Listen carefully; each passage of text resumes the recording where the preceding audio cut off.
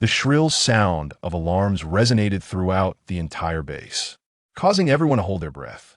Behind the protective goggles were pairs of anxious, expectant eyes.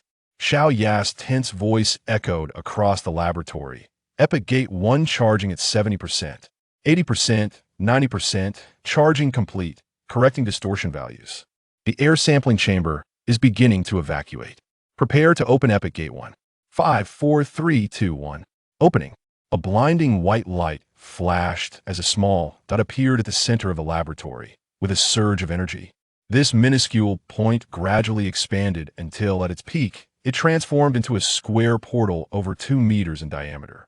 Xiaoya murmured, "It's magnificent. This is a controllable miniature wormhole." The professor's theory was indeed correct. The expanded portal resembled a sandwich, with 2 thick, glass-like transparent substances sandwiching a layer of pitch-black material. A massive energy field formed a defensive layer, confining the dark substance along with the transparent materials. A researcher shouted, "Insufficient energy storage. The spatial gate will close in 37 seconds." An excited elderly voice interjected, "Quick, release the test animals." Yes, releasing test subject number 1. A small white mouse, equipped with the most advanced quantum communication device, was tossed into the portal. For the first time, humanity glimpsed the world beyond the gateway. Behind the portal lay a primordial forest, the portal positioned 2 meters above the ground. The mouse tumbled into a thick bed of fallen leaves but emerged unscathed, quickly scurrying away in fright. Cheers erupted from the laboratory. Success! Everyone began to embark on the adventurous journey alongside the mouse. As invaluable experimental data streamed back, igniting further excitement within the team. Oxygen concentration at 22, air quality excellent, no harmful gases detected. Gravity is 1.1 times that of Earth. Pressure at 1.2 standard units. Radiation levels are safe, magnetic field levels are secure. Environmental standards are highly suitable for human habitation. Xiaoya, embracing Pan-Genoa. The chief space scientist of Huaxia, exclaimed with joy, "Professor, we have succeeded. A new world awaits." Pan-Genoa, somewhat amused by the exuberant student, replied with a wry smile, all right, cut the power. This spatial node expansion device cannot sustain energy for more than 1 minute. Activate the auxiliary system to maintain signal monitoring." All researchers in the lab chorused, "Yes." Xiaoya hesitated and asked, "Professor, should we still release the second test subject?" Pan-Genoa shook his head. "No need. We have already analyzed the fundamental data that we will monitor for 24 hours, and if all is well, we will directly apply for a human subject trial." "Professor, isn't that too hasty? We might not have a suitable candidate. And our current equipment can likely only send 1 person at a time. We haven't even begun developing the return technology." Pan-Genoa chuckled. "Xiaoya, you are mistaken. There's indeed a most suitable candidate that you remember the young man you assisted at Lab 9 for radiation treatment half a month ago?" Xiao Ya's eyes sparkled. "You mean the handsome man, Meng Fan? In a fit of rage after his fiancée was brutally murdered, wreaked havoc in her country with his brother-in-law, and ultimately detonated the largest nuclear power plant, taking millions with him in vengeance?" Pan-Genoa nodded with a bittersweet smile. "You only know part of the story. Xiaoya, I have a task for you. Persuade him to participate in this experiment. Go find your uncle's son and take a good look at Meng Fan's dossier. His experiences are far more thrilling than you know." Xiaoya questioned, puzzled. "Wasn't he taken by the international court? Can he really return?" Pan-Genoa scoffed. "When I was your age, Huaxia was relatively conservative and might have handed him over. But over half a century has passed. Huaxia is no longer the same. How can we allow our heroes to be judged by those foreign powers? They now only dare to slander us from the shadows. But who would challenge us to our faces? Go. Your handsome man will return soon. Complete the necessary procedures before his arrival." Reassured by Professor Pan's confidence, Xiaoya tidied up the disheveled lab coat she had made a mess of and promptly made her way to the control room. In the highest security laboratory in Huaxia, General Zhao glared darkly at the world-renowned medical scientist before him, asking, "Is there truly no way? He is my finest soldier, and you are all well aware of his contributions to our nation. He brought back biogenetic samples at great personal cost. Yet you treat our hero this way?" "General Zhao, we are well aware of Meng Fan's merits and hold him in high esteem. However, the genetic weapon samples in his body have mutated due to nuclear radiation. While we have restored the original genetic weapon, the effects on Meng Fan are irreversible, and he has sustained fatal radiation damage. Under these dual afflictions, our current technology cannot provide a cure. He is enduring unimaginable suffering, and from a humanitarian perspective, I am considering euthanasia for him. Exhausted, General Zhao leaned back in his chair, waving the group of medical experts away. Tears streamed from his eyes between his fingers as he sat in silence for a long while before typing a line on the computer. Dragon scale request combat approval, please granted. He sat quietly by the computer, waiting a full hour until the screen flashed two words: approved, rising. General Zhao saluted the computer and called out to the door, notify the troops. Dragon scale is mobilizing. All Dragon scale members, both formal and preparatory, assemble at the medical building. As the messenger turned to leave, Xiaoya gently knocked on the door. Seeing the fierce expression on General Zhao's face made her feel somewhat uneasy. Reporting in, I am Pan Jinhua's assistant. Xiaoya, our spatial experiment was a success, and Professor Pan has instructed me to apply for Meng Fan from the purple dragon scale for the human trial. Get out. As tears filled her eyes, Xiaoya exited the main building, while a throng of soldiers, brimming with determination, converged on the medical building. The secret base was suffused with an unprecedented sense of menace, obliterating the previously scholarly atmosphere. Moments later, dressed in formal attire, General Zhao strode before the assembled troops. Dragon scale is mobilizing. I have no further words. All personnel, salute for 10 minutes.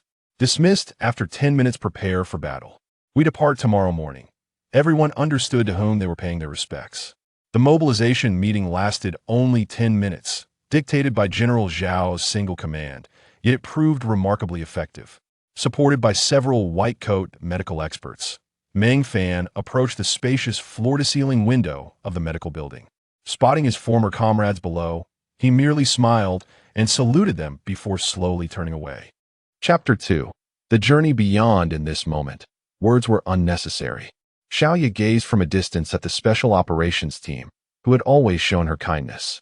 For the first time, she perceived these individuals, whom she had regarded as mere adornments of the base, as vibrant, monumental, and profoundly respectable. She lifted her gaze to the figure slowly departing from the floor-to-ceiling window. Adjusting her slightly disheveled hair, she turned and walked towards the physics building. She intended to request her teacher's intervention, to bestow the honor of being the first person to traverse another realm upon that individual. She even contemplated naming this new world Meng Fan star. Having obtained special permission, she had reviewed the true dossier of Meng Fan. The captain of the seven-colored dragon scale team, codenamed Purple Dragon King, hailed from a lineage of special operatives. Both his parents had perished during a mission in Yamato. At the age of 7, Meng Fan was raised by his grandfather, enlisted at 18, joined Special Operations at 20, entered the Dragon Scale Reserve Team at 21, and became the captain of the Purple Dragon Scale at 23. He was tasked with reorganizing the Purple Dragon Scale and had completed a total of 1,001 missions, with 153 rated above S level. In his final mission, he dismantled Yamato's biogenetic weapon aimed at the Han Chinese, extracting gene weapon samples as a vessel and obliterating the largest nuclear weapon materials storage facility in Yamato, thereby destroying 90% of their nuclear weapon resources. That night, Professor Pan Jinhua personally approached General Zhao, employing both reason and emotion to persuade him, tirelessly speaking throughout the entire night, even waiting outside the restroom to continue his entreaty. Ultimately, he received a single response from General Zhao, to let him decide for himself. Convincing Meng Fan proved far simpler than persuading General Zhao. Upon hearing most of the details, Meng Fan simply stated, "I agree, but time is of the essence. My time is limited." After which, he retrieved a vial of medication from his pocket, inspected it briefly, and returned it. Lamenting that the painkiller's efficacy was waning and that he was uncertain how much combat power he could still muster if delayed, Professor Pan gently patted Meng Fan's shoulder, saying, "Xiao Meng, rest assured, I will resolve the technical issues with utmost urgency." Yuri Gagarin was the first human in space, Neil Armstrong the first to step on the moon. And you, Meng Fan, shall be the first to tread upon a new world. A sheen of perspiration glistened on Meng Fan's forehead as he smiled faintly, indifferent to the gravity of the situation.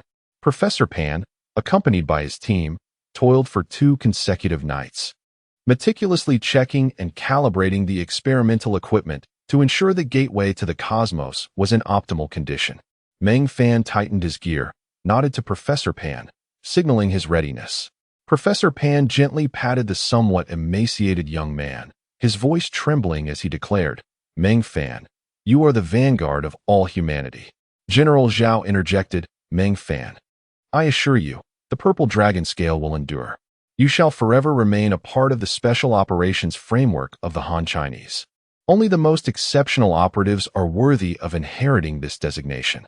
All operatives will remember your contributions to our nation. Live well."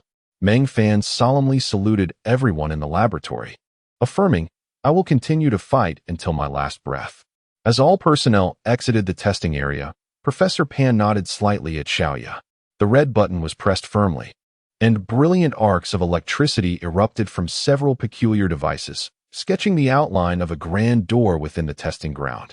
Initially ethereal, the door solidified as energy surged into it, transforming into a tangible portal. In mere minutes, the gateway to another realm was once again opened, the indicator lights in the testing area flashing violently before finally settling into a steady green. Without waiting for further instruction, Meng Fan took a running leap and soared through the portal. Instantly, the solidified transport gate vanished, leaving behind a group of bewildered researchers. Xiaoya anxiously grasped her quantum encrypted communicator, calling out, Meng Fan, if you can hear me, please respond." The only reply was an eerie silence. As the chaotic researchers floundered, the instant Meng Fan leapt into the transport gate, his body was enveloped by a beam of white light. When he opened his eyes once more, he found himself naked in a pristine expanse, streams of light scanning him back and forth. A gentle female voice resonated in Meng Fan's mind. "Planet TJ 12-5125, species, human. Basic attributes, strength 17, agility 13, constitution 6, will 19, wisdom 16. Hidden attributes, talent, hidden. Comprehension, excellent. Charisma, extremely high. Special attributes, body susceptible to mutation-type damage, radiation mutation-type damage, mutation tendency unstable. Planet TJ 12-5125, a standard human world, transitional technological civilization. Freeform evolution experimental site, high-level life interference eliminated, duration 26,000 years. TJ 7512, 5-time unit equals 2, 300 years. Human population 19, 9 billion, physical state 0. 12 aligned with human evolutionary bottlenecks. Technological level meets criteria for contact with advanced civilizations. Sample quality, good, meets conditions for initiating a leader. The information extraction mode activated, and the streams of light resumed their scanning of Meng Fan. Ethereal figures began to emerge from him, representing his youthful parents, grandparents, countless forgotten friends, childhood playmates. The neighbor girl, stern teachers, and comrades from his military service, stepping forth from his essence as he grew, each merging with the light and vanishing completely. Once this transmission concluded, a spectral female figure materialized in the room, her form gradually solidifying. When Meng Fan comprehended the identity of this sudden apparition, he involuntarily rubbed his eyes and choked out, "Su Lan." He reached out toward the woman before him, but his hand fell helplessly midway. After regaining his composure, he coldly replied, "Could you assume a different form? It is difficult for me to communicate with you like this." The manifestation of Su Lan laughed playfully. "Do you not favor my appearance? In your heart, you cherish this woman deeply. I have extracted her entire memory. I am her, and she is me. Do you not wish for me to be reborn?" Meng Fan retorted coldly, "In my heart, she is already dead, as are my brothers. Soon, I shall reunite with them. Regardless of your form, I hope you do not tarnish the most beautiful memories I possess." The Su Lan figure silently regarded Meng Fan for a long time, a subtle smile gracing her lips. Her form became increasingly ethereal, dissolving into streams of light that swirled around Meng Fan. The gentle voice echoed once more, indeed. A human elite with a will of 19. I shan't tease you further. Now, allow me to properly introduce myself. Chapter 3. The Spirit of Order. Allow me to introduce myself.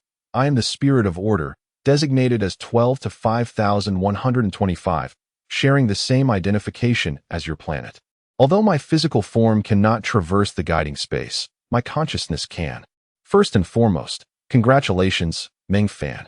Your civilization, that is, Earth, meets the criteria for guidance. And you too qualify to become a leader. Each human civilization has but one leader. In this realm, you stand as the sole representative and monarch of your civilization. Let me elucidate this world. As the Spirit of Order spoke, it transformed into a white butterfly, its wings fluttering gently, revealing a vast map that materialized at Meng Fan's feet. The white butterfly pointed to a heart-shaped area on the map, addressing him as the leader. This is the eternal continent, and the dark regions surrounding it are the chaotic continents. The map zoomed out, magnifying the heart-shaped eternal continent infinitely, and the butterfly indicated a section on the right, stating, "This is the human order continent, the place where you shall soon emerge." The map continued to expand until it settled on a grand city located at the southern end of the order continent.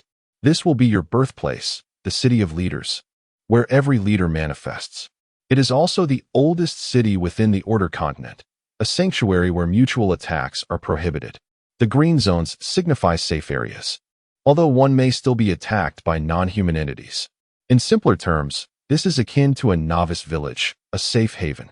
However, it is not entirely devoid of danger.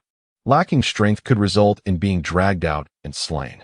Meng Fan remained composed, offering the white butterfly a look that encouraged it to proceed.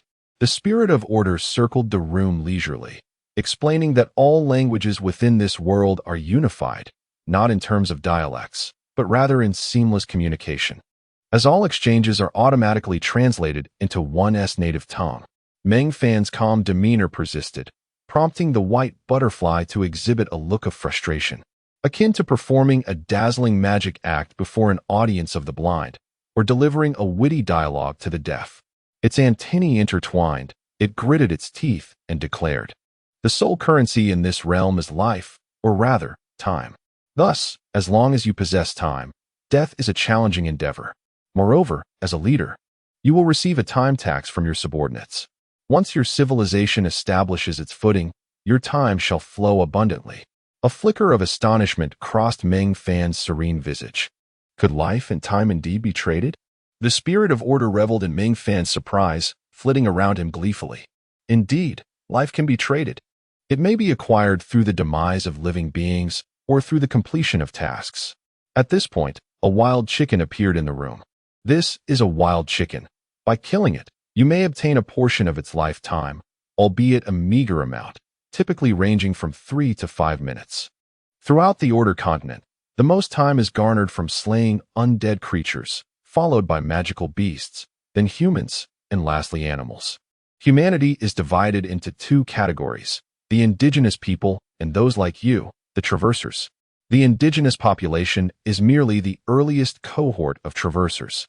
This world is remarkably welcoming to you traversers and holds no prejudice against you. However, for the civilization you represent to secure a foothold in this realm, it is imperative for you to exert effort. One crucial detail: this world is a realm of martial cultivation. Your technological advancements will be rendered ineffective here. To thrive in this world and transcend the barriers of evolution, compliance with its rules is essential. Upon noticing Meng Fan's return to his previous tranquility, the Spirit of Order imparted another vital piece of information regarding the rules of death in this world. Revival is possible here. As a leader, you will have a private chamber in the City of Leaders, where you will instantly revive upon death. However, you will endure a month of weakness, during which 1 year of your time will be deducted.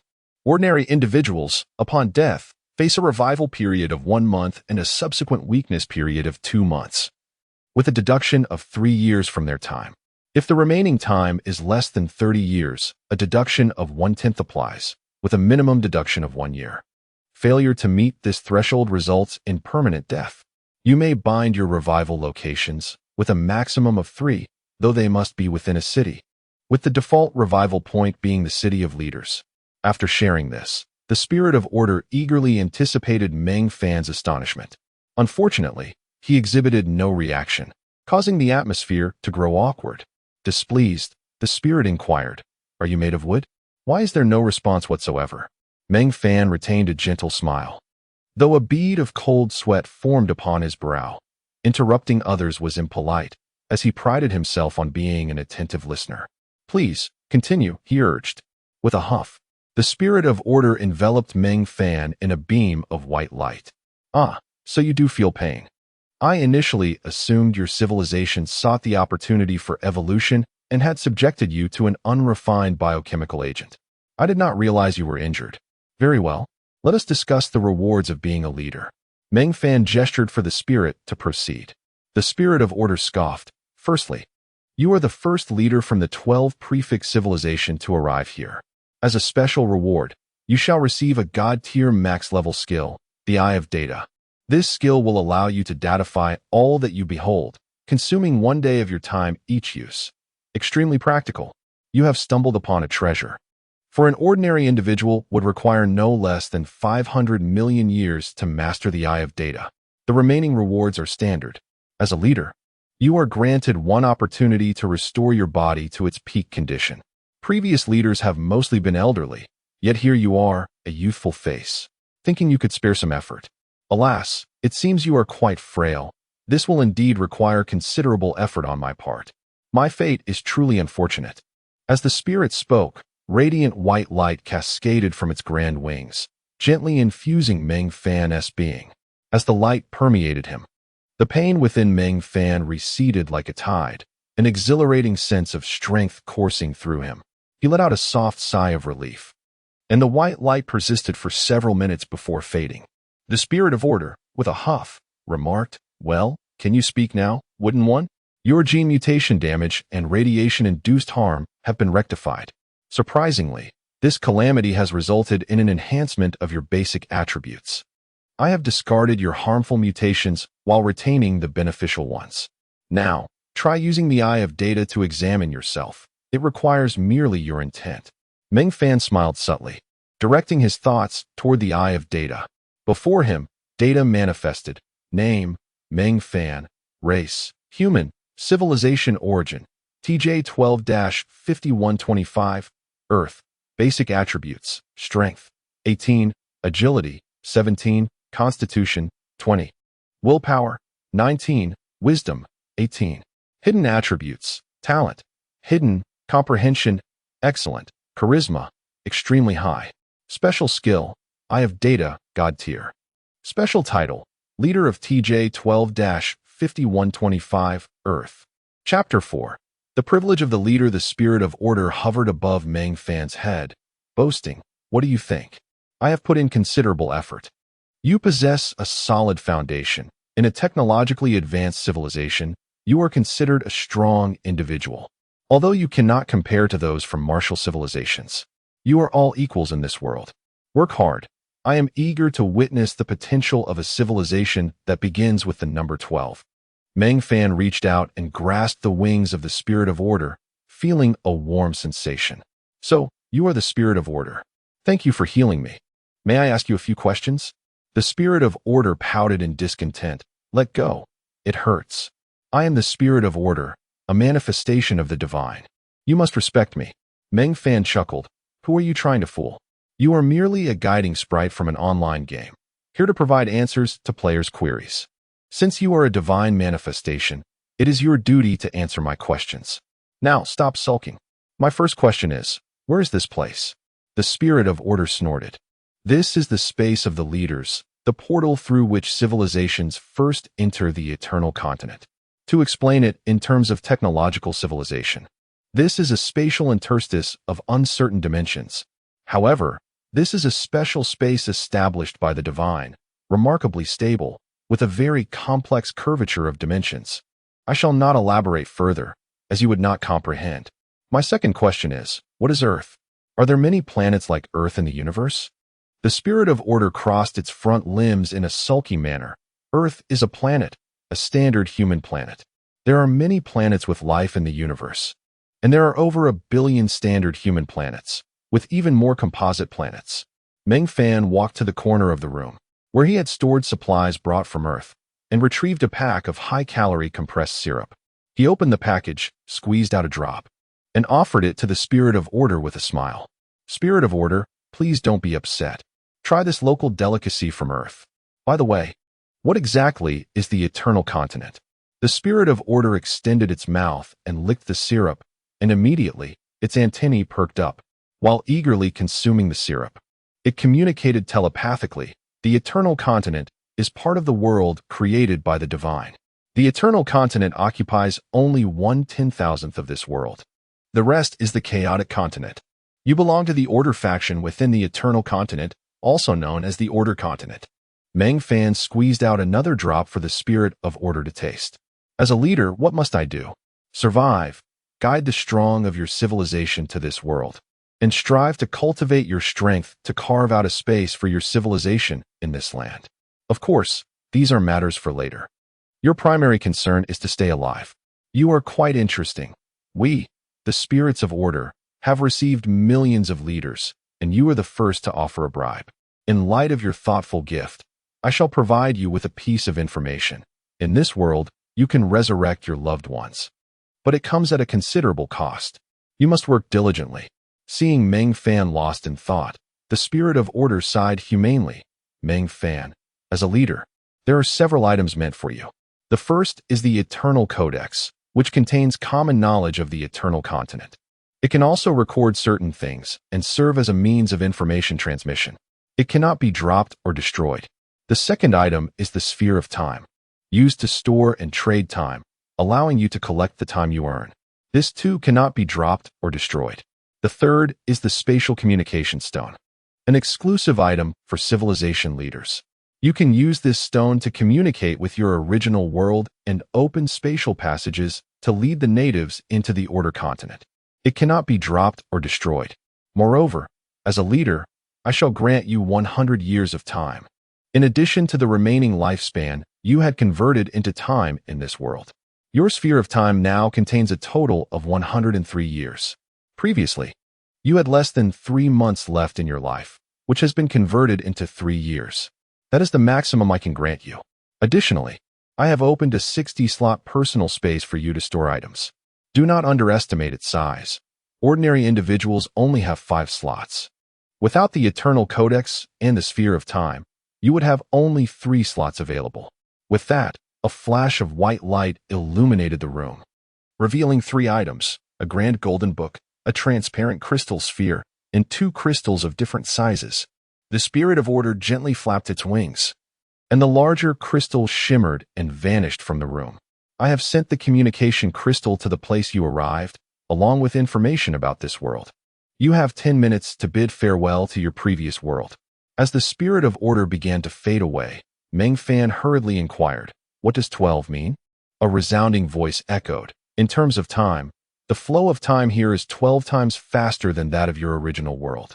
You have only 10 minutes. In this world, that equates to 50 seconds in your original world." Hee. After the Spirit of Order vanished, the small crystal gleamed, and Meng Fan's holographic image appeared in the experimental field on Earth, startling a group of researchers who were frantically checking their equipment. Meng Fan smiled gently at the crowd. "Everyone, the experiment was a success. That is a new world. I cannot return. Anyone who enters this world cannot go back. The basic information about this world is contained within the crystal above my head, and by a stroke of fate, I have become the leader of Earth's civilization." Pan Jinhua stammered, "Meng Fan, you. Meng Fan quickly replied, "Professor Pan, I have only 50 seconds left. If there is anything to discuss, let us do so later. This world is a martial world, and technological equipment cannot be used. If we wish to traverse to this world, we must diligently practice the valuable techniques passed down from our ancestors. What do you wish to say, Professor Pan?" Professor Pan Jinhua smiled wryly. "Meng Fan, I must remind you that you are not wearing any clothes, and you should at least cover yourself." As Meng Fan instinctively shielded his lower body, the holographic image froze in the pose of cradling a peach. Gradually, it faded away, and a minute later, a perfectly shaped crystal materialized in the laboratory. Streams of light flowed into the experimental equipment, transforming all information about this new world into a format comprehensible to Earth's civilization. In the leader's room, as Meng Fan leaped in frustration and rushed toward the corner where his equipment was stored, he suddenly felt a tremendous force tearing at his body. The immense power caused him to be thrown sideways, his bare form akin to a fish out of water, leaving him momentarily unsure whether to shield himself. After a brief pause, his body crashed heavily onto the ground, and he heard the spirit of order's chuckling laughter. Meng Fan sprang to his feet, only to find a small, palm-sized azure fairy struggling to stifle her laughter while perched on a simple military cot, her trembling wings betraying her amusement. Chapter 5. Officially stepping into a new world, Meng Fan gently grasped the 12 wings behind her, lifting her up as he growled, "Are you truly enjoying my humiliation?" At that moment, the spirit of order no longer resembled a white butterfly but manifested as a standard youthful figure, possessing an appearance and physique that could only be described as exceptional.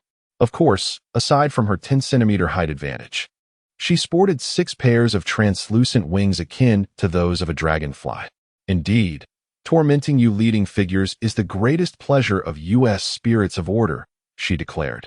While other spirits of order partake in similar amusements, I drew the short straw with 12, and after waiting for countless years, what's wrong with a little playful teasing? Moreover, the items from TJ 12-5125, Earth, cannot be brought here. Fear not, I shall cease my antics from now on. Behold, this is your room in the City of Leaders. At this point, Meng Fan covered his lower body and surveyed the room. It was modestly sized, square-shaped, and quite apparent, boasting an area of over 100 square meters. There were no windows, yet the room was brightly lit. The only furniture consisted of a simple military cot in the corner, neatly arranged green bedding, a military stool, and a plastic basin containing toiletries, with a towel folded meticulously. A rudimentary fabric wardrobe stood against the wall. As Meng Fan beheld this scene, his heart ached. This was the room he knew all too well, since his enlistment, through his time in the Special Operations and the Purple Dragon Scale. His quarters had always appeared this way. Despite the generous accommodations in the Special Operations and the Purple Dragon Scale, he remained accustomed to such a starkly simple environment. As all his childhood memories were rooted in this setting, the spirit of order spoke, "This is what I extracted from your memories. However, I find it unappealing. I prefer the room style from TJ 4-10023. That is the epitome of living. Shall we consider a change? You need not concern yourself with the furnishings, for as a leader, you will not spend much time here, while I find myself unable to leave." Meng Fan opened the simple wardrobe, revealing only one set of clothing. As he donned the plain garments, he casually remarked, "Let us change it to your liking. Just leave me a bed." The spirit of order was instantly elated. "You are too kind, Meng Fan. May I invite friends over to our home in the future?" "Of course," he replied. "Wonderful. I have envisioned countless ways to decorate my room. Come, let me show you around the City of Leaders. By the time we return, the room can be arranged." Meng Fan adjusted his clothes and asked, "By the way, spirit of order, do you have a name?" "Indeed. TJ 12-5125 is my number, and it serves as my name. That hardly counts as a name. It is merely a number. Henceforth, I shall call you Rice." The spirit of order's 12 wings drooped simultaneously. "Why do I sense a certain devious delight in your naming choice? But never mind. If Rice is what you wish, I find it rather endearing." She then flew atop Meng Fan's head, tugging at his hair, saying, "Let us go explore and procure some essential adventure supplies." Under the spirit of order Rice's urging, Meng Fan opened the door to his room, preparing to take his first step in this world. Suddenly, he recalled a phrase spoken by someone on the moon. "This is a small step for me, yet a giant leap for civilization." Reflecting on this, Meng Fan turned to Rice and said, "Rice, with this step, have I officially set foot on the soil of a new world? Should I say something to commemorate this momentous occasion?" Rice chuckled. "You still possess the presence of mind for such sentiments? How grand your heart is. 90% of leaders entering this world utter merely, 'I am so screwed.' Do you wish to say something?" I am all ears, ready to record your declaration for this world. Meng Fan laughed heartily. Then listen closely. The heavens did not give birth to Meng Fan. Eternal night prevails. With that, he stepped forth, and the only echo that remained was, I'm so screwed. As Meng Fan rose from the basin, countless spirits of order surrounded him in flight, most of them being four-winged and six-winged fairies, all clutching their vulnerable spots while shouting in unison, their diminutive forms exuding an unexpected allure. Rice hovered before Meng Fan, proudly proclaiming, See, you too have exclaimed the phrase. At least you are the first with the 12 prefix. Allow me to shield your embarrassment. As she spoke, a multitude of fireworks erupted across the sky, forming a grand phrase that floated in the air. A commanding voice resonated. TJ 12-50-125, Leader Meng Fan's declaration. The heavens did not give birth to Meng Fan. Eternal night prevails. Countless spirits of order flocked around, chattering excitedly. 12-5125. You cheat. We just heard his first utterance was I am so screwed. Rice did not bother to argue. The sheer volume of shouting fairies made it impossible to contest. Instead, she projected an image of Meng Fan boldly declaring, The heavens did not give birth to Meng Fan. Eternal night prevails. Instantly, the spirits of order fell silent. Rice gleefully announced, I have an important declaration. My name shall no longer be 12-5125, but Rice. I, the 12-winged spirit of order Rice, now possess a true name, bestowed upon me by my leader. Envy me, haha. Before Rice could bask in her triumph for long, a group of little fairies plunged her into the basin's water. Meng Fan approached a jade tablet near the fountain, examining it closely. The tablet resembled a message board, inscribed with various texts. However, Meng Fan understood it as effortlessly as reading Chinese. In the 11,562,541st entry, TJ 12-5125, Leader Meng Fan's declaration. The heavens did not give birth to Meng Fan. Eternal night prevails. With a mere thought, he moved to the 11,562,540th entry, TJ 6-172644, Leader Caesar. D. St. Bill. Anson's declaration. I am so screwed. In the 11,562,539th entry, TJ 4-785152, Leader by Chongqing's declaration. I am so screwed. Meng Fan quickly scrolled upward, noting that most entries were variations of I'm so screwed, occasionally interspersed with exclamations of oh my. In the 11,125,412th entry, TJ 6-855114, Leader Martial God Duankong's declaration. I have come to conquer the new world. Beneath lay countless messages, extending into the tens of thousands. Most were mere gestures of disdain, while the first 10,000 entries contained actual messages. In the 6-18 entry, Leader Kong Sai's message, I have conquered your mother. I have conquered the world. Ascended to this realm, I have currently only subdued a chicken, and even my spirit of order remains unconquered. In the entry for TJ 2-54845, Leader Dama Ma Wang Xiaozi's message, I chose the simple mode and merely exclaimed, I am so screwed. How dare you claim you will conquer this world? You chose the hell mode right from the start. What audacity! May you rest in peace. As Meng Fan immersed himself in this amusing exploration, Rice landed on his shoulder, smoothing her ruffled hair. Enough of that. It's all nonsensical chatter. We must attend to business first. Let us download the foundational data for your Eternal Codex. Then I shall take you to explore the market. Meng Fan casually wrote beneath Martial God Duankong's entry, Senior. Is there any place in the Eternal Continent that you have yet to conquer? Rice tugged at him. Do not write carelessly. Each character consumes a day's time. You have already squandered 18 days. Open the Eternal Codex and see for yourself. Meng Fan produced the Golden Tome, and indeed, a line appeared. Eternal Jade Tablet Message. 18 characters deducted for 18 days. Rice, fuming, exclaimed, Do you possess so much time that you can waste it on frivolous entries? Let me show you the value of time. See that shop with the book-shaped sign hanging to the left. Chapter 6. The little sprite in the store Meng Fan entered the shop owned by Demi, resembling a child who had erred. A small sprite languidly leaned on the counter, dozing off. Demi, with a determined flutter, stomped heavily on the counter, which was of normal human size, and gave a fierce kick to a bell, startling the sleepy sprite to the point of tumbling from the counter. As she struggled to return, she clearly saw Demi and exclaimed, 12 to 5,125, stop fooling around. I'm working, we can play tomorrow. Demi, seizing the sprite who wished to continue her slumber, declared, 2 to 45,212. I am here with my leader to download the foundational Eternal Pictorial Index. By the way, I now go by Demi. We are ancient friends spanning billions of years. Could you possibly grant me access through the back door? My leader has entrusted me with his room. If you provide sufficient benefits, I could arrange for you to live with me.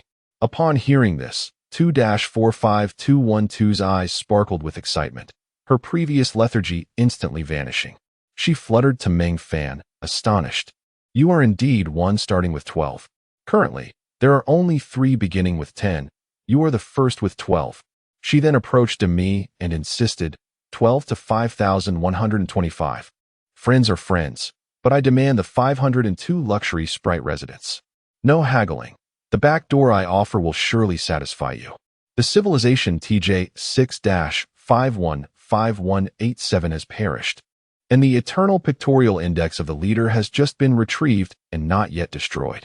This civilization lasted for 730,000 years. You must understand its value.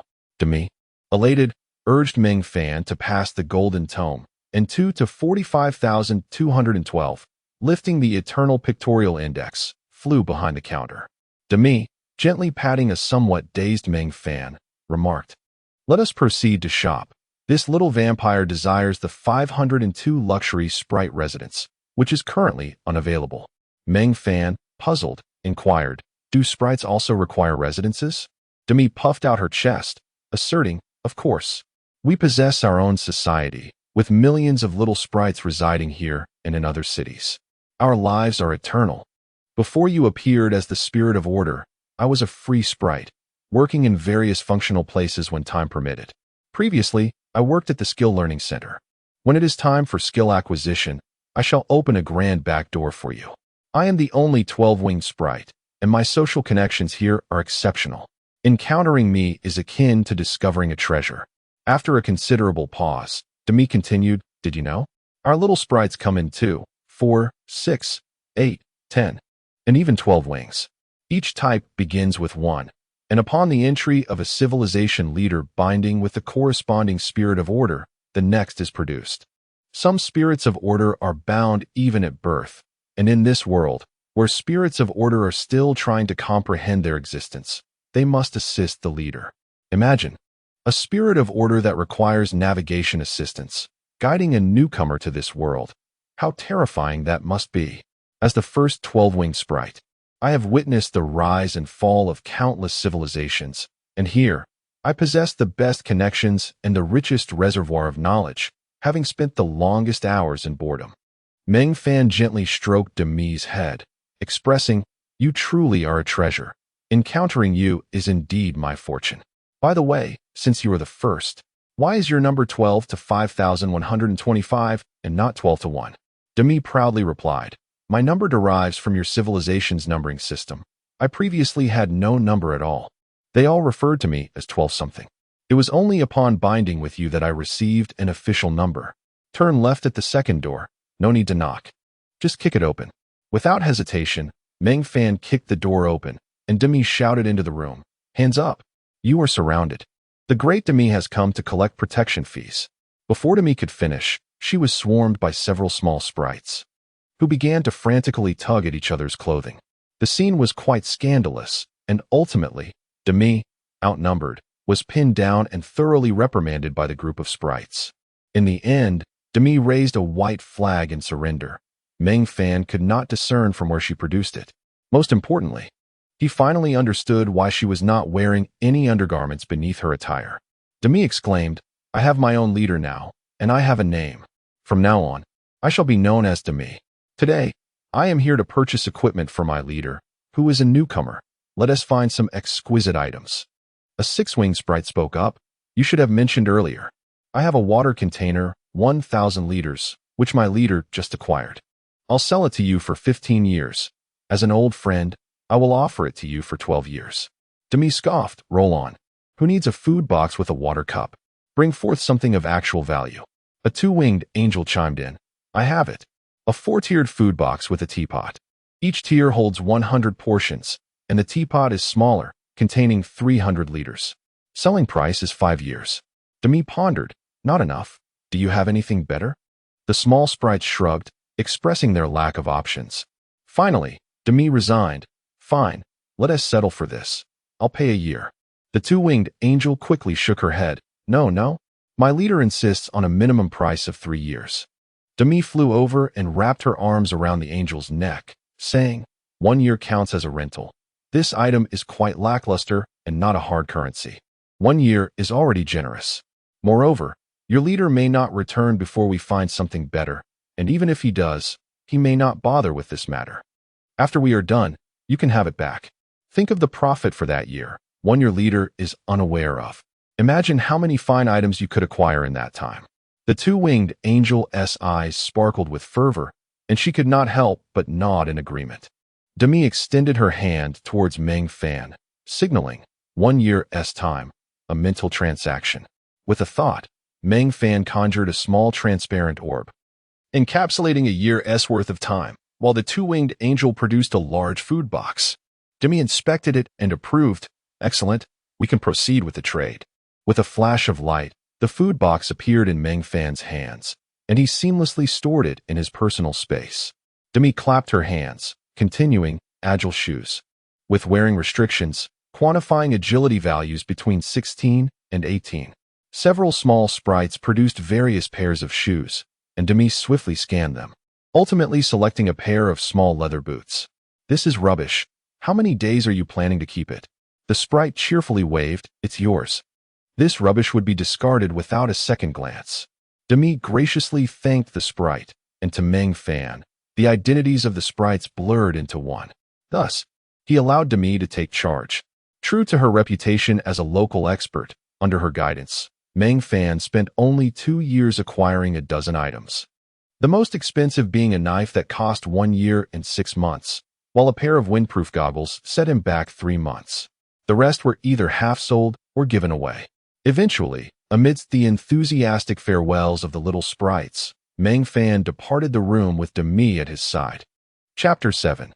The leader's outer city. Upon exiting, Demi, akin to a cunning fox that had pilfered a chicken, urged Meng Fan to hastily depart from the scene of the incident and make his way to the fountain in the square. Demi instructed Meng Fan on how to utilize the home function, leading him into his abode within this realm, which had undergone a complete transformation.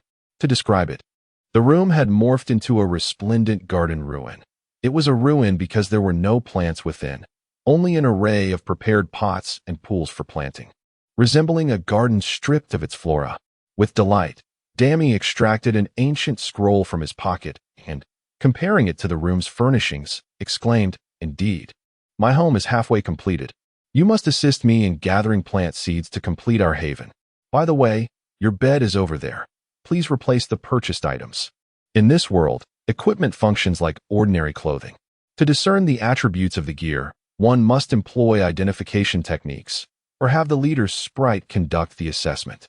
It is noteworthy that Meng Fan, being the first leader with a designation beginning with 12, possesses a unique skill, the Eye of Data, divine level, which is the most advanced identification skill and has reached its maximum level. Once Meng Fan donned his attire and slung the long sword over his back, he felt his strength surge once more. He activated the Eye of Data and observed his status. Name, Meng Fan race. Human civilization origin, TJ 12-5125. Earth. Basic attributes, strength, 18-9. Agility, 17-7. Constitution, 2011. Will, 19-0. Wisdom, 18-1. Hidden attributes, talent, hidden. Comprehension, excellent. Charisma, extremely high. Special skill, Eye of Data, divine level. Special title, leader of TJ 12-5125, Earth. Dammy, with a smug expression, remarked about the foolish individuals who fail to recognize the true value of such equipment. This set of gear would require at least a century to assemble such attributes in a legitimate market. Yet, I managed to procure it for you in merely 3 years. You ought to be grateful to me. Meng Fan quickly nodded in agreement. At that moment, he realized that his greatest gain from entering this world was Dammy, the whimsical spirit of order who was adept at bribery, bargaining, and finding shortcuts. During the equipment purchase, Dammy prioritized stringent wearing conditions and attribute enhancements, dismissing the so-called attack, defense, speed, and health data as nonsense. In Dammy's view, those were merely tricks for children. This world was fundamentally real, and even the highest defense would not save one from death if struck in the head. Only the foundational attributes were genuine. A helmet boasting a defense of 1 million would provide no protection to the eyes. If it did, it would be all too easy to prey upon the blind. Dammy, producing a few seeds from an unknown source, planted them in the pots and retrieved a large golden watering can to nourish them. Having completed this task, he clapped his hands and said, "Let us go. Night is approaching. I shall take you to learn skills. Tonight, we must prepare some adventure supplies for the 8 to 4,205 shift." Meng Fan, showing great tact, refrained from quarreling over who was the superior leader and placed Dammy on his shoulder, pushing the door open. As he prepared to dive into the water, he found himself standing before the square, facing the monument, where the declaration of leader Meng Fan, TJ 12-5125, was inscribed.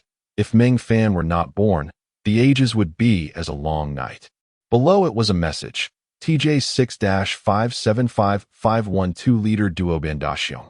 Trash, get lost. Seeing Duobandation's name evoked unpleasant memories for Meng Fan, who silently vowed to eliminate him at the first opportunity. Just for your name, Daxiong. Even if you possess the robotic cat, I shall dismantle you into pieces. First, they arrived at the Eternal Codex download station to retrieve Meng Fan's Eternal Codex, designated 2 to 45,212. Dammy glanced at it and nodded in satisfaction. All right, I shall remember this 2 to 45,212. After work, wait for me in my room. My leader and I are heading to the outer city to learn skills and procure supplies. By the way, I just received news that the Sprite has released version 503. I wonder if it is available in the outer city? 2 to 45,212, somewhat speechless, confidently replied, I only want the 502 Deluxe Edition. I won't settle for 503. But do not think I will let go of my 502 Deluxe Edition. Dammy, with a mischievous grin, countered, among our sprites, many affluent ones will switch to 503. What do you think they will do with their 502 Deluxe Editions? They will surely sell them cheaply. In the future, the 502 Deluxe Edition may become as common as cabbages. Haha, let us go, Meng Fan. I shall take you to play in the outer city and prepare some supplies for you. Meng Fan stowed the book in his personal space, bade farewell to the disheartened 2 to 45,212, and followed Dammy out of the Eternal Codex download center. Under Dammy's guidance, they arrived at the inner and outer city gates of the leader's city. Dammy proudly introduced, Meng Fan, this is the gate to leave the leader's city. Once you step beyond this threshold, you will no longer be able to enter the inner city. Stepping through this door signifies your official entry into the eternal continent. Now, my brave warrior, step forth boldly. Today marked Meng Fan's inaugural visit to the leader's city. He had spent the entire afternoon meandering near the fountain square, previously pondering why he had not encountered a single soul. He had suspected he was playing a single-player game. Through Dammy's explanations, he learned that he had been within the inner city of the leader's city, also known as the Sprite City. As Meng Fan strode confidently toward the outer city gate, 2 enormous swords crossed his path. Had he walked any faster, he would have been flattened by them. The 2 decorative knight statues at the entrance slowly turned, their ruby-like eyes fixating on Meng Fan. A red light swept around Meng Fan and Dammy, emitting a mechanical voice. Leader identity confirmed. Please retain your room key. A golden key then floated before Meng Fan. Dammy exclaimed, I request a backup key, binding it to the spirit of order, number 12 to 5125. The statues conducted another scan and mechanically stated, "The spirit of order bound to the leader meets the backup criteria." A second golden key appeared beside Dammy. With excitement, Dammy claimed the room key, and the statues gradually lowered their swords, gesturing for Meng Fan to proceed. As Meng Fan cautiously crossed the city gate and entered the outer city, a cacophony of sounds enveloped him. Shouts, calls of merchants, and music intertwined, evoking a festive atmosphere reminiscent of a temple fair. All around him were individuals of various shapes and sizes. The tallest towered at 3 meters, with a robust physique like iron, while the shortest barely reached 1 meter, resembling a gnome. At a height of 188 meters, Meng Fan blended in with the crowd. The colors of skin, hair, and eyes were a kaleidoscope of hues, with every conceivable combination present, including colorful variations. Fortunately, the overall forms retained the semblance of normal human appearances, devoid of any grotesque features such as multiple heads or arms. Chapter 8. The impoverished Meng Fan begging for spirit rice. Meng Fan found himself atop a lofty terrace that afforded a panoramic view of most of the outer city of the leader's realm.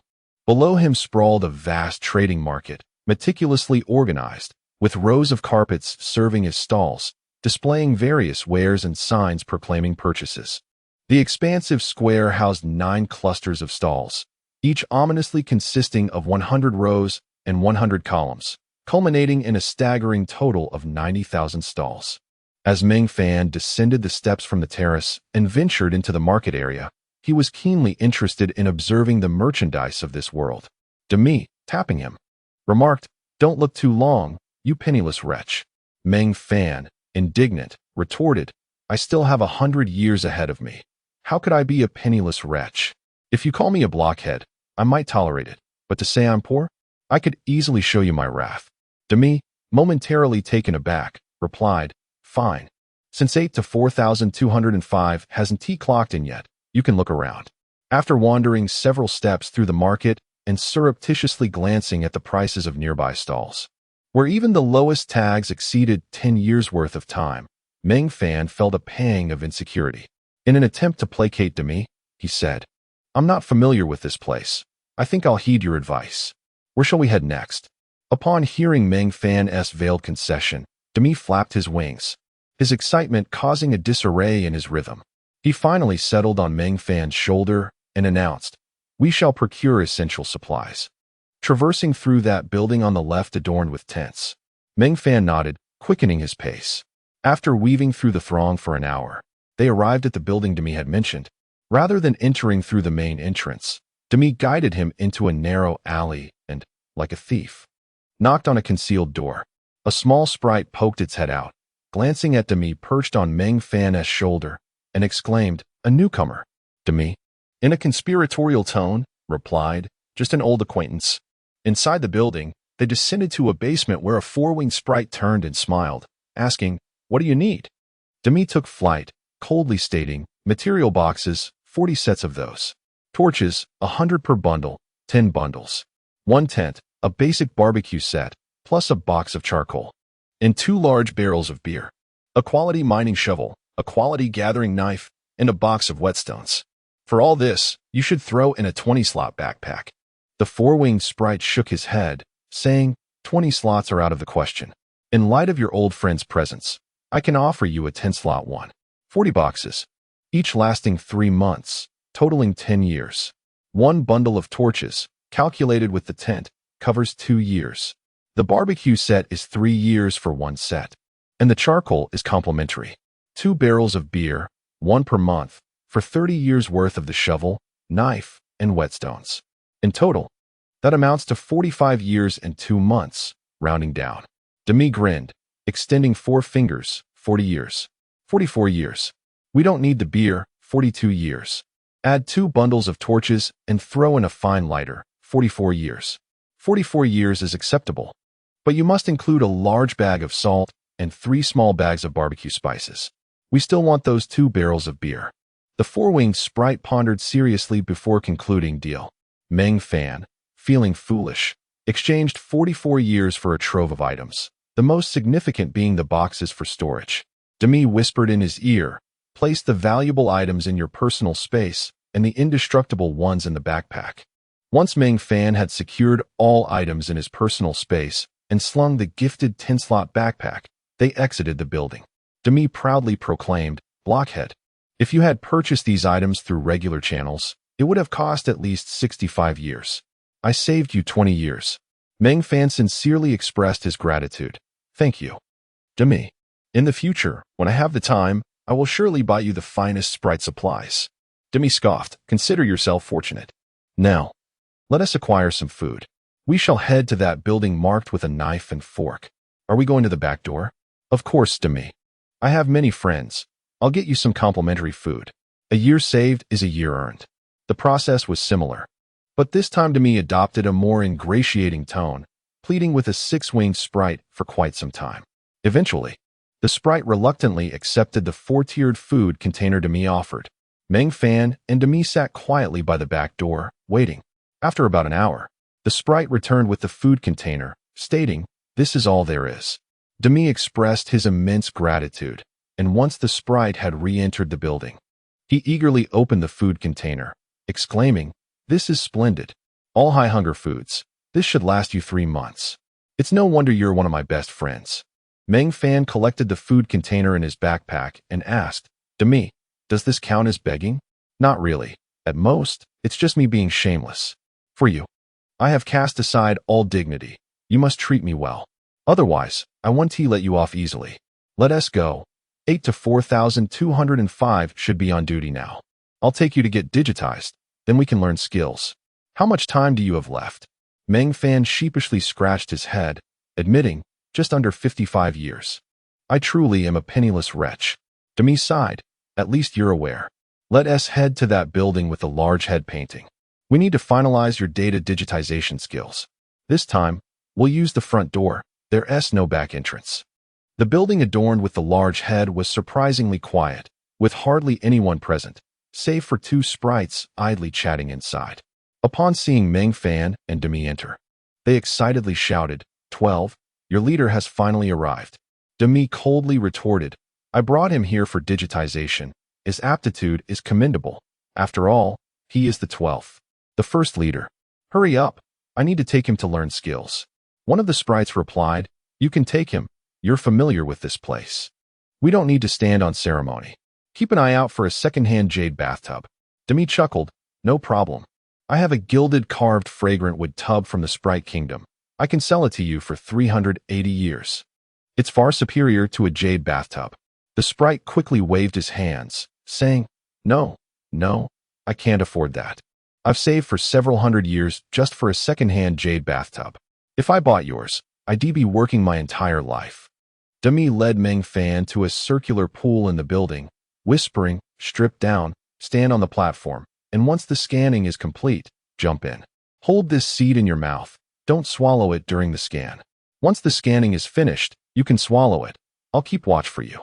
Meng Fan obediently placed the brown seed in his mouth, yet he remained cautious, slowly removing his clothing while using the eye of data on the seed, noting its remarkably simple description. Chapter 9. Datification and Job Transition. The 9-heart Bodhi seed, upon consumption, temporarily enhances one's comprehension, providing a boost to data-related wisdom for 1 hour. Its value is equivalent to 1 year. Meng Fan stood naked on the platform, his bare body scanned repeatedly by 2 beams of light for over 10 minutes before finally ceasing. Demi shouted at Meng Fan to jump in. Heeding Demi's call, Meng Fan swallowed the 9-heart Bodhi seed and leaped into the circular pool. A flash of blue light enveloped him, and within mere seconds, he was ejected from the pool. Demi, with an air of seriousness, lifted Meng Fan's eternal codex with effort and exclaimed, "Impressive. You possess quite a repertoire of skills: martial arts, swordsmanship, archery, assassination techniques. Truly remarkable. You seem to have mastered everything, aside from magic. I have indeed stumbled upon a treasure. Come quickly, everyone. My leader is a genius." 2 small sprites fluttered over, gasping in astonishment. Basic attributes were revealed: Strength 18, Agility 17, Constitution 20, Willpower 19, Wisdom 22. Hidden attributes included a hidden talent, and an extraordinarily high comprehension level. Special skills were noted as the Eye of Data, God level. The skill tree was nearly fully illuminated, with the highest training time reduced by a staggering 150 times and the least by 7 times. What a prodigy! Your fortune is remarkable. You are destined to become a wealthy individual in the future, exclaimed Demi, who beamed with pride like a princess. Well, I do not expect him to establish an eternal kingdom. A stellar civilization would suffice. As they departed from the building adorned with a large-headed icon, Meng Fan could not suppress his curiosity and inquired of Demi. Previously, my basic attribute for wisdom was only 18. How has it now become 22? And what of the comprehension, which is now rated as extraordinary? Demi, perched atop Meng Fan's head, yawned and replied, Did you not use the Eye of Data? The 9-heart Bodhi seed temporarily enhances comprehension. It does not last long. But I am aware of that loophole. During the scan, since you held the Bodhi seed in your mouth, it registered as 18-4 for wisdom, as you had not consumed it yet. It was not counted as a permanent boost, thus resulting in the recorded attribute of 22. Once you swallowed it and jumped into the pool for thorough datification, your wisdom attribute and comprehension were eternally preserved in the state of having consumed the 9-heart Bodhi seed. Essentially, you have activated a permanent enhancement. Such a private matter should be discussed at home. Let us head to that building marked with a graduation cap. This building was bustling with activity, filled with a diverse array of individuals forming 3 long queues. Meng Fan, adhering to the mentality of an earthling, attempted to join the line, only to be halted by Demi, who exclaimed, Only an idiot would queue. Go to the front. Demi's words drew the ire of those around them. But upon realizing a sprite was the one speaking, their animosity shifted entirely towards Meng Fan. Glares from countless eyes seemed to pierce him, yet in this world. Perhaps Meng Fan had not encountered any significant scenes. However, being scrutinized by 1,000 hostile gazes was a familiar occurrence from his time on Earth. Now, he did not even blink, mentally convincing himself that these were merely a bunch of detestable beings. In an instant, a fierce killing intent ignited in Meng Fan's eyes as he scanned the crowd's necks and hearts. The atmosphere in the hall thickened with palpable murderous energy, causing some timid individuals to involuntarily step back. Demi, standing atop Meng Fan's head, bellowed, Make way. Do you fools not see the leader of civilization has arrived? Would you like to experience the sensation of being hunted by a civilization? Upon hearing Demi's proclamation, everyone respectfully parted to create a straight path for Meng Fan. An 8-winged sprite approached and declared, 12 to 5,125, do not disrupt the order. You shall escort the leader to the 2nd floor. Now, everyone, please continue queuing. The leader is still human, so do not take it too seriously. With a sense of triumph, Demi guided Meng Fan to a small room on the 2nd floor. Shortly thereafter, the 8-winged sprite returned, carrying a large tray with a teapot and 3 cups. Meng Fan accepted the tray and placed it on the table, pouring tea into all 3 cups. Demi pushed 1 cup towards 8 to 4,205. Why do I feel like an outsider? You two are the true masters here. 8 to 4,205 chuckled. Demi replied, Who are we to each other? Allow me to introduce my leader, Mu Tu, Meng Fan. I now go by the name Demi, bestowed upon me by Meng Fan. 8 to 4,205 took a sip of tea and congratulated Demi. Congratulations on having your own leader. You sought me out for a special favor. Did you not? Demi shamelessly nodded. Indeed. If the favor you grant me is insufficient, we may need to dismantle your back wall as well. 8 to 4,205 could no longer maintain her previously composed demeanor and reverted to her lively sprite self. Demi, that's a delightful name. I prefer it over those cold numbers. You are my best friend, and in honor of the name bestowed upon you, I shall grant your leader a skill. She examined Meng Fan's eternal codex, pondering which skill would suit him best. Meng Fan retrieved the eternal codex from his backpack and handed it to 8 to 4,205, who gasped in astonishment. Goodness, Demi, you have struck gold. These basic attributes are extraordinary. With 18 points in strength, I recall that the strongest giants only begin with 26 points. This caused quite a stir back then. Normal individuals hover around 10 points, and a leader would be impressive with 15 points. You possess 18 points. This makes you eligible to be a high-level warrior. An agility of 17 points is just shy of the minimum requirement for a high-level thief. A constitution of 20 and a willpower of 19. Are you a natural masochist? And what is this 22 wisdom? Is it not absurd? Demi chuckled. 8 to 4,205. Do you understand why I sought you out? 8 to 4,205, appearing defeated, replied, that scroll possesses extraordinary potential. Are you certain you wish to specialize him as a Godslayer? With a smirk, Demi asserted, my leader is exceptional. The Godslayer class is the perfect fit for him. I trust you will assist me. Meng Fan interjected. What is a Godlayer? I do not comprehend your conversation. Demi laughed heartily. It is a remarkably powerful profession. Rest assured, I would not deceive you. After a moment of contemplation, 8 to 4,205 finally relented. Very well, I shall assist with the job transition, though I will not provide any skills. As a favor to Demi, I shall grant you a secondary occupation as a night warrior. How does that sound? Demi pondered for a moment before nodding in agreement. Indeed, that seems quite fitting. Chapter 10. The Godslayer. Upon finishing her words, 8 to 4,205 soared out of the room. At that moment, Demi began to explain. The Godslayer is an exceedingly peculiar profession, one where all attributes harmoniously coexist. Soon, I will provide you with a scroll. You will comprehend everything upon perusal. You may also consult the Eternal Compendium, which contains descriptions regarding class transitions and professions, albeit only the basics. Meng Fan opened the Eternal Compendium, and to his astonishment, the first page revealed personal information, albeit different from his previous details. Meng Fan. The leader life, 3,600 energy, 600 attack, 200 to 275 defense, 150 to 206 hunger level, 48, 41, 50, 800 thirst level, 345, 500 fatigue level, 814, 1400. Upon reading this, Meng Fan's expression darkened, and he, somewhat vexed, inquired, to me, why does this all feel so unreal, as if I am merely playing a game? Demi chuckled. You technologically advanced beings always have such fanciful thoughts. Just think of it as a game. Drinking tea can increase your thirst level and slightly enhance your hunger, while also providing a minor boost to your fatigue. Remember, once these three metrics dwindle to single digits, you will be unable to act and must await your demise. The quickest way to recover from fatigue is to sleep.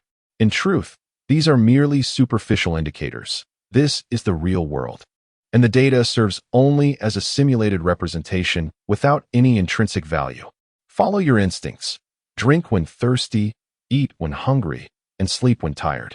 Just as Demi continued to elaborate on the precautions, 8 to 4,205 burst in, bearing an enormous scroll that seemed rather unwieldy for her. Demi quickly rose to assist her in unfurling it. Godslayer. It read, class transition requirements. All base attributes must exceed 15, and the highest attribute must exceed 20. Special skills. All techniques and skills are non-conflicting. Exclusive skill time plunder.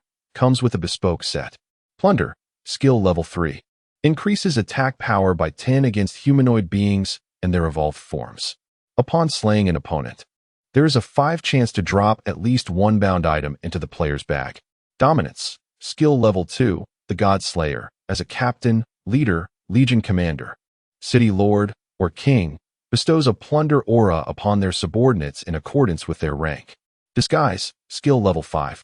As the Godslayer faces relentless pursuit from all beings of the Order continent, disguise is an essential requirement. Concealment. Skill level 3. If one cannot win, one must hide. If discovered, fight or be slain. Exclusive equipment. Godslayer set, to be crafted by oneself. At the bottom of the scroll, a small line of text caught Meng Fan's eye, which he struggled to decipher. Godslayer penalty. Upon dying once, the penalty multiplies tenfold. Slaying a Godslayer is the most lucrative venture on the Order continent. Noticing Meng Fan's focus on that line, Demi suddenly felt an inexplicable sense of guilt, reminiscent of human trafficking. However, Meng Fan remained composed and addressed Demi. Do you believe I am suited to be a dedicated Godslayer? Demi hesitated briefly before stammering, "You are quite suitable, but you must be prepared to face the world as your enemy." Meng Fan gently patted Demi's head, affirming, "All right, I trust you. Then I shall transition to the Godslayer class. After all, what is there to fear when the whole world stands against me? As long as you do not disdain me?" Demi burst into laughter, boasting to 8 to 4,205. "Did you see that? This is my leader, such audacity." 8 to 4,205 placed a hand on her head and sighed. "It's not audacity. It seems more like a lack of caution. I shall assist you in your class transition. Simply let your blood drip onto the scroll." Following her instructions, Meng Fan bit his finger and allowed a drop of blood to fall onto the scroll, which instantly turned to ash, a crimson light enveloping him. A voice echoed in his ears, "Congratulations, humble mortal, you have transitioned to the Godslayer. Your fate shall be encapsulated in one word: hunt, whether it be the hunting of deities or being hunted by them." 8 to 4,205 then retrieved another scroll, its appearance markedly inferior. "White Knight Warrior," it read, "Class transition requirements. All base attributes must exceed 10, strength must exceed 15, constitution must exceed 12. The daylight in the night. Special skills. Combat effectiveness increases by 5 in darkness. Combat effectiveness with short weapons increases by 5. Night vision, skill level 5. Minimal impact from darkness on the White Knight Warrior. Short weapon mastery, skill level 2, enhances the attack power of short weapons." And that was all. Meng Fan scratched his head, expressing, "Is that all the attributes for the White Knight Warrior? It seems rather lacking." 8 to 4,205 retorted in annoyance. "This is an exceedingly practical disguise profession, invaluable for fleeing in the night." Demi quickly intervened. "This profession is an intermediate one, serving as the best disguise to protect your Godslayer title. It is the best profession for survival." "Thank you." 8 to 4,205, you can directly focus on the class transition. "We need to learn some skills." Wood still has 50 years left, but upon transitioning to Godslayer, dying once will cost 10 years. I wish not for him to perish upon stepping out without the chance to revive. At the very least, let him retain 15 years. You can decide how to allocate the rest. 8 to 4,205 tugged at Demi's wing, exclaiming, "A total of 35 years. Learning skills is a waste of time. There aren't even enough life skills. If you want me to bring out my collection of skill books, just say so. After all, we are ancient elves who have lived for billions of years. Do not feign innocence with me. For the sake of our long-standing friendship, I will gift him a beginner's book on gathering." Demi pleaded, "A beginner's book on gathering, and one for barbecuing as well." 8 to 4,205 shook her head vigorously. "No way. One is already generous. You want 8? Why not go steal them instead?" "No, wait. The Godslayer is meant to rob, but you can't rob me. The beginner's book on barbecuing can be gifted. It's only 10 years. I can afford that." Demi insisted, 5 books. 1 book. For books. Demi, incensed, yelled at 8 to 4,205. "I'm not being unreasonable. Just 2 books will do. Any less, and I will turn hostile. I demand mining skill in animal gathering. If you dare refuse, I will annoy you daily. You know my methods." With a sigh, 8 to 4,205 conceded, "Fine, let it be as you wish." She then produced 3 books, tossing them onto the table. "These 3 books are worth 60 years. I'm giving them away for free. For 30 years, I will sell you a book on swordsmanship basics." Demi sighed. "The martial arts techniques I brought from the original world have been digitized. My swordsmanship experience is a staggering 80,000 points, instantly elevating me to the level of advanced swordsmanship. Alas, I am impoverished. Let it be a beginner's level for now. He can upgrade once he accumulates enough time. However, as a Godslayer, he might just acquire a book, which would save money." 8 to 4,205 remarked, "I now possess my own residence. You may move in when you wish. Although it is still modest, one day, my wood will surely evolve into a grand palace." 8 to 4,205 shook her head in resignation. "Go on. Swiftly teach your leader how to earn time. In this day and age, if one doesn't have a few thousand years to their name, they ought to feel embarrassed to call themselves a leader." As she spoke, a golden light enveloped her. Demi perched atop Meng Fan's head, urging, "Wood, stop staring. The Godslayer profession is a forbidden one. She is erasing memories. From now on, only the two of us shall know this secret in this world. Let us return. Take out your room key and activate the teleportation function. We are going home." Chapter 11. The plan for Rice. The transmission process lasted a mere minute, and upon opening his eyes, he found himself in his own room. Rice fell onto the opulent bed, exclaiming, "Congratulations on your promotion to Godslayer, Wood. We've struck gold this time, but time isn't saved. It's earned. I know a splendid location." As he spoke, he retrieved the Eternal Codex and flipped open a page of the map, magnifying it repeatedly. "Here lies the Zicheng mine, situated at the edge of the safe zone. Renowned in the City of Leaders as a prime location for practicing the mining skill. Many newcomers from smaller civilizations hone their craft here, unaware that a section of the mine extends beyond the safe zone, where killing is permissible." Meng Fan gazed at Rice's cunning smile and remarked, "You mean for me to go there to kill?" Rice shook his head. "Not just killing. The key is robbery, stealing ores and time. Take out that green ghost mask I prepared. Wear it while you kill to activate its powers. The Godslayer possesses a unique trait. When you slay someone, the message they receive is simply that they were killed by a Godslayer, devoid of any specific code or name. The green ghost mask allows you to embody the green ghost, aptly named Godslayer Ghost. However, it's best to eliminate them one by one, ensuring your presence remains undetected. If discovered, retreat into the safe zone and feign innocence. Your acting skills should suffice, I trust. For the first month, nothing significant will occur. But after a month, those slain will respawn and likely inform others, leading to potential trouble. In 3 months, it's probable that someone will organize a purge against the Godslayer Ghost, at which point you will need to handle the situation judiciously." Meng Fan pulled out a food box and took out 2 pieces of bread, munching as he said, "Rice, I can't shake the feeling that you've been plotting this for a while." Rice did not deny it, "You know, I've envisioned countless scenarios of my leader's arrival and how I would guide him. The wait has been excruciatingly long, so long that I devised numerous plans to distract myself. Today, you've appeared, and in my infinite life, amid the endless passage of time and dreams, reality is finally within reach.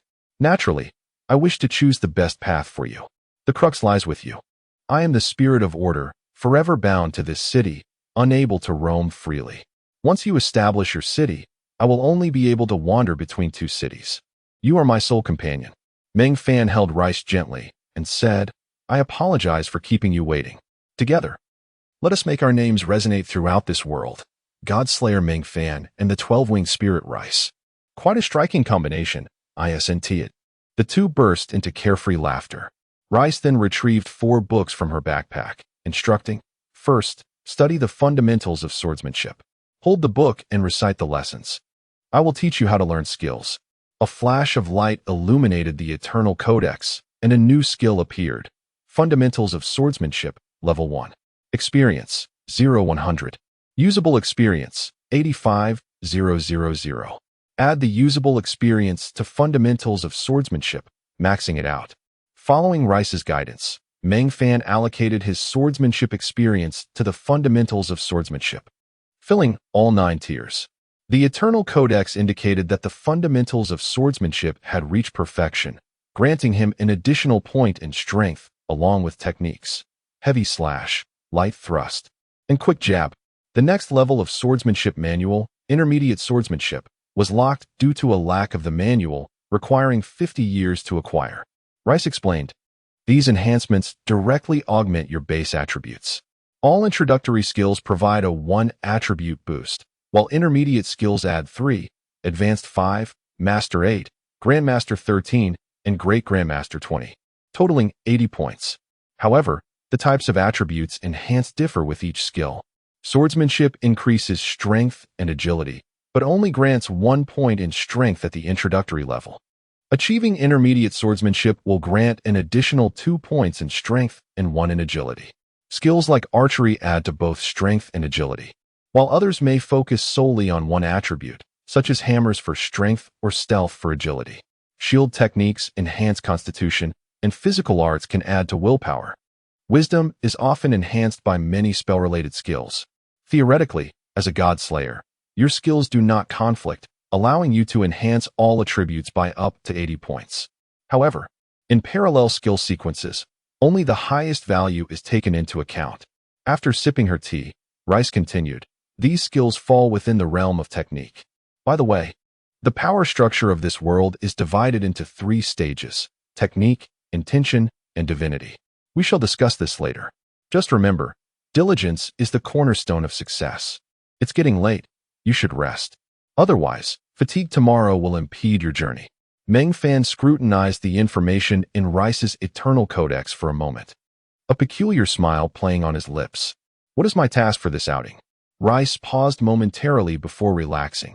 I forgot your military background and your habit of awaiting orders. As for your tasks, there are 3. First, survive. Second, fully practice both animal gathering and fundamentals of mining. This can be accomplished quickly. Focusing on one can allow you to master it within a month. However, it may be rather tedious, so patience is essential. Thirdly, consider it a secondary task. Fill 40 material crates. The matters of killing and robbery are not strictly mandated. Meng Fan chuckled. All right, just those. Could you provide me with an estimate? How much time will the next phase require? Rice pondered, resting her chin on her hand. At least 500 years. Within that time, you could elevate your swordsmanship to the advanced level.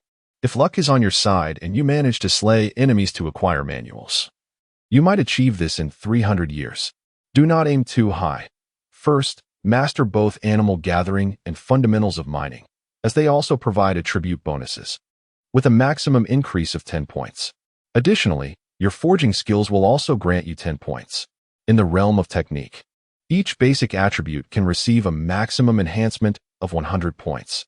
When a skill reaches master level, there is a chance to ascend to the realm of intention, allowing you to comprehend your own intention and significantly increase your attributes.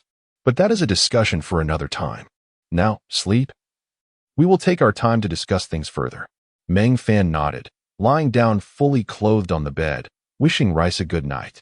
Rice nestled beside his pillow, gazing at his handsome profile, softly murmuring, it's a blessing to have met you. The great Rice spirit shall accompany you to the world's end. The only response was Meng Fan's gentle snores. Frustrated, Rice felt a strong urge to bite his ear, but ultimately settled for a light kiss on his earlobe. Though it was delicate, the next moment, Meng Fan pinched her head between his fingers and flicked her away, sending her crashing against the wall. She tumbled down, her tiny chest deflating as she mumbled, "You stubborn wood, are you genuinely asleep or just pretending?" Rice soared into the air, employing her unique identification skill. Meng Fan, light sleep state. Damn it, he is really asleep. He could crushed me. Forget it, I'll spare you this time. Chapter 12. Beseeching or vain as Dammy flapped her 6 pairs of wings, attempting to land once more on the pillow. She was swatted away by Meng Fan's palm before she could even approach. She crashed against the wall again, infuriating her. With renewed determination, she darted towards Meng Fan once more, only to be rebuffed again. The night passed in a cycle of Meng Fan's incessant swats. When morning arrived, Meng Fan awoke to find Dammy perched on the decorative sphere at the foot of his bed, sporting dark circles under her eyes and a countenance that conveyed utter desolation. Upon seeing Meng Fan rise, she forced a smile and inquired about his sleep on the first night in the new world. Meng Fan nodded, replying that it was splendid and he even dreamt of ambushing drug traffickers in the jungles of the Golden Triangle, where the mosquitoes were simply overwhelming. The Golden Triangle was a region from his former world, notorious for its 3 main exports: drugs, bandits, and mosquitoes. Dammy's smile stiffened as she mentally cursed. I am the illustrious 12-winged spirit, Dammy. How could you reduce my essence to mere mosquitoes? You clumsy oaf, this must be intentional. Dammy lifted a teapot, taking a generous sip before declaring, all right, we are ready to set off. I have documented the itinerary, logs, maps, and precautions in the Eternal Codex. Meng Fan cradled Dammy in his hands, expressing gratitude for her efforts.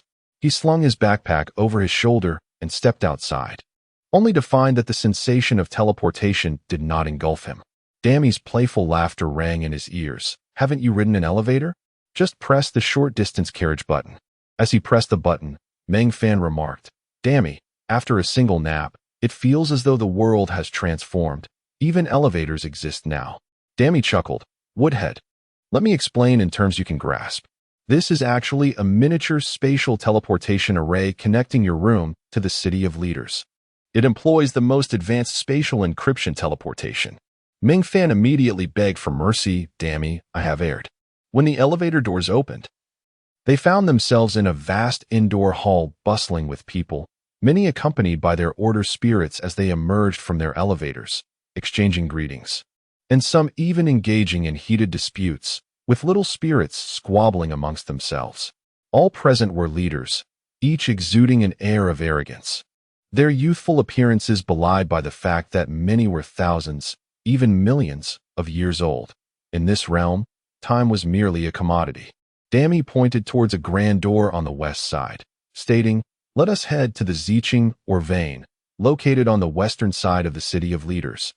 Through that entrance, beyond the door lay a vast plaza adorned with dozens of carriages, drawn by magnificent steeds that compelled Meng Fan to activate his data eye, revealing Divine Steed, exclusive mount of the City of Leaders on the Order Continent, speed 300, invulnerable state.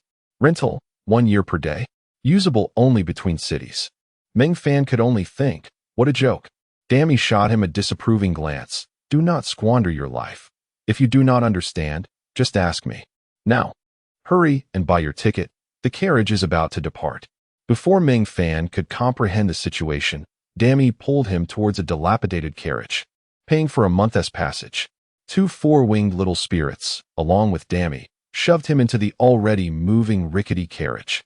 As they exited the city gates, Dammy leaped off the carriage, pulled out a small handkerchief, and waved it at the departing vehicle, feigning tears in an exaggerated display reminiscent of a bride bidding farewell to her groom heading off to war.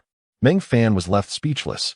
The cramped carriage was filled to capacity with 30 individuals, each burdened with colossal transport backpacks. Seated beside Meng Fan was a muscular man who greeted him with enthusiasm. "Brother, I never expected you to be a leader. What kind of civilization is so weak that a pretty boy like you could become a leader?" "I am a Tanfu, a 6 to 11,028 civilization traveler, head of the Big Shovel Mining Guild. You don't appear particularly strong. The Zeeching or Vein is hardly a safe place, with Zeeching rats, Zeeching snakes, and occasionally skeletal remains. Although this is a safety zone, beasts can still be lethal, haha." Meng Fan smiled faintly. "Sometimes, humans can be more savage than beasts. I hope you remain within the safety zone. Otherwise, it would be unfortunate if a beast were to take you down." A Tanfu's expression changed as he realized Meng Fan was a leader, a representative of a civilization.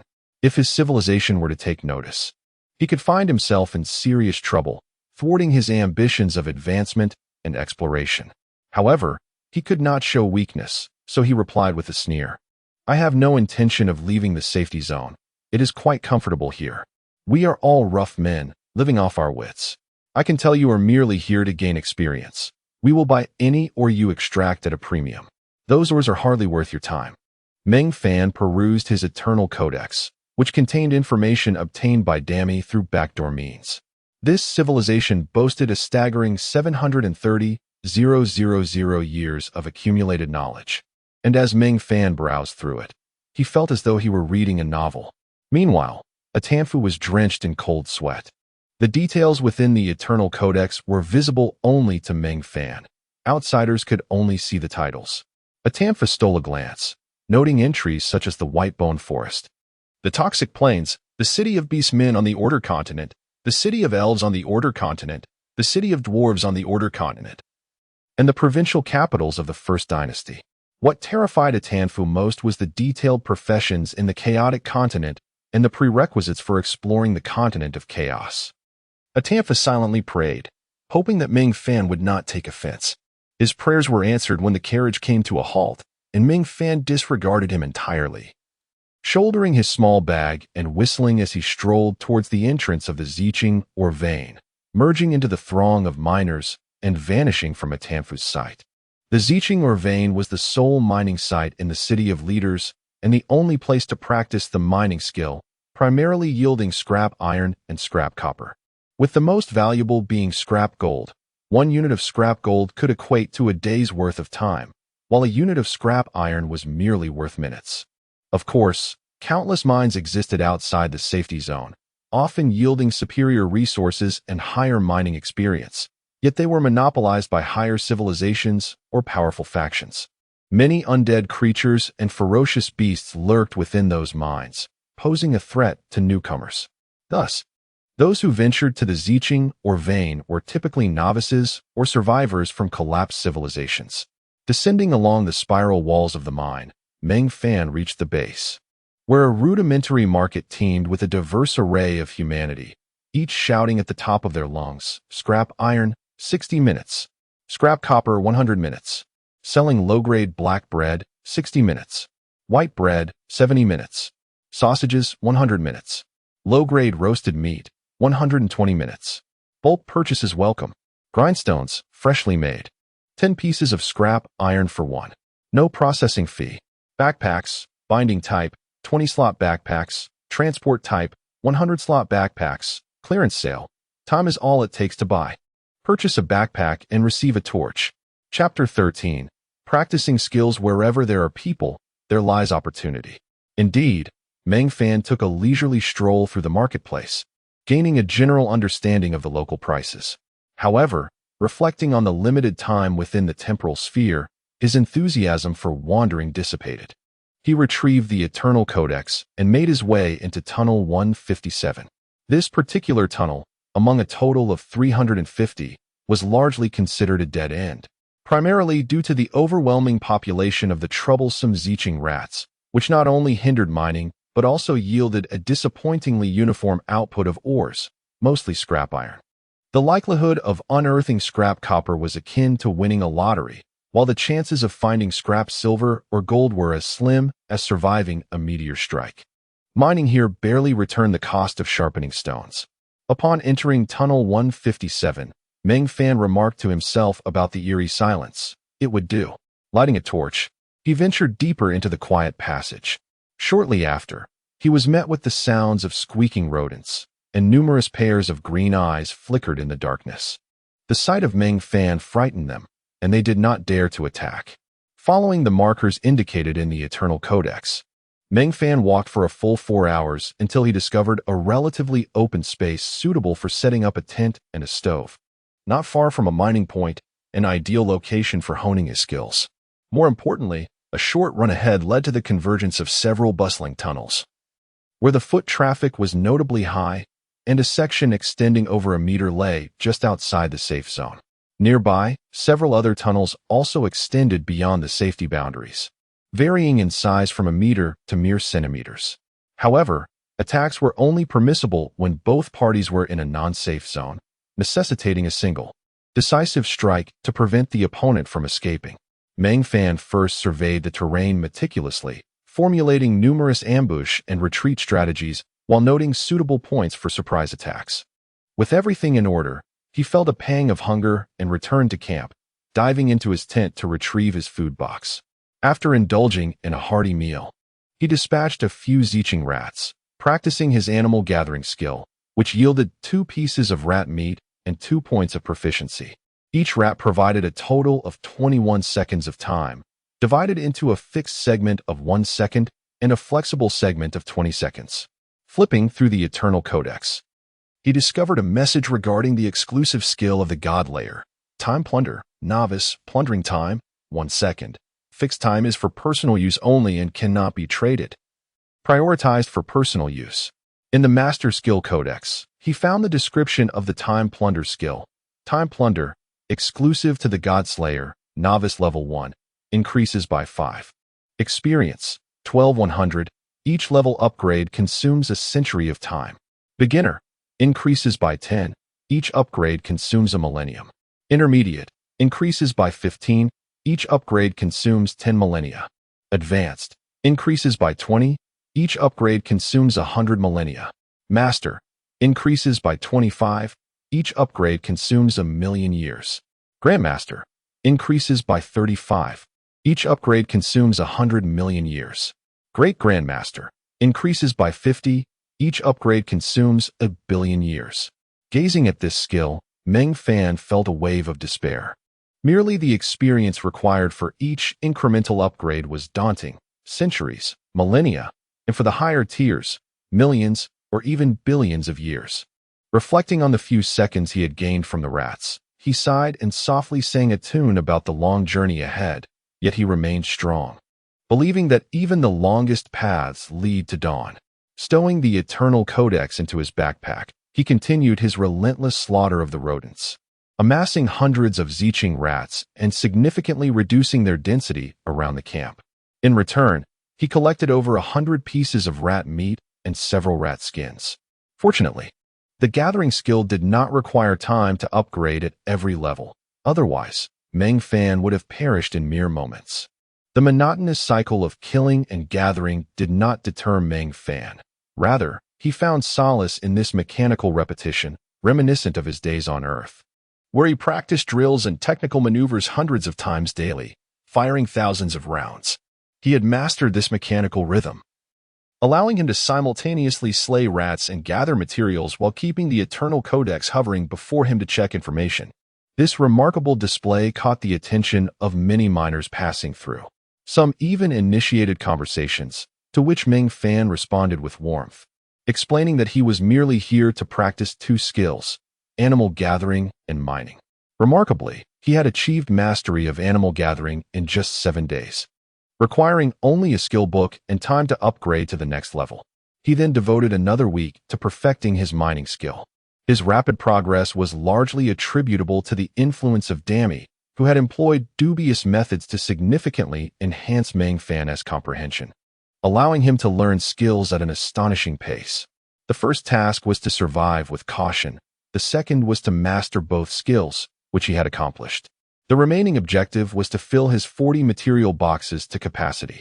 His personal mining efficiency was woefully inadequate.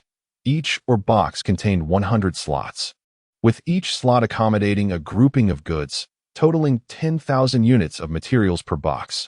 Thus, to fill 40 boxes, he needed a staggering 400,000 units of ore, a task that would take an eternity if he relied solely on his own efforts. After completing his mining skill practice, Meng Fan glanced at the Qinggui mask before plunging into his tent for a deep slumber. He aimed to optimize his state, a cold smile revealing a hint of cruelty as the slaughter was about to commence.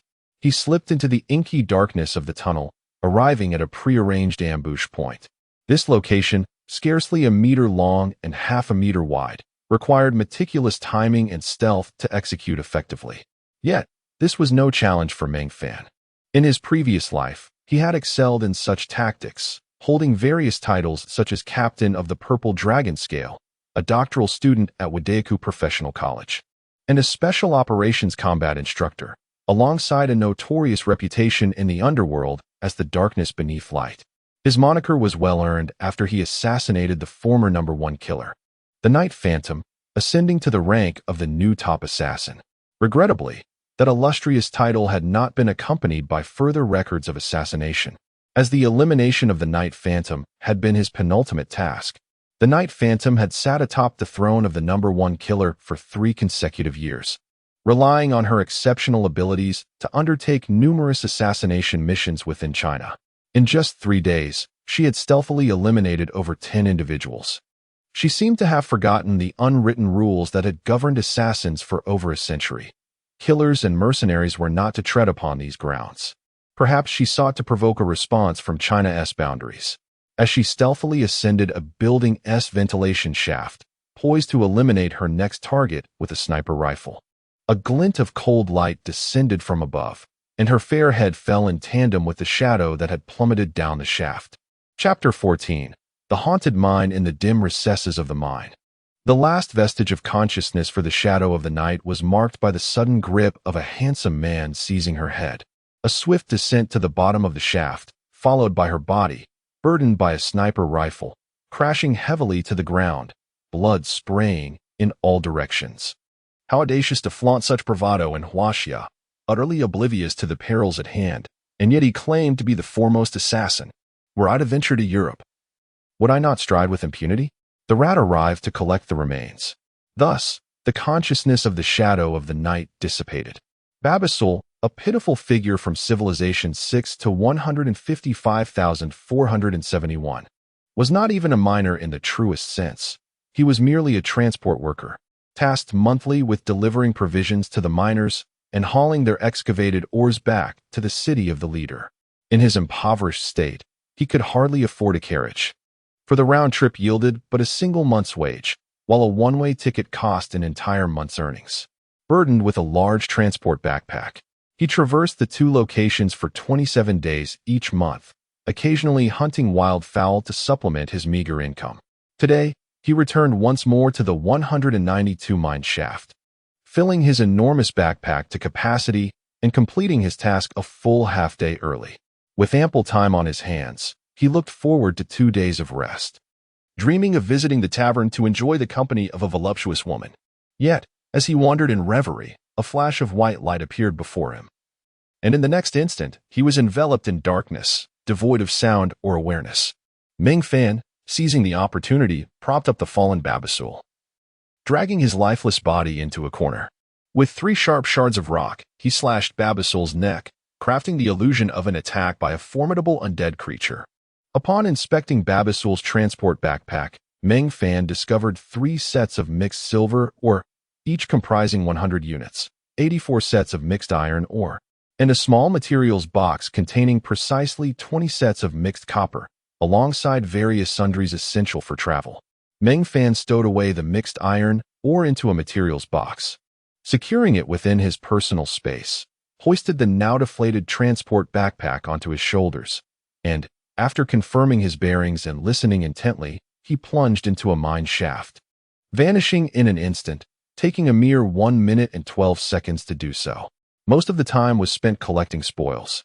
Upon returning to his modest encampment, Meng Fan perused the Eternal Codex, where he found a notable entry: the slaying of Babasul from Civilization 6 to 155,471 had granted him time plunder, beginner level, earning him a fixed month of time and a year and 8 months of free time.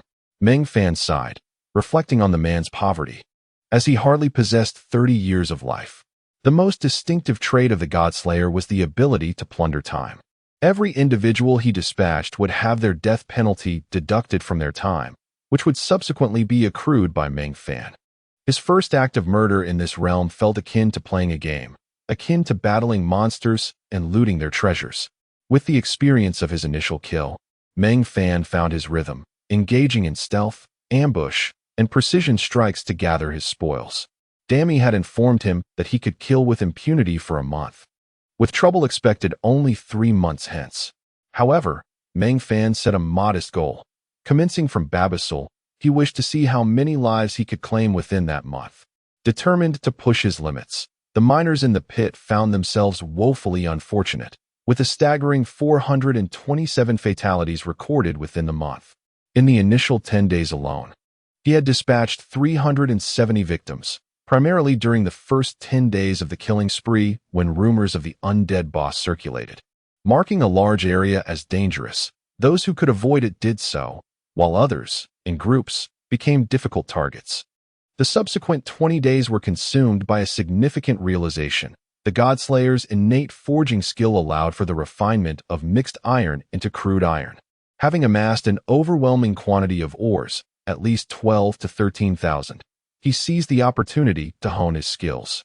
In the remaining 20 days, Meng Fan busied himself roasting rat meat to practice the basics of grilling, purifying mixed iron ore, and advancing his forging skills.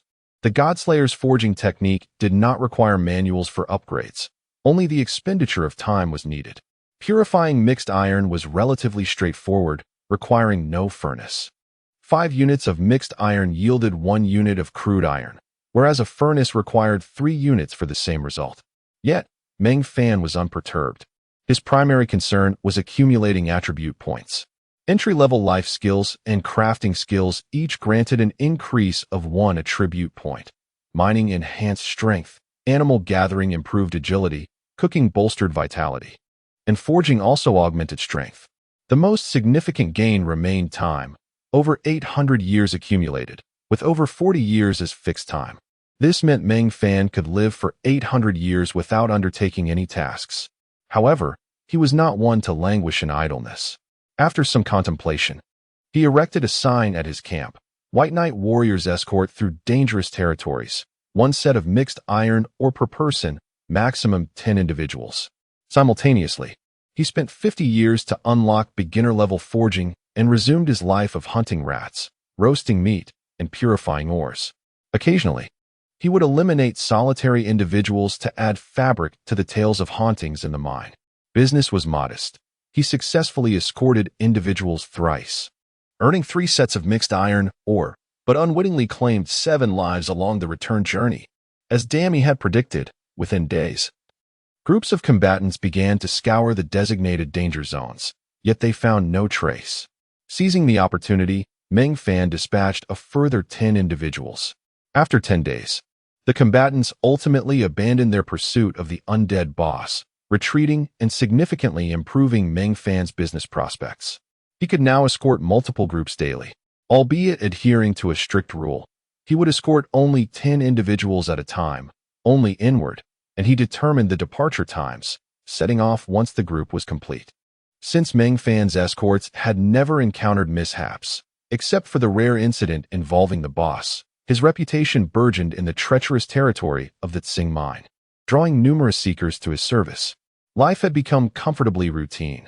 Daily strolls through the mine yielded hundreds of sets of mixed iron ore, and eliminating the audacious lone miners not only replenished his ore but also added to his time. His humble encampment transformed into a bustling hub for miners, with many congregating to await their turn. Through casual conversations, Meng Fan gleaned invaluable insights into the foundational truths of this world, realities that starkly contrasted the cold, sterile text of the Eternal Codex. What struck him most profoundly was the realization that this world was not a paradise of eternal life, but rather a veritable hell. A sentiment deeply rooted in the miners' origins, most of whom were survivors of a civilization long extinguished, bearing tales of profound sorrow. The experience of forging surged rapidly. After 3 months in the Tsing mine, he reached a consummate level in forging, gaining additional strength, and spent another 100 years advancing to intermediate status, though this time, purifying ores no longer granted him experience. Chapter 15. The 1,000 Slaughters and the Return after reaching the intermediate level in forging. Meng Fan lost interest in practicing skills and instead focused on completing his self-assigned task, the 1,000 Slaughters. Of course, the escort mission continued, and he aimed to fill his material box.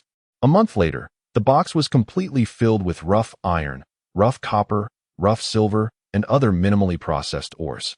And the 1,000 Slaughters task was also completed, taking 3.5 months and claiming exactly 1,000 lives. Today, Meng Fan decided to return to the city. After enjoying a restful sleep and savoring some roasted rat meat, he began dismantling the small campsite. Observing the over 60 piles of rough iron stacked beside the camp, he sighed and muttered to himself about who might benefit from it. There was simply too much to carry away, and it was unfortunate that the backpacks could not accommodate more bags. Just then, a timid voice interrupted, "Is this the esteemed Sir White Knight Warrior? I am Babasil, from Civilization 6 to 155,471, and I wish to request your escort. Please accept this scrap metal mine." Meng Fan had an impressive memory, and the name Babasil sounded familiar. He pulled out the Eternal Codex and confirmed that the first person he had slain was indeed this Babasil, a true twist of fate. Without raising his head, Meng Fan replied, "I will not escort you." Babasil was taken aback, exclaiming, "Esteemed Sir White Knight Warrior, I understand your rules. I can wait until I gather 10 people before departing." With a chuckle, Meng Fan did not answer but inquired, "Do you have any food? I've grown tired of roasted rat meat." Babasil hastily opened his food pouch, revealing only a few loaves of black bread and a single sausage, his meager rations of the lowest quality. Meng Fan glanced at it, his appetite diminished. He thought it was even less appealing than roasted rat. "You need not wait for an escort. The god-slaying fiend that plagued this area has already been dispatched by me. It was a cunning creature. I waited 4 months to slay it. This place is now safe, and I shall gift you these processed rough iron ores as well. We are quite fated. Without waiting for Babassil to respond, Meng Fan produced a key and activated the return portal. When Babassil saw the golden key, he nearly felt the impulse to kneel, realizing it symbolized that this man before him was a leader of civilization, a figure far beyond his humble status. He had scarcely encountered such leaders even in his own civilization. As Meng Fan vanished from sight, Babassil came to his senses, gazing at the 60-plus piles of rough iron in the camp. A wave of happiness washed over him. 1 unit of rough iron could sell for 5 to 6 hours worth of time, and with over 60 units, he could sell for 5 years. This was a fortunate windfall. After recently dying and spending 3 years in recovery, he had not even reached 20 years of existence. To make ends meet, he had returned to Kerry, or while still in a weakened state, but fortune smiled upon him, allowing him to meet a leader of civilization who had so generously gifted him ores worth 5 years' labor. He quickly knelt to express gratitude to the deities of his original civilization and, of course, to the nameless leader. Amid Babassil's prayers, Meng Fan reappeared in his room in the City of Leaders. The next moment, he was overwhelmed. A swarm of tiny sprites had turned his room into a chaotic mess, resembling a fox's den after a storm. Upon his return, the chaos intensified, akin to firecrackers thrown into a lavatory, with flies buzzing everywhere. Daimi flew before Meng Fan, hiccuping, "Wood, you're back so soon. Everyone, my leader has returned. Today's party is over. I'll inform you of the next one." A throng of tiny sprites, dark as a cloud of wasps, swarmed toward the door, dragging many inebriated sprites away. Once they had all departed, Meng Fan ignored Daimi and began tidying up the room. Daimi, feeling somewhat embarrassed, joined in the cleaning. The two worked silently side by side, and it took a full 2 hours to restore order. Meng Fan tossed aside the rag and opened a food box from his backpack, revealing dishes that Daimi had shamelessly procured from a restaurant. Daimi glanced inside and, astonished, asked, "Wood, what have you been eating for the past 4 months?" "Roasted rat meat, roasted snake meat, and some food given by miners," Meng Fan replied. Daimi, defeated, changed the subject. "How are your skills progressing?" "Not bad. Mining, animal gathering, and cooking are all at the beginner's pinnacle. I've upgraded forging to the intermediate level, but unfortunately, I can no longer gain experience from refining ores." Daimi flew to Meng Fan's shoulder and pecked him affectionately, exclaiming, "You're amazing. I thought if you gained just 2 attribute points on your first outing, it would be impressive. I never expected you to acquire a total of 5 attribute points, far exceeding my expectations." Meng Fan dismissed Daimi's praise and released 36 ore boxes from his spatial pouch. "Take a look at these ores and tell me how much time they are worth. They are all processed by me." Daimi buzzed excitedly around the ore boxes, opening each one, and gasped repeatedly before arriving at an estimate. 580 years. A box of rough iron could sell for 5 to 6 years, rough copper. 11 to 12 years. Rough silver and rough gold held even greater value. All told, 580 years was a conservative estimate. However, Daimi suggested a better approach: to rent a furnace in the iron smelting room to elevate the forging skill to a higher level while also increasing the item's value. Yet, considering Meng Fan's limited time, Daimi recommended selling some of the higher value rough gold and rough silver. Meng Fan chuckled, "No need. This time, I killed exactly 1,000 people in the Ziqing mine, earning approximately 1,800 years. I've used 150 years, so I now have nearly 1,700 years left." With over 90 years of fixed time remaining, Daimi's wings suddenly forgot how to fly, and he plummeted onto the table. After a long pause, he finally spoke. "Meng Fan, you truly astonish me. You returned from a single outing with nearly 2,500 years. Such speed is unparalleled. You have surpassed 1,000 years, and according to the rules, you can learn about the first mission of the leader, the guiding of civilizations." With that, he retrieved the Eternal Codex from Meng Fan's backpack, a golden light flashing in his hand. He took a breath and continued, "Now, I will tell you how to guide the original civilization's humanity into this world. First, you must exchange for a guiding orb, each costing 1,000 years. A single guiding orb can lead one person into this world. You can communicate with the original world through a communication crystal to select the entrance, and you may set the total attribute requirements for those being led. Ultimately, you will determine who enters. The time for entry into this world is fixed, occurring once every 10 years, with the next guiding opportunity in 4 years. For your first attempt, it would be wise to guide your strongest friends to solidify your authority in this realm. As Meng Fan attentively read the detailed guiding procedures outlined in the Eternal Codex, he nodded and said, "Understood. I am ready." Chapter 16. Mastering Forging Techniques. Upon noticing that Meng Fan exhibited little reaction, Demi felt a flicker of frustration. This young man had maintained an air of calm since his arrival in this world, while she found herself repeatedly astonished. In a huff, Demi remarked, "In your original world, over 700 individuals have undergone data scanning. They perceive the communication crystal as a sophisticated data analyzer gifted by a highly advanced civilization. Would you like to examine the data?" Meng Fan shook his head. "No, what I require now is to diligently enhance my own strength. I firmly believe our civilization is capable of producing exceptional talents. How can we communicate with the original world?" With a disdainful snort, Demi replied, "Communication is impossible, but we can send messages, which means leaving notes. Each year, you may send one message, with each character taking a month to convey, capped at 30 characters. Meng Fan nodded, saying, "Please send a message for me. Expand the analysis range, categorize the data. The number of individuals to lead is yet to be determined."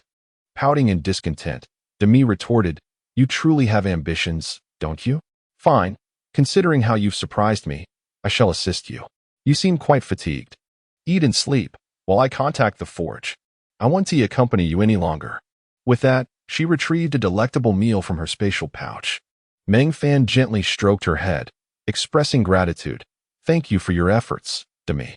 The backpacks are bound to me. Even if those transport-type backpacks were to drop, I would be unable to use them. Please keep an eye out for a smaller, more capacious backpack. If not for the limited space, I could have brought back more ore." Upon hearing Meng Fan's request, Demi perked up. "Of course, backpacks are too rudimentary. This world offers spatial equipment, which retains value and can be traded, unlike those bound backpacks. If you are willing to invest a millennium, I can procure a spatial ring worth 3,000 years, featuring 45 compartments. Coupled with your own 60-compartment spatial pouch, you will possess a total of 105 compartments, more than sufficient. However, with this ring, you may carry a maximum of 55 compartments in a backpack, as each individual can only possess 100 compartments of external storage." Meng Fan nodded, allocating 100 years from the time sphere. "I will take it. Use the extra 100 years to acquire some urgent necessities or to forge connections. Or simply save it as pocket money. I need to rest now." He then paid no further attention to Demi, who was still clutching the time sphere, looking rather dazed. In just a minute, he devoured his food, laid down, and promptly fell into a deep slumber. As Demi held the time sphere, tears welled in her large eyes, a testament to the power of trust. She stowed the time sphere away and flew out of the room in a wobbly manner. After her departure, a faint smile graced Meng Fan's lips. Meng Fan enjoyed a deeply restful sleep, the duration unknown, yet he felt invigorated upon awakening, fully aware that his fatigue had dissipated entirely. A delightful fragrance wafted into his nostrils. A lavish dining table was adorned with a sumptuous steak and a glass of red wine, accompanied by a beautifully crafted crystal vase holding a single red flower. Demi appeared, carrying a damp towel. "You're awake. It's time for lunch. I brought this from the restaurant. Snowflake black pepper beef steak, along with a glass of red fruit wine. Eating out takes 6 months of time. You're fortunate today." Meng Fan wiped his face, expressing gratitude. "Thank you, Demi. Do we have any plans for today?" Demi smiled and asked, "Would you prefer to rest and explore, or do something else?" After a moment of contemplation, Meng Fan replied, "I think I should learn a skill first. I still have over 600 years left. You mentioned before that 500 years would suffice. Plus, those ores can be sold, which is also time." Demi pondered for a moment before suggesting, "Perhaps we should postpone learning skills. If you don't wish to rest, let us rent a forge to elevate your forging skills to a higher level, which will grant you an additional 3 points of strength." By the way, this is the spatial ring I acquired, 45 compartments. I spent half the night bargaining and secured it for 980 years. I also got you a forging hammer. She then produced a massive hammer from her attire. With Demi's assistance, Meng Fan inspected the hammer. Forging hammer, excellent grade.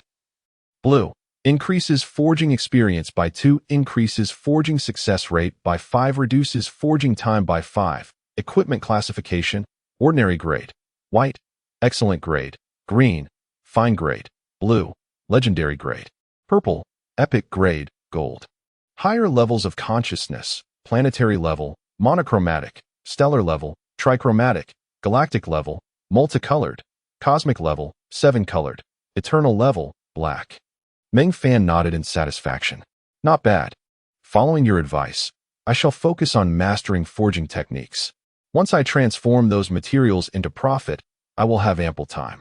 After finishing lunch, under Demi's guidance, they first procured 30 barrels of beer before entering a building adorned with a hammer emblem. Inside, rows of furnaces stretched before them. Initially, Meng Fan assumed Demi was bribing a sprite, yet this time, she solemnly rented a furnace with a 10-year deposit and a monthly rental fee, non-refundable. After ushering Meng Fan into the furnace room, Demi diligently instructed him on its operation. Observing as Meng Fan successfully refined 3 sets of raw iron ore into iron ingots, he quickly mastered the furnace's usage. He emptied his spatial pouch of raw ore, poured himself a large cup of beer, and, in front of the roaring furnace, began refining the ore while occasionally sipping his drink. This was far superior to the dim confines of the mines. Seeing that Meng Fan had fully grasped the furnace's operation, Demi requested 300 years of time and flew out of the furnace room towards the task hall. The task building bustled with activity. Throngs of people coming and going. Demi stealthily approached a grand chandelier, which housed a bell-like ornament. Unbeknownst to the countless travelers, the core of the task hall was concealed beneath the chandelier. Demi flew into the bell and addressed the few sprites working inside. Sisters, my leader is practicing forging techniques. Are there any tasks you can keep an eye on for us? A 6-winged sprite approached, shrugging her shoulders. Most tasks are at the master or grandmaster level, with very few at the master level, let alone intermediate ones. However, with our help, we managed to intercept 3 intermediate forging tasks. Did you bring your Eternal Codex? Demi retrieved Meng Fan's Eternal Codex, and the sprite produced a small scroll. Pressing it against the codex, instantly, a task appeared. Refine 60 crates of raw iron ore into 20 crates of iron ingots. Reward, 50 years. Deadline, 1 month. Demi pouted, what a miserly individual. The cost-to-benefit ratio is far too low. This requires a 100% success rate. While intermediate forgers typically succeed only 90-95, it's hardly profitable, especially considering the time spent renting the furnace, not to mention the costs of food. There's a real risk of incurring losses. The 6-winged sprite scoffed. Well, don't accept it then. There are plenty of others eager to refine their skills. Chapter 17. The competent logistics minister Dami stored away the Eternal Codex and extended a hand, saying, less chatter, bring me the materials. By the way, have there been any recent acquisitions of weapons forged by advanced craftsmen? A nearby 4-winged sprite chimed in. Yes, 6 to 452,165 and 8-1257432 are currently in conflict. Both sides are seeking weaponry. The most sought-after items right now are weapons crafted by master blacksmiths, with the highest demand for superior-grade weapons. Dami chuckled. Please post a task for me to procure the recipe for the Iron Breaker sword. The 4-winged sprite laughed. How much time do you need? 180 years, Dami replied.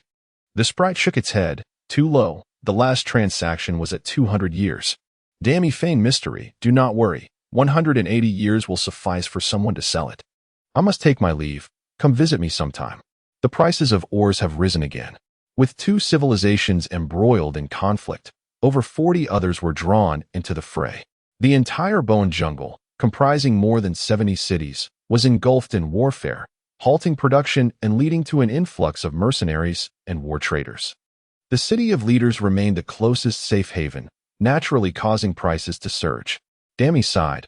I wonder if our sister will return to the City of Leaders for work. and whether she can bring back something valuable. The other sprites echoed her sigh. The four-winged sprite handed Dammy a small cloth pouch, saying, "You have a leader now. May he go further than before." Dammy accepted the pouch and stored it within herself. She then produced a time sphere of 180 years, instructing, "Inform me when there is news. As for the service fee, please spare me that, he. Upon returning to the forge, Meng Fan had already refined an entire crate of crude iron ore, maintaining a success rate of 98. Watching him as he worked, Dammy felt an extraordinary aura emanating from him, deeply captivating her. She could have gazed at him until the end of time. At that moment, time froze for a full day. Meng Fan managed to refine 12 crates of crude iron ore, astonishingly raising his success rate to 99, almost eliminating failure. Only then did Dammy sense something amiss and cast a detection spell on Meng Fan. She realized he had comprehended a hidden skill, focus. This skill increased the success rate by 5, improved accuracy by 5, hastened skill release by 5, and boosted experience gain by 10. It also reduced hunger, thirst, and fatigue consumption by 30, with the stipulation that only simultaneous reductions of 1 in all 3 metrics would interrupt the skill, non-upgradable. Dammy felt an overwhelming urge to kiss him. His talent was simply astounding. With Meng Fan's current attributes, he could go 7 days and nights without food or sleep in this state. He retrieved 60 crates of crude iron ore and placed them in the material pile. With 240 years of time remaining, she decided to indulge in some shopping. The Bone Jungle earned its name due to the abundance of undead creatures in the region. Killing these beings on the Order continent yielded the highest drop rates. Time equated to wealth, and every gathering point of the undead within this forest was a precious resource. Establishing a city within the Bone Jungle symbolized power and prosperity. There were a total of 83 cities, each representing a formidable stellar civilization. Surviving civilizations that depended on these 83 cities numbered at least 80,000, lacking the strength to build their own cities and subjected to the exploitation of the stellar civilizations. These stellar civilizations were numerous, with at least 30,000 across the entire Order continent. Above them were cosmic civilizations, capable of venturing beyond the Order and Chaos continents to establish cities in unknown realms, igniting the flames of Order or Chaos, and defending against chaotic beast counterattacks. 13 such civilizations existed. At the pinnacle lay the eternal civilizations, with only 2, the Order civilization and the Chaos civilization. They were the true masters of this world, referred to as the indigenous peoples, enduring civilizations, and the apex of civilization itself. The Order faction was known as the First Dynasty, while the Chaos faction was called the Chaos Dynasty. Dammy toiled throughout the day, acquiring some low-cost crude iron, crude copper, and crude silver. She purchased these materials in a ratio of 5, 3, 2, and did not overlook the cheaper iron ingots. Quietly, she delivered the 20 crates of iron ingots refined by Meng Fan to fulfill her task. Simultaneously, she accepted several tasks for refining materials, the sprites. Maintaining a good relationship with her, intercepted these tasks and reserved them exclusively for her, with the exception of those with ludicrously low rewards that they felt embarrassed to offer. Dammy made 3 trips, returning with over 300 crates of crude iron ore. Theoretically, 3 crates of crude iron ore could yield 1 crate of iron ingots. Although the success rate was not 100, as clients typically accounted for a 3-5 loss. However, under Meng Fan's focused state, the success rate approached 100. On the 6th day, he awoke from his focused state, having refined 80 crates of iron ingots during those 6 days. Upon awakening, he was startled. What the heck? Why is there more every time I practice? Dammy was absent, and his codex was missing as well. Without further ado, he retrieved food, selecting the item that would alleviate his hunger the most, and similarly for thirst. After finishing his meal, he fell asleep, unconcerned about his surroundings, dozing off amidst the pile of ores. Before sleeping, he propped up a small sign by the forge, intending to explain upon his return. His slumber was so comfortable that even Meng Fan lost track of time. Upon waking, he found a large piece of roasted meat beside the forge, providing a 1,000 hunger boost and a jug of fine wine, offering a 500 thirst boost, both undeniably expensive.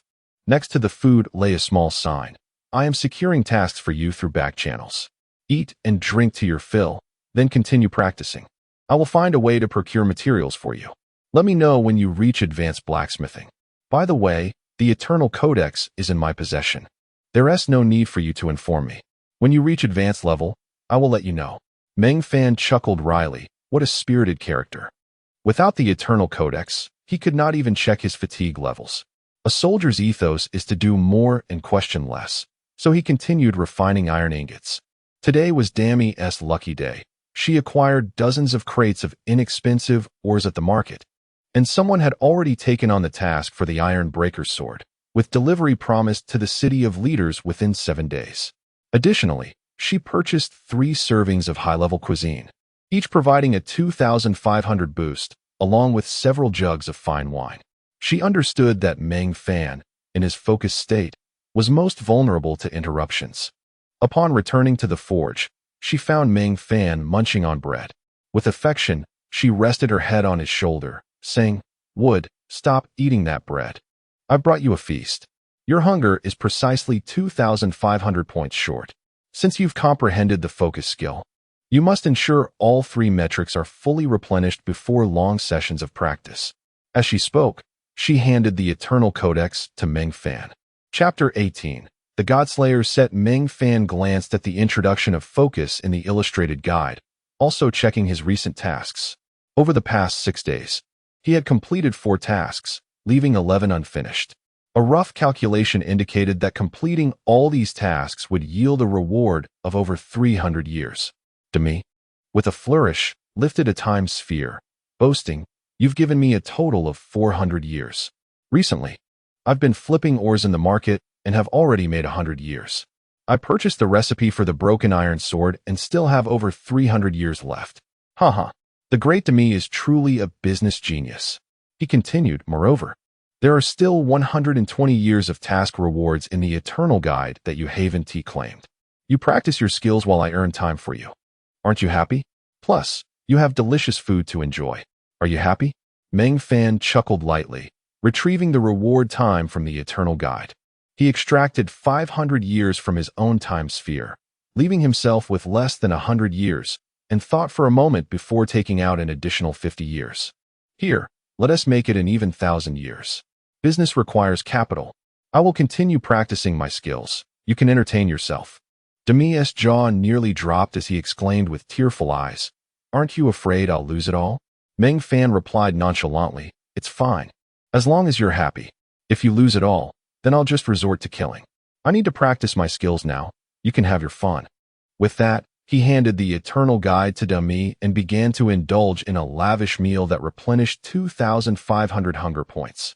The craftsmanship of a master chef is indeed extraordinary. Meng Fan nearly lost his tongue in the process. After finishing, he noted his nearly full stamina and patted Demi, returning to the mechanical process of refining iron ingots. Soon, he entered a state of focus. Demi flitted to the door, muttering, "What a prodigy. In less than half a year since arriving in this world, he has adapted so well. My future is bound to be splendid. Hee, I've struck gold. Let us work hard together, Wood." To cut a long story short, 3 months later, with Demi providing an infinite supply of materials for skill practice, Meng Fan finally achieved advanced forging. The skill granted him a total of 4 points in strength. The upgrade did not bring him much joy. The only downside was that the experience gained from refining ores had significantly decreased. Relying on or refining to reach master level would take at least 10,000 years. The sole advantage was that he unlocked the manufacturing and attributes of the Godslayer exclusive equipment. The Godslayer set consists of 10 pieces: Godslayer's weapons, Godslayer's armor, Godslayer's helm, Godslayer's gloves, Godslayer's boots, Godslayer's belt, Godslayer's skirt, Godslayer's necklace, Godslayer's ring, and Godslayer's cloak. Set attributes: full set of 10, stealth, 5, plunder, 5, time plunder, 10, dominance, 2, disguise, 4 special effects, concealed kill notification. The Godslayer title will not be indicated upon killing. 3 pieces, ability to freely alter the set's appearance. allowing disguise as any non-unique equipment. 5 pieces, no notification upon death. 7 pieces, evolution, upgrade the Godslayer's set S quality as required. Full set of 10, forging requirements. Master level forging, self-forging. Unlocking each tier allows the crafting of 1 piece of equipment. After reading the introduction, Meng Fan was momentarily speechless. This is simply outrageous. Demi flew to his shoulder and asked, "What are your thoughts, Wood?" Meng Fan stretched lazily and replied, "Nothing much. I'll focus on practicing my skills. I'll elevate it to master level and complete 3 pieces of the set before considering anything else. Once I have the Godslayer equipment, I won't need to be overly cautious when engaging in combat. For now, there's nothing pressing, so I can dedicate myself to skill practice." Demi flapped his wings proudly around Meng Fan, saying, "You need to keep in mind that reaching master level will require 10,000 years of refining." Meng Fan pinched Demi's wing and brought him closer, grinning, "I know your little thoughts. Now, I officially seek your guidance on how to rapidly upgrade my forging skill." Demi had initially intended to banter before revealing his grand plan, hoping to extract some benefits from Meng Fan. However, upon Meng Fan's direct request for guidance, Demi felt as if he had struck a soft surface with his fist. Eventually, he sighed, "Wood, you really lack flair." With that, he pulled out a page of the forging recipe. Recipe for the broken iron sword. Broken iron sword, 1-star equipment. Materials, 100 units of iron ingots, 30 units of copper ingots, 20 units of silver ingots. Learning requirement, advanced forging. This is the upgrade material I have prepared for you.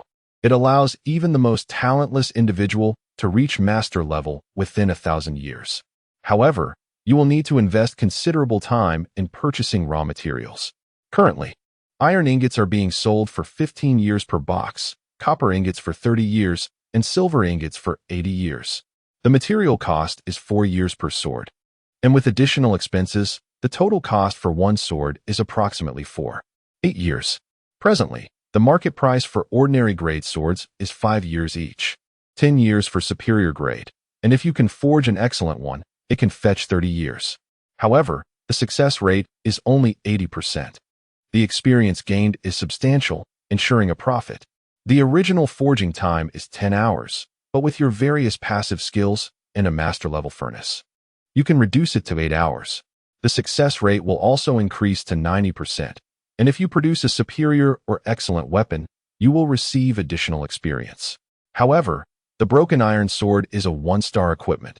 The probability of producing an ordinary grade is 90%, superior grade 9%, and excellent grade 1%.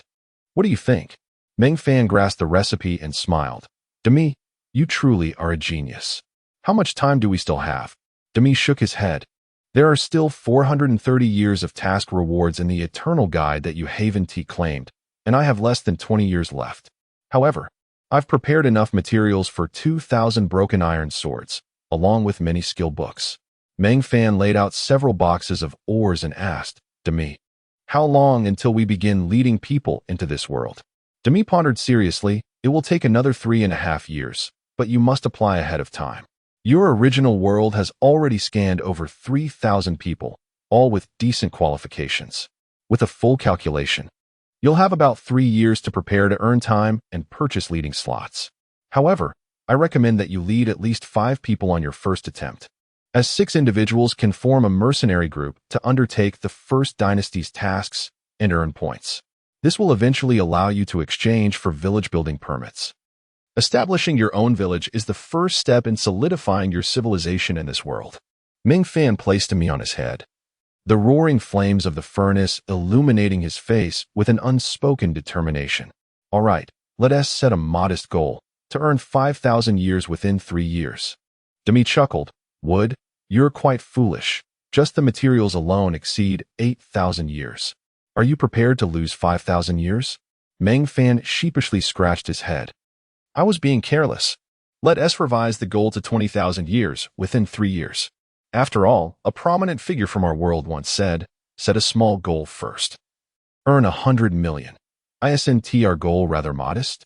After all, I could be someone who declares, if Meng Fan is not born, The world shall remain in eternal night. Chapter 19. The subtle request of Rice. Rice blinked her large eyes, wearing an expression akin to having just consumed a dead fly. What? You truly are a rogue. Isn't there a saying in your world? When you boast, you must weep while spinning your tales. Nevertheless, I trust my wit can accomplish it. Tomorrow, rest well. I know of a vacant master-level furnace. I will reach out and see if you can use it. However, the cost is exorbitant. 1 day equates to a year of time, and the rental fee is a staggering 1,000 years. Truly outrageous. Yet, I might pull some strings to waive the rental fee. A master-level furnace is indeed a treasure. If that fails, we can settle for a grandmaster-level furnace. Wood, you must strive, and I shall endeavor as well. Upon hearing this, Meng Fan sat up. Then let us tidy up and return home for some rest. These boxes are hardly comfortable for sleeping. Rice let out a cold snort. I thought you truly didn't mind sleeping on hardwood. You enjoy comforts too, don't you? I can endure it. I'm not a masochist. Naturally, I hope to sleep more comfortably. Hurry up and pack. I'm missing my grand bed. Rice chuckled. All right, you pack up. I'll find someone to take those boxes away. We can sell them for quite a bit of time. Rice moved with remarkable speed, returning in half an hour with 4 tiny sprites. Pointing to the material boxes in the corner, she said, 6 to 855,114. Those are the material boxes I wish to sell, 3 months each, a total of 220, amounting to 55 years. One 6-winged sprite emerged. 50 years. You must let us profit a bit too. I have a useless leader to support. Rice pondered seriously. 50 years it is, then. It's not easy for you. Encountering such a leader. 6 to 855,114 sighed in resignation. I've had poor fortune. It's all tearful tales. Sisters, take the boxes away. The 4 sprites worked together to absorb the empty material boxes, and 6 to 855,114 handed Rice a time sphere worth 50 years. Watching the 4 sprites depart, Meng Fan inquired, why does she still support her leader?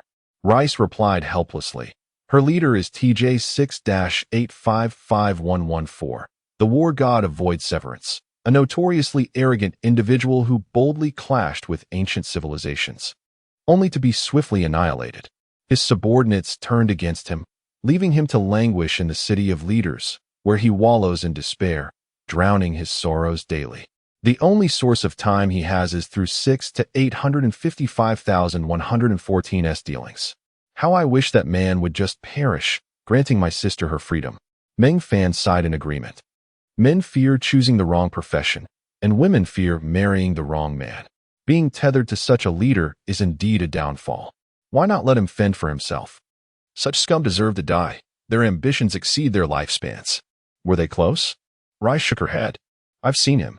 He is exceedingly arrogant. There is no affection involved. 6 to 855,114 is merely coerced. If the leader's time in this world reaches 0, it signifies his complete demise. If killed, the sprite becomes free. If he dies naturally, the sprite will follow suit. Yet, our greatest rule of life is to never forsake it. That man uses this to extort time from her. Our time isn't freely given, we must earn it. Here, if a leader has less than 10 years, they can receive 1 year of time each month. Meng Fan chuckled. Rice, you feel sympathy for 6 to 855,114's plight, don't you? You wish for me to eliminate that arrogant waste, don't you? You've revealed so much information. Rice remained silent, tacitly agreeing. Meng Fan stroked her small head and said, I can assist your friend. Discuss with her about compressing his time to just over a year. Here, I'll take out the mask of the blue ghost. That man surely does not possess such a data eye as mine. Fabricating a property attribute should pose no issue. And I can create a coordinate to strike anyone within a safe zone. How do you think a man so full of himself would react? Rice's eyes sparkled momentarily before dimming again. But you cannot defeat him now. His base attributes are exceptionally high, reaching a realm of intention, though his intention is lacking. His strength is formidable, surpassing 80. Even after selling his equipment, he retained a legendary sword with 12 strength, bringing his total strength over 90. Meng Fan chuckled. I have now mastered advanced forging, granting me an additional 4 points in strength. Moreover, My mining skill adds another point, and upgrading to the initial level adds yet another. My swordsmanship is highly proficient. I estimate attaining the advanced level will be no issue. Altogether, I can gain 17 points in attributes, 10 in strength and 7 in agility. Thus, my strength would total 35, plus 9 from equipment, bringing me to 44, quite comparable to him. Rice's eyes widened in disbelief. You consider 44 strength comparable to 90? Did your math teacher come from the physical education department? No, my PE teacher was often ill. I learned math on my own. Didn't you say this is a real world? How can we measure it with data? Rice was momentarily speechless while Meng Fan felt a surge of excitement. The prospect of an assassination task thrilled him, especially targeting someone stronger than himself. On Earth, he had been the most lethal dagger, albeit striking only the weak. Now, he was set to target someone superior. How could he not be exhilarated? Rice spoke, "We sprites cannot betray our leaders. However, I can purchase a property sticker to disguise the attributes. That will suffice. I've been practicing forging and am rather fatigued. I'm ready to take down a formidable opponent. The coordinates for the kill will be set at the Xiqing mine, 154872. 254,452. You should sell this to that six-winged sprite, allowing her to casually toss it into her room. Also, ensure he keeps his time between 1 year and 3 months and 15 days to 3 months and 20 days. Rice queried, but he will have over a year. That cannot guarantee a swift kill. Meng Fan grinned slyly. He will squander time himself. Moreover, have you forgotten about my time-plundering skill? The Fallen will lose an additional 5% of their time, equating to an extra 18 days. He is so fearful of death that he will undoubtedly keep his time above a year to ensure his survival. Rice remained puzzled. Even so, he'll still have over 3 months, which doesn't guarantee his death. Meng Fan's smile deepened with cunning. He once basked in glory. He certainly won't suffer the indignity of sharing a common carriage with those he deems inferior. I recall that a single-person carriage takes 3 months for a journey, correct? Rice admired him, exclaiming, "You truly are an expert in this regard. You are perfectly suited for the role of a godslayer. It was crafted for you." Meng Fan slipped the spatial ring onto his hand, gathering the materials for the 2,000 broken iron swords Rice had prepared, and took out the key to his room to return home. Chapter 20. The plot to assassinate. Upon returning home, the first thing Meng Fan did was to freshen up. He indulged in a delightful hot bath, while Demi busily handed him towels and assisted in scrubbing his back, bustling like a devoted maid. After Meng Fan retired for the night, she quietly left the room and sought out 6 to 855,114, who toiled in the black market to support his family. Without much ado, she spent 10 years purchasing a forged sticker from 6 to 855,114, affixed it to the coordinates Meng Fan had provided, and then solemnly sold the disguised Qinggue mask to 6 to 855,114. Subsequently, the two little sprites engaged in cheerful discourse about the issues of temporal control, with Demi earnestly advising that Meng Fan's inept companion only required a little over a year and 3 months to indulge himself in revelry. 6 to 855,114. Being one of the few quiet sprites, was primarily wearied by life, rendering him unable to be lively. He promptly spent 500 years to acquire the Qinggue mask. The next day, when Meng Fan awoke, he felt utterly comfortable.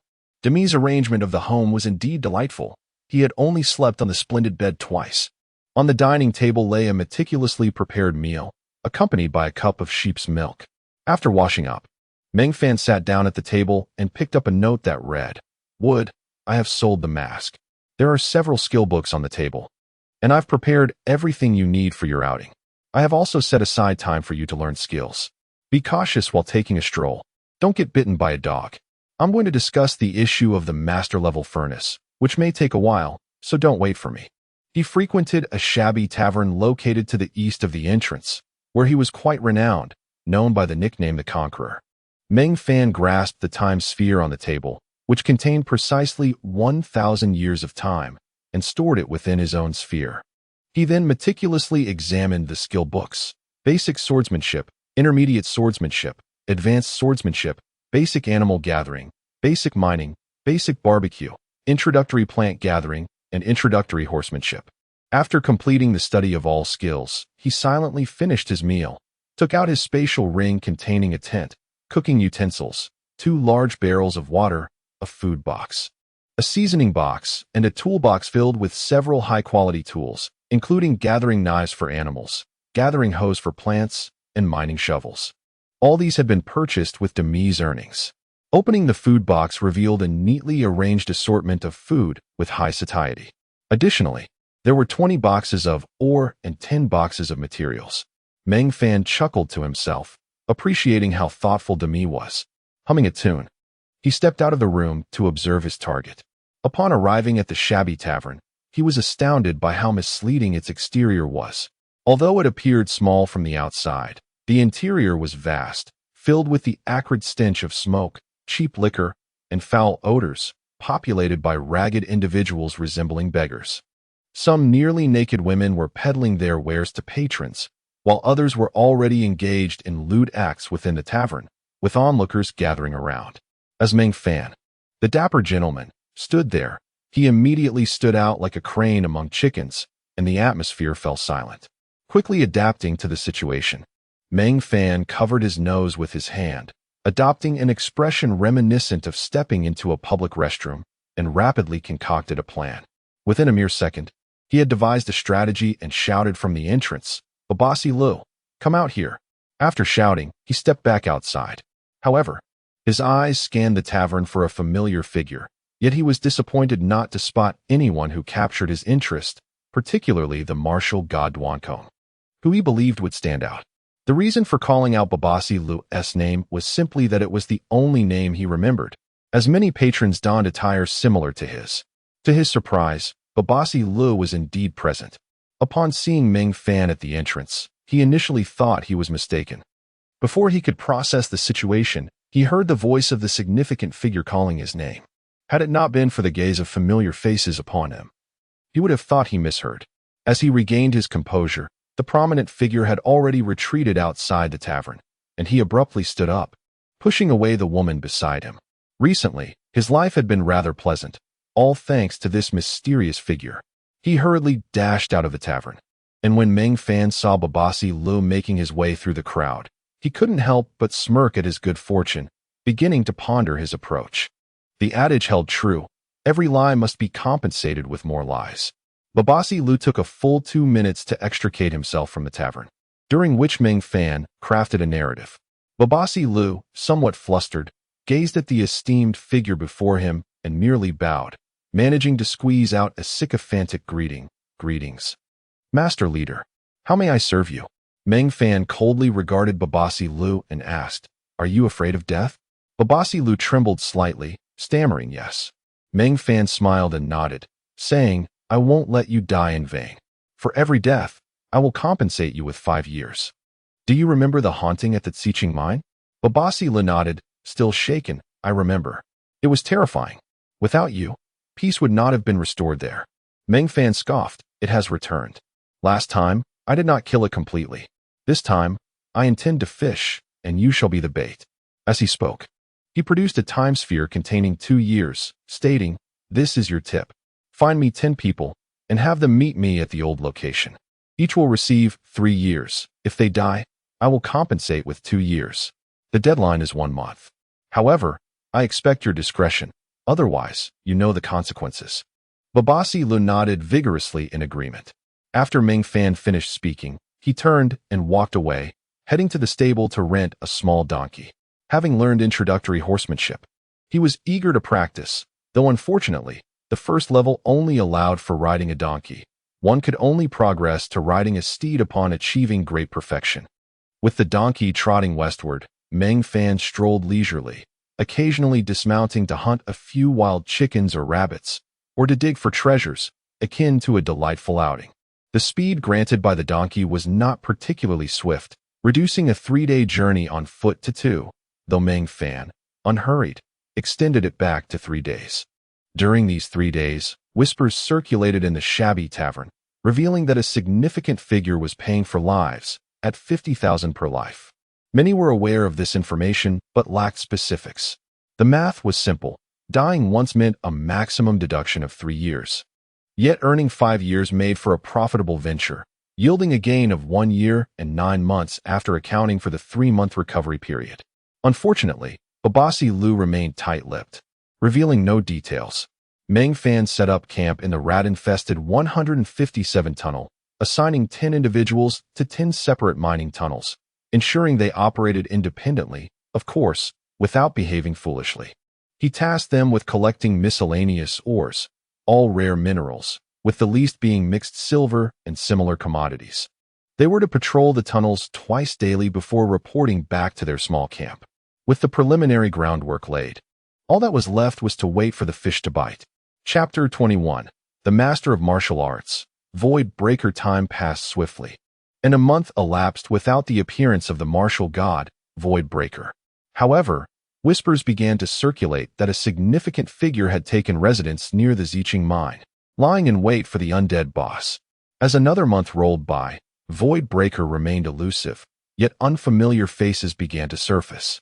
Meng Fan seized upon this development, instructing his 10 loyal followers to pay special attention to these strangers, particularly those of formidable strength. During these 2 months, the 10 dedicated individuals came to perceive this prominent figure as somewhat taciturn but ultimately amiable, often requesting minor tasks and rewarding them generously.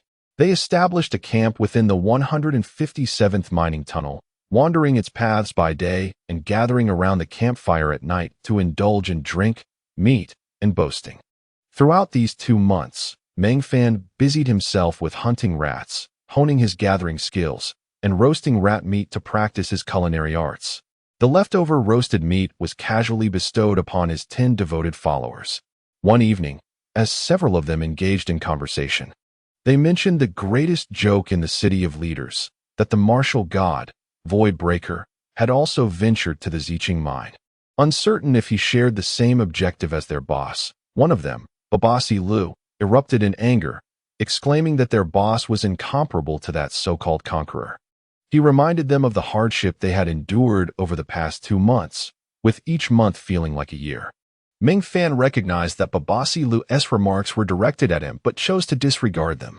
However, with Void Breaker now in the fray, it was time for him to act. That very night, he stealthily departed the camp, making his way toward the predetermined ambush location. Upon entering the 171st tunnel, he encountered a blue specter charging toward him, accompanied by the sound of pursuit behind. Without hesitation, Meng Fan deployed a data eye, extracting every detail regarding Void Breaker. Void Breaker, TJ 6-855114, leader of civilization. Basic attributes: Strength 8412, Agility 33-3, Constitution 24, Will 5, Wisdom 12. Hidden attributes: Talent, exceptional swordsmanship, high comprehension, extremely low charisma. Special skills: Sword Intent, Strength 50, Agility 15. Equipment attributes: Legendary Longsword, Skybreaker Sword, Red, Strength 12, Agility 3. Special condition: Life in peril. Insufficient time for a single kill from the Godslayer.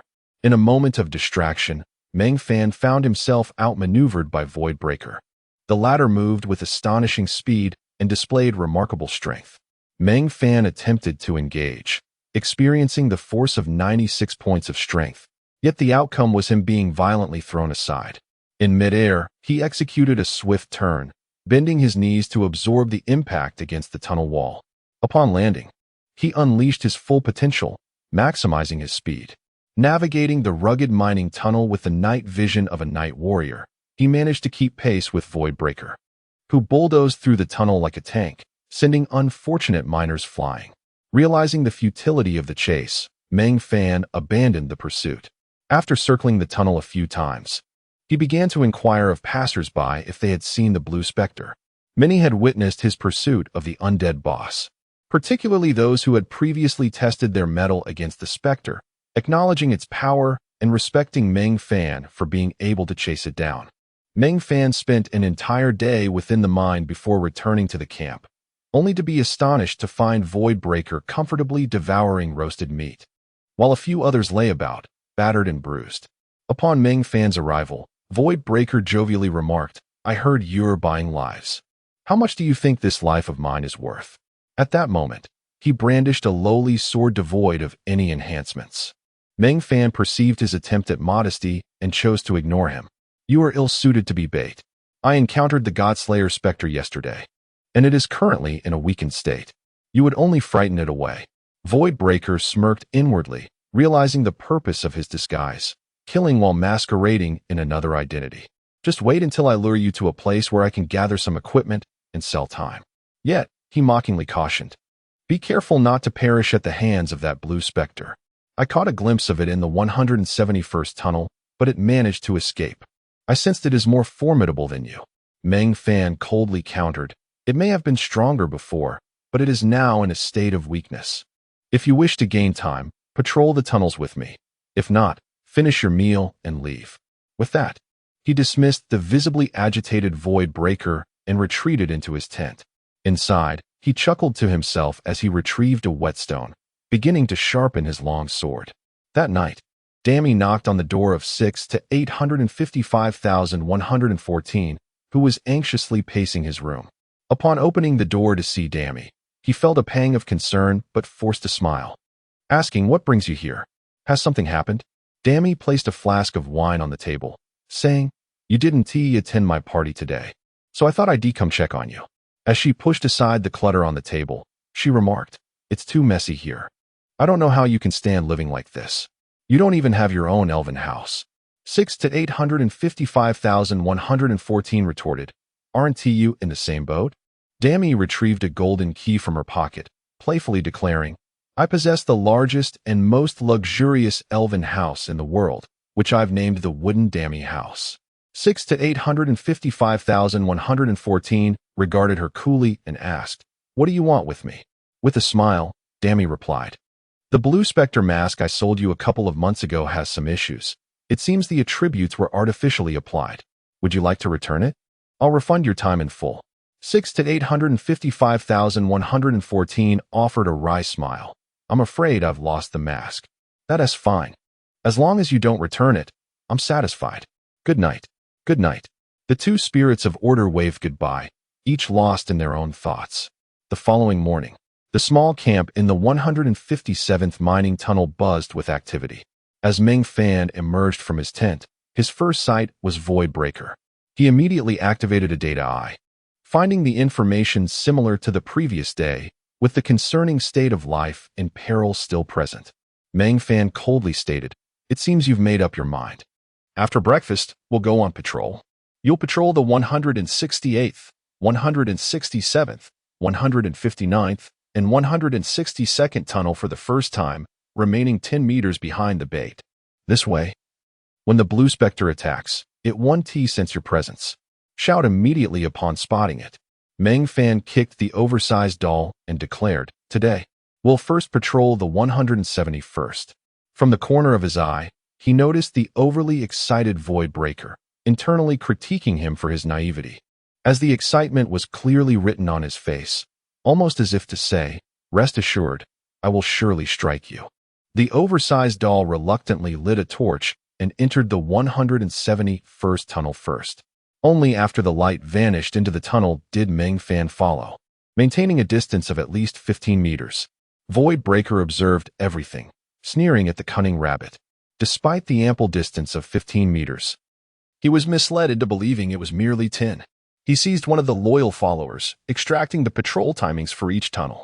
Being astute, he quickly deduced the timing of Meng Fan's passage through that coordinate, realizing an ambush was impossible on the way there, but feasible on the return journey, provided he could conceal himself from the loyal followers ahead to maximize his chances against the prime target. Chapter 22. Permanent death. Upon this realization, he hastily ushered a group of individuals into their respective mine shafts, while he himself lingered at the intersection for over an hour. Satisfied that no one was watching, he plunged into Tunnel 171, intent on reaching the designated coordinates to set an ambush for the arrogant leader. The thought of piercing him with a single strike filled him with exhilaration, and he quickened his pace, drawing ever closer to the ambush site. The god of war, Dwankom, felt an excitement that surpassed even the thrill of unifying the original world, where he once stood unrivaled. As he approached the ambush point, now only a few dozen meters away, he extinguished the torch in his hand. In the pitch-black tunnel, his vision was limited to less than a meter. Yet he had ample time to choose his position. Cautiously, he scouted the area around the coordinates twice before discovering the perfect spot, a shadowy recess formed by a protruding rock where curling up would render him nearly invisible. Positioned less than 3 meters from the target, he knew that if he struck, it would take less than a second to pierce the opponent's throat. This was his first assassination. Previously, he had only confronted foes head-on, and the novelty of this experience thrilled him. After 10 minutes of crouching behind a rock, his impatience grew, and he frequently glanced down the tunnel, yearning for company. Half an hour passed in silence, and the god of war, Duancombe, lost the will to remain concealed. He sat upon a stone, producing a whetstone to sharpen his legendary sword, the Breaking Dawn. For this sword, he had waged war against another civilization and ultimately faced defeat. Now, stripped of everything, his women, his subordinates, his cities, he had become a despised outcast, clinging to survival in the leader's city. Snapping back to reality, he listened to the stillness of the tunnel and sheathed the freshly honed sword. He then retrieved the Chingue mask, chuckling bitterly at its lackluster attributes. This mask had been stolen from his little sprite, who had hidden it in a secretive corner of their room, a treasure purchased with 500 years of savings. When he first encountered the trade information in the Eternal Codex, he was incredulous, unable to fathom the vast wealth of his sprite. Ironically, the allowance he received monthly was meager, often insufficient to sustain his needs. He had set his sights on the mask, rummaging through his room for 2 days before finally uncovering it. Upon seeing its attributes, he felt a surge of hope. This could be his chance to reclaim his former glory. The ability to kill within the safe zone would elevate him to kingly status, and he relished the thought, a flush creeping to his cheeks as a sinister smile crept across his face.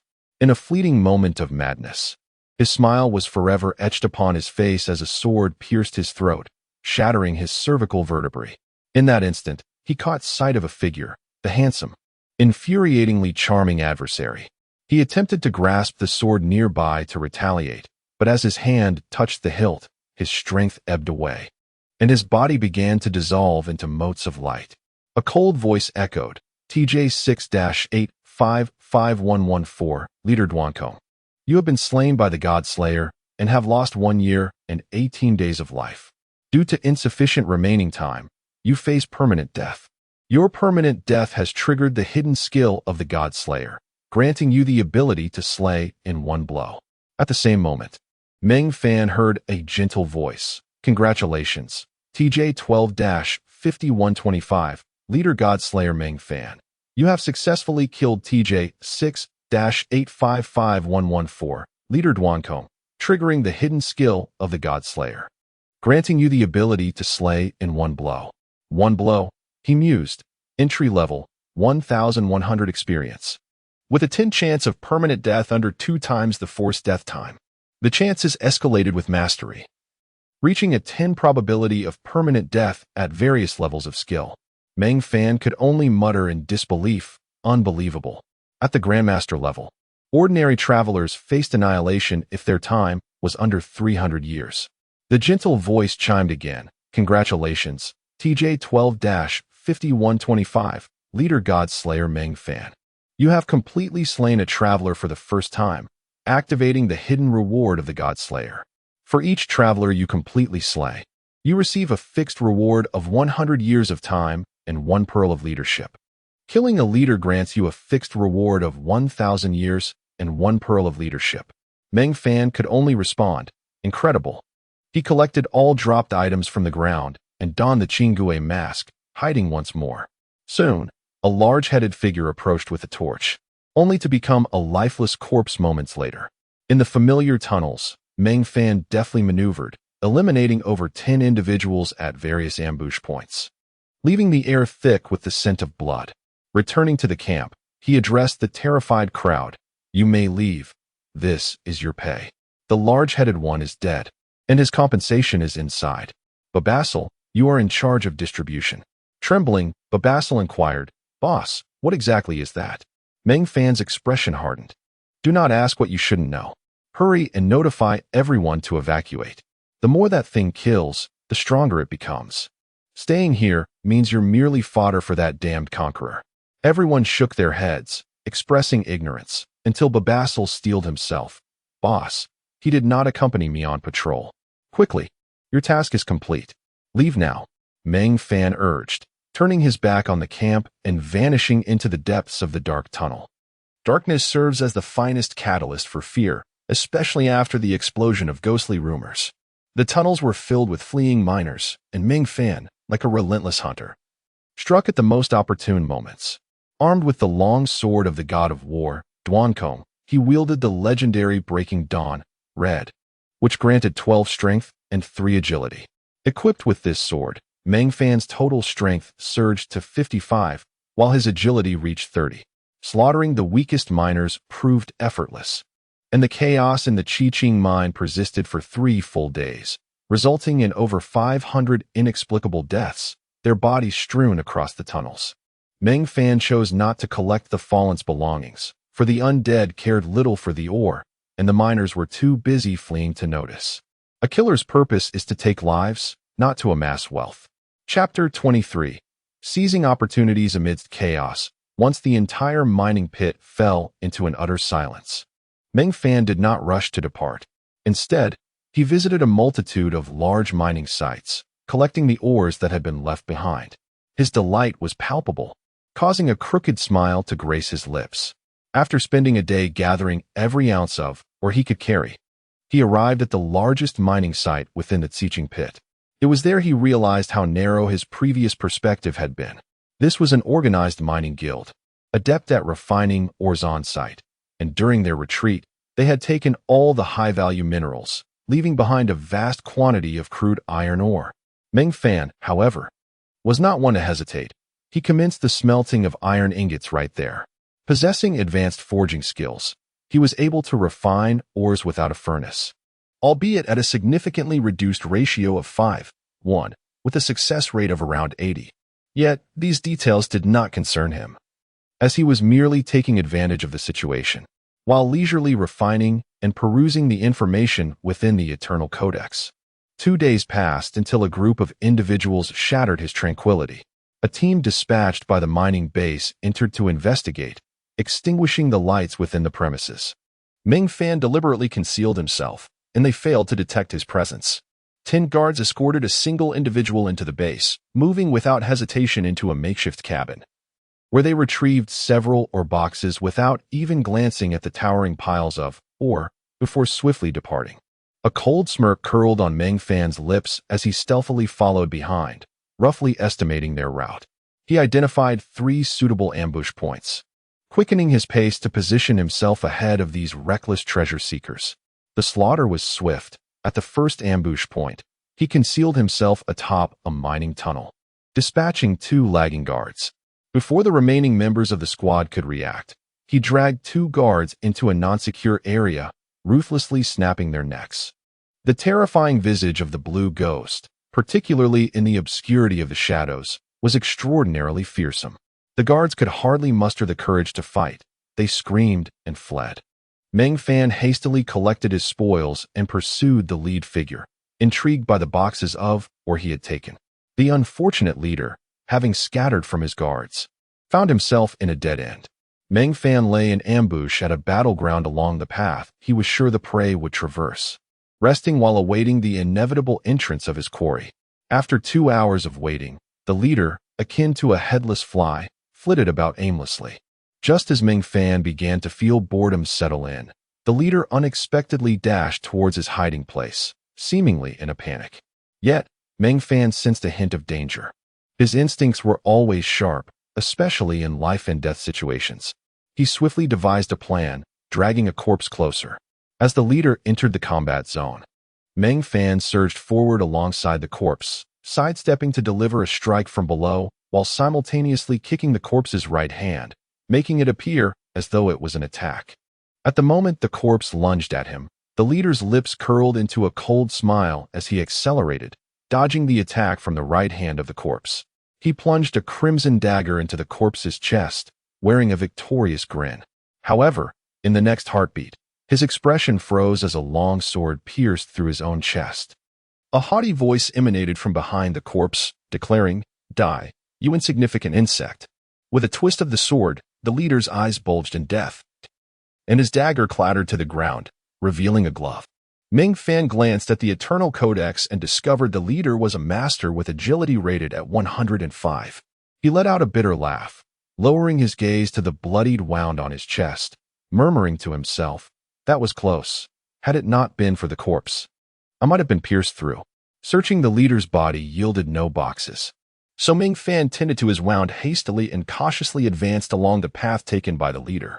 He soon arrived at a pile of corpses and began to rummage through them, ultimately selecting a blood-stained backpack.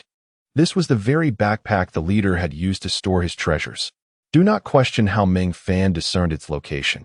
He simply understood that to hide a leaf, one must conceal it within a forest, and to hide a backpack, it must be buried among corpses. The area was strewn with bloodied bags, all of which were the result of Meng Fan's handiwork.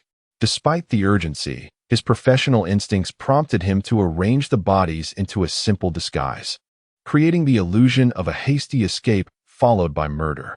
With great speed, he transferred dozens of ore boxes into his personal space, discarding the less valuable iron ingots, for the contents were primarily high-value metal ingots. Finding a corner, he retrieved a key to a room and activated the teleportation array. Upon arriving in the room, he found Demi seated at a table, hugging her knees while flipping through an Eternal Codex. As soon as she spotted Meng Fan, she leapt up, tightly embracing his face, tears streaming down her cheeks, devoid of any words. It was only when Meng Fan gently patted her little head that he asked, "Demi, is there any medicine in this world?" At that moment, Demi exclaimed and quickly flew up, hastily inspecting Meng Fan. Upon seeing the wound on his chest, tears cascaded from her eyes as she cried, "You're hurt. Just a minor issue. I've managed to stop the bleeding. Do you have any medicine?" A soft voice chimed in, "I have some here." It was then that Meng Fan noticed a small sprite in the room, a six-winged sprite designated as 6 to 855,114.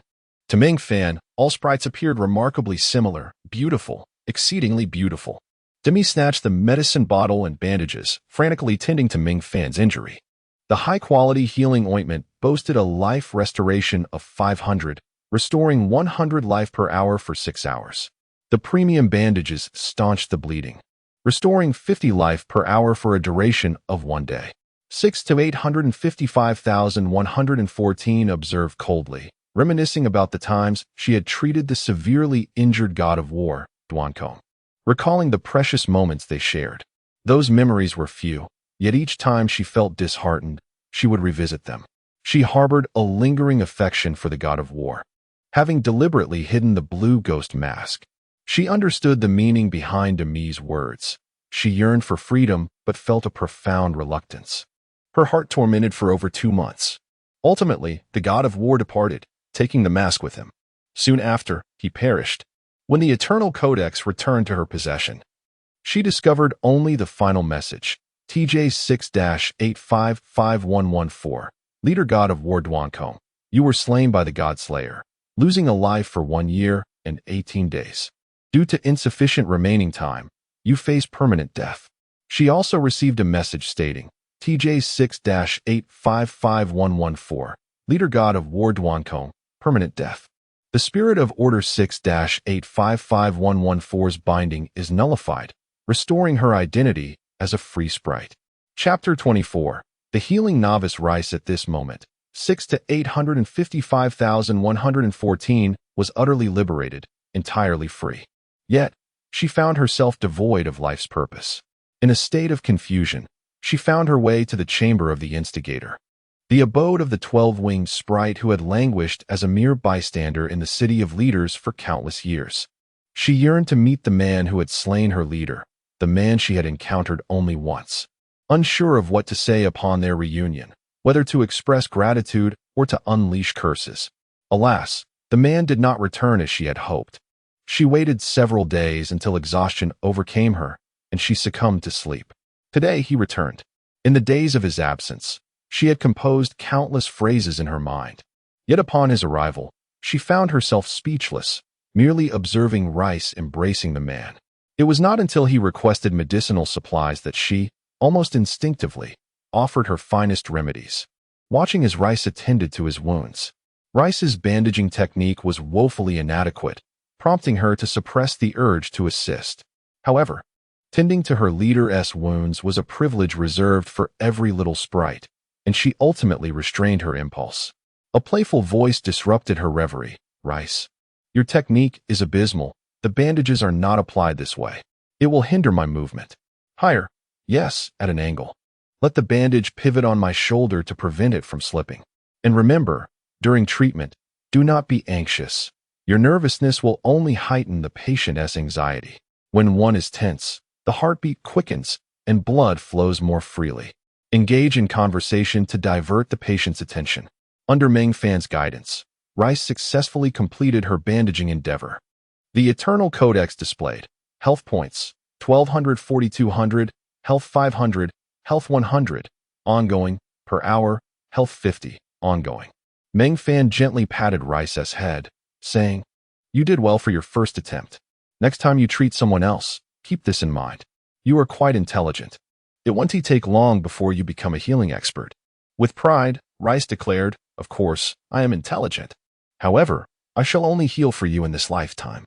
6,855,114 couldn't help but cough softly, fluttering to the table, feeling somewhat bashful, and stammered, Meng Fan." That Meng Fan chuckled. "You are free now. Embrace life and give yourself a new beginning." As he spoke, he retrieved a long sword from his spatial pouch, the Voidbreaker, sword of the martial god. "Keep this as a memento. After all, you have been together for a long time. It would be unrealistic to claim there are no feelings. When you miss him, gaze upon this sword." 6,855,114 expressed incredulity. "This is a legendary weapon, exceedingly precious, worth 1,000,000 years. Many would vie for it." Meng Fan was taken aback. "So valuable? If you find yourself pressed for time in the future, feel free to sell it. It would alleviate my guilt significantly. Is there anything to eat? I am quite famished." Rice interjected eagerly. "Of course, I have master-level cuisine," she replied quickly, producing a dish and placing it upon the table. Meng Fan pounced upon it like a ravenous beast, devouring it with fervor, eventually dozing off mid-meal. As Rice observed him, she grasped the Voidbreaker's sword and said, "We are friends, are we not?" 6,855,114 nodded mechanically. "My leader is quite remarkable, wouldn't you agree?" Again, 6,855,114 nodded mechanically. "You should be aware that our sprite codex states a leader can only bind one sprite. However, there exists a slave sprite contract. If you are willing to become a wooden slave sprite, I would not oppose it." 6,855,114 cast a cold glance at Rice. "In all these years, have you ever seen a slave sprite?" Rice shook her head. "No, we sprites yearn for freedom. Yet, every phenomenon has its first. I am the first 12-winged sprite. He is the inaugural leader beginning with 12, and you shall be the first slave sprite. Doesn't that sound impressive?" 6,855,114 stowed the Voidbreaker's sword into her spatial pouch and exited the room. The following day at noon, Meng Fan awakened, stretching luxuriously. On the table lay a new master-level dish and a glass of milk. Rice was absent but had left a note. "Wood, I will spread the word. The martial god Voidbreaker has fused with the Blue Ghost to become the God Slayer, betraying the Order faction. Many large organizations are searching for you. Craft a perfect reason for your absence. I believe if deception were a skill, you would undoubtedly be at max level." After finishing his meal, Meng Fan rummaged through his spoils from battle, discovering a legacy-level dagger, Dragon Tooth Dagger, 7 agility, 2 strength, 1 constitution, a pair of legacy-level gloves, Xian silk gloves, 5 agility, 3 strength, 3 wisdom, and 3 leader pearls, acquired during his time in the Xiqing mine, where he had vanquished several foes, including 2 unfortunate souls he had permanently eliminated. He returned with an impressive total of 88 boxes of ore, a particularly auspicious number, especially the 17 boxes of high value ore obtained from defeating that minor boss. In terms of time, He had achieved significant gains, having eliminated 572 individuals, the vast majority being impoverished souls whose existence barely spanned a decade, and thus could not yield the theoretical maximum of 3 years. He had accumulated merely 300 years of time, plus an additional 65 years of fixed time.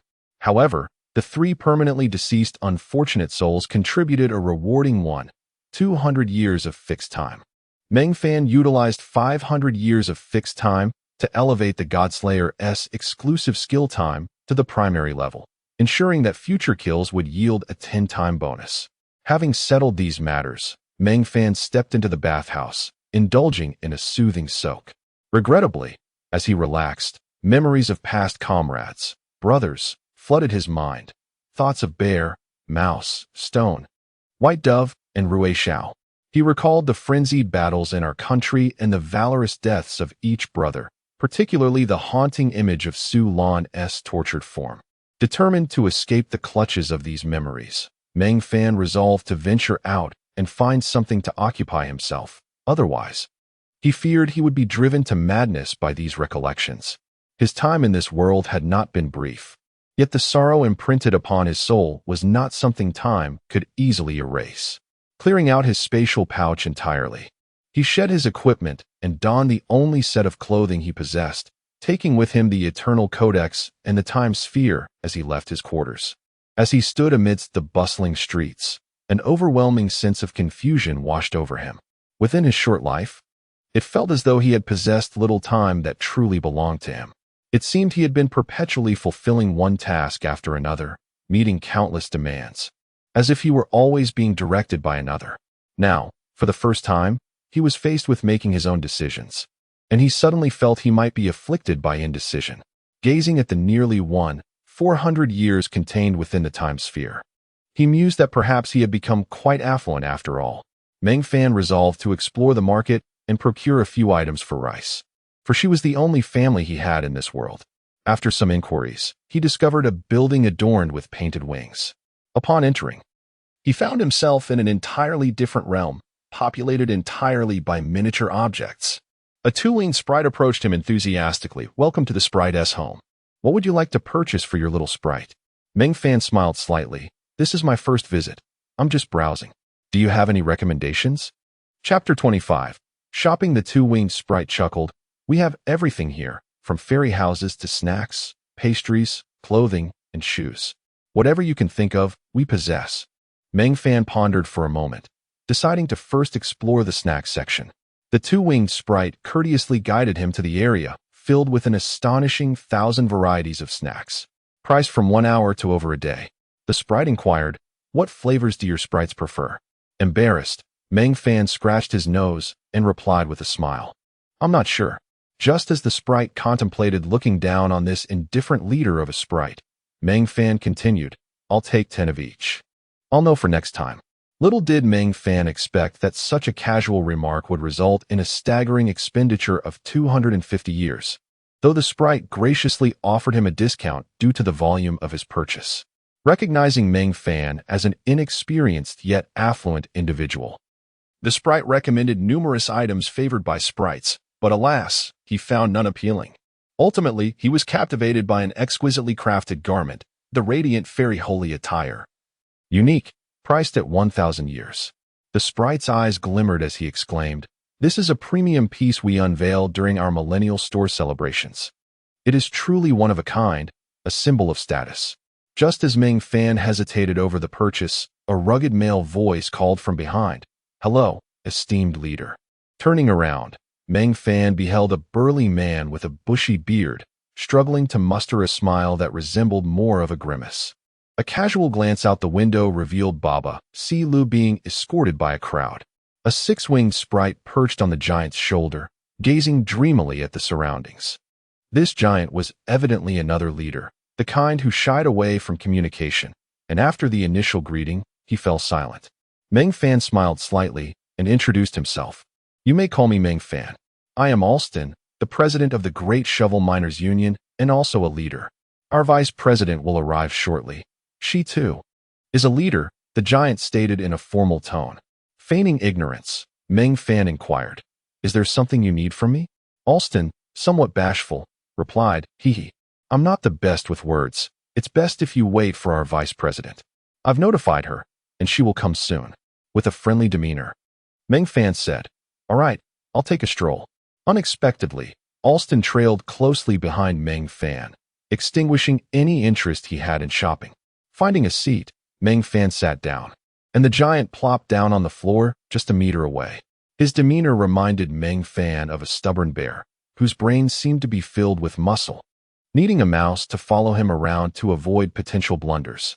After half an hour of reminiscing, a well-dressed woman entered, accompanied by her sprite, greeting warmly, hello, Meng Fan. I am Barbara, the vice president of the Great Shovel Miners Union. I hope our president hasn't caused you any trouble. He can be a bit single-minded. Please forgive him. Alston stood. Barbara, I wasn't speaking out of turn. Why did you take so long? Meng Fan playfully punched Alston, perhaps out of nostalgia for the bear-like giant, and chuckled. You may not have spoken, but your presence felt oddly unsettling, like a stone pillar beside me. Alston, unfazed by the punch, felt a sense of camaraderie, as he despised leaders who acted superior while secretly looking down on others. His intuition, often accurate, sensed that this slender fellow named Meng Fan was not one to present a facade. Returning the jest, Alston playfully punched Meng Fan's chest, sending him reeling. While killing is prohibited in the safety zone, fighting is allowed, and one cannot die from it. Barbara, irritated, kicked Alston. You big oaf, you know your own strength. I told you not to lay a finger on him. A sprite flew over, angrily declaring, 6 to 666. Your leader has damaged the sprite home. Compensation of 127 years is required. According to the special regulations of Leader City, TJ 6-666 Leader Alston, the destroyer, incurs double penalties for the damages, totaling 254 years. With resignation, the six-winged sprite produced a time ball to settle the matter, accustomed to such occurrences. Barbara hastily pulled Meng Fan up, apologizing profusely. I'm so sorry, so sorry. Alston is just a big blockhead. Are you all right? Meng Fan patted his chest. This is a safety zone, but that little flight was quite the thrill. Alston approached to apologize, inadvertently knocking over a shelf. My bad. I thought you were a good sport and gave you a punch. Barbara delivered another kick. If you can't speak properly, just be quiet. The small sprite returned, 12 years. Alston's sprite, resigned, handed over another time ball. Meng Fan turned to the shopping sprite. I'll take that Radiant Fairy holy attire. Please wrap it up. Let's discuss outside, otherwise. I fear Alston might bring the house down. He produced a time ball worth 1,250 years and handed it to the sprite. The three shared a laugh. Soon, the sprite delivered 2 exquisite boxes, which Meng Fan placed into his spatial pocket without a glance and exited the building first. Baba Si Lo, witnessing Meng Fan being sent flying, felt his heart leap to his throat. Leaders possess their own rooms within Leader City, an absolute sanctuary where no one can intrude except the owner. However, for ordinary individuals like him, even in a safety zone or a high-end hotel, offending a large organization could lead to abduction and execution outside the safety zone. Realizing that conflict between leaders could spell disaster for him, he felt like an ant beneath the feet of a passing elephant, aware of the insignificance of his existence. As the three leaders emerged, Baba Si Lu wished he could become invisible, but alas, Meng Fan spotted him trying to hide. Meng Fan smiled. You're quite fortunate to be alive. I've heard many perished in the CI Qing mine. Barbara chimed in. Yes, over 100 from our union. We sought you to inquire about the specifics of what transpired. We will compensate you for the information. Meng Fan shrugged. You can waive the information fee. The details are no longer valuable. I'll share with you that the haunting of the CI Qing mine was my doing. Chapter 26. The comparatively perfect lie. Alston's expression changed instantly. Yet he promptly fell silent under Barbara's fierce glare. Meng Fan, with a wry smile, continued. Are you familiar with the Godslayer? Barbara nodded, acknowledging her awareness of this formidable profession, though she noted that the transition was exceedingly challenging. It was said that only one had ever succeeded, only to be vanquished by a coalition of advanced civilizations. Meng Fan nodded and recounted, I had the opportunity to become a Godslayer, But alas, I botched it. My task was to slay the Godslayer Phantom and obtain the token. The first time I defeated it, I received a blue ghost mask, which I mistakenly believed was the token. I happily proceeded to transition, only to realize that I had left the true token, the ghost pearl, in the Xiqing mine. This led to a second haunting incident. What was more absurd was that it was stolen from me by a fellow named Wu Shindwankong, who fused with the ghost pearl and transformed into a Godslayer. I pursued him in the mine for 3 days, but I ultimately failed, allowing him to kill 500 individuals and fully merge with the ghost pearl, becoming a new Godslayer. After all my efforts, I merely facilitated someone else's success. A wave of sympathetic murmurs swept through the group. At that moment, Dammy's voice broke through. Don't be disheartened. I have good news. Although your transition failed, that scoundrel Wu Shindwankong didn't actually become a Godslayer. He fused with the Godslayer Phantom and has completely betrayed the Order faction. As compensation, his fairy has been punished to serve as your slave fairy. You will be the only leader on the Order continent with 2 fairy companions, and your status will be unequal. You are the master, and she is the slave. As she spoke, she smiled at 6 to 666, inquiring, how much compensation did you collect today? With a resigned shrug, 6 to 666 replied, not much. It hasn't even reached 1,000 years yet. Dammy settled onto Meng Fan's shoulder and remarked, indeed, that's quite modest. I recall the highest penalty for the destroyer was 17,000 years in a single day. Barbara interjected, handing Dammy a delicate pastry. No, the record has been shattered. It's now 19,500 years.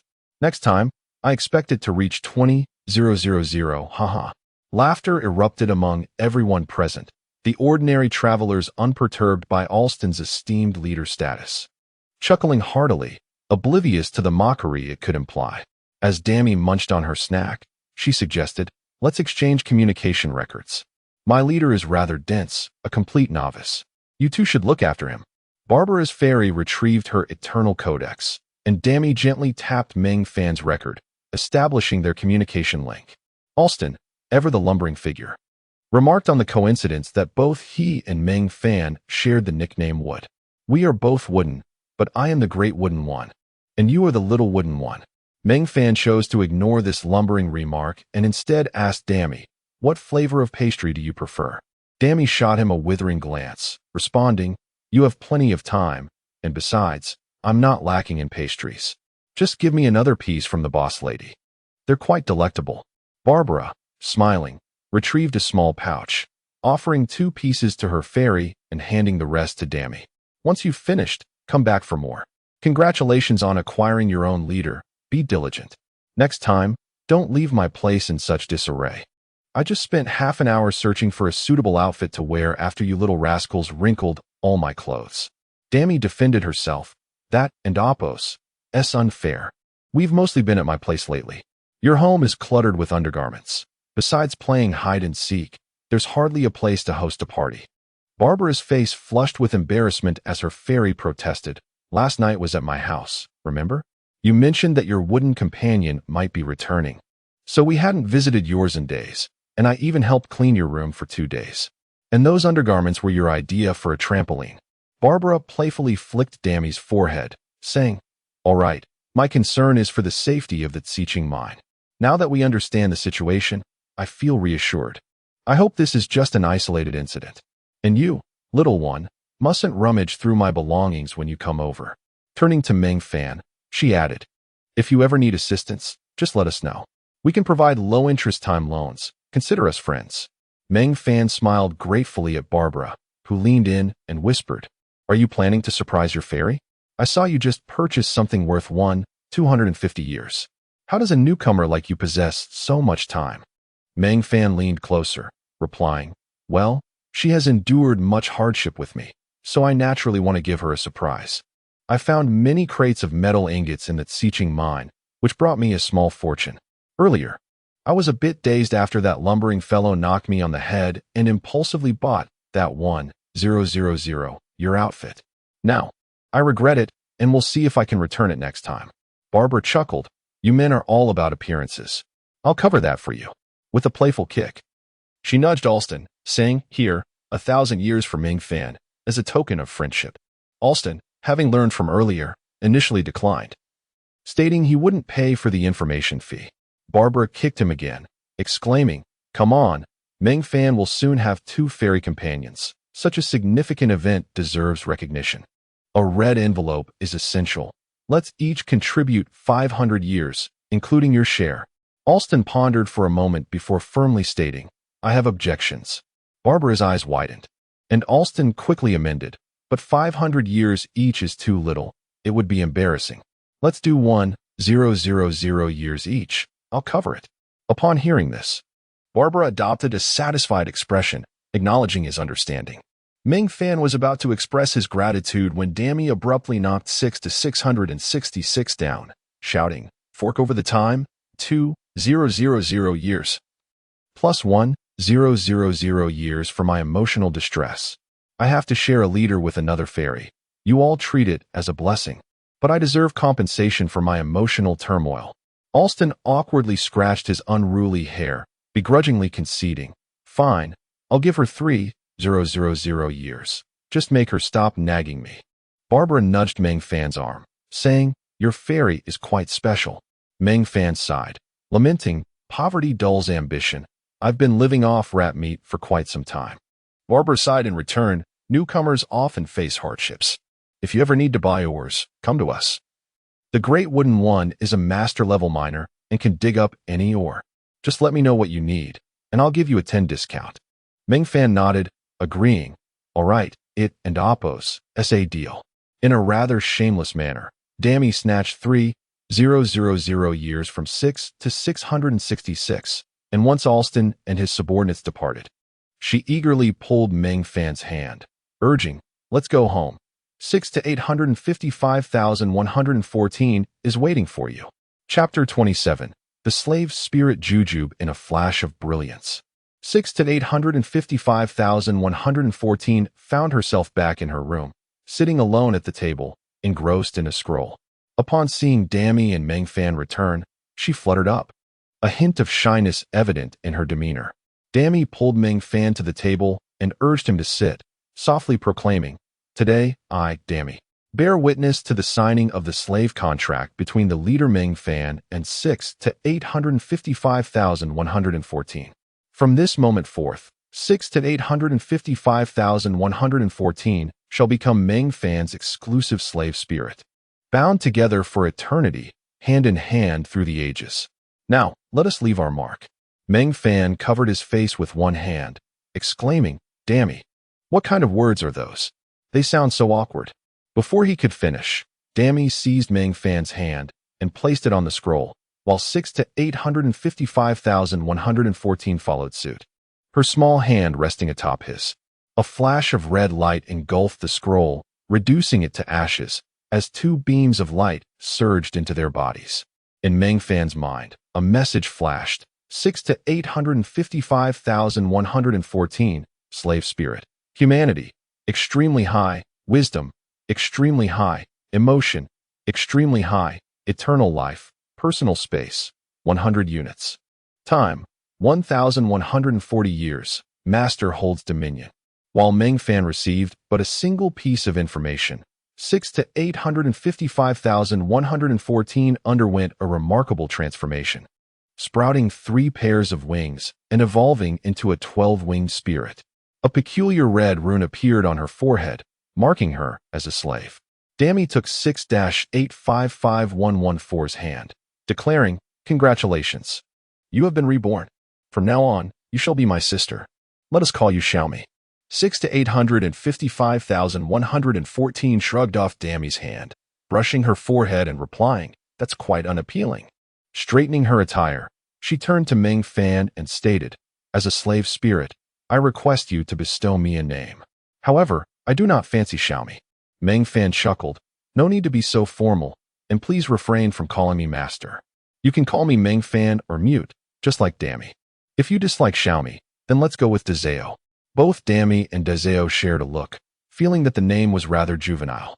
They mused that Xiaomi sounded far more appealing. Meng Fan laughed. "With Dammy and Dezeo, we can wrap them in bamboo leaves and call them Zongzi."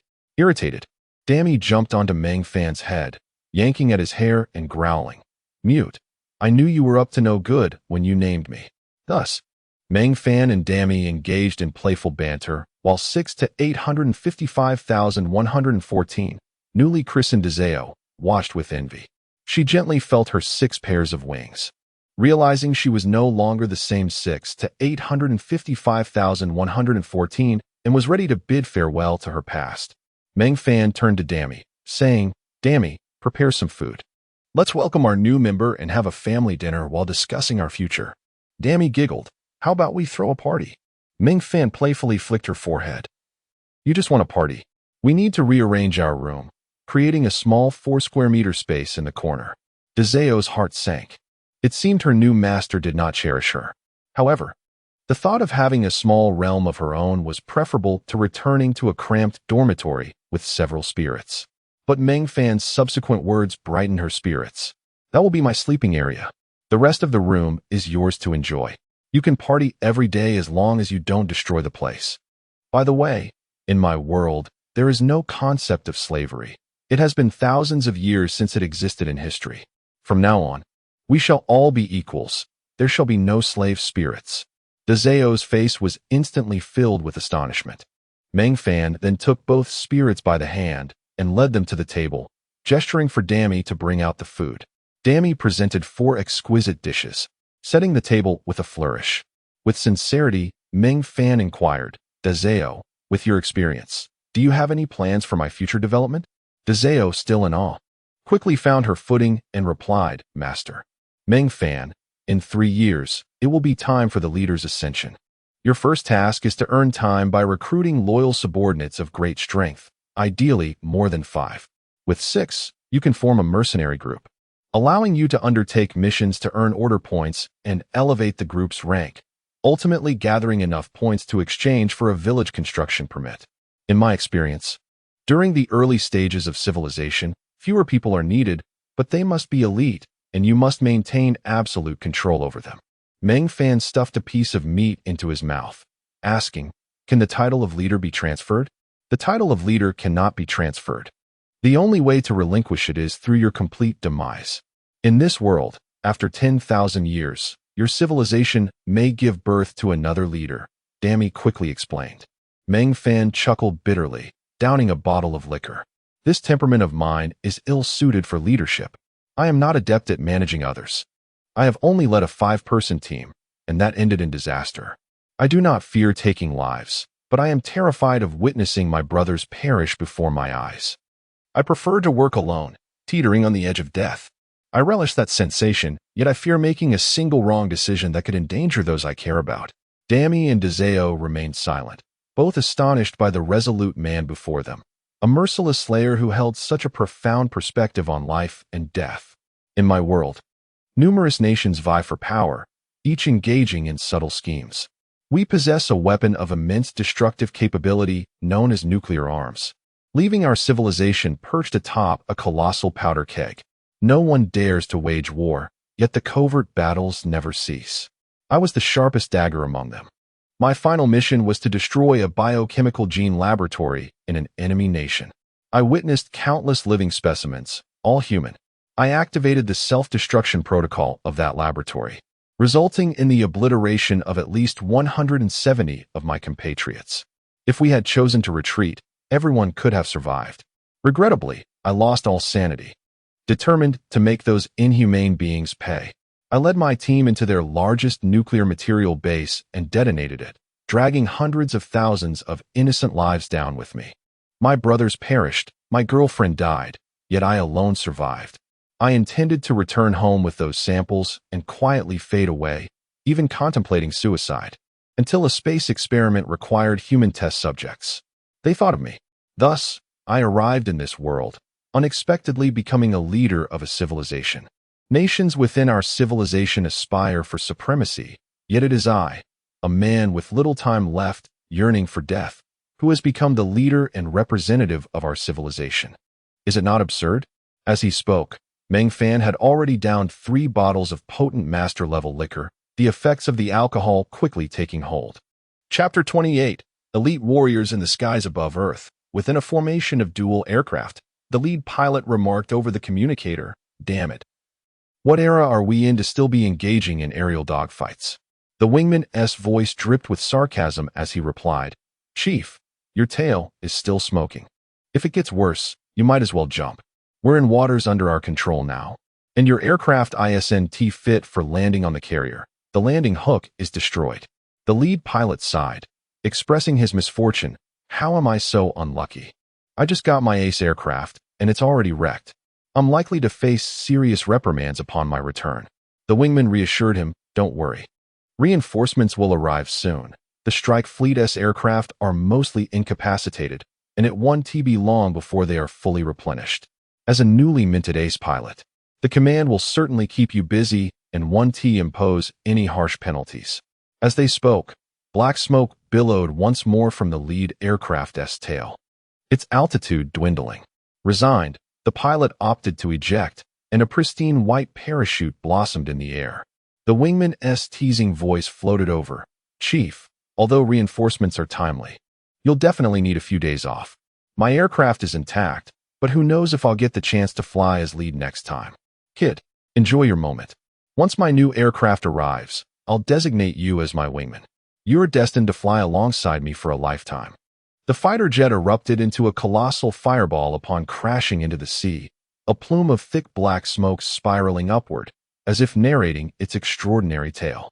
"Chief, I've captured a photo for you. Your steed's final display was truly magnificent. You can relax for a bit. I've sent the coordinates, and someone will come to fetch you shortly." While the wingman jested, a massive submarine surfaced slowly, adorned with the image of a pig, specifically the character known as Second Brother. A composed voice resonated through the radio. "Brother, what a coincidence. You're fortunate to be aboard our Tianpeng Yuan Shui heading home." The lead pilot's voice was tinged with irritation. "Zhuneng, I've become the butt of your jokes, huh? How did the battle go?" The steady voice morphed into an excited tone, ignoring the inquiry about the battle. "Zhu Pengfei, is that you? Aren't you supposed to be soaring through the skies? Tired and coming down for a wash, huh?" "Huh." The wingman, aware of the animosity between the two, hastily accelerated to distance himself from their bickering. Zhu Pengfei was left with no choice but to board the submarine of his rival to return to the fleet, the details of which remained unknown. When he approached his superior to inquire about his new aircraft, he was met with shocking news. He had been reassigned, with the destination remaining confidential. As he left the bridge, dazed and forlorn, he was swiftly escorted by two operatives onto a transport plane, bound for home. On board, he found himself among a dozen others, identifiable by their diverse military attire, Air Force, Navy, but predominantly Army personnel. Among them, he held the highest rank as an Air Force major, while the lowest was a towering Mongolian private, whose eyes sparkled with the defiance characteristic of seasoned soldiers. The transport plane landed at a small airport, and the group was treated like prisoners, handcuffed and hooded before being thrust into a sealed compartment, where the jarring sounds of heavy metal music reverberated, shaking the confines. After several hours, they were roughly pulled from the compartment, lined up, and had their hoods removed. A woman in her 30s, exuding charm, greeted them with a smile. A lieutenant in army attire instantly donned a cheeky grin, but the next moment, she kicked him in the abdomen and slapped his face, sending him sprawling 2 meters away. Coldly, she stated, "That smile is hideous. Drag him out and beat him for 2 hours. Let us ensure he can't get out of bed for 2 months." Failure in assessment means he is sent back to his original unit. Only then did the group realize the imposing presence of dozens of fierce operatives behind them, with 2 particularly burly men stepping forward to drag the unfortunate lieutenant away. The woman adjusted her slightly disheveled hair and spoke in a soft voice. "Hello, everyone. Welcome to the Longland headquarters. I am Jing Lan, captain of the Blue Dragon Scale team. The sole reason you are here is that you represent the finest in your respective fields." Zhu Pengfei, an elite Air Force pilot, single-handedly took on 10 opponents yesterday, shooting down 5 aircraft, damaging 2, and causing 1 to crash on its return. In essence, you downed 6 aircraft yesterday, thereby earning the title of ace pilot. Bachalu, a rookie in the Army's exoskeleton special forces, single-handedly killed 32 members of the Chrysanthemum Exoskeleton Special Forces during an island operation, 7 of whom he defeated with his bare hands after his exoskeleton was damaged. Sun Baowei, a sniper, infiltrated enemy territory alone to avenge his observer, killing 103 individuals, including 2 generals. As she spoke, Jinglan tapped the folder in her hands. You are all military elites. Yet you share a common trait, a reluctance to obey orders, a lack of team spirit, and a penchant for playing lone heroes. The tallest among them, Bachelu, scoffed. Enough with the fluff, let us get to the point. Does the Blue Dragon not have any men? Jinglan's expression darkened, her demeanor shifting as a predatory aura enveloped her. Her piercing gaze locked onto Bachelu, who stood his ground, glaring back like an imposing bear. The atmosphere grew tense, transforming into a standoff of mutual defiance. After an indeterminate period, an authoritative voice broke the silence. Jinglan, is there a problem? I told you these individuals are all rebellious spirits, each believing they occupy a superior place in the hierarchy. Take them to experience what true strength entails. Jinglan saluted in the direction of the voice. Yes, General Zhao. Simultaneously, from another direction, a woman clad in a white lab coat rushed over. The loose garment did little to conceal her slender figure. Sister Jinglan, still not resolved? The information collection equipment is now available. I'll take this batch of newcomers. Without a hint of awareness of the charged atmosphere, she circled around Bachelu, exclaiming, what a massive build. Such a wild appearance. You resemble a powerful bear. Surely a promising candidate for strength. Jinglan felt overwhelmed, sighing internally. This girl, having been sheltered in her ivory tower, has emerged to cause chaos. Fine. I'll leave them in your hands for now. Complete the scans and report back to me. Now go. Your presence is bothersome. With that, she swayed her hips and departed. Realizing the situation, Xiaoya called out, Sister Jinglan, aren't you coming along? I'll scan you as well. Receiving no response, she turned to the group of elite warriors and commanded, don't just stand there. Head to the physics lab for scanning. Noticing they still bore handcuffs, she added, who has the keys? Get them unlocked. How can we conduct scans with cuffs on? They are the finest warriors. You must show them respect. Seeing the bemusement on the faces of the operatives, Xiaoya quickly added, you all are excellent soldiers too. Chapter 29. Information gathering of Earth civilization. The war had been raging for over a month. From the moment Meng Fan was sentenced, Huaxia officially declared war on her country. Both sides, adhering to humanitarian principles, allowed a week for the evacuation of civilians, with the formal commencement of hostilities taking place on May 5th. While Meng Fan toiled in the Qing mines, subsisting on rats, the eastern skies of Earth were engulfed in flames of war.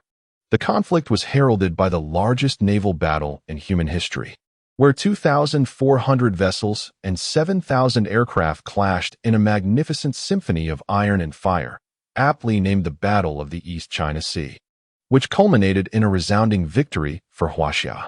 Following this triumph, forces landed on the southernmost of our country's 4 major islands, igniting the battle on their homeland. The 13 individuals gathered were the finest representatives from various military branches, recalled from the front lines for physical scanning to gather first-hand information. However, the primary objective was to select candidates for the next traversal.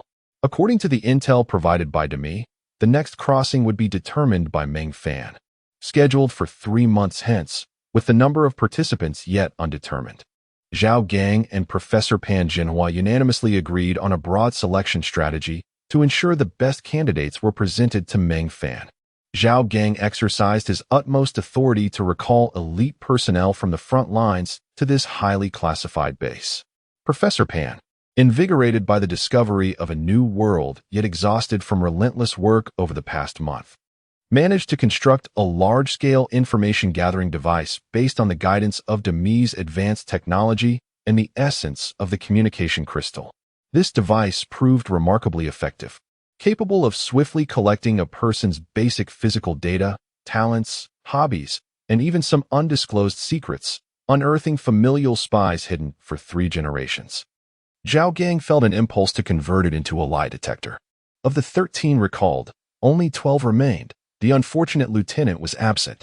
The scanning was overseen by Xiaoya, as Professor Pan, overwhelmed by excitement, collapsed at the workstation the moment the device was operational.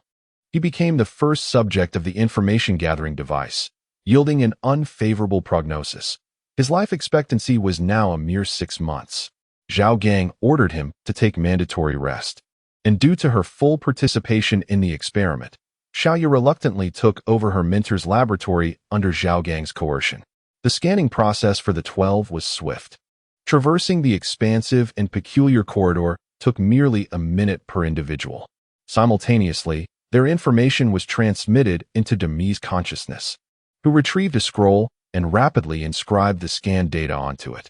The scroll bore numerous names, meticulously categorized by Demi into combatants, prodigies, intellects, and more, with exquisite detail. In a drunken stupor, Meng Fan grasped Demi, who was organizing the scroll, and declared, "Demi, since arriving in this world, you have been my source of warmth. You are my anchor. I often ponder whether our civilization's entry into this world is right or wrong. At times, I wish it could just be the two of us for eternity." Demi, somewhat at a loss for words, remarked on humanity's inherent propensity for internal conflict. This was precisely why deities mandated that leaders could not transfer their roles. One's civilization would reflect one's will. You could forge a civilization of your own. Act as a godslayer, eliminate subordinates who defy your desires, and reign as a tyrannical dictator. As long as I remain silent, the original world will remain oblivious to the occurrences here. Just ensure they perceive this realm as a paradise of immortality.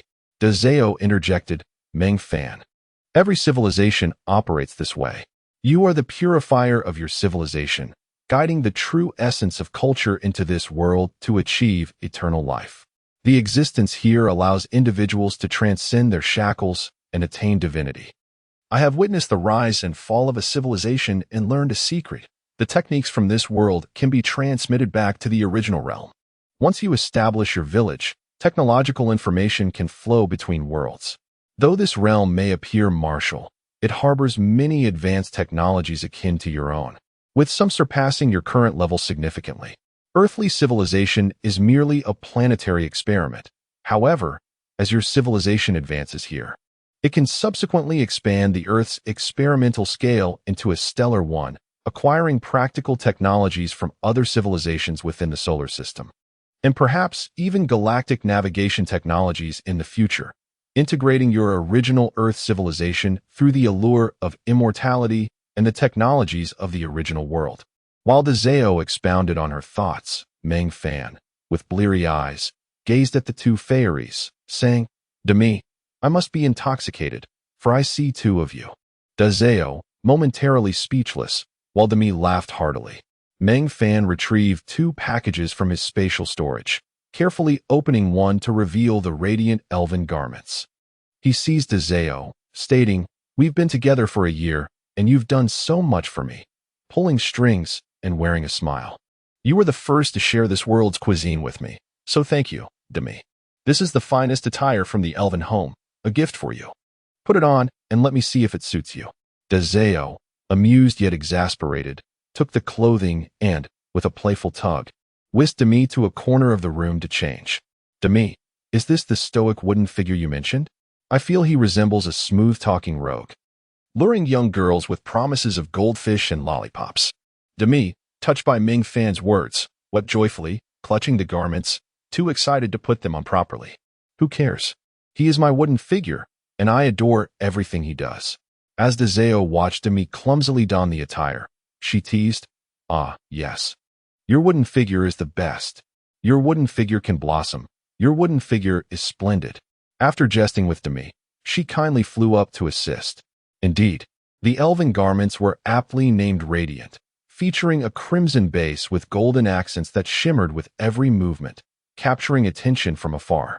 If this garment were to grace Earth, it would undoubtedly be a coveted masterpiece among collectors, and in its standard size, it would drive women wild. With Dezeo's help, Demi finally donned the outfit and twirled before Meng Fan, only to find he had fallen asleep. Frustrated, Demi contemplated grabbing Meng Fan, spinning him around, and pinning him against the wall, using a thumbtack to prop open his eyelids, ensuring he beheld her beauty. Deseo embraced Demi, saying, Demi, you are truly fortunate. Indeed, we are fortunate, Demi replied, though her lips involuntarily quivered as she spoke. Chapter 30. The Business Genius. The following morning, Meng Fan awoke early, finding that the two little sprites had already departed. A modest breakfast awaited him on the table, 2 sausages and a fried egg. A wooden sign stood upright, inscribed with the words, You looked quite unseemly in your drunken state. Deseo and I have gone to move. Please remain at home and await the return of Lord Demi. I have updated your eternal pictorial. Feel free to peruse it if you find yourself bored. Meng Fan let out a wry smile as he rubbed his aching head, then proceeded to wash up. While enjoying his simple breakfast, he flipped through the eternal pictorial. Noticing several new regions on the map, Egret Plain, Grandhorn Valley, Pinky Volcano, Villain Peninsula, and a small island labeled Pirate Island. Additionally, there were hundreds of new species, most of which were peculiar flora and fauna, along with dozens of new undead beings. Just as Meng Fan was engrossed in his reading, the 2 12-winged sprites made a grand entrance. Demi, with a forehead devoid of runes, tossed a heap of items onto the table, grumbling, Deseo, you are excessively frugal. Do we really need to move such trivial items that are worth less than a month? Our home is becoming a landfill. Upon spotting Meng Fan at breakfast, they joyfully swooped over. Wood, you're awake. How's the headache? Demi exclaimed. Not too bad. The alcohol was rather pleasant, he replied, stretching out his hand for Demi to perch upon. After a moment's hesitation, Deseo joined them as well. Meng Fan took a closer look at the 2 sprites and remarked, It seems I was not merely dreaming yesterday. I am truly delighted to see you, Deseo. From now on, we are family. Deseo, with an exasperated expression, retorted, You still remember my name? I thought you might wake up with a more dignified name for me after your hangover. Demi, hands on her hips, chimed in, Deseo, don't you like that name? How about I call you 6 to 855,114 instead? Deseo fell silent at that. Noticing her sudden quietude, Demi turned to Meng Fan, playfully saying, Wood, you've truly defeated me. Only now do I remember we have another member in the family, and you recall so little. Meng Fan sighed with feigned sorrow.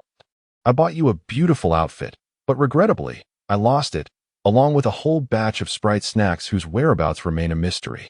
Deseo raised her hand, saying, I know. That dazzling Sprite outfit was taken by a certain shameless individual who dragged me to over 30 parties, knocking on countless little Sprite's doors to boast all night long. And only this morning did he decide to take it off to help with the move. As for those snacks, I only caught a glimpse before Demi packed them away.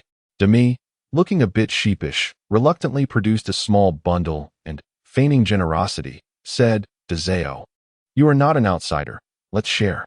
I am still very magnanimous, but you mustn't tell the other sprites. All these years, I have been consuming their snacks. If they find out, our supplies will be depleted.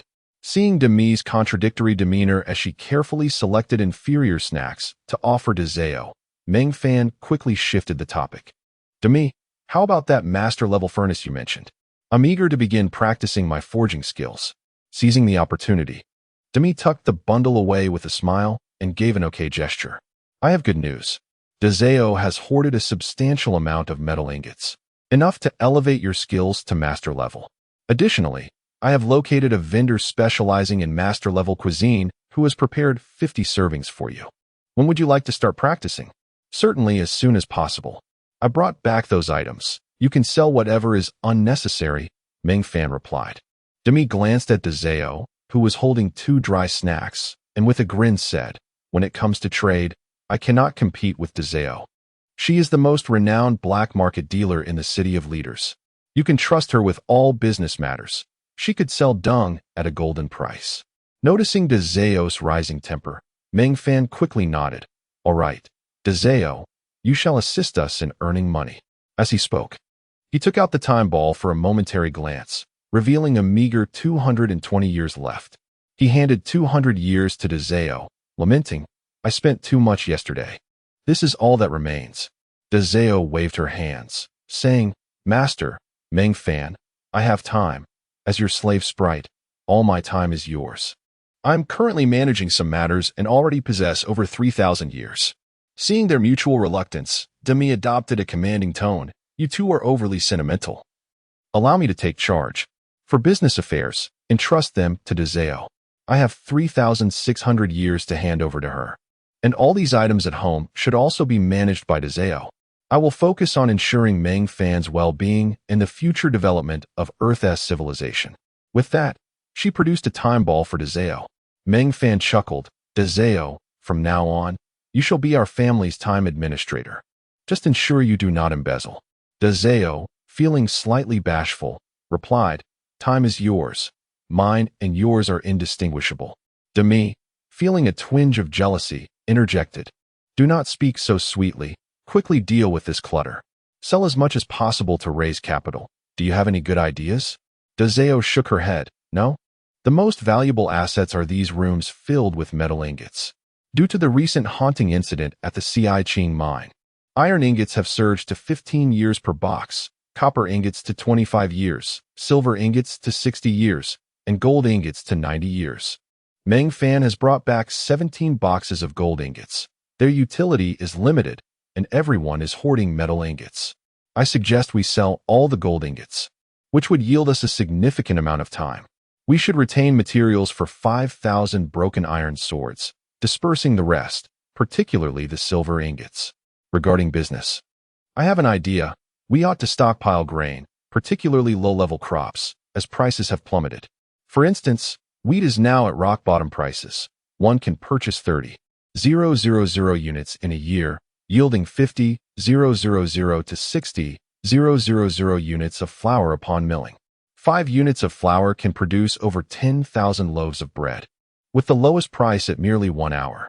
Thus, a year's worth of wheat converts to 416 days, making a profit of 50 days feasible.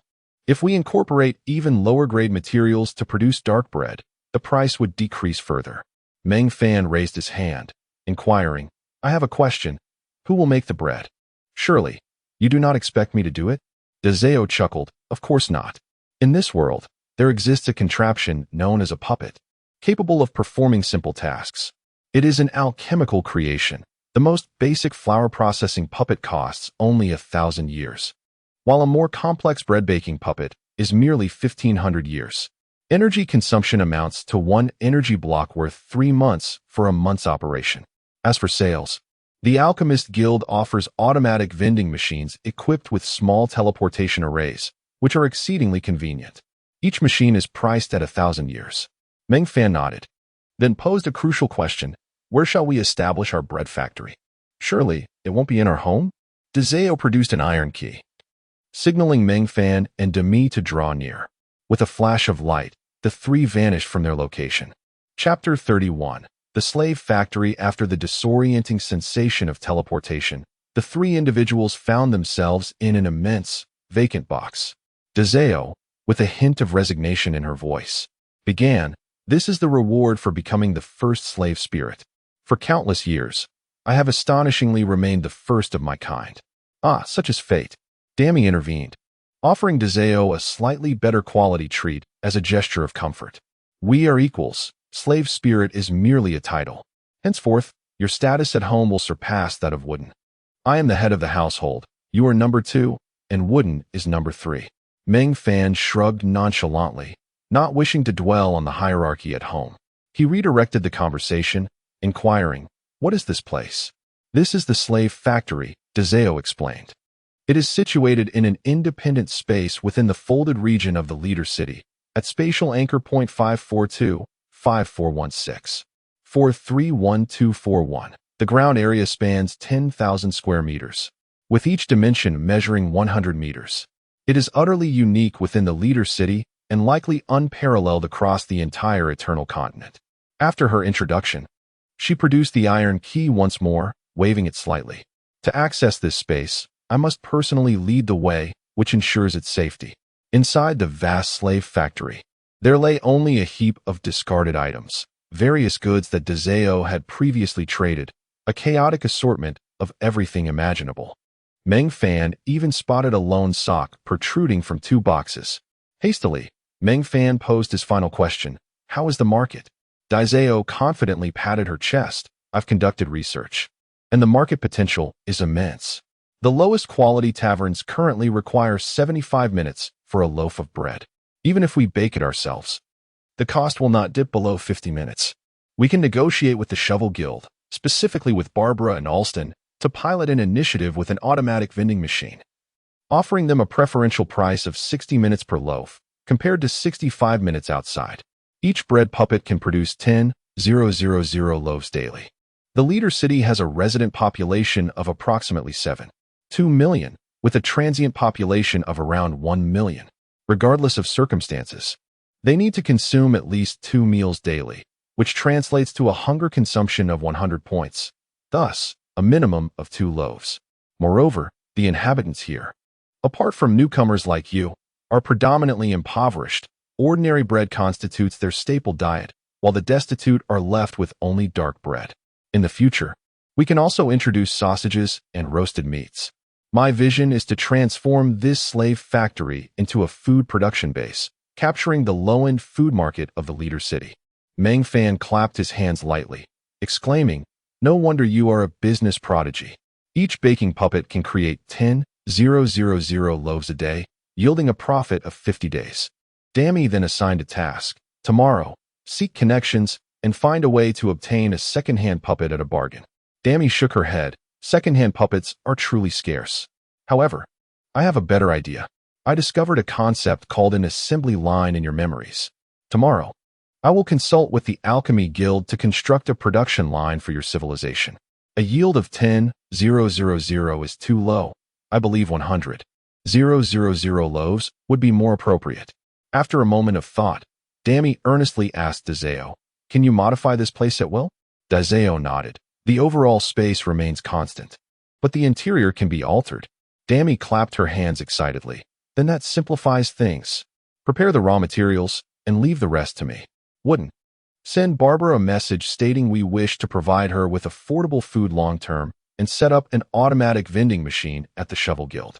Meng Fan obediently sent a message to Barbara, swiftly receiving an affirmative reply. He signaled Dammy with an OK gesture. Dammy took Meng Fan's hand, saying, "Come, let me show you the master-level furnace." The rental fee is charged daily, with a final settlement at the year's end.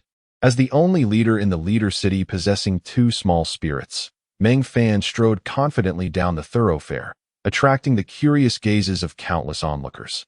The trio relished this attention, with Dammy having changed into a particularly striking outfit. Regrettably, their destination was close, and they barely savored the feeling of being observed. Upon first encountering the master-level furnace, Meng Fan felt a sense of reverence. It stood tall and majestic, reminiscent of the 8 trigrams furnace of the Supreme Elder. The 3 of them simultaneously began to unpack the materials they carried in their spatial compartments. Unable to contain his excitement, Meng Fan activated an Eye of Data, revealing the furnace's attributes. Master-level furnace reduces forging time by 30, increases success rate by 15, enhances grade advancement rate by 5, boosts base attribute occurrence by 30, increases equipment attribute by 10, increases forging experience by 15. 6 impressive attributes left Meng Fan swallowing hard. He retrieved a forging hammer from his spatial compartment, noting its qualities. Forging hammer, excellent grade. Blue, increases forging experience by 2, enhances forging success rate by 5, reduces forging time by 5 eagerly.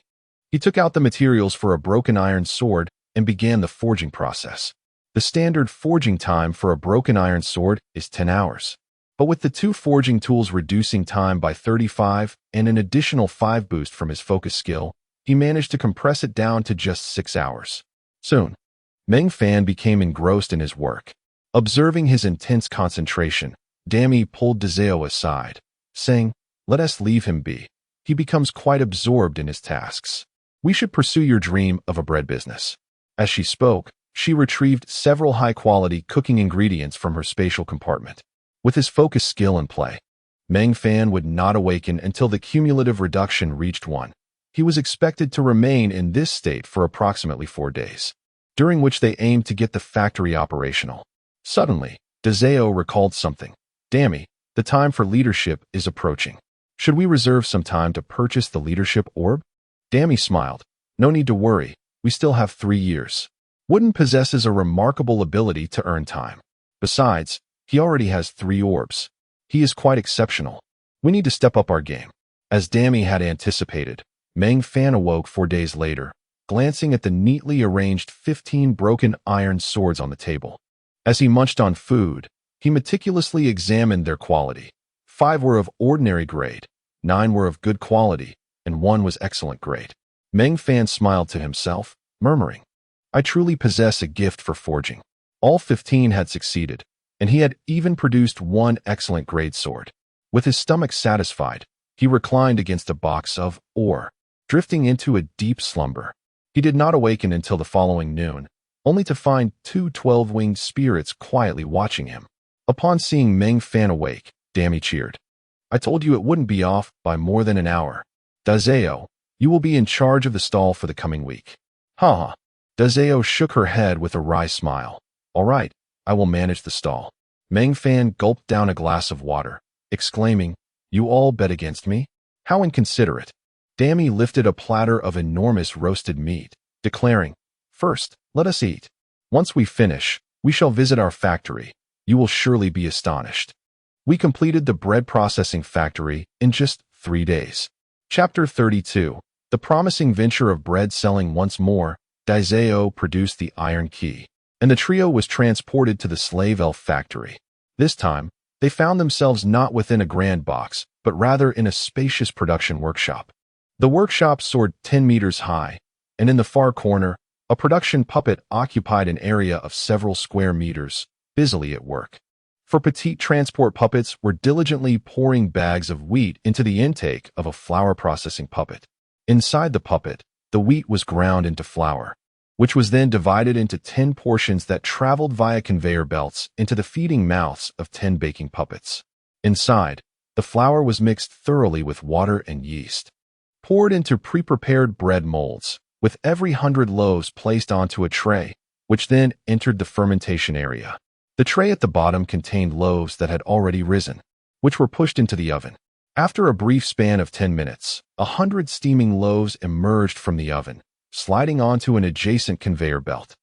At the end of the conveyor belt stood a sorting puppet, which packaged the bread into specially designed 10-compartment food transport boxes, with each tray perfectly filling 1 compartment. Once the transport box was filled, a transport puppet delivered it to a designated teleportation array, where it vanished in a flash of light. After observing this otherworldly production line, Meng Fan remained silent for a long time, merely accepting the bread Dazeo handed him and taking a bite. The taste was quite pleasant, and he quickly swallowed the bread before inquiring about the total time taken for this operation. "Not even a minute," Dazeo replied. "I secured a 10,000-year interest-free loan from the Great Shovel Guild, with the condition of supplying over 50,000 low-priced loaves daily. I also commissioned an assembly line from the Alchemists Guild, priced at 8,000 years, which includes a large flour processing puppet, 10 baking puppets, and several conveyor belts. I only paid a deposit of 3,000 years, conditional on passing inspection. If all goes well in a year, I'll pay the remaining balance. Additionally, I arranged for an automatic vending machine." Dammy, fluttering her wings with pride, chimed in as if she were about to soar to the heavens. Dazeo added in a teasing tone that Dammy had also found a small guild specializing in agriculture, purchasing a year's worth of wheat at an outrageous price in one go. She had monopolized the entire market, driving the price of wheat up to 2 bags per year, and had even advertised for long-term wheat purchases at a rate of 3 bags per year. "Our factory has stockpiled a staggering 8,000 years' worth of wheat, totaling 24,000 bags. This production line can process 30 bags a day, so we won't need to purchase any more for the next 2 years." Dammy boasted, "With just 1 production line now, we'll eventually have 10, or even 100. Preparation is never a mistake. Come, let me show you how our bread is faring in the market." As Dammy tugged him along to the Great Shovel Guild's headquarters, they were met with a lengthy queue. Some guild members were maintaining order, and it was impossible to enter without a special pass. Meng Fan took out the Eternal Guide and contacted Barbara, who promptly used the paid feature for voice communication, only to berate him for the price surge of bread, now reaching 90 to 100 minutes each due to Dammy's frenzied wheat acquisitions. In contrast, The vending machine at the Miner Guild was priced at 65 minutes, a significant sum for the impoverished. For Meng Fan, transforming 1 year's worth of wheat into bread could yield 450 days at 65 minutes and 485 at 70 minutes. Considering that a year in this world comprises 360 days, he would at least earn 90 days. Currently, with a daily consumption of 10 years' worth of wheat, he could generate 900 days in profit, equating to 2.5 years. Over a year, this could amount to 900 years. Imagining 10 or even 100 production lines, the potential profit could reach 9,000 or even 90,000 years. The thought alone was exhilarating. When Meng Fan regained his senses, Barbara was still scolding him. "All right, sister, if you're displeased, I can withdraw from there," he replied helplessly.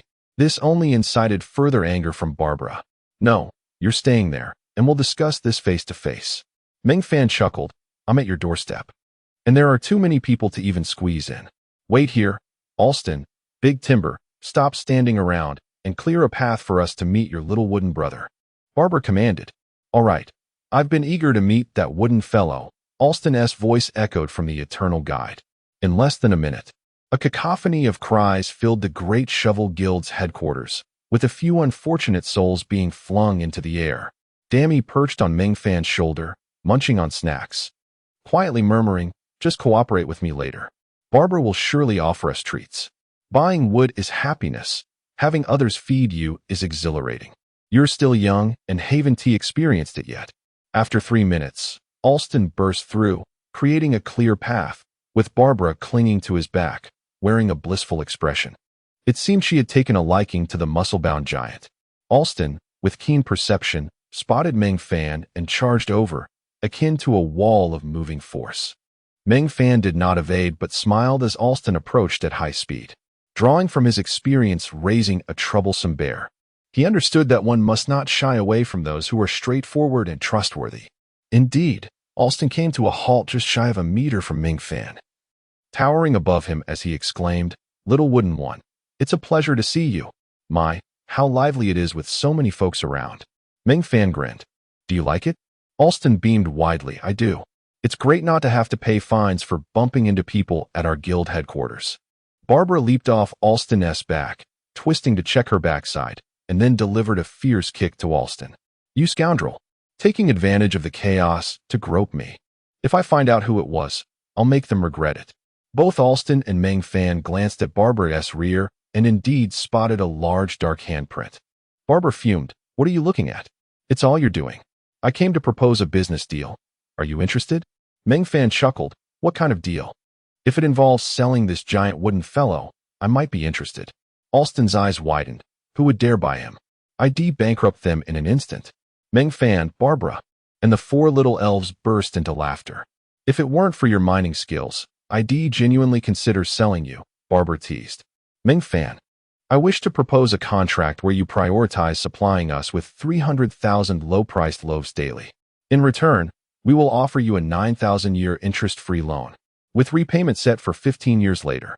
After that, you can simply pay off the principal. What do you think? It's a win-win situation."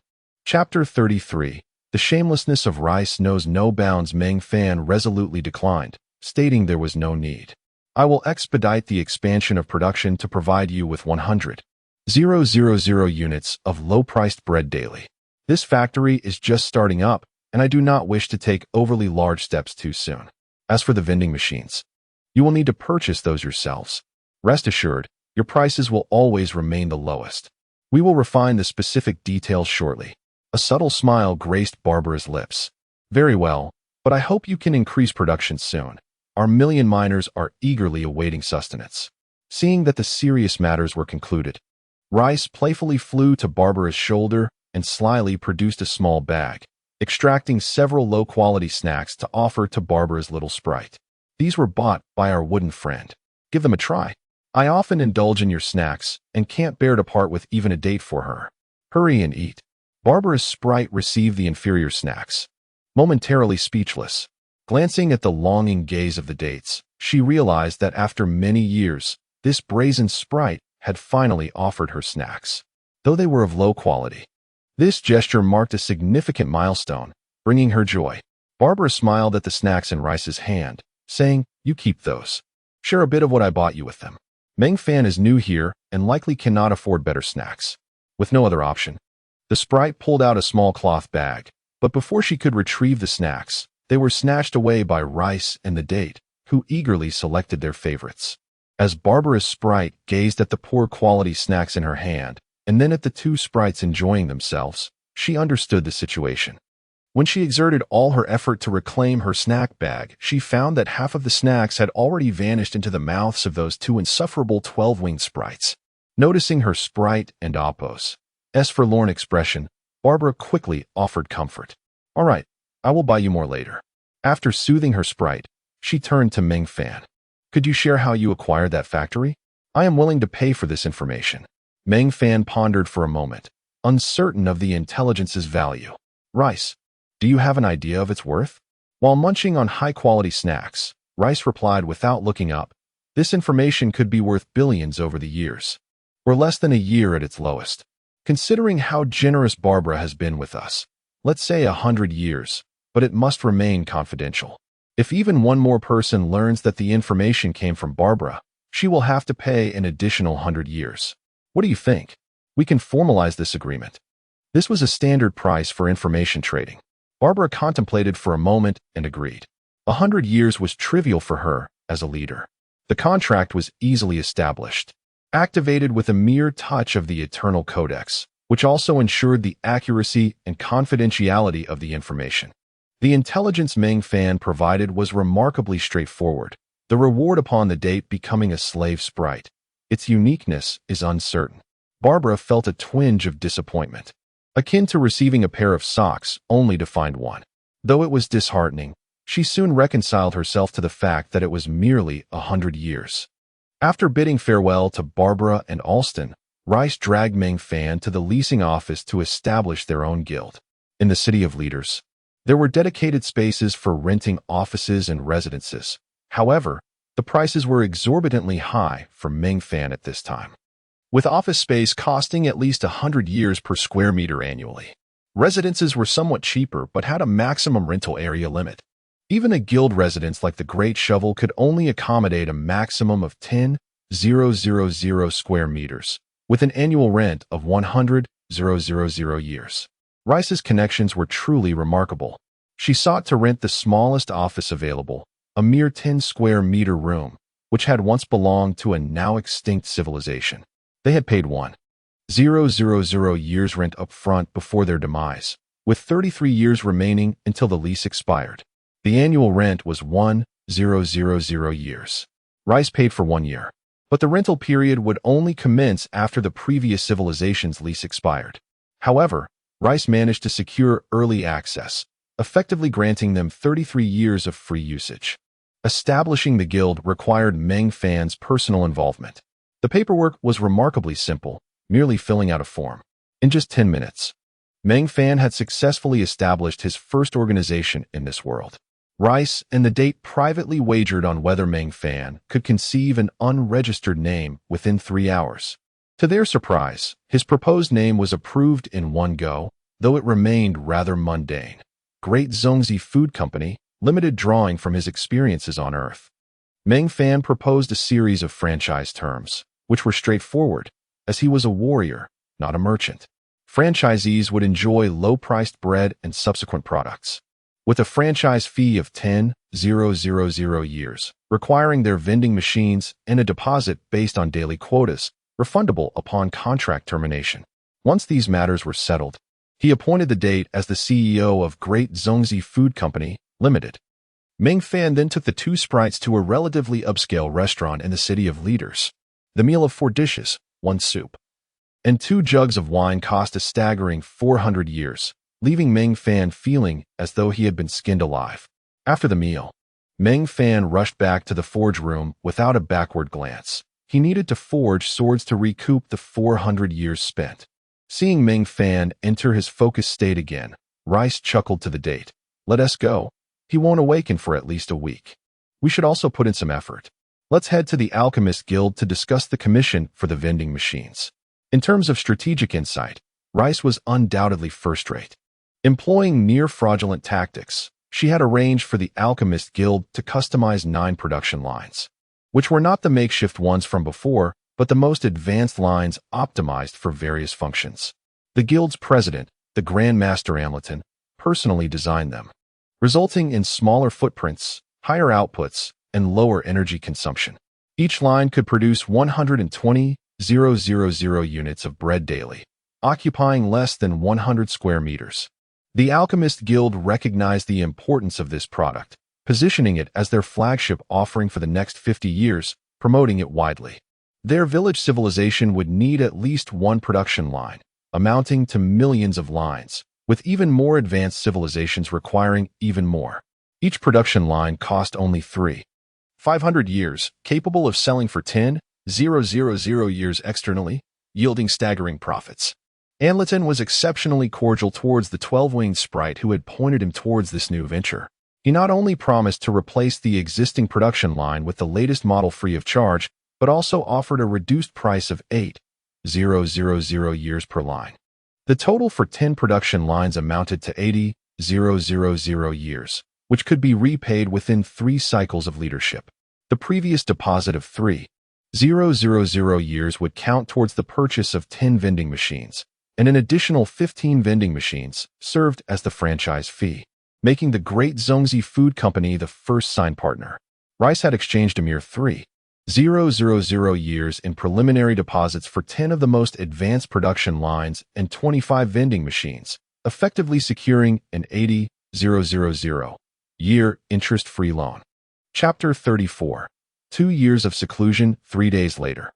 Nearly 10 million impoverished souls in the city of leaders delightedly consumed inexpensive bread at the rate of 1 loaf every 70 minutes. However, their joy was tempered by frustration as the vending machines had limited power, dispensing only 1,000 loaves every hour. Long queues formed as people rushed to purchase the bread, often at considerable expense. The vending machines had a maximum storage capacity of 10,000 loaves, and with a delivery rate of 1,000 per hour. They were quickly depleted upon restocking. The crowd clamoring for bread included not only the destitute, but also proprietors of small taverns and eateries, who bought the 70-minute loaves and resold them for 90 to 100 minutes in their establishments. Some astute organizations sought partnerships with the large Zongzi Food Company. While Meng Fan tirelessly forged iron swords, the Rice and Jujube duo had already signed supply contracts with over 30 major organizations. Within a month, the Alchemy Guild installed 10 production lines, reaching a peak output of 120,000 loaves of bread daily, of which 600,000 were divided among the major organizations, while the remaining 600,000 were distributed via 25 vending machines. When Meng Fan, exhausted, was compelled to cease his forging and succumb to slumber, the Rice and Jujube were elatedly calculating their profits. During peak production, they earned about 160 years daily, and after deducting costs, they retained a net income of approximately 35 years, with the principal expense being raw materials. They consumed wheat worth 120 years daily, prompting the 2 sprites to devise a plan to grow their own wheat, ultimately achieving a feasible solution that reduced daily wheat costs to 90 to 100 years. The theoretical profit soared to 55 to 65 years daily. Naturally, not everyone was pleased with the rapid profits of the Zongzi Company. Various tactics were employed to inflate prices, raising the cost of wheat from 3 bags per year to 2, and orchestrating a rush on the low-priced bread. In response, the Rice and Jujube opted for a direct approach, contracting 1/10 of the agricultural land in the city of leaders and launching a recruitment campaign for 10,000 skilled farmers, with no fixed salary but compensation based on output. With diligence, a seasonal wheat harvest could yield over a year's worth of time, potentially saving 2 to 3 years with frugality. Meng Fan spent nearly 2 years in the forge, not out of boredom with the monotonous life of a blacksmith, but due to the furnace undergoing a century-long maintenance, lasting a month. Upon his bewildered exit from the forge, he discovered a vending machine adjacent to the factory, adorned with an illustration of a half-peeled zongzi, revealing snow-white rice and vibrant red jujubes. A line of individuals awaited their turn, and out of curiosity, Meng Fan approached. The vending machine offered 10 items, Eggs, 705 units, priced at 15 minutes. Dark bread, 3,540 units, priced at 45 minutes. Bread, 3,240 units, priced at 65 minutes. Rice cakes, 210 units, priced at 80 minutes. Zongzi, 514 units, priced at 120 minutes. Sausages, 214 units, priced at 120 minutes. Roasted meat, 1602 units, priced at 150 minutes. Ice water, unlimited quantity, free of charge. Lemonade, 614 units, priced at 50 minutes. Beer, 354 units, priced at 60 minutes. As Meng Fan gazed at the price list in a daze, someone nudged him, urging him to move along if he wasn't planning to buy. Apologizing to the person behind him, he vacated his spot. Amidst the complex gazes of others, he activated the golden key to return. Upon returning to his room, he found that his solo quarters had been separated, and the entire 100 square meter area had been redesigned. The once derelict garden now reflected a new aesthetic. The innermost 50 square meters had been transformed into 3 rooms, with Meng Fan situated centrally, marked by a note stating owner of the Zongzi company. To the left was the room of Rice, the company's owner, and to the right was the room of Jujube, the CEO, financial director, marketing director, executive manager, production manager, and receptionist. Adjacent was a spacious 40 square meter dormitory for the Rice transportation team. The only unchanged aspect was the dining table where Meng Fan used to eat, albeit now devoid of any food. He first entered Jujube's room, which measured 10 square meters and was simply furnished, adorned with various analytical reports, reminiscent of an office for a corporate professional. Picking up a ledger from the desk, he noted the daily earnings, which began at around 30 years and gradually increased to a steady figure of 150 years over several months, totaling over 55,000 years in profit. Meng Fan mused to himself, I suppose I could be considered a wealthy man now. However, upon examining his time sphere, he found only 700 years of fixed time, with a glaring 0 in the free time section. In Rice's room, the decor was exceedingly modest, featuring a single bed and a set of chairs. Yet it was filled with Meng Fan's photographs. The pillow, cup, and even the bedside lamp bore his image. The clothing Meng Fan had gifted her hung prominently, warming his heart.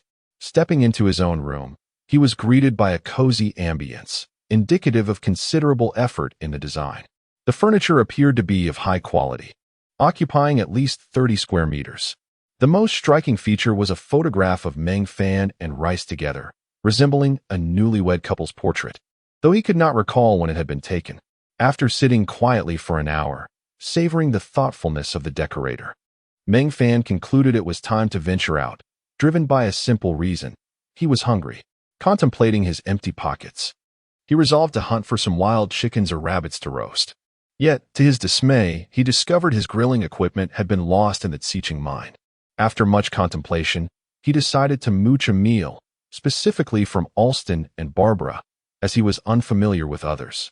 Opening his guide, he messaged Barbara, asking if she was in the city of leaders and inviting her to dine together. Barbara quickly responded, suggesting he come to the Big Shovel Guild, warning him that venturing out to eat could lead to financial ruin. Feeling slightly insulted, Meng Fan acknowledged that while he intended to share a meal, her tone was disheartening. Reflecting on the 400 years' worth of meal he had shared with Rice and Jujube, he replied, I am poor, but I can still manage 1,000 years. Barbara soon replied, 1,000 years is quite generous. Can you afford Alston's fines? Meng Fan was momentarily speechless, then conceded, all right, I'll be there shortly. Chapter 35. A meal invitation. When Meng Fan arrived at the Great Shovel Union, Basil was waiting at the entrance. Upon spotting Meng Fan, he immediately greeted him with obsequiousness, respectfully inviting him inside. Basil was now a member of the Great Shovel Union and held a minor leadership position, living quite comfortably, all thanks to Meng Fan. He truly regarded Meng Fan as the embodiment of his former world's deity. Alston's booming voice echoed from within, Xiaomu, you must be here for a free meal. Meng Fan was momentarily taken aback, feeling somewhat embarrassed at being so easily read by a straightforward individual. He teased, how did you know I was here to mooch? Today is the summary report meeting of our Great Shovel Union. Your presence at this time clearly indicates you're here for a free meal. Come. Let's enjoy a good drink together. Everyone from the various branches is here. You should meet them. Barbara emerged in a sultry gown, greeting him. Meng Fan, you've arrived. If you're here to mooch, just say so. No need for polite invitations. It's my oversight for not inviting you, little brother. What have you been busy with lately? It's been almost 2 years since we last met. Meng Fan shyly replied, I've been practicing my forging skills. Alston pulled Meng Fan along, saying, Today, we want to discuss such things. Let us drink. As they entered the Great Shovel Union's headquarters, a festive atmosphere enveloped them. Everywhere, men and women clad in formal attire mingled, and no one would suspect that these well-dressed folks were the very miners toiling in the darkness. Meng Fan's attire appeared rather shabby in comparison. Alston led him to a makeshift platform, shouting, Everyone, let me introduce you to our leader, Meng Fan. The Great Zhongzi Food Company is his enterprise, and the affordable food you consume comes from him. A group of well-dressed mining foremen raised their glasses in salute, displaying genuine warmth. After a brief introduction, Alston poured a drink for Meng Fan. Starving, Meng Fan seized the opportunity to slip into the food area, grabbing a plate and indulging voraciously. Just as he reached a moderate level of fullness, a striking figure took a seat beside him.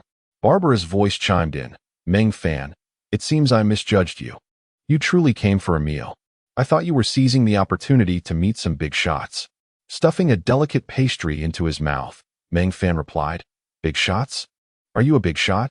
Barbara choked slightly, exclaiming, You and Alston are cut from the same cloth. He constantly talks about you. If he were to send invitations, you'd undoubtedly be the first, possibly the only one. As they conversed, a dignified middle-aged man approached Meng Fan, seating himself comfortably and introducing himself. You must be Meng Fan, the proprietor of Great Zhongzi. I am in Raton, the president of the Balance Forging Guild. Your little sprite is quite amusing, especially the one named Dammy. Our guild crafted the equipment for your factory, making me your largest creditor. If memory serves, your company owes me 250,000 years. Meng Fan felt somewhat embarrassed, responding, I was unaware. I'll discuss it with her when she returns and aim to repay you as soon as possible. Raton laughed heartily. 250,000 years is but a trifle to me. However, I've heard the innovative ideas behind that equipment stem from you and your civilization. I am quite intrigued by your civilization. We should exchange ideas when the opportunity arises. As a new leader, I understand your developmental challenges. Should you require assistance, feel free to ask. The time for leadership approaches, and if you need time, do not hesitate to mention it. Meng Fan quickly raised his glass to clink with Raton's, sincerely expressing his gratitude. Thank you. Rest assured, I will not be shy to ask. Alston interjected, You need not be polite with me either. If you need time, just let me know. I can always forego a few visits in exchange for thousands of years. Laughter erupted around them. Later, Barbara took the initiative to introduce some notable figures to Meng Fan, and they exchanged contact information. Unfortunately, as he was not a leader, the Eternal Codex lacked communication capabilities. The banquet continued well into the evening before everyone dispersed. Upon returning home, Meng Fan found a gathering of little sprites celebrating a party. Dammy, inebriated, danced on the table. Spotting Meng Fan, she rushed over and embraced him, causing a chorus of squeals from the other sprites. Dammy waved her hand grandly, declaring, The party is over. The Dammy transport team will return to their dorms. The rest can head home. My leader has returned. After sending the sprites away, Dammy, hiccuping, said, Meng Fan, I have good news for you. We now have time, lots and lots of it. Come, let Dezeo inform you. Dammy stealthily opened Dezeo's door, where Dezeo was engrossed in accounting at the table. Dammy shouted off, startling Dezeo, who tumbled off the table. Upon realizing it was Meng Fan, she soared in excitement, kicking Dammy hard as she passed. You're back. Meng Fan caught Dezeo, saying, You've worked hard, Dezeo. Dammy mentioned we've earned a lot of time. Dezeo chuckled. Don't believe her. Our total assets are still in the negative, owing others decades. However, Dammy has a knack for this. Much of that time doesn't even need to be exchanged. We have over 100,000 years in hand, with a daily fixed profit of over 150 years, and earning 55,000 years annually is certainly feasible. Most importantly, our business model is irreplicable. Now, we can influence the pricing trends of low-quality food in the entire leader city. At this point, Dazeo glanced at Dammy, adding, Dammy even exploited a loophole in our Sprite regulations, organizing the Dammy Sprite transport team to supply low-quality food to towns in conflict, selling at exorbitant prices. Dammy retorted, What do you mean I exploited loopholes? The Sprite code is quite clear. Village Sprites can invite 1 Sprite friend daily, town Sprites can invite 10, and city Sprites can invite 100. What's wrong with bringing some party food when visiting? It's still low-quality food. Meng Fan gently tousled her hair. You are quite the genius. Dammy nuzzled against Meng Fan's large hand, emitting incomprehensible sounds, clearly intoxicated. Feeling somewhat bashful, Meng Fan inquired, Dazeo, do you have any time on hand? Please give me some. I only have fixed time. I had my lunch at the Great Shovel Union today. The 2 little sprites were momentarily stunned before bursting into laughter. Dazeo retrieved a time orb worth 100,000 years and handed it to Meng Fan, stating, Take this. Our company is now operational, requiring minimal investment. Chapter 36. Selecting the leading list. Meng Fan extracted a millennium from the collection, handing the remainder to Dazeo, declaring that he did not require so much and it would be better left with her. He intended to keep only a modest allowance for himself. Demi smiled dreamily, remarking that Dazeo should realize Meng Fan was no longer the scoundrel he once was. He no longer needed her support. Meng Fan retrieved the time crystal he had extended and took out an additional 4,000 years, leaving Dazeo with a total of 95,000 years. Let us go shopping tomorrow, he suggested. You have all worked hard over the past year. I want to dress you up beautifully so that you can hold your heads high in front of your friends. The leading time is approaching, and I believe all the leaders will return, right? The 2 little sprites leaped up in excitement. After a moment, Demi produced a scroll, revealing that while Meng Fan was away, she had communicated with their civilization and requested a preliminary list of candidates for the leading positions. She had narrowed it down to a grand total of 500 individuals, with over 100 suitable candidates among them. However, I personally believe that for the first leading, you should not select too many. An excessive number can lead to factionalism, diminishing your authority. Furthermore, after the inaugural leadership, everyone from your civilization will become aware of the world's existence. Given your memories, nations exist on Earth, and mismanagement could easily incite social unrest. Dazeo interjected. As far as I know, you are not a person of great stature in your original world, and it is unlikely you have a devoted army at your command. However, there is an unspoken rule. During the initial leadership, one can spend an additional 10,000 years to transmit a technique, with a maximum of 5 techniques being returned. Additionally, there is an opportunity for a civilization-wide broadcast, which could significantly enhance your reputation within your original civilization and mitigate the impact of interdimensional travel on national sentiments. From my experience, a nation pales in comparison to a civilization. One must never sacrifice an entire civilization for the sake of national sentiments. Meng Fan pondered for a long while before smiling gratefully. Thank you, Dazeo, but I suspect you won't be able to preserve those 100,000 years for long. Dazeo chuckled. What yours is mine, and what mine is yours. With that, she soared up and gave Meng Fan a kiss, her first initiative. Demi, feeling a twinge of jealousy, followed suit and kissed Meng Fan as well, leading to a flurry of affectionate pecks exchanged between the 2 little sprites, causing Meng Fan to laugh heartily. That night, Meng Fan slept in Dazeo's room. Their 3 heads huddled together as they diligently studied the list prepared by Demi. She revealed that through a special method, she had discreetly added a scanning option during the crystal scan to gauge the leader's favorability. The scroll bore several categories at the top: basic attributes, special attributes, talent, comprehension, remaining time, and favorability, followed by an extensive list of names. Under Demi and Appo's guidance, Meng Fan selected a preliminary list of 73 candidates. Nevertheless, he patiently reviewed the entire list, ultimately adding one more name, Pan Jinhua. The reason was simple. Pan Jinhua had less than 6 months of remaining time. And according to the timeline based on Earth's calendar, 3 months had already elapsed.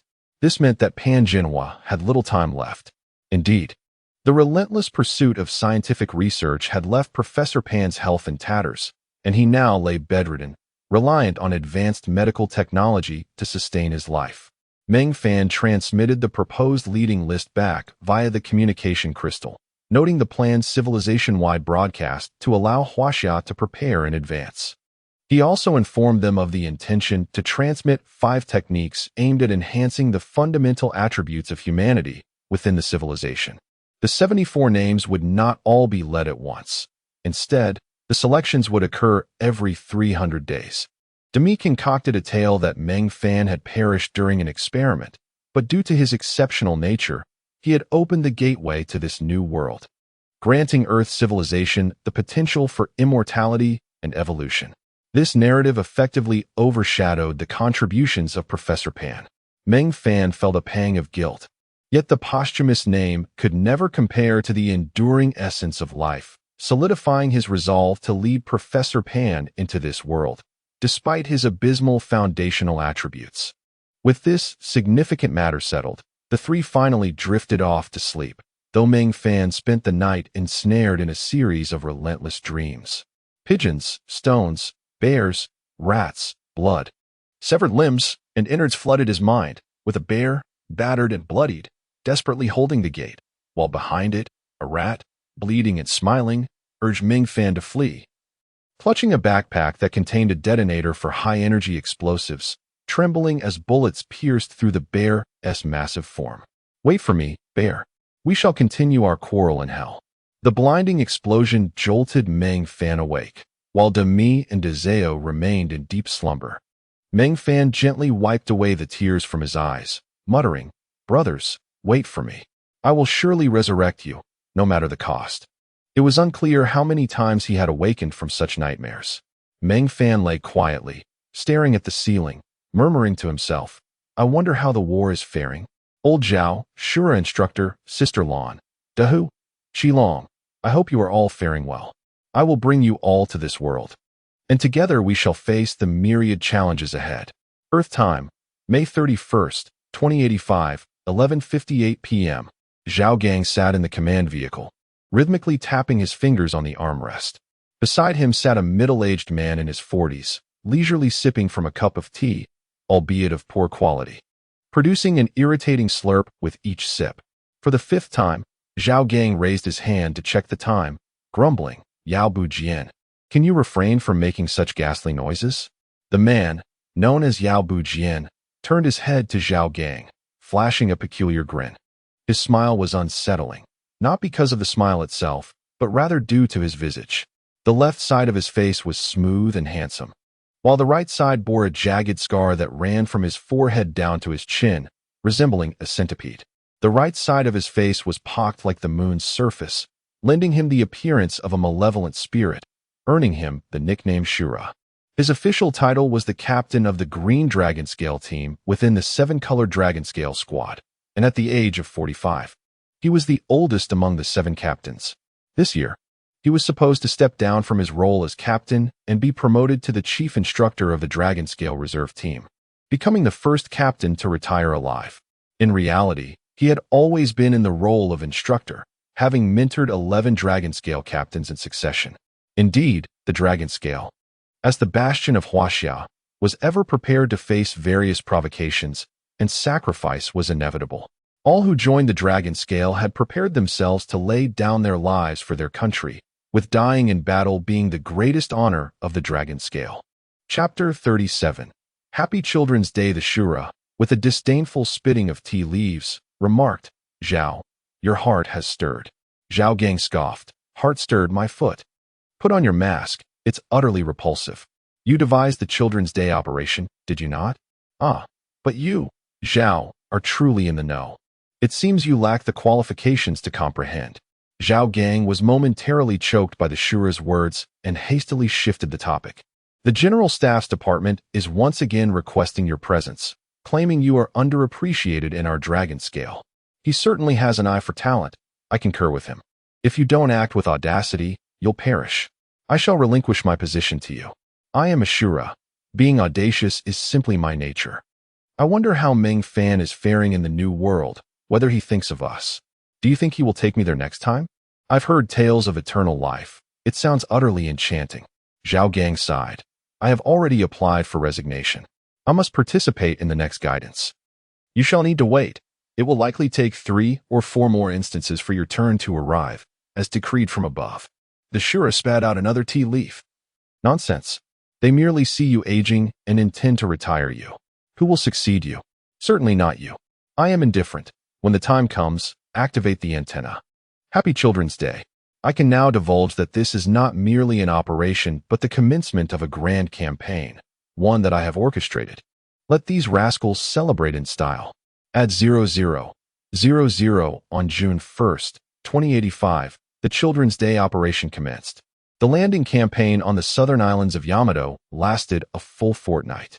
During the landings, unless overwhelming force was present, the defenders held absolute advantage. While the strength of Huaxia was formidable, caution was warranted against several other ambitious powers that were unable to concentrate their forces. Though the Yamato Navy had suffered significant losses, they still possessed combat capability, and their ground defenses were thoroughly fortified. Over 70 divisions were summoned to reinforce the southern islands, launching several large-scale counterattacks. Despite Huaxia firmly securing the landing zones, their offensive capabilities were somewhat lacking. The Children's Day operation aimed to alter this predicament. Upon activating the communication antenna, numerous split screens appeared on the large display. The first image that caught the eye was a multitude of fiery trails approaching the naval formations off the coast of Yamato. Initiating the first wave of assault, thousands of medium to long-range missiles surged toward their designated targets. Behind them, thousands of fighter jets and 600 bombers entered Yamato's air identification zone at 002, only to vanish from radar by 005. This outcome stemmed from 2 factors. 13 reconnaissance satellites in space monitoring the area were all shot down by Huaxia's Type 3 space missiles, while many ground radar stations were destroyed in the initial wave of saturation missile strikes, with the remaining operational ones rendered inoperative by tungsten powder added to the missiles, requiring at least 3 to 4 days for recovery. Yamato hastily scrambled its aircraft for engagement. However, the majority were shot down before even reaching altitude, bombarded by a dense barrage of air-to-air missiles. The bomber formations had a clear objective, creating a breach several kilometers wide in Yamato's defensive perimeter.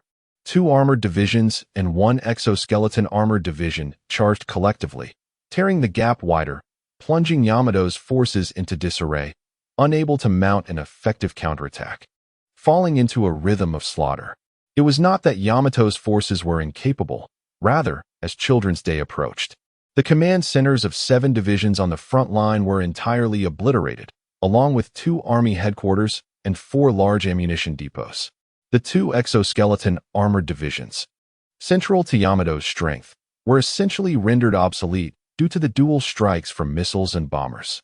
Such was the outcome within just 2 hours of combat. As reinforcements continued to flow in, Yamato's first line of defense crumbled entirely. Seated in the command vehicle, Zhao Gang furrowed his brow, contemplating the Shura's offensive plan.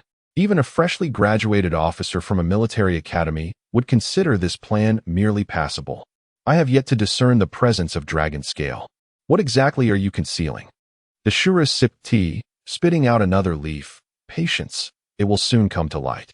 The dawn will herald the time for children to play in the amusement park. Zhao Gang snorted dismissively, closing his eyes to rest. His age was becoming evident, with many gray strands at his temples. The battle raged on. As all 6 of Huaxia's landing divisions joined the fray, transitioning from a defensive posture to an all-out assault, resembling 6 conglomerates bullying a mere infantry regiment.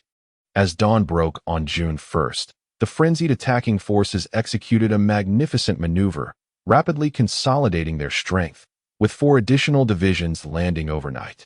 Meanwhile, the command center of Yamato and Appo's southern island defenses had descended into chaos. The overall commander, Okawa Tachibana, was bewildered by Huaxia and Appo's seemingly nonsensical assault strategy. Struggling to comprehend the rationale behind such an extravagant display of firepower, which ultimately only served to reinforce 4 divisions, a classic case of much ado about nothing. As the intensity of this landing operation paled in comparison to the previous one. Upon confirming that Huaxia's forces were retracting their positions, Okawa Tachibana decisively ordered a counterattack, aiming to test Huaxia's limits. The execution capabilities of Yamato's military were notably robust. Within half an hour of issuing the counterattack order, 3 divisions assumed defensive postures. This probing proved disastrous for Yamato, as Huaxia's forces could be likened to a torrent, with 3 divisions advancing 30 kilometers in merely 1 hour. At 8 o'clock, aboard Huaxia's flagship aircraft carrier, the overall commander, Chui Wengang, sat in the main seat, resting his eyes, while several generals maintained their rigid postures. His longtime partner, Chief of Staff by Hua, spoke up, "Commander, the positions have been identified. They are in Sikuyu City. Contrary to our operational plans, we have also obtained 6 additional communication positions of the same caliber, exceeding expectations by 2.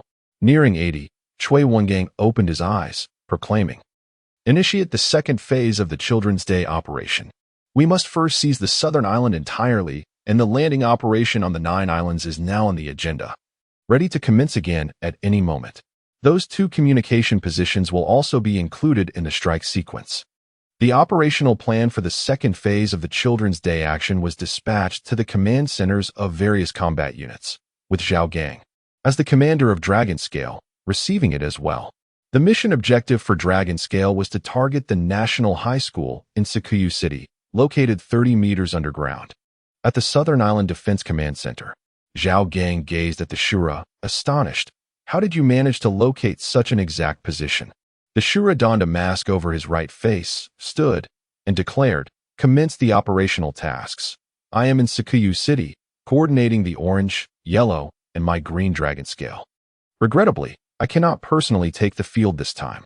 Zhao Gang rubbed his weary eyes, muttering, "Damn it, commanding Dragon Scale has become excessively arrogant." Chapter 38.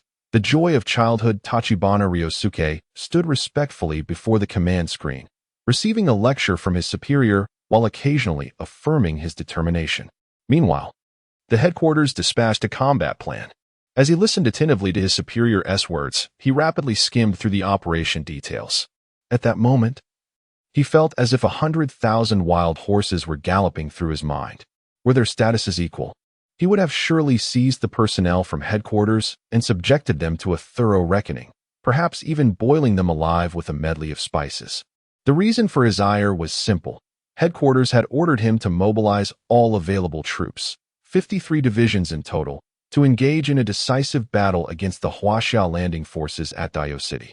His superior had thoughtfully arranged for naval and aerial support, with the remnants of the Yamato fleet, after the addition of a few vessels, heading south once more to assist in this operation. Additionally, 1,000 aircraft had been diverted from Kyushu and Honshu for air support, indicating a clear resolve for a fight to the finish. Ryosuke sensed that the entire headquarters was filled with a sense of urgency. Huaxia was undoubtedly eager to confront the Yamato forces. It seemed that fate had conspired to deliver them an opportunity. In truth, he had misjudged headquarters. The pro-war faction in Yamato had grown significantly powerful, and aside from the ongoing skirmishes at Dio City, the Huaxia military had not progressed further in their attacks, showing a surprising degree of restraint towards civilians.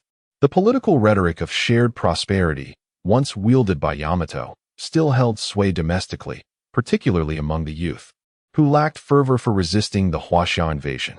The Warhawks desperately needed a grand victory to bolster national morale, hence this all-or-nothing offensive. Ryosuke gazed at the plan in silence. Well aware that his position was not one of political naivety, he understood the intricacies at play. However, the Huaxia military's morning assault had left him perplexed, and his advisory team remained eerily quiet. At 10:30 a.m., with only an hour and a half remaining before the mobilization was set to commence, time was of the essence. A young officer broke the silence. "Commander, is there a possibility that the contents of this attack plan have been leaked? The Huaxia military's brazen offensive could be a ruse to confuse our judgment and delay our decisive engagement." Upon hearing this, a spark of realization illuminated Ryosuke's eyes. He straightened his back, lightly rapping the table, and issued an order to the command unit of the headquarters. All participating forces were to execute the plan punctually at noon. The attack was scheduled for June 2nd at 00:00, coinciding precisely with the Huaxia Children's Day operations. On June 1st, at 3:00 p.m., in Sakurou City, countless Yamato citizens were queuing in a large supermarket, scrambling to purchase food and essential supplies, while 60 soldiers clad in exoskeleton armor maintained order. Food rationing had been enforced throughout the southern islands, and the citizens displayed commendable self-discipline, managing to keep the panic buying relatively orderly, allowing the soldiers to remain somewhat at ease. Turning a corner, an elderly couple, leaning on each other for support, ambled slowly down the street. The man appeared frail, relying entirely on the weight of a cart he pushed, while the woman assisted him in walking.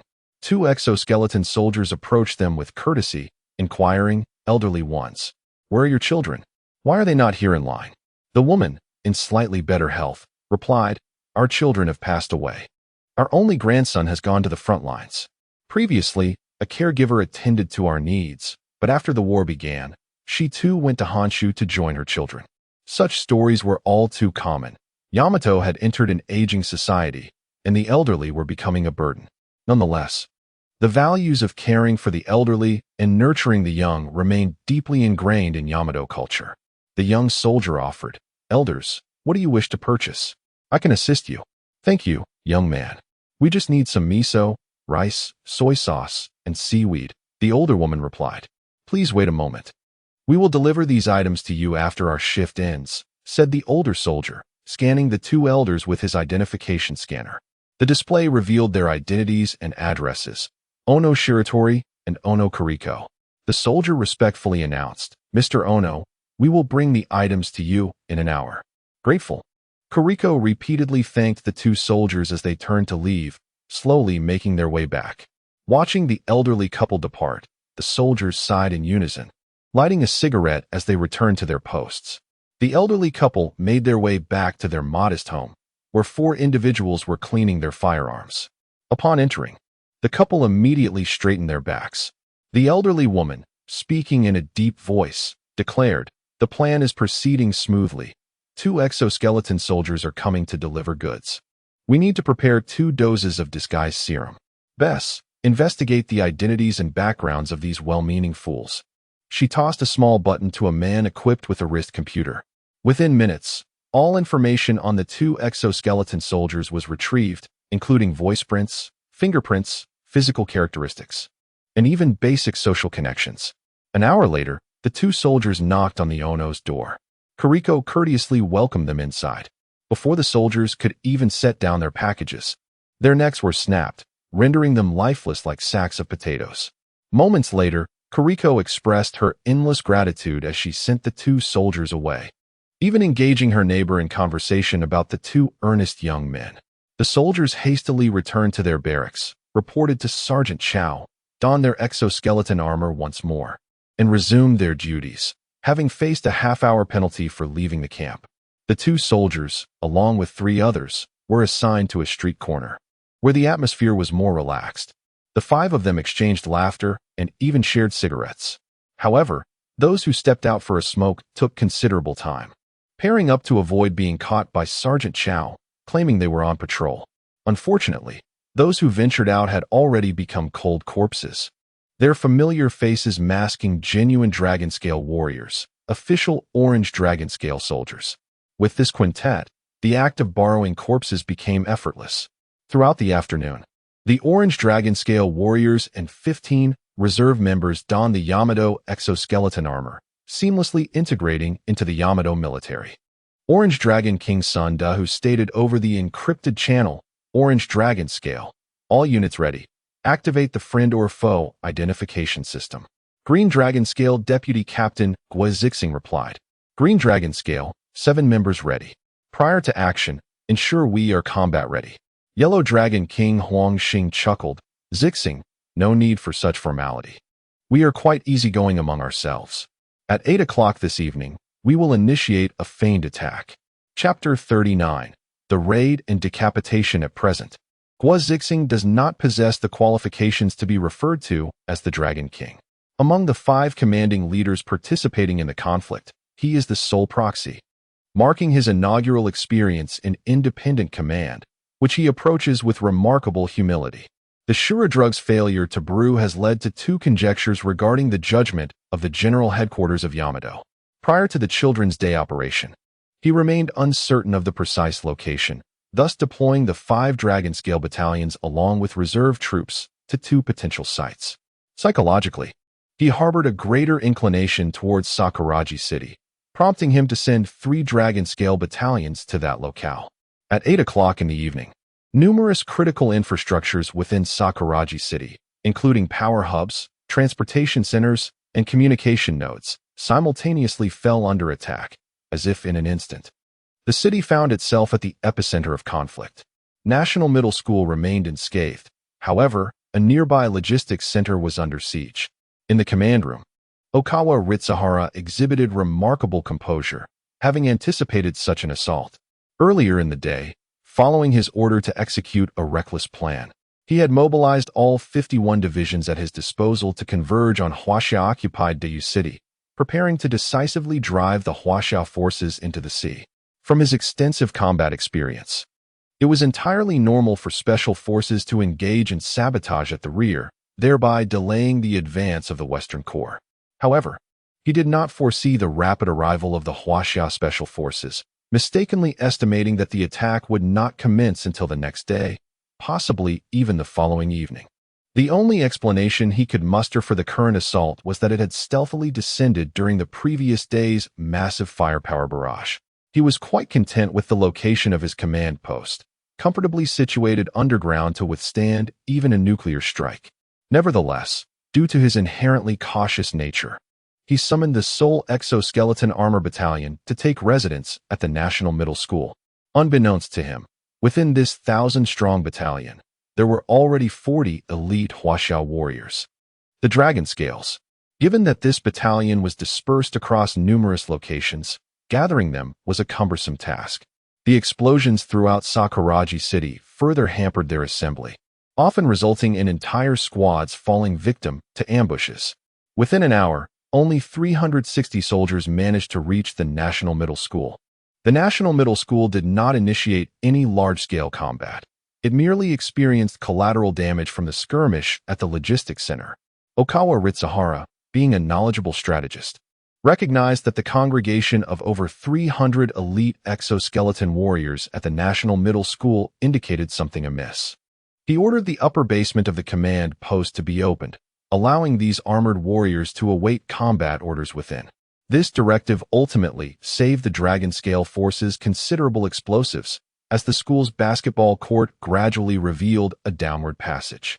The 360 exoskeleton soldiers marched down purposefully, with the 40 Dragon Scale warriors following closely behind. The basement was divided into 3 levels. The upper 2 served as parking and storage for supplies, while the lowest level housed the main command post. On the uppermost floor, numerous individuals donned in student attire were quietly polishing their weapons, particularly the girls in sailor uniforms, who appeared strikingly harmonious with their long rifles. Orange Dragon King's son Dog chuckled, recalling a saying, to open the door and invite the thief. Brothers, it's time to act. The Yellow Dragon King jested, nonsense. We are not thieves. We are butchers. Move swiftly, brothers. We have already lost 3 men. Sun Daho's auxiliary grenade launcher shimmered with blinding blue light, and a single electromagnetic cannon shot rendered the entire command post inoperative, obliterating even the most basic lighting, leaving only red tracers weaving through the basement. At that moment, the underground command post resembled a scene from a hellish battlefield. 40 butchers clad in exoskeleton armor unleashed a torrent of ammunition, with the foremost armored soldier falling victim to a deluge of projectiles from behind, the bullets piercing through their frail backs and emerging from their chests. Without even turning around, they met their demise in a haze of confusion. When the emergency lighting flickered to life, the first level was strewn with dismembered limbs. as a dozen dragon-scale warriors advanced to grant mercy to those gravely injured yet still alive. The remaining soldiers swiftly gathered ammunition from the Yamato exoskeletons. Sun Dahu crushed the skull of an unscathed Yamato girl with his boot, relishing the chaotic grandeur of the moment. Blow open the second level. Keyboard. Scan the personnel on the second floor. Understood. Two dragon-scale warriors leaped forward, busily attending to their tasks as the others reloaded their weapons. 2 minutes later, a tremendous explosion echoed as a circular breach formed in the ground, with blood cascading down like a waterfall, several corpses tumbling into the void, followed by a barrage of gunfire from the second level. Come on, my dear children, enjoy yourselves. The drummer hurled a large red grenade down the gap. Seconds later, a towering pillar of fire erupted from the opening, and several dragon-scale warriors swiftly descended. The firepower on the second level had significantly diminished, revealing charred corpses, most clad in officer uniforms, many of which belonged to mid-level military personnel. After being subjected to the cleansing flames of incendiary rounds, few had survived, and those left standing lacked exoskeleton armor, making the cleanup remarkably straightforward. The keyboard warrior conducted a rapid scan of the second level and pointed to a specific spot, claiming, "Directly below here, 3 meters of tungsten alloy." Sun Dahu grinned. "Such a sturdy turtle shell. Base, use that. Inject the nanoserum and don a gas mask." Base chuckled, retrieving a small compressed canister from his backpack, joined by several other dragon-scale soldiers who provided similar canisters. After a few adjustments on his portable computer, the canister released a thick plume of white smoke, which was vaporized liquid nitrogen. Simultaneously, a viscous liquid dripped from the canister's base, quickly corroding small holes in the tungsten alloy floor. The holes expanded at a visible rate, and as the liquid increased, the corrosion accelerated, rapidly merging the small openings into one significant breach. Okawa Ritsuhara gazed up at the ceiling, observing the intermittent drips of brown liquid, and calmly ordered, "Destroy all command systems and emit a signal of annihilation. Transfer command authority." One of his aides sighed in resignation. "Communication has not yet been restored. We cannot relay orders." Okawa Ritsuhara quietly descended from his command seat, seizing a nearby aide's handgun, declaring, "Gentlemen, I shall take my leave first. Until we meet again at Biliangpo." With that, he pulled the trigger. Sun Dahu surveyed the command post, now artificially dismantled, and smirked coldly. "Send the red signal. Base, open the command capsule and retreat." In the corner, a few gunshots rang out, eliminating those who lacked the courage to take their own lives, as the dragon-scale warriors engaged in every task. Though capturing prisoners was not among them, Yao Bujian stretched lazily, declaring, "The second phase has been successfully completed. Now it is time for the third phase." Chapter 40. The Leading List, Part 1. The following day, upon awakening, the three companions engaged in a brief morning routine before venturing out at the break of dawn. Driven by an insatiable desire for shopping, the leader's city remained vibrant in the early hours, with numerous establishments operating around the clock. Particularly, the stalls that operated on a rental basis were relentless in their pursuit of profit, as their fees were calculated daily, ensuring that no moment went to waste. They commenced their expedition at a food stall, where they procured breakfast, indulging in their meal while perusing the offerings. According to Demi, this was the most opportune time to shop, as the vendors often reduced prices in the final hours before their rental fees were collected at 8 o'clock. Mornings resembled bustling markets in various corners of the earth, where the less affluent gathered to stock up on provisions. As the clock struck 8, marking the time for stall rentals to renew, with Demi and Dezeo's keen insight, they managed to spend over 1,000 years acquiring a myriad of items within just a few hours. When the elven home officially opened its doors, Meng Fan rushed in, carrying 2 little elves. While the elves were still organizing the shelves, the trio, akin to bandits, swiftly raided the snack section, purchasing enough treats to last a millennium. Initially, the 2 elves intended to merely indulge for a decade, but Meng Fan and Apos' extravagant choices escalated their expenditure by 100-fold, opting for premium snacks that left the sales elves utterly astonished. Each individual acquired 5 complete outfits, along with cosmetics, hair accessories, hats, and various elven paraphernalia, indulging in an extravagant spree that cost them a staggering 6,000 years.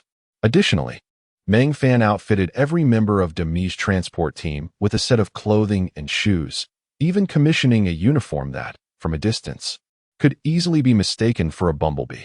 Demonstrating a knack for winning hearts and a willingness to invest, Meng Fan spent the following days reveling at home, hosting parties and sharing jokes, thereby elevating his reputation within the elven realm. The residence transformed into a veritable elven haven. Aside from the quarters of Meng Fan, Demi, and Dezeo, the rest of the space became a gathering point for the elves. Meng Fan invested another 3,000 years expanding the area to create an opulent elven party venue, ultimately spending a total of 10,000 years. The most significant achievement was the official membership of Demi's transport team, which now boasted 15 elves, with thousands more eager to participate. In the days leading up to the arrival of the leader's year, Meng Fan visited an elven factory, where he could only describe the experience as breathtaking. The factory, originally 100 meters high and spanning 10,000 square meters, had been transformed into a 30-story edifice. The ground floor housed automated vending systems and food awaiting transport, while the next 10 floors served as warehouses for finished products, although not even the first floor was fully stocked at present. The central 10 floors were designated for production, where assembly lines operated tirelessly, producing a deluge of low-grade food items that were meticulously packaged into boxes. There were 2 types of boxes, small 10-compartment boxes for transport and large 100-compartment boxes for storage, capable of holding 10,000 units of food. With the Demi transport team, a single elf could clear out 50 compartments of personal space, delivering between 50 to 100,000 low-grade food items to a village within a day, with the capacity scaling exponentially for towns and cities, an astounding quantity of supplies. This transport initiative by Demi effectively condemned the opposing forces to starvation. The uppermost 10 floors were filled with neatly stacked raw materials, occupying 5 full levels. The factory's current scale was attributed to Meng Fan's proposal for franchise fees, resulting in Demi securing agreements with 47 organizations, amassing a franchise fee of 470,000 years. Continuous investments and expansions, along with the introduction of new projects, were pursued, though within certain limits. Dezeo's analysis determined that production would be set at 2/3 of the total consumption of low-grade food in the leader's city, while market release would be limited to half, effectively monopolizing the low-grade food market.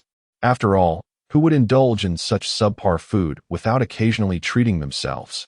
The accumulated supplies would rely on the Demi transport team to reach those in desperate need.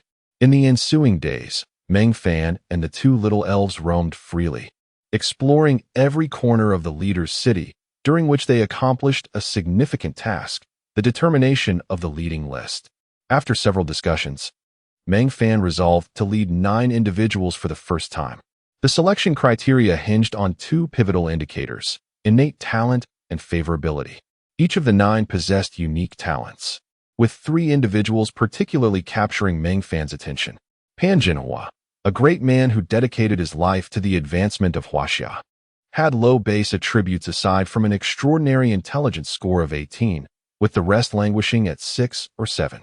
Even if he devoted time to regain his peak, he would remain a mere bookworm. Nevertheless, he possessed an extraordinary talent for research, an intelligence-based skill that required no skill book, granting double experience and having upgrade time. Zhao Gang, the renowned General Zhao, boasted impressive physical attributes, with an average score of 13, lacking any significant weaknesses. His talent was training, gaining double experience in skill acquisition and enhancing all data-related skills by 30%.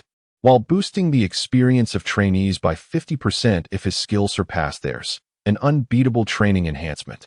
Baturu, a rugged man from the grasslands, exhibited 15 points in both strength and constitution, 11 in agility, 9 in intelligence, and 14 in willpower. His talent: taming, a natural beast speaker capable of communicating with wild animals, possessing master-level taming skills that required no skill book. was complemented by a master-level riding skill that did not require a skill book, providing a 50% boost to mount attributes and a 20% increase in the power of riding skills. Notably, he held an extreme admiration for Meng Fan, which Demi humorously described as a deep bond, an unwavering love. Both Pan Jinhua and Zhao Gang garnered respect, while the remaining 6 were filled with admiration. All selected from the Dragon Scale organization, perceiving Meng Fan as a legendary figure. The attributes of the other 6 individuals were all exceptional, with their strength, agility, and constitution surpassing 11 or 12, considerably higher than the average score of 9 for ordinary humans. In contrast, Meng Fan's attributes, 18 in strength, 17 in agility, and 20 in constitution, were nothing short of monstrous, primarily attributed to the mutations resulting from the biochemical genetic weaponry amidst high doses of nuclear radiation. Chapter 41. The Leading List, Part 2. The remaining 6 individuals possess rather ordinary talents, lacking any extraordinary attributes. Among them, 3 exhibit prowess in marksmanship: Duan Wu, Wei Zhenghong, and Sun Baowei. It is an undeniable reality that Earth's civilization has evolved into a shooting civilization, where firearms are preferred over blades. It is therefore expected that these 3 would possess shooting talents. They are all elite snipers within Earth's ranks. Duan Wu serves as a training instructor for Dragon Scale's shooting division and has mentored Meng Fan in marksmanship techniques. Their shooting talents enhance all projectile and firearm-related weaponry, increasing power by 20, accuracy by 10, and firing speed by 5. Wei Zhenghong hails from the Dragon Scale Reserve Forces, specializing in precise shooting while on the move. As the primary marksman for the aerial support team in the Dragon Scale Reserves, he is adept at utilizing various firearms and possesses the unique ability to manufacture and modify weapons. Sun Baowei, a member of the Navy's Special Operations Unit, was among the first to land on the island during a combat operation. After losing his comrades, he defied military orders and infiltrated enemy territory alone, successfully eliminating over 100 foes, though the actual number may have been double that. He was discovered amidst the ruins of Dayu City when the Huaxiao military assumed full control, reported as deceased. Upon returning to the fleet, he was awarded a medal but subsequently confined. He later participated in the scanning process. Among the remaining trio, Qi Honggang and Meng Fan are more familiar figures. A year prior, at a recruitment event, Captain Huang Longlin snatched away the top newcomer, who has proven to be an exceptional scout and a competent soldier. His talent lies in vigilance and reconnaissance skills, enhancing success rates, accuracy, and speed by 15. Captain Huang Long has nurtured him, and in just 1 year, he has gained considerable recognition within Dragon Scale, though he has yet to earn a nickname. He sustained injuries during the Children's Day operation, returning to base for recuperation and receiving a scanning opportunity. In contrast to the others, Sun Yaowei stands out as an unconventional individual, orphaned and leaving the orphanage at 16. He joined a gang of thieves, showcasing remarkable agility and elusiveness. It wasn't until the Blue Dragon Scale intervened that he was apprehended. General Zhao, recognizing his potential, retained him within Dragon Scale, yet he remains a reserve member, only occasionally assigned to special tasks. He harbors a deep-seated concern regarding his origins and grapples with feelings of inferiority, aspiring to achieve something significant to validate himself. He and Meng Fan, nicknamed the Rat within the Purple Dragon Scale, are renowned thieves within Dragon Scale. His talent in thievery augments all skills related to the profession by 50, enhancing success rates and speed by 20.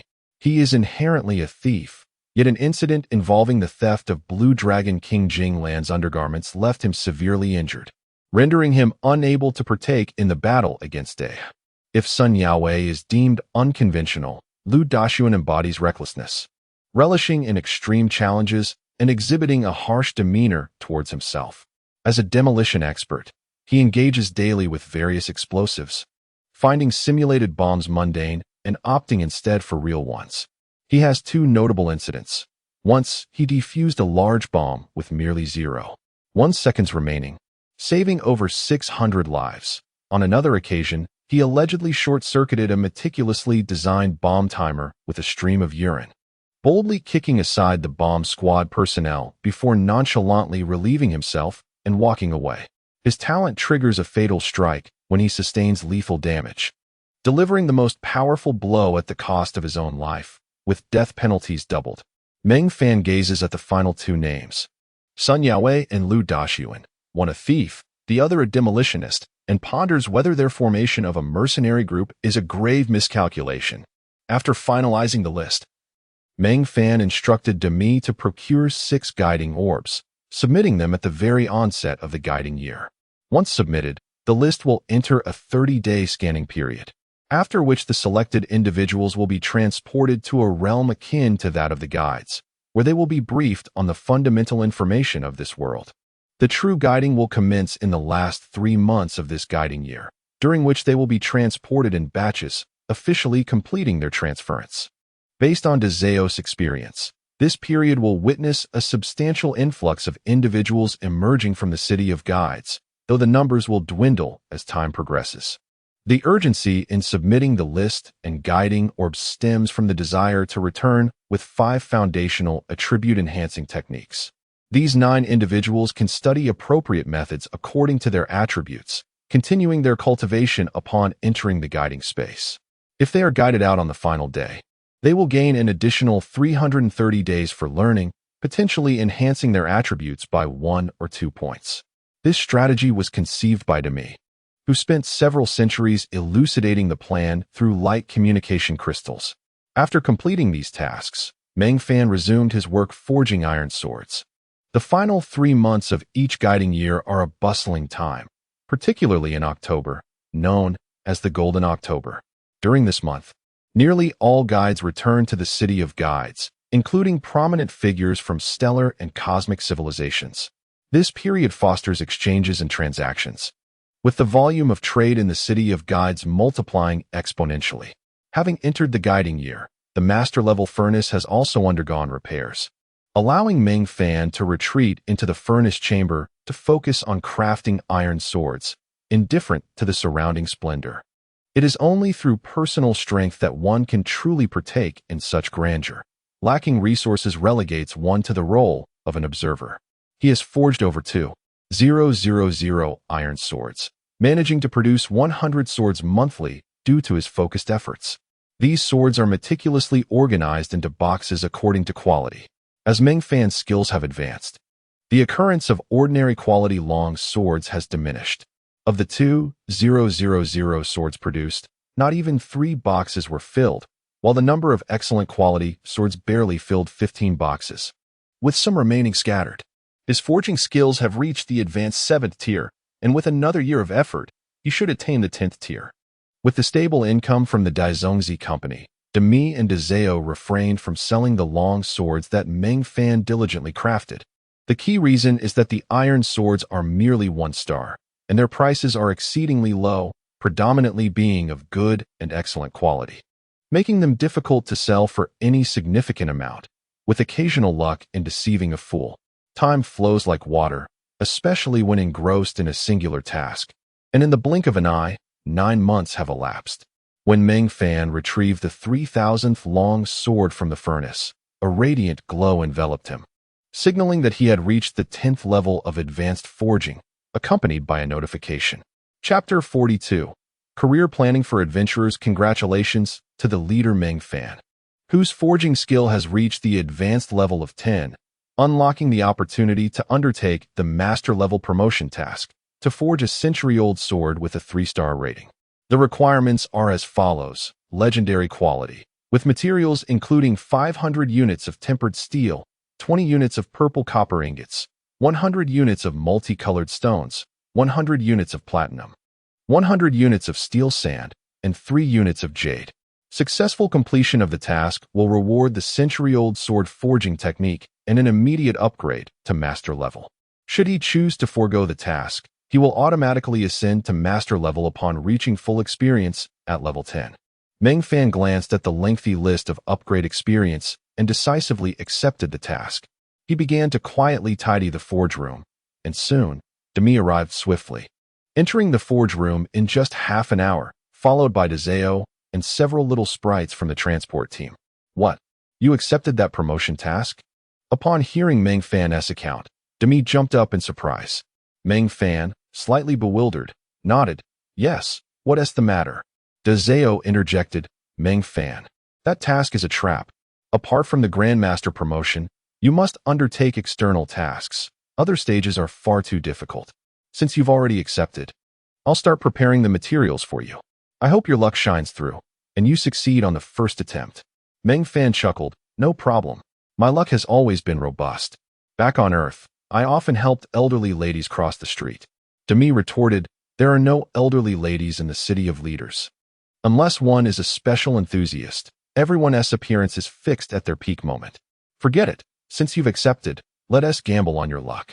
Ladies, let us take our boss's belongings back, clean up, and enjoy a month-long vacation. The Demi transport team will be on hiatus for a month, and wages and bonuses can be settled with Dazeo. A chorus of excited squeals erupted from the little sprites.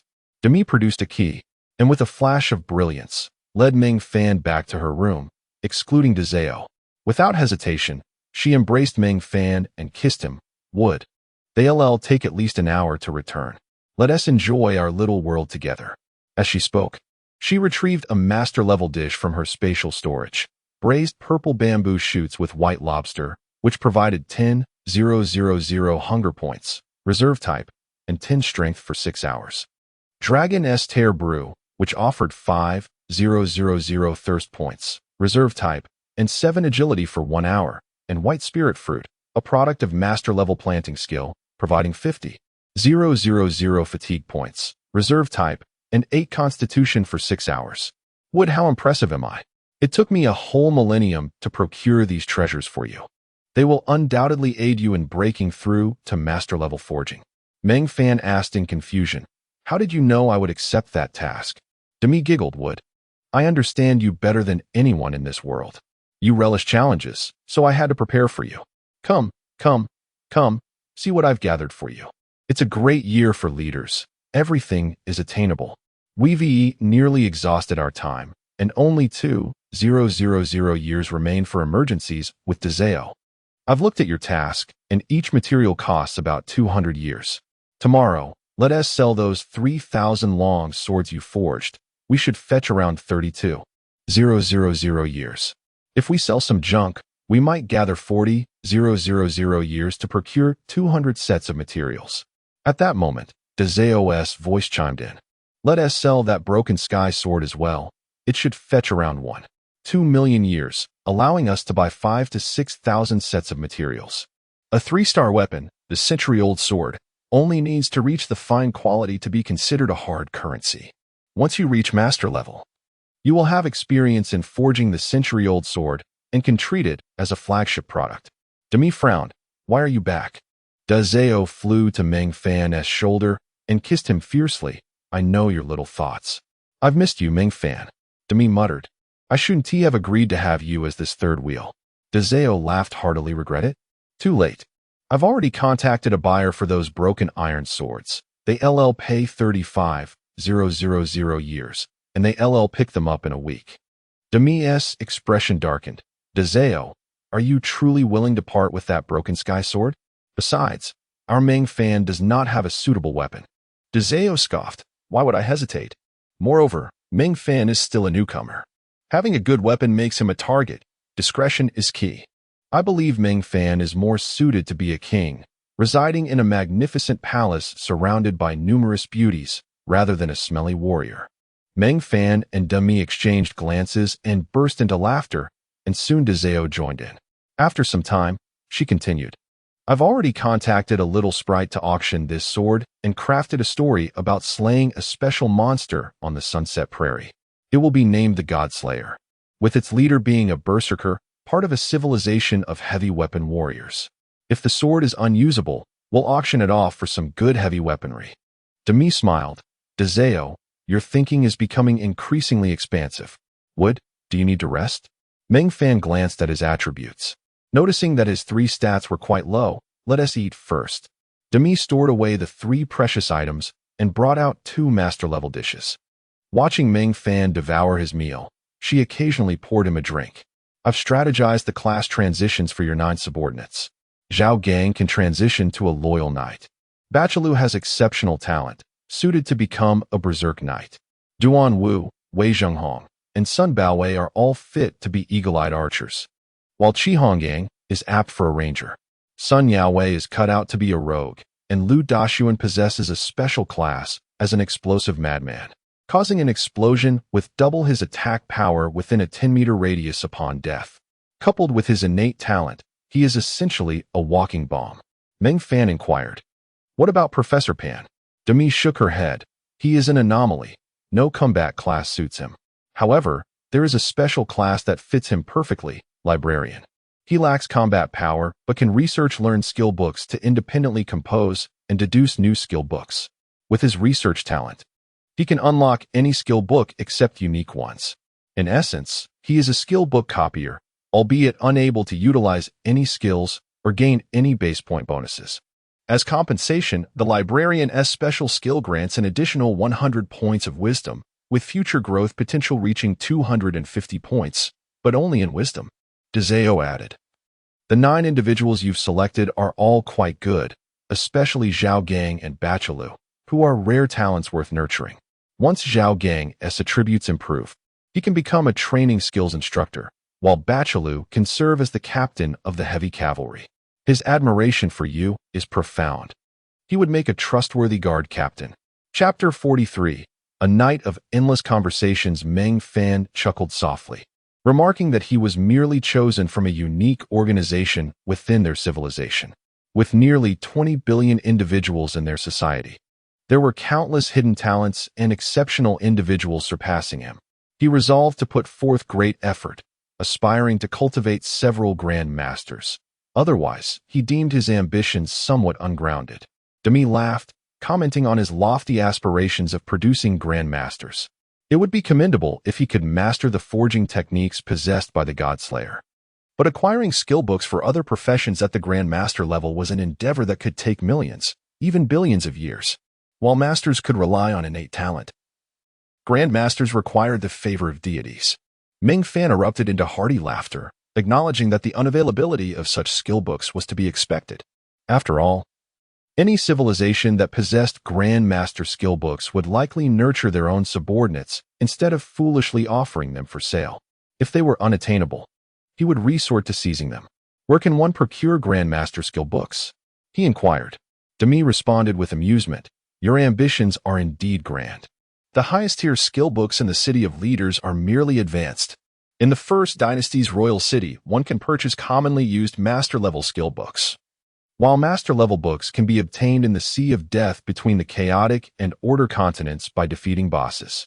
To acquire Grand Master-level skill books, one must venture into the Chaotic continent, where formidable bosses dwell. To survive there, you would need an army of at least 1 million troops with attributes exceeding 200. Meng Fan declared with fervor, "No problem, as long as there is a goal to pursue." Demi suggested, "You should rest early. Tomorrow, we shall explore the market together." The City of Leaders is bustling at this time. He advised Meng Fan to send a materials list to Barbara for assistance in preparation, which could potentially yield a discount. Meng Fan humbly accepted this suggestion and forwarded the list to Barbara, candidly stating that he could only afford 2,000 years' worth of materials. Half an hour later, Barbara replied, offering 100 sets of materials at a price of 180 years each, with all costs converted to low-grade food. Naturally, Meng Fan was delighted, though the inventory at the Jujube factory amounted to only 10,000 years. Demi explained that to avoid divulging the commercial secrets of the Great Zongzi Company, they would initially provide 3,000 years' worth of food to the Big Shovel Guild, with an additional 2,000 years' worth each month for 8 months, with an extra 1,000 years counted as interest. Although Meng Fan was unsure of Demi's motives, he chose to support her decision. Observing Meng Fan's response, Barbara reassured her companions, "You need not worry. This world is equitable." A glance at the food distribution of the Great Zongzi Company reveals their production capacity. Your food processing guild has great potential. However, competing with the Great Zongzi Company in low-end products is unwise. Nevertheless, we welcome you to join the Order World Chamber of Commerce Alliance. May you thrive with dignity in this world. With that, they clinked glasses in unison. Demi turned to Meng Fan, asking, "Aren't you curious about why I am doing this?" Meng Fan shrugged, removing his shoes and reclining on the bed. "After all, you wouldn't harm me." Demi and Dezeo rested on either side of Meng Fan's pillow, with Dezeo mentioning that the emergence of Demi's transport fleet had provided a new perspective for all leaders. The elves represented the safest and swiftest means of transport in this realm. Many sought to emulate this, and the City of Leaders had once again become the epicenter of the world, establishing numerous merchant associations. The routes leading to the City of Leaders remained relatively safe, allowing goods to be transported to various towns via the elves. "Our product range is too narrow and susceptible to market fluctuations," Demi added. Meng Fan chuckled. "This is the same in our civilization. Once someone embarks on a particular venture, many will rush in, ultimately driving the industry's profits to their lowest point, or even collapsing the entire sector. However, our greatest advantage lies in our own production facilities, which have expanded thanks to the time borrowed from other franchisees. We are currently in a phase of seizing profits, yet in the future, those merchant associations will wield increasing influence, potentially determining the rise and fall of smaller civilizations and cities. Demi, Dezeo, you both have performed admirably. In the future, you must harness your greater abilities. In your realm of elves, form a small consortium, becoming the undisputed leaders, uniting all free elves around you. Gather intelligence, disseminate misinformation, and so forth. When we have the time, we can expand this house, transforming it into a haven for elves. Your transport fleet should also be utilized, establishing a hierarchy, defining benefits, and cultivating a core group of loyal personnel, even implementing a point system." As Meng Fan spoke with increasing enthusiasm, he introduced marketing concepts from Earth, corporate culture, grand visions, and even management strategies akin to pyramid schemes.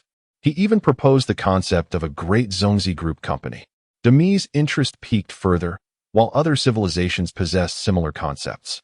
Their order elves were typical, unlike Demi, who had existed in this world since its inception, an unconventional spirit board for countless eons. Demi's greatest attribute was her adaptability.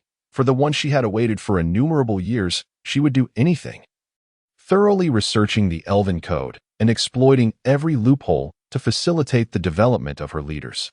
Data manipulation, unique hidden professions, deceiving slave elves. These were her methods. Meng Fan's ideas ignited a myriad of new perspectives within her, prompting a transformative shift. The trio engaged in conversation throughout the night, resulting in a complete alteration of their plans for the following day, which became solely dedicated to sleep. As Meng Fan stepped outside his home, he realized the sheer influx of people in the City of Leaders. Previously, only a few areas had been crowded, but now the entire city was teeming with individuals. Every few minutes, fireworks erupted in the sky, celebrating the establishment of various guilds and welcoming new leaders and kings. Demi explained that kings were leaders of cosmic civilizations, while city lords were stellar-level leaders. These influential figures commanded billions of subjects, and those they brought directly appeared in their own cities. Their purpose was merely to submit lists and partake in ceremonial proceedings, symbolically leading a couple of individuals.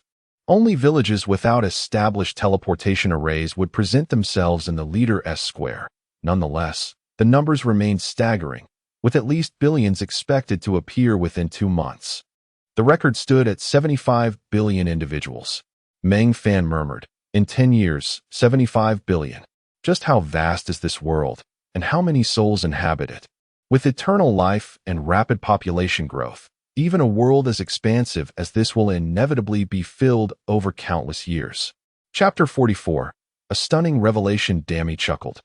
"I can't say for certain how vast it is, but I do know that the map area you are currently exploring in the Eternal Codex contains foundational information about 3 civilizations.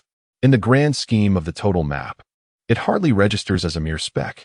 The resident population here hovers around 4.7 billion, yet there isn't a single stellar civilization to be found. Just a minor planetary civilization with a mere 200 million inhabitants. You can calculate for yourself the magnitude of the entire eternal continent. As for the population, I cannot estimate it precisely. Each year, Tens of billions flock to the eternal continent, yet the number of permanent deaths is also considerable. Not to mention the ceaseless wars of eternity between the Order continent and the Chaos continent. Even the skirmishes between small villages claim hundreds of billions of lives annually. In civilizations devoid of villages, the incessant clashes and scorekeeping lead to tens of billions of deaths each year, many resulting in permanent demise. Living space is incredibly precious. If your strength is insufficient, do not venture beyond the safety zones, nor stray outside the First Dynasty's domain. Over the millennia, countless civilizations have met their untimely ends, with hundreds of thousands barely surviving. The remaining civilizations number just over 1.5 million, and your civilization ranks as the last among them. It is a harsh reality. I implore you to exercise caution for the sake of your civilization. Meng Fan pondered. If so many civilizations have perished, why do we only have fewer than 30,000 free elves in the city of leaders?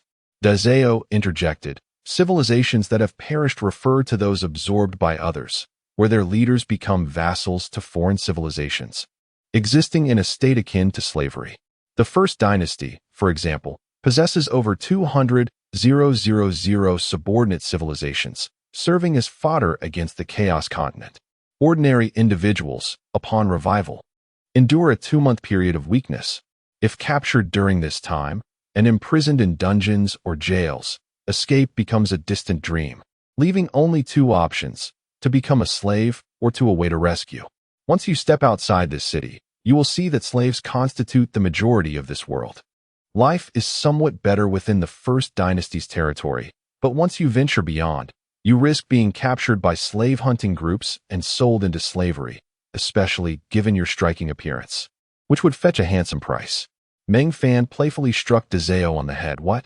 Are you trying to sell me? Dami replied. While this world is fraught with danger, it also brims with countless opportunities. Evolution is paramount. With your current strength, returning to your original civilization would make you a figure of superhuman stature. Alas, you cannot return. Otherwise, you would surely dominate. Noticing Meng Fan's somber expression, Dami quickly shifted the topic, emphasizing that the most vital rule for survival in this world is to avoid antagonizing the First Dynasty. The terror of an eternal-level civilization is beyond your current comprehension. When your people traverse here, it would be wise for them to practice their skills in the City of Leaders for a while, ideally elevating all combat and life skills to a high level before forming their own mercenary group to undertake tasks in the First Dynasty's cities, earning points to exchange for village establishment permits. Dazeo added, these are permits for free village establishment. Avoid undertaking slave-catching missions and refrain from frequenting perilous areas. You are but 10 in number, and even a small group could easily overpower you. Dami's expression turned grave. I will assist them in securing tasks. Do not forget, I am an experienced guide. I will ensure Mu obtains the free village establishment permit in the shortest time possible. Moreover, I know of an excellent site for city construction. As long as we maintain secrecy, no other civilization will discover your presence there for 1,000,000 years. If you don't disclose the city teleportation point, no one will know you are there. Curious, Meng Fan asked, where is this place? Is there truly such a paradise? Dami merely smiled mysteriously. You will find out in due time. For now, shall we go for a stroll? Meng Fan surveyed the bustling crowd and replied, I suddenly lost interest. I'll go find Barbara for materials and test my luck. Dami chuckled. All right, you wait by the furnace. Your meager strength would take ages to squeeze into the Great Shovel Guild. I'll go instead. You inquire about where to gather materials. As a permanent resident of the City of Leaders, Barbara remained at headquarters, primarily to keep an eye on Alston and prevent him from venturing out, lest he truly faces bankruptcy. The materials Meng Fan required were not in high demand, as the guild warehouse held plenty. He notified Barbara to prepare, indicating that Dami would retrieve them shortly before ending the paid call. Dami went to fetch the materials while Dazeo accompanied Meng Fan to the forging chamber. Fortunately, the master-level furnace was unoccupied. In fact, the entire forging area was mostly empty, as everyone had flocked to the bustling district for games of crowding or to forge connections for trade. Those struggling in life held up signs seeking work, hoping to escape their dismal existence. Joining a new civilization as a free person was the best route for many, while being enslaved meant relinquishing control over one's life.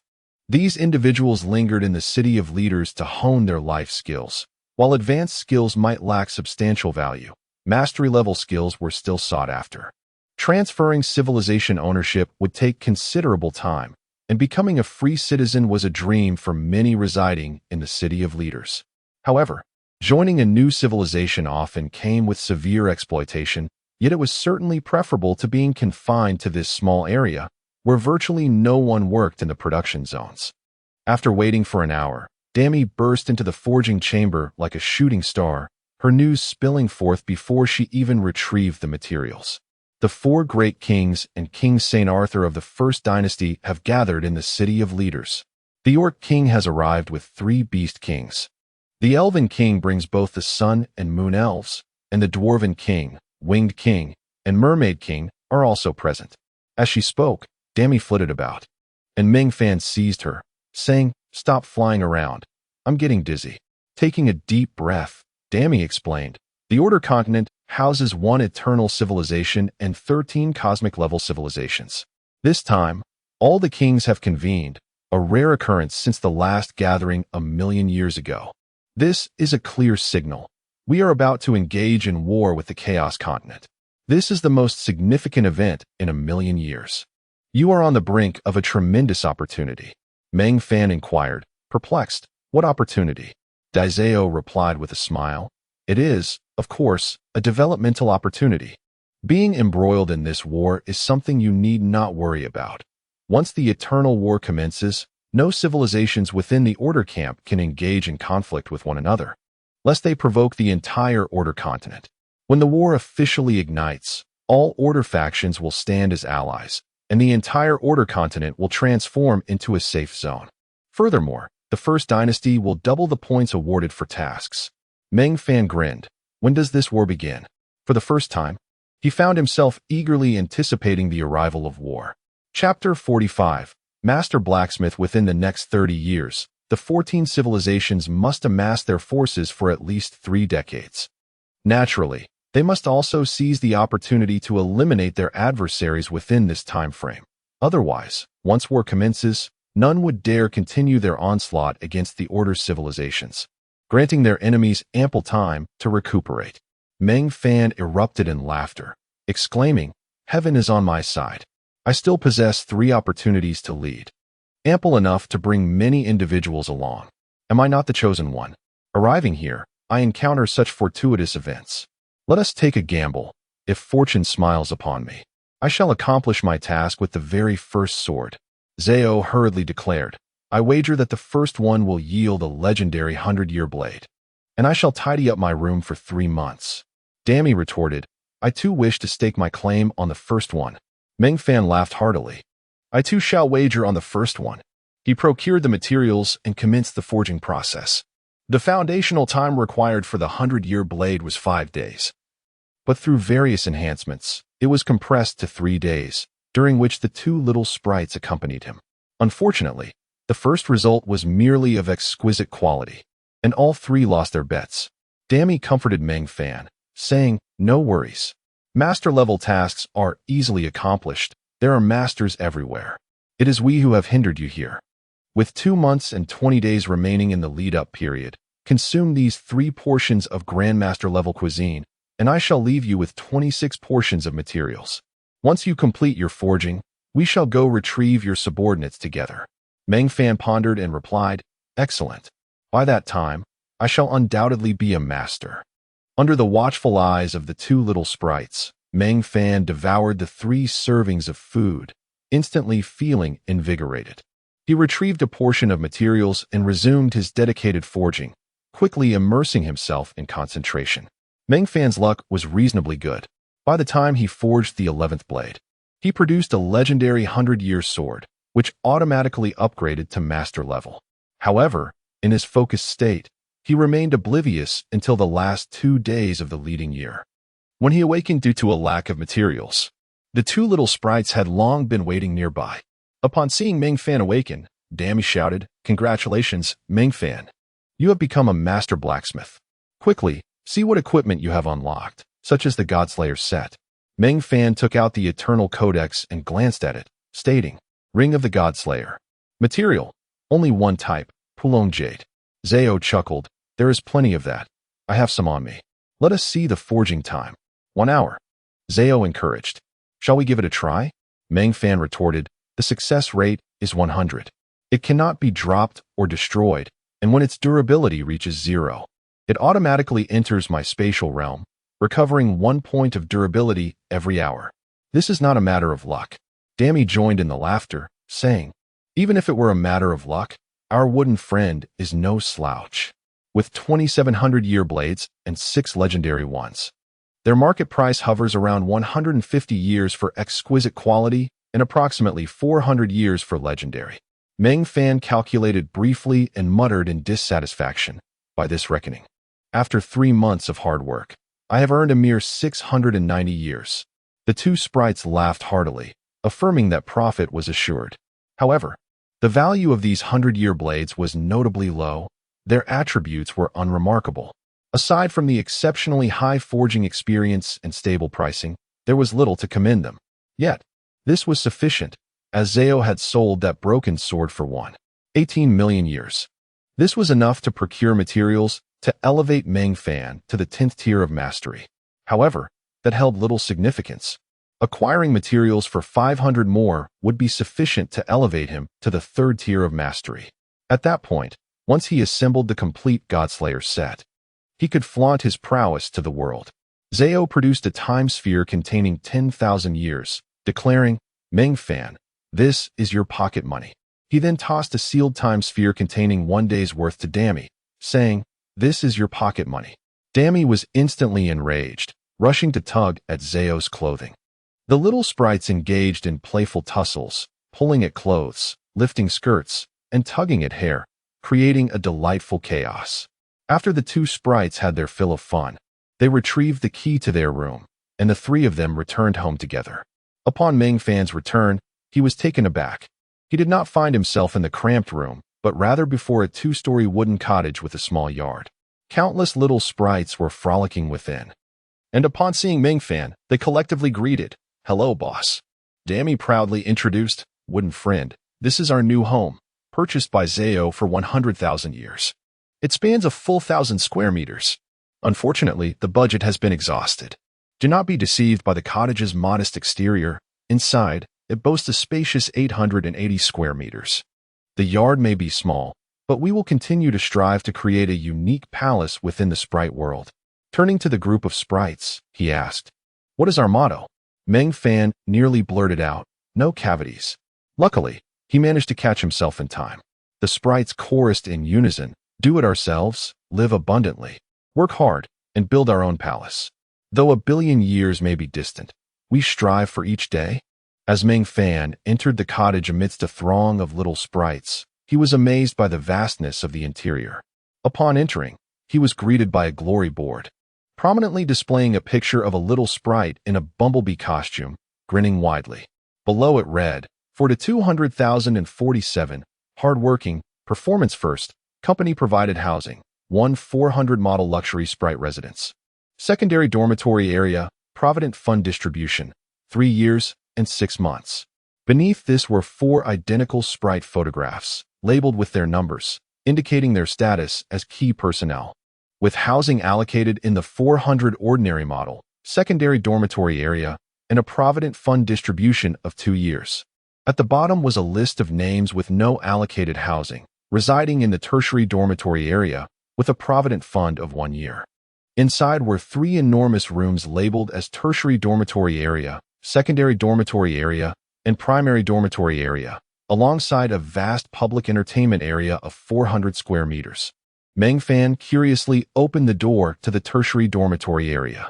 Inside were several beds and tables, and the overall impression could be summed up in one word, chaos. Clothes, shoes, and bags were strewn everywhere, even messier than a girl's dormitory. A few little sprites were bathing naked, prompting Meng Fan to hurriedly close the door. The secondary dormitory was much improved, with soft carpets underfoot, exquisite furniture, and decorative paintings adorning the walls. Neatly arranged within were 5 sprite residences, which appeared similar. though one was comparatively luxurious. The primary dormitory was even more opulent, lavishly decorated, with 10,503 luxury sprite residences and 2,503 ordinary sprite residences lined up neatly along the walls. Currently, this dormitory area remained unoccupied, and many little sprites gazed longingly inside, unable to resist salivating. Dammy chuckled, "Do you wish to reside inside? Work hard, step by step, and you shall move in." The little sprites chanted in unison, "Strive through spring, summer, autumn, and winter for a beautiful future." Meng Fan was suddenly struck by the sensation of having fallen into a pyramid scheme. Surrounded by the little sprites, he ascended the staircase. But only Dammy and Zao followed him. The other sprites were left behind, thwarted by an impenetrable barrier of light. Chapter 46. The first guidance. The second floor, measuring approximately 200 square meters, was devoid of any furniture, save for a special area of 100 square meters marked by a sign that read Training Room.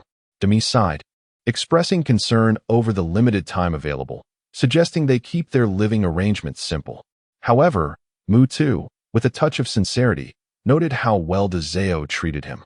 Allocating 30,000 years to create a rudimentary training space where combat skills could be honed, yielding triple the experience.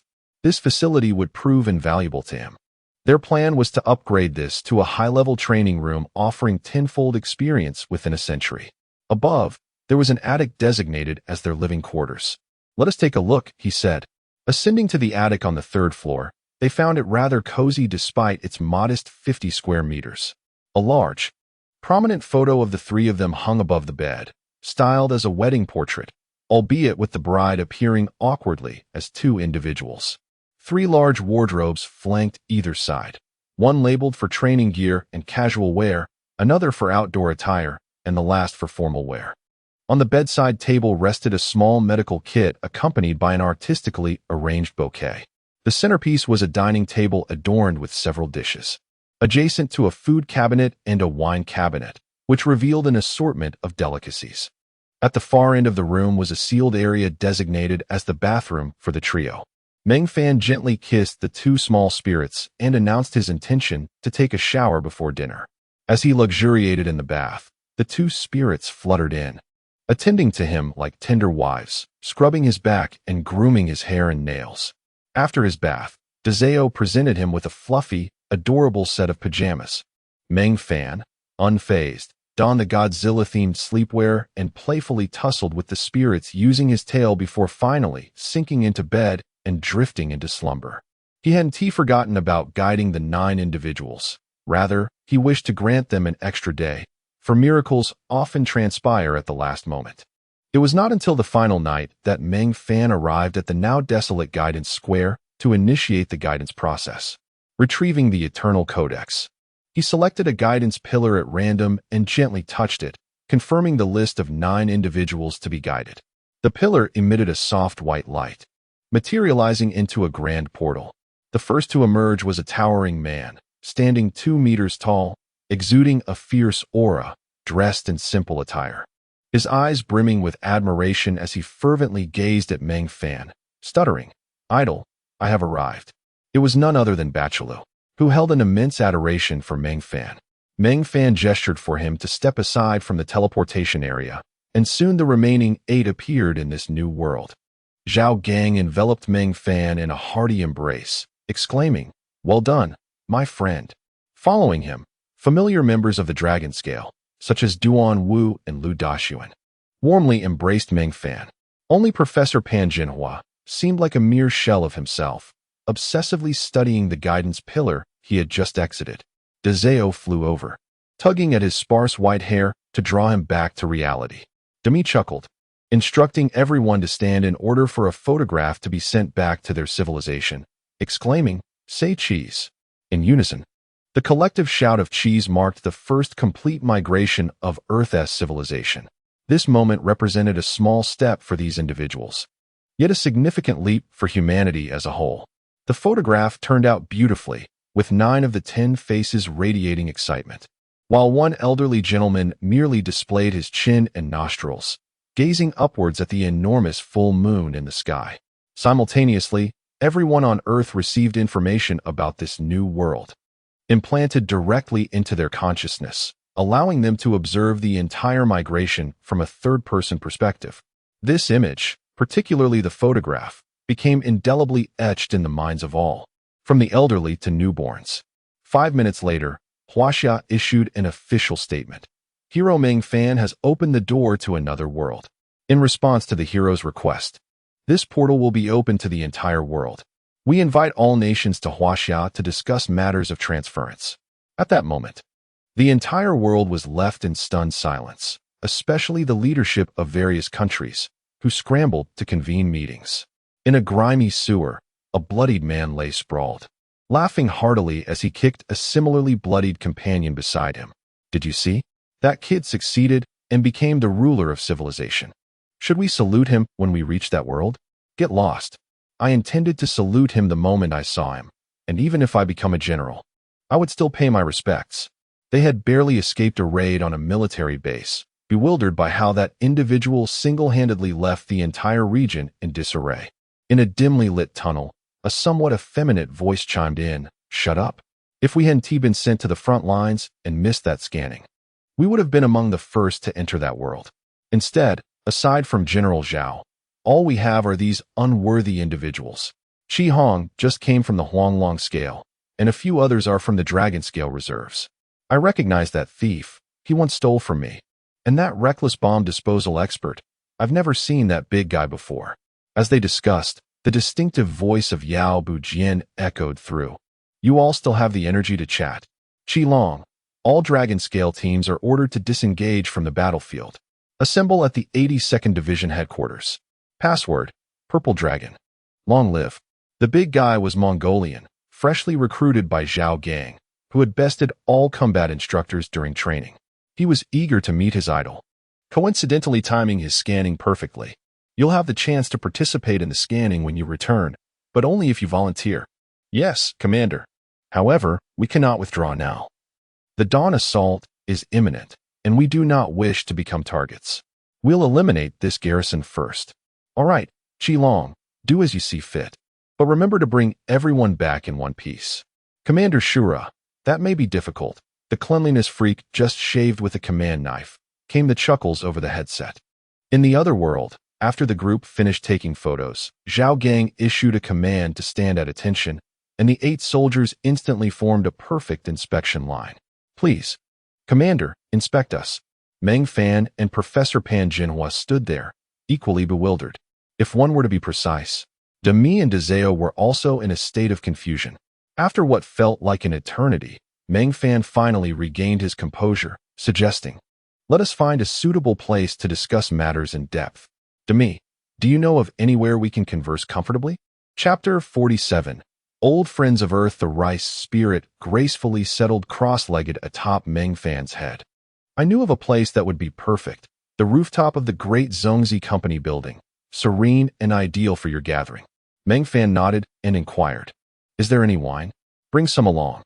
Dezeo interjected, "Rest assured, I have brought plenty, enough for you to converse freely and indulge in a hearty feast." Meng Fan addressed the group, "Let us sit and discuss. Batu Lu, you carry Professor Pan." To Meng Fan's command, Batu Lu felt a surge of excitement.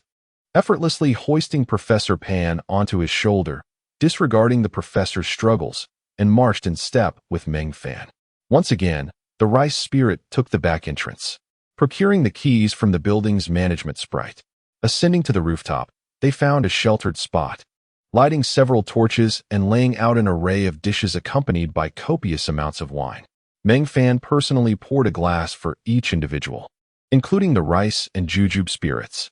Raising his glass, Meng Fan welcomed everyone to this extraordinary world. Words fail to encapsulate the wonders of this realm. It is simply beyond comprehension. I arrived 5 years prior, yet I remain wholly ignorant of its vastness. I have yet to step beyond the confines of the leader city, my safe haven. However, I am grateful that from this day forth, I shall no longer stand alone in this endeavor. With that, he clinked glasses with everyone and downed the contents of his cup. Meng Fan introduced the rice and jujube spirits, stating, "These are my order sprites, unique in this world. As I am the sole leader with 2, They possess 6 pairs of wings, 12 in total, rice and jujube. The group saluted the 2 sprites. And the rice spirit took flight from Meng Fan's palm. I know not who you were before, but I am pleased to see you maintain such discipline. Zhao Gang spoke up. Thank you for the praise. We are the finest soldiers. Our final command was to come to this world and perpetuate our Huaxia civilization. Meng Fan interrupted. General Zhao, your vision is still limited. Our mission is to preserve the entirety of Earth's civilization. Huaxia is but a fragment of it. Dezeo chimed in. Blushing, your Earth is merely an experimental ground. Your universe contains countless such arenas, and you are the subjects. To strive for a mere national civilization is rather laughable. Professor Pan interjected, if we are mere subjects, then who is the experimenter? Who orchestrates all of this?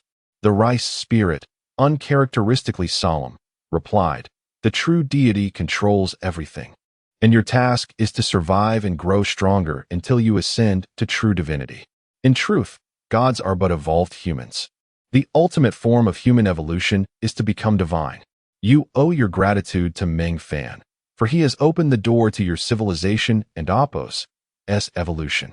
Now allow me to elucidate what lies ahead. Professor Pan, a staunch atheist, raised his chin defiantly as he debated the existence of deities with the rice spirit. Yet, he was swiftly countered. You entered this world because Meng Fan traded his life as time for your existence. Otherwise, you would be deceased.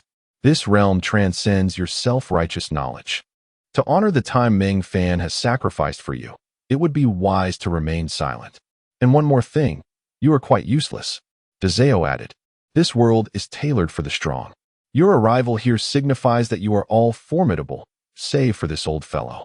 Starting tomorrow, I shall guide you on your journey to strength. Displeased with the manner of speech from the rice and jujube spirits, Meng Fan interjected, rice, jujube. You two may return home for now. I will speak with them. Come back for us in the morning. The rice spirit made a face at Professor Pan, then took Dezeo and activated the teleportation, vanishing from the rooftop. The atmosphere grew tense. Meng Fan poured another glass of wine and addressed Professor Pan. Do not take offense. There truly are deities in this world, and our goal is to become divine. This realm is not solely inhabited by warriors, but also by scholars. I hope you can channel your relentless spirit of inquiry into research and thoroughly explore this world. Professor Pan sighed. I am 84 years old, and my steadfast worldview has been utterly shattered today. I checked my life index earlier. I have 2.5 months left. I would be content to glimpse this new world before I depart. Suddenly, Meng Fan erupted into laughter, joy radiating from him. Professor, you are mistaken. Time in this world can be traded. Your life can be extended indefinitely, essentially granting you immortality. You can even revert to your peak state. When I arrived, I bore the dual afflictions of mutated genetic weaponry and nuclear radiation, yet here I stand, thriving. As a scientist, your understanding of new phenomena should far exceed that of mere soldiers. Gather the courage to confront this new reality.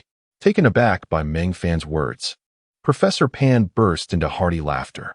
You are right. While I may never become a warrior, I can certainly strive to be a sage, thoroughly studying this world. You may aspire to be martial gods, while I shall be a god of wisdom. Batu Lu scoffed, I see a fool instead. Professor Pan's grand declarations were swiftly silenced by Batu Lu's retort, leaving him blushing in embarrassment. Meng Fan turned to the remaining 8 soldiers, smiling as he spoke. We are all soldiers. Our previous mission was to defend our homeland, and now our duty is to establish a foothold for our civilization in this world. Do you have the confidence to succeed? The 8 soldiers stood at attention in unison, affirming their resolve. Meng Fan raised an eyebrow at Professor Pan, saying, see, it is much easier to deal with soldiers. Professor Pan replied with a scoff. In my youth, I aspired to be a soldier, but my physical limitations held me back. Otherwise, I might have been a special forces operative. Zhao Gang retorted, we are not the greenhorns fresh from training. We are the dragon scales, the elite among soldiers. The nation's steadfast shield. The 9 soldiers erupted into laughter, leaving Professor Pan with a flushed face. Having spent considerable time at the base, where the secrecy level was high, he understood the true significance of dragon scales and he could not counter the assertion that special forces were mere novices. Finally, he haughtily retorted, "Warlord." Meng Fan interjected, "I beg your pardon. I am the leader. In this world, I truly am a warlord, and not just that, I may yet become a king."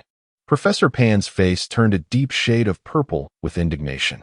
However, after countless reflections, he found himself at a loss for words to counter Meng Fan, primarily because his knowledge of this world stemmed entirely from the information provided by the Rice Spirit, which had constructed an elaborate background for Meng Fan as a deity of civilization. Meng Fan gestured for everyone to sit, distributing bottles of wine to each, and melancholically inquired about the situation on Earth after his departure. Chapter 48. The first night and the last night before arriving in this world. Zhao Gang held the highest military rank, thus it was only natural for him to speak. The war was progressing smoothly prior to my arrival. That rascal Yabujian had just executed the Children's Day operation. Among the 4 main islands of Yamato, the southern island had been thoroughly occupied, and we had also landed on the 9 islands, advancing with remarkable speed. The Americans and the Russians had both intervened, with the Russians having landed on the northern island, and the battle was currently fierce. The 16 American aircraft carriers were in a standoff with our 23 Chinese carriers in the Pacific, merely posturing, as they dared not engage. Divisions had also emerged within Yamato. The theory that the Yamato people are descendants of the Chinese was gaining traction, with many advocating for Yamato's incorporation into China. Even the proponents of war only dared to vocally challenge the Russians to a decisive battle. My strategic objective prior to arriving was to occupy the southern island and the 9 islands. As for Yamato Island, we had no immediate plans to act. It is anticipated that when the next batch arrives, the outcome of the war will be evident. Meng Fan chuckled. They take advantage of the weak and fear the strong. It seems our deployment has instilled a tremor in them. Zhao Gang replied with a grin. With 55 exoskeleton armored divisions, 120 armored divisions, 72 missile brigades, over 10,000 various warships, 300 air squadrons, and 6,000 fighter jets, after the Children's Day operation. We have also added 350,000 drones and 1 million mechanical warriors, along with the deployment of 70 attack satellites. Chi Hong Gang coldly interjected, and the Dragon Scale. Zhao Gang laughed heartily. Indeed, the Dragon Scale. In just 3 months of combat, our Dragon Scale faction has dismantled 13 military headquarters and 71 division headquarters. Of course, these were merely third-rate forces, but the orange, yellow, and green teams of Dragon Scale managed to eliminate the Southern Islands' overall defense command. And it was during that time that Hong Gang was injured and recuperating. Meng Fan clinked his bottle with Chi Hong Gang. "Well done. Are you fully recovered?" Chi Hong Gang's face flushed slightly. "I'm all healed. We spent nearly a year in that special space." Meng Fan inquired further. "Have you all learned the 5 volumes of techniques I sent back?"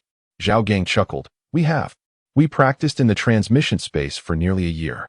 Bachelou is the most formidable. Aside from wisdom, his other 4 attributes have each improved by 1 point, while our elite soldiers have progressed by 2 points." Sun Yaowei chimed in. "If it weren't for that old man nagging in our ears, I could have improved even more. He is so annoying. He hasn't made any progress himself, but still harasses us. I really ought to strip him of his clothes and stuff his mouth to shut him up." Professor Pan wanted to argue, but found no grounds. Meng Fan glanced at the silently observant Bachelou and smiled. "You're truly a genius to have enhanced by 4 points. Such talent is admirable." Bachelou's face reddened. "I learned from you." Zhao Gang added with amusement. "This Bachelou is your staunch fan. For your reputation, he has taken down over 1,000 people and recruited them into the Dragon Scale Reserve within a month, fiercely defeating 13 training instructors. When you first arrived, he was already formidable, but in terms of fighting, he surpasses you." Bachelou's face turned even redder as Meng Fan queried, "Have you ever fought General Zhao?" Bachelou was momentarily taken aback, glancing at Zhao Gang in confusion before shaking his head. Meng Fan boasted, "You are far behind me. When I first joined Dragon Scale, I defeated 2 people. One was the leader of the Red Dragon Scale, Long Outyin, and the other was General Zhao. I was more impressive, taking down significant figures. Of course, Only the official members of Dragon Scale are aware of these matters, and no one dares to gossip, lest they face repercussions. In this world, there were no restraints. My most glorious battle was not the 7 incursions into Yamato, but cornering the Red Dragon in the restroom and delivering a fierce beating. Additionally, I had also thoroughly pounded General Zhao in his office. Everyone looked bewildered, and finally, Sun Yaowei weakly asked, "What happened afterward?" Zhao Gang chuckled. "I spent a month cleaning restrooms, as that rascal Red Dragon kept leaving a mess outside. It wasn't he until Meng Fan chased him for 15 kilometers, stuffing the mess into his mouth, that I was punished to clean 3 extra months. During that time, anyone seeking revenge on Red Dragon would leave a mess outside, and Meng Fan would stuff it into his mouth." Laughter erupted among the group as Sun Yaowei continued. "And then what?" Zhao Gang sighed. "Eventually, the purple dragon scale was entirely wiped out, and Meng Fan reformed it at the age of 23. Shi Honggang remarked, "The other 6 teams suffered casualties, but the purple dragon scale was re-established 6 times, with Meng Fan's being the 7th. Zhao Gang stated solemnly, "What you don't know is that the purple dragon scale has faced annihilation numerous times. Yet the rainbow dragon scale has only one principle that the purple dragon scale has always adhered to live and die together." Meng Fan smiled bitterly. "I am the first deserter in the history of the purple dragon scale, and the principle is not some nonsense about living and dying together, but rather to seek vengeance. We may perish, but our enemies must pay a 1,000-fold price." Zhao Gang patted Meng Fan. "Seeking vengeance is the principle of all dragon scales. Do you know? After the war began, it was that little red dragon who fought the hardest. For 3 months, while other dragon scales recuperated, only the red dragon scale continued to advance, undertaking the most perilous missions. I have already recommended that Red Dragon King Long Outyin take over my position." Meng Fan chuckled. "Aren't you worried he'll lead all the dragon scales to indulge in vice? The Green Hat King Yabujian and the Green Dragon King are both stronger than him." Zhao Gang laughed. "If he wishes to indulge, let him. He is the only one daring enough among the commanders. Moreover, he is broad-minded, willing to embrace all kinds of talents, something not everyone can match. Among the 7 dragon scale leaders, I have the highest hopes for you. But it is unfortunate you've come to this world. Nonetheless, this world needs you even more." Meng Fan smiled. "I too require your support. General Zhao, from now on, you shall oversee training. All newcomers will be your responsibility. Of course, I will personally ensure you and Instructor Duan receive thorough training." "Now, I am an instructor." The silent Duan Wu chuckled. "Very well. I shall fulfill my training objectives just as you will meet yours. Is there any weaponry in this world?" "It has been ages since I've held one, and I'm itching for a fight." Meng Fan replied, "There are none, but we have bows and crossbows. Let us see how it feels to shoot arrows. At dawn, I will have the elves guide you for data analysis and job transitions. Then we shall commence our expedition. Tonight, let us indulge in food and drink as if bidding farewell to Earth and stepping into a new world." With the exception of Professor Pan, everyone cheered, letting go completely. In this unfamiliar new world, atop a strange skyscraper, they felt the evening breeze. Apart from these 10 individuals, everything was foreign. Tomorrow, they would officially step into this world. Tonight was the final night, the first night of the new world, and the last night of the original world. Chapter 49.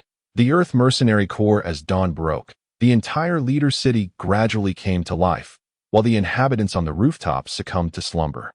The night had been indulgent, and when Dami and Dezeo arrived at the rooftop, they found numerous inebriated souls sprawled about, fast asleep.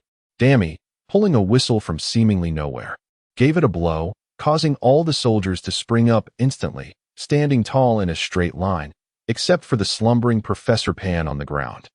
Meng Fan sheepishly scratched his head and remarked, "Dami, where did you get that whistle? It feels like a return to the world I once knew." Dami chuckled. "I made it myself, inspired by your memories. Who will wake this old man?" Everyone was eager to assist, as it appeared that Professor Pan had not fared well in the company of these soldiers, and their method of awakening him was rather ruthless. Fortunately, this was a safe zone. Otherwise, with his meager constitution, Professor Pan would surely have met his demise. Once everyone was awake, Dami, embodying the demeanor of an inspecting general, made a few circles around them. Dazeo, take these 8 soldiers for data analysis, then proceed to change their professions and learn skills.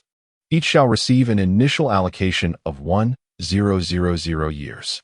As for this deadweight, I will take him to restore his peak condition. Meng Fan, you head home and prepare. Today we shall take these fellows to the Bauha agricultural zone for skill practice. I have placed your skill book on the table. Let us gather at the 9th way station by noon. The soldiers diligently cleaned up all the refuse around them, stowing the trash in their spatial pockets. Meng Fan waved to the group. I will gather supplies. We shall depart this afternoon. Let us remain low-key. Any incidents will be handled by my little sprite. The soldiers responded in unison, yes. Dammy then interjected, Wood, haven't you noticed someone is missing? Everyone paused for a moment, before Zhao Gang, exasperated, muttered through clenched teeth. That darn Lu Dashuan. Dazeo lamented. There's one hanging from the flagpole below. Damaging public property incurs a fine of 300 years. Dammy, remember to collect the fine. Meng Fan, well aware of Lu Dashuan's reckless nature, knew that he must have drunkenly attempted to leap from a height. Old Zhao, please educate him properly. Let us not let it end in tragedy. With that, Meng Fan activated his key to teleport home, appearing directly in his quaint loft. Inside, he found a complete set of cooking utensils, a large spice box, a multi-person tent, a brand new tin-tier food container, a sizable toolbox, and a massive water jug, alongside the materials he had previously gathered for crafting the 100-year blade. A signpost read, Wood, take them to acclimatize to this world. Their objectives are to master intermediate animal gathering, intermediate mining, intermediate cooking, intermediate planting, and intermediate plant gathering.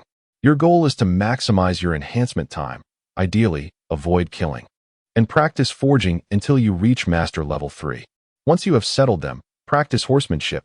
That big fellow has a bonus in riding skills. Let us not waste it. As for that old man, he won't be of any help for at least 100 years, so I'll leave him in Leader City. He will only be needed once we establish a village, but I won't let him idle. He'll undergo rigorous training. Meng Fan packed his supplies into his backpack, taking 2 finely crafted broken iron swords. He didn't rush to the meeting point, but instead headed to the training room, practicing swordsmanship and knife techniques. His experience and knife skills had also risen significantly, reaching an advanced level as he focused on the attacking skills inherent in this world's martial arts. Attack skills are calculated independently from swordsmanship levels. Although Meng Fan possessed master-level swordsmanship, his attack skill level was disappointingly low. As a slayer, he theoretically could unlock any professional skill, meaning countless skills awaited his practice. With half a day at his disposal, Meng Fan was determined not to squander it, allowing Dammy and Dazeo some time to interact with ordinary Earth travelers. Indeed, Dammy's lively nature proved irresistible.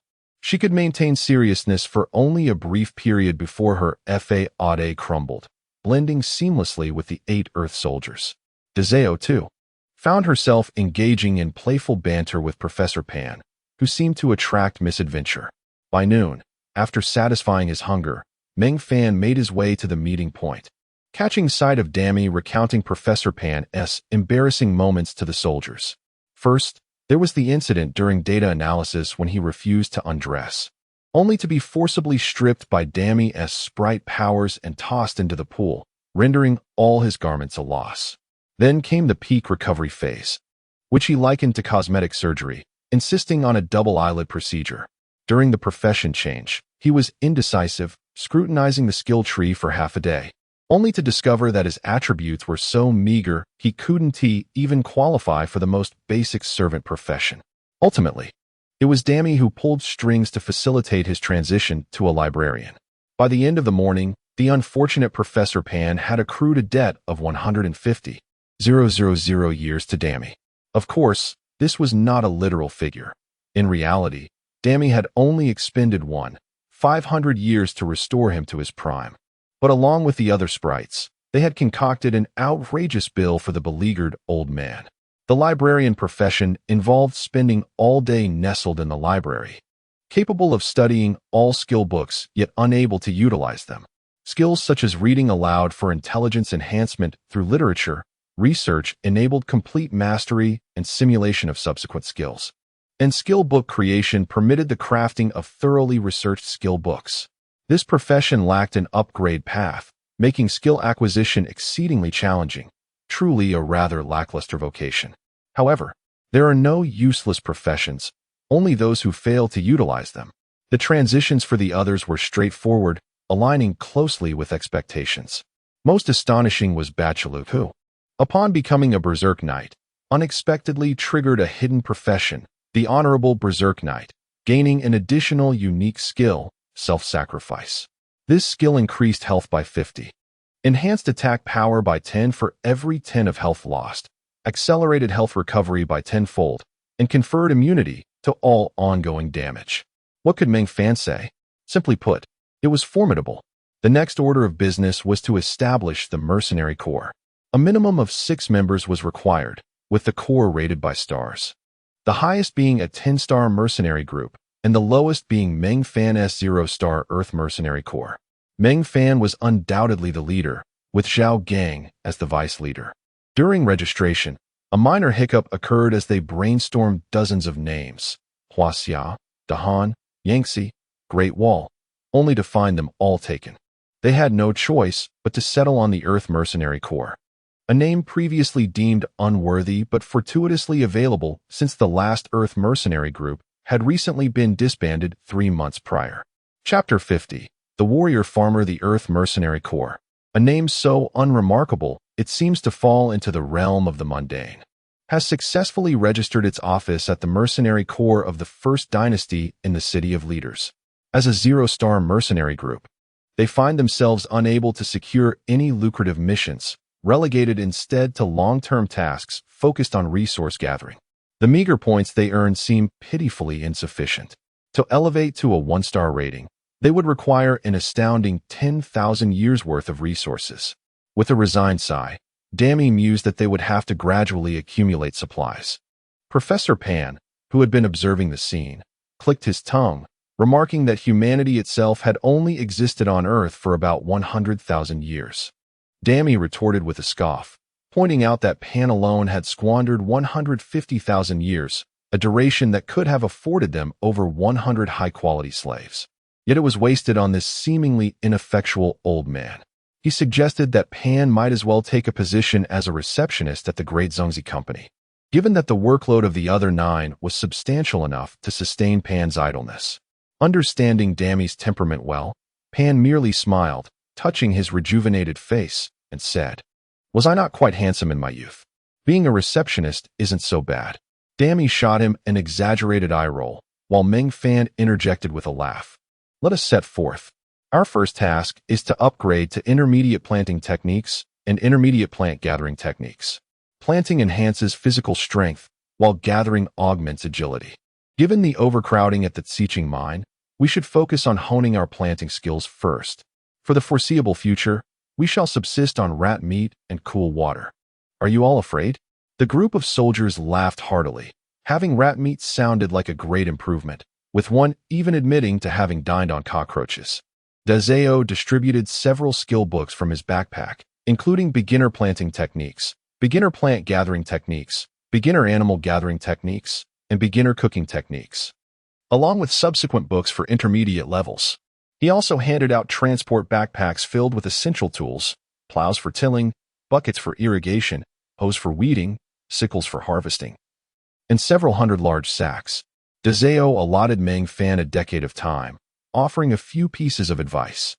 2 little sprites accompanied Pan Jinhua as they watched the group mount the rented steeds. With the enhancement of Barchalu's talent, they swiftly learned the basics of horsemanship, enabling them to ride the intermediate mounts. They galloped away, their riding experience skyrocketing. Within just 2 hours, Meng Fan's skill had advanced from novice to level 2. By the time they reached the Baig River agricultural zone, his riding proficiency had reached level 3. Dammy had set aside a farming area sufficient for 20 individuals. With a campsite at its center, they returned the rented horses, which trotted back to the City of Leaders on their own accord. Meng Fan quickly regained his authoritative demeanor from his time as captain and commanded Duan Wu, Wei Zhenghong, and Sun Baowei go hunting. Qihonggang Scout the area and purchase some wheat seeds from the seed vendor. 20 bags will suffice. Sun Yaowei and Lu Dashuan, fetch water. Zhao Gang and Barchalu.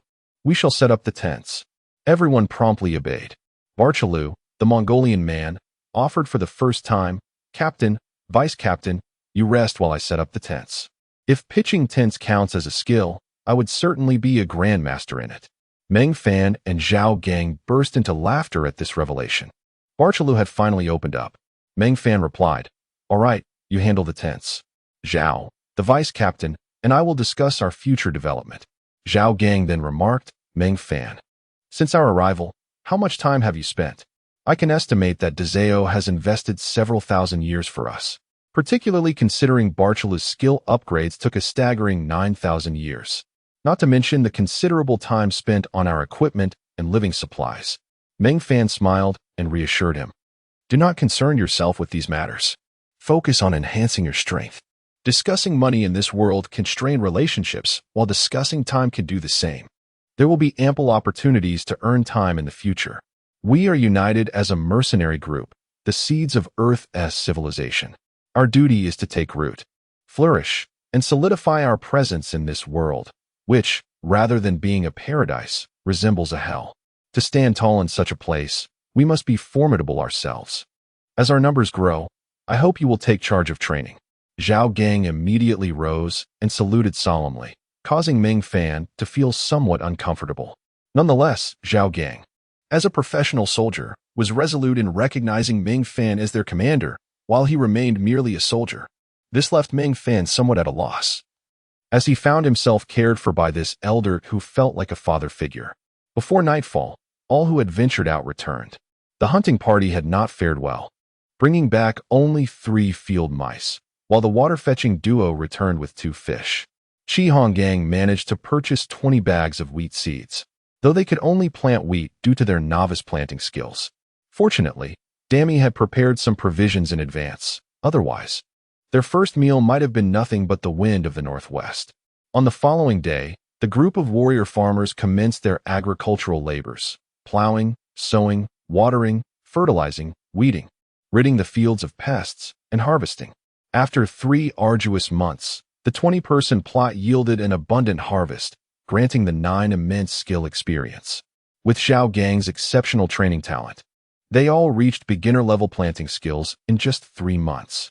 After some calculations, they collectively decided on cultivating soybeans, which had a growth cycle of 6 months and thrived in water. The next half year would be primarily focused on fetching water, fishing, and capturing field mice to improve their meals. In their spare time, they would spar and practice combat skills, leading to a busy yet fulfilling daily existence. As time passed, bonds deepened, not only among brothers, but also in the realm of camaraderie. After 2 years spent in the agricultural zone, following the soybean harvest, Meng Fan instructed Dammy to expand their farming area to accommodate 27 individuals, with each person tending to 3 times the previous area. Within a mere 2 years, they had mastered both planting and plant gathering techniques to the intermediate level. Upon returning, they could purchase skill books to advanced levels, bestowing each member with an increase of 4 points in agility and 4 points in physical strength. Although the fishing skill added to their willpower, it proved exceedingly difficult to master. The 9 had only reached the beginner level, yet it still provided a modest 1-point increase. Among all foundational attributes, willpower was the most challenging to cultivate, with only 2 combat skills focused solely on enhancing it: body refinement and tranquility techniques. In production skills, fishing was the sole contributor to willpower, while the only life skill to do so was carving. Theoretically, achieving a 100-point increase in willpower through skills was an unimaginably daunting task. Chapter 51. A decade of accumulation. For the past 2 years, Meng Fan has taken on the role of a transporter. After each harvest, he would deliver crops back to the city of leaders. The perseverance and patience of the 9 individuals instilled great admiration in the rice and jujube. The novel world lay nearby, yet these 9 could remain composed and cultivate the land, a feat utterly inconceivable to the lively sprites. Achieving advanced levels in both planting and herb gathering techniques within 2 years was already an unimaginable accomplishment. Moreover, they managed to spare time to enhance their combat skills within this world system.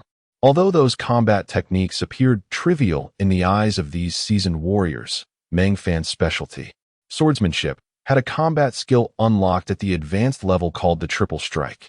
This simple combination of a slash, a chop, and a thrust could take up to 1.5 seconds to execute at the highest level. In contrast, Meng Fan could perform this set of maneuvers in just 1 second without the use of skills. Furthermore, the application of skills felt rigid and was easily avoidable or blockable. Thus, the so-called enhancement of skill power was utterly nonsensical. If a strike landed, it would defeat the enemy regardless of the skill's amplification, while a miss rendered any power irrelevant. Nevertheless, motivated by a desire to understand the rules of this world, the group diligently practiced their combat skills, leaving the decision to utilize them entirely up to personal discretion. Of course, certain skills proved quite practical, such as trap setting, stealth, and reconnaissance techniques.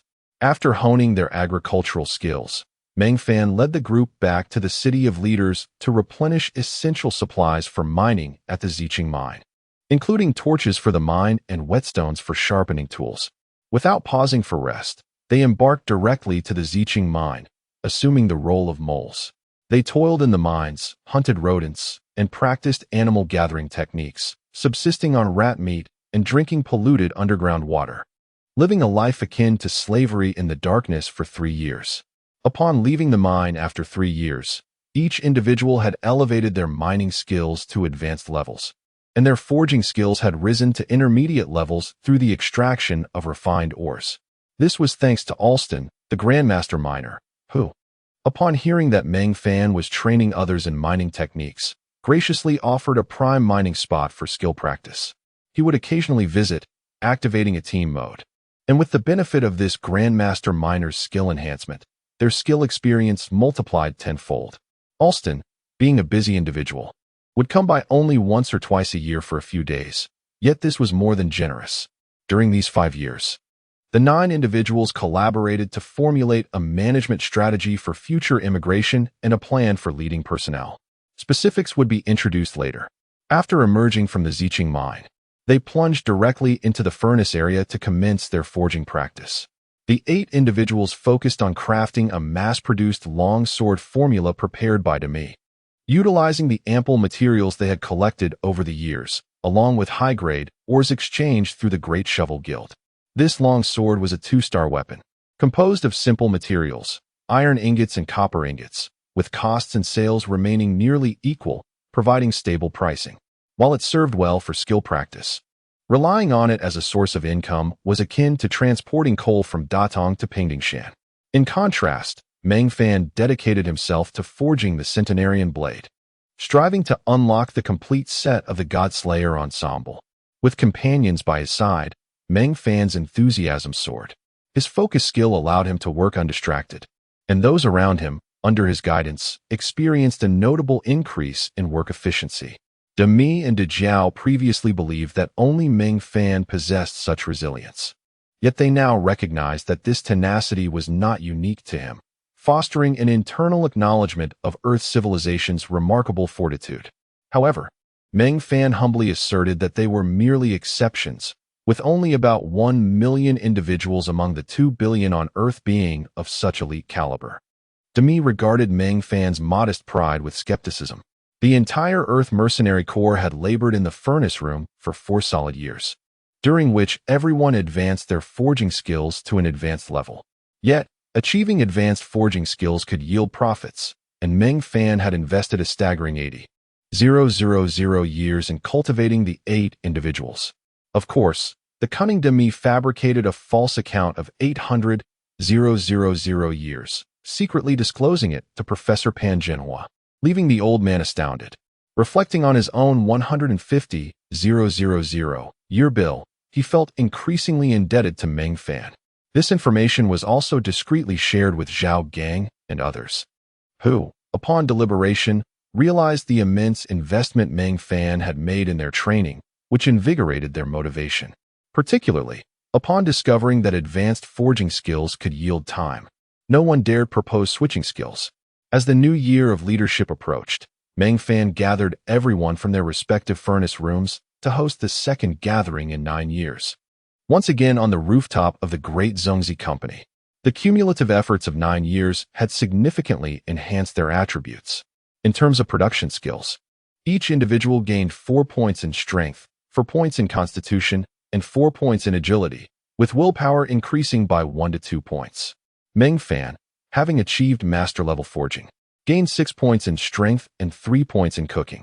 The others similarly gained 4 points in strength and 1 to 2 points in constitution.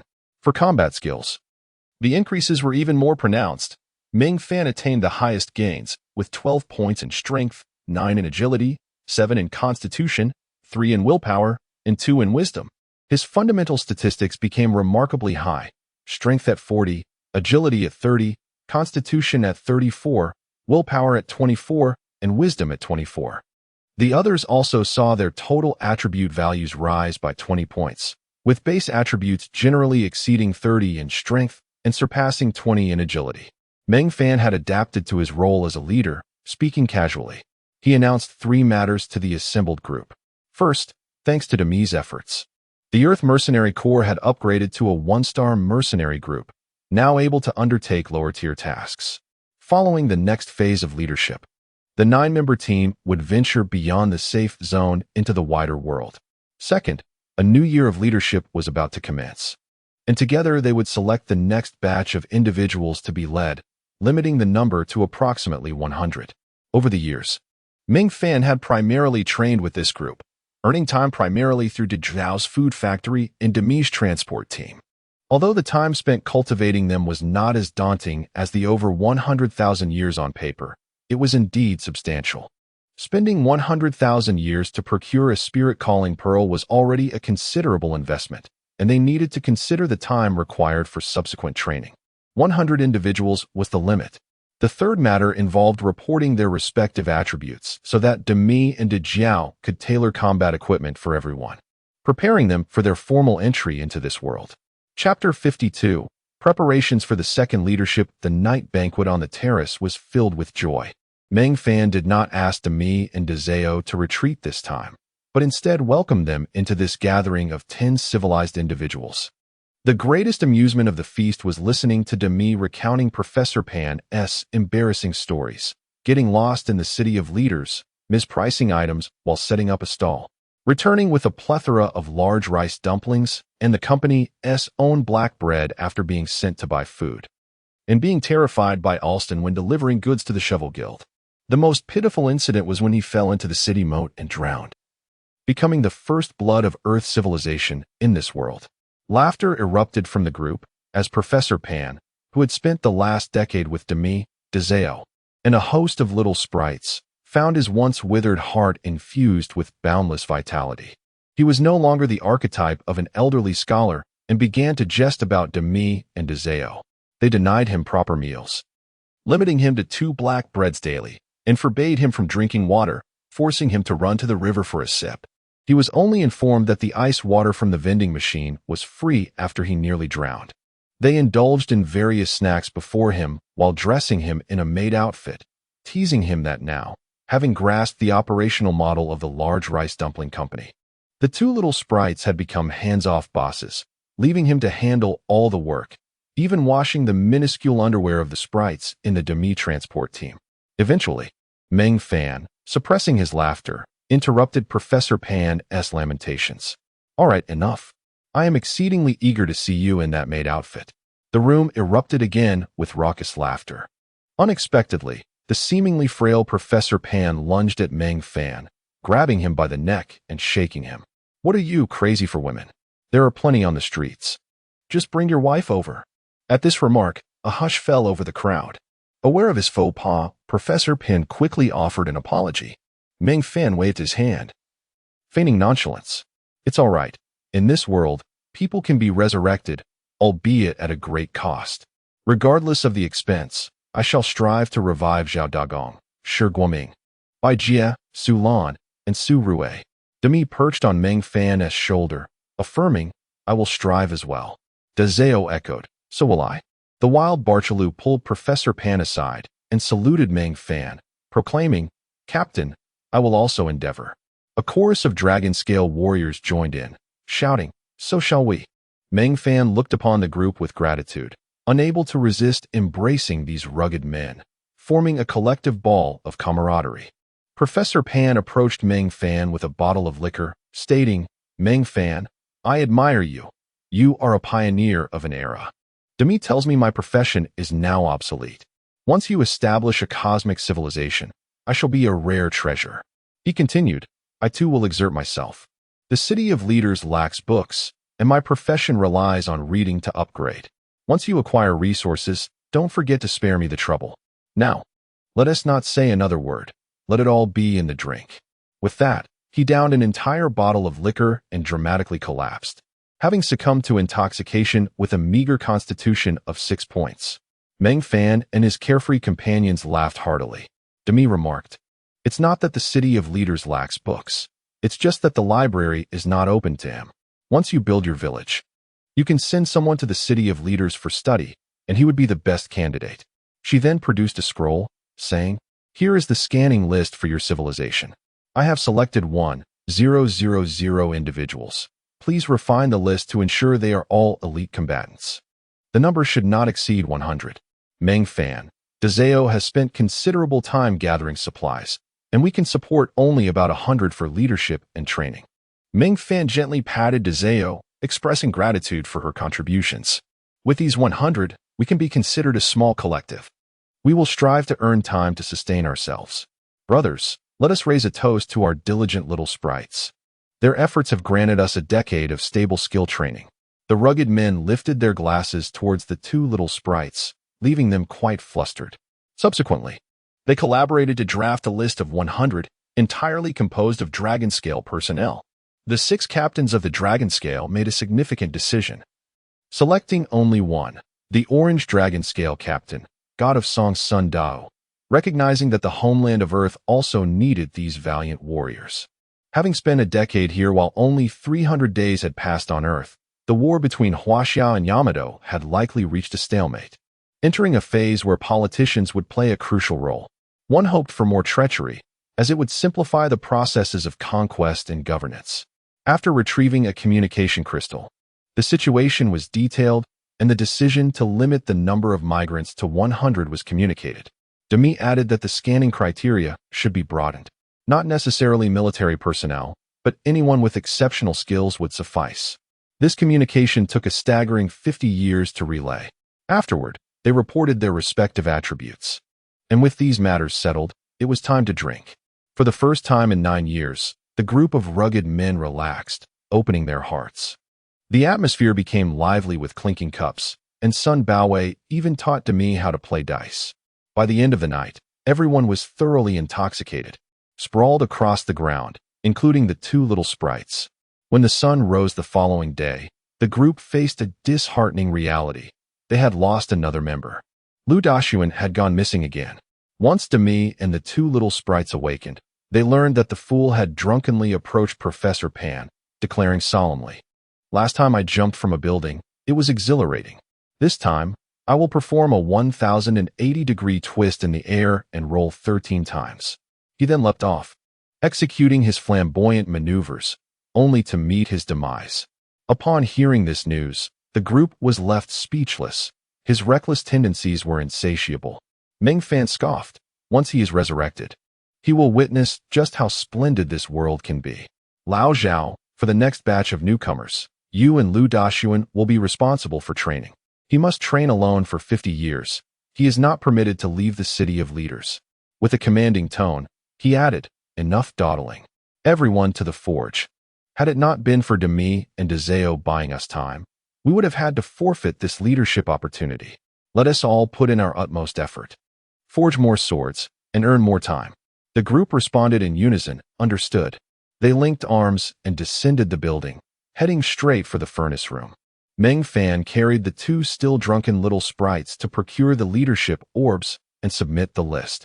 Most importantly, he was set to begin crafting the Godslayer's set. Over the past 4 years, he had devoted himself fervently to mastering the art of forging, bolstered by Demi's unwavering support and Zhao Gang's skill enhancements. In this duration, he had reached the 5th tier of mastery and unlocked 5 components of the Godslayer set: the Godslayer boots, belt, armor skirt, necklace, and ring, all pertaining to the lower body. The materials had been prepared in advance by Demi and her companions, simple resources that could be gathered in 10 years on the streets, with a 100 success rate in crafting. However, the low threshold made Meng Fan anxious. He could only hope that the Godslayer set would yield powerful results. Chapter 53. The infuriating Godslayer set. The 5 components of the Godslayer set were forged in merely a few hours.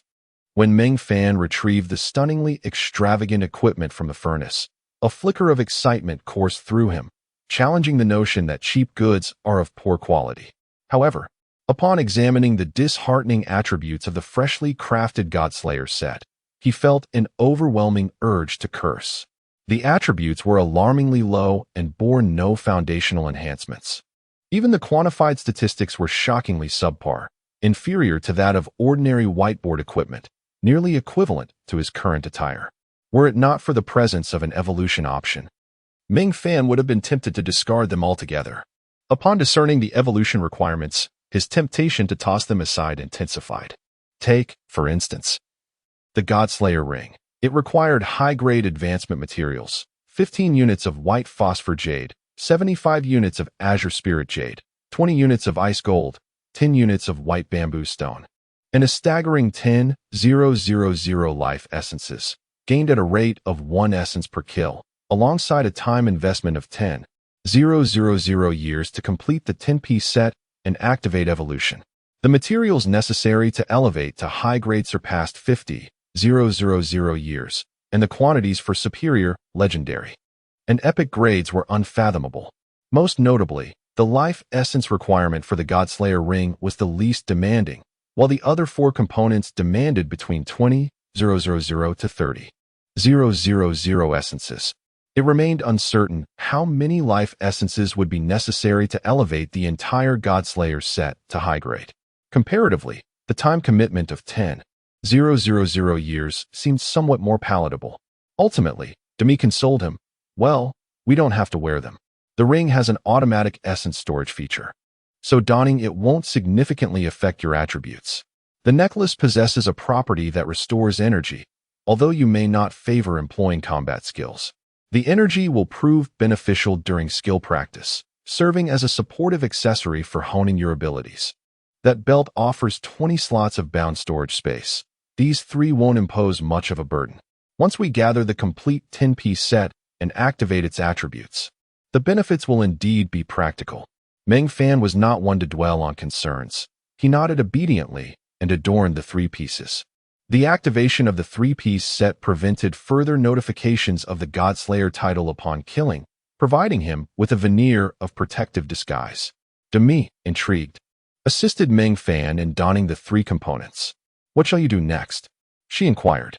Meng Fan stretched his limbs, replying, Naturally, I will continue practicing my forging skills. I am now a master-level blacksmith at the 5th tier.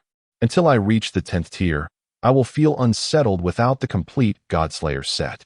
Observing Meng Fan's evident frustration with the Godslayer set, Demi swiftly shifted the topic. Would you exhibit severe obsessive-compulsive tendencies? You aren't a Virgo, are you? Your forging skills have already reached the 5th tier. I know of a splendid piece of equipment perfect for your refinement, with experience surpassing that of the Century Blade. And it offers a far better cost-performance ratio. At least it will save us time. Meng Fan casually manipulated the 5 components of the Godslayer set. I'll heed your advice. Demi glanced at Dezeo and whispered, Don't you want to go out and kill a few people to vent your frustrations? Surprised, Meng Fan retorted, Vent what? Dezeo burst into laughter. Demi, you're being unreasonable, and you lost. Next month, you'll handle the cleaning. Meng Fan, I wagered with Demi that your first action after acquiring the equipment would be to go kill a few people to relieve the frustration of practicing skills in seclusion for so many years. Meng Fan ruffled Demi's hair, saying, Do you perceive me as a bloodthirsty maniac? Today I shall rest, and tomorrow I will begin refining that weapon you mentioned with a better cost-performance ratio. By the way, what weapon is it? Dezeo retrieved a recipe from her bag. Blood axe, 4-star level, requiring master-level forging at the 5th tier. Materials: 300 units of 100 forged steel, 15 units of crimson garnet, 30 units of bronze, and 10 units of steel sand, with a forging duration of 10 days. Without hesitation, Meng Fan learned the recipe. All right, prepare the materials. I need 50 sets. 5 per month. Demi shook her head. That's far too much. We cannot spare that much time. Each set of materials requires approximately 1,000 years. And Dezeo has only 400,000 years left to sell the Broken Sky Sword. We need to prepare good equipment for each of you, along with time for recovery, job transitioning, and skill learning. Each individual will require several thousand years. Our time is indeed constrained. Dezeo interjected. 50 sets are manageable. We can sell the remaining materials of the Century Blade and the finished Century Blade itself, along with the income from the Dezongzi Company and Demi's transport team, to gather the 50 sets without issue. Let us buy 10 sets first for Meng Fan to refine, selling them as we go. Blood axes sell quite well. Meng Fan chuckled. On an installment plan, is it? Demi retorted. Before the next leaderess era, we have a debt of 400,000 years to repay. The Dezeo factory profits 200 years daily, which is already its limit. Demi's transport team is currently unstable. We're just managing to support that group of little elves. Our biggest decision blunder was spending 1,000 years on expanding the house. Dezeo shot back. Isn't that your grand ambition? You insisted on upgrading to a villa. You still can't forget about that elven garden. Demi, incensed, replied, didn't you agree to? And you said that even if we 3 voted, you would vote in favor, 2-1. Seeing the 2 elves on the verge of a quarrel, Meng Fan quickly intervened. It's been a long time since I've been home. I miss the soft bed and the comfortable bath. I hope you haven't thrown away my old dining table. It feels like meals lack flavor without it.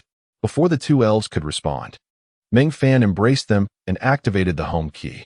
To his astonishment, this journey led him not to the familiar room of the past, nor to the quaint wooden cabin, but to an empty, expansive space. Demi, is this our new home? With a sense of pride, Demi explained, Wood. This was your former room in the City of Leaders, but it has now become a passageway to our new home. The new house is in the divinely constructed Yayatina space, requiring this space for transition. Turn around. Our front door is behind you. Upon turning, Meng Fan beheld an exquisitely grand door that dominated an entire wall, its splendor beyond description. Wood, why are you standing there like a fool? Open the door. Placing his hand upon the enormous handle, a soft yet authoritative feminine voice resonated in his mind. Welcome, Leader Meng Fan, home. As your room has reached villa status, its location has departed from the affiliated space of the City of Leaders, entering the Yayatina space. As the voice echoed, a resplendent crystal key and an ancient scroll materialized before him. Meng Fan reached out to grasp both items as the grand door swung open automatically. Chapter 54. The new home. As the door swung open, a dazzling light burst forth from within, momentarily blinding Meng Fan. Once the brilliance dissipated, a cobblestone path revealed itself, leading directly to a magnificent villa in the distance. Rice and Jujube soared into the air, guiding Meng Fan forward. The instant he stepped over the threshold, the scroll in his hand unfurled automatically, presenting a 3-dimensional model of the villa. A gentle voice echoed, welcoming the guide, Meng Fan, back home.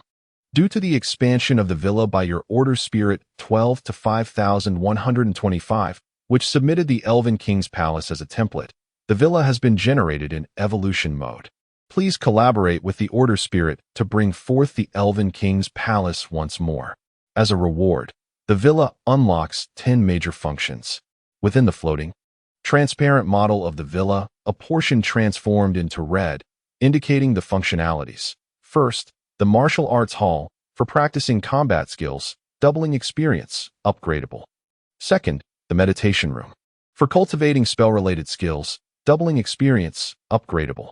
Third, the Alchemy Room, featuring a sealed alchemical puppet, Grandmaster level, currently at entry level, unlockable, for concocting potions with materials provided by oneself. Personal alchemy doubles skill experience, upgradable. Fourth, the Beast Pen, housing a sealed nurturing puppet, Grandmaster level, currently at entry level, unlockable.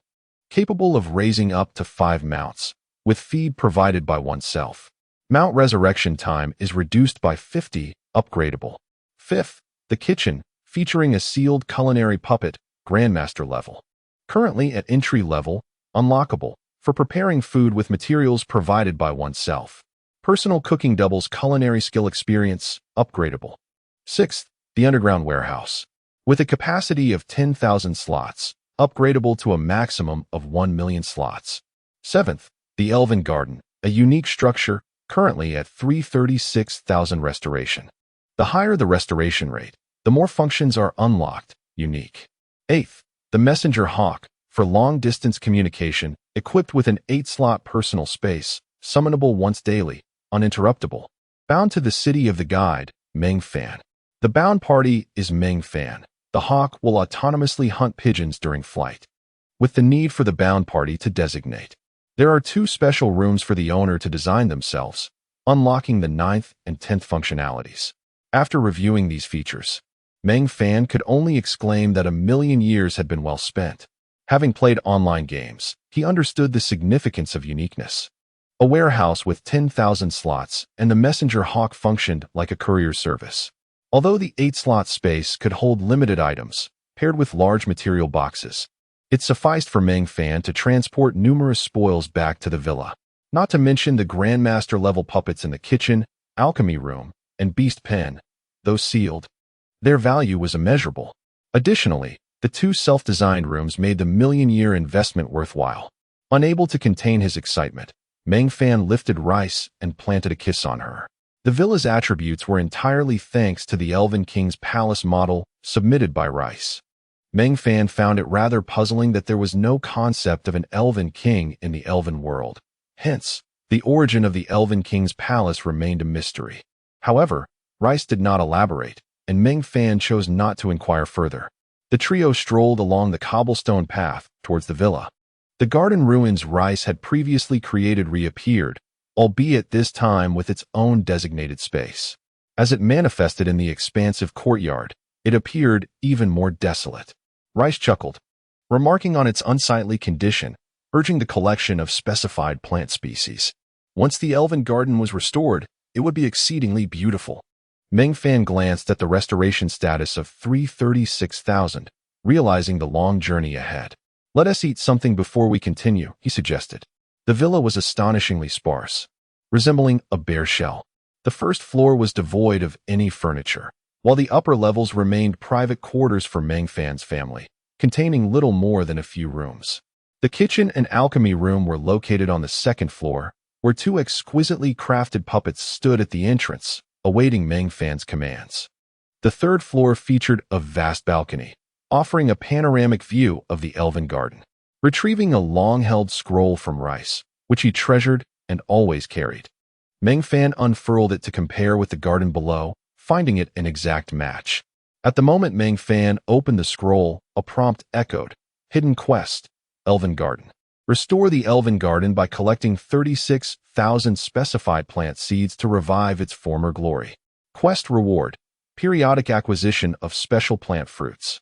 The hand-drawn design scroll of the Elven Garden transformed into a golden quest scroll. Meng Fan grasped the golden scroll in astonishment. Although he had seen quest scrolls before, he had never encountered one of this hue. Under Rice's encouragement, Meng Fan smiled and nodded to accept the hidden quest. The golden scroll dissolved into a stream of light, entering Meng Fan's being, and the Eternal Codex now displayed the names of 36,000 plants along with their origins. Turning to Rice, Meng Fan declared, "I shall exert every effort to restore your garden. Now, let us not dwell on whether the 1,000,000-year investment was worth it. We are alive and can still earn." He suggested they return for a meal and rest to rejuvenate for the new challenges ahead. "By the way, shouldn't our new home have a name? I propose." Before Meng Fan could finish, the 2 small spirits hastily covered his mouth. "Your naming ability, which once summoned thunder, should not be flaunted. We have already chosen a name, the 24 Wings Eternal Home." Meng Fan muttered under his breath, "That's quite a long name. I think I prefer something like Zonia." The 2 small spirits exchanged glances, relieved they had prevented him from continuing. One room on the third floor was arranged like Meng Fan's previous room, and upon returning to the familiar, cozy confines, a sense of comfort washed over him. The long-awaited trio's world continued to be filled with warmth. They chatted for quite some time, predominantly about their dreams. Rice's dream was to reside in the Elven King's palace, which cost 1,000,000,000 years, playing joyfully with the little spirits each day. Jujube claimed to have no dreams, slyly asserting that Meng Fan's dreams were her own. Meng Fan's aspirations were simple. He wished to resurrect 5 individuals crucial to his life. The 2 small spirits fell silent, and finally, Rice gathered her courage to speak. Meng Fan, reviving them is possible, but only when you reach the pinnacle of this world. The key material for resurrecting souls from the original world is the heart of God, of which only 29 individuals are confirmed to possess it, 14 kings of the Order continent and 15 demon lords from the Chaos continent.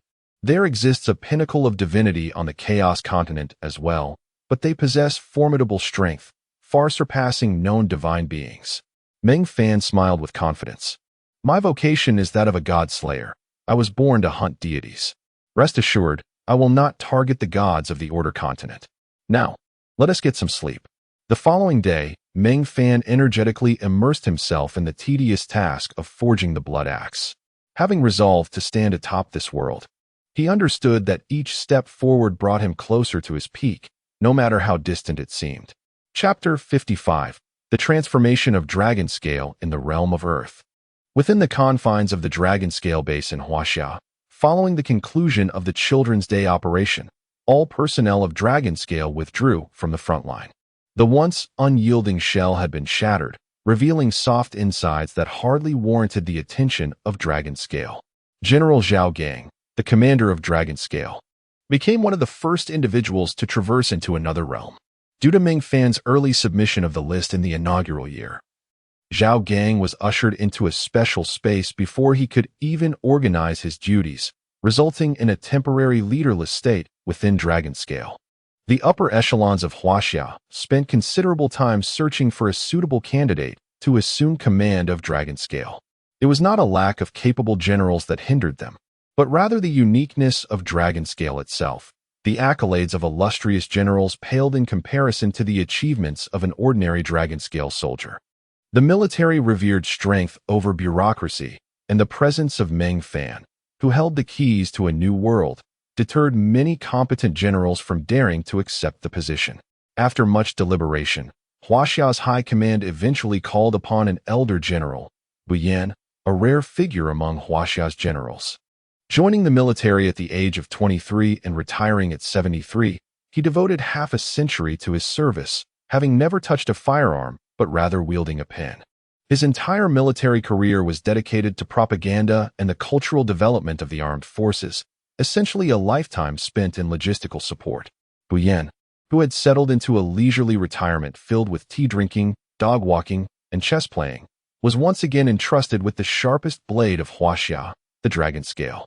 On his first day in office, Buyan was faced with a lackluster welcome ceremony, as not a single one of the 6 Dragonscale captains attended.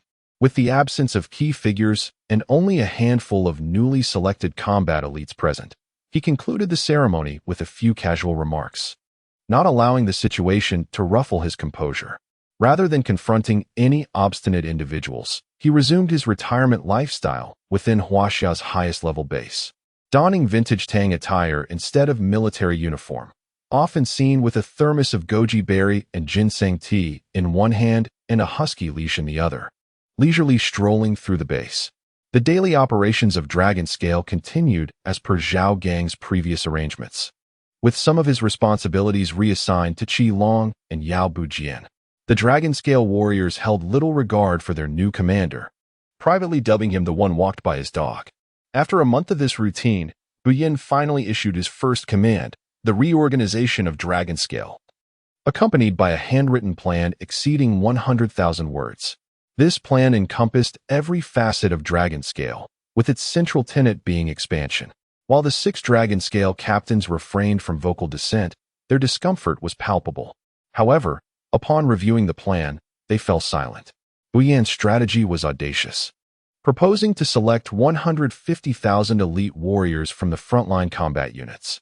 Should his plan materialize, over half of the platoons and company leaders from the 300,000 troops stationed far away in Yamato would be summoned to Dragon Scale, alongside numerous renowned hero companies and battalions. Even Qilong, who had consistently advocated for the expansion of Dragon Scale, could scarcely fathom such an extreme course of action. The second aspect of the reorganization involved internal expansion. Previously, each of the 7-color Dragon Scale teams consisted of only 5 to 6 members. But Buyan's plan proposed a tenfold increase, restructuring each Dragon Scale team into one main unit and 9 subunits.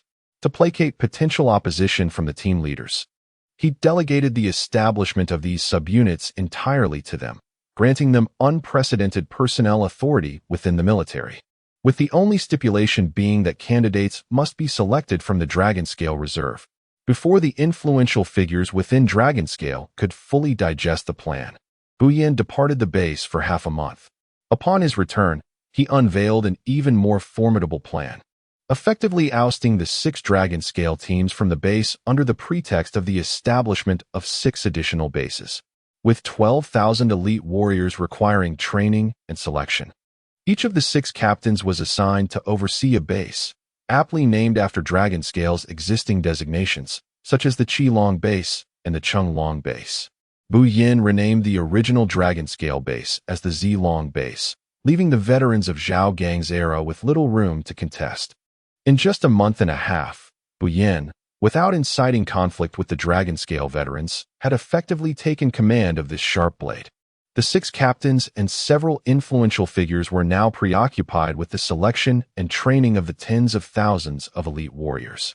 Meanwhile, Buyan continued to lead his retiree's life, walking his dog and engaging warmly with everyone he encountered.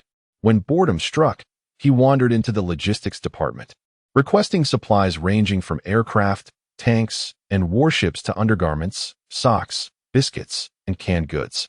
There was nothing he deemed unnecessary. The official structure of Dragon Scale comprised only 3,000 personnel, including the guard unit and the Dragon Scale reserve. Yet Buyan insisted on requisitioning supplies equivalent to an entire army. The logistical standards for training the tens of thousands of recruits were set at pilot standards. Though the unfortunate recruits received supplies comparable to those afforded to military dogs, a disparity that ensured the additional resources were funneled into the various Dragon Scale bases. A general who advocated for the welfare of his subordinates, regardless of his capabilities, would invariably earn respect. Buyan was such a general, adept at securing benefits and supplies. No one could rival this seasoned elder. If one dared to compete, they would find themselves featured in the military report for disciplinary breaches or lackadaisical training attitudes, especially with the evidence collected by the elite Dragon Scale soldiers. Dragon Scale's own king, Long Ao Tian, a brash figure, became Buyan's most effective accomplice in his underhanded maneuvers. Little Long, the corpulent son from the 63rd Army, pilfered 30 tons of canned goods from me. Have your men gather intelligence on their disheveled appearance and lackluster physical training. Snap plenty of photos, and I shall draft a report overnight for tomorrow's military news. Little Long, that Maboyu from the 17th Army dared to insult me behind my back. Ensure that his nickname, Big Donkey Face, circulates widely within the ranks. I have a collection of his youthful embarrassments. Disseminate them all. As time passed, no one dared to provoke this shrewd elder with a pen, especially since he was fiercely protective of his own. The ethos of Dragon Scale dictated that action should precede unnecessary disputes. Within the ranks of the training contingent, within a week, thousands found themselves hospitalized, primarily due to several Dragon Scale captains failing to properly align their training methods, treating these elite warriors as mere reserve soldiers. The military's higher-ups expressed their discontent, but Buyan bore the brunt of the ensuing pressure. With his eloquence and renowned oratory skills, he commanded respect throughout the military, thereby compelling a multitude of generals to begrudgingly accept the reality that casualties were an unfortunate aspect of training. Chapter 56. The Earth-crossing summit. The 6 captains of the Dragon Scale team, freed from constraints, infused their individual styles into the training regimen. The base of the Blue Dragon King, Jinglan, conducted training in nothing but undergarments, while the self-proclaimed god of song, Sun Dao, the Orange Dragon King, sang during workouts. The Green Dragon King's cherished activity, Zhuang Yin, involved playful brawling in the mud, while the Red Dragon King, Long Out Yin, faced light training by day and relentless exhaustion by night. The training base of the Green Dragon King, Yao Bujin, offered the most relaxed physical training. Yet few could endure 3 hours of tactical instruction in a single posture. The Yellow Dragon King, Huang Xing, adhered closely to conventional training methods, slightly intensifying the routine. After 3 months of intensive training, the number of participants dwindled from 6 figures to just over 12,000, representing a rigorous selection process. Ultimately, only 8,000 remained in the Dragon Scale Reserve, poised to become primary candidates for future crossings. However, the nightmare for these prospective soldiers was only beginning. Their future military commander, Bu Yan, was a scholar who not only penned articles but also relished reading, especially military novels. The impractical training methods concocted by unfortunate authors were subjected to his rigorous testing. Each encounter with the elderly Bu Yan, who appeared on the training field with a dog in one hand and a book in the other, left the recruits trembling. They yearned to capture those writers, secluded in their lairs, who had crafted such detailed methodologies without ever having set foot in a military camp. Of the 8,000 who endured 3 months under the Dragon Scale captains, half were eliminated within a month under Bu Yan's command, leaving fewer than 2,000 to join the Dragon Scale Reserve. During the initial months of conflict, Koizumi's circumstances spiraled into a hellish ordeal. His desperate counteroffensive fell into a trap, resulting in the loss of nearly 200,000 elite soldiers, as well as the Southern Islands and the Nine Islands. The Air Force was decimated, and the Navy was annihilated, while domestic dissent against him surged. The Russians seized upon the territorial disputes of the Northern Islands, brazenly exploiting the situation to their advantage.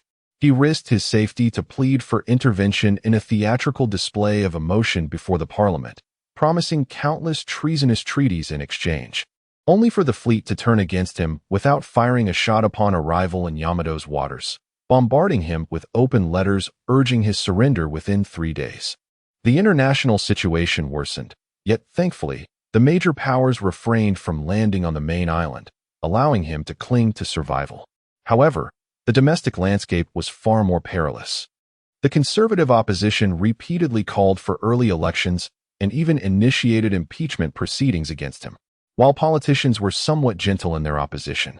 The radical military faction was far less forgiving, expressing profound disappointment at Koizumi's rash counteroffensive and subsequent complacency after failure.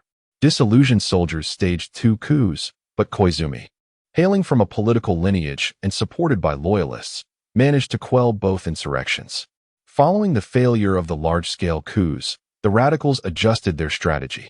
Over the course of several months, Koizumi faced 75 assassination attempts.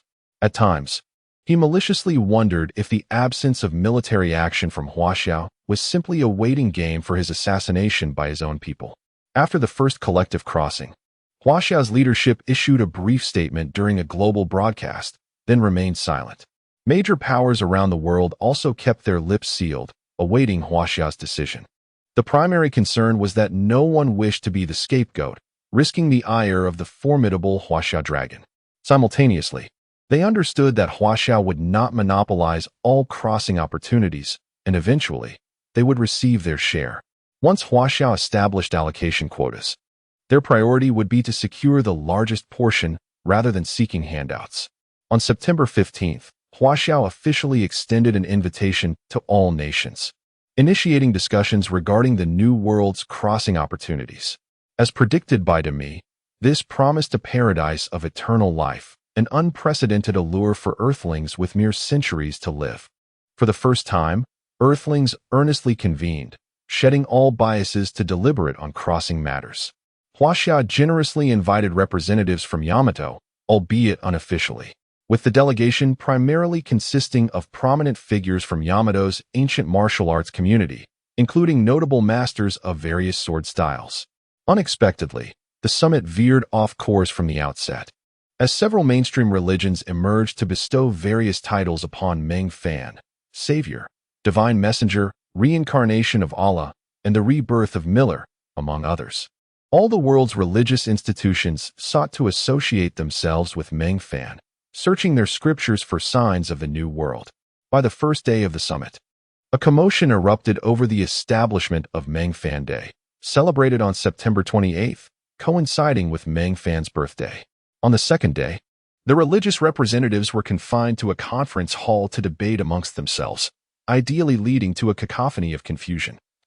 While Huaxiao publicly shared written communications and photographs of Meng Fan. Naturally, these were pinned by Demi, as the annual communication opportunity was invaluable. The final segment of the correspondence read, "Poor, 100 dragon scales, 4 to 5 globally, 3 men to 1 woman." All attendees were left bewildered. These words truly tested the capabilities of translation software. Ultimately, Huaxiao's representative, Sun Jichao, provided clarification. Meng Fan intended to convey that he was not financially affluent, proposing to lead 100 individuals for the crossing, all selected from the dragon scales, initiating global leadership in 4 to 5 instances, with a gender ratio of 3 men to 1 woman. As the venue erupted in excitement, Sun Jichao unveiled another crucial piece of information. Meng Fan had returned 5 books, the knowledge within which would enhance corresponding attribute points. Huaxiao planned to pilot the instruction globally, subsequently translating the materials into various languages for worldwide dissemination. Finally, Sun Jichao introduced a plan titled the Earth Elite Protection Program, aimed primarily at individuals of advanced age with unparalleled achievements in specific fields, prioritizing their crossing into the new world to continue contributing to Earth's civilization, of course, contingent upon Meng Fan's approval. He also presented comparative photographs of Professor Pan before and after crossing, inciting global astonishment. The revelation that the new world offered liberation from ailments and the promise of eternal youth sent shockwaves through nations, prompting influential figures to fervently pressure their governments to secure a crossing opportunity at any cost. Following the conclusion of the formal meeting, a multitude of envoys, armed with countless bargaining chips, flew to the capital, vying for elite protection slots for their respective leaders. This was a bold and transparent maneuver, a strategic play by Huaxia. Yet nations begrudgingly complied. Those who ascended to leadership roles were undoubtedly individuals of exceptional intellect, and that very night, countermeasures began to take shape. Global integration. Chapter 57. The second collective crossing time swiftly slipped away under Meng Fan's focused hammering. Upon completing the refining of all the materials for the blood axe, he awoke from his concentration and downed a large cup of beer. Demi stood vivaciously by the furnace, munching on popcorn skewered with an iron stick, and mumbled, "Congratulations. You have reached the 6th tier of mastery. In 4 days, this leading year will come to an end. Your 100 subordinates are eagerly awaiting your guidance." Meng Fan replied with a smile, "No need to rush. I can lead them on the final day." Demi chuckled, "You truly possess remarkable patience. Miracles often occur at the last moment. How are the preparations coming along?" With a sigh, Demi responded, "Rest assured, we have already secured the initial supplies, tools, skill books, and farmlands are all in place. We have also allocated 100,000 years as startup time. I feel like a farmer waiting for a hen to lay eggs. Every time I come to collect the blood axes you refine, it feels like a lottery. A legendary grade axe can sell for 2,000 years, while a fine grade one fetches 500. Though the fine grade incurs a loss of 500 years, the legendary grade brings in a profit of 1,000 years. Fortunately, your efforts have yielded more gains than losses. Currently, the blood axes you produce are our primary source of time." Meng Fan chuckled. "The Jujube Food Factory can earn 70,000 years effortlessly in a year. How can I be considered the main source of time?" Demi sighed again. "Recently, many trade associations have been established, right? Since the beginning of this leading year. Some have been encroaching on our market, flooding the city of leaders with low-grade food. The sales of the Zhongzi Food Company have plummeted, and profits have dwindled to less than 30 years a day." Meng Fan replied, "It's a minor issue. Didn't the Zhongzi calculate this beforehand? Our prices are the lowest in the competitive market. Do they dare to enter this market? Do they have a mine at home? Or do they have a factory in the city of leaders?" Demi sighed, "Not exactly. But they have taken advantage of this leading year to transport massive amounts of food. The low-grade food is merely a gimmick. The real profits lie in medium and high-grade products. However, the quantity of low-grade food is 10 times our annual supply, aiming to completely crush us and dominate the low-end food market in the city of leaders. Zhao flew in, clutching a pile of corn kernels, and added, Meng Fan. 46 out of our 47 partners have betrayed us. Can you guess who led the way? Meng Fan sneered, Barbara. Both Demi and Zhao gasped in surprise. How did you know? Meng Fan replied coolly, last time she suggested we use low-end food for credit, it was merely a probe. Demi, you should have been wary of her then. Besides, that woman harbors immense ambition. I've used the eye of data to examine her. She's a vice president of a miners' union. Not a miner herself. How could she lack ambition? Pausing for a moment, Meng Fan continued. During my last visit to the Big Shovel Union for a meal, I noticed she invited many presidents from unrelated industries. I deduced she aims to establish a commercial alliance to monopolize all production and livelihood products, seizing the economic lifeline of the city of leaders and then radiating out to the entire Order continent through the Little Elves. Demi, impressed, asked, Meng Fan, your insight is exceptional. How did you come to that conclusion? Do we have any countermeasures? Meng Fan shrugged and chuckled. How did I come to that? Originally, I thought the same. However, as my understanding of this world deepened, I abandoned that fanciful notion. As for a strategy, we can wait. Both little elves inquired simultaneously. Wait for what? Wait for a more powerful trading association or civilization to take action. Production must not cease, nor should we reduce output. If the factory is too cramped, we can move it to the villa, since they intend to use this leading year to flood the market with low-end food. They are doing it for the entire Order continent to witness. Unfortunately, they fail to grasp one essential truth. While they can use low-end food to penetrate the market, so can other trading associations, and they already have low-end food available without the need for transport. Let us wait. A clever individual will emerge. Meng Fan paused. Has war been put on the agenda? Demi nodded. The troops have begun to assemble. The surge of bounty hunting missions from the Mercenary Union indicates as much. War will break out in the next decade or two. What impact will the war have on prices? Meng Fan asked. Demi contemplated. It will affect everything. Suddenly, Demi seemed to have an epiphany. Meng Fan reassured him. Stock up on supplies boldly. Soon, there will be 100-strong laborers at your disposal. We have a 10,000 grid underground warehouse. Establishing this warehouse in the city of leaders must be quite costly. People in this world are astute. For the foreseeable future, your grain transport fleet will be extremely busy. As for those 46 businesses, there is no need to sign any more agreements. The supply of food should be reduced by half. Zhao pouted, but that means we will incur significant losses in time. Meng Fan unlocked the door. What we are consuming is merely the raw materials we accumulated in advance. During my last visit to the factory, I observed that the raw materials inside could sustain production for at least 5 to 6 years. Consider it food stockpiling. We now have a perfectly legitimate excuse to reduce the supply, which should be a cause for celebration. In a flash of light, the three appeared in the room.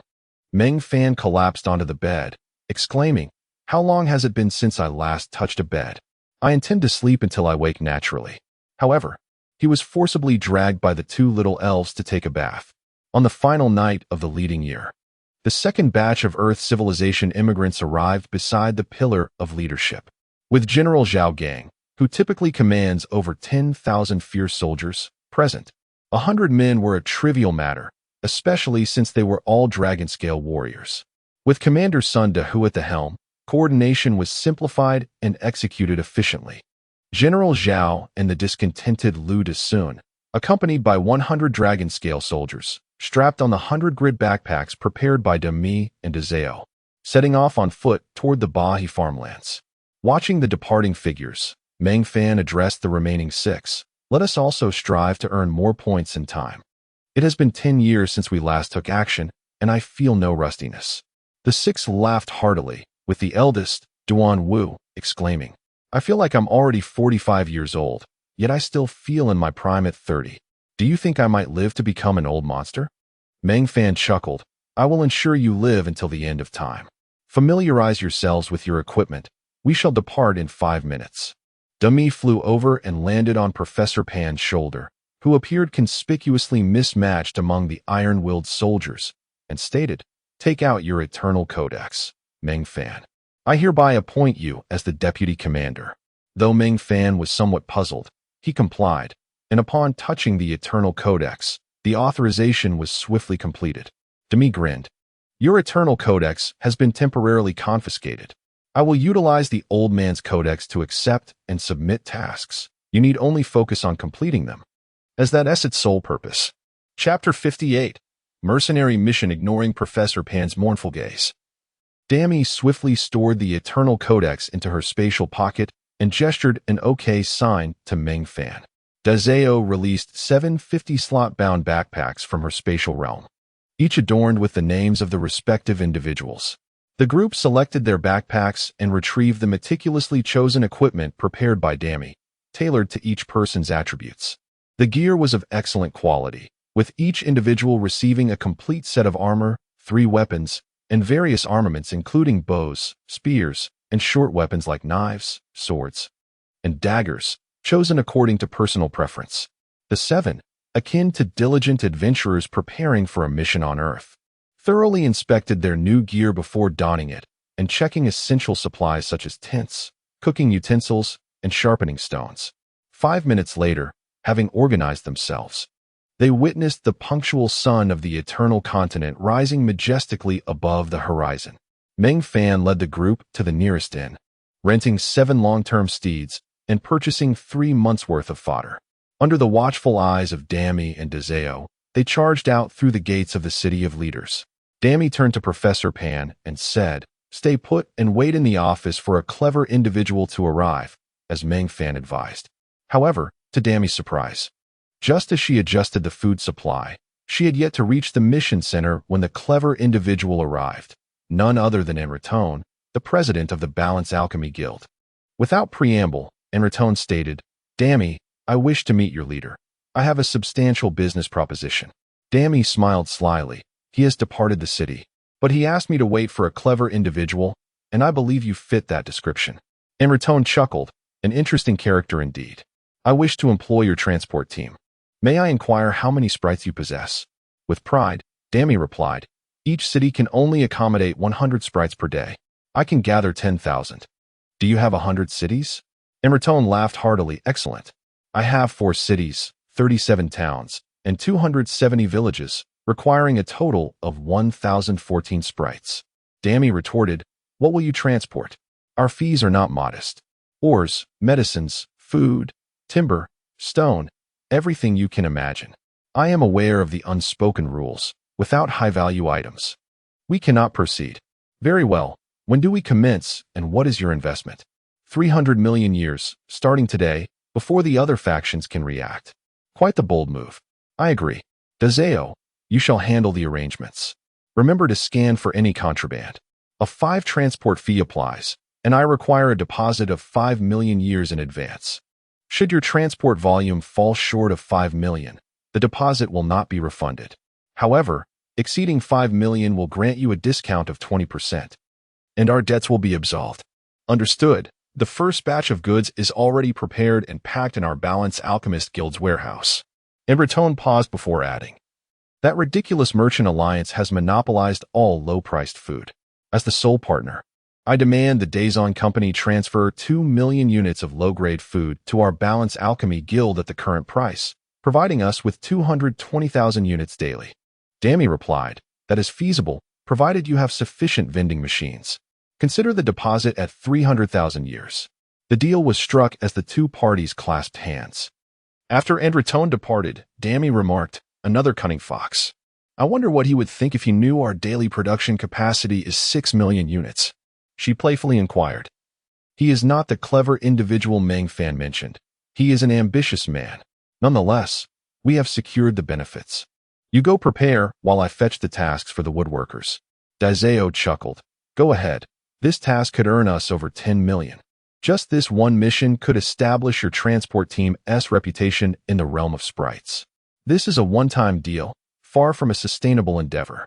The market will be tumultuous for a while, and we shall also need to procure some low-grade food and raw materials. Let us set the acquisition volume at 5 million years. Amid this market upheaval, we must seize our opportunity. Dazeo flapped her wings with confidence. Take care of your leader. With this 5 million years, I'll turn the market upside down, making those bullies pay for their transgressions. Dammy added, especially Barbara. Although we sprites are merely vassals in this world, trust me, our influence will grow exponentially.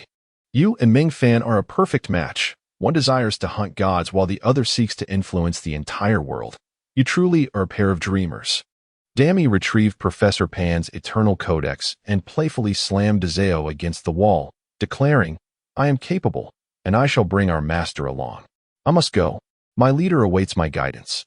As Dazeo slid down the wall, preparing to confront Dammy, she found Dammy had already soared out of the office building, leaving her to shout, Don't let me see you. If I do, I'll strike you again. Amid Dazeo's furious cries, Dammy dove into the sprite-exclusive teleportation array, emerging outside the mission building. Skillfully navigating through the enormous bell decoration, she approached a few sprites who were yawning and chatting, saying, Dearest friends, I am here to accept a task.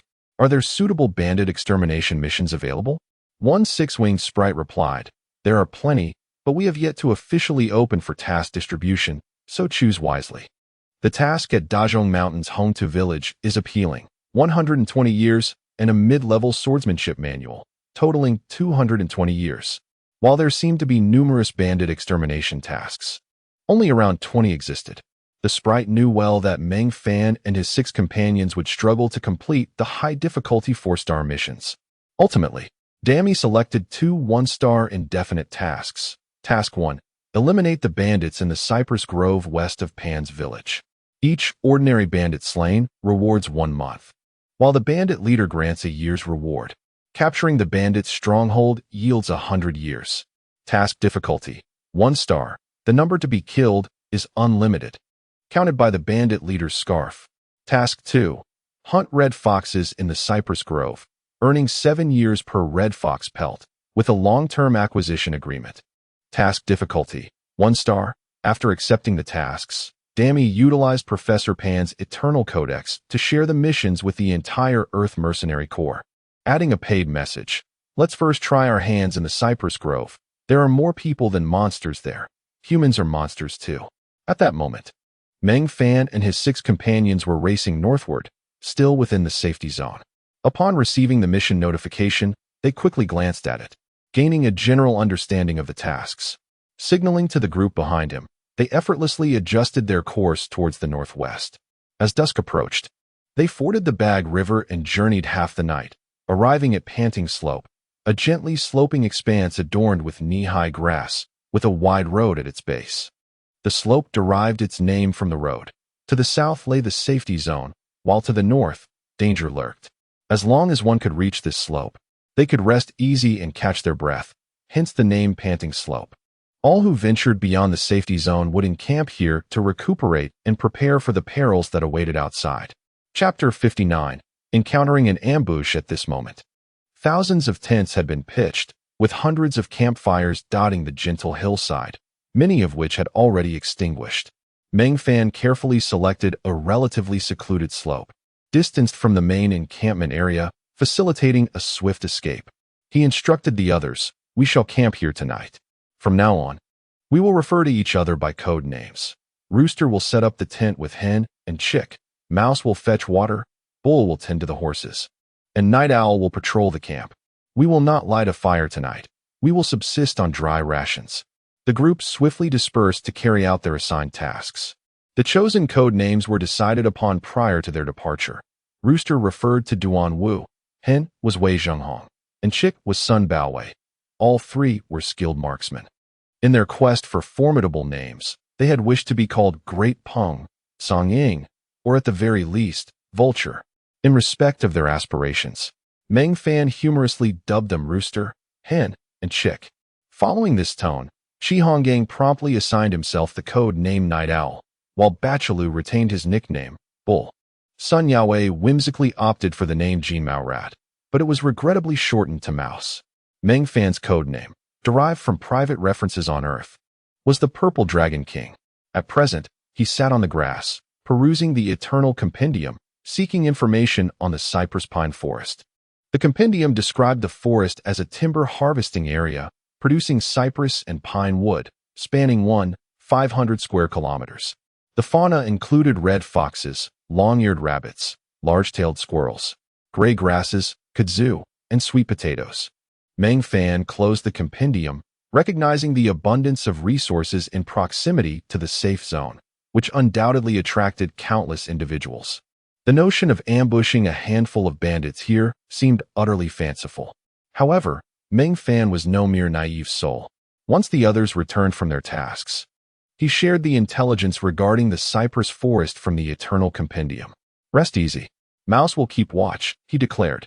Sun Yahweh expressed his discontent. "Dragon King, is it necessary to keep watch in the safe zone?" Meng Fan's expression immediately turned cold. "This is the safe zone. Beyond lies peril. Would you prefer to be dragged out and slaughtered?" Sun Yahweh promptly saluted, drawing his dagger and adopting the stance of a loyal guardian. "Rest early. We venture into danger tomorrow." The others murmured their agreement and crawled into their tents, gently patting Sun Yahweh's shoulder as they passed. Meanwhile, across the road, concealed within the brush, 4 to 5,000 individuals lay in wait. A diminutive figure approached, whispering, "They're all amateurs, lacking proper guards and substantial goods.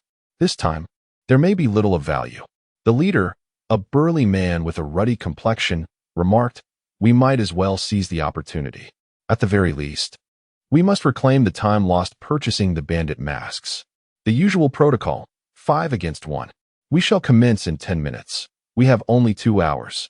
At 4 o'clock in the morning, during the darkest and most exhausting hour, nearly 1,000 5-member teams stealthily advanced toward the breathing slope. Suddenly, a shout pierced the night, and thousands of torches ignited simultaneously. On the breathing slope, another 1,000 individuals ignited their torches, shouting as they hurled various incendiary items onto nearby tents, forcing the occupants out as 5-member groups charged toward their pre-selected prey. Meng Fan's camp, although relatively isolated, boasted 7 rented steeds, symbolizing their wealth. 5 squads, brandishing torches, rushed toward their location, creating a cacophony that rendered Sun Yahweh's warning unnecessary. All emerged from their tents, but Sun Yahweh was nowhere to be seen. Meng Fan muttered a curse under his breath, "That damned mouse." As he beheld the encroaching masked bandits, he coldly commanded, "Take them down." He delivered a powerful kick to the leader's groin and struck his throat with a punch. The leader's eyes bulged, nearly popping from their sockets. Ignoring the fallen leader, Meng Fan delivered a knee strike to another assailant's chest, following up with a double elbow strike to his temples. In mere moments, he incapacitated 2 of the most formidable opponents. Yet regrettably, this was the safe zone. Had it not been, he would have left behind 2 corpses instead of 2 writhing, pain-stricken figures. Surveying the chaotic battlefield, he realized it had devolved into a disordered skirmish, an isolated arena rather than a targeted attack against him. With a sense of relief, he acknowledged that lingering here was unwise, and to escape, he needed to subdue the 20 or so adversaries before him. He bellowed, "Swiftly finish this. Night Owl, where's Mouse?" Upon concluding his shout, he charged at the nearest masked figure, who trembled in fear. As the man attempted to flee, Meng Fan struck him at the nape, rendering him unconscious. Elated at the prospect of incapacitating his foes, he urged, "Knock them out." Behind him, 2 masked figures prepared to ambush the small group's leader. Observing this, Bachelou bravely exposed his back to the enemies, launching himself at the 2 assailants. Simultaneously, he was tackled by 3 more masked men, and the scene devolved into a chaotic pileup. 2 additional squads, seizing the opportunity, lunged at the most robust figure, Bachelou. Their gravest error was underestimating the combat prowess of Meng Fan's squad. As they sought to take advantage, they were met with the sobering realization that the small battlefield had quieted. All that remained was a mountain of bodies, with 16 individuals standing tall, while the remaining 10 lay unconscious. The group swiftly set to work, dismantling the human mound and incapacitating those who still resisted. They extracted Bachelou from the pile, who appeared dazed from the weight of the bodies pressing down on him.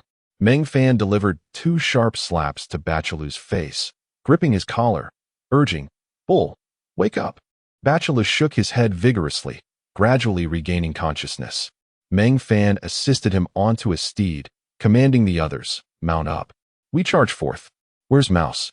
Chi Honggang had already mounted his horse, standing atop it while activating his detection skill. After 2 seconds, he pointed toward a figure sprinting toward them, exclaiming, "There he is." Meng Fan glanced at the still-dazed Bachelu and asked, "Are you all right?" Bachelu drew Meng Fan's crafted blood axe, took 2 deep breaths, and replied, "I'm fine. Just a bit short of breath." "Dragon King, charge toward that direction. I will clear the path." Meng Fan snorted dismissively, drawing a long sword, and declared, "Forward." Across the main road, be wary of tripwires. First, save Mouse. Chapter 60. The Blood-Red Dawn. 6 individuals urged 7 magnificent steeds, galloping down the breathless slope with an indomitable momentum. They rounded a bend, catching up with the Mouse. Master Bachelu's equestrian prowess was indeed remarkable. Each rider sent the 3 pursuers crashing to the ground, seizing the Mouse and tossing it onto a vacant mount. The 7 surged forward like boulders tumbling down a mountainside, scattering the combatants still engaged in battle. The massed assailants charged headlong, with some being hurled through the air upon collision, while others succumbed to the crushing hooves of the galloping horses. Bachelu led the charge down the slope, leaping directly onto the main road. With a swift swing of his blood axe, he decapitated a masked figure, sending a spray of crimson that splattered across his face. Meng Fan and the others followed closely behind, descending onto the road just as 3 arrows flew forth, piercing the heads of 3 masked individuals attempting to set simple tripwires. Sun Baowei whistled sharply, calling out as he turned and released another arrow, striking down the final member of that small contingent. Without hesitation, the 7 dispatched 2 more unwitting masked foes before breaking free from the battlefield, ignoring the anguished cries behind them. They halted only upon reaching a small elevation, their horses, though of lesser quality, having been able to sprint a full kilometer thanks to Bachelu's dual mastery in horsemanship and beast taming. As Chi Hong retrieved his monocular and glanced back at the battlefield, he noted that the fighting in the camp had concluded. Only about 300 to 400 had escaped, while over 1,000 had been captured and were being escorted by masked figures to the perilous zone north of the main road. A throng of masked individuals busied themselves collecting leftover supplies on the slope. Excited shouts erupted from the crowd as the dawn light began to break, revealing a dozen masked leaders methodically severing the heads of captives. Streams of blood painted the dawn crimson, and among the captives were women, destined to become mere trophies for the leaders' favored teams, their ultimate fate reduced to lifeless, alluring corpses. Meng Fan and his companions watched from a distance until the light of day fully illuminated the scene, revealing nearly 1,000 neatly arranged corpses on the road. With over 200 survivors who likely paid a ransom, desperately fleeing towards the safety zone amidst the mocking laughter of the masked figures. The breathless slope had indeed lived up to its name. The leader of the masked figures soon noticed Meng Fan and his group, giving them a thumbs up and making a slicing motion across his throat. Meng Fan smiled faintly and activated his Eye of Data. New Gil, TJ6-515674, a Transcender. Basic attributes: Strength 4016, Agility 1812, Constitution 2216, Will 108, Wisdom 1136. Hidden attributes: Talent, War Song, Insight, Ordinary, Charm, Low. Special skills: Berserk Technique. Master level Lumberjack skills. Special equipment: Infiltrator's Mask, concealing personal information, can be unveiled by master-level detection skills. Time: 117,000 years. As the sun rose, the mass of masked figures vanished into a thicket on the northern side of the main road, evidently not accustomed to such actions on a regular basis. Gazing at the orderly row of corpses, Meng Fan remarked, "Did you see that? This is the nature of our world. The mouse has failed in its vigil. Next time, you shall return to train the newcomers." Sun Yaowei did not dispute, acknowledging, "Yes, Dragon King." Meng Fan turned the horse around, recognizing this as a lesson learned. The new world was fraught with danger. One must never let down their guard. Let us proceed towards the cypress forest. In this brief skirmish, Meng Fan's team had slain 5 masked individuals. Although he did not personally deliver the final blows, as the captain of the mercenary group, all members benefited from the plundering aura. The plundering aura, unique to the Godslayer, allows the Godslayer to seize 50 of the time lost by enemies slain, with 10 automatically converting into fixed time for the Godslayer. The 5 slain had time exceeding 30 years, thus incurring a maximum loss of 3 years, resulting in the participants receiving over a year of time each. Sun Baowei, having killed 2, profited significantly, a glimmer of excitement visible on his face. While crafting long swords had been profitable, it lacked such fervor. Meng Fan chose a path marked as an official road, encountering a small outpost every hour. Typically manned by 20 soldiers of the First Dynasty, Meng Fan discreetly utilized his eye of data to assess their attributes. The ordinary soldiers, not even qualifying as reserves in the First Dynasty, or a specific designation, auxiliary soldiers. Their strength averaged above 50, with standard equipment pushing their numbers above 80, while squad leaders could reach a strength of 100. This was still the lowest tier of auxiliary station soldiers, whose primary duties involved maintaining order, caring for the relay horses, and providing sustenance for the passing couriers. Each outpost served as an ideal resting place for merchants and mercenary groups, allowing a month's stay for a fee of 1 month's time. The soldiers provided protection since no one dared to cause trouble on the territory of the First Dynasty, effectively serving as a means to earn extra income. After an entire day of travel, Meng Fan's group arrived at the nearest outpost to the cypress forest by evening. They paid for 7 months' worth of time to enter, only to find all tents had been lost, leaving them to camp outdoors. Fortunately, cooking utensils remained, and they kindled a fire to heat some food, silently enjoying the warmth it provided. Sun Yaowei retrieved a mask from his backpack and handed it to Meng Fan, saying, "Dragon King, I managed to acquire this." Meng Fan examined the mask's attributes. Mask of the Masked, textile, prevents others from discerning identity, an essential item for robbery and murder. Usage time, 2 hours. With a cold snort, Meng Fan dismissed it as trash. "I have prepared better for you. Once we enter the cypress forest, I shall distribute them. You are all weary after a long day. This place is relatively safe. Rest well to gather your strength for the new challenges ahead." The following morning, Meng Fan instructed Bachelu to board their horses at the outpost. The storage fee was quite reasonable. It cost merely a day as time to stow the horses, with an additional day for fodder. They could also provide their own feed at no charge. As the 7 exited the outpost, they found a crowd gathered outside, fervently hawking various goods produced in the cypress forest. Fox pelts fetched 10 years each, bandit scarves 2 months apiece, with an eclectic array of meat, herbs, timber, and or available for trade. A dozen carts formed a circle, adorned with a sign, "Shaman's Village welcomes all merchants." However, all merchants kept their distance from this caravan. Some seasoned traders cautioned newcomers that New Gil is a ravenous wolf that devours men without leaving a bone. Even if you return to farming, do not associate with them. Meng Fan smiled faintly, instructing, "You may browse here, Night Owl, and I will catch a few fish from that stream for breakfast. We shall freshen up as well." Chapter 61. Where enemies do not gather. Meng Fan strode forward towards the path beside the cypress forest, with Chi Honggang following closely behind. They soon returned, and with a self-deprecating smile, Meng Fan remarked on his misjudgment, "There are no fish in the pond. We'll have to settle for dry rations." The seasoned men teased him while making their way to a secluded corner next to the barracks. Duan Wu retrieved some provisions from his backpack to share among the group. Chi Honggang whispered, "At least 35 of them." On the surface, there were 2 small teams of 10 patrolling, while 5 additional teams lurked in the shadows of the trees.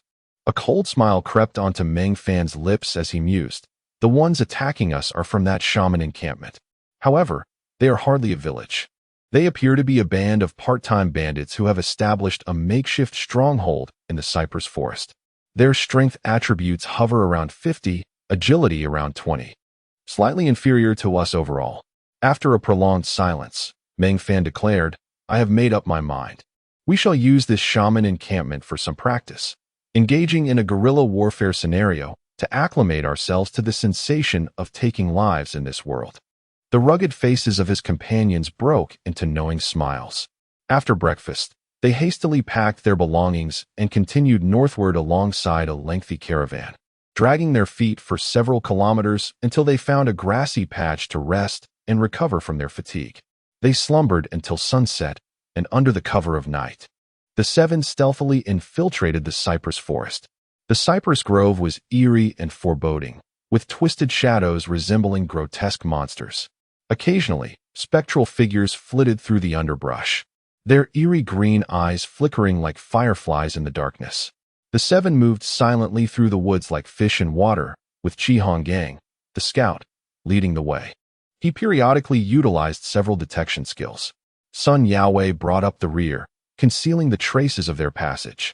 The events of the previous night heightened their vigilance. After traversing the forest for a large part of the night, Chi Honggang signaled for a halt, indicating he had spotted a target. They all crouched down simultaneously. Meng Fan dashed to Chi Honggang's side, inquiring through hand signals about the discovery. Chi Honggang communicated 3 gestures: camp, traps, sentinels. The group retreated over 100 meters. And Chi Honggang spoke. There is a camp, the Shaman Encampment's 219 lumber camp, surrounded by numerous traps forming an invisible barrier, with 2 groups of 4 sentinels, each adorned with a white identity ribbon on their arms. The camp contains 6 small wooden cabins accommodating 10 individuals each, as well as 5 large tents for 5 people apiece. He hastily sketched a basic map in the dirt. After a moment of contemplation, Meng Fan chose a position for their ambush. Night owls, mice, dismantle the traps and deal with the 2 sentinels at the front. I'll handle the ones at the back. Roosters, hens, and chicks, select sniper positions, getting as close as possible. Barbarian Bull, you protect the 3 archers. Let's move. He then produced several masks from his spatial pouch, distributing them among the group. These concealment masks were far superior to mere face coverings. As they donned the masks, a bloodthirsty glimmer shone in their eyes. The 7 swiftly divided into 2 groups, stealthily approaching the camp. Meng Fan and his 3 companions cautiously dismantled the dense traps, which, while rudimentary alarm devices, were densely packed. Chi Honggang and Sun Yaowei possessed trap skills. Although their proficiency was modest, they managed to clear a safe passage into the camp in about 2 hours. During this time, the sentinels changed shifts, and the new ones, alert and vigilant, patrolled the camp before retreating to a sheltered corner for idle chatter. Their seemingly mundane conversation, however, provided Meng Fan's group with a wealth of intelligence. They learned that during the recent raid on Chuanchi Slope, the group had secured a box of mid-grade food and a considerable amount of alcohol, half of which was surrendered to their leader, leaving each member with over 50 bottles. The previous attack had been remarkably successful, yielding 2 years' worth of provisions, with additional bonuses by the year's end. The leader had dispatched 2,000 teams to Qingshui River, uncertain of the bounty they might procure. Just as Meng Fan attentively absorbed their conversation for insights, an alarm suddenly blared, and lights illuminated the small wooden cabins. A dozen individuals rushed from the tents, prompting Meng Fan to restrain Sun Yaowei, signaling him to remain composed. It turned out that these individuals were not pursuing them, but, under the lead of a figure resembling a leader, dashed toward the trap-laden area of the camp. Soon, they emerged with a red fox captured from the traps. The leader, seeing it was merely a fox, relaxed and ordered the others to return to their slumber. A lean man approached, dispatched the fox, and soon presented its pelt and some meat to a portly fellow, suggesting they prepare a meat soup for the following morning. The portly man grumbled, "Let us save it for lunch instead of breakfast." The group noisily returned to their wooden cabins and tents to continue their rest. A few spirited individuals lingered to converse with the sentinels, but after half an hour, they too returned to sleep. By 4 in the morning, the 4 sentinels began to succumb to drowsiness and dozed off. Meng Fan signaled, and the 3 moved through the trap area, splitting into 2 teams to approach the sentinels. Combat unfolds in this manner.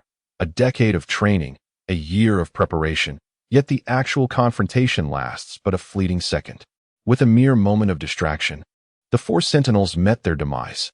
The alarm had inadvertently revealed the camp's true strength, revealing only 35 individuals across 7 teams. After neutralizing the sentinels, the 3 regrouped in front of a small wooden cabin. Sun Yaowei stepped forward to pick the lock, a task befitting a thief. The lock was of a low grade, and he completed it in under a minute, fully aware of his role. Upon unlocking the door, he swiftly retreated to clear the entrance. Meng Fan gently grasped the doorknob and slowly pushed the door open, careful to minimize any noise. As he and Qi Honggang slipped inside, they found only 5 members of a small team within the cabin, swiftly silencing them in their slumber. Upon exiting, Sun Yaowei had already unlocked the door to the next cabin. Through their seamless cooperation, they silently dispatched the enemies in 5 cabins, totaling 25 individuals who returned to the resurrection point in a haze of confusion. The remaining 10 posed a more significant challenge, residing in tents. Unlike the cabins, tents were easily destroyed.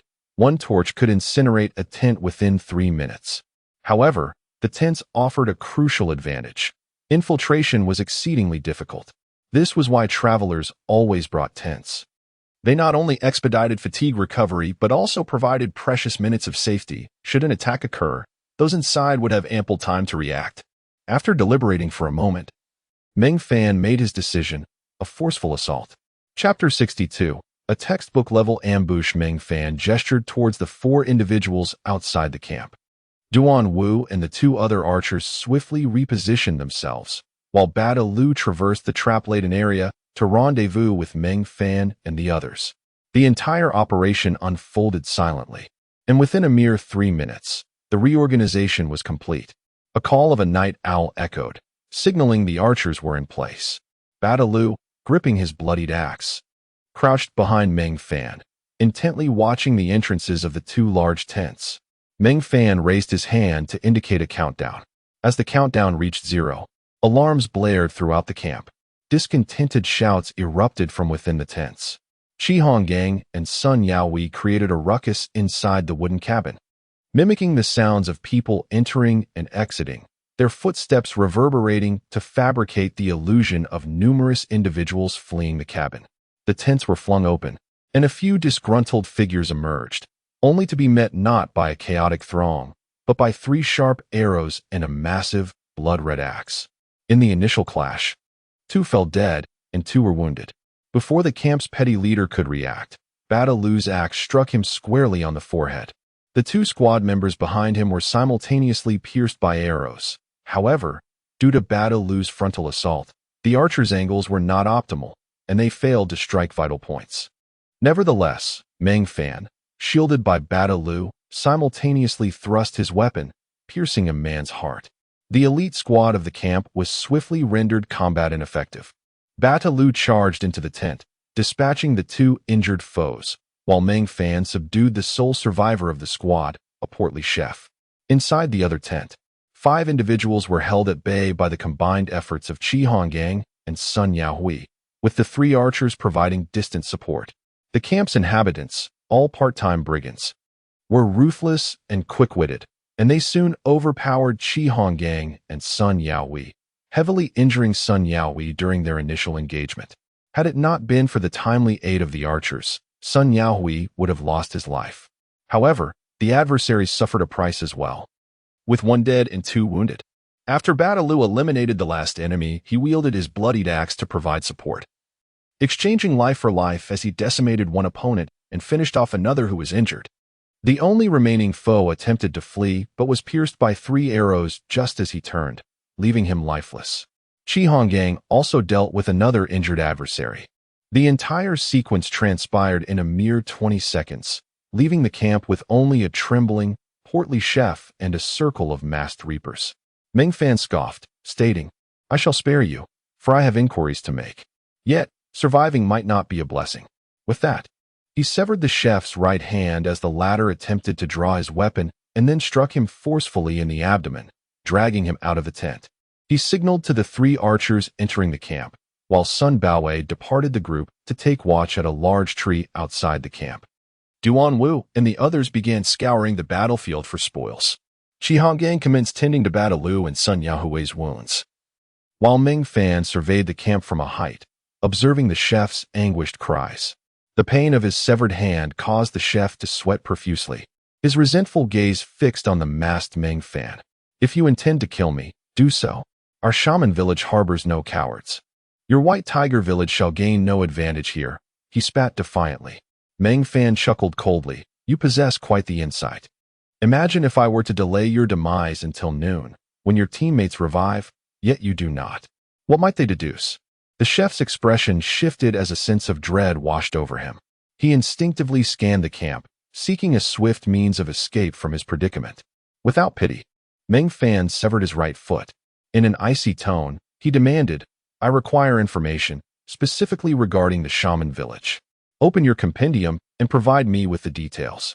I promise you a swift end, but the longer you delay, the more complex your explanations will become."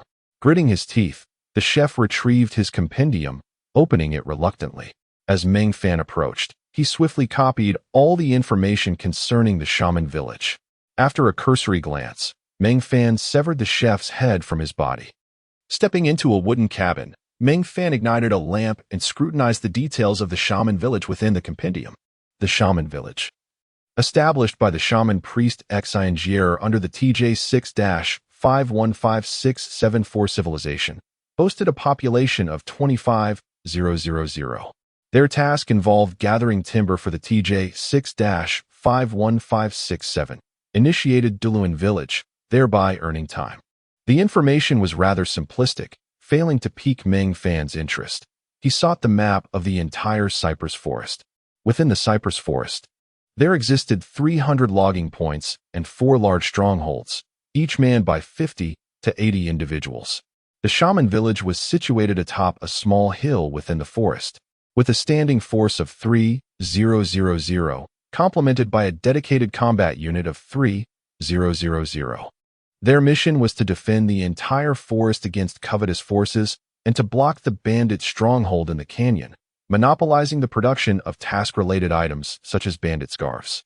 The most valuable piece of information revealed that a 5-man squad would arrive weekly to collect the felled timber and deliver supplies. They had only just come yesterday, meaning that for at least 5 days, this remote logging point would remain unvisited. Occasionally, the chief would siphon off some men for raiding expeditions to earn extra coin. Originally, the camp had 60 members, but 15 had been dispatched for looting, typically returning in 3 to 4 days. By dawn, the group had thoroughly looted the camp. Though the supplies were scant, 200 portions of mid-grade food, some ingredients, 3 boxes of whetstones, a quantity of timber, and several beast hides, including a single red fox pelt. However, the bodies yielded a wealth of spoils. With the aid of Meng Fan's looting skills, the 35 individuals had contributed 52 pieces of gear, the finest being the chief's 1-star, exquisite long sword, valued at a decade's worth, alongside 4 pieces of superior gear. The remainder were merely worthless trinkets. Their backpacks held little of value, primarily food and logging tools. Meng Fan summoned the communication hawk, organizing the gathered items into the hawk's 8-slot spatial compartment, feeding it a piece of fresh meat before releasing it. He then gathered the group and exchanged brief opinions, ultimately concluding that they would extract all food and drink from the camp, eat heartily, and prepare for ambush as 3 squads would return in a couple of days. After their meal, the roosters and hens would keep watch while the rest rested. That night, they planned to set traps along the inevitable route. Bada Lu and Sun Yaowei, having received basic first aid, stabilized their injuries and would be fit to participate in the evening's operations. Chapter 63. An ambush, or not throughout an entire day.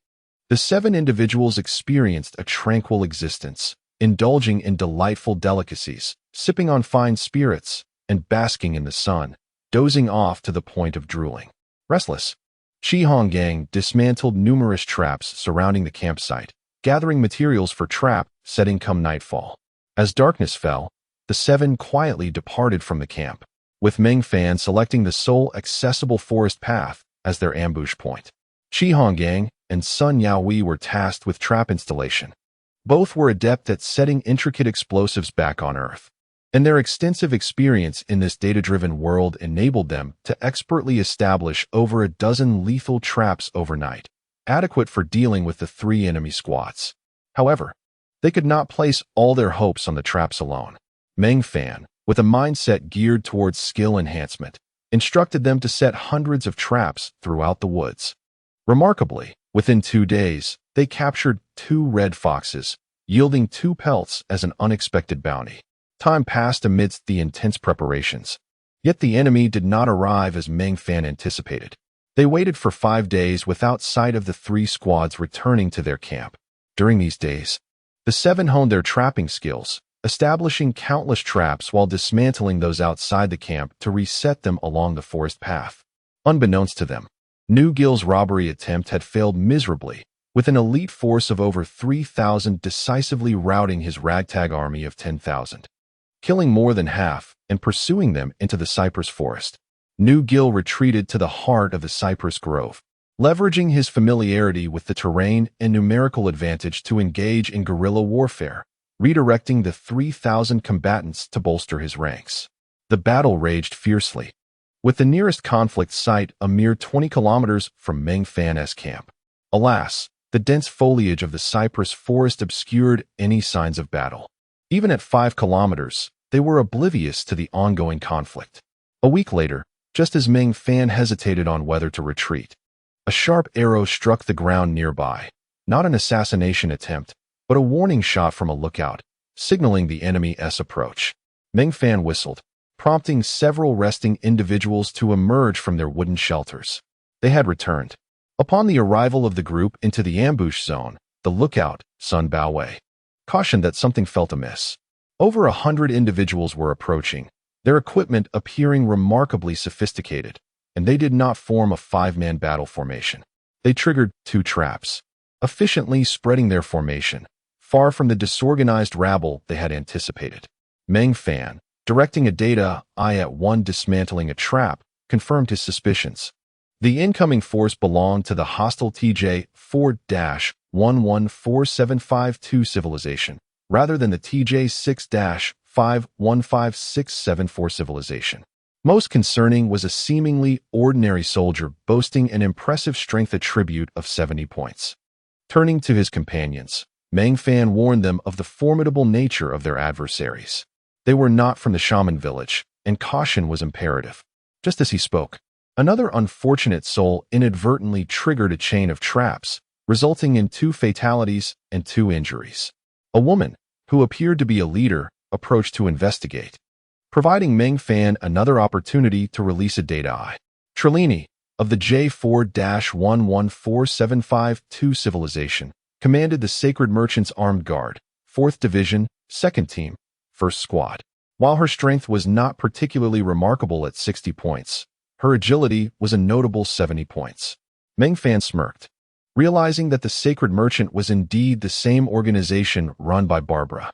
Reflecting on this, he deduced that Barbara had assembled a formidable escort to seize control of the cypress forest.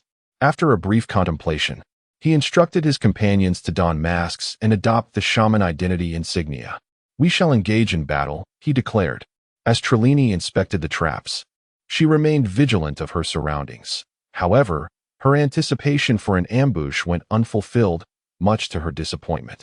She ordered the treatment of the injured and the continuation of the arduous task of dismantling traps. Over the past 5 days, Shi Honggang and Sun Yaohui had set more than 200 traps along the path, while others in the forest had also established numerous traps, primarily for skill practice, resulting in a low level of lethality. For an entire day, Trelawney's squad dismantled over 100 traps at a cost of 6 lives and 13 injuries. She attempted to send 20 men to circumvent the area, only to discover that traps lay hidden within the woods. Adhering to the principle of maintaining their strength, they proceeded along the forest path to clear the traps.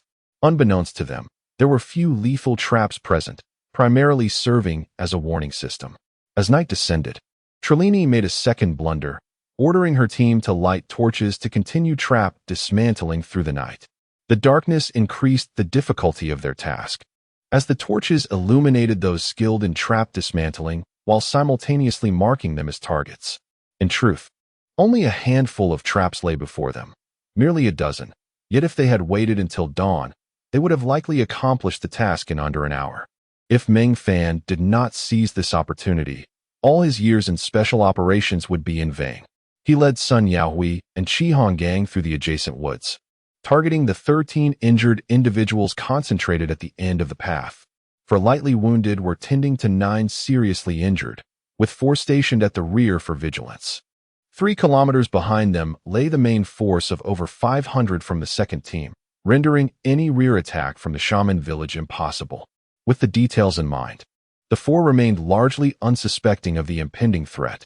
The trio concealed themselves in the woods beside the path, awaiting the signal to strike, not one given by Meng Fan, but rather by their adversary. The moment the soldier with the highest trap dismantling skill removed the wooden stake trap would mark the initiation of their assault. They waited for a full hour until he finally succeeded, and the subsequent silence lulled Trelini's squad into a false sense of security. Just as the soldier triumphantly raised his hand to signal his success, 3 arrows simultaneously pierced his body. His raised hand fell limply, and his demise signaled the commencement of the slaughter. In the pitch-black forest, arrows flew forth, and Trelini frantically ordered her team to extinguish their torches. At that moment, Meng Fan surged from the woods, piercing one of the 4 sentinels' hearts before they could react. Caught off guard, 2 more sentinels fell before they could draw their weapons, and within half a minute, the 4 guards were eliminated. Their panicked cries only heightened the chaos among their comrades, leaving them bewildered about the number of assailants. In a state of disarray, Sun Yaohui and Qi Honggang plunged into the group of injured, wreaking havoc. The agonized screams of the mortally wounded became the final straw for Trelini, prompting her to issue her 3rd erroneous command, to break through the woods and regroup with the 5th Division. The panicked ranks fled westward, with merely 4 individuals feigning pursuit, while arrows rained down and traps were triggered throughout the forest. When Trelini could no longer hear the shouts behind her, she found herself utterly alone, her squad scattered amidst the treacherous traps of the woods. Chapter 64. Delving into the battlefield, Meng Fan and his companions swiftly tidied the battleground, eliminating the injured soldiers and gathering every piece of loot they could find. Ultimately, they had only slain 63 foes, as the remainder had fled. 2 hours later, they convened at the predetermined location, their eyes alight with exhilaration as they stacked bundles of spoils together. Meng Fan rapidly sorted through the bounty, which included 12 50-grid transport backpacks contributed by the 63, while the rest had been taken by the survivors. Nevertheless, they had amassed over 100 weapons, with the least being of 3-star quality and 2 1-star legendary longswords. They also collected a substantial amount of high-quality food, medical supplies, 3 sets of premium kitchenware, and several large tents. Sun Yaohui chuckled, remarking on the wealth of these individuals, who had ventured forth with such an abundance of spare weapons, much to their benefit. Returning to camp, Night Owl and Rat worked tirelessly to repair all the traps that could be salvaged. Rooster and Chick scouted their retreat route, while Hen stood guard. Man Bull and Meng Fan sorted and packed the equipment for transport back to their base, aiming to regroup before dawn. The group acknowledged in unison and dispersed to carry out their tasks. Meng Fan and Bachelu placed several weapons into a 100-grid weapon box and transmitted some valuable items back to Meng Fan's home in the City of Leaders via the Communication Eagle. Upon daybreak, the group returned to camp, but the news they brought was less than favorable. A guard detachment of over 1,000 had appeared on their designated retreat path, and only 20 traps had been repaired. Meng Fan retrieved the Eternal Atlas and opened the map for a thorough examination. At that moment, he deeply missed the surer medicine that was still on Earth, the one that bore both angelic and demonic aspects. Had it been with him, he would have certainly saved many brain cells. After a considerable time, Meng Fan devised a rough plan, pointing to a river that wove through the woods on the map. The situation here is chaotic, presenting us with an opportunity. This river serves as a formidable battleground, conducive to a standoff. The area to our left is the most advantageous hunting ground for us. Qi Honggang, examining the map, noted there are no logging points here, making it a blind spot for both sides. Adjacent to it is a large base of the shaman village, and the supply lines of this merchant group must traverse this area. We will face few adversaries, but they will undoubtedly be elite. Duanwu interjected. There's only one narrow path through the forest. Whoever controls it will determine the ownership of this base. It will be the most contested point between us. Is it too risky for us to intervene? Bachelou laughed. Each of us has at least a decade of experience. Dying once only costs 3 years. We already profited. The others joined in laughter, eager to engage with the world's elite. Surviving this will only make us stronger, Sun Yao bellowed. Meng Fan stored the atlas away and admonished Sun Yao. We are the seasoned dragon scales, the dragons of the military, the steadfast scales of the nation. Even if our base attributes are inferior to our opponents, our experience far surpasses those mere foot soldiers. Stay vigilant. If anyone falls before me, I will return with 2 batches of newcomers for reflection. After tidying up, they set off 10 minutes later. The 7-member team stealthily departed the camp, blending into the dense woods, effortlessly dispatching scattered 5-member teams from the shaman village along the way. After spending over 10 days, they reached their designated area, having eliminated no fewer than 300 shaman soldiers. As they fought, they grew more adept, quickly discovering their combat style, their strikes becoming increasingly precise and ruthless. Upon reaching the river in the forest, they were taken aback by the scale of the conflict, which exceeded their initial expectations. Over 200,000 soldiers had already engaged in battle. The 4 major strongholds of the shaman village had lost 3, leaving only 1 to hold out alongside this location. The TJ6-515674 civilization had not abandoned this stable timber source, dispatching over 100,000 reinforcements to clash with the several thousand elite guards of the Holy Merchant Guild outside the pine forest. Both sides had suffered over 100,000 casualties, though the Holy Merchant Guild was backed by numerous civilizations. While their reinforcements were not vast in number, they arrived consistently, with thousands arriving every few days. The TJ6-515674 civilization maintained a numerical advantage, though their second wave of reinforcements would still take at least a month to arrive.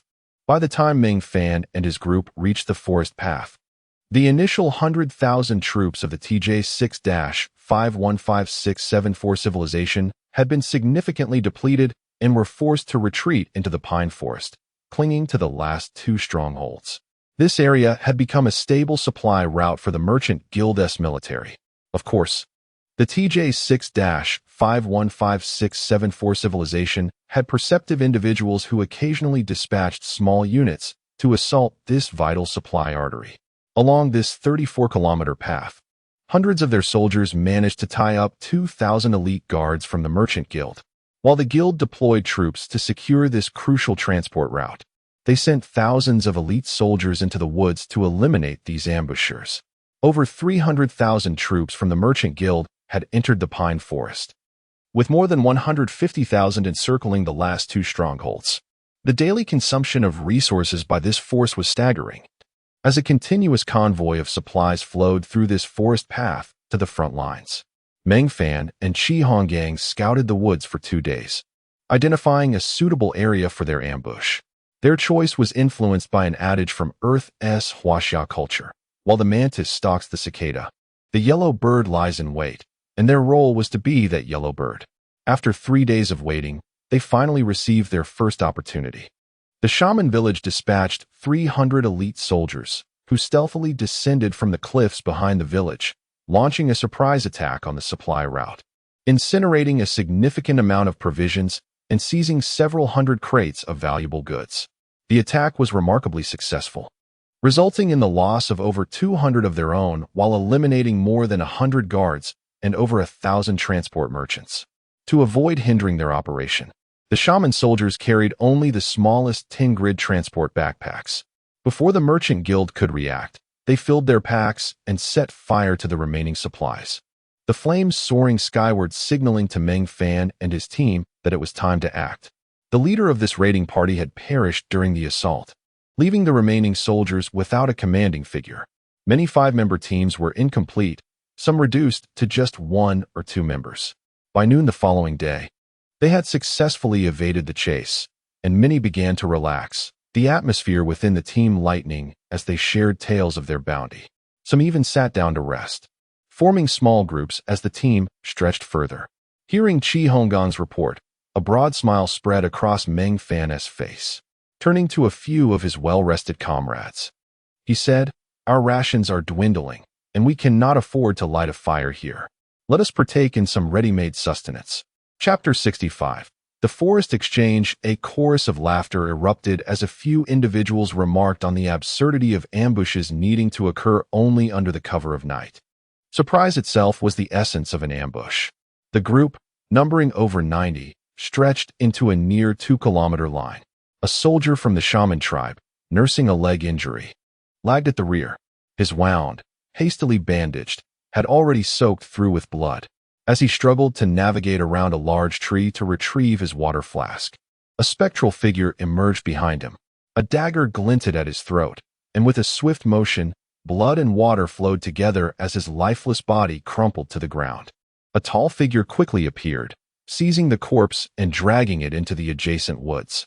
Sun Yaowei eagerly rummaged through his backpack, producing 10 unopened crates of weapons. Each crate contained 100 first-rate long swords, each worth a mere 3 years. Yet collectively, the 10 crates amounted to an impressive 3,000 years, a substantial haul indeed. Meng Fan, chuckling, stuffed the crates into the large backpack of Batru, who, despite his clumsiness, was well suited for carrying such burdens due to his immense strength.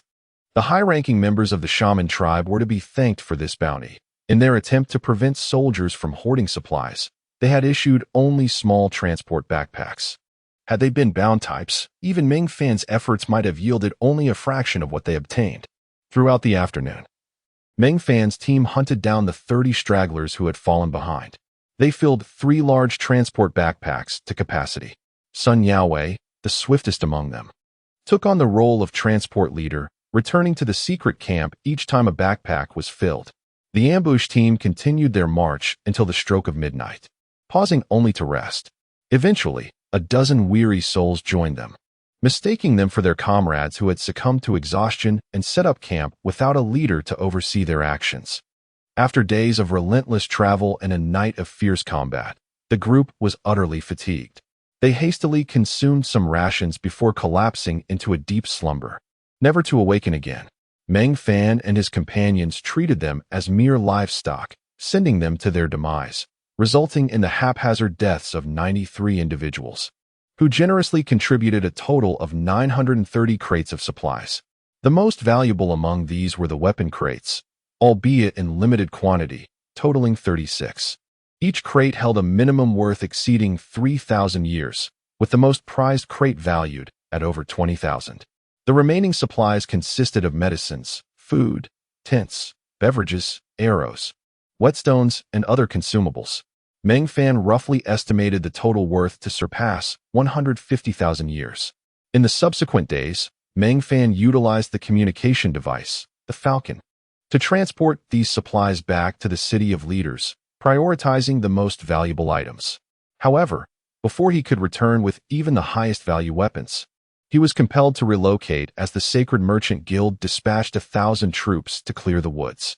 To maintain their formation speed, Meng Fan was forced to incinerate over 300 crates of lesser value supplies, while 7 individuals carried the acquired large transport backpacks, maintaining an 80% load for a swift retreat.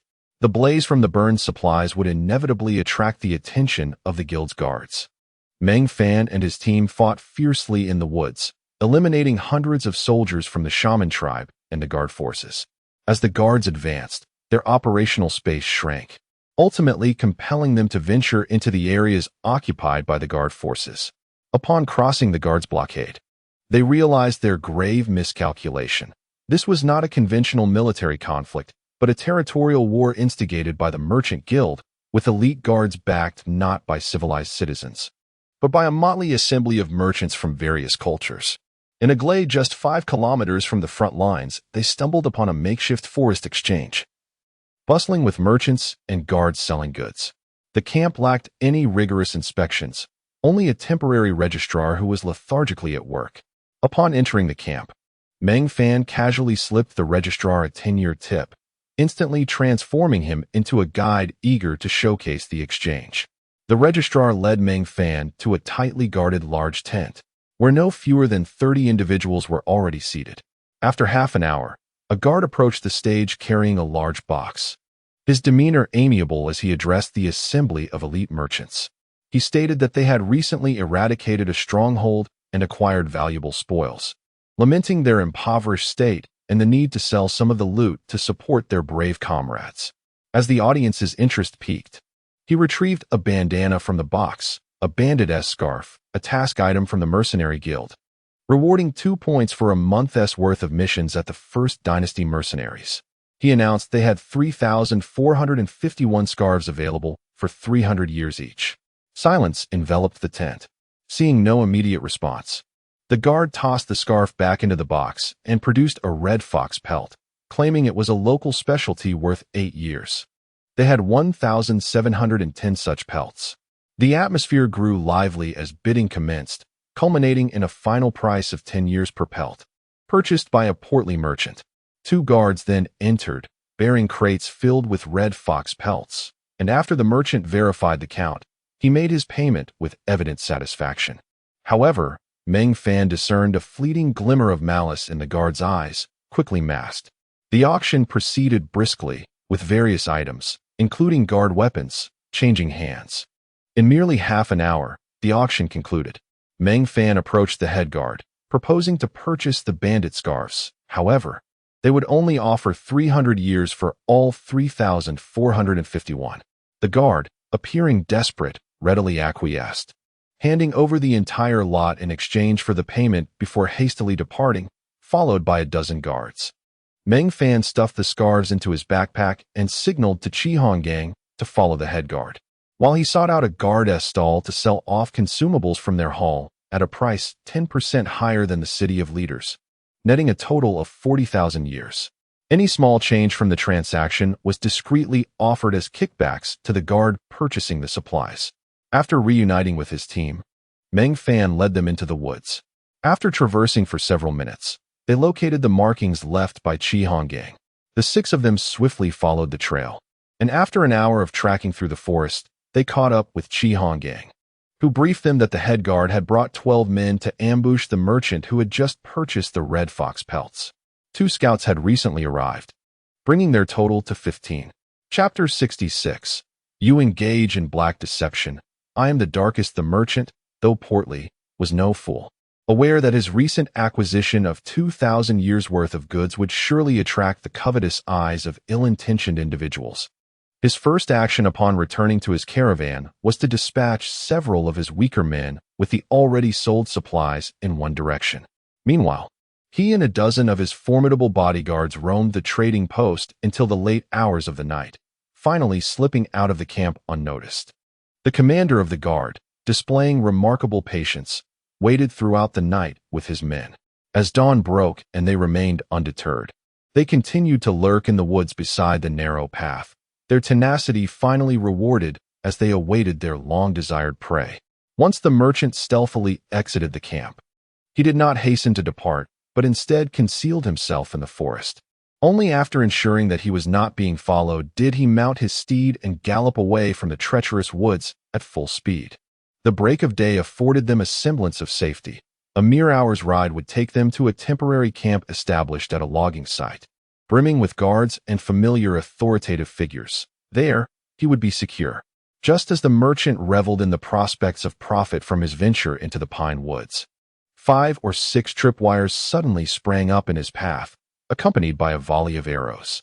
The merchant and Appo's bodyguards, no slouches themselves, reacted swiftly to the ambush, leaping from their horses to encircle their employer, though they suffered 2 fatalities and 1 injury. Following a second volley from the guards, masked assailants charged from the forest, shouting in unison as they engaged the merchant's protectors in brutal close combat. The guards held a decisive advantage. Their coordination and superior equipment allowed them to annihilate the merchant and his bodyguards at the cost of only 7 injuries. Of the 8 unscathed guards, half tended to the wounded while the other half commenced the plunder. As the commander of the guards eagerly opened the merchant's pack, his expression transformed from excitement to horror as 3 arrows pierced the air, one striking him directly in the temple. from the very thicket where they had lain in wait. 4 men donned in fearsome masks emerged, led by a towering figure wielding a massive blood axe, exuding an intimidating presence. Among the 11 guards still capable of fighting, 5 charged toward this formidable foe, while the remaining 6 paired off to confront the other 3 attackers. Their strategy soon proved disastrous. The axe-wielding giant evaded a direct confrontation, elegantly pivoting to strike down a severely wounded guard, shattering his skull with a single blow. In that moment of transition, 3 arrows flew from behind, finding their mark among the 5 assailants, leaving 1 combatant incapacitated. The situation worsened for the remaining 6. In a single exchange, 3 of the already wounded guards lost all fighting capability, reducing the confrontation to a dire 3 against 3, unlikely to endure even a minute longer. Of the 5 surrounding the giant, 4 with fight left made a decisive choice to flee, without a hint of hesitation. The 3rd volley left only 1 unfortunate soul behind. As the other 3 vanished into the opposite woods, Meng Fan, Qi Honggang, and Sun Yaowei, alongside the giant, swiftly eliminated the 3 remaining guards within a minute. Meng Fan then signaled to cease the futile pursuit, instructing his comrades to execute the wounded and gather the spoils. The companions' packs were largely empty, and they filled them with all the acquired goods before retreating into the woods, removing their masks as they hastened onward. Upon reaching another forest path, they consulted their maps to ascertain their location, taking a moment to regroup and organize their bounty, sending the most valuable items back to the City of Leaders via a communication hawk. The haul was indeed substantial, excluding the items previously dispatched. They had amassed 4,000 years' worth of goods, with the total value of their spoils exceeding 100,000. Their 2-month expedition had yielded over 200,000 in total, achieving the initial objective of weapon refinement. Meng Fan resolved to return to the city, deeming their opportunistic raid a resounding success. As the battlefront stabilized and opportunities for further gains dwindled, after 3 days of travel, they returned to the previous military station, passing through several temporary camps along the way, where they dealt with some spoils and procured a few bandit scarves and red fox pelts in modest quantities, 3, 5, 10, and 8, ensuring they aroused no envy. Retrieving their horses, they raced along the bustling trade route, riding hard throughout the day until they reached the safety zone. Meng Fan instructed the remaining 6 to visit the agricultural district to confer with Zhao Gang, sharing their experiences to provide the newcomers with a stark understanding of this harsh world. They were to avoid overestimating their abilities, particularly regarding the ambush on the guard squad, which warranted careful analysis and thoughtful reflection. Meng Fan stored the remaining spoils in his personal space and storage ring, bidding farewell to his companions before entering his chamber. To his surprise, the vast villa was devoid of even a single sprite. He questioned whether he had entered the correct room. The items returned by the communication hawk lay in disarray beside the villa's eagle's nest, unkempt and suggesting a long absence. However, beneath the hawk's perch, several letters awaited him. Wood, the economic war has begun. That damned Sacred Merchant Association is in dire straits. Wood, Barbara plans to attack the Pine Woods to divert internal conflict. Be cautious. Wood, we cannot communicate with you via the hawk. Wishing you safety. Here are our latest updates. Meng Fan returned to his room, where several notes lay on the table. Wood, the clever individual you mentioned has not appeared, but a large crocodile has arrived. Perhaps it devoured your clever acquaintance. Haha.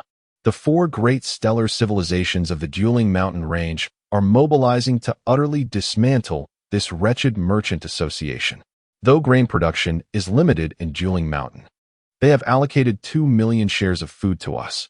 The contact is Aladon from the Balance Alchemy Guild. Our rice transport team is working diligently, expected to be occupied for at least 2 years, with projected earnings exceeding 10 million. Wood, I have received confirmed news that the First Dynasty is about to take action. Likely with the force of thunder, someone is bound to meet a grim fate.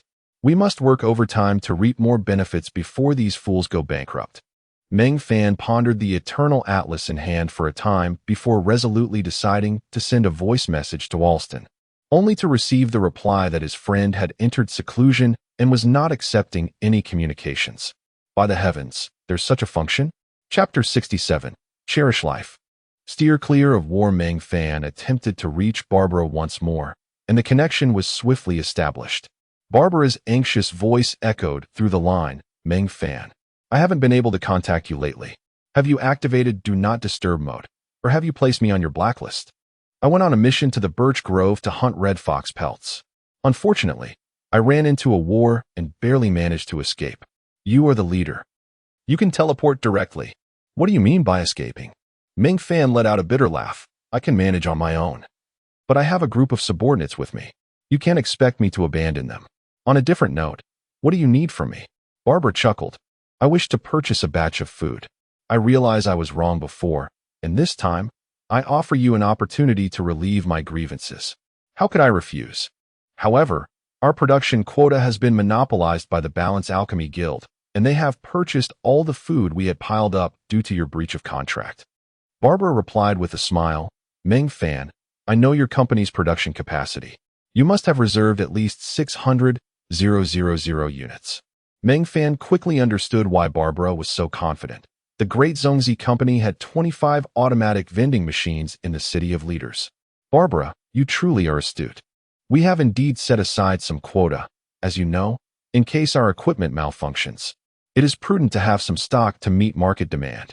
Why are you so eager to purchase these low-grade provisions? Is there a famine in your Great Shovel Guild again? Barbara's voice turned bitter. The Great Shovel Guild no longer exists.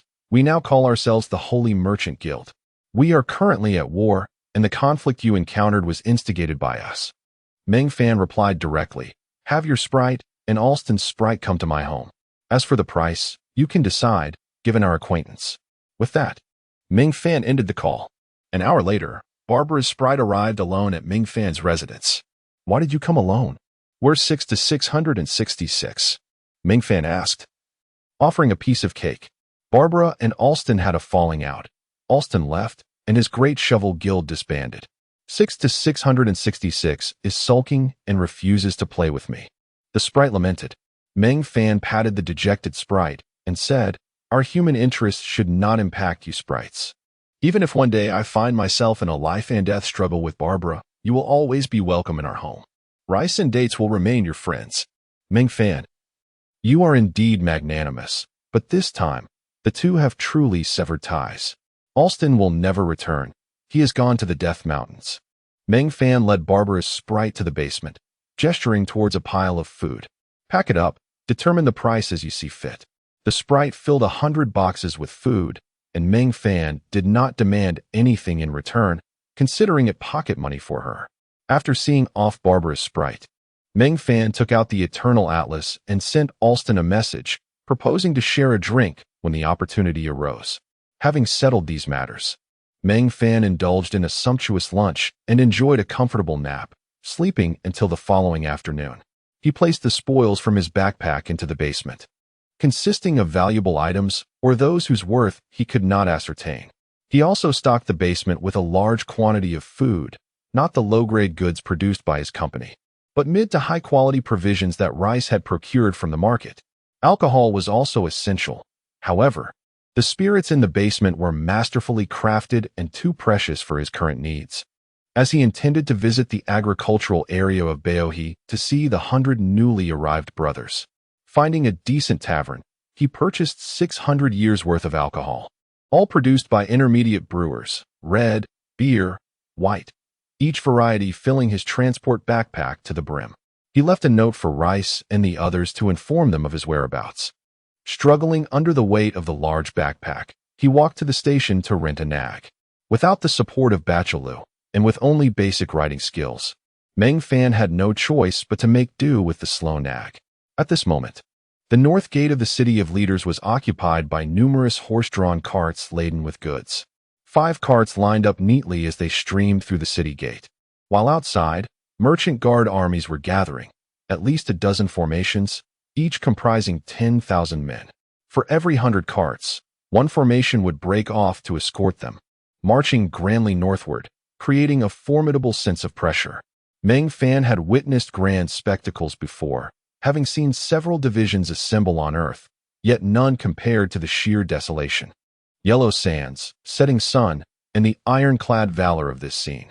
However, the current setting was somewhat incongruous, surrounded by lush green grass, with the occasional rabbit or wild chicken scurrying by.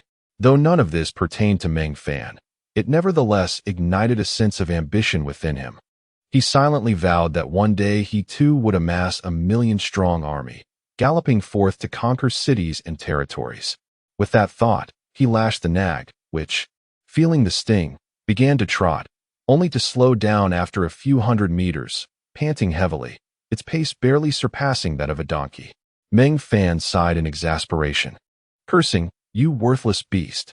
Were you not rented, I would surely have you for dinner." Having experienced the speed of a steed under Bachelu's influence, riding this nag was pure torment. This torment lasted a full day, and upon reaching the Baohi agricultural area, the first thing Meng Fan did was return the nag. Watching it leisurely wander back towards the city of leaders, he found it amusing, feeling as though it was relishing the leisurely stroll beneath the setting sun. 100 individuals were cultivating land meant for 300. Zhao Gang was indeed ruthless, treating them like livestock, yet they were far more useful than mere beasts. Upon arriving at the fields, Meng Fan's first order of business was to gather everyone for an official meeting, holding a brief assembly in the fields. They were all familiar with one another, so there were no formalities. He distributed the delicious food and wine he had brought and provided a detailed account of the combat situations over the past month, thoroughly preparing everyone for the dangers lurking in this world while igniting their desire to witness it firsthand.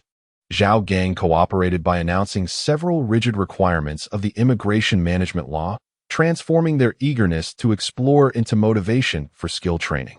Meng Fan, citing the ambiguous nature of the birch grove, canceled the collective activities of the Earth Mercenary Corps, keeping everyone in the Baohi agricultural area to continue farming.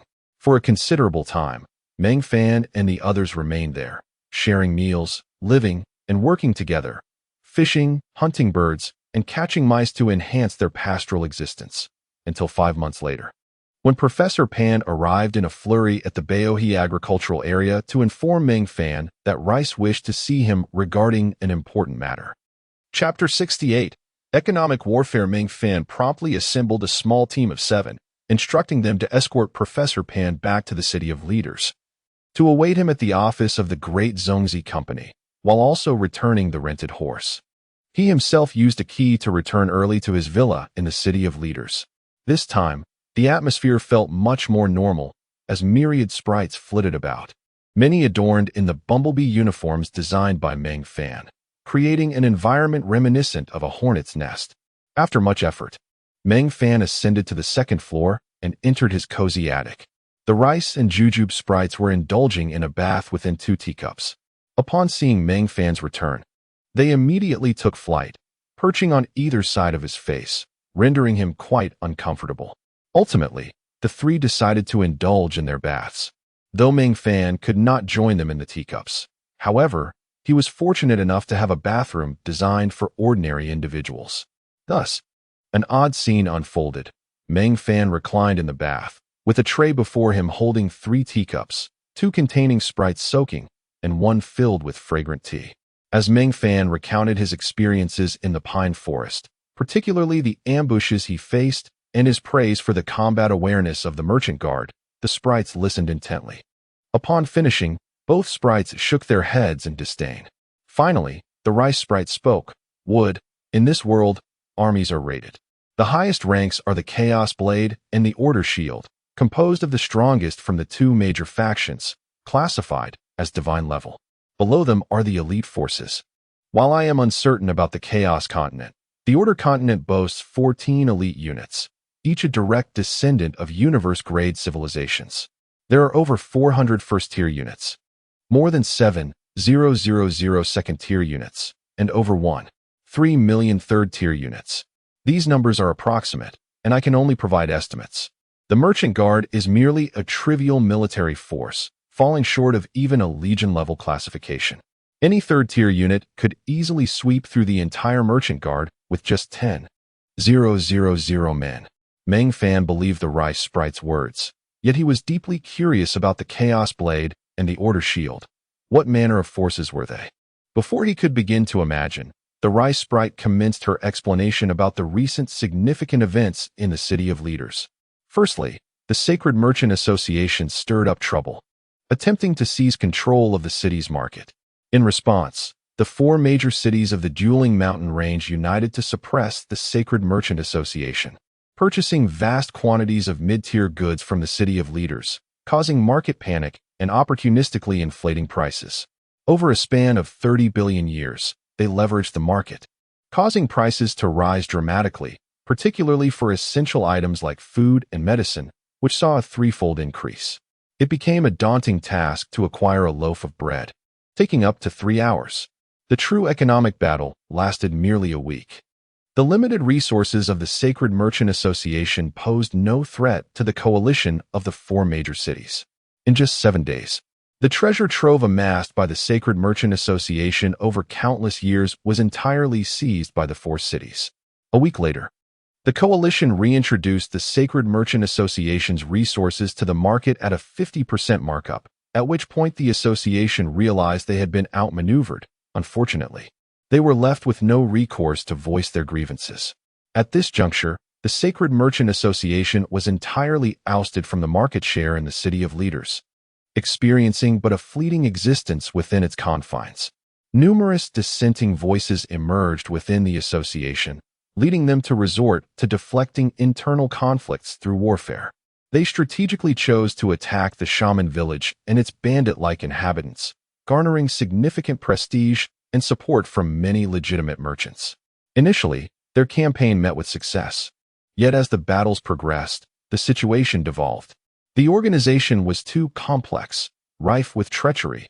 Allies by day would become adversaries by night. And the once orderly pine forest had descended into chaos, with over 30 civilizations embroiled in conflict. It was not until the southern governor of the First Dynasty intervened, dispatching 500 regular troops to cleanse the pine forest, that order was restored, leading to the apprehension of 14 civil leaders. Just days ago, the First Dynasty issued a warrant for 3 leaders for disturbing the economic order of the City of Leaders, thus quelling the tumult. The Jujube sprite sighed, "Poor rice. Such a promising business has gone awry. I'm not to be pitied. This business has absolved us of 400,000 years of debt and granted us a deposit of 5 million years. Though that sum was spent almost immediately, I have amassed a considerable stockpile of goods. Presently, while market regulation is stringent, the First Dynasty has brought in abundant resources to stabilize prices, which have begun to recede, albeit at a slight increase. We can gradually release our surplus through ordinary stalls. Meng Fan currently has over 100 individuals under his command, providing ample manpower for this endeavor." Meng Fan smiled. "Let us hold on to the materials for now and digest them slowly. What of Barbara? She is wanted, with a bounty of 10 million years. Each kill garners 500,000 years, an A-class warrant. She cannot leave the City of Leaders anymore. Her subordinates have dispersed like leaves from a fallen tree, leaving her isolated." Meng Fan splashed his face with water, reflecting on the formidable strength of the First Dynasty. "Rice, we have brought back some spoils, stored in the basement. Please attend to them and assess what we can sell." They had retrieved a substantial quantity of mission items, including 13,000 bandit headscarves and exactly 10,000 fox pelts. Both sprites were astonished, causing the teacups to topple. The rice sprite flitted around naked before Meng Fan, exclaiming, "Wood, how did you manage this? 13,000 bandit headscarves, and especially that 10,000 fox pelts." Feeling a bit bashful, Meng Fan rubbed his nose. Some were purchased, and others were acquired through underhanded means, mainly the latter. The Jujube sprite retrieved a notebook from her spatial pocket, calculating rapidly. "My heavens, this amounts to 1 for 100 points. Do you realize? It only requires 2,000 points to upgrade to a 2-star mercenary group. There are just 7 of you, and you've amassed such a wealth of mission items in merely 2 months. You are remarkable." The rice sprite, still bare, pressed against Meng Fan's face, proudly declaring, "My wood is certainly exceptional. He is the best." After considerable effort, Meng Fan managed to detach the clingy sprite from his face. "Rice, why did Professor Pan, that frail old man, come all the way to Ba to find me. Chapter 69. The War of Ineligibility. With an air of inscrutability, Demi proclaimed that the eternal war was destined to erupt within the forthcoming year of leadership. According to credible intelligence, the four great human kingdoms had already dispatched their armies into the territory of the First Dynasty, predominantly comprising cannon fodder legions. Nonetheless, their numbers were staggering, and the First Dynasty had also mobilized numerous legions to converge upon the light of order. The southern provinces, closest to the city of the leader, had commenced troop redeployments and military reorganizations, diligently preparing for war. What can I possibly do? Enlist in the military? Or perhaps lead a few men to the front lines for a decapitation? Meng Fan pondered aloud, his eyes flickering with a bloodthirsty gleam. Dazeo shook his head in disbelief. Meng Fan, I do not intend to discourage you, but your current strength renders you less than cannon fodder on the battlefield. A mere horseman could easily annihilate your entire squad. Meng Fan, fully aware of the truth in Dazeo's words, felt a twinge of discontent, struggling to formulate a retort.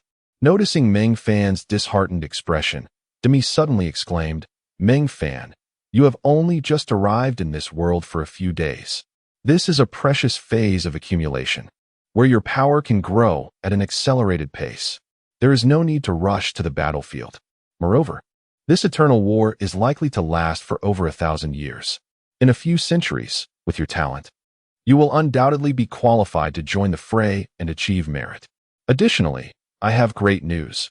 Amidst the current market turmoil, I have gathered a wealth of blood axe materials sufficient for you to elevate your forging skill to master level 10. Seize the opportunity to focus on honing your craft.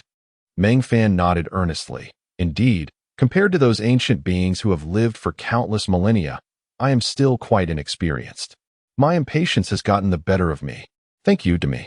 My most pressing concern is to accumulate power, both my own and that of Earth's civilization.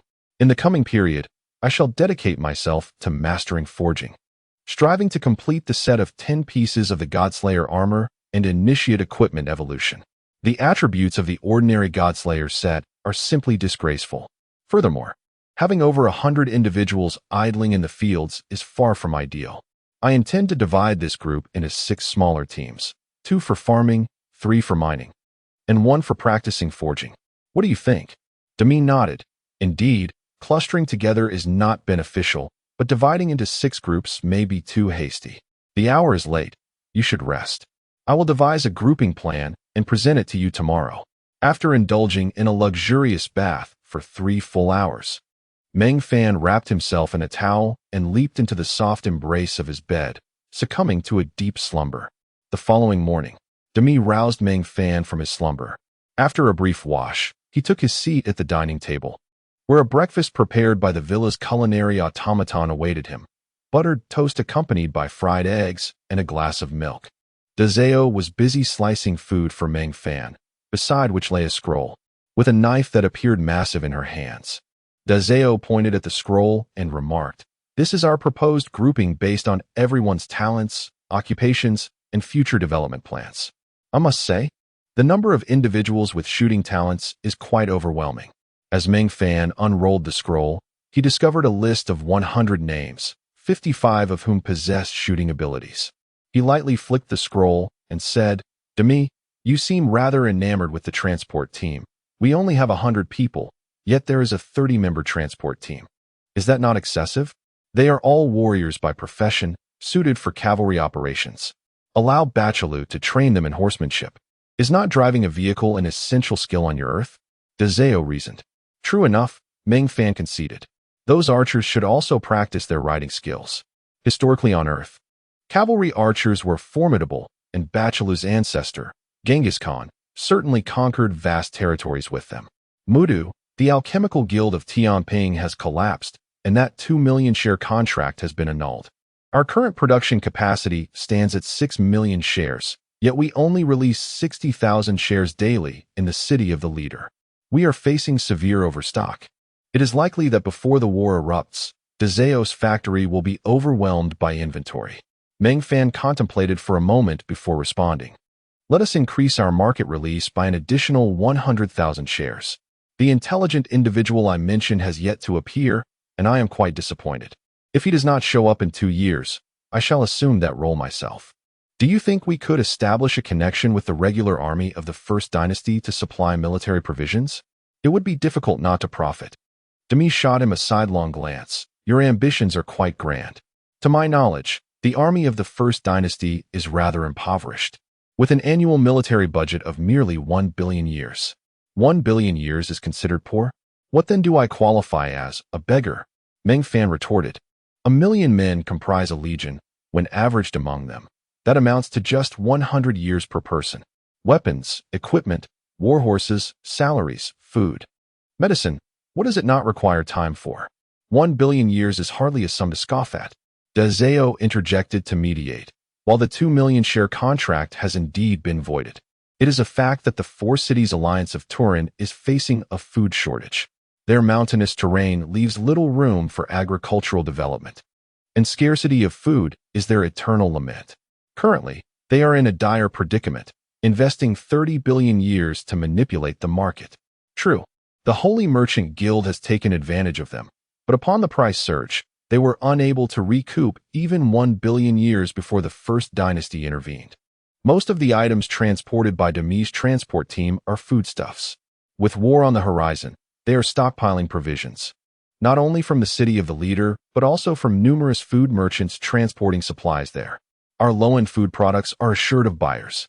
With Aladun as the spokesperson eliminated, a new representative will soon arrive in the city of the leader, and they will undoubtedly seek out our 2 million shares. Dazeo added. Moreover, the demographic structure of the 4 cities is problematic.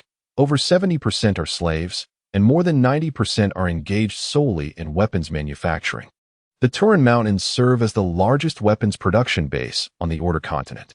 Their weaponry is exported to approximately 500,000 stellar civilizations, as well as all advanced civilizations. Meng Fan chuckled, yet they only dare to invest 30 billion years to disrupt the market in the city of the leader? How miserly of them. Dazeo scoffed. The city of the leader is quite small. 30 billion years is already a substantial sum. Moreover, this endeavor is merely the undertaking of a minor economic overseer from one of the cities within the Turin 4 Cities Alliance, alongside Aladun, that local bigwig. Meng Fan fell into silence for a prolonged moment, pondering, what should I focus on in the coming period? Demi produced a scroll and suggested, consider crafting weapons.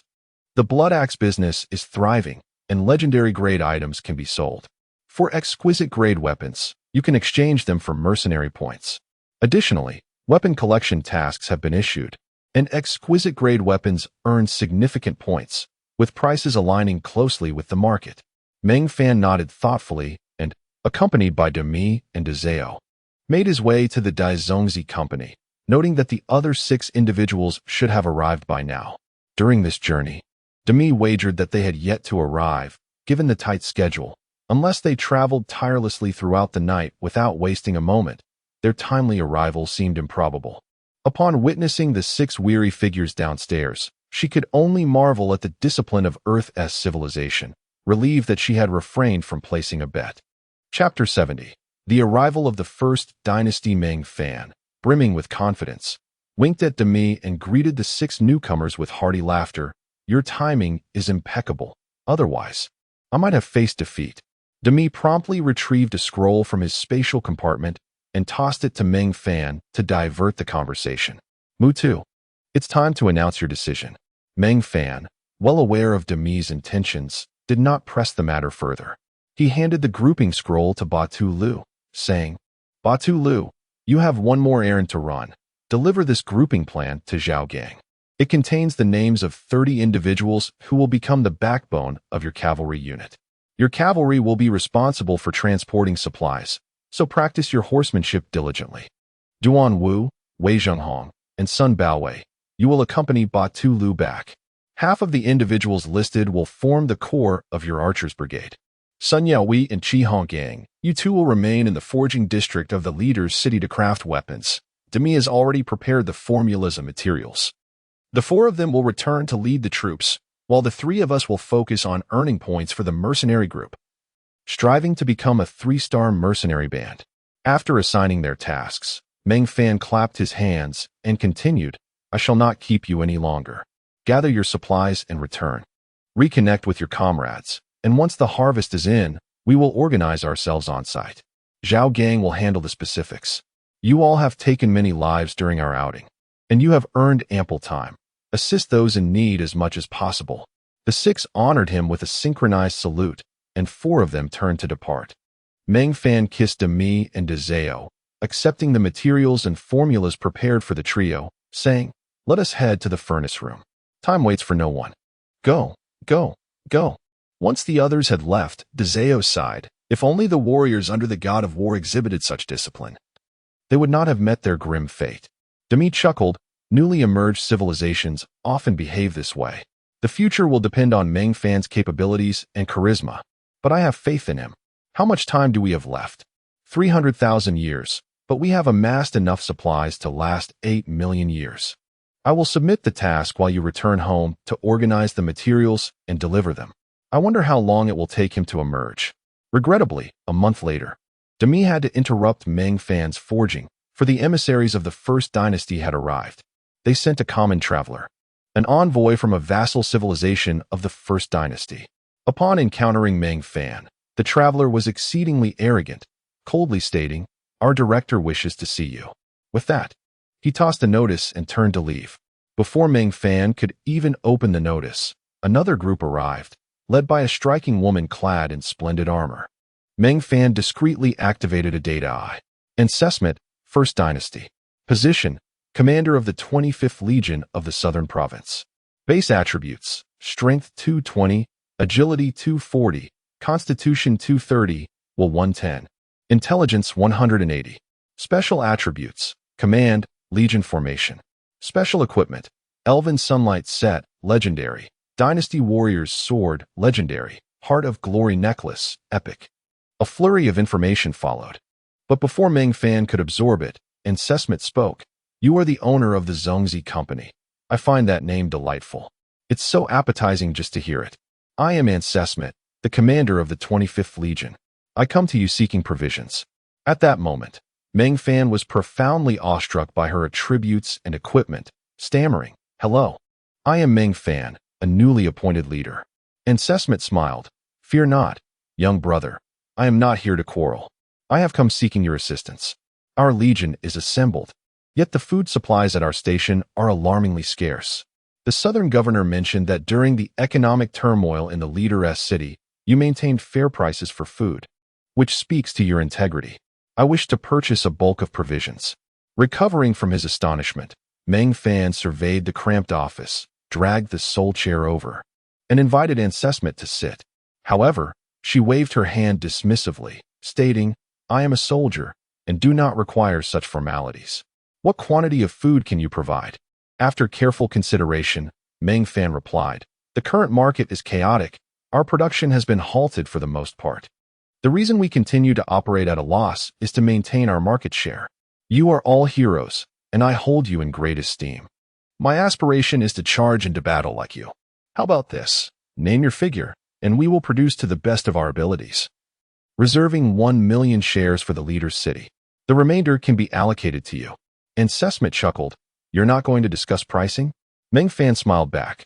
My civilization has only a little over 100 people to support, so there is no significant pressure. As long as we do not incur losses, I am content.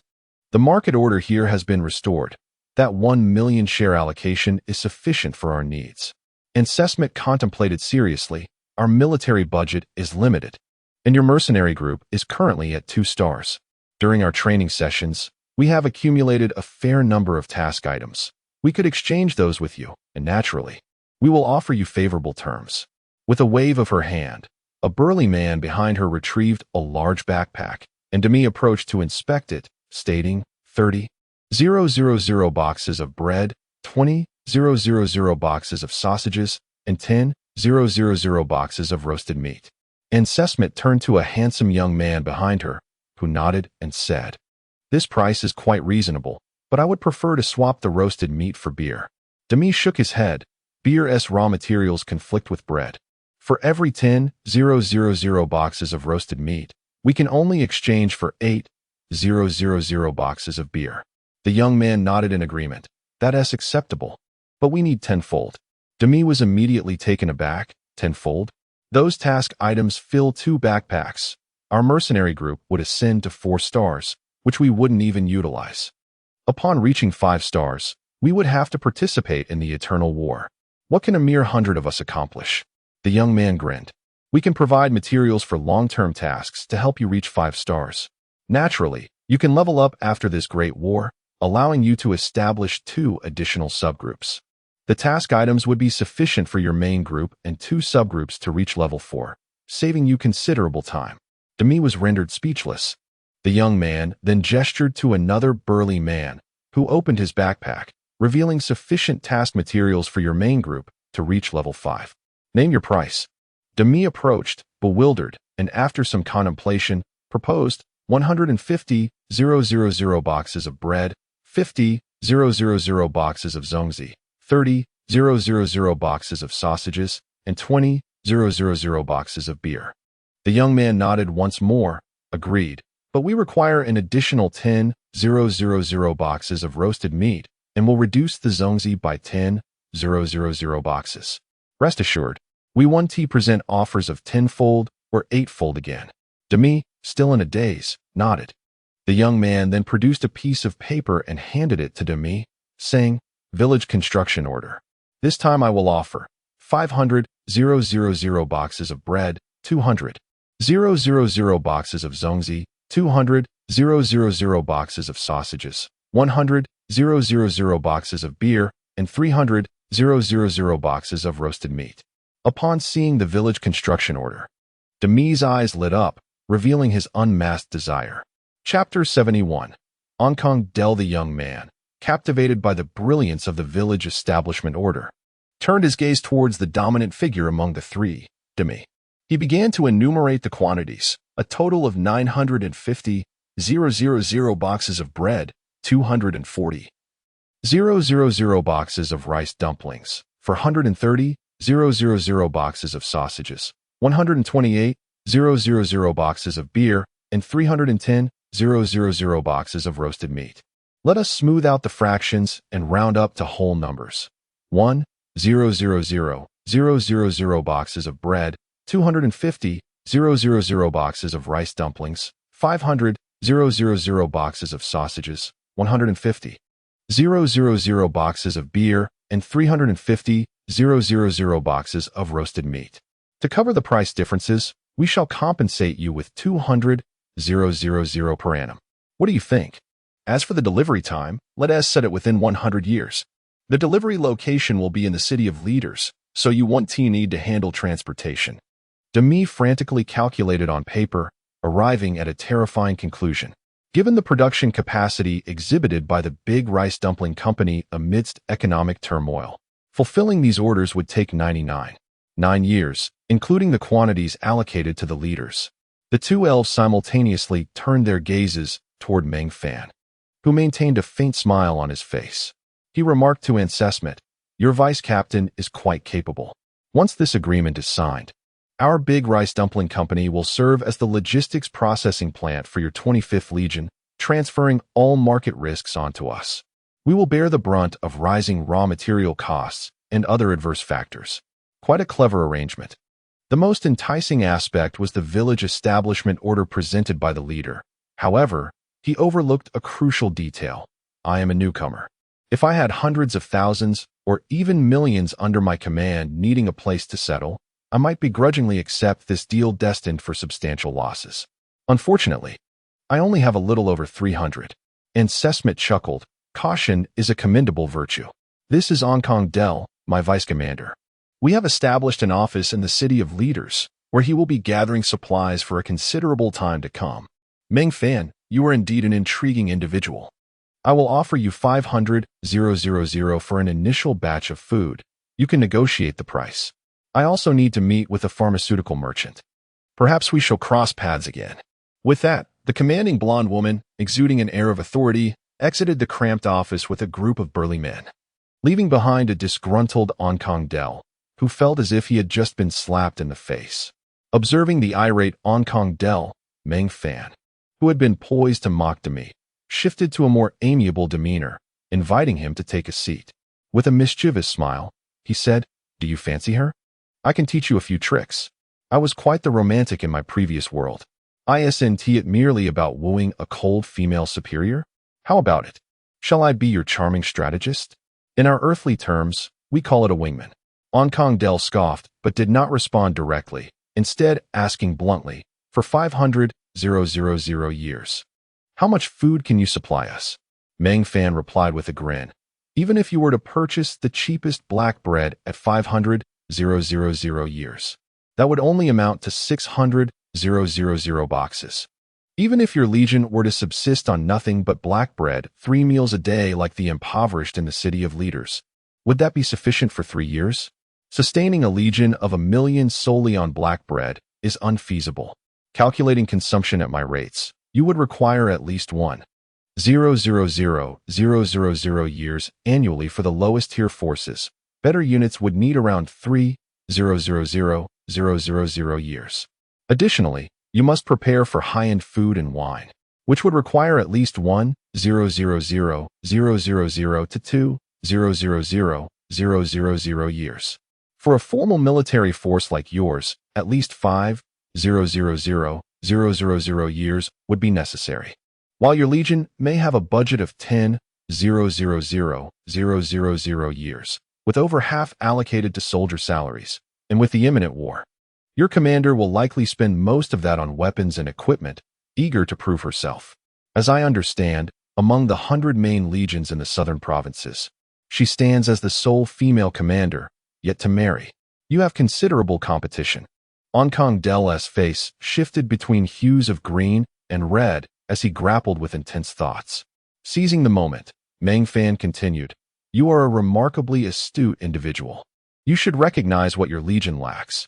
Not merely supplies, but a business-savvy individual who can alleviate her concerns. Regrettably, you have misidentified your role.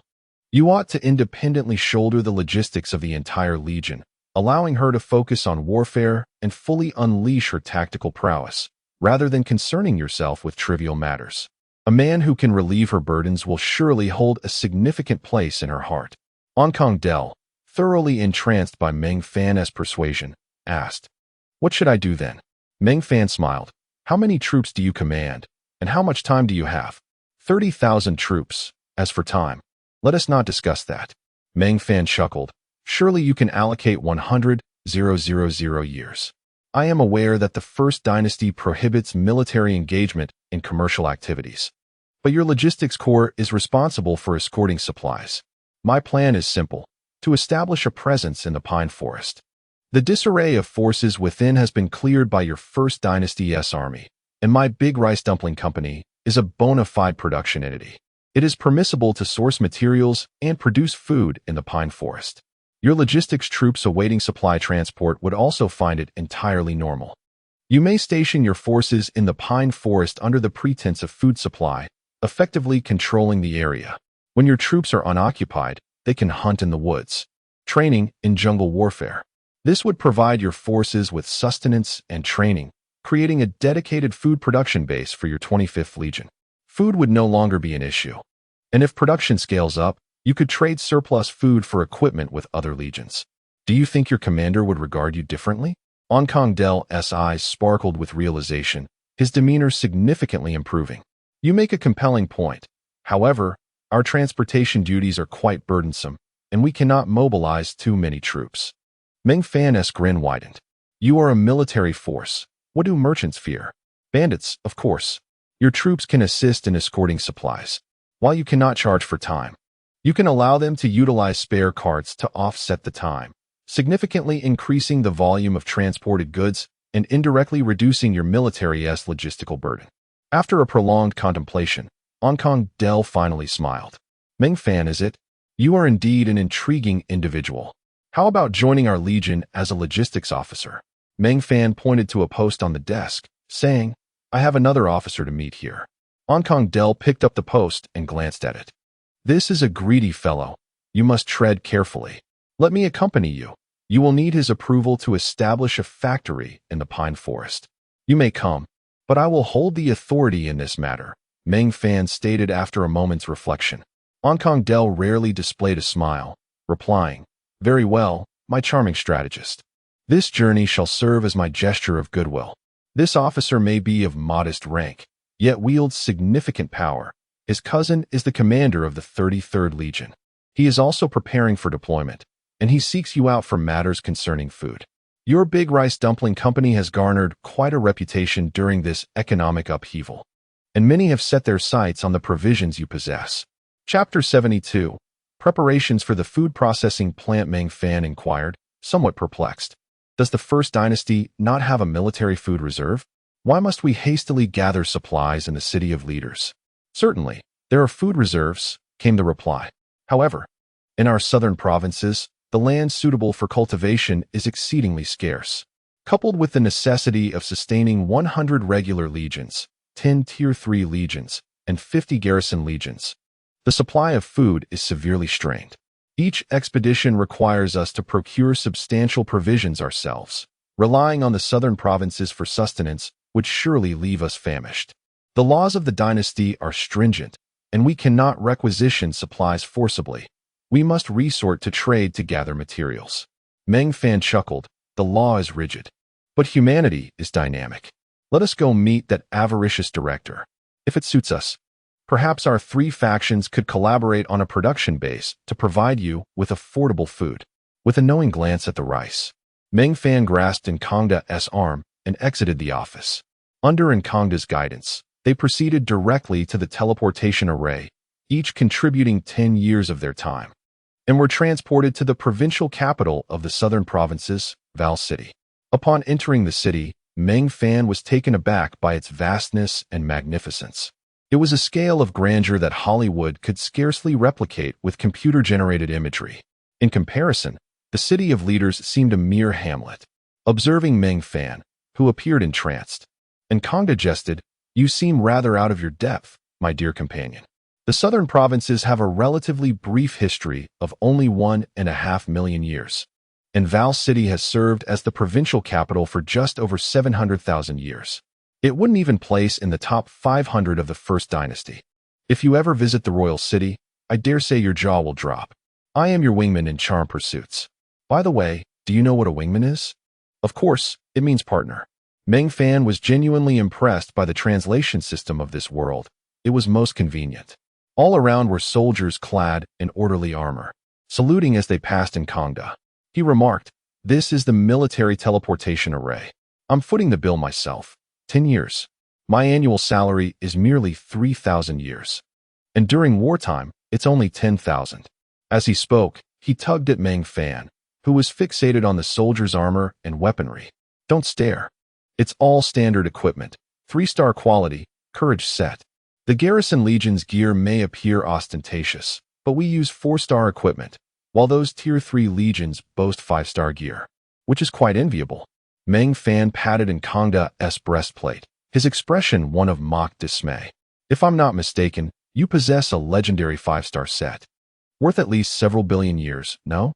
Nkongda leapt back as if struck by lightning.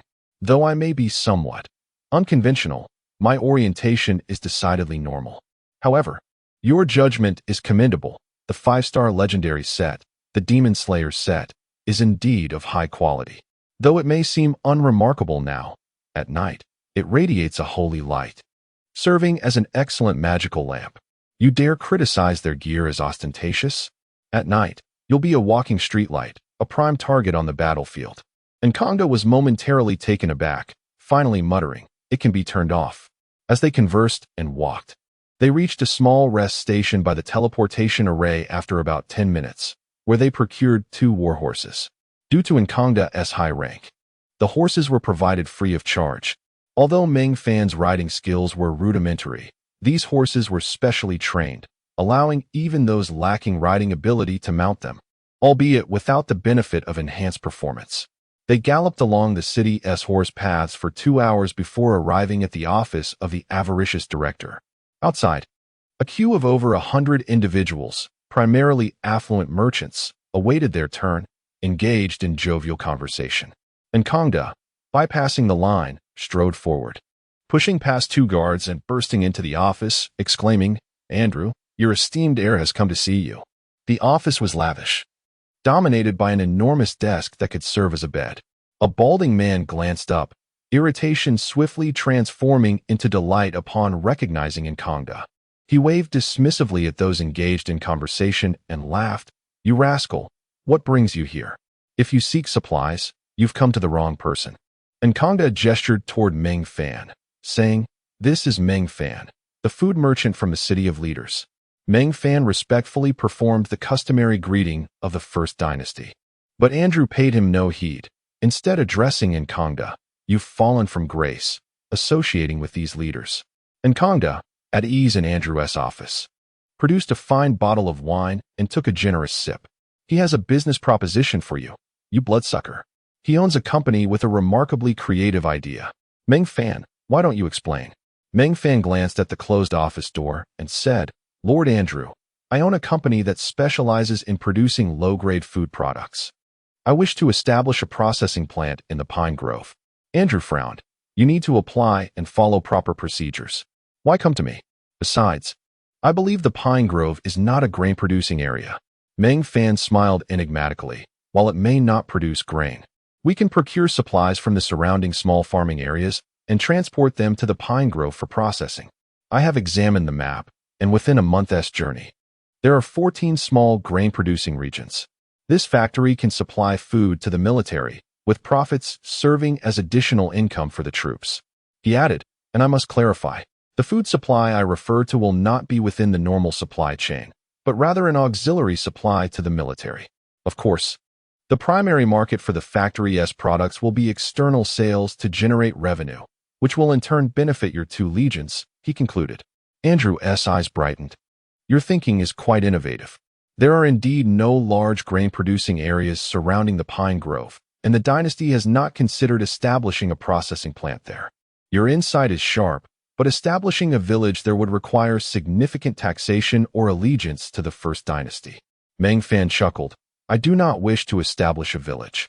I intend solely to build a processing plant that attracts grain from the nearby regions to provide food for designated military units. Andrew smirked cunningly. Pray tell, your thoughts? Meng Fan replied. This processing plant will produce food at a cost price exclusively for specific military units. I understand that as an official, you cannot partake in commercial activities due to the dynasty's laws, so I propose granting you a 30% share in sales rights. For every 10 loaves of bread produced, 3 will remain unsold without your consent, even if they sit in the warehouse for 1,000 years. He added, naturally, the legions you recommend will also be among the designated military units. Andrew calculated the pros and cons in his mind before finally responding. I am largely in agreement with your proposal. Nkongda here will certainly ensure that the 25th Legion receives a significant share. I merely hope the 33rd Legion can partake as well. Let us dine together this evening at the New West Asia Hotel. Nkongda knows the location. Please prepare a mature distribution plan by this afternoon. Chapter 73. The dinner in New West Asia. Meng Fan smiled faintly and rose to take his leave. Nkongda picked up a fine bottle of wine, waved at Andrew, and remarked, The wine is excellent. The standards for this evening cannot be too low. I am quite discerning, and do remember to settle the bill. I am but a soldier, rather impoverished, and Meng Fan is a novice even poorer than I. Andrew scoffed. Get lost. That time was not my treat. What is the current level of your teleportation talismans? Can you conjure up a few hundred grid teleportation talismans? Sure. Just gather the materials, and I will assist you in the drawing, replied Nkongda confidently. Andrew scrutinized the resolute Nkongda for a long moment before he heaved a sigh. Forget it. I fear that the materials for 100 grid teleportation talisman would exceed the value of a 10,000 grid one. Haha. Indeed, you know me well, Andrew. My current success rate stands at a mere 3%. Wiping the cold sweat from his brow, Andrew gritted his teeth and retorted, just get lost. In the afternoon, Nkongda dragged Meng Fan to procure a set of formal attire. In his words, a person is judged by their appearance, just as a horse is by its saddle. A dog adorned with a bell runs with glee. Tonight, we are to meet significant figures. We must not appear too shabby. Clad in a deep black suit accented with yellow silk trim, Meng Fan's stature of 188 centimeters was accentuated. presenting a striking silhouette with broad shoulders and a narrow waist, forming a perfect inverted triangle. The pristine white shirt highlighted his well-defined pectorals, while the fitted trousers showcased the curves of his legs. Black knee-high boots and a silver ceremonial longsword, complemented by a stylish belt, created an indescribable harmony. Save for the slight discomfort of the trousers being a tad too snug, rendering the young Meng Fan a formidable little mountain. And Candel also acquired a suit, being a regular patron, and quickly changed within minutes. He stood before the mirror, admiring his own gallant appearance while listening to the flattery from two beautiful saleswomen. To be fair, and Candel could be regarded as handsome, provided there was no comparison. When Meng Fan emerged from the changing room, gasps of surprise erupted from several sales staff, who, like sharks scenting blood, surrounded him, seizing the opportunity to adjust his attire while covertly taking liberties. Meng Fan, I have reconsidered. Let me clarify, you are my wingman in pursuing Aunt Smith. Should you dare vie for the primary position, I swear I will challenge you to a duel. If Aunt Smith were merely a matter of looks, would you still harbor affections for her? There are not many more handsome than I, yet there are countless who surpass you. Can you even contend with them in a duel? Seeking romantic adventures does not necessitate a wingman. If you are genuinely in search of a lifelong partner, I am the ultimate wingman, capable of helping you win over your goddess. Meng Fan's words elicited muffled laughter from the surrounding sales staff, leaving Candel momentarily speechless. In truth, Meng Fan was internally sweating. He was hardly a romantic sage. After all, he had only just begun dating and had yet to consummate the relationship. In colloquial Earth terms, he was still a virgin. All right, let us put the duel aside for now. When did you start eyeing the birch grove? Right when you sat in my office, sulking and looking for trouble. Were it not for our 25th Legion, would you collaborate with another Legion? If it were someone else, I would not know them. Hypothetically, if it were someone I knew even less. That evening, in the most opulent private room of the new West Asia restaurant, 5 individuals gathered around a grand dining table. Andrew and Candel, Aunt Smith, General Cavil of the 33rd Legion, and Meng Fan. Each was acutely aware of the significance of this clandestine meeting, all adorned in splendid attire. Aunt Smith, rarely seen without her battle armor, had donned a pristine white evening gown. Overall, she was not the archetype of breathtaking beauty. Her extended military service rendered her skin somewhat coarse, and her face bore a darker hue than her neck, giving the impression of neglect. A violet necklace adorned her elongated neck, which Meng Fan identified as the epic-level necklace. Heart of Glory, through his data eye. After a brief exchange of pleasantries, the discussion shifted to the main topic. Andrew cautiously cast a soundproofing spell, and as the initiator of this collaboration, Meng Fan raised his glass with a smile. Ladies and gentlemen, as esteemed individuals, I shall refrain from unnecessary discourse. Here is my proposal for the allocation of food quotas. The production share will be divided into 10 portions, of which I shall take half. The 25th Legion shall receive 30%, General Cavil, 10%, and Director Andrew, 10%. Naturally, I will oversee production, while the 25th Legion will handle the security of the processing plant. Andrew interjected, "This distribution plan is unreasonable. Why do you claim half?" Meng Fan replied with a smile. "Because I am the official in charge. The scale of this processing plant is considerable, and my willingness to conceal half of the production share to distribute among everyone already entails significant risk. This is merely a quota distribution proposal. In the future, you may find yourself troubled by an excess of food." Cavil inquired, "Why does the 25th Legion receive 30%? Meng Fan donned a mischievous smile. The 30% for the 25th Legion is subdivided into 3 parts. The first is the 10% for Commander Aunt Smith. The second is the 10% for my partner in Candel, and the third is in Candel's personal 10%. However, Candel has decided to unify his 2 portions with Commander Aunt Smith's share to represent the 25th Legion. And Candel was left bewildered by Meng Fan's words. He had never been informed of such arrangements. Maintaining her composed demeanor, Aunt Smith raised her glass to clink with his. "You did well, Deputy Commander in Candel. Welcome to the family of the 25th Legion." Instantly, Candel adopted a righteous expression. "This is what I ought to do." General Cavil, Do you have any objections to my additional 10%? Cavol quickly waved his hands. No. This distribution plan is entirely reasonable. It was rather amusing. Foreign Candel was backed by the entire Candel family, and he was fortunate to receive a share due to Andrew's influence. Meng Fan continued, as for profits, they will primarily derive from the sales of my half of the shares. I will take 60%, with each of you receiving 10%. Of course, these profits cannot be traded for time. I will offset them using food produced by the big Zongzi company, gifting them to each of you present.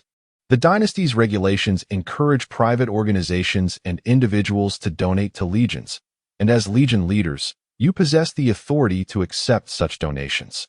Andrew chuckled. Indeed, the dynasty's law includes this provision. However, as legion leaders, you must reciprocate with a gift worth 1/3 to 1/2 of the value of the donation. This is the legal loophole you intend to exploit, correct? Precisely. This regulation will provide us with a means of resource circulation outside the military system, and I shall be the benefactor. The individuals present, all astute, instantly exchanged knowing smiles and rose to clink their glasses together.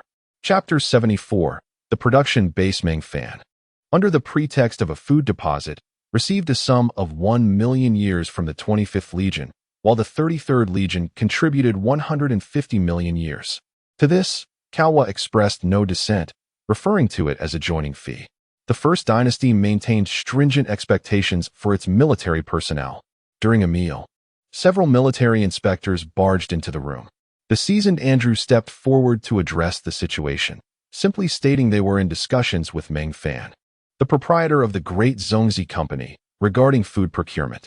After verifying Meng Fan's identity and inspecting the dishes and beverages on the table, the inspectors apologized and departed.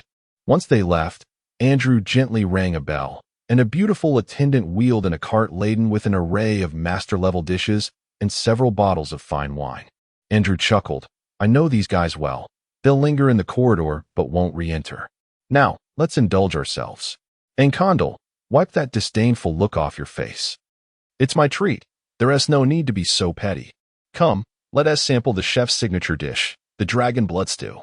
With business concluded and the inspectors dealt with, the group relaxed, though Meng Fan appeared somewhat bewildered. However, he quickly regained his composure, and merriment ensued among the guests. After addressing some details during the banquet, Meng Fan took his leave with the key to the City of Leaders, finding that Demi and the others were not home. He proceeded directly to the headquarters of the Balance Alchemy Guild. Awakened from his slumber, Aladun grumbled, Meng Fan, my sleep has been rather poor. You'd better have a good reason for rousing me. Though I am an alchemist, I am also one who wields a hammer. How about the rationale of 100 production lines? 800,000 years for this matter. 100 bread production lines, 10 sausage production lines, 5 roasting lines, 5 beer production lines, and 5 energy blocks for reliable personnel to be sent to the Baishu Forest Shaman Village. You're essentially establishing another great Zongzi company. The Baishu Forest is not exactly a peaceful place. I'll personally ensure 30 bread production lines are delivered within 2 weeks. This is just the first phase. We can always expand later. Have the bounty issues been resolved? It's a trivial matter. 3 days after the New Asia banquet, a regiment of 3,000 personnel from the 25th Legion entered Baishu Forest, personally led by Enkondel, utilizing the ruins of the previous shaman village as a foundation. They cleared dozens of square kilometers of land. With ample timber in Baishu Forest, 2 massive production workshops were constructed in just 10 days. As for the perimeter, 3,000 regular soldiers served as the best fortification.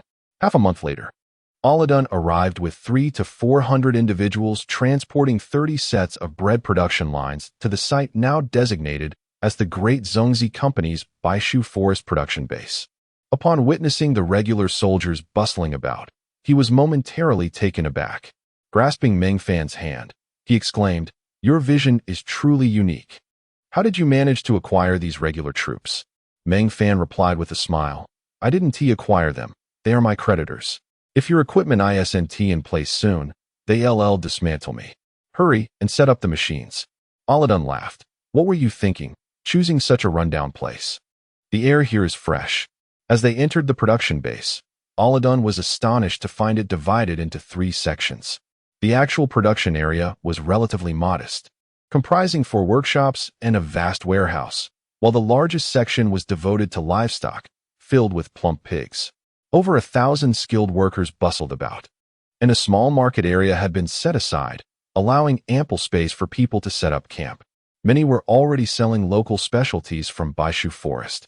In the intervening weeks, Meng Fan had to recruit numerous idle workers in the City of Leaders to spread the word about the great Zhongzi Company's food procurement in the surrounding grain-producing areas.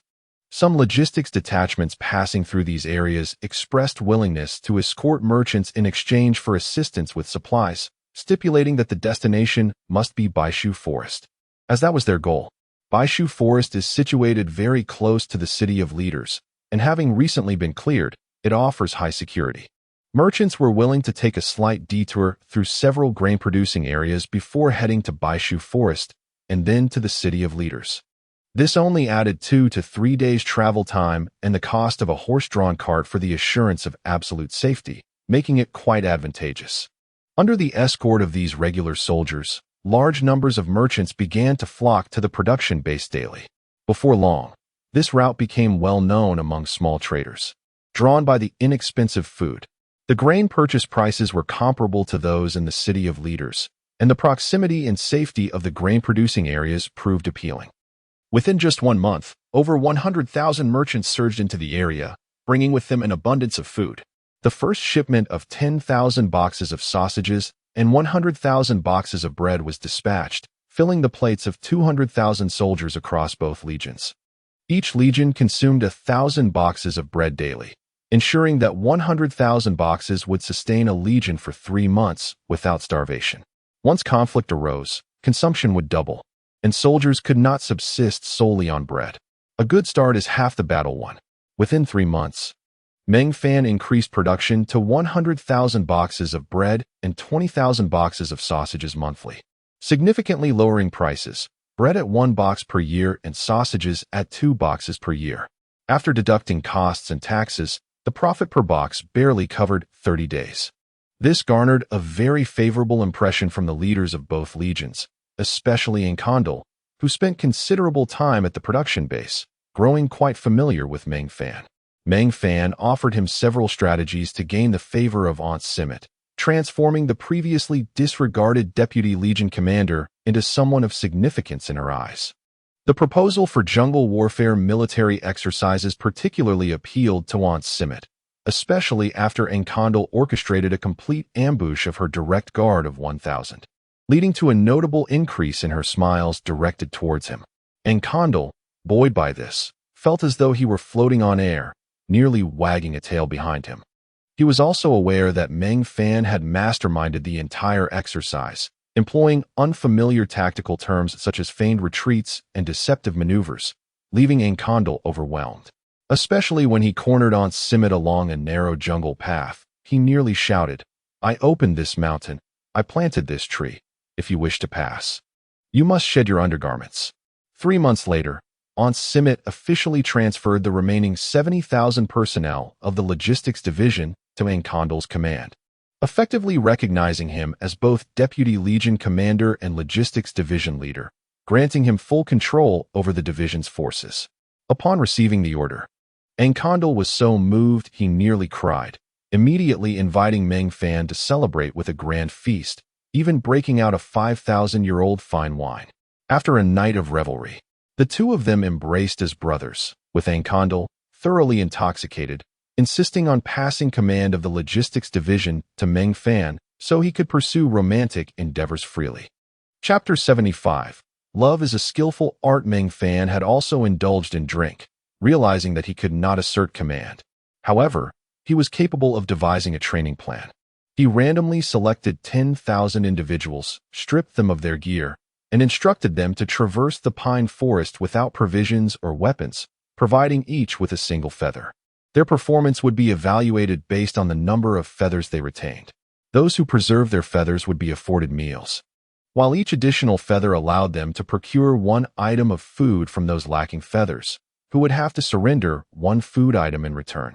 Meng Fan presented a map from his guide, and indicated a route from the northern side to the southern side, planning to deploy them in 10 batches.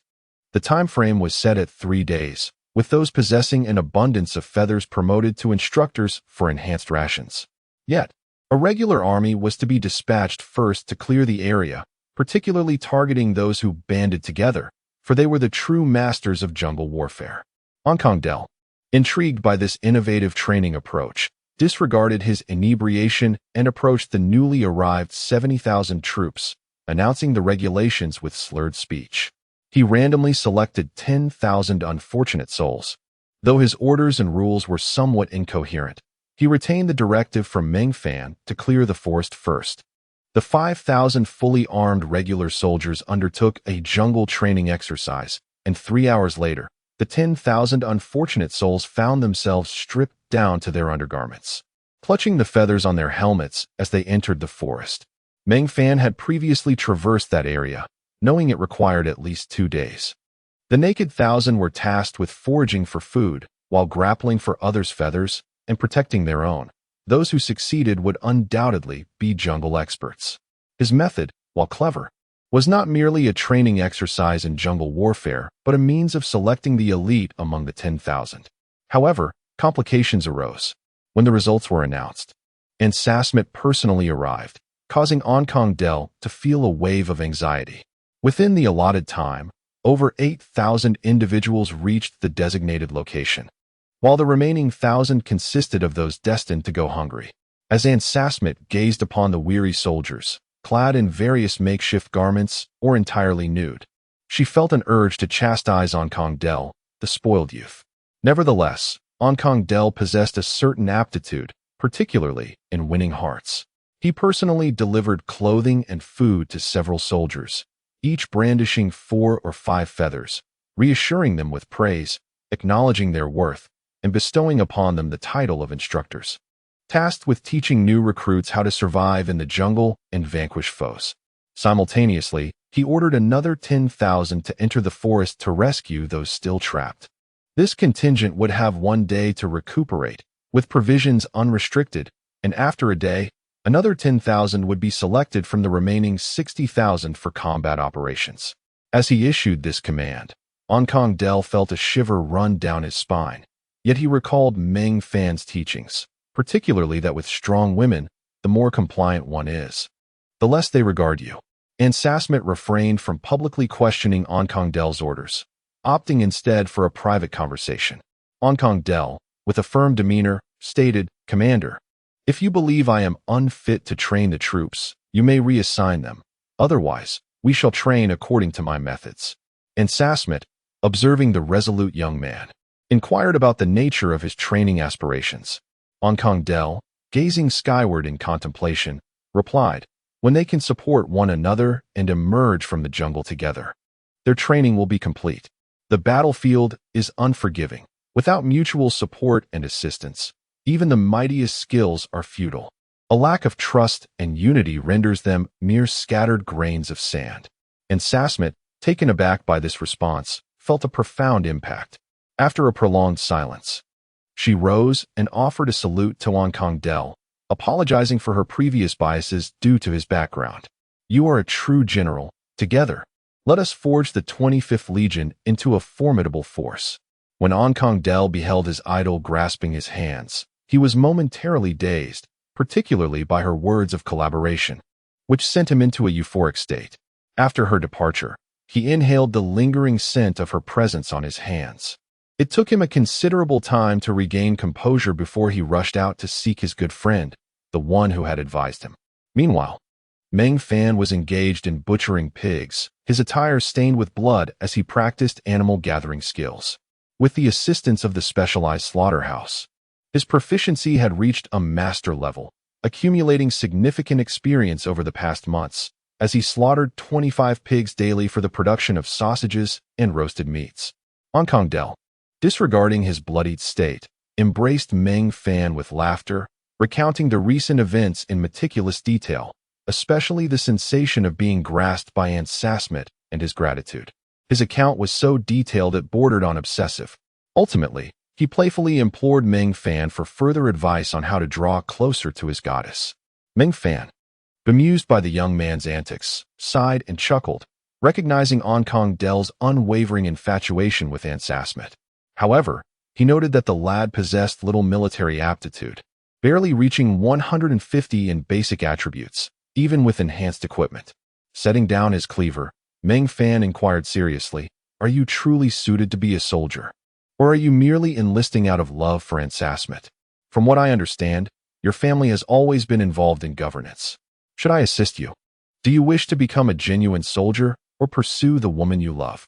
Ankang Del hesitated, aware of his own limitations as a soldier.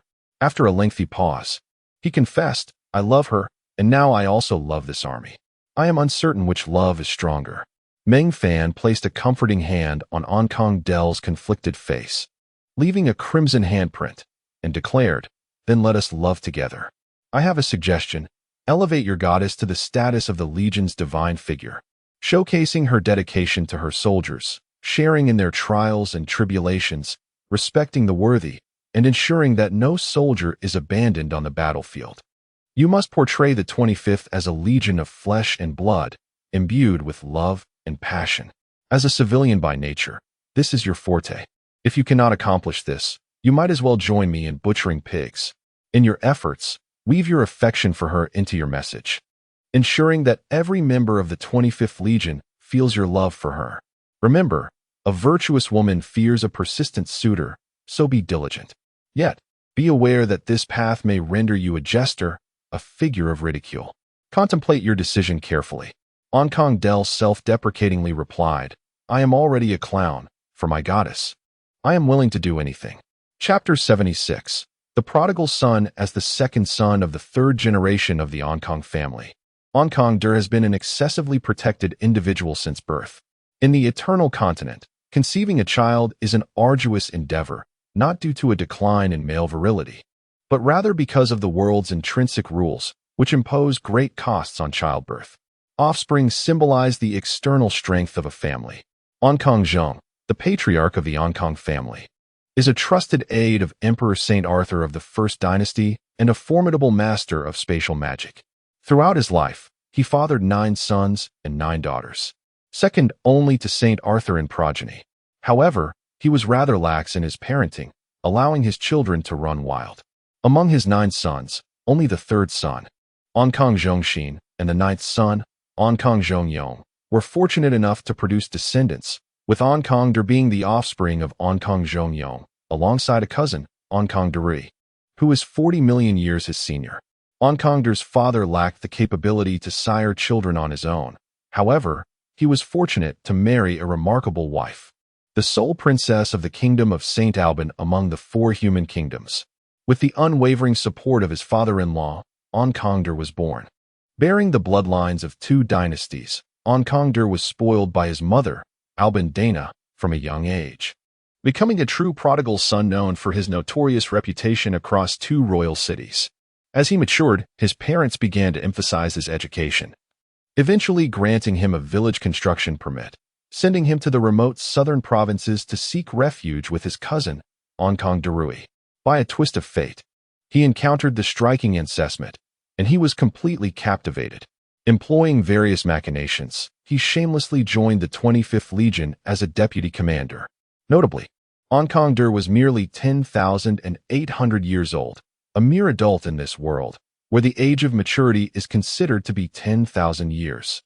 Despite his average capabilities and modest spatial abilities, having lingered at the heart of power for over a decade, he possessed a keen political insight. With Meng Fan's guidance, Ankang cast aside his pretense and fully embraced his role as a true prodigal. Ankang orchestrated a campaign to spread word of his exploits, while Ansasmet clashed with the logistics department to secure additional rations for the soldiers. The scoundrel from the 28th Legion attempted to hoard our supplies. Our commander, Ansasmet, nearly dueled him. Tonight, we feast. The commander has procured 1,000 boxes of bread, 500 boxes of sausages, and each soldier will receive an egg tomorrow morning. All thanks to our commander. The deputy commander, in a fit of affection, gifted the commander a necklace, only to have it sold off, which bought 300 boxes of medical supplies. Before long, the entirety of the 25th Legion was aware of the deputy commander and Oppos, affection for the commander, with frequent gifts exchanged as tokens of love only for the commander, who cherished his soldiers, to trade them for supplies. The entire legion expressed their gratitude to this beautiful commander. Within a year, the deputy commander's pursuit of the commander became a shared jest among the leaders of over 100 legions in the southern provinces, and Ankangder reveled in his role as the jester. He was unbothered by the tarnished reputation he had acquired. For Ancesmet and the 25th Legion, he found joy in deepening his infamy. He discreetly sold food procured from the Great Zongzi Company to other legions, trading 50 boxes of arrows for 50,000 boxes of sausages. As long as he could evade detection, he was eager to engage in such transactions, tirelessly siphoning supplies from his own legion. Over the course of a year, he amassed an impressive stockpile of resources for the 25th Legion, ranging from siege hammers and catapults to undergarments and socks. Ankangder earned himself the illustrious title of General of the General Store. Of course, his provisions were not without cost. Meng Fan facilitated opportunities for him, expanding the share of resources available to the 25th Legion to its maximum potential, accepting any items that could be bartered, be it supplies, or furs, or task-related goods. At times, the prices Ankangder proposed left him feeling embarrassed when he lacked tangible goods.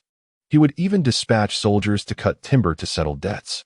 Nevertheless, Meng Fan graciously accepted these offerings, and Ankangder felt a sense of gratitude toward him, his admiration for Meng Fan growing exponentially. Naturally, Meng Fan was no fool. Over the past 2 years, he had profited immensely through the connections of both legions. He collected a wealth of long-term mercenary task items, elevating the Huaxiao Mercenary Corps to level 4. Many legions were impoverished, yet they could procure valuable items through their positions, be it for eliminating bandits or acquiring advanced weaponry and skill books. The spoils piled high in the logistics warehouses of the legions. Due to stringent military regulations, they dared not sell these items, but loopholes existed. For instance, when Meng Fan donated a substantial quantity of food, it was permissible to reciprocate with items of equivalent value. With Ancesmet's tacit approval, Ankangder gifted Meng Fan everything of value from the 25th Legion's warehouses. In return, Meng Fan provided Ankangder with numerous strategies to establish himself swiftly within the military. While Ankangder excelled in winning hearts with small gestures and favors, he had previously gathered a loyal circle of confidants. However, Meng Fan proposed an audacious scheme to seize supplies. Whenever the logistics headquarters distributed resources, Ankangder would rally 1,000 loyal followers to take whatever they could, provoking the ire of many. Yet the soldiers would not tolerate his antics, nor would they concern themselves with his status. As long as no lives were lost and no weapons were drawn, it was deemed inconsequential. Defending their supplies was a mission each logistician held dear. Each time, Ankangder found himself soundly beaten by soldiers far larger than himself, left bruised and battered. The monthly supply distribution became synonymous with his time of reckoning, where he would be rightfully punished yet would still manage to retain a portion of the supplies as his medical expenses, essentially hush money. Every legion in the southern provinces relished the opportunity to thrash an influential figure without fear of repercussions, providing ample fodder for their tales. Returning with the extra supplies, Ankangder would boast of his valor and fearlessness, recounting how he had seized resources, trampled upon rivals, and even shamelessly compared himself to Ancesmet. The camaraderie forged through shared struggles became a catalyst for deepening connections, particularly for a prodigal son like him, as he exchanged blows with foes far greater in number. The experience of being battered together, cursing on the ground, helped bridge distances and unite hearts. Chapter 77. Prelude to the Eternal War. Previously, the act of seizing supplies had often occurred, typically involving a few individuals engaging in symbolic gestures among minor leaders. However, an operation involving thousands was only possible under the auspices of Ankandel, a privileged scion, whose actions the logistics department dared not scrutinize. As long as he refrained from lodging complaints with the southern provinces, they considered themselves fortunate and tacitly accepted his behavior. Some legions in the southern provinces harbored disdain for this scion and seized the opportunity to take action against him, even delaying their own logistics operations to seize the moment. After several encounters, Meng Fan employed a clever ruse to ensure Ankendel's absence during one such operation, dispatching only ordinary logistics personnel to collect supplies. The other logistics teams, already adept at their tasks, found an excuse to confront these ordinary personnel, delivering a thorough beating before brazenly departing, leaving behind a meager amount of supplies. All of this was orchestrated according to Meng Fan's calculations. Upon his departure, Ankendel assembled the entire logistics division, a formidable force of 100,000, who stormed out of the pine forest day and night to apprehend all participating logistics personnel, stringing them up in the forest as a form of public reprimand. When the commanders of the 6 legions involved came to plead for their release, under Meng Fan's instigation, Ankendel stubbornly ordered the encirclement of their retinues. Dressed in dazzling armor and mounted on a pristine white steed, Ankendel appeared within the encirclement, arrogantly proclaiming that he would not release them. He challenged them to reclaim their men, stating that if they could escape the pine forest, he would consider it a success, taking full responsibility for the matter. He added that, according to the dynasty's decree, internal strife within the military was forbidden, so they could settle matters with their fists. Brothers, let us avenge our injured comrades. With Ankendel's command, the pine forest became the stage for a brutal bare-handed encirclement battle, where tens of thousands of logistics personnel, under the command of Meng Fan, captured the 6 legion commanders, leaving no member of their retinues unscathed. Upholding his principle of equal treatment, Ankendel hung them alongside the others in the forest. The subsequent developments of this incident were quite fascinating. High-ranking officials from the command center arrived, vociferously demanding action, yet Ankendel remained obstinate until the arrival of Ancesmet, at which point he obediently followed Ancesmet to release the captives, offering apologies as if he were a wayward child. One of the captured commanders, as he was leaving, issued a vehement insult directed primarily at Ankendel. Following Ancesmet, Ankendel wore a contrite smile, continuously apologizing until the irate commander turned his ire towards Ancesmet, remarking that Ancesmet lacked military acumen. In an unexpected turn, Ankendel struck the commander squarely in the face, knocking the burly leader down. The other commanders were momentarily stunned, and before they could react, Ankendel's subordinates swiftly subdued the fallen commander, leaving only his legs exposed. Ankendel stood over him, exclaiming that once captured, one must accept the reality of being a captive. While he could endure insults directed at himself, he would not tolerate any affronts to his goddess. With each insult, he kicked the commander, while the others attempted to intervene but were dragged away by Ankendel's lackeys until Ancesmet intervened, restraining him. In that moment, Ankendel, as if immobilized, could only mutter, "She embraced me." Ancesmet, exasperated, kicked him down, pushing aside Ankendel's sycophants to rescue the other commanders.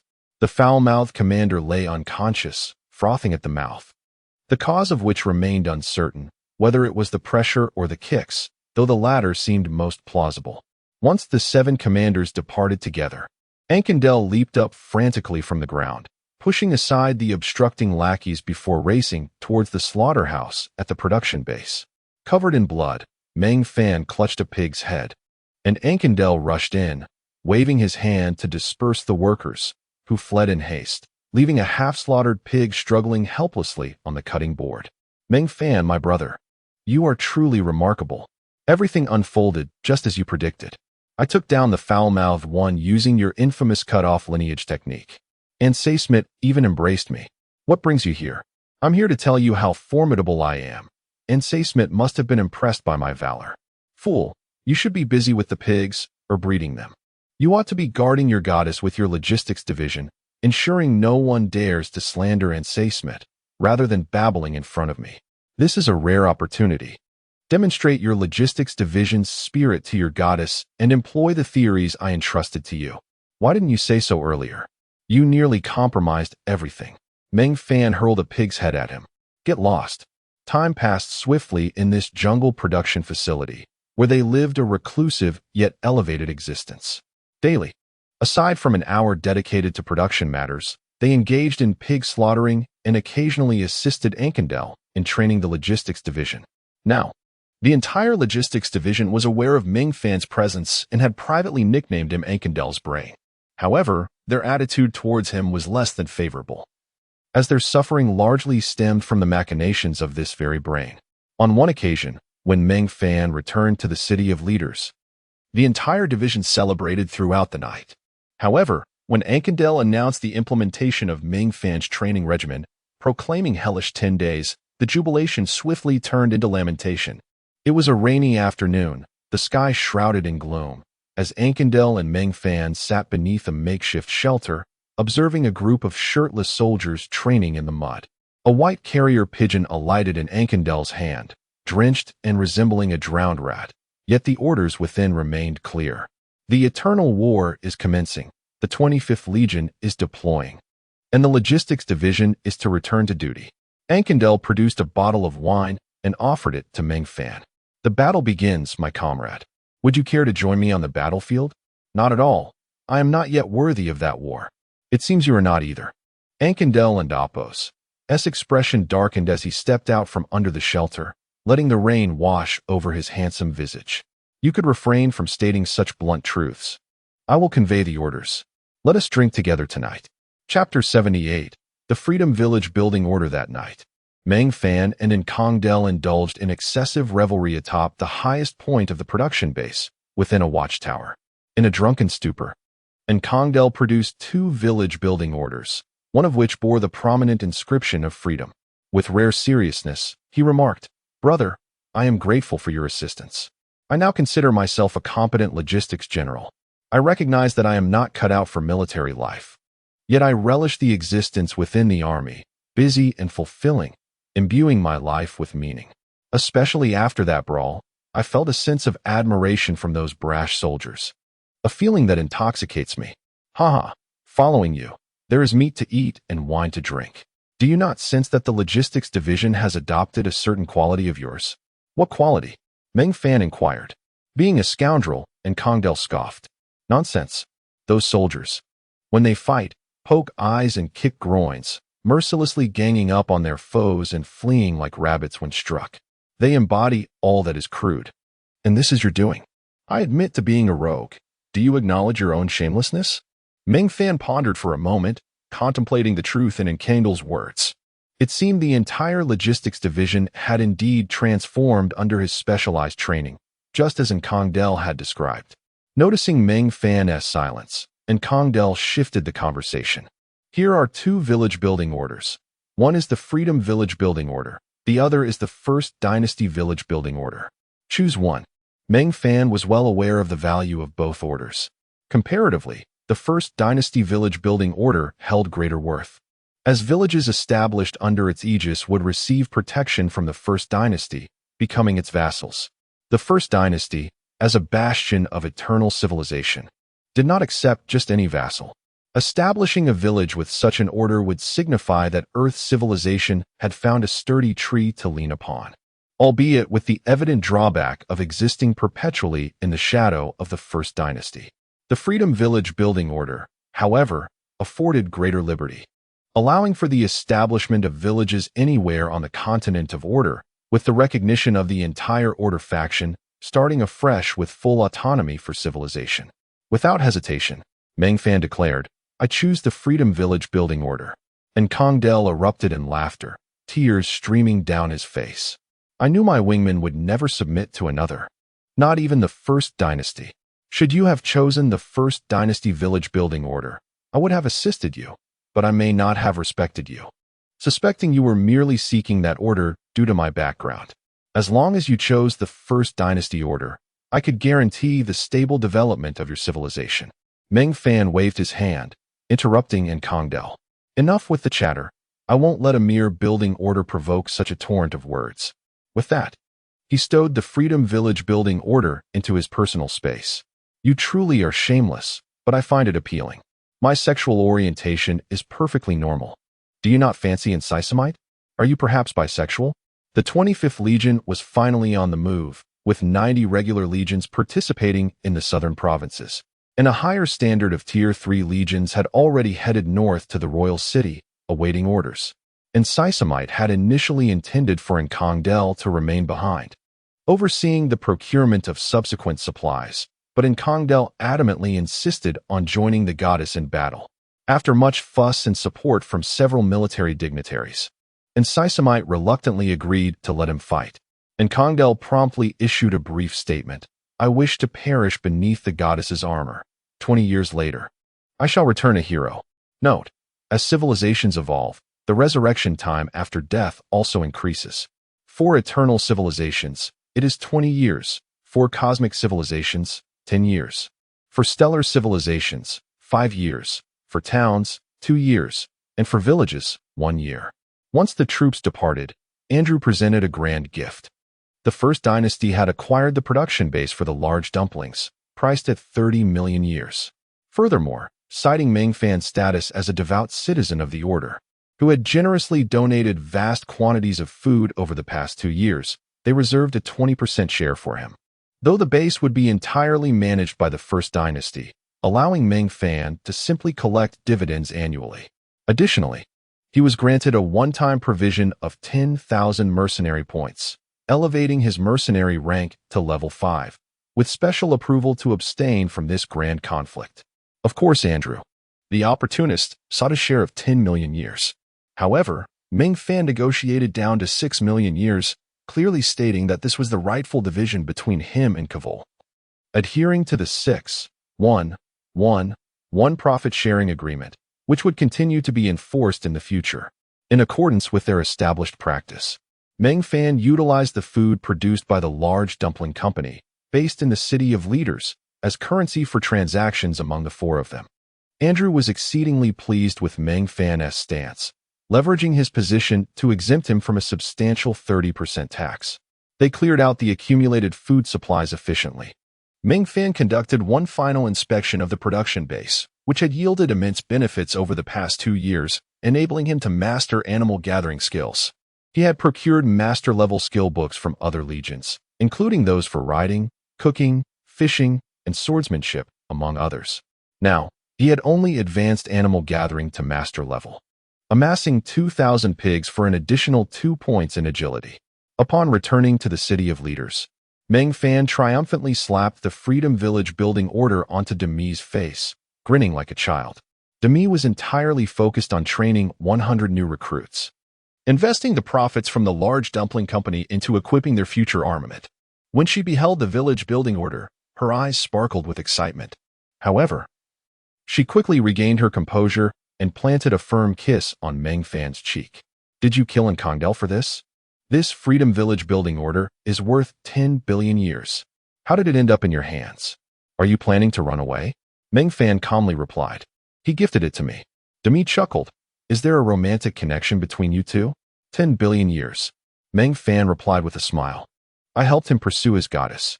He has supposedly proposed to Ensisamite, and the response was that she would become his girlfriend after this battle, with marriage contingent upon his performance.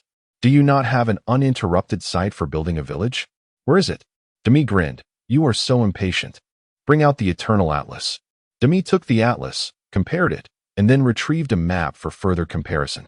Within the blackened region of the atlas, she marked a point, indicating a coordinate to Meng Fan. Your map is still unopened. It will take you at least 6 years to reach there. The journey is fraught with peril. Are you certain you wish to depart now? Or would it be wiser to wait for a few more leading years? With your current strength, you cannot possibly arrive. Chapter 79. The Eternal War begins. Meng Fan concealed the smile that adorned his face, reflecting with calm determination. We shall not go yet. We will wait until our strength has increased. This is a period for accumulation. Haste may lead to folly. How are those fellows honing their skills? Demi inquired, resting on Meng Fan's shoulder with a grin. You truly are a commendable leader. They were laboriously stationed in the Xiqing mine, practicing their skills, yet their spirits remained buoyant and optimistic. Our Dragon Scale Guild thrives on a positive mindset. We find joy in adversity, he continued. I, too, shall practice my skills. Before the year of the leader arrives, I must complete the Godslayer's set. Dazeo remarked with admiration. It is no small feat. Your patience is remarkable. Had it been to me, he would have already been clamoring to establish a village. Demi playfully tugged at Dazeo's hair, retorting, if you praise Mu too, Do so without dragging me into it. Unfazed, Dazeo retaliated by tugging at Demi's clothing, their scuffle resembling a whimsical dance. Meng Fan watched with interest for a while before separating the two. They shared a sumptuous meal, during which Meng Fan entrusted Dazeo with 30 million years' worth of time.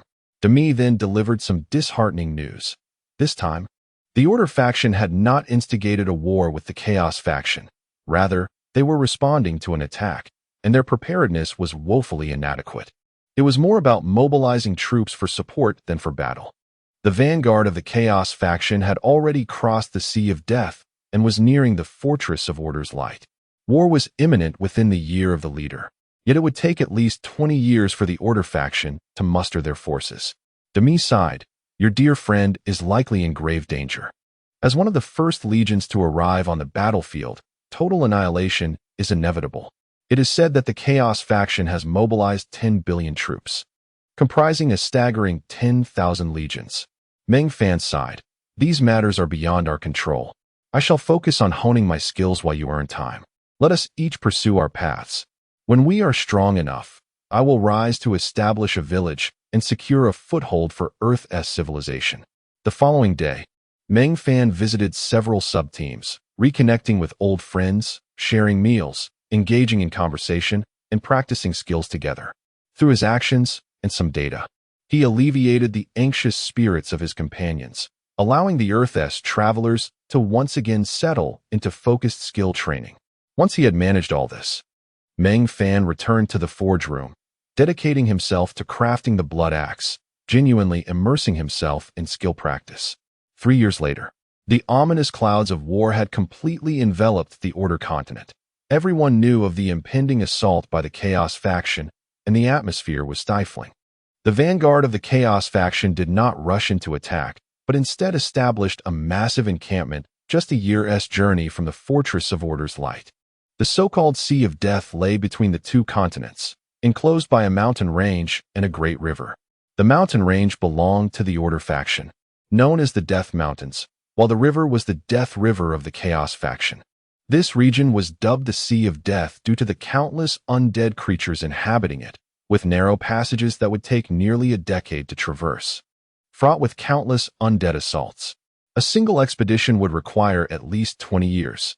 However, the Chaos faction managed to accomplish this in 50 years. Employing a rather crude method, they constructed fortified encampments every so often, thereby steadily pushing their control over half the Sea of Death. Consequently, the Order faction only learned of the invasion a decade or so in advance. The formal war erupted in the 7th year of the leader's reign. In their initial offensive, the Chaos faction shattered the Order faction's first line of defense, annihilating 100 fully staffed legions and 100 million soldiers, including 3 divine-level warriors, in a single stroke. They only managed to delay their opponents for a year and 3 months. These 100 legions were the elite forces guarding the Fortress of Order's Light. Yet the Chaos faction suffered heavy losses, with 32 legions completely obliterated and 51 severely damaged. Nevertheless, they were ultimately the victors. Even the most elite forces would succumb when faced with double the enemy's numbers. The second line of defense consisted of 370 legions, with over 3,000 more stationed at the third line. 25 legions were assigned to the southernmost point to guard a lesser peak of the Death Mountains, a task deemed relatively light, requiring only the clearance of undead creatures. The second line of defense was remarkably sturdy, bolstered by 1 or 2 legions dispatched daily for reinforcement. In this meat grinder of war, both sides suffered daily losses of millions. Countless fresh blood nourished the Sea of Death beneath them. As these events unfolded, Meng Fan prepared for his third lead. This time, he gathered 300 members, all from the Dragon Scale Guild, without including any Dragon King level figures. Meng Fan was now quite affluent in time.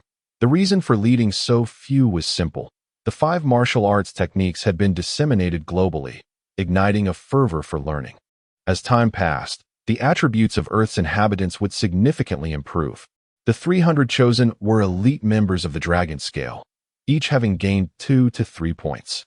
With over 300 days left to learn during this leadership, given the discipline of the Dragon Scale, further breakthroughs were likely. Meng Fan left a message for Earth, expanding the scanning range. The next lead would encompass 1,000 participants, no longer limited to the Dragon scale. Politicians on Earth once again engaged in various political maneuvers to secure a leadership slot. Huaxia generously offered 5,000 slots for competition among nations, while submitting 30,000 slots for themselves. They even sent Meng Fan a message, suggesting that he include some non-Huaxiao individuals in the next lead. Such is the nature of politics. There is an incessant desire to extend one's influence into every corner. The Earth Elite Protection Program was officially launched, with 420 individuals designated for protection. These individuals were transported to the Dragon scale as Purple Dragon King base for scanning. Those with limited time left would be placed in life support chambers, a marvel of technology provided by Demi due to the complexity and rarity of the materials used. Huaxia had exerted all efforts to produce just over 100 of these chambers. When paired with information collectors, they could maximize the chances of preserving these elites' lives until the next lead. As for whether they would be ushered into a new world next time, that would depend solely on Meng Fan's disposition, beyond the control of those formidable figures who wielded power on Earth. Chapter 80. The war participation in the ensuing years. Meng Fan experienced two significant joys. The first was his ascension to the 10th level of mastery, culminating in the creation of a complete set of 19 pieces of the God-Layer armor, contrary to the common belief that such sets comprise only 10 items. This was due to the fact that the God-Slayer weaponry boasted an impressive array of 10 distinct types, encompassing long-range, short-range, heavy weaponry, ranged arms, and defensive gear. The long-range weapons included a striking Fangtian Huanjia halberd and an 8-foot-long snake spear, both inspired by the legendary armaments wielded by El Bu and Zhang Fei from Earth's Three Kingdoms era. The God-Slayer weaponry allowed for custom designs, and Meng Fan chose these two iconic forms. The short-range weapons featured a sword, a knife, and a dagger. The knife was styled after the Tang Dao, characterized by its straight back and gentle curve, single-edged and robust, ideal for chaotic battles. The sword resembled an ancient Longquan sword, delicate and thin, with a soft blade that danced gracefully, complementing Meng Fan's agile movements for deceptive attacks, well suited for duels. The dagger took the form of a kukri, which was Meng Fan's favored and most adept weapon. For ranged combat, Meng Fan included both a bow and a crossbow. Lacking suitable examples for bow designs, and having no prior experience with archery on Earth, he whimsically selected an extravagant design for the bow. However, he was familiar with crossbows and crafted a compact hand crossbow, inspired by the silent crossbow he had used during military service. In the realm of heavy weaponry, he opted for an axe and a hammer among numerous choices. The axe was a double-edged mountain cleaver, featuring a sharp point at the front, which Meng Fan embellished with a swirling dragon along the handle, rendering it exceptionally eye-catching. As for the hammer, he went to an extreme, replicating the formidable drum hammer wielded by Li Yuanba from the novels, with two hammers as large as basins. For defensive equipment, Meng Fan chose a Spartan round shield, devoid of any ostentatious decoration. The collection of 10 Godslayer weapons together gave the impression of a buy 9, get 1 free deal, with the shield being a complimentary addition. Due to a shortage of life essence, the Godslayer set could not be enhanced and was thus stored in his personal space. Nevertheless, Meng Fan found solace in the fact that he did not need to personally take lives to accumulate life essence. Simply having those under the influence of his plundering aura kill would suffice. During his visit to the Pine Grove, he had already collected hundreds of life essences. With the future growth of the Earth Mercenary Corps, a large-scale skirmish involving thousands would allow him to gather enough life essence to enhance an item of equipment. The second piece of good news was his successful acquisition of a base in the Precious Leader City, which fortuitously turned out to be the former headquarters of the Great Shovel Guild. This establishment provided Earth civilization with a foothold in Leader City. Zhao Gang was summoned back to oversee operations, while Professor Pan found himself relegated to a vendor role, responsible for selling and wholesaling food. Over the past 20 years, Meng Fan had experienced diverse lifestyles, liberating himself from the regret of being confined to the laboratory and unable to enjoy life. and he embraced his new arrangement with enthusiasm. Like a true merchant, he energetically hawked his wares, even though no customers were in sight, as if facing a crowd of hundreds. Currently, Meng Fan was engaged in a significant affair, formally inducting 100 second-wave travelers into the Huaxia Mercenary Corps. To his relief, all participants met the established criteria, avoiding any embarrassing situations due to inadequate basic standards. Ultimately, he reluctantly tasked Captain Sun Dahu of the Orange Dragon Scale with selecting 9 individuals responsible for the life skills training of the new batch. For this purpose, Zhao Gang and Sun Dahu engaged in a profound yet straightforward discussion, the content of which remained a mystery to all, though Sun Dahu's prominent panda-like eyes spoke volumes. Of course, Meng Fan had not forgotten to leave Sun Yaowei to Sun Dahu as a form of punishment. As everyone in the Earth civilization celebrated their departure from novice status at the new base, an anxious figure burst in, exclaiming, "Meng Fan, I need your help." All heads turned to the entrance, where the newcomer was none other than Nkong Deer, who, at that moment, bore no resemblance to his former noble self, with disheveled attire that made him appear as a soldier who had just fled the battlefield. Before the crowd could react, Nkong Deer rushed to Meng Fan's side, urgently grasping his hand and pulling him towards the exit. "Meng Fan, I need you. The 25th Legion is doomed." Meng Fan chuckled as he freed himself from Nkong Deer's grip. What a delightful prospect it would be to perish alongside your goddess on the battlefield. How can you abandon her now? Do you still wish to marry her? Nkong Deer had no time for jest. "Meng Fan, are we not brothers? I need your support." Meng Fan sobered his tone, affirming, "Indeed, we are brothers. However, I currently have only a little over 100 rookies wielding hoes and picks. I cannot possibly intervene in a war involving millions." Nkong Deer replied earnestly, "I did not come to borrow soldiers. I seek your intellect. Over the past 2 years, I have come to know you as a master of tactics and strategy. We require your counsel. Consider this a plea. I can hire you for 50,000 a month." Meng Fan stared intently into Nkong Deer's eyes, and after a moment, a broad smile broke across his face as he stepped forward and clapped him on the shoulder. "Good brother, discussing time can be a touch sentimental. Just call me brother, and I shall accompany you to your demise. When do we depart?" Without a hint of hesitation, Nkong Deer shouted, "Brother, I beg you to lend a hand." "Wait, you just asked when we depart, and you've already agreed. How can you trick me into calling you brother?" "Meng Fan, you are utterly unprincipled." Laughter erupted among those present, and Meng Fan joined in, responding, "But have you answered my question about when we set off? The sooner, the better. Our defenses may be engaged at any moment. I returned primarily for supplies. Are you short on food? We have nothing here, but we possess enough provisions to sustain your legion for 10 months, Meng Fan teased. Nkong Deer sighed in frustration. When it comes to war, the 25th Legion lacks everything except food, thanks to you, my good brother. I brought 1,000 logistics personnel back to the Light of Order to transport arrows. I used the opportunity of the supply transfer to return and request your assistance." De Zhao stepped forward, saying, "Meng Fan, your good friend values you highly. You should lead the Earth Mercenary Corps into battle. I can apply for a combat mission to exchange for some points." After a moment's reflection, he added, "You must grant me authorization to temporarily assume your position for this mission. Such procedures are expedited during wartime." Nkong Deer, visibly anxious, wiped his brow repeatedly.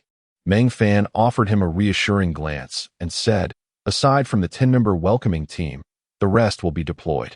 There's no need for equipment. Just prepare 100 grid backpack for each. Gather strategic supplies. De Zhao, you handle procurement. Demi will finalize all necessary paperwork, and everyone will depart in 3 days." Nkong Deer exclaimed, "Meng Fan, is 3 days not too long?" Meng Fan laughed. "We are all novices. 3 days is quite swift. However, once Demi and I finalize the authorization procedures, we will depart immediately."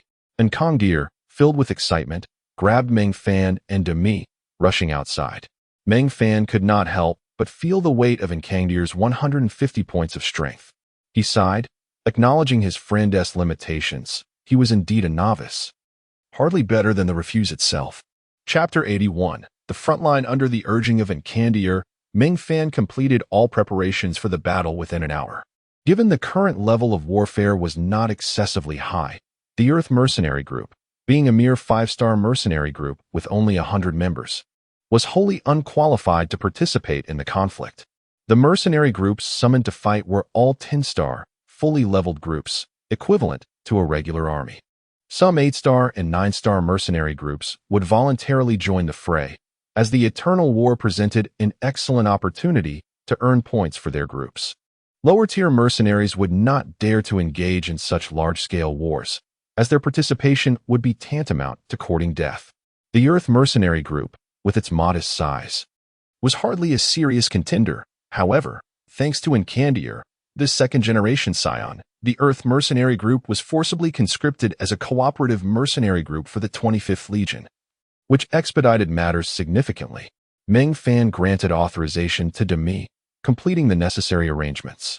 He barely had time to gather his belongings before Incandier dragged him into the teleportation array, boldly proclaiming that he would procure anything Meng Fan needed, asserting that while he lacked various skills, he excelled at logistics. Before Meng Fan could recover from the disorientation of teleportation, he was thrust into a scene filled with armored soldiers. Incandier, straining with effort, maneuvered Meng Fan through the throng. Employing several data eyes discreetly, Meng Fan observed that what appeared to be ordinary soldiers possessed tremendous strength, each exceeding 200, with one commanding officer terrifyingly reaching a strength of 302. Incandier resembled a solitary leaf amid a tempest, while Meng Fan was akin to a mere leaf. After an hour of jostling by the teleportation array, they finally emerged from the swirling crowd before nightfall. Under the city wall, Incandier located his logistics unit, which comprised 1,000 soldiers and brought along 50 wagons. Regrettably only managing to secure 1,000 crates of feathered arrows, 2,000 crates of food, and a few boxes of weaponry.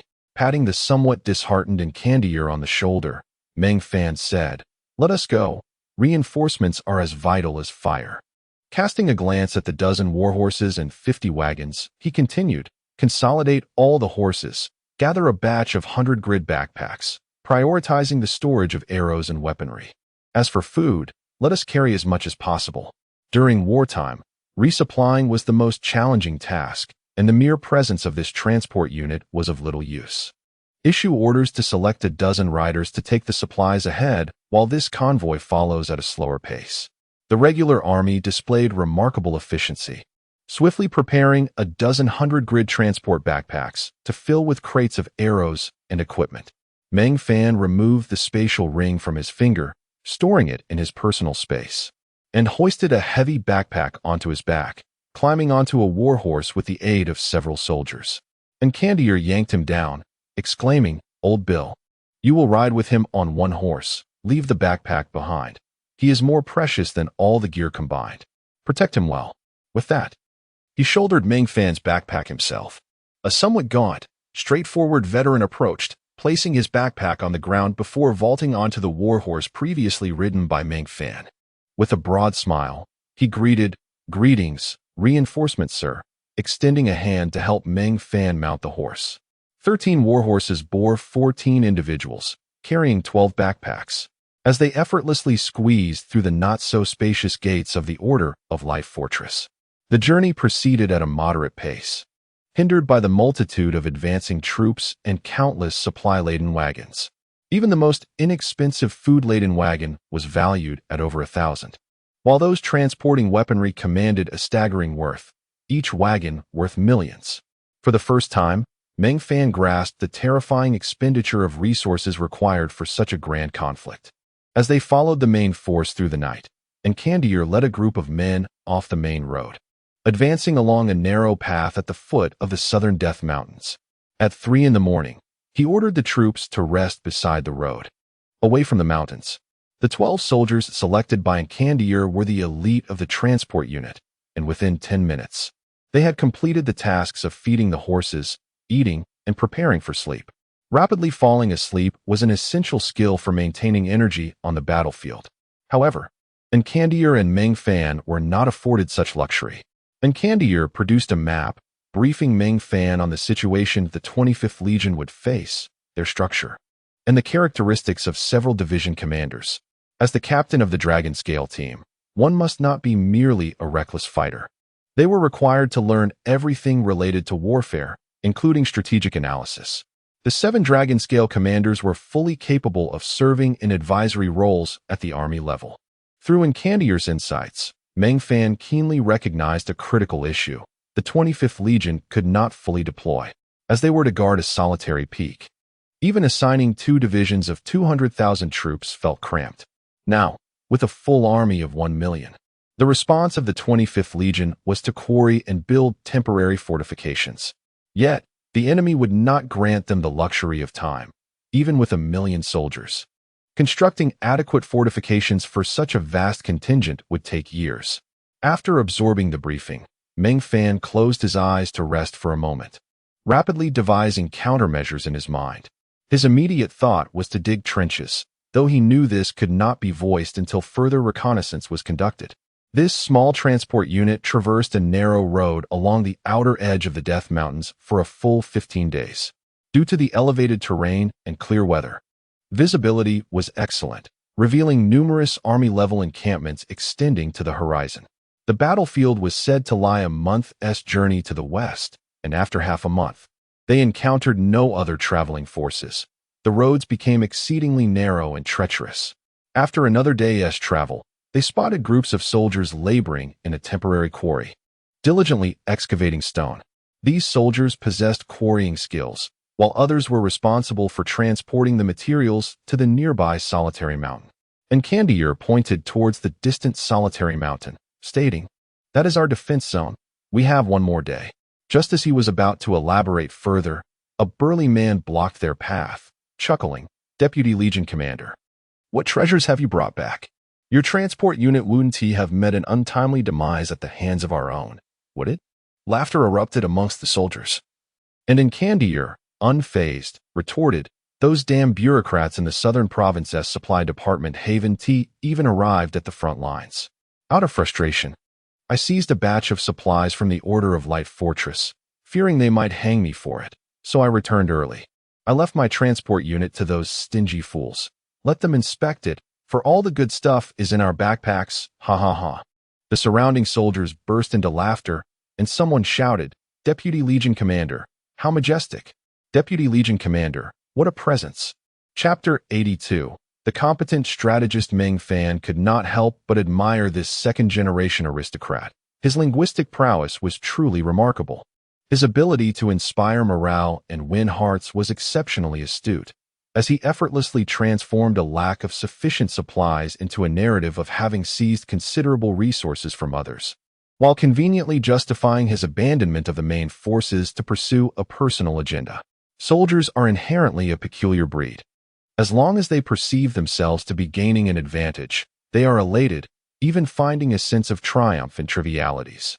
The competitive spirit is deeply ingrained in the military ethos, transcending worlds and nations. Without this indomitable spirit, soldiers would resemble mere sheep or farmers. After a day of arduous travel, they finally arrived at the solitary mountain, its peak proudly displaying a prominent banner adorned with an abstract design, the emblem of the 25th Legion. Following Encandier, Meng Fan made his way toward the military flag atop the summit, traversing a series of defensive lines and makeshift fortifications. The arrangement of these structures revealed that Ancesmet was an exceptionally capable commander, having transformed this solitary mountain into a formidable fortress in a remarkably short span of time, albeit with a mere 100,000 troops at his disposal. The command post chosen by Ancesmet was strategically advantageous, offering a panoramic view of the impending battlefield, where 2 stone fortresses were under intense construction. Outside the command post, Encandier adjusted his disguise and called out, "Report." Almost immediately, Ancesmet's clear voice echoed from within, "Come in." As Encandier excitedly ushered Meng Fan into the command post, his smile faded, for the atmosphere inside was palpably tense and oppressive. A dozen division-level officers were solemnly gazing at the sand table, but upon seeing Meng Fan and Encandier, Ancesmet's expression brightened, and he jestingly remarked, "Encandier, is this the tactical master you spoke of? If I remember correctly, he is a merchant, an exceptionally skilled food merchant. thanks to whom we have such ample provisions. And Candier, resembling a victorious general, replied, Meng Fan is the most adept warrior I have ever encountered among merchants. However, he is also a leader. You see, to become a leader of civilization, his capabilities are beyond question. What changes have occurred on the battlefield during my absence this past month? His words were delivered with a dignified poise, and Sesmet approached Meng Fan with a smile, saying, Once again, we meet, Meng Fan. You ought to remain in the rear to provide us with additional provisions rather than risking your life at the front lines. In my view, your presence in the rear would be far more beneficial. Meng Fan shook hands with Sesmet and replied with a grin. My brother wishes to embark on a journey of life and death with his goddess. As his brother, I can only accompany him to the end. And Sesmet responded, Your readiness for death is commendable. Meng Fan, only those soldiers prepared to die have a hope of survival. This is a maxim from my former civilization. Presently, I am not fit for the battlefield. He gestured to his head, yet, as a strategist, I remain capable. And Sesmet laughed heartily. Very well, my esteemed strategist. Let us first assess our situation. Dopies, please provide an introduction. A rugged-faced man with a formidable beard stepped forward to the sand table, pointing to a corner. Our legion has detached from the main defensive framework of the third line, independently defending this solitary mountain. The primary defensive structure consists of the mountain itself and two fortresses. According to intelligence from the front, the Chaotic Alliance has dispatched 16 purely cavalry legions to circumvent the second defensive line, with 14 legions attacking from behind. The second line is now in a precarious position, while the whereabouts of the remaining 2 legions are unknown, presumed to be advancing toward us. And Sesmet smiled and asked, Strategist, do you have any insightful suggestions? After a moment of contemplation, Meng Fan inquired, Time frame. When do we expect their arrival? Dopies replied, 40 days. And how long would it take for a full-speed advance? 25 days. What is the strength of their forces? Quite formidable. In a direct confrontation, the ratio would be approximately 1-3 in their favor, and we would be the latter. Meng Fan pointed at the position directly in front of the solitary mountain and asked, How is the soil here? Is it conducive to excavation? A division commander interjected. It is suitable for digging. Our division has already set 5,000 traps in the forward area. With a smile, Meng Fan turned to Sesmet, saying, We simply do not have the time to construct fortifications. However, we have ample time to dig trenches. The previously mentioned bearded division commander chimed in. We cannot possibly fill 2 million people into traps, can we? Meng Fan produced a piece of paper and inscribed a large indentation on it. Placing it on the sand table as he explained, the primary challenge facing the 25th Legion is our inability to deploy our forces effectively. We can only defend this solitary mountain, and the 2 temporary fortresses are yet to be completed. Even once completed, their structural integrity would be insufficient. Given that our adversaries are cavalry, we would be at a disadvantage in open field combat. My proposal is to engage in trench warfare, excavating extensive trenches directly in front of us, each trench measuring 1.8 meters deep and 2 meters wide, creating a dense network of ditches to thwart the cavalry's charge, thereby neutralizing their advantage. Our forces should adopt a strategy of fragmentation, employing small-scale assaults to draw them into our trenches and engage in close-quarters combat. And Sesmet clapped his hands, exclaiming, What an excellent idea! We are an infantry legion. Without their cavalry advantage, I am confident we can achieve a 1-to-1 outcome. The vast expanse ahead will serve as our ideal battlefield. Meng Fan replied with a chuckle, You lack confidence in your troops. In a few days, 100 of our civilization's finest will arrive to assist us. They are all my comrades, experienced in trench warfare. Select a group of elite soldiers to oversee their training. If time permits, achieving a 1-3 ratio is indeed feasible, and we shall be the one. And Sesmet laughed, saying, And Candier, your judgment is commendable. Recently, you seem less intolerable. Has Meng Fan inspired you? And Candier did not hesitate to respond. Indeed, it was Meng Fan's idea, encompassing logistics and jungle warfare training. Have you not recognized my greatest virtue? I am adaptable and humble, a shining example of humanity. Are you not impressed by me? Ha ha. The command post, filled with high-ranking officers, naturally recognized in Candier's true character and joined in hearty laughter, inciting Encesmet to strike him lightly with the hilt of his sword in exasperation.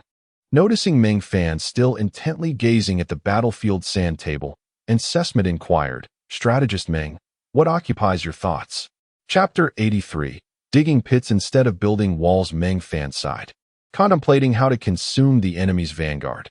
Encesmet inquired with confusion, "What vanguard? Are not those 2 legions the enemy's vanguard?" "Allow me to rephrase," Meng Fan replied. "I am considering how to devour the vanguard's vanguard." "What do you mean by the vanguard's vanguard?" Encesmet asked. "You imply they would dispatch elite forces to launch a surprise attack on us." Meng Fan nodded. "Our legion stands alone. The strategic value of this isolated mountain is not particularly significant. The true prize lies behind us. The road I traversed en route here, the outer edge of the Death Mountains, is of utmost importance. Were I the enemy commander, I would directly sever the connection between the isolated mountain and that road, completely encircling it.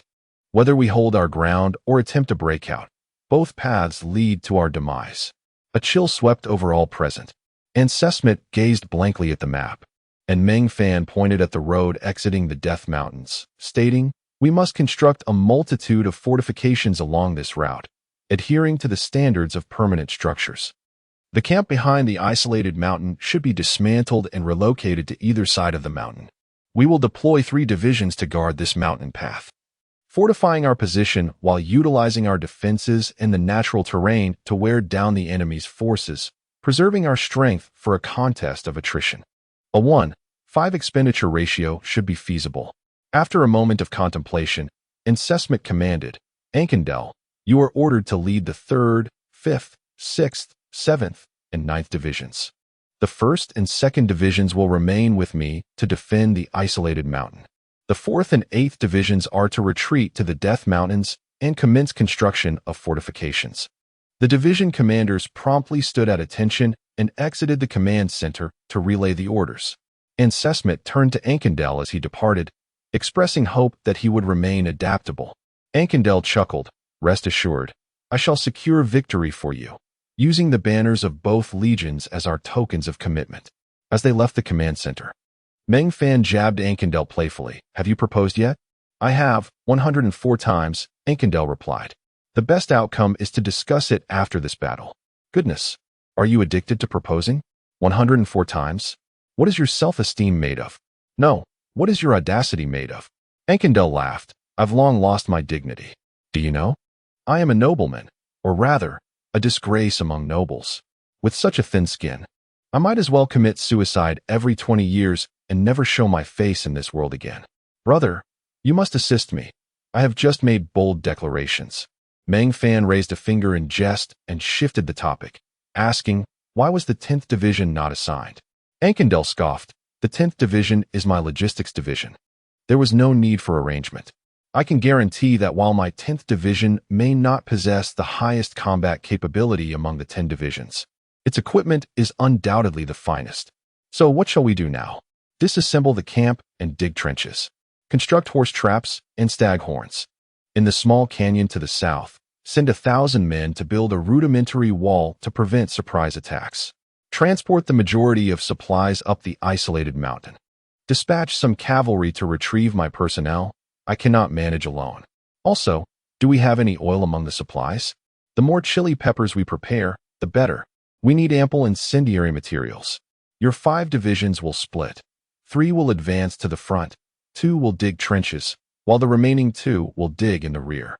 Your divisions will transport supplies." Ankendel chuckled.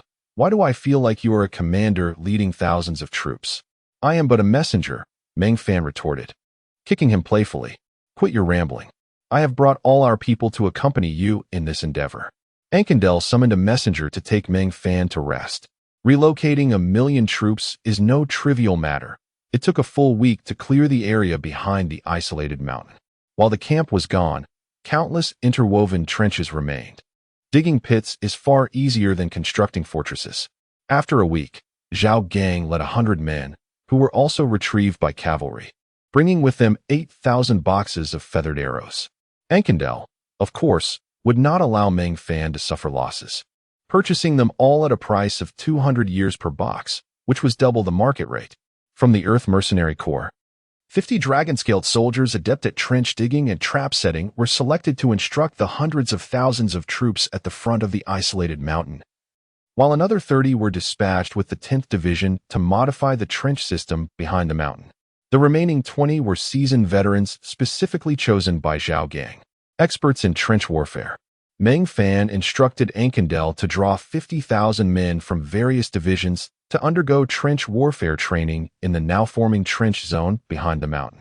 As a civilization inclined towards shooting, the significance of ranged weaponry was greatly emphasized. Ankendel, through various means, managed to procure an additional 20,000 boxes of feathered arrows, even exchanging precious food for them. With the collective effort of hundreds of thousands, a trench system spanning 30 kilometers in depth and 100 kilometers in width was completed in merely a few weeks. One fully trained division in trench warfare was strategically dispersed in the forefront, while 2 divisions used the trenches as temporary encampments, ready to enter the fray at a moment's notice. The surface was adorned with countless tents fashioned into decoy targets. From a distance, it appeared as a sprawling encampment encircling the isolated mountain.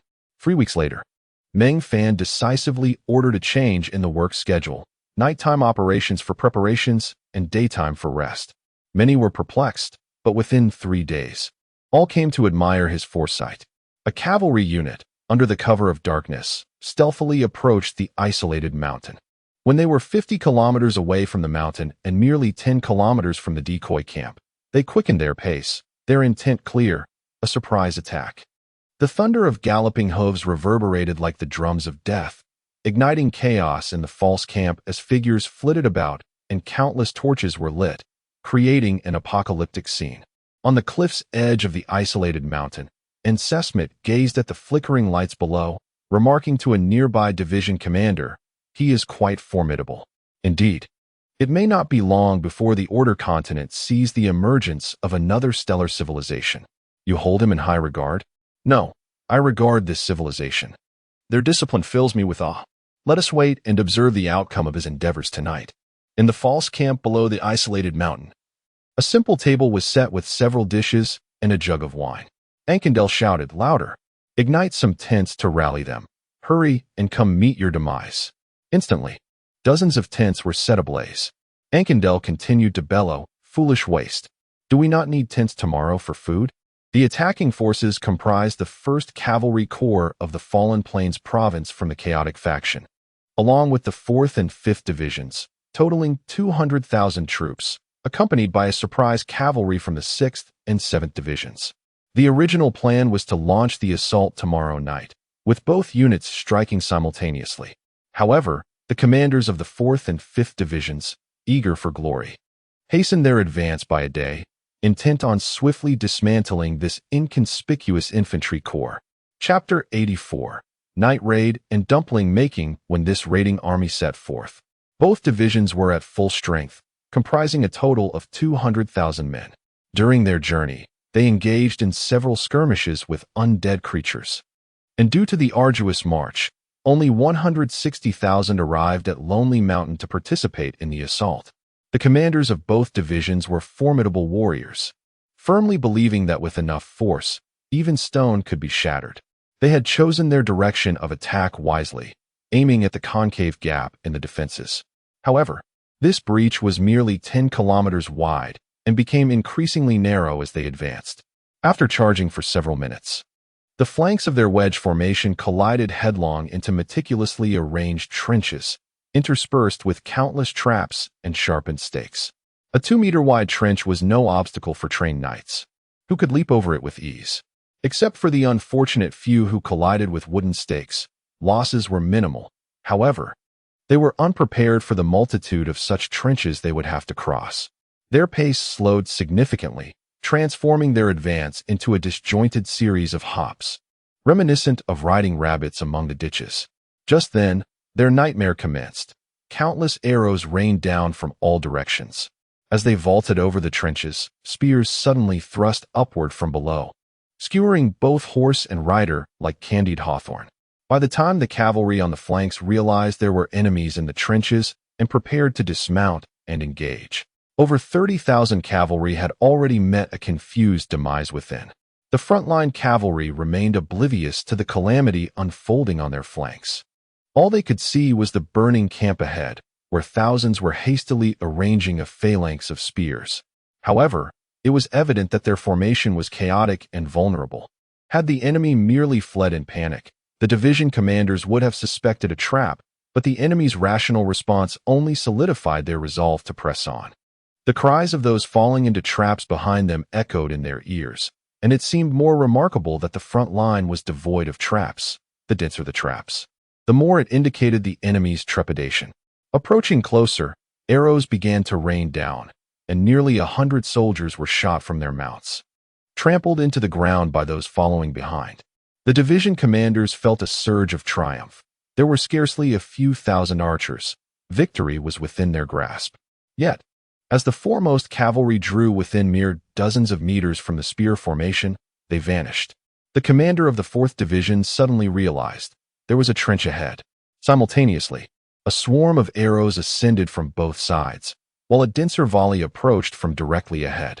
The triple onslaught of arrows, coupled with the trench voraciously consuming cavalry, left him at a loss for a viable strategy. Cavalry charges relied on relentless momentum, and he lamented charging so far forward, leaving no room for maneuver. What defines elite troops is their capacity to adapt and respond correctly in the absence of command, thereby seizing victory. The cavalry behind him swiftly began to spread out. But alas, their tactical choice was sound, yet they had already fallen into Meng Fan's trap, flanked by countless trenches and soldiers poised to strike from within. At that moment, several enormous fireballs descended from the sky, crashing into the charging cavalry, accompanied by countless smaller stones. All credit goes to General Nkongda, the merchant general who bartered for siege engines with provisions. Meng Fan had traded large stones for smaller ones, allowing for a double volley. Drawing from earthly experience, it is far more effective to combat dense formations with scattershot. The fireballs primarily illuminated the battlefield, aiding the archers on both sides in their aim. The commander of the 4th Division had already found himself ensnared in the vast trench outside the camp. However, the commander of the 5th Division still lived. Though the cavalry's pace had come to a complete halt, surrounded by a mass of corpses, all cavalry, the raid had failed. As he ordered a retreat, flames erupted along their path, and behind him, a massive army was gathering, not only behind but on both sides as well. He wished to inquire where this multitude had emerged from. For armies converged toward the center, forming a disciplined line of spears that glimmered ominously under the light, while a torrential rain of arrows descended from all directions. He issued a brutal command to slay their steeds and construct a city of corpses for a final stand. True to their title as the 1st Cavalry Legion, a significant number of horses were slaughtered, forming a 10-meter-high mound of corpses, which included thousands of soldiers who perished in the process. The city of corpses housed fewer than 20,000 survivors. 2 immense banners were raised. Within the army, there were personnel designated to identify regimental standards.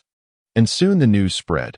The 2 banners belonged to the 1st Cavalry Legion of the Chaotic Camp in the Fallen Plains province, specifically the 4th and 5th Divisions. As the encirclement tightened, Meng Fan halted Nkongda from issuing an order to storm the city of corpses. He had witnessed the loss of over 100,000 lives in a single night and was profoundly shaken by the brutality of the slaughter. At dawn, Nkongda, wielding a colossal white flag, approached the city of corpses alone and called out, "I am Nkongda, Deputy Commander of the 25th Legion of the Southern Province of the Order Camp. I implore your highest commander to come forth and speak." A bloodshot-eyed man emerged from atop the city of corpses, declaring, "I am Dwalluin, Commander of the 5th Division of the 1st Cavalry Legion of the Chaotic Camp in the Fallen Plains Province." Nkongda raised his voice, "Your valor has profoundly impressed me. I do not demand your surrender, as that would be an insult. I can allow my soldiers to clear a path for 2 of you to leave with your banners." Saying this, he planted his white flag into the ground. "1 hour from now, we will launch our attack. The decision lies with you." With that, he turned his horse and rode away. Half an hour later, the banners were slowly lowered, and 2 men led their steeds across the city of corpses. Retrieving the white flag from the ground, they cast a resentful glance at the lonely mountain before galloping westward. The blocking 3rd Division gradually parted to allow their passage, and Meng Fan's lips curled into a peculiar smile. Once the 2 cavalrymen exited the 3rd Division's encampment, they raised their banners high, and the city of corpses erupted in deafening cheers. Dwelluin bellowed, leading the remaining 20,000 horsemen, now without mounts, into a desperate assault against Nkonda's forces. What awaited them was a deluge of arrows. All 20,000 remnants fell along the path of their charge, and the commander of the 5th Division collapsed just 10 meters from the spear line, his body riddled with arrows, eyes wide open in death.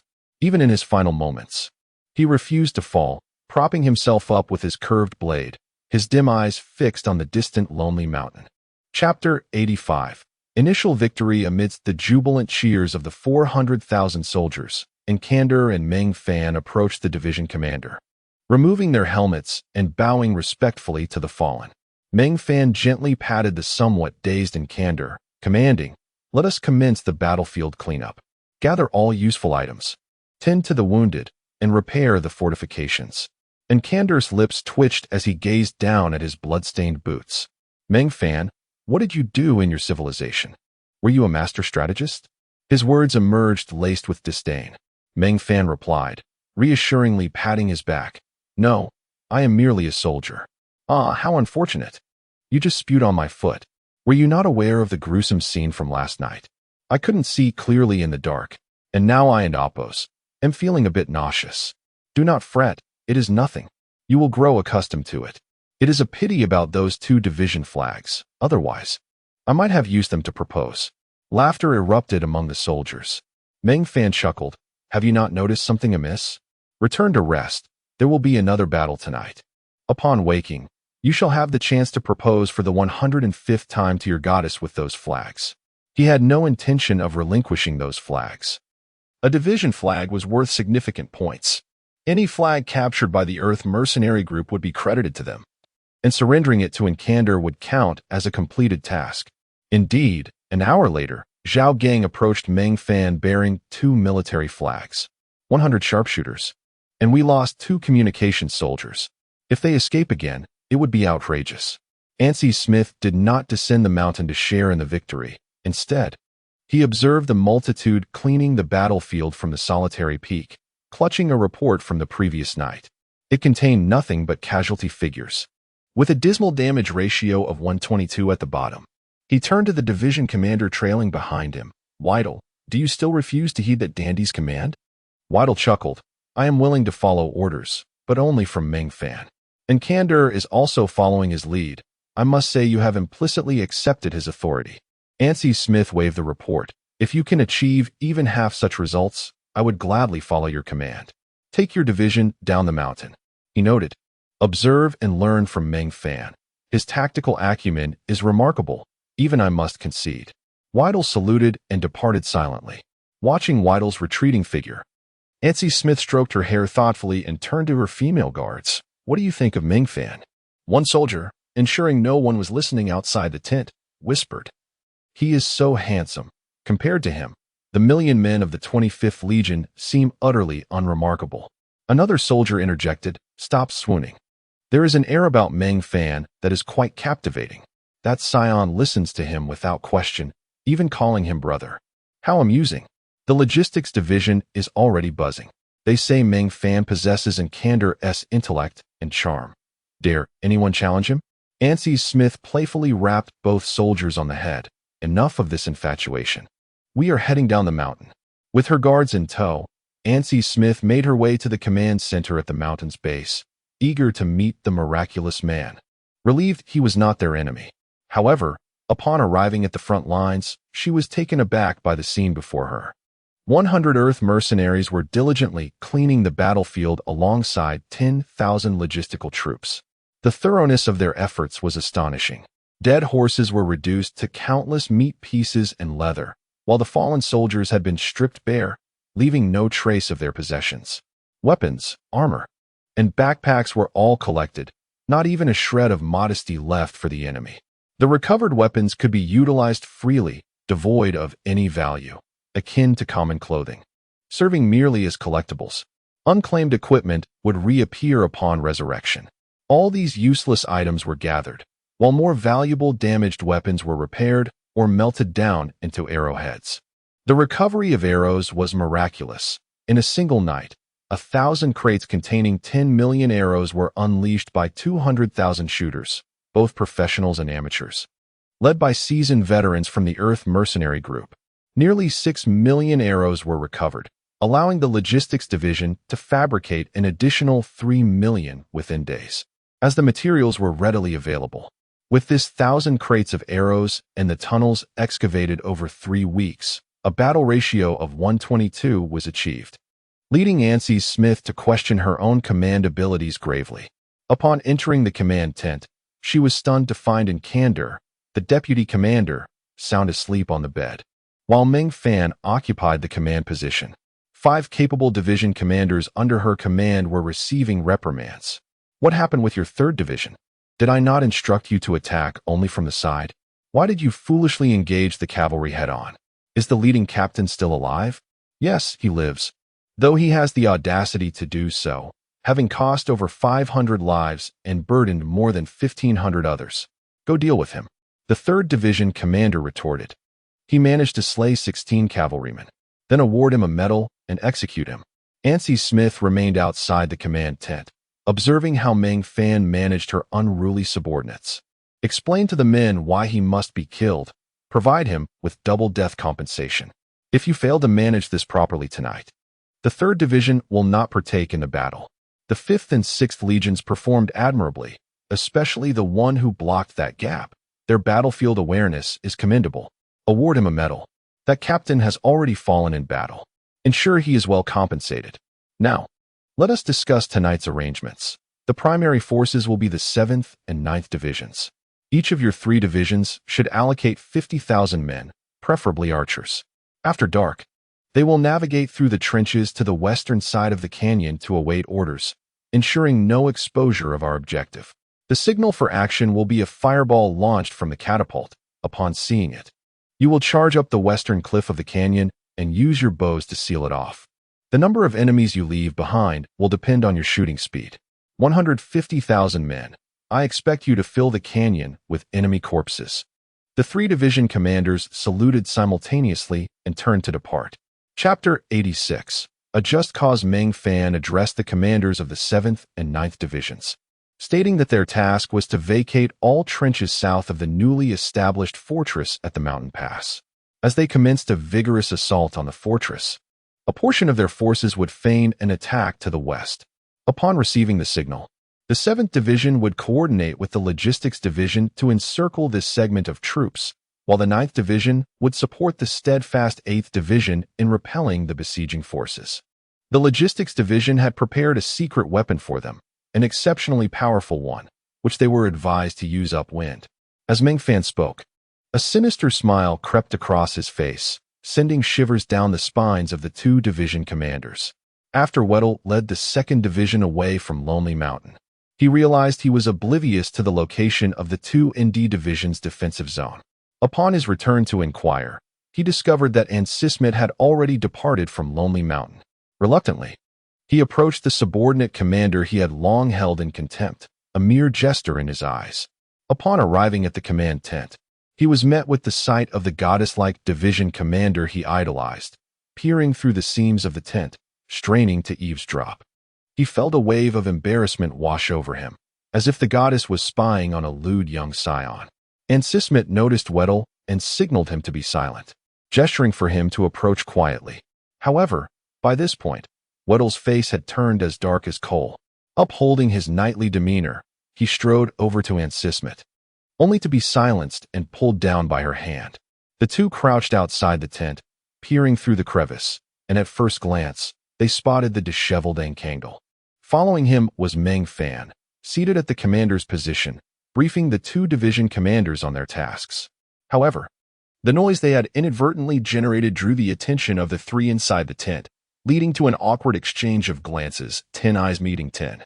With an air of nonchalance, Ansismet pulled Weddle into the tent, although a faint blush tinged her cheeks. The atmosphere inside was unusually quiet, save for Enkangle's snores. And Sismit delivered a sharp jab to Enkangle's belly, causing him to emit a wail akin to that of a slaughtered pig. Upon realizing who had struck him, Enkangle's demeanor shifted dramatically. He chuckled and grabbed the flags of the two divisions, kneeling on one knee to propose to Sismit for the 105th time, only to receive another swift strike. With an icy tone, Sismit reprimanded him, calling him a lazy pig for sleeping during the day while Meng Fan worked tirelessly. She assigned him a task, to take the two division flags to the Fortress of the Light of Order to reinforce troops and procure equipment, particularly bows and arrows, though she left the specifics to his discretion. Enkangle was immediately resistant, expressing a desire to share Sismit's fate and showcase his command abilities by annihilating a few more divisions. Sismit, appearing to relent, agreed to let Meng Fan command in her absence, which finally prompted Enkangle to accept this task, one at which he excelled. He departed with 1,000 cavalry transport troops in a grand procession along the narrow path. Thus, Meng Fan was appointed as the acting deputy commander of the 25th Legion, a strategic move by Sismit that granted him command over half of the Legion's forces and bestowed upon him an official title. This acting deputy commander was not merely a titular position. It enabled the Legion option to appear on the Eternal Atlas, allowing him to command 100,000 warriors. After sending Enkangle away, Sismit ordered the guard to encircle the command tent, leading Meng Fan to believe he was about to face dire consequences. Once the area was secure, Sismit removed her helmet, revealing her flowing hair, leaving Weddle momentarily speechless. With a hint of femininity, Sismit smiled brightly at Meng Fan, expressing her gratitude. She had previously perceived him merely as a merchant, but it became apparent that he was a masterful commander in his original civilization. To have annihilated 167,000 elite cavalry at the cost of only a few thousand was a testament to his prowess. He must indeed be a war deity of his former world. Meng Fan chuckled, dismissing the notion of being a war deity, noting that the recognized military god of their civilization was over a century old and bedridden, incapable of self-care. I am no genius. It is primarily due to the commendable quality of your soldiers that I find it so effortless to lead them. Sismit remarked with curiosity. I wonder how the report of annihilating 2 cavalry divisions with 33,000 casualties was conceived. Meng Fan replied with a smirk. Oh, it's simple.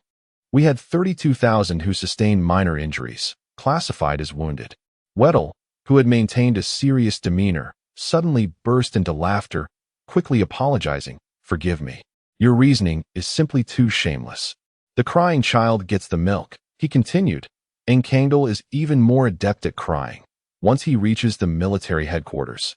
I can only imagine how he will wail. I doubt he'll manage to bring back anything substantial with 1,000 men. A 1-2 ratio was indeed impressive. And though they were the 2, the prestige of the 1st Cavalry Division's flags remained significant. Sismit laughed. If they were to know the true outcome was 122. With us as the 1, you would be elevated to the status of a deity. Now that you are the acting deputy commander, should you feel that 1,000 men are insufficient, feel free to send more. You possess that authority. Meng Fan laughed heartily. I have no desire to ascend to the altar of fame. Those who seek notoriety often encounter misfortune. Is it not preferable to amass wealth in silence? Sismit glanced at Weddle, who wore a look of disdain, and remarked, Ah, the quiet accumulation of wealth. We are soldiers and require honor. You are a merchant. No, a leader. You have a civilization to guide. Thus, I propose we establish a defensive alliance with your Earth Mercenary Corps, granting you a 10% share of the spoils. This is the extent of my authority, and I hope you find it acceptable. Meng Fan, of course, had no objections, though he feigned indifference to appear not overly greedy. As for supplies, I have little interest. However, we are in dire need of skill books and high-grade weaponry. Sismit nodded in agreement. All skill books shall be yours. As for high-grade weaponry, I cannot be overly generous, but if you spot something of interest, discreetly inform me, and I shall reward you. Do you have any food? Meng Fan asked. We have roasted horse meat, boiled horse meat, and horse meat sausages. I forgot to mention that we have been supplementing our rations with various horse meat dishes recently. Weddle produced a delicately prepared dish from his pack, but Aunt Sismet barely glanced at it. Instead, she turned to Meng Fan and requested, "Please, let me sample a portion." Meng Fan waved his hand dismissively. Different foods necessitate different dining experiences. Masterful cuisine deserves candlelight, music, and fine wine, while some dishes are best enjoyed by the flickering fire or at the hearth. Come, allow me to guide you to the most suitable place for indulging in horse meat. Chapter 87. Battlefield Picnic. Whittle expressed some dissatisfaction with Meng Fan's remarks. Yet Aunt Sismet was quite intrigued, eagerly following Meng Fan out of the command tent and winding through the maze of trenches. A group of soldiers gathered around a smokeless stove, grilling horse meat, while a bearded man boisterously recounted his gallant exploits from the previous night's battle, peppered with crude jokes that elicited hearty laughter from the crowd. Meng Fan's voice rang out, "You damned loudmouth, you can really brag. Tonight, you can go solo against those dog riders. I bet you could squash them all with your backside." The surrounding soldiers erupted in laughter. "What do you have to eat? Don't keep it to yourself. Bring it all out." This group of soldiers was quite familiar with Meng Fan and recognized his capabilities. In the military, skill earns respect. If you are personable, others are more willing to share. With both talent and amiability, your life is practically theirs to give. More than 20 soldiers rummaged through their backpacks, producing an array of food, each offering their finest. Meng Fan, without pretense, kicked aside the two soldiers occupying the prime spots by the bonfire, claiming the space for himself. He didn't care if his clothes got dirty and called out to the two soldiers at the trench corner, "You two, come over here, don't be shy." When the two soldiers approached, the rest stood at attention in surprise. Aunt Sismet waved her hand to the crowd, saying, "Relax, we're here to mooch off Meng Fan today. You all belong to that part." The boastful bearded man loudly declared, "This is the 5th Company of the 1st Battalion, 4th Division, 6th Corps." Aunt Sismet chuckled. "No need to be formal. Sit down, everyone." However, the arrival of the three caused a slight discomfort in the small gathering. Meng Fan turned to Whittle and said, "Don't keep it hidden. Bring out that dish you had earlier. I saw that gourmet creation. Sturgeon fillet could fetch a good price in the City of Leaders for 5 years." Reluctantly, Whittle produced the dish, but Meng Fan snatched it away, immediately popping a piece into his mouth and mumbling, "Not bad." He then shoved another piece into Aunt Sismet's mouth, splattering her with some of the broth, before handing the remainder to a nearby soldier. "Good stuff, but there's only this much. Those who are slow are out of luck." A dozen soldiers began to scramble for the dwindling sturgeon fillets, each exclaiming how delicious it was. Taking advantage of their distraction, Meng Fan quickly selected some of the best offerings from the food they had brought and stuffed them into Aunt Sismet's arms, tossing some to Whittle as well. Of course, Meng Fan ended up with the most, his hands and mouth full of food, devouring it at a rapid pace. Once the soldiers realized they had been outsmarted and started to grab their own food, Meng Fan had already filled himself, patting his flat stomach. He looked at the still scrambling soldiers and scolded, "You lot are useless, eating so slowly. If this were a battlefield, a stray arrow could mean you wouldn't be needing food for a long time. And you standing at the trench's edge, why stand so straight? Does it make you look taller? Be careful not to get shot to bits." After his tirade, Meng Fan pulled out a bottle of beer and took a hearty swig, refreshing his throat before offering the remaining half to Whittle, who declined. Aunt Sismet attempted to take it, but Meng Fan tossed it to a soldier instead. He then produced a new bottle from his storage and handed it to Aunt Sismet, teasing, "Drink up. Sharing beer I've already sipped is like kissing me." Fuming, Aunt Sismet struck Meng Fan with her sword sheath, prompting a round of laughter from those around, lightening the atmosphere. Aunt Sismet then revealed her cherished fruits, sharing them with the soldiers. Though Meng Fan snatched half of them away, the three spent half an hour in the trench.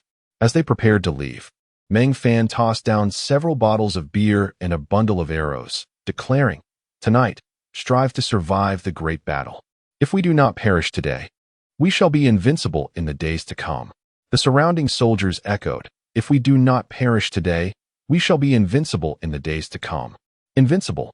Even Aunt Sismet softly joined in, "Invincible." Back on the surface, Smith gazed at the setting sun and remarked, "You are a born leader." Meng Fan shook his head.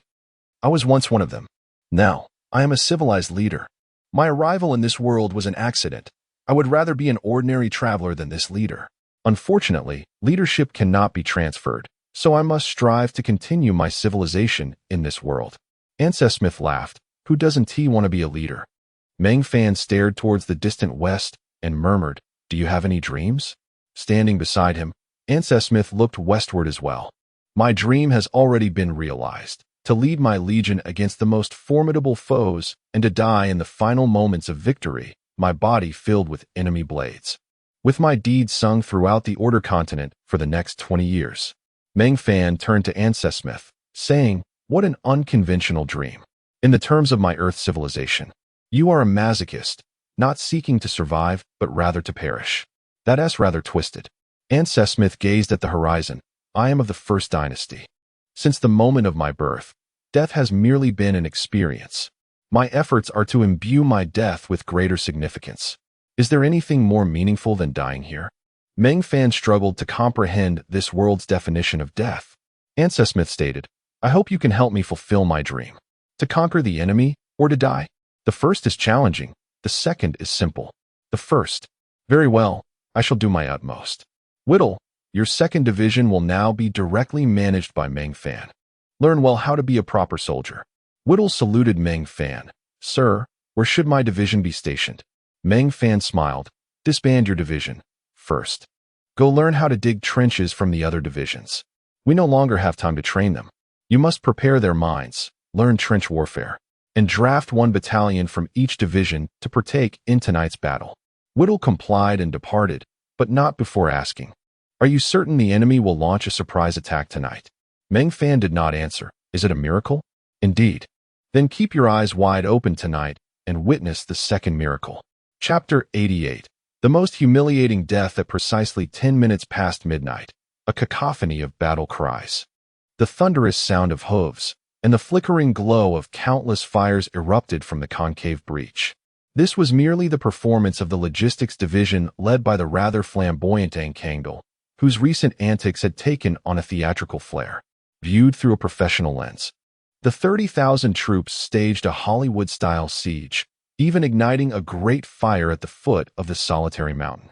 After 2 hours of this spectacle, the big fish finally took the bait. From the southern canyon surged forth a dense throng of cavalry, stealthily traversing the most vulnerable passage, while scouts were dispatched to survey the flanking canyons. Upon confirming the absence of ambushes, the cavalry advanced northward at an impressive speed, effortlessly crossing a partially constructed wall. The chief commander of this unexpected force was Loren, the renowned general of the 7th Division, known for his strategic acumen and remarkable patience. After waiting for 2 full hours, he ordered his troops to swiftly navigate the canyon, seizing the opportunity to launch an assault for control of the narrow path. Following the diversion of the defending troops to reinforce the solitary mountain, Loren's concern lay not in the offense but in the defense, despite commanding 2 divisions. Being besieged by a 1,000,000-strong army posed considerable challenges.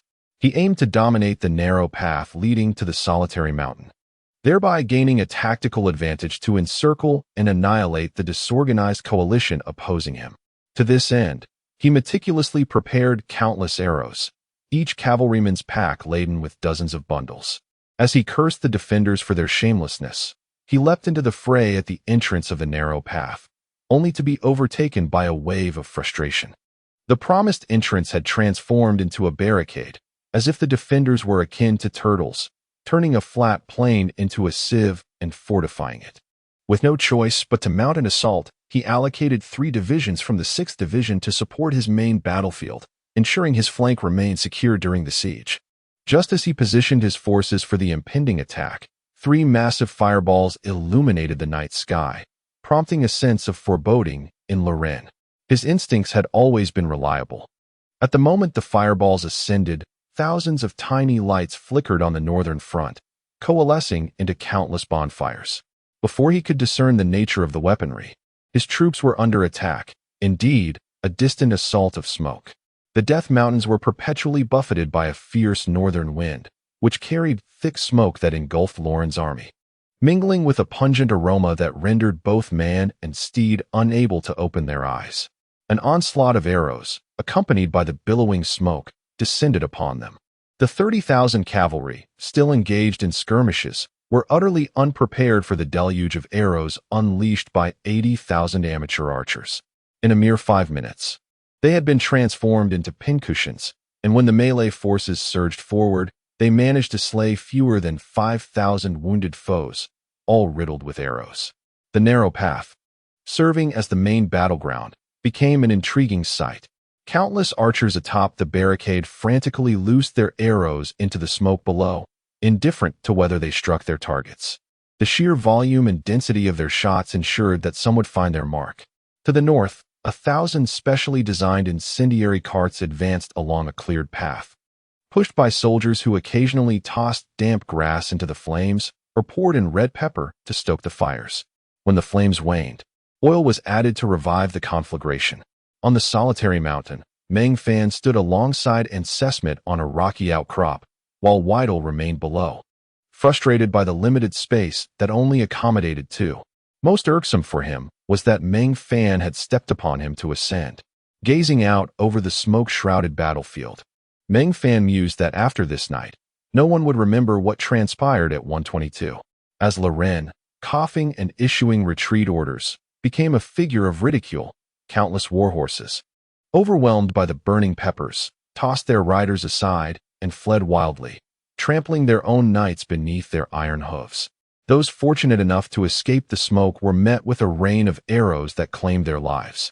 The rear guard fared best, suffering minimal smoke exposure and remaining closest to the canyon. The once lifeless canyon passage transformed into a gaping maw of death, where arrows turned the ground into a graveyard. It was not until the bodies formed a mound, disrupting the fierce northern winds and creating whirlpools of air outside the canyon, that Meng Fan ordered a second volley of fireballs, his signal for a defensive stance. The incendiary carts, having fulfilled their purpose, extinguished their flames. 3 hours later, the smoke dissipated entirely. As light returned, the battlefield erupted into a thunderous cheer, the canyon now filled with corpses, some shot, some trampled, others crushed by falling stones. Vivid red blood flowed like rivers along the trenches. Their deaths were indeed valiant, but the most tragic were those like Loren and his ill-fated comrades, who perished from suffocation in the noxious smoke. Their eyes were bloodshot, faces a shade of purple, tongues protruding, with some driven to despair. Sesmet gently remarked to Meng Fan, "I find it difficult to articulate my current feelings. It is an honor to fight alongside you." He then saluted Meng Fan. Meng Fan adopted an air of a recluse, advising that there would be no further surprise attacks for the next fortnight. He urged Sesmet to train the troops, as the 1st Division should also be mobilized. In 2 weeks, they would face an unprecedented battle, the only recourse being an exchange of blood, a tit-for-tat, transforming the trenches into a veritable slaughterhouse. "Now, go and clear the battlefield." Sesmet calmly commanded that all soldiers surrender their skill books to Meng Fan, instructing them to comply willingly. He then leaped down from the rock, glancing back at Meng Fan, who seemed at a loss on how to descend. With a smile, he encouraged, "Jump. I'll catch you." Meng Fan, refusing to back down, leaped into the air, feeling himself caught, only to discover it was Weidel, who had stood by them throughout the night. "Thank you," Meng Fan said. "The outcome is decided. I must rest now." With that, he freed himself from Weidel's grasp. Weidel offered, "My tent remains atop the solitary mountain. If you don't mind, you may rest there. I will quickly disperse my troops, sending them to learn from the divisions specializing in trench warfare."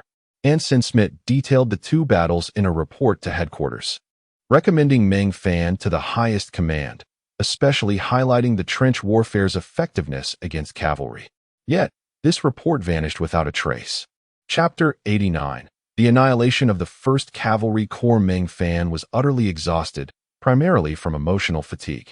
He collapsed into his tent and slept for an entire day. Upon awakening, he found Zhao Gang seated beside him, grinning foolishly, a state he had evidently maintained for some time. With a hoarse voice, Meng Fan inquired, "What's wrong?" Have you eaten something foul to elicit such a silly grin? Zhao Gang poured a glass of water for Meng Fan and exclaimed, "Do you know? Insasmit has rewarded you with 3 2-star legendary weapons. In total, we acquired 5 from the 2 battles. Additionally, we received 100 5-star legendary weapons and 100 sets of legendary armor, which means everyone now possesses a set of legendary equipment. Moreover, they sent over 300 skill books, including 2 master level and over 100 advanced ones, many of which we can utilize immediately." Before Meng Fan could respond, Zhao Gang continued, "You have achieved divine status in battle. They now privately refer to you as the war god. In the first battle, you achieved a record of 122, and in the second battle, it was even more remarkable, decimating 190,000 cavalry with minimal losses, primarily due to a few ambushes from feigned dead soldiers. Truly miraculous. I cannot help but admire you." Meng Fan scoffed, "War god, my foot. That foolish woman has no sense of modesty. Concealing one's strengths is the true path. How have you all been faring?" Zhao Gang replied, "We have cultivated a strong rapport with the soldiers. After borrowing a batch of weapons and armor, we ventured into the Sea of Death under the guise of reconnaissance to hunt down the undead. The time rewards are extraordinarily high. Each undead creature can provide at least a month's worth of time, and they are quite concentrated. While they are difficult to kill, we have many archers to keep them at bay, allowing us to eliminate 2 groups of undead, each around 100 years old, in a single day, yielding several fine-quality weapons. It feels just like playing a game. The skill experience is also quite substantial. For the next half-month, under Zhao Gang's leadership, the Earth Mercenary Corps borrowed 100 horses and embarked on a hunting expedition. The greatest spoils from the 2 major battles were the war horses, with the cavalry providing over 30,000 mounts. Insasmit selected 30,000 skilled cavalrymen from the entire army to form 3 cavalry divisions. As for the fodder, the fallen cavalry had prepared ample supplies in their backpacks, now benefiting the 25th Corps. As Meng Fan had anticipated, after half a month, the main force of the chaotic faction emerged, 2.5 corps, comprising 2.5 cavalry divisions. After extensive training, the 25th Corps had amassed 500,000 soldiers adept in trench warfare. Meng Fan undertook a peculiar task, severing the heads of all the cavalrymen and fashioning them into a gruesome spectacle, stacking the headless corpses into a mountain of dead. This act served solely to infuriate the enemy, compelling them to engage in trench warfare, a domain in which they were less skilled. As expected, upon witnessing the desecration of their fallen warriors, the 1st Cavalry Corps went into a frenzy, and the remaining 500,000 troops surged into the trench area like a tide. Steel clashed with flesh in the tunnels, and within a single day, the 1st Cavalry Corps exchanged 10,000 corpses for a 10-kilometer-deep trench, a deliberate sacrifice orchestrated by Meng Fan. Consequently, the 25th Corps' most proficient trench fighting unit, the 3rd Division, suffered a 50% casualty rate. As night fell, Meng Fan dispatched 150,000 soldiers into the trench battle. After a night of fierce combat, the 25th Corps reclaimed 6 kilometers of trench depth. Within just one day, the entire division of 100,000 men was utterly decimated. Their achievements, however, were staggering. The 1st Cavalry Corps lost a staggering 200,000 troops, with the most critical loss being their regimental flag, which was captured by the 3rd Division. This victory came at a steep price, leaving the 3rd Division with fewer than 6,000 men. All officer ranks perished, and the flag was surrendered by a lone colonel. Including the previously withdrawn wounded, the entire 3rd Division was reduced to fewer than 10,000. Meng Fan gazed at the 2 flags submitted simultaneously, one belonging to the enemy's 1st Cavalry Corps and the other to the 3rd Division, remaining silent for a long while. He chose not to send these battle-hungry remnants back to the battlefield, but instead ordered them to rest in the trenches behind the solitary mountain under the banner of the 3rd Division. The following day, the remaining 1st Cavalry Corps conducted a brief regrouping and launched a suicidal assault before noon. After 3 days of intense fighting, they managed to obliterate the remnants of the 1st Cavalry Corps, severely damaging the 5th, 6th, and 7th Divisions in the process. Within a mere 4 days, the 1st Cavalry Corps was completely eradicated, with over 500,000 troops perishing, while the 25th Corps also suffered more than 350,000 casualties. Fortunately, the victors of the 25th Corps were able to tend to their wounded. Within a week, 100,000 soldiers would regain their combat efficacy. This was largely due to the battlefield medical awareness of Meng Fan's Earth soldiers and the efficient transport routes in the trench areas, where the primary focus during skirmishes was on treating the wounded rather than waiting for the conflict to conclude. This slight alteration preserved over 100,000 viable soldiers for the 25th Corps. The remaining two corps were identified as the 32nd Cavalry Corps and the 12th Cavalry Corps of the chaotic faction. They refrained from launching an immediate attack and instead engaged in a frenzied competition with the 25th Corps for the spoils of the 1st Cavalry Corps. The most significant prize was the tens of thousands of warhorses, and for these, all three factions fought vigorously, deploying 3 or 4 divisions into the front trench area. Much of the time, the two opposing corps engaged in mutual combat, while the 25th Corps remained sheltered in the trenches, observing with amusement and occasionally loosing a few arrows for entertainment. Over the course of a week, the two corps fought tirelessly for the spoils. No, it should be said 3 corps. When it came to pillaging, the Earth Mercenary Corps, comprised of seasoned veterans, was utterly unleashed. They organized hundreds of strike teams of 100 men each, primarily composed of the battered remnants of the 3rd Division, led by several adept ambushers from the Earth Mercenary Corps.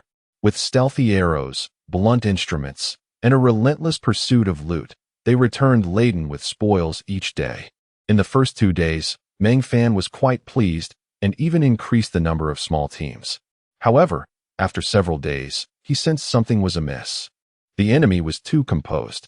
Speed is of the essence in warfare, yet the opposing forces were setting up camp. Unease brewed, and Ansasmet employed every reconnaissance method available, ultimately concluding that the massive encampment across the front did not house many soldiers, not even 2 divisions. 2 days later, news arrived that the 41st Corps stationed to the north of the 25th Corps had come under fierce attack, with the enemy deploying over 500,000 troops. They breached the 41st Corps and Oppos defenses and pulled the 37th Corps into the fray. After the 41st and 37th Corps managed to repel this cavalry assault, they barely had a moment to catch their breath before another 50,000-strong raiding force launched an attack on the 2 corps. This time, the 2 corps did not enjoy the previous stroke of luck, being directly routed. The 41st Corps was annihilated, and many soldiers fled to the southern solitary mountain. Relaying this grim news. Chapter 90. The scheme. Upon hearing the news brought by the rout, Ansasmet's heart stirred. She gazed at the distant fluttering flags of the 32nd Cavalry Corps and the 12th Cavalry Corps, swallowing hard. At that moment, the thought of raiding their camp crossed her mind. She yearned to seize those 2 corps flags and trample them underfoot. However, each time she encountered Meng Fan, who remained unfazed and composed, exuding an air of confidence, she found herself at a loss for words. It is worth noting that those who attain the rank of division-level officer are far from foolish. Having known Ansasmet for decades, they were well aware of their commanding officer's intentions. Yet, in recent times, Meng Fan's far-sighted wisdom had deeply impressed this group of unruly leaders, leading them to tacitly accept him as their commander. The higher the rank, the stronger the allegiance. During the daily high-level meetings, everyone made a concerted effort to avoid mentioning the prospect of raiding the camp, even rarely discussing the opposing stronghold. Ansasmet exhibited commendable patience, enduring for 3 days. But on the 4th day, she could no longer contain herself. Gathering her courage, she approached the Logistics Division's command tent, which had been unofficially designated as the headquarters for the entire army. Inside, the hearty laughter of Meng Fan and Ankangdal resonated. Meng Fan remarked, "Ankangdal, your judgment is impeccable. Ansasmet is indeed a fine woman. When you marry her, she will surely indulge you."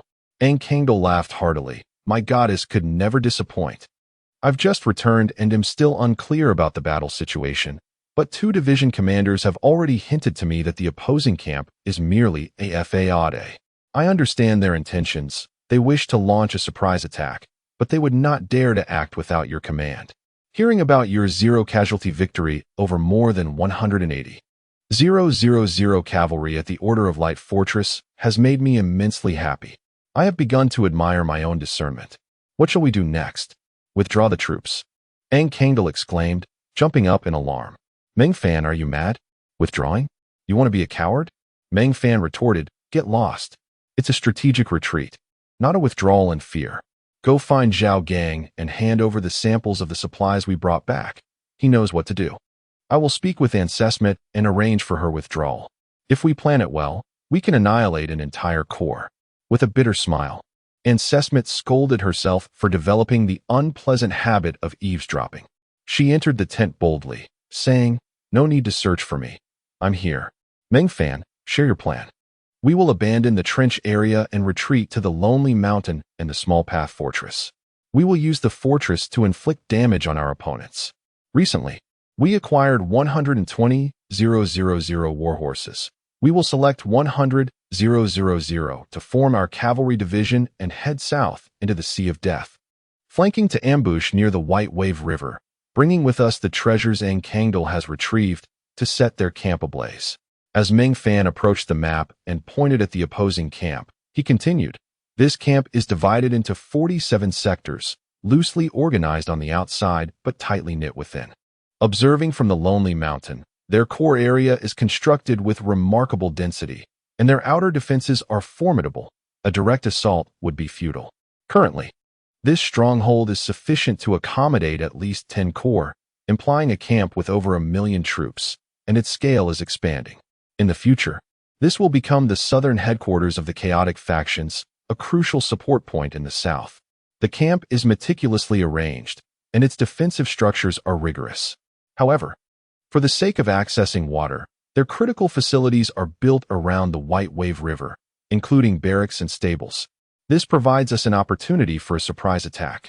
As long as we pour the fuel Meng Fan brought into the White Wave River, a single spark will ignite it all. Meng Fan clapped his hands, laughing heartily. Meng Fan, you are truly cunning. Thankfully, you are one of us. Otherwise, contending against you would be terrifying. Ancestment nodded, declaring, I will personally lead the team. Meng Fan shook his head. This cavalry must have sufficient control over the battlefield. Ancestment, you are still a bit inexperienced. Unfazed by Meng Fan's assessment, Ancestment responded humbly. Who do you think is suitable? Meng Fan smiled wide. Ancestment shook her head. His strength is adequate, but his adaptability is not as good as mine. Meng Fan added, he is a good soldier, unafraid of death. Thus I wish to grant him the opportunity to die on the battlefield, to charge with valor, to leave his name in history. I will accompany him, not just myself, but our entire Earth Mercenary Corps. When you see the flames of battle ignite, please mourn for me, for at that moment, I will surely have perished. Both of them exclaimed, no, we need you. Meng Fan laughed heartily. Meng Fan, Ancestment, have you both united in thought before even marrying? I have already helped you eliminate an elite cavalry division, yet you are still unsatisfied. You have received your due glory. If it is not enough, strive for more. There are 2 positions left, 1 life, 1 death. The living will guard the Small Path Fortress, with the 4th and 8th Division commanders being quite capable. Their fortifications are as dense as a turtle's shell. Quite impressive. With no laughter from the 2, Meng Fan awkwardly cleared his throat and continued. The dead will be on the Lonely Mountain, where the fortifications are also quite formidable. 100,000 can hold for 3 months without issue. However, after 3 months, it will be a dead end. The purpose of holding the Lonely Mountain is to draw in more enemies, thereby reducing the intensity of attacks on the mountain paths. If I seize the opportunity to burn their camp within 3 months, those on the Lonely Mountain will have a slim chance to break through. Otherwise, they will be doomed. However, the chances of a favorable opportunity arising within 3 months are slim. I hope that whoever among you holds the Lonely Mountain will fight with all your might to prolong your defense. Ancestment solemnly declared, I will do so. I will hold until my last breath. Meng Fan, unusually serious, said, Ancestment, I enlisted for you. Meng Fan came here for me. In essence, we both came for you. Grant me a chance to prove myself. Let me die heroically for you. Consider this my 106th proposal. Meng Fan, adopting a commanding tone, patted Meng Fan on the back. All right. I will use a grand fire to bolster your proposal. It's settled, and Sesmet, you make the arrangements. Tonight, we shall depart. Let us have dinner together. Inviting all the division commanders as a send-off for us. Chapter 91. Commanding the troops. As he watched Sesmet depart, Meng Fan patted Nkongda, saying, "Brother, this is where my assistance ends. Before you leave, I must tell you that you are truly unsuited for military life. Pursue a career in politics instead. If you fail to win her heart this time, consider letting go. Strive to live well, and I shall ignite a grand celebration for your proposal." The two embraced fiercely, exchanging no words. Nkongda turned to leave, the 25th Legion having fully regained its combat spirit, with 100,000 cavalry swiftly assembled. Sesmet issued a command to recruit those skilled in horsemanship, selecting from the throngs of eager participants, ultimately handpicking 10,000 elite riders from a multitude of hundreds of thousands. To Meng Fan's surprise, the highest cavalry division within the entire 25th Legion was the Logistics Division, which yielded 40,000 qualified riders, with the majority possessing advanced skills, including over 3,000 masters. The evening's gathering was simple. All the division commanders convened at the temporary cavalry encampment, finding a trench to share a meal. The entire 25th Legion had abandoned its previous customs of ground activity, sharing food in silence, each lost in thought. After their meal, the commanders approached Meng Fan one by one, embracing him silently before returning to their posts. Lastly, Sesmet embraced Meng Fan with great fervor before heading back to Lonely Mountain to arrange troop rotations. Meng Fan then clapped Videl on the shoulder, declaring, "Let us strive for the greatest victory with our lives." Videl let out a thunderous roar, unrivaled in the world. All the temporarily assembled cavalry echoed his cry, "Unrivaled in the world." That night, Meng Fan led the 100,000 cavalry into the vast darkness, their destination unknown even to Sesmet, the commander of the 25th Legion. In Meng Fan's absence, along with the unruly Earth mercenary group, the atmosphere at the 25th Legion's encampment grew somewhat oppressive. Yet, the Legion developed its own character, one that Sesmet found difficult to articulate, reminiscent of the seasoned veterans that Meng Fan commanded. She had once hoped her subordinates would be like a herd of wild bulls, trampling her foes underfoot. Now, they resembled lions, languid in appearance yet brimming with latent power. She was uncertain whether to feel fortunate or disheartened, as that man had imbued her soldiers with a quality she did not favor. Strangely, she found herself willing to heed his commands, even embracing a more subordinate role, drawn inexplicably to his charming smile. 2 days after the 25th Legion's rotation from the enemy's encampment, which had been presumed to house only 2 or 3 divisions, surged forth hundreds of thousands of cavalry. Mounted upon their steeds in front of the trenches, they retrieved numerous bags filled with earth from their packs, filling the frontmost trenches with soil. However, a hail of thousands of arrows erupted from within the trenches, claiming hundreds of lives. The 3rd Division of the 25th Legion, comprised of merely 9,000 men and commanded by Colonel Alpha, was arguably the most adept at trench warfare. This division had been trained hand-in-hand by over 100 dragon-scale soldiers. When Meng Fan departed, he left not a single member of the 3rd Division behind, issuing only one command to Alpha: "Go forth and add more of the enemy's blood to the banner of the 3rd Division before you meet your end." Alpha had heard a tale of the leader named Meng Fan, who single-handedly dragged millions to their demise for the sake of his beloved. He believed himself not as skilled in battle as Meng Fan, yet resolved to take 10,000 men with him in honorable sacrifice for the 3rd Division. Unfortunately, he underestimated himself. Before their annihilation, they claimed the lives of 67,152 enemies. Ultimately, they found themselves surrounded by over 100,000 foes. Alpha, addressing the few remaining soldiers, smiled and said, "Brothers, we have lived worthily. We are unrivaled in the world." The echoes of "unrivaled in the world" reverberated through the trenches before they were drowned beneath the rain of arrows. Alpha stood resolutely, his body pierced by arrows, much like the enemy division commander who had fallen in battle months prior, defiant until the end. Nkongda stood upon the cliff where Sesmet once stood, silently observing the scene. He removed his helmet and bowed towards the last battlefield in the trench. Turning, he commanded, raised the banner of the 3rd Division. They are with us. In response, a chorus of 170,000 voices shouted in unison, unrivaled in the world. From afar, the fortress echoed with the response of hundreds of thousands, unrivaled in the world. The remnants of the 41st Legion, hearing these resounding cries, could only feel admiration from the depths of their hearts. Half a month later, the chaotic front lines had been entirely filled, with a full infantry division stationed between Lonely Mountain and the fortress, erecting robust defensive structures. Meanwhile, Lonely Mountain found itself encircled and besieged by 2 divisions, preventing any assault on the rear of the fortress. Nkongda gazed down at the densely packed enemy forces. Addressing the commanders of the 5th and 6th Divisions stationed at Lonely Mountain, Meng Fan is truly a genius.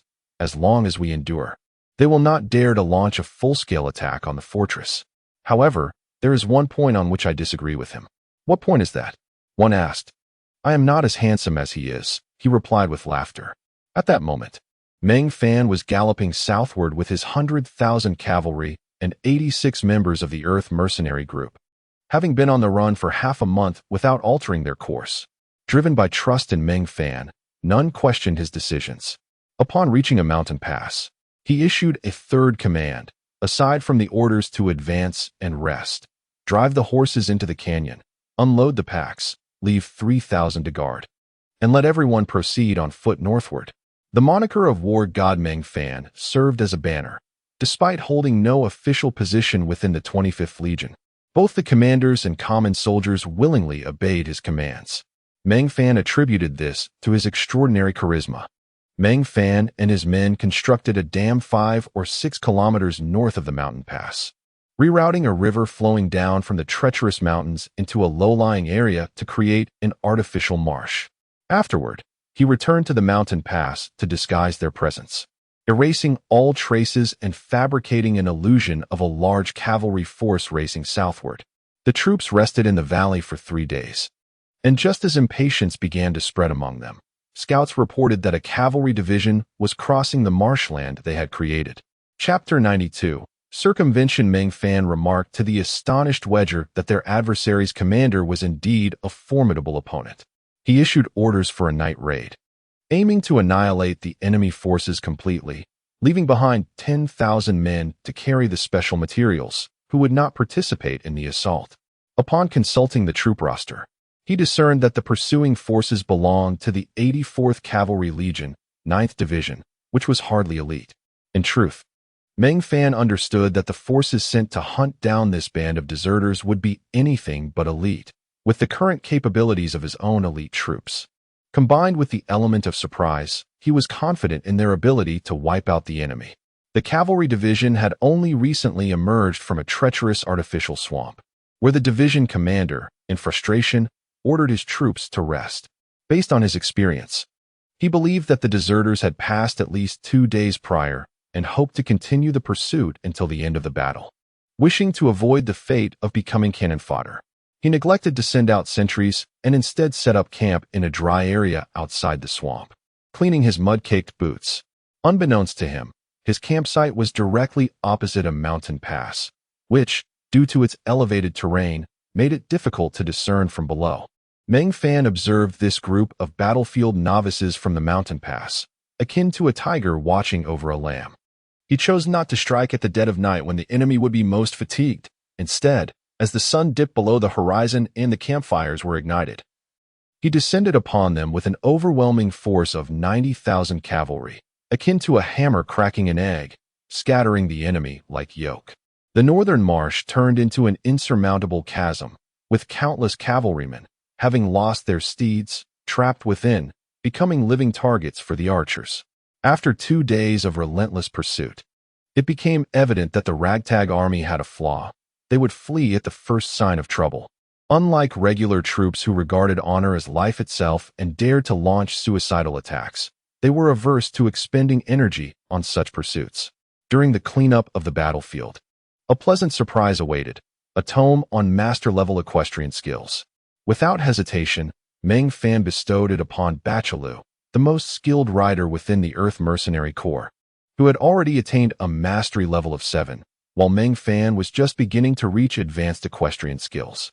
Since Bachelu was currently unable to learn from it, Meng Fan utilized a communication hawk to send the tome back to the City of Leaders, where it would be among the 8 items transported daily, prioritizing legendary weapons and skill books based on their value.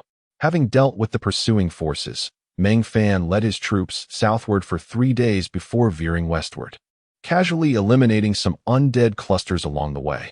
After traversing the Sea of Death for over 10 days, they finally reached their destination, the White Wave River, a river of considerable flow, though they were still at its upstream. The army advanced slowly along the banks of the White Wave River toward the vast encampment downstream, operating under the cover of night and making slow progress, taking an entire month to arrive at their designated ambush site. The massive encampment lay over 400 kilometers away, chosen for its nearby desolate forests suitable for concealment, with a gentle shallow crossing about 40 kilometers downstream. The 100,000 soldiers awaited their opportunity in silence. Initially, a cavalry division would inspect the shallow crossing every 3 days, but this frequency diminished over time, and after a month and a half, no one came to patrol. Wedger inquired several times about when to strike, but Meng Fan always dismissed him with a request for patience. Until today, a 100-strong cavalry detachment hastily surveyed the area before departing. Meng Fan smiled, declaring that the time had come. Barring any unforeseen circumstances, they would soon face their demise. He had but one request: to take as many enemies with them as possible before they fell, setting the march for the following day. Riding once more, Meng Fan controlled the pace to cover only 50 kilometers daily. After 7 days, the outline of the enormous encampment emerged on the horizon. He instructed his men to raise the banner of the division he had completely annihilated at the mountain pass and don the stolen armor, stripped of any properties. A group of soldiers boldly marched for an entire day, and upon nearing the encampment, they encountered a 1,000-strong cavalry unit rushing toward them. Upon recognizing their banner, the oncoming riders lost interest in questioning them and swiftly retreated to their camp. The captain leading the unit jested with his knights. "It's the 84th Legion, those cowards." A single pursuit order took them several months. How shameless. Laughter erupted among the knights. They considered themselves fortunate, as the 84th Legion had already perished on the lonely mountain battlefield. In the days leading up to their division's arrival, they anticipated a brief period of respite. That night, Meng Fan's cavalry division came to a halt just a few kilometers from the encampment. The riverbanks were littered with scattered tents, yet many banners remained, remnants of defeated troops. A single division had barely 100 tents left, a truly pitiful sight. Meng Fan pretended to arrange camp, yet no one entered the tents to rest. Instead, they were filled with large wooden barrels containing the world's fuel, primarily for crafting torches and fireball projectiles. This was a secret weapon Meng Fan had instructed Ankendel to prepare. As darkness fell and the remnants of the enemy camp succumbed to slumber, Meng Fan ordered the barrels pried open, spilling the fuel into the White Wave River. The encampment had been constructed with many barriers at the water's edge to prevent infiltration, but no barrier could contain the liquid. After stealthily pouring for 3 hours, Meng Fan, no longer concerned about noise, shattered the barrels with brute force, directing their contents into the river. The sound of heavy axes splintering would pierce the stillness of the night. The nearby remnants of defeated soldiers were roused by the clamor, their anger igniting as they stormed from their tents, ready to chastise the disturbance. They were met with a hail of arrows. In the chaos, someone inadvertently kicked a torch into the river, igniting a towering flame that surged skyward, a fiery serpent racing along the now ignited White Wave River, quickly engulfing half the encampment. Meng Fan waved his hand, and the 100,000 troops shouted, "Unrivaled under heaven." Like a tidal wave, they swept away the remnants of the defeated soldiers stationed by the riverbank. Approaching the encampment, they hurled the fuel-filled barrels against the wooden walls. Wedger, resembling a frenzied tiger, led the cavalry in a fierce assault along the southern flank of the camp, shattering anything that obstructed their path, while simultaneously releasing the fuel in their hands. A black dragon and a fire dragon racing side by side along the southern perimeter for 2 hours. Finally breaching the southern wall of the encampment, A vast assembly of cavalry gathered on the western side. However, Meng Fan was not foolish enough to engage in a head-on clash with such a vast force. The massive cavalry unit executed a cunning maneuver, leaving a wall of flames in their wake as they turned eastward, once again plowing through the infantry divisions stationed on the southern flank. By the time they reached the White Wave River, less than half of the 100,000 soldiers remained, and the entire encampment had transformed into an inferno. Pulling up at the White Wave River, Meng Fan laughed heartily, ordering the remaining fuel to be poured into the river, raising the military banner to prepare for the final glory. The remaining soldiers faithfully executed this command, their cries of unrivaled under heaven, echoing through the air. In Chapter 93, Inferno at the Allied camp, Meng Fan, facing the solitary mountain to the east, cried out, "Onkong dear, if you yet live, behold the grand nuptial gift your brother bestows upon you." Ha ha ha. He then commanded his troops to prepare for the assault. Onkong dear, witnessing the conflagration to the west, erupted in laughter, turning to his remaining troops, numbering a mere few thousand. "Do you see? Meng Fan has achieved it. Unrivaled under heaven. Unrivaled under heaven." The remnants of his forces echoed, their voices resonating with unwavering resolve. "We have witnessed victory. What is there to regret? We shall meet again in 2 decades. Follow me into the fray. Unrivaled under heaven." With the battle cry reverberating through the ranks, the depleted army surged down the mountain path. Onkong Daer activated the sacred light array of his armor, transforming into a beacon of incandescent luminescence. Laughing uproariously, he spearheaded the charge, his sword piercing the skull of a bewildered enemy soldier. Alas, his strength waned, and the blade became lodged in the mangled helmet. In the ensuing moment, a volley of spears impaled his body. His face stained with blood, he mustered his last breath, proclaiming, "Unrivaled under heaven." And Cece Might, atop the No. 6 Pass fortress, gazed upon the western inferno, her eyes moist with emotion. "He has accomplished it," she murmured, hearing the cries of unrivaled under heaven from the solitary mountain. A subtle smile graced her lips. "A pity Meng Fan is a trailblazer. You are fortunate, Onkong dear. Woe betide you if you mistreat me in the future." Witnessing countless torches ascend the mountain peak, she drew her sword, declaring in a resounding voice, "Unrivaled under heaven." The echoes reverberated throughout the fortress complex. "Reclaim the 4th and 5th fortresses. Charge." The soldiers of the 25th Legion, their voices united in the battle cry of "Unrivaled under heaven," descended like ravenous tigers, seizing the 3rd, 4th, and 5th fortresses in a single, overwhelming surge. They surpassed the mandate of their commander and Cece Might. Had the 1st and 2nd fortresses not been utterly demolished, they would have seized them all in one fell swoop. The night was inky black, yet illuminated by the raging inferno of a burning encampment. Under the glare of this extravagant pyre, the scene was more blinding than the noonday sun. Weidel meticulously reorganized his forces, arranging them in a wedge-shaped assault formation to confront the impending final clash. Meng Fan tapped Weidel's shoulder with his sword, saying, "The final battle approaches. Have you any words?" A fleeting smile graced Weidel's stern countenance. Gazing upon the approaching horde of cavalry, he roared to the heavens, "Meng Fan, the god of war, unrivaled under heaven." With the cry still ringing in the air, he drew his spear and charged headlong into the enemy ranks. The remaining soldiers, laughing with abandon, echoed, "Meng Fan, the god of war, unrivaled under heaven." They followed Weidel into the fray. Zhao Gang, his arm missing, steered his steed toward Meng Fan, saying, "Let us meet our end together." Meng Fan cast a glance at the surviving dragon-scale warriors and replied with a hearty laugh, "Very well. Let us embrace our demise on this magnificent battlefield." Ha ha ha. The two forces collided with cataclysmic force. Meng Fan plunged his spear into the throat of a soldier. Foregoing retrieval, he drew his sword and cleaved the neck of another, only to be impaled by a spear.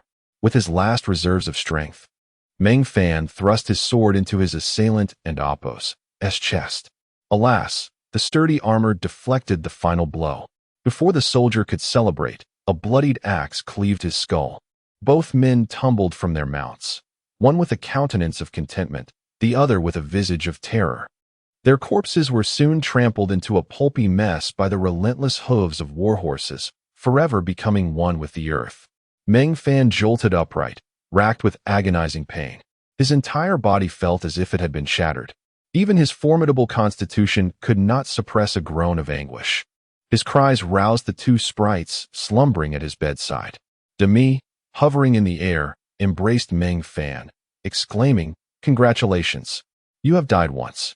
Dazeo, clutching the eternal compendium, said admiringly, "Meng Fan, you are truly extraordinary. Behold your attributes."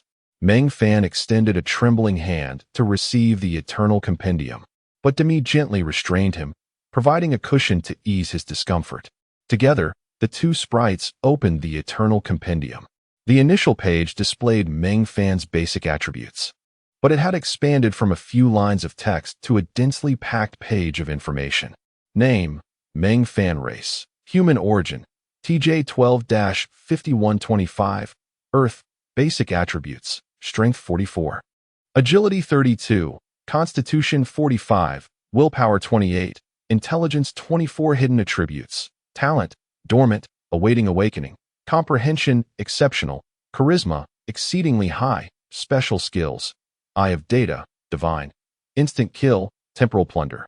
Focus. Special titles: Trailblazer of TJ12-5125, Earth, God of War. Special professions: Godslayer. Special auras: Aura of Plunder, Aura of Inspiration. Faction reputation: Southern Province of the First Dynasty, renowned. First Dynasty, well-known. Order faction, unrecognized. Adversarial reputation: Fallen Plains Province, extreme hatred, respect. Fallen Empire, hostility. Chaos faction, hostility. The following section was a chart of affinities, displaying only the level of affinity and the number of individuals. Extreme adoration: 47 individuals, primarily Dragon Scale members, with only 2 natives, Alpha and Whittle. Adoration: over 400. 000 individuals, primarily rank-and-file soldiers. Admiration: over 700. 000 individuals. Respect: over 10 million individuals. Reverence: over 40 billion individuals. Meng Fan specifically examined the affinities of Onkongder and several division commanders, finding them primarily between admiration and adoration. However, upon checking Ancisi Might's affinity, he discovered it was affection. Demi and Dazeo erupted in unrestrained laughter. Demi, breathless with mirth, exclaimed, "Wood, you are quite the charmer. Your friend enlists your aid in wooing his lady, and you steal her heart away." Affection, indeed. That little lass has secretly fallen for you. Meng Fan waved his hand weakly, asking, "How long will this condition persist?" "It is excruciating. Approximately 1 month. As a trailblazer, your resurrection is swift, only a few hours. Your period of debility is also shorter. Your subordinates, on the other hand, require a month for resurrection. Rest easy, and we shall tend to you." "Wood, do you realize the magnitude of your accomplishment? Observe the compendium's recognition of your feats." The two sprites rapidly flipped through the eternal compendium, revealing an entry: Destruction of the Chaos Faction's Southern Forward Camp, battle level accomplishment. As the architect of this victory, the reward is 100,000 points. Due to the number of enemies vanquished exceeding 100 times the victor's own strength, achieving a battle level kill count. The title God of War is bestowed. God of War, special title, command doubled, grants the Aura of Inspiration. Aura of Inspiration. Soldiers under command receive a 20 bonus to attack, defense, and health, a 10 bonus to action speed and skill success rate, and a 30 reduction in hunger, thirst, and fatigue. Speed 5. Upgradable. Chapter 94. The Battle of Deification. Regarding this title, particularly the accompanying Aura of Inspiration, Meng Fan could only describe it as abnormal. The tangible enhancements primarily pertain to his speed of attack and success rate of skills, with a notable increase of 5 in speed. What is crucial is that it can be upgraded, although the means of doing so remains unknown for now. Dazeo chuckled, the god recognized war god. While there may be nearly 80 million who claim to be war gods in this world, only 3 have truly received divine acknowledgement: the Chaotic Faction, the Azura tribe, and Ashus, the god of slaughter.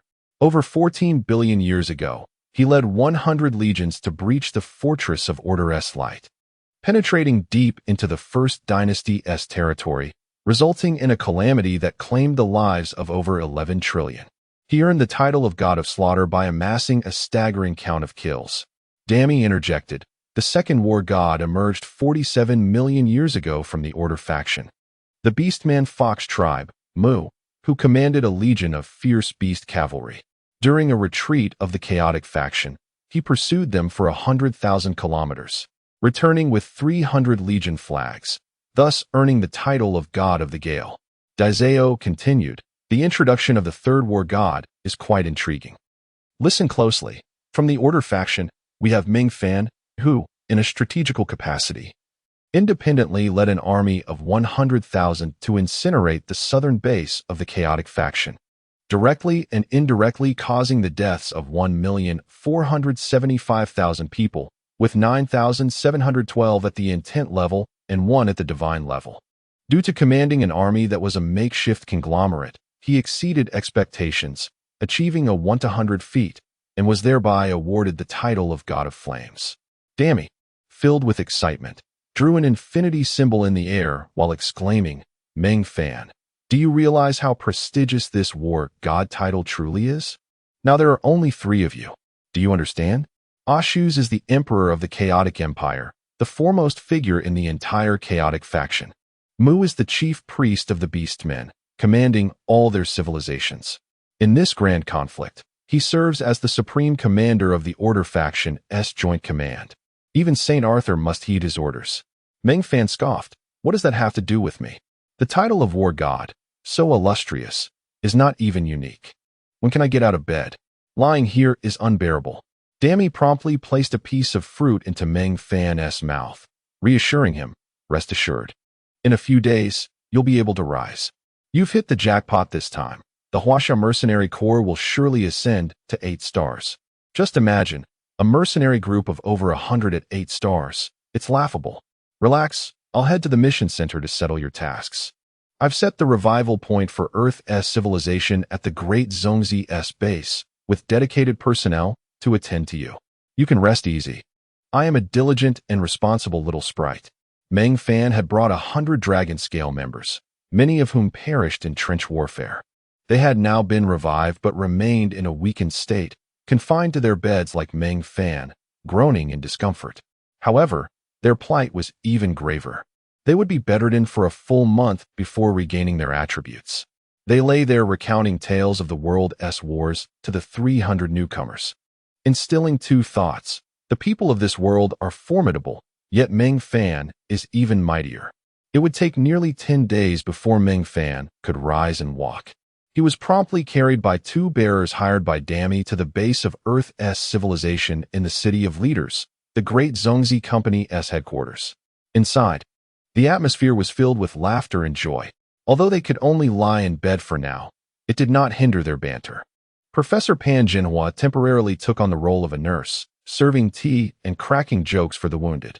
When Meng Fan arrived, he found the professor animatedly telling risque jokes, eliciting uproarious laughter from the room. Meng Fan turned to Dami, perched on his shoulder, and remarked, next time, we should bring some women. Otherwise, this bunch will become unbearable. Physical needs are easily solved, but the psychological aspect could become twisted. If any homosexual tendencies arise, I might feel nauseated. Dami was doubled over with laughter, exclaiming, your words are utterly revolting. The guiding rules stipulate that for the first 3 leads, it's casual. But from the 4th onward, it must be a 4-to-1 ratio of genders. This regulation was initially set for the Elven race, where females far outnumber males. Each female is a qualified mage, and without this enforcement, the Elven race would consist entirely of females. Meng Fan inquired, what does the spell skill entail? After all this time, I haven't even seen a mage. Being a mage requires innate talent. A small number of mages have minimal impact in combat. They operate in groups. Armies with mage units are elite, while those fighting to the bitter end are merely cannon fodder. Typically, one must wait at least 500 years for mage units to join the fray, until both sides are locked in a life-and-death struggle. Meng Fan stood outside the room. observing the boisterous laughter of his comrades, and smiled knowingly. He then asked, "How did that divine-level individual perish, along with those over 1,710 level experts? They couldn't have been consumed by the flames, could they?" Dammy chuckled, "Certainly not. Those intent-level experts sought to control the chaos, perishing amidst the tumult of battle.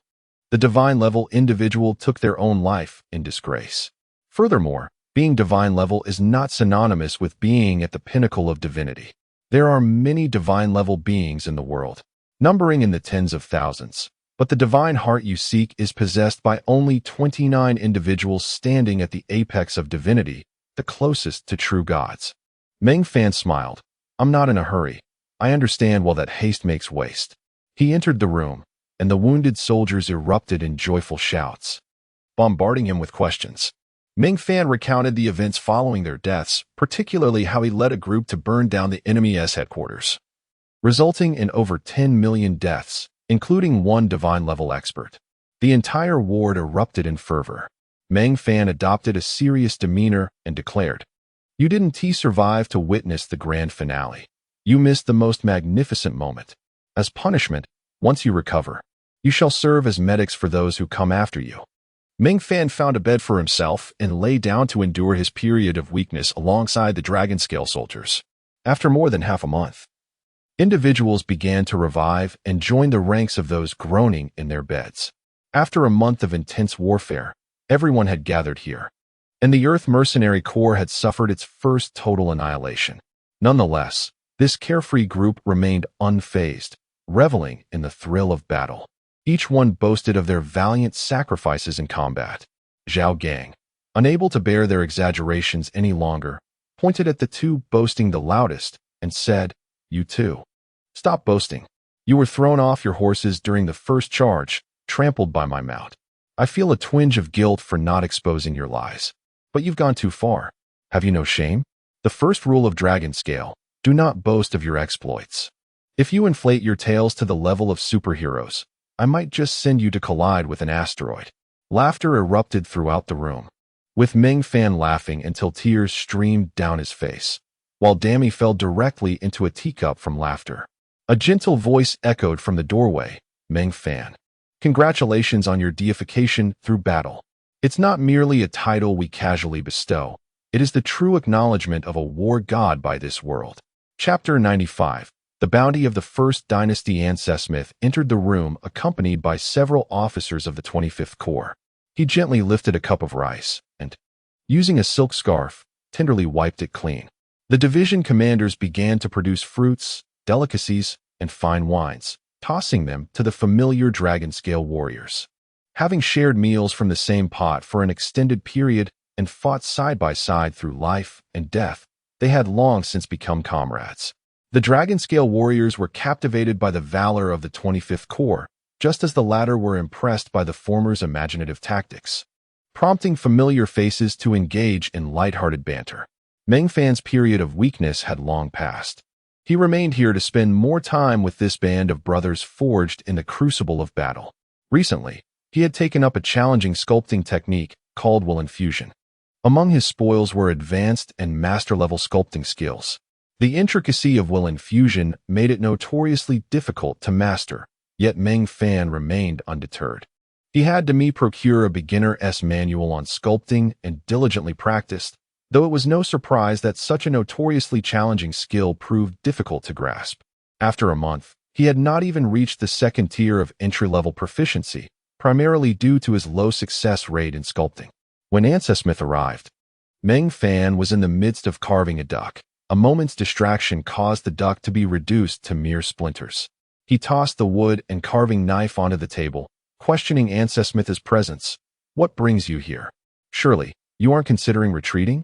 After cleaning the rice, Ancesmith placed it on his shoulder, casting a sidelong glance at Meng Fan. "The 25th Corps has completed its rotation. We will return to battle in 50 years. And we have been promoted to a Tier 3 Legion. All of this is thanks to you." Meng Fan inquired, "How many survived?" "Fewer than 120. 000 of the old guard remain. But we have replenished with 130,000 new recruits, all of high quality. Within 2 years, the entire legion will be restored. Will the revived veterans return? Of course. The Tier 3 Legion has additional accompanying legions, and the ranks will swell to 3 million. What is the current state of the battlefield? The outlook is not particularly optimistic. All 3 defensive lines have been breached, and the chaotic factions have established numerous large encampments outside the Order-S light fortress, amassing over 7,000 legions, thus forming a siege. A division commander approached, placing a bottle of wine on the table. The only remaining stronghold outside the Death Mountains is our Lonely Mountain. We have replaced 5 legions, and that seemingly inconspicuous mountain has turned into a massive meat grinder. It is said that corpses have buried the Lonely Mountain. Meng Fan took a sip of wine and asked, "What brings you all here today?" Smith chuckled, covering his mouth. "Are you not aware? You are now a war god, indeed the war god of humanity. Though you are a leader and not beholden to the First Dynasty, a war god is still a war god. The First Dynasty has conferred honors upon you." Demi scoffed. "When has the First Dynasty ever honored a leader?" Smith faltered. "I misspoke. King St. Arthur of the First Dynasty wishes for you to continue participating in this chaotic war of order. He invites you to the royal city for a discussion." Demi responded with a smile. "Ah, they must be coveting the aura of the war god, preparing to bestow upon Meng Fan a grand title. I am merely a humble corps commander. What do I know of such matters? I was sent merely because of my acquaintance with Meng Fan. To put it plainly, I am here to deliver gifts. By the way, I still do not know the nature of your war god aura." Demi exchanged glances with Meng Fan and said, "Humanity's war god, Meng Fan, grants an inspiring aura that enhances the attack, defense, and health of soldiers by 20, increases attack speed and skill success rate by 10, and reduces hunger, thirst, and fatigue by 30. Speed increases by 5. Upgradable. Special effects grant an additional 10 attack power against humans and a 5 increase in equipment drop rates." Smith's mouth fell agape in astonishment. This aura is utterly formidable, particularly that special effect, which is simply outrageous. "What is your command skill level?" Meng Fan opened his compendium, locating his command skill. Beginner command, level 3, grants 2 to command skills and a set effect of 2. At level 7, command is doubled, allowing me to command a total of 400 individuals. Meng Fan shrugged, adding, "At the beginner level, I can only lead 700, but with the war god attribute doubling that, I can command 400. Smith contemplated seriously. "Your command might be on the lower side, but it can be trained quickly. On the first day of next month, a summit will be held in the royal city, gathering all military officials from the Order faction. The Windstorm war god Mu will also be in attendance." Demi interjected, "Meng Fan may not be able to attend. As a leader, he has spent less than 30 years in this world and lacks even a basic understanding of it. He may not be able to contribute meaningfully. Give him some time. I will ensure he learns about this world as quickly as possible, aiming for him to make a prominent appearance in this war." Smith hesitated, asking Meng Fan, "Do you feel the same way?" Meng Fan nodded earnestly, affirming, "What Demi said reflects my thoughts." Smith laughed, "Very well. This time, I have brought 1 million guiding pearls, 10 billion years worth of time, 10 master-level skill books, 1 grandmaster-level swordsmanship manual, and a set of epic-grade equipment. His Majesty the King holds you in high regard. Feel free to make any requests, and we will do our utmost to fulfill them." Meng Fan stretched lazily, stating, "I am not well acquainted with this world. It seems that my status as a war god holds significant value." Smith chuckled at Meng Fan's navet. "Being a war god is the highest honor a soldier can attain. Across the entire world, there are only 3 of you. The aura of the war god enhances command automatically. With your aura, our combat effectiveness will ascend several tiers. Even if you do nothing, merely existing as a war totem will make the entire Order faction cherish you. Does that mean I can simply live off the spoils?" Meng Fan quipped, "By the way, how is Enkangdal? Did he propose for the 106th time? We will ensure you do not meet your end. I have placed the gifts in the courtyard, including congratulatory presents from the 25th Corps for your ascension as a war god. I will also convey your thoughts to His Majesty the King. Now, we must take our leave." Upon mentioning Enkangdal, Smith's face flushed, and he hurriedly departed with the other division commanders. The dragon-scale warriors erupted in amusement, remarking on Ancesmith's hasty retreat. Once Ancesmith and his entourage had left, Zhao Gang turned to Meng Fan, saying, "Are you really not going? This is a splendid opportunity to enter the core circle of this world." Meng Fan sighed. A small rabbit joining a pack of fierce carnivores is not a wise move. Let us first establish our footing. Once you have recovered, we can consider building a village. Outside, the sounds of Demi and de Zeus exclamations could be heard. Chapter 96. Saint Arthur and the war god Mu. Rice and dates worked in unison to lift a colossal chest into the air. Wood, come take a look. An epic set of armor, the Wise Set, also known as the Strategist Set. This was once worn by the legendary mage Anger of the First Dynasty, who served as Saint Arthur's advisor. This particular set, however, is not the original worn by Anger. While this set holds immense value, it is not unique in its existence. The Wise Set comprises 5 pieces: the Wise Golden Crown, the Wise Golden Robe, the Wise Gentle Breeze Boots, the Wise Jade Staff, and the Wise Crane Feather Cloak. Set attributes. Complete set base attributes: Wisdom 100, Willpower 50, Spell Casting Speed 10, Spell Success Rate 20, Spell Power 10. Tranquility elevates the meditation skill by 1 major level. Dominion elevates the command skill by 1 major level. Special attributes: Additional Wisdom 100 complete set. Air Shield absorbs a single attack. Teleportation, fixed point teleportation, usable once per month, with customizable marking points. Meng Fan accepted the equipment and tried it on. The phrase feather fan and silk cap aptly suited Meng Fan at this moment.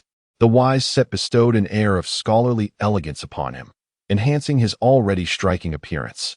Even the carefree dragon-scale warrior could not help but acknowledge Meng Fan's newfound charm. Rice circled Meng Fan, exclaiming, "This set must have a hidden charm attribute. You look even more handsome." Meng Fan chuckled, "Is that so? I believe so too. With an increase of 200 points in wisdom and 50 in willpower, I feel remarkably astute. But what is the use of this meditation skill? It is a supportive skill whose sole effect is to enhance skill experience, providing a 10 boost at the novice level and up to 100 at the grandmaster level. It is quite practical. I will buy you a novice book shortly. This skill can only be learned at the novice level and progresses very slowly. Each person should have one. I intend to practice my fishing skills." Rice curiously inquired, "Wood, why do you care so much about willpower?" Meng Fan replied with a smile, "Don't you find it peculiar that willpower is included among the 5 basic attributes? Its inclusion suggests it possesses unique significance. From my understanding of this world, this data-driven aspect is merely a facade. At its core, it remains a tangible reality. I have personally witnessed death on the battlefield. A soldier with a power rating of 200 was pierced through the throat by my spear and perished just the same. Power and agility are genuinely reflected in a person, manifesting as speed and strength. While wisdom and constitution may not be as overtly apparent, they undeniably exist. Yet willpower eludes my comprehension. I cannot grasp its manifestation." Rice, have you ever contemplated the essence of this world? Rice was momentarily speechless, pondering for a moment before replying. The divine created this world to provide individuals with the opportunity to surpass their limits and become true gods. Have true gods ever appeared in this world? No, the world cannot accommodate divine power. However, upon reaching godhood, one may communicate with the divine. Then I shall have a proper discussion with the true God in the future. I wonder if my status as a war god places me on equal footing with them. The 2 little sprites were left dumbfounded by the thunderous revelation. Meng Fan addressed the injured soldiers, "You all stay put. I will step out and boast a little." With laughter echoing, Meng Fan exited the room. In the royal capital of the First Dynasty, Ancesmith knelt beside a pavilion in the imperial garden, which stood empty except for a fishing line dangling from its edge. Atop the pavilion sat King Arthur, leisurely fishing with his bare torso, eyes closed, exuding an aura as sharp as a drawn sword despite his seated position. After a considerable time, before the fishing float even stirred, he flicked his wrist, and a dragon-like fish leaped from the water. Arthur removed the hook from the fish's mouth, casting it back into the pond. A languid voice drifted down, "Ancesmith, Has he not arrived? And Sesmet bowed lower. Your Majesty. He mentioned he has only been in this world for less than 30 years and does not understand it well. He requires time to acclimate. Arthur chuckled. What an interesting little fellow. A small winged sprite flitted to Arthur's shoulder. It has been billions of years since we last met.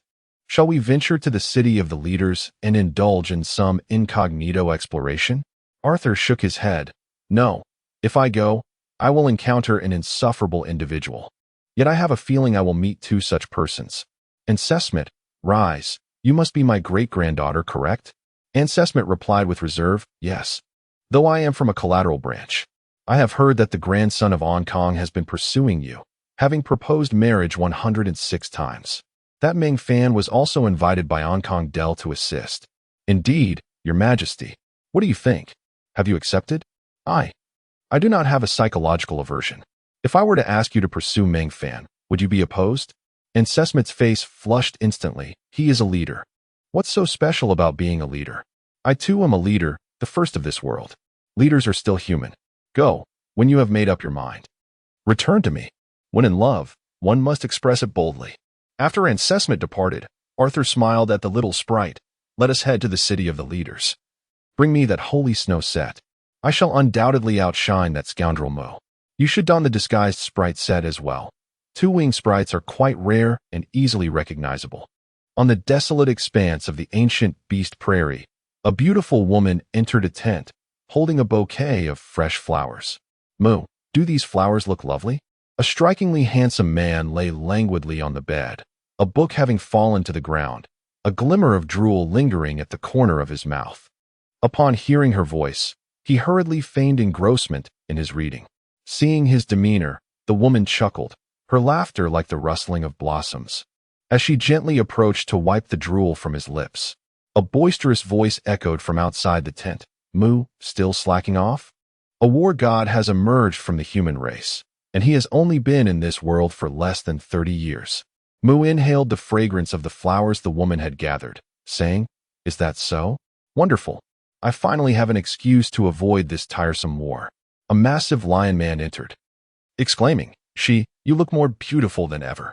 Your tail has a lovely sheen. The fox woman named she proudly flicked her tail. I have met the Lion King.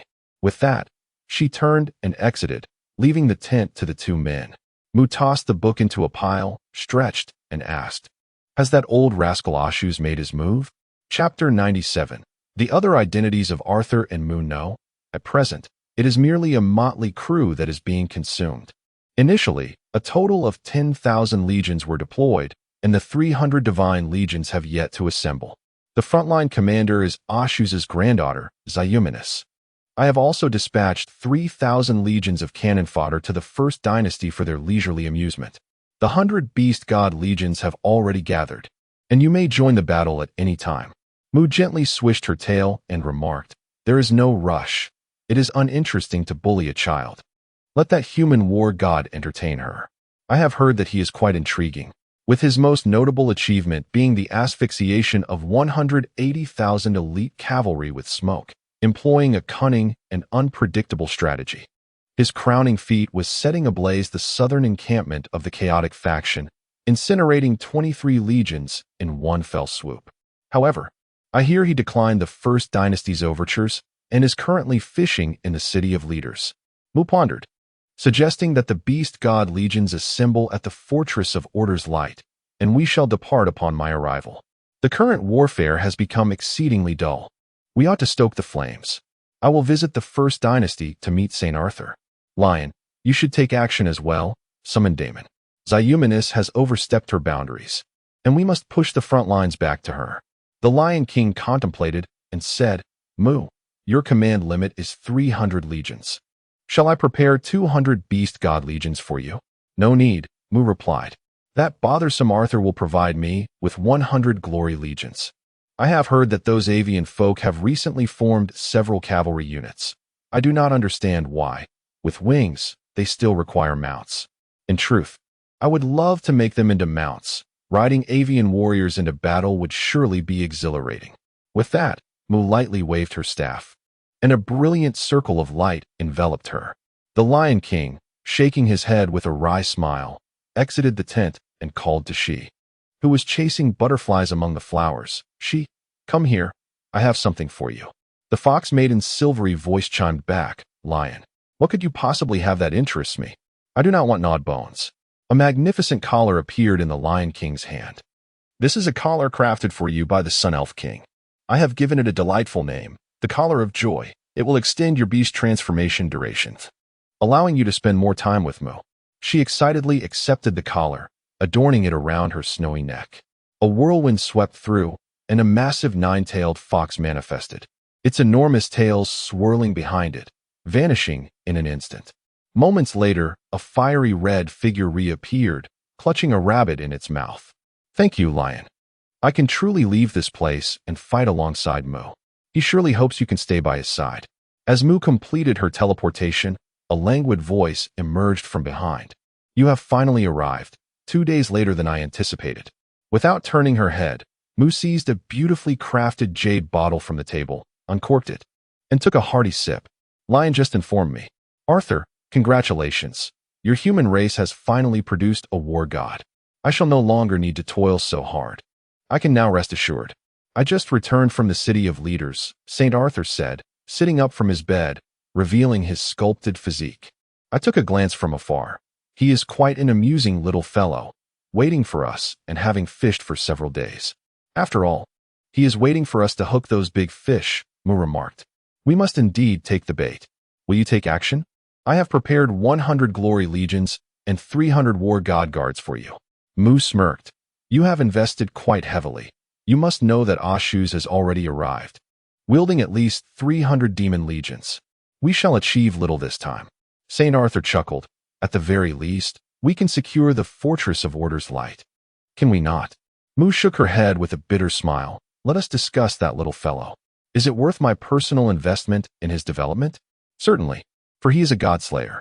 However, it is best if you remain unaware of this.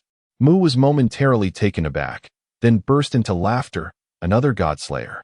I wonder how far he can go. The butcher of gods, Arthur. The destroyer of gods, Mu. Who would have thought that in this world, the 3 most nefarious professions all reside within the Order faction? Just a faction, he continued. I have heard you have already touched the threshold. Could you enlighten me on what the outside world is like? Darkness, boundless darkness. I attempted to pry open a fissure and create a galaxy, only to be instantly crushed by the darkness. I increasingly admire the creator of this world. Just how powerful must he be? Mu sighed. Regardless, he is already dead.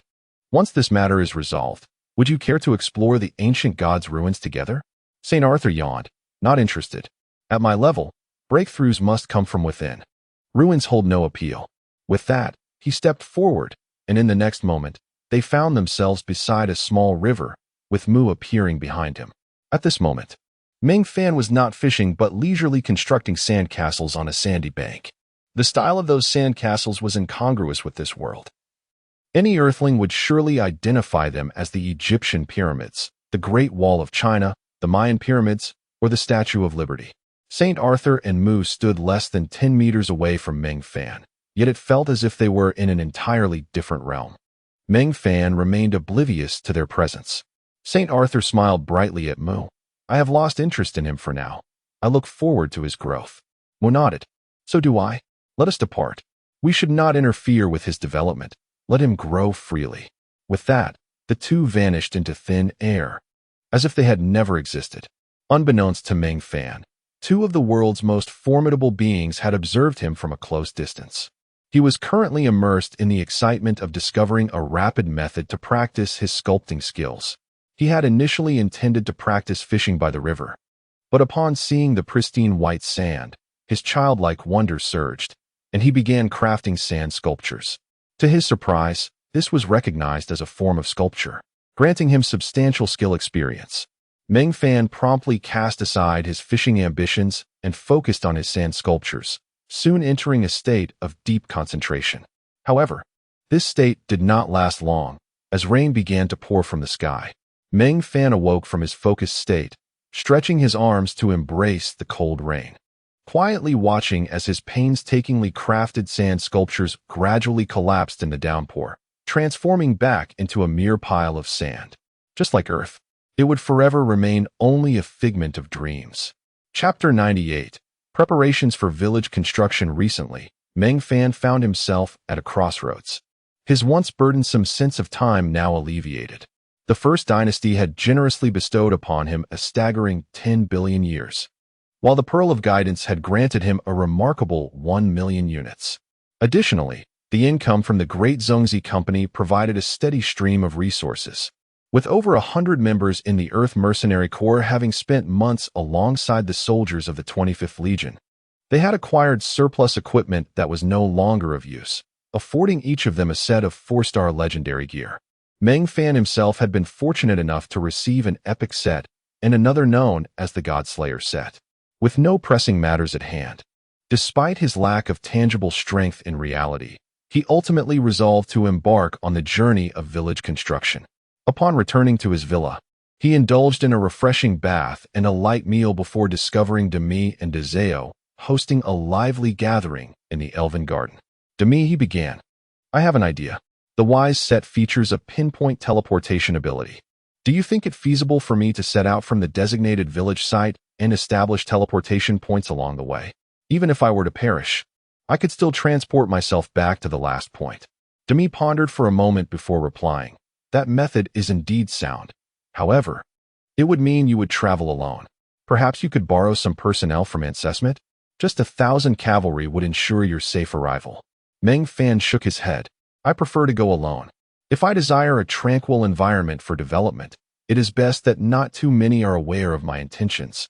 I shall travel the world with my sword. As he spoke, he retrieved the Wise staff and absent-mindedly scratched his neck. Demi chuckled. Traveling the world with a sword? More like wielding a feather duster.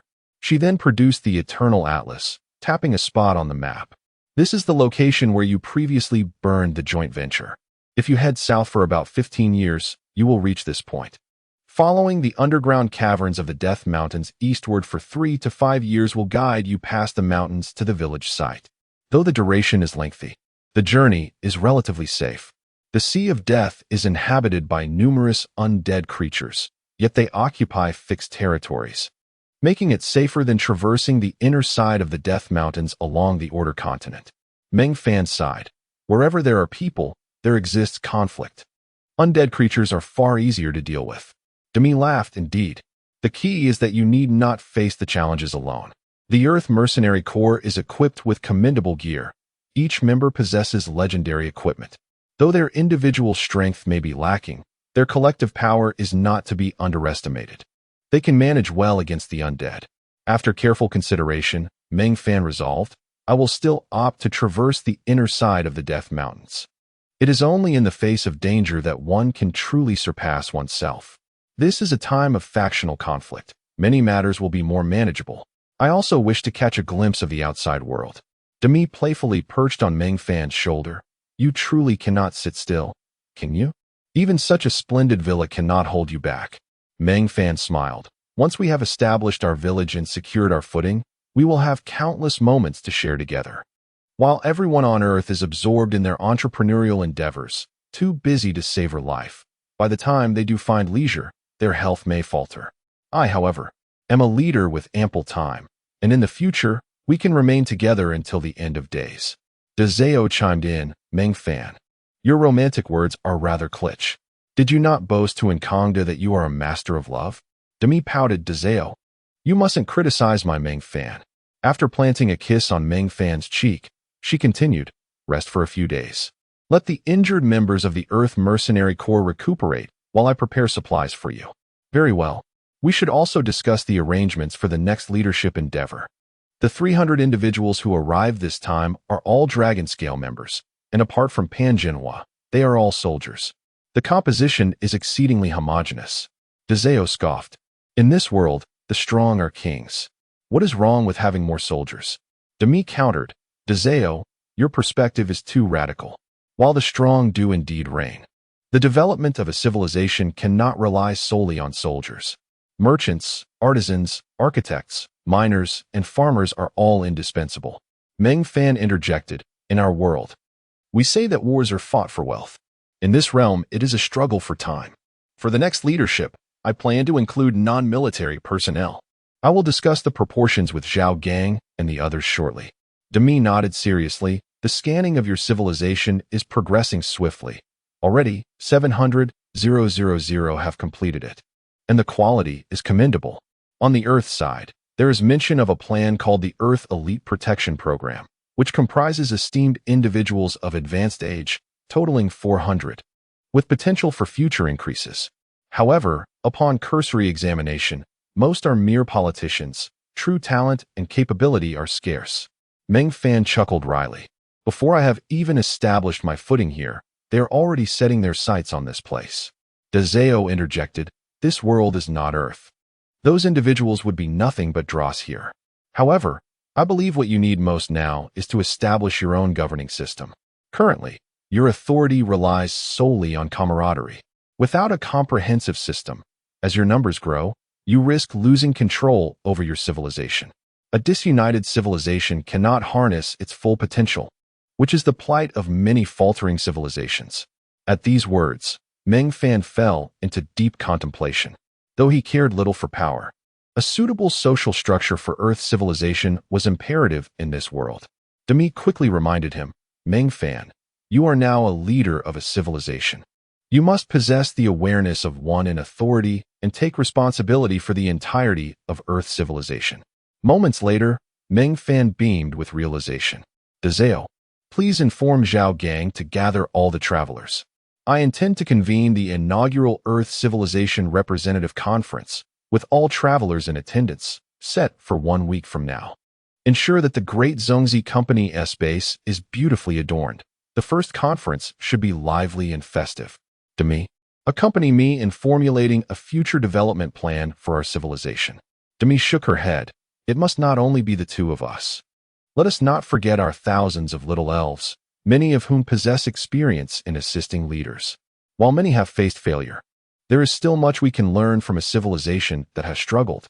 Meng Fan nodded earnestly. Demi, Dezeo, please help me compile effective experiences, particularly regarding the structure and initial development of civilizations.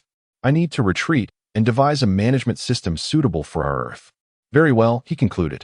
Having witnessed the grandest scale of warfare, I can now focus on the peaceful development of my civilization. Let us strive forward. Demi and Dezeo shouted in unison. Let's go. Meng Fan retreated into the meditation chamber, retrieving paper and pen to sketch the nascent form of Earth's future civilization. Chapter 99. The first representative assembly of Earth civilization. Every day, Dami diligently gathered various opinions in the fairy garden, with the little fairies enthusiastically contributing an abundance of suggestions. She meticulously categorized these ideas and subsequently presented them in the meditation chamber for discussion with Meng Fan. It was during these deliberations that Meng Fan came to appreciate the brilliance of the founding monarchs who established dynasties lasting centuries on Earth, particularly the first emperor of China, whose feudal dynasty model endured for over 2 millennia. It dawned on him just how formidable this achievement truly was. After 7 days of arduous effort, Meng Fan held a substantial 40-page development plan, feeling an overwhelming surge of emotion. The toil was exhausting, more so than warfare itself. In battle, one merely needed to strategize against the opposing commander, yet this plan required consideration of countless individuals, events, and possibilities, with the complexities of human nature being the most elusive to fathom. Before Earth civilization could firmly establish itself, Meng Fan resolved to adopt the most prevalent system in this world, the leader model, or more precisely, a dictatorial approach. However, he also sought to introduce a capital model hitherto unseen in this realm, providing a fertile ground for future commercial endeavors. The military would remain independent of this model, serving as the cornerstone and guardian of civilization's advancement. In summary, the future Earth civilization would embody a military government, a dictatorship. The inaugural representative assembly of Earth civilization convened at the headquarters of the Great Zongzi Company, attended by 410 participants alongside 2 12-winged fairies. The venue exuded a military ambience, featuring a simple podium devoid of banners or floral arrangements. Under the leadership of Captain Sun Dahu from the Orange Dragon Scale, the assembly commenced. Sun Dahu was chosen to preside due to his unique ability to articulate in formal settings, a rarity among the Dragon Scale members, who typically refrained from speaking in formal or combat situations. Once a top student and a participant in numerous international debates, Sun Dahu had increasingly retreated into silence after joining Dragon Scale, preferring action over words. Nonetheless, his foundational skills remained intact, allowing him to adeptly lead the assembly. Sun Dahu's appearance had reverted to that of a man in his mid-20s, exuding an air of refined composure. With a smile, he took to the podium, cleared his throat, and addressed the attendees, esteemed leaders and comrades. Today, on this splendid day of sunshine and blooming spring, the inaugural representative assembly of our great Earth civilization is officially convened. Before he could finish, a shoe soared toward the podium, quickly followed by an onslaught of shoes. As he dodged the incoming footwear, he exclaimed, "You heartless lot! I said I wouldn't preside, yet you've compelled me to do so." Zhao Gang nudged Meng Fan, suggesting, "Meng Fan, it's your turn." With a wry smile, Meng Fan turned to Dami on his shoulder and said, "Fetch those shoes for me." Upon ascending the podium, Meng Fan's first act was to kick aside the scattered shoes, rebuking, "You rascals! What a fine assembly you've turned into a farce." Laughter erupted from the audience. The purpose of this gathering was to unite and deliberate the future development of Earth civilization. Admittedly, as soldiers, they were novices in politics and outsiders in development. Yet they had witnessed the intricacies of military affairs. Meng Fan continued, "Recently, some among us experienced the largest-scale war in this world, a fortunate encounter. I have witnessed countless acts of bravery, of standing resolute in the face of death, and I hold deep respect for all, particularly for that division commander, pierced by arrows yet unyielding, charging fearlessly despite being surrounded. As soldiers, do you not feel a sense of camaraderie?" A resounding chorus of affirmation echoed back, "Yes." Meng Fan asserted, "Dragon Scale is the preeminent force within Earth civilization. To be a member of Dragon Scale is my lifelong pride. As we enter this new world, do we have the confidence to make our mark once more?" The response was a fervent yes. "Excellent. Let us strive together to restore the glory of Dragon Scale. Now, I shall outline our objectives for the next century. First, we will establish our own city, beginning with the construction of villages. Second, we aim to lead 100,000 individuals to this world, with at least 50,000 being soldiers. Third, we shall enhance our strength, training a minimum of 10,000 soldiers to meet the average standards of this world, with a focus on cultivating 1,000 elite warriors. I hope each of you aspires to be among those 1,000. Fourth, we will establish a solid foundation for civilization, using villages as the basis for a stable, developing small social system. After articulating these lofty goals, Meng Fan adopted a more casual military tone, stating, "As for establishing civil order, I will enlist those adept in politics and expertise to handle such matters. As soldiers, we need not overthink. Our immediate priority is to establish our stronghold. Dami has located a promising area for us to develop, though the journey to this idyllic haven is fraught with peril and challenges. Do you have the resolve to embark on an expedition for our Earth civilization?" A resounding affirmation filled the room. Meng Fan nodded. "This will be a long and arduous journey, with supplies being scarce. We will set out 3 months hence, with the 100 Earth Mercenary Corps as the core. In the meantime, practice your riding skills under the guidance of Bachelau. Here, we have no planes, high-speed trains, or automobiles. Riding beasts are our only means of transport. I expect you to train as diligently as you would for driving, aiming to attain advanced riding proficiency before we depart. Now, newcomers, return to hone your skills. For the Earth Mercenary Corps, here is your equipment submission list. Some of you need not submit anything, while others may have to surrender all. Review it carefully. All equipment should be handed over to Dami. Also, each of you has 100 years of time to allocate. Please submit any surplus to Dezeo. Zhao Gang and Pan Genhua, remain here. The rest of you may disperse." With that, he turned and entered the adjoining room. Chapter 100. Diligently preparing for village construction. What was initially anticipated to be a 3-hour conference for the representatives of Earth's civilization turned out to be a mere brief meeting for work arrangements lasting only a few minutes. A contingent of soldiers submitted their equipment according to a checklist, and the total time spent in the meeting, including the equipment handover, did not exceed half an hour. An hour later, under the leadership of Bachelou, the Earth Mercenary Corps galloped towards the northern gates, surging forth. The majority of them were still in a weakened state. Dazeo and Demi sorted through the equipment while expressing admiration for the obedience of the soldiers who referred to themselves as dragon scales. In the room, Meng Fan addressed the frail Zhao Gang, saying, "Old Zhao, I would like to hear your thoughts on the future construction of our army. I've noticed that the newcomers seem rather disheartened." Zhao Gang chuckled and replied, "For a true soldier, the greatest punishment is to be denied the opportunity to engage in battle. Sun Dahu and the others are feeling low for this very reason. These are minor issues that can be resolved with a few skirmishes. As for the future of the army, my personal vision is to establish a unit centered around the dragon scale, creating a team with the strongest sense of belonging. The composition of individuals entering this world will be highly complex.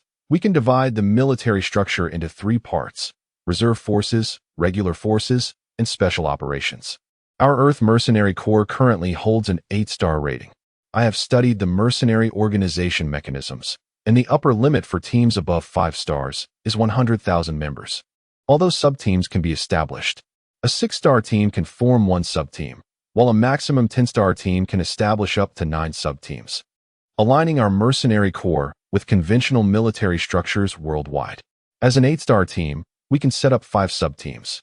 We shall use this framework as the foundation of our military, erasing all labels of nationality, ethnicity, and skin color from the individuals on Earth and rebranding them with the identity of the Earth Mercenary Corps. We will then cultivate capable individuals to form sub-teams. Once those sub-teams are established, we will have a substantial number of talents that can independently form armies. Subsequently, we will convert the Earth Mercenary Corps into a boot camp, and when our numbers grow, we will develop a large-scale boot camp for the entire Mercenary Corps." Meng Fan raised his thumb and praised, "No wonder you were once a general. You truly excel in military matters. From now on, you shall be responsible for training the newcomers." Zhao Gang snorted, "I have no desire to be an instructor. I can recommend a few talented individuals who specialize in political work. They are exceptionally suited for ideological tasks. Next time, let us invite some charming military flowers to ensure we have a respectable host for our meetings. Sun Dahu, that brat, used to have decent oratory skills. Now, he's developed quite the dragon scale dialect." Meng Fan nodded. "Very well, please submit the list to Demi. Next time, we shall invite a few political commissars." He then turned to the absent-minded Professor Pan and said, "Old Pan, it's time for you to get involved as well. Prepare a list as the foundation of your research team in this world. You shall have to carry the banner of the scientific community in the future. By the way, the gender ratio for the next group must be within 3:1. When selecting personnel, you may want to consider women. Additionally, I plan to allocate a portion of the leading slots each year as a reward, allowing our warriors to bring their family or friends into this world. This time, we will lead a significant number of individuals for the first time, and I want everyone to participate. Each person should recommend 3 individuals, and you all need to recommend 100. Inform Sun Dahu that he has a list of 50 recommendations, but externally, he can only mention 3. This list must be submitted 3 months prior to our departure. Old Zhao, you can spread the word early so they can prepare in advance." Zhao Gang stood up and patted Meng Fan on the shoulder, saying, "You are the leader, but we are all Earthlings. In this world, we stand united, and together we shall strive to make our Earth civilization shine brilliantly." Professor Pan interjected, "I am merely a physicist, not a sociologist, and I possess no experience in establishing civilizations. However, I understand how to cultivate talent. Based on my years of survival in the City of Leaders, I have observed that this world possesses various scientific systems, which, though difficult to comprehend, are interconnected. I may consider myself a fool, but I can nurture brilliance. Discarding prejudice, this world has its own science, and I will endeavor to grasp the truths of this realm." Meng Fan smiled. "Who says you are a fool? We currently lack a village, but once we establish it and set up a library, you will be an invaluable asset. Meng Fan departed the encampment with 2 sprites. Zhao Gang gazed at the flickering portal and sighed, acknowledging that they had done remarkably well. Professor Pan remarked, "No, he is not yet good enough. A true sovereign does not simply sit with us. Rather, we stand in his presence. Old Zhao, you are too familiar with him, lacking the requisite reverence for authority. I now comprehend the fundamental rules of this world. The future of Earth civilization ultimately rests in his hands. We should be grateful that our leader is exceptional. Otherwise, we would find ourselves destined for servitude or eternal demise." Zhao Gang pondered for a moment and expressed his gratitude to Professor Pan. "Thank you, old Pan. I am but a simple soldier. You are the meticulous one. I understand what must be done." Bachelou retrieved a reference book, glanced at it, and called out, "Let us circle around the Birchwood area of the City of Leaders today. 3 months is a tight timeline, so let us put in our utmost effort." A chorus of affirmations echoed behind him. 100 dragon-scale warriors exerted unimaginable willpower in pursuit of the advanced equestrian skills Meng Fan had casually mentioned. Once Zhao Gang joined the ranks, he implemented an utterly insane training regimen, allowing no time for rest. He rented 200 horses, assigning 100 to the newcomers practicing planting techniques in the Bag River agricultural zone, instructing them to assist in feeding the horses. After exhausting the last vestiges of the horses' stamina, they would return to the Bag River agricultural area to switch mounts. The horses never rested. When hungry, they would nibble on bread and sausage while on horseback, and when thirsty, they would take sips of water. These zealots mastered the art of eating and sleeping in the saddle, recovering their energy as if they had grown accustomed to life on horseback. Soon, news spread throughout the City of Leaders that a group of madmen was frantically circling the birch forest. Meng Fan was also diligently honing his swordsmanship. Upon entering this world, he brought with him master-level sword skills bestowed by the First Dynasty, including both Grandmaster and Supreme Grandmaster techniques. Failing to refine his swordsmanship to the Grandmaster level would feel like a disservice to the generosity of the First Dynasty. The stark contrast between him and the unfortunate soldiers galloping on horseback was that he had access to a tenfold experience training chamber, enhancing his martial skills. Moreover, his focus skill allowed him to save considerable time during practice. With his innate understanding of swordsmanship, he spent 3 months merely advancing to the 5th level of mastery, having only improved by half a tier, with the Grandmaster and Supreme Grandmaster levels remaining an elusive goal. Chapter 101. Ready for departure. The busiest among them were undoubtedly the 2 little sprites, Rice and Jujube. They were simultaneously managing the rice transport team and the Juju processing plant, while also procuring appropriate equipment for the dragon-scale warriors. However, during this wartime, merchants selling weapons and equipment in the City of the Leader were exceedingly scarce, particularly those dealing in legendary-grade gear. Fortunately, Rice was quite the resourceful individual, employing various dubious methods to acquire suitable weaponry for the Earth Mercenary Corps. Every day, Meng Fan would carve out some time to converse with Rice and Jujube, enjoy a soak, and share a meal, followed by some playful antics in their quarters. He was becoming increasingly adept at controlling his focus skill, entering a state of concentration with greater speed and exiting it with ease, no longer isolating himself from the world upon entering this focused state. On the eve of their scheduled departure, everyone reconvened at the headquarters of the Big Zongzi Company, their faces etched with fatigue from training until the last moment, Meng Fan included. After sharing a meal, singing songs, and observing the lights-out signal, they spent their final night in the City of the Leader in a traditional gathering. Rice fluttered onto Meng Fan's shoulder, gazing at the full moon. "What are you thinking about?" he inquired.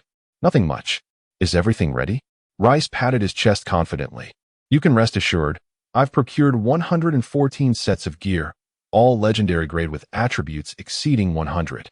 Coupled with their inherent properties, strength values exceed 80, agility surpasses 50, and constitution has reached 40.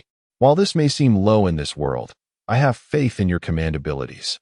I studied the map, and you will traverse 3 major regions, the Crimson Stone Forest, the Black Wind Desert, and the Thunder Plains, before entering the Death Mountains."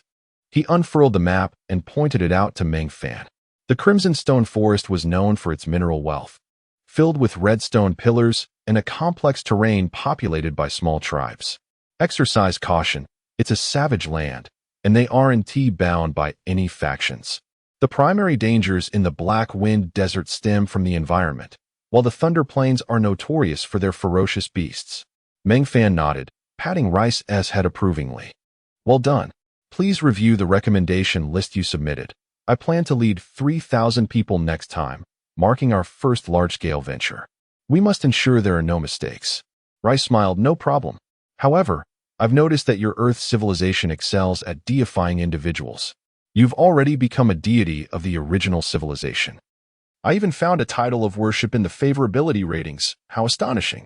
Meng Fan chuckled softly, choosing not to respond. After a lengthy pause, he finally said, let us head home. Take a bath and get a good night's sleep. Rice playfully opened the door, leading Meng Fan back to his villa. As per usual, Meng Fan relaxed in the bath while the two little sprites brewed tea. Jujube spoke up, Meng Fan, we've processed the equipment you brought back from the battlefield. Of course, we retained the legendary items. We've sold off the rest for 5 million years. With the equipment submitted, we've exchanged some sets in the market. The Earth Mercenary Corps now boasts equipment levels comparable to elite mercenary warriors, though our numbers are a bit lacking. Meng Fan replied with a smile, Jujube, how much time do we have left? The 10 billion years sent by the First Dynasty remains untouched, while our own earnings have exceeded 55 million years. Primarily due to the sales from your pine forest production base and the gear you recovered from the battlefield. Your ability to accumulate time is truly impressive. Rice interjected, Meng Fan, you should adjust your time distribution settings to a captain distribution model, akin to a mercenary hiring model, with annual salaries over 10 years. These fellows hardly care about the time anyway. We can gradually increase their wages. With Rice's guidance, Meng Fan modified the time distribution model. In an instant, the remaining time for all members was essentially set to 95 years. Meng Fan instructed to retain 100 years and submit the remaining time. And everyone dutifully complied with his command. The timekeeping in this world was remarkably straightforward, governed by a single unit, the leading year. The last leading year was 2 years prior, with 7 years remaining until the next. Upon awakening from his slumber, Meng Fan found breakfast laid out on the table alongside a note. Wood, we're off to distribute equipment. Do not bring the Freedom Village order, as it may easily drop upon death. You may return for it after arriving. Your belongings are ready. Good luck. Jujube and I await your good news. When Meng Fan arrived at the big Zongzi Company headquarters, everyone was busy organizing their gear. 100 neatly arranged backpacks lined the wall, each packed with only about 50 units of supplies to avoid excess weight hindering their movements. Thanks to Meng Fan's space ring and the Godslayer belt, he carried just a small backpack containing 20 units. To his astonishment, in one corner of the headquarters stood 100 warhorses, all devoid of any rental markings. Bachelou was feeding them, occasionally conversing with the horses as if they understood him. Upon seeing Meng Fan, Jujube flew over, proudly announcing, Meng Fan. Rice acquired these 100 warhorses through special means, along with their gear, for just 20,000 years each, with the equipment included for free. He handed Meng Fan a white token and a book titled Introductory Taming Techniques. This is the Riding Beast token, allowing you to store your mount within it, along with some feed and water. However, mounts cannot remain inside for extended periods. Bachelou is the expert on this. Note that this Riding Beast token is merely a temporary storage tool and will drop upon death. Meng Fan accepted the token and the book, swiftly learning its contents. With a commanding voice, Meng Fan called for the formation, and the 100 expedition participants donned their gear, retrieved their backpacks from the corners, and, using their respective Riding Beast tokens, found their assigned mounts. Leading their steeds, they gathered in the central open area of the headquarters. The entire process flowed seamlessly, taking merely 5 minutes to form into 4 neat columns. Meng Fan offered a salute to the group, accessing the payroll option in the catalog, and distributed a salary to everyone, adding 10 years to each person's time sphere. Meng Fan's time sphere diminished by 1,000 years. All right, the first salary has been dispersed. From now on, we are professional soldiers, compensated for our service. This expedition will be lengthy and fraught with peril, and many may not return. Those who do should diligently practice their skills, deciding for themselves what to focus on. Chapter 102, City of Civilization 6 to 125,447. Meng Fan addressed Sun Dao, who was seeing him off, saying, "Tiger, I entrust the family affairs to you. Should any issues arise, you may seek assistance from Dami and the others. Focus on being a political commissar for me for a while. Our journey ahead is still long." Sun Dao saluted Meng Fan, wishing him a safe journey. Utilizing the beast riding token, Meng Fan located his warhorse among the herd. He mentally reviewed the plans discussed with Dami over the past few days. A confident smile gracing his lips as he mounted his steed and addressed the assembled dragon-scale warriors. "Let us set forth." The knights surged out of their encampment, their destination set for the teleportation array. It would be a folly to avoid the array. Even if they were to run in a straight line to the place Dami mentioned, it would take centuries. However, the cost of teleporting 100 individuals was exorbitant. Fortunately, the beasts could be stored within the beast riding token. Even so, each individual's fee amounted to 2,300 years, and including the beasts increased the cost to 2,800 years. Thankfully, with Dami's foresight, they managed to complete the teleportation for a mere 230,000 years. Upon exiting the teleportation array, the Earth Mercenary Corps nearly drew their weapons in self-defense, as they were surrounded by a throng of merchants. Fortunately, the items they bore were not weapons, but a myriad of goods. Fervently promoting their wares to Meng Fan and his companions, who found it impossible to push through the crowd. It was only when a figure resembling an official, accompanied by fully armed soldiers, dispersed the frantic merchants that Meng Fan and his party were liberated. The official approached Meng Fan, saying, "Welcome to the City of Civilization 6 to 125,447. I am Monterey, the official guide of this city. May I inquire where you hail from?" Meng Fan stepped forward, coldly stating, "I am from the 25th Legion of the Southern Province of the First Dynasty, sent here by Legion Commander On Smith to procure military supplies." He then produced a token from the 25th Legion and handed it to Monterey. This declaration had been meticulously crafted by Meng Fan and Dami, for using the name of the 25th Legion would mitigate many troubles. As for the token, there was no shortage of them. Many Dragon Scale members possessed such tokens, some belonging to fallen soldiers, others gifted by friends. This token served merely as a symbol of identity, devoid of any inherent attributes. The token Meng Fan presented belonged to the Logistics Division's Old Bill. Monterey glanced at the name and title on the token, his face breaking into a sycophantic smile. "Lord Bill, welcome. Please rest at our inn. I shall immediately inform my superior." Alas, our leader has already proceeded with the Legion to the assembly point for the Grand Eternal War. Otherwise, our leader, Memphis, would have personally welcomed you. "May I inquire about the goods you intend to procure? I can arrange samples in advance." Meng Fan scoffed. "What does your city have that warrants our visit? Let us not beat around the bush. Our legion has been upgraded to a Tier 3 legion with a brief rest period, so we must act swiftly." Monterey's demeanor grew even more obsequious. "I will make arrangements immediately." Noticing the merchants beginning to encroach again, he signaled to the nearby soldiers, who drew whips to carve a path through the throng. Meng Fan produced the beast riding token and released his warhorse, riding brazenly through the city.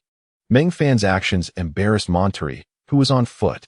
Meng Fan quietly instructed Bachelou, "Put that guide on a horse." Bachelou faithfully executed the order, urging his steed forward to hoist Monterey onto his mount. As Monterey struggled in alarm, Meng Fan remarked, "You are moving too slowly. Don't you guides have a horse?" Monterey, embarrassed, replied, "My lord, we, the 6 to 125,447 civilization, have only recently ascended to a stellar-grade minor civilization. Bobo City is merely a small city, not much larger than a town. Unlike those ancient civilizations, we are quite impoverished. Establishing a teleportation array nearly left us in tatters, and we have had no time to build other infrastructure. High-end mounts are not something people like us can afford." Meng Fan sneered. "Your civilization occupies a vast region abundant in medicinal resources. If you can safeguard it, your future development is limitless." Monterey responded, "Thank you for your kind words. The three-story building ahead is the inn. Though simple, it is certainly quiet, free from unnecessary disturbances. Please rest inside, and do not hesitate to voice any needs. Indeed, as Monterey had stated, the inn's conditions were quite poor, with large communal sleeping areas. However, Meng Fan was provided with a private room, only slightly better than sleeping in a tent. After arranging for Meng Fan and his party, Monterey hurried to the city's core, the city hall. He sought out his immediate superior, Minister of Commerce, Pharaoh. Lord Pharaoh, a significant business opportunity has arisen. The 25th Legion of the Southern Province of the First Dynasty, led by Lord Bill, has come here to procure supplies. Pharaoh immediately rose from behind his desk, exclaiming, "The First Dynasty?" "Indeed, Lord Pharaoh. I just checked the teleportation records. They arrived from the city of the leader, each spending 2,300 years. This promises to be a substantial transaction. They have invested over 230,000 years to reach us, indicating an immense quantity of goods they intend to purchase." Pharaoh shouted to his aides, "Quickly prepare a banquet to welcome Lord Bill. Provide him and his entourage the finest food, and arrange for beautiful women, especially those enchanting elven maidens. Hurry, make haste with the arrangements." While Pharaoh busied himself with the welcoming ceremony, Meng Fan summoned Chi Honggang into his room, providing him with brief instructions and a note. Chi Honggang took his leave, selecting a few individuals from the group before departing the inn. Meanwhile, Meng Fan reflected on the plan they had devised, pulling out a scroll to examine it closely. This was the list of medicinal supplies prepared by Dami, detailing various items and their approximate prices. Chi Honggang's mission was to ascertain the market prices of these medicinal items. The mountains adjacent to Bo Bo City, known as the Moon-Holding Mountains, yielded abundant medicinal resources. Bo Bo City stood as the southernmost orderly city within the Order Continent. Further south, despite still being part of the Order Continent, lay only untamed wilderness. Bo Bo City was a stellar-grade civilization that had emerged amidst this vast expanse of savagery, with a population of approximately 600 million. The only official city was Bo Bo City, which controlled a sprawling territory encompassing the entire Moon-Holding Mountains, rich in medicinal resources. To the east, much of the Blackstone Gobi, inhabited by undead creatures, fell within their domain. To the north, beyond the Moon-Holding Mountains lay the expansive barbaric grasslands, a hunting ground for Bo Bo City, where their quarry was not game, but rather humans, slaves. Chapter 103. Impersonation. Though this region remains part of the Order Continent, the light of order fails to reach it. True order exists solely within the confines of the First Dynasty, and the entire order of the continent is built upon its formidable strength. Nevertheless, no matter how powerful the First Dynasty may be, it cannot completely dominate the entirety of the Order Continent. Its territory comprises half of the continent, while the remaining civilizations collectively occupy a mere quarter. The rest is desolate and unclaimed land, referred to as the wild regions, where only the most primitive rule of survival of the fittest prevails. Indeed, outside the realm of the First Dynasty, this principle reigns. Some places are overt about it, while others operate in secrecy. Bobo City occupies the ambiguous space between overt and covert. It is a free city established by the 6 to 125,447 civilization belonging to the Order faction, surrounded by the wild regions and distanced from the heart of order. To reach the nearest orderly city would take at least a decade, assuming one travels with the swiftness of the elite 1st Cavalry Corps. Its remote location provides a tranquil environment for development, albeit one steeped in poverty. However, two distinct commodities flourish here: pharmaceuticals and slaves. No merchant desires to trade in such a forsaken place, prompting the civilization's leader, Memphis, to devise an intriguing strategy: legion-style trade. Periodically, he personally leads a legion-sized army on an expedition to eastern cities, transporting vast quantities of medicine, while simultaneously capturing slaves. Upon returning to the Order territories, he fragments the goods for trade with nearby cities, thus acquiring resources otherwise unattainable in Bobo City. Each expedition consumes over 50 years. Sustaining a legion in this world necessitates significant time investment, and the profits earned are primarily allocated to maintain these slave-hunting legions, which accounts for the stagnation of Bobo City's development. The entire 6 to 125,447 civilization endures considerable hardship. Lunch is relatively lavish, with each soldier receiving a decent portion of food. Yet, the special operations personnel are cautious, refraining from consuming the provided food of uncertain provenance, instead opting for their own provisions. Meng Fan enjoys a masterful dish accompanied by a bottle of exquisite grain wine. Unperturbed, he activates a data eye and, finding no issues, proceeds to eat with ease.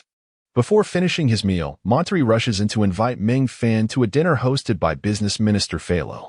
After accepting the invitation and glancing at the still high sun, Meng Fan chuckles, remarking on Phalo's eagerness to host him so early in the evening.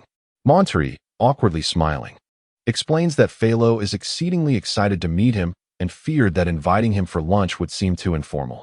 Meng Fan whistles, summoning Zhao Gang and Bachalu, while discreetly signaling to Duan Wu, who nods and conveys a similar gesture to several dragon-scale warriors. Dozens of individuals gather in small clusters, dispersing throughout the inn to serve as sentinels, while others stealthily conceal themselves as hidden watchers. Monterey, having arrived on horseback, finds himself astride a mere ordinary warhorse. As this region lacks superior mounts, his riding skills are modest, barely managing to stay mounted and unable to urge the horse into a gallop. Monterey, with a sheepish smile, praises Meng Fan's elite subordinates. Meng Fan, with a non-committal smile, downplays the compliment, attributing their survival in the impending battle to the brothers' caution. A misstep could lead to ridicule from their peers, leaving Monterey embarrassed yet compelled to smile. Although Bobo City is merely a first-tier city with inadequate infrastructure, it is surprisingly expansive. The journey from the inn to the city center's town hall takes a full hour, with the streets lacking any semblance of order, lined with low wooden houses that are not arranged neatly. The population is substantial, and many residents peer out from their wooden abodes, curiously observing the knights on horseback. Upon arrival, Phalo awaits outside the town hall with a large entourage, having even unfurled a banner proclaiming the arrival of heroes from the eternal war to Bobo City for guidance. Among the welcoming crowd is a ceremonial battalion of 120, each clad in a 3-star legendary ensemble, which pales in comparison to the current equipment of Earth's mercenary groups. Meng Fan dismounts, acknowledging the exuberant Phalo with a military salute, quietly remarking, "My dear Phalo, did you truly need such fanfare for our clandestine arrival?" Phalo's face flushes with embarrassment as he suddenly recalls something, quietly stating, "Lord Bill, I neglected to consider that. However, everyone here is under my command. You can rest assured about confidentiality." He gestures for Meng Fan to enter. As they proceed, Meng Fan urges him to hasten, citing other pressing matters. Phalo nods vigorously, assuring him that samples have been prepared and that a banquet has been arranged. Meng Fan waves dismissively, expressing disinterest in the banquet, citing their brief period of respite. Phalo invites Meng Fan into a small room, offering him the seat of honor, while Zhao Gang and Bachalu stand resolutely behind him, exuding an air of protectiveness. Pouring a cup of tea, Phalo inquires, "Lord Bill, I have heard that the chaotic army has reached the very gates of the Fortress of Order's Light. Has your 25th Legion engaged in the defense of the fortress?" Meng Fan chuckles softly. "Minister Phalo, there is no need for subterfuge. I am using a false identity. Bill has perished. As for my true identity, I ask that you refrain from questioning it, though you may address me as Bill. I have come to procure a substantial quantity of pharmaceuticals, and you may inquire about the purpose of this procurement. It is not a secret. However, my arrival must remain confidential, so when you provide your pricing, do consider carefully." Phalo, taken aback by Meng Fan's candidness, had intended to verify his identity and inquire about the 25th Legion. Instead, Meng Fan divulged everything he wished to know with an assertiveness that left Phalo with a clear impression that this individual far surpassed the procurement officer of the 25th Legion in stature. Recovering from his astonishment within mere seconds, Phalo swiftly adopted the demeanor of a shrewd businessman, stepping outside the room to clap his hands. Chapter 104. Order spirits half a minute later, for ethereal beings gracefully entered, kneeling in unison at Meng Fan's feet, presenting a tray before him. Rather than showcasing merchandise, it felt more like an exhibition of their enchanting forms. Both Meng Fan and Zhao Gang Bachelou swallowed hard. Their breath was barely audible, yet Pharaoh perceived it distinctly. It was hardly their fault. Though they were soldiers, they were also men, and among men, they were the epitome of masculinity. After 3 years in the military, they had witnessed the most outlandish spectacles, yet nothing could compare to the 4 fantastical and exquisite spirits, a species seemingly plucked from the pages of a novel. Meng Fan, well aware of Pharaoh's intentions, donned a knowing smile, remarking, "My lord Pharaoh, you have exquisite taste. The merchandise is commendable. Let us discuss the price." Pharaoh, grinning mischievously, replied, "Each spirit shall cost you 10,000 years. For all 4, I shall grant you a deal at 30,000. Meng Fan scoffed. "I was referring to potions. You wouldn't dare charge me 10,000 years for a single box of remedies, would you?" Pharaoh chuckled awkwardly. "Of course not. We have a wide variety of potions available, primarily focused on healing, detoxification, stamina restoration, and mental rejuvenation. Additionally, we offer various enhancement potions such as strength, agility, and constitution boosters. What kind of potions does Lord Bill require?" A subtle smile graced Meng Fan's lips as he declared, "I seek 3 types of potions. First, the healing potion. I wish to procure it in bulk. What is your price?" Pharaoh replied with a chuckle, "May I inquire what grade of healing potion you desire? We have several tiers, from novice to grandmaster. I presume the lower grades would not suffice for your needs." Intermediate, advanced, and master levels, Meng Fan specified. The intermediate lasts 3 days, the advanced 7, and the master 15. "You are rather miserly. We purchase by the box, else how could we settle the accounts?" Pharaoh pondered, his teeth clenched. For the intermediate, 80 years, for the advanced, 160, and for the master, for 100 years. These can be sold in the first dynasty for at least 100 years for intermediate, 200 for advanced, and 500 for master. Meng Fan wiped his hands, remarking, "You are, after all, a civilized business representative. Is that all the audacity you possess? Moreover, the laws of the first dynasty are quite stringent. As a soldier, I am prohibited from engaging in trade." Pharaoh felt a twinge of being played. Meng Fan stood and playfully tugged at the ear of the nearest spirit, smiling. "Your skin is quite exquisite. Allow me to propose a price: 68 years for the intermediate, 135 for the advanced, and 320 for the master. If these terms are acceptable, let us discuss your production capacity."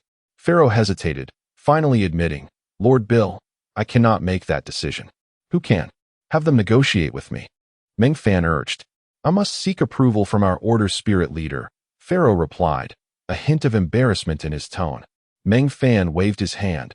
"Hurry back. I shall await your return." Pharaoh hesitated again until Meng Fan added, "Inform 6 to 125,447 that I have come to assist her." Pharaoh contemplated for a moment before exiting, but soon, Meng Fan heard a flurry of light footsteps. He exchanged a knowing glance with Zhao Gang, sharing a moment of understanding. Meng Fan cast his gaze upon the 4 kneeling spirits and activated his data vision, revealing information about them. Vivian, Once's Apollo, Sun Spirit Clan, Slave, Strength, 42, Agility, 93, Constitution, 30, Will, 15, Wisdom, 45. Profession, Spirit Pilgrim, Spirit Radiant Mage. Talents, Fire and Wind Elemental Affinity, Life Praise, Archery. Special abilities, Night Vision, Master Level Archery, Master Level Life Magic. Master Level Architecture, Master Level Spirit Communication. Having angered the Spirit King, she was exiled from the Sun Spirit Kingdom, yearning for freedom. Affection Level, Disdain. Meng Fan activated his data vision on the other 3 spirits, discovering similar attributes. He could only express astonishment at the extraordinary talents of these fantastical beings. They were undeniably remarkable. Upon closer inspection, he noticed faint whip marks adorning their bodies. Meng Fan addressed Vivian, "Rise." A clear voice from a nearby spirit responded, "Without our master's command, we dare not. How many sisters do you have who have become slaves?" he inquired. This time, silence reigned. The four spirits' eyes burned with fierce anger.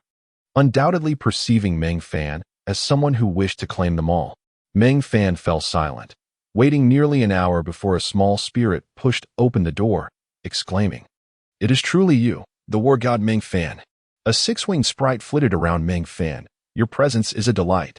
I attended a party hosted by Dammy in your honor. Did you know? Dammy celebrated your ascension as a war god with a 3-day festivity, but alas, you were bedridden at the time. I am 6 to 125,447, but you leaders hardly remember names." Meng Fan caught the loquacious spirit in mid-flight. Aware that most small spirits were quite chatty, it was rare for them to cease speaking once engaged. However, he knew a little trick to quiet them. From his spatial pouch, he retrieved a small cloth bag filled with elven delicacies, offering a few exquisite treats to 6 to 125,447, effectively silencing her momentarily. Seizing the opportunity, he stated, "I have come to discuss the potential for trade cooperation between our two factions. It is unfortunate your leader has departed, otherwise, we could converse face to face." As she munched on her treats, 6 to 125,447 proudly proclaimed, "Such matters are trivial. You may discuss them with me. You require potions, yes? How many do you need? I can provide them at cost." Meng Fan playfully flicked her head, startling Pharaoh, who nearly lost composure. Yet 6 to 125,447 appeared unfazed, relishing the playful banter. "I need a substantial quantity. You shall decide the specifics. Your leader will likely be driven to madness." With a sigh, 6 to 125,447 continued, "For us, selling these potions to other cities without incurring a loss would be a victory. Achieving cost price would be exceptional.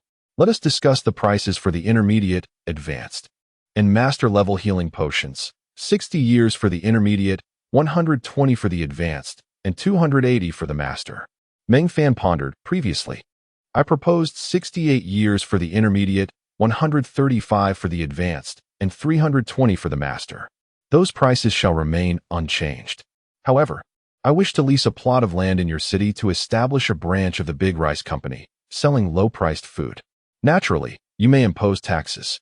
Our prices will be set at the rates of the leader's city, plus a 10% profit margin, of which 5% will go to your Big Rice transport team. I am cautious not to let Dammy work for free. I am unaware of the food prices in your area. You may participate in price setting, but we shall claim 70% of any profits, as long as I can secure a benefit." Chapter 105. Elven Slaves 6 to 125,447 was suddenly filled with joy, flying up to Meng Fan and giving him a fervent kiss. "Meng Fan, you are truly wonderful. We are facing a severe food shortage here. With prices 3 times that of the City of Leaders, a single box of bread costs 3-5 years' worth of labor. Your food has arrived just in time. As for the location, we can discuss it. Regarding the rent, it is annual, and as long as we do not go to war with each other, you can lease it indefinitely." Meng Fan added, "I have heard that you possess many slaves. Sell me a few. As employees of the Great Zongzi Company, we cannot allow rice or jujubes to be sold directly here." 6 to 125,447 glanced at the 4 elves kneeling on the ground and said, "You can have all 4 of them." Meng Fan shook his head. "That is too few. How many elves do you have in total?" 6 to 125,447 looked at Pharaoh, who quickly replied, "There are 22 in total." Meng Fan chuckled, "I will take them all." 6 to 125,447. Where is your residence located? 6 to 125,447 immediately adopted a regal demeanor, instructing Pharaoh, "Notify the Alchemist Guild to relocate and clear the most central area of the trading zone. Inform the engineering team to stand by and reconstruct that area according to Meng Fan's preferences, with expenses covered by the treasury. Bring forth all the elven slave contracts, along with the selling price for each, annually." Pharaoh hurriedly complied, showing greater respect to Meng Fan, who referred to himself as Bill. It was evident that 6 to 125,447 held significant power within this civilization. Indeed, Most civilizations operated in a similar manner, with the Order elves being the highest authority after the leader. Rice and jujubes aside, perhaps they too would reach such a status in the future. Meng Fan inquired of 6 to 125,447. Do you have any basic information available for download about the surrounding area? I cannot find this place in the Eternal Atlas. It seems rather remote. 6 to 125,447 smiled apologetically. Indeed, it is quite remote. Please wait here. I will fetch the basic information. Once 6 to 125,447 left, Meng Fan addressed the 4 kneeling elves. Rise. I am now your master.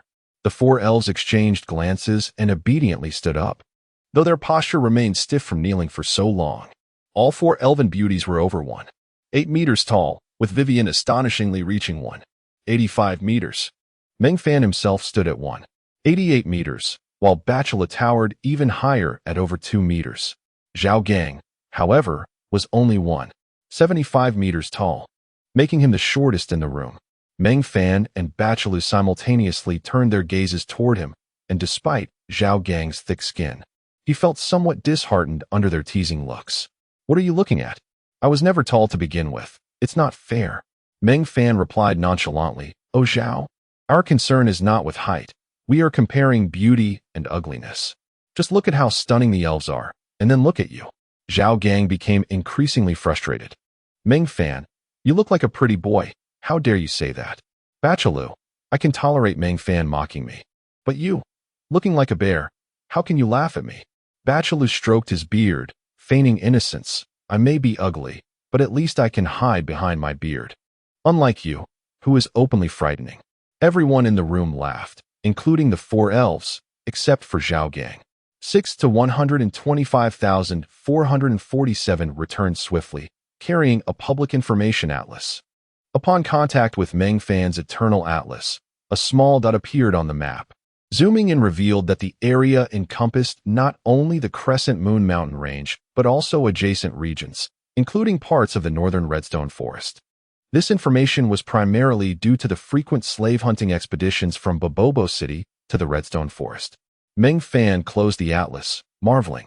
You truly possess remarkable capabilities to have located such a prime location. 6 to 125,447 sighed. In hindsight, our initial choice of location was somewhat hasty. We focused solely on the resources of the Crescent Moon mountain range, only to realize, with the rapid population growth, that suitable land for agricultural development is exceedingly scarce. Our civilization has been in a state of semi-starvation for a long time, and we are fortunate you have arrived. However, with so many people in your civilization, I do not possess the means to alleviate your hunger, Meng Fan replied. No, Meng Fan. Although Bobobo City is small, it is still a stellar city. According to Elven law, I can invite 100 little elves to play each day, and with the capacity of the rice transport team, we can deliver 10,000 boxes of food daily. No joke, this food is enough for a grand celebration for the entire city of Bobobo. Meng Fan could only respond with an awkward smile. At that moment, Pharaoh entered, breaking the awkward tension. Pharaoh respectfully handed a stack of scrolls to Meng Fan. While 6 to 125,447 explained the usage of the slave scrolls, which was quite simple. Just place a hand upon it and infuse a trace of soul essence. Soon, Meng Fan established slave contracts with the 22 elven beauties, and the Eternal Atlas automatically generated a slave option. As he casually flipped through the attributes of the slaves, he was astonished to find their attributes remarkably high, particularly agility, with the highest reaching 180 and the lowest around 100. Furthermore, these elves were adept in both magic and combat, each classified as a master-level mage and master-level archer. Lastly, there was a list of enslavement degrees. Those forcibly bound by a slave contract were termed contract slaves, prone to rebellion, escape, or even master murder. As the slave owner, one could view the enslavement degree, ranked from high to low as follows: tamed, submissive, unyielding, resistance, and hostile. Generally, reaching the level of submissive qualified one as a satisfactory commodity. Among the 22 elves, only the 4 before him had attained the level of submissive, The remaining 18 were primarily categorized as unyielding and resistance.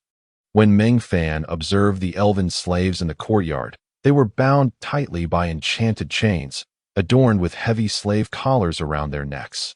The shimmering silver chains entwined their slender forms, accentuating their scarred, yet beautiful bodies, creating an unsettling aesthetic. This sight reminded Meng Fan of Su Lan's battered corpse, and a wave of brutal energy radiated from him. At that moment, the surroundings morphed rapidly. The beautiful courtyard transformed into a Japanese oil house. Blood slowly spreading from the decapitated corpses scattered about. Two figures stood in the courtyard, wielding dual blades, blood dripping from their blades as their shoulders quivered gently. They were weeping. In the oil house's chamber lay a wounded female corpse, silently resting. 6-125447's voice echoed in Meng Fan's ear. Now they are all yours. Taming slaves is a meticulous task. The more stubborn the slave, the greater the sense of achievement in training them. Be cautious. Although the elves appear beautiful, they are formidable warriors, so do not let them escape. Meng Fan snapped back to reality, feeling somewhat nauseous, and shifted the topic. When will our residence be arranged? Before 6-125,447 could respond, a loud voice from afar broke the tension. 6-125,447. We have arrived. Mu 2. How was the inspection? Is it as promising as I said? Oh, Mu 2. You've managed to acquire 22 elven beauties. Are you planning to stay in bed for the next year? Meng Fan flicked Dammy on the head. These are the future employees of the Great Zongzi branch. Instantly, a large bump appeared on Dammy's head. Chapter 106. The branch of the Great Zongzi. The date palm chuckled, stating that when seeking employees, it was essential to recruit robust male orcs.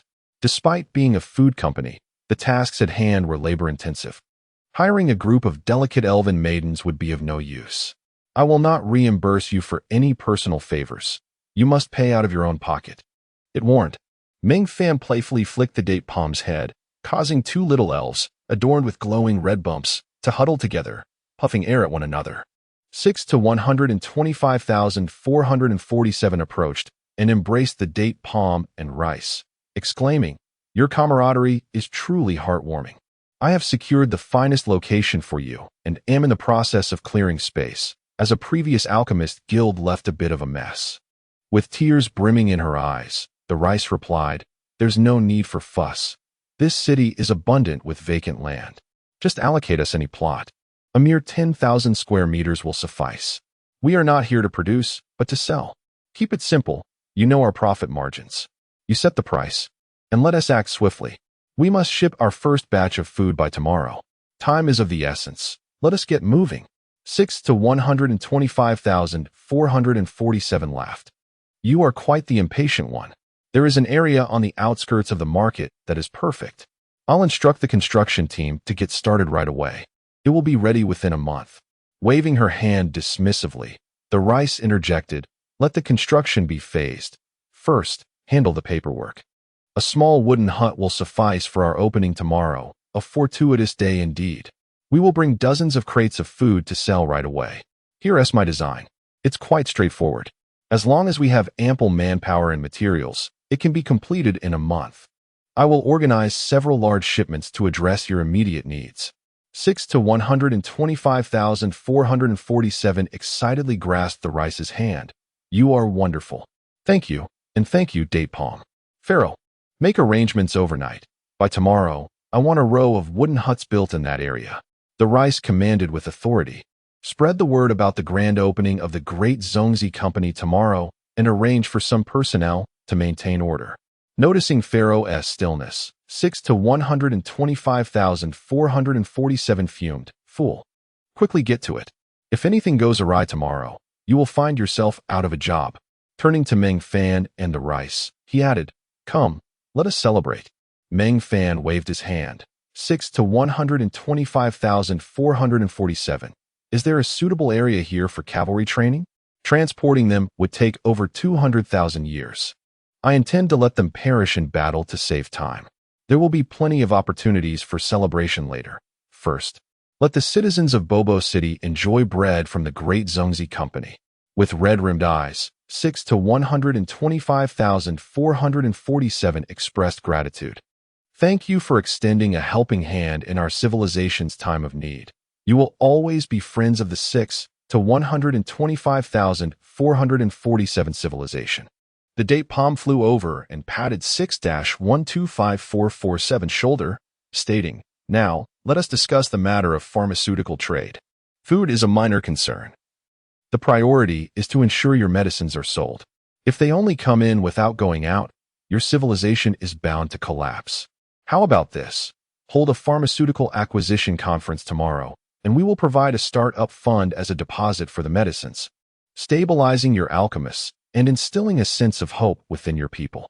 6 to 125,447 nodded and summoned a soldier clad in armor, instructing him to escort them to Baishur Pass and take them to the Haishigobi for training.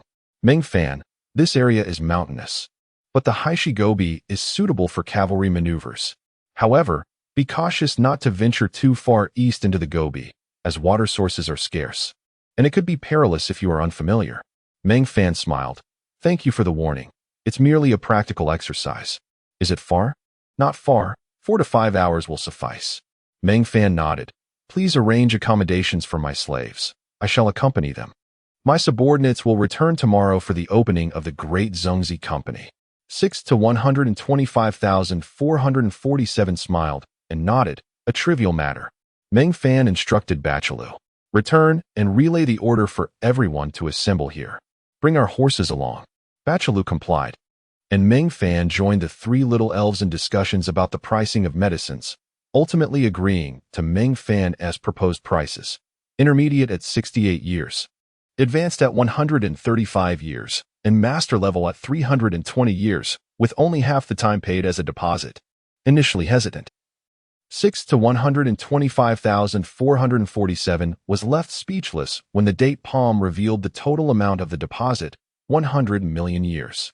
The initial investment would be 10 million years, with further investments to follow once the Great Zhongzi Company's premises were fully established. Confused, 6 to 125,447 inquired, "How do you plan to transport so many medicines? Will you summon the 25th Legion for a single transport?" "The Rice transport team can only bring goods in, not out."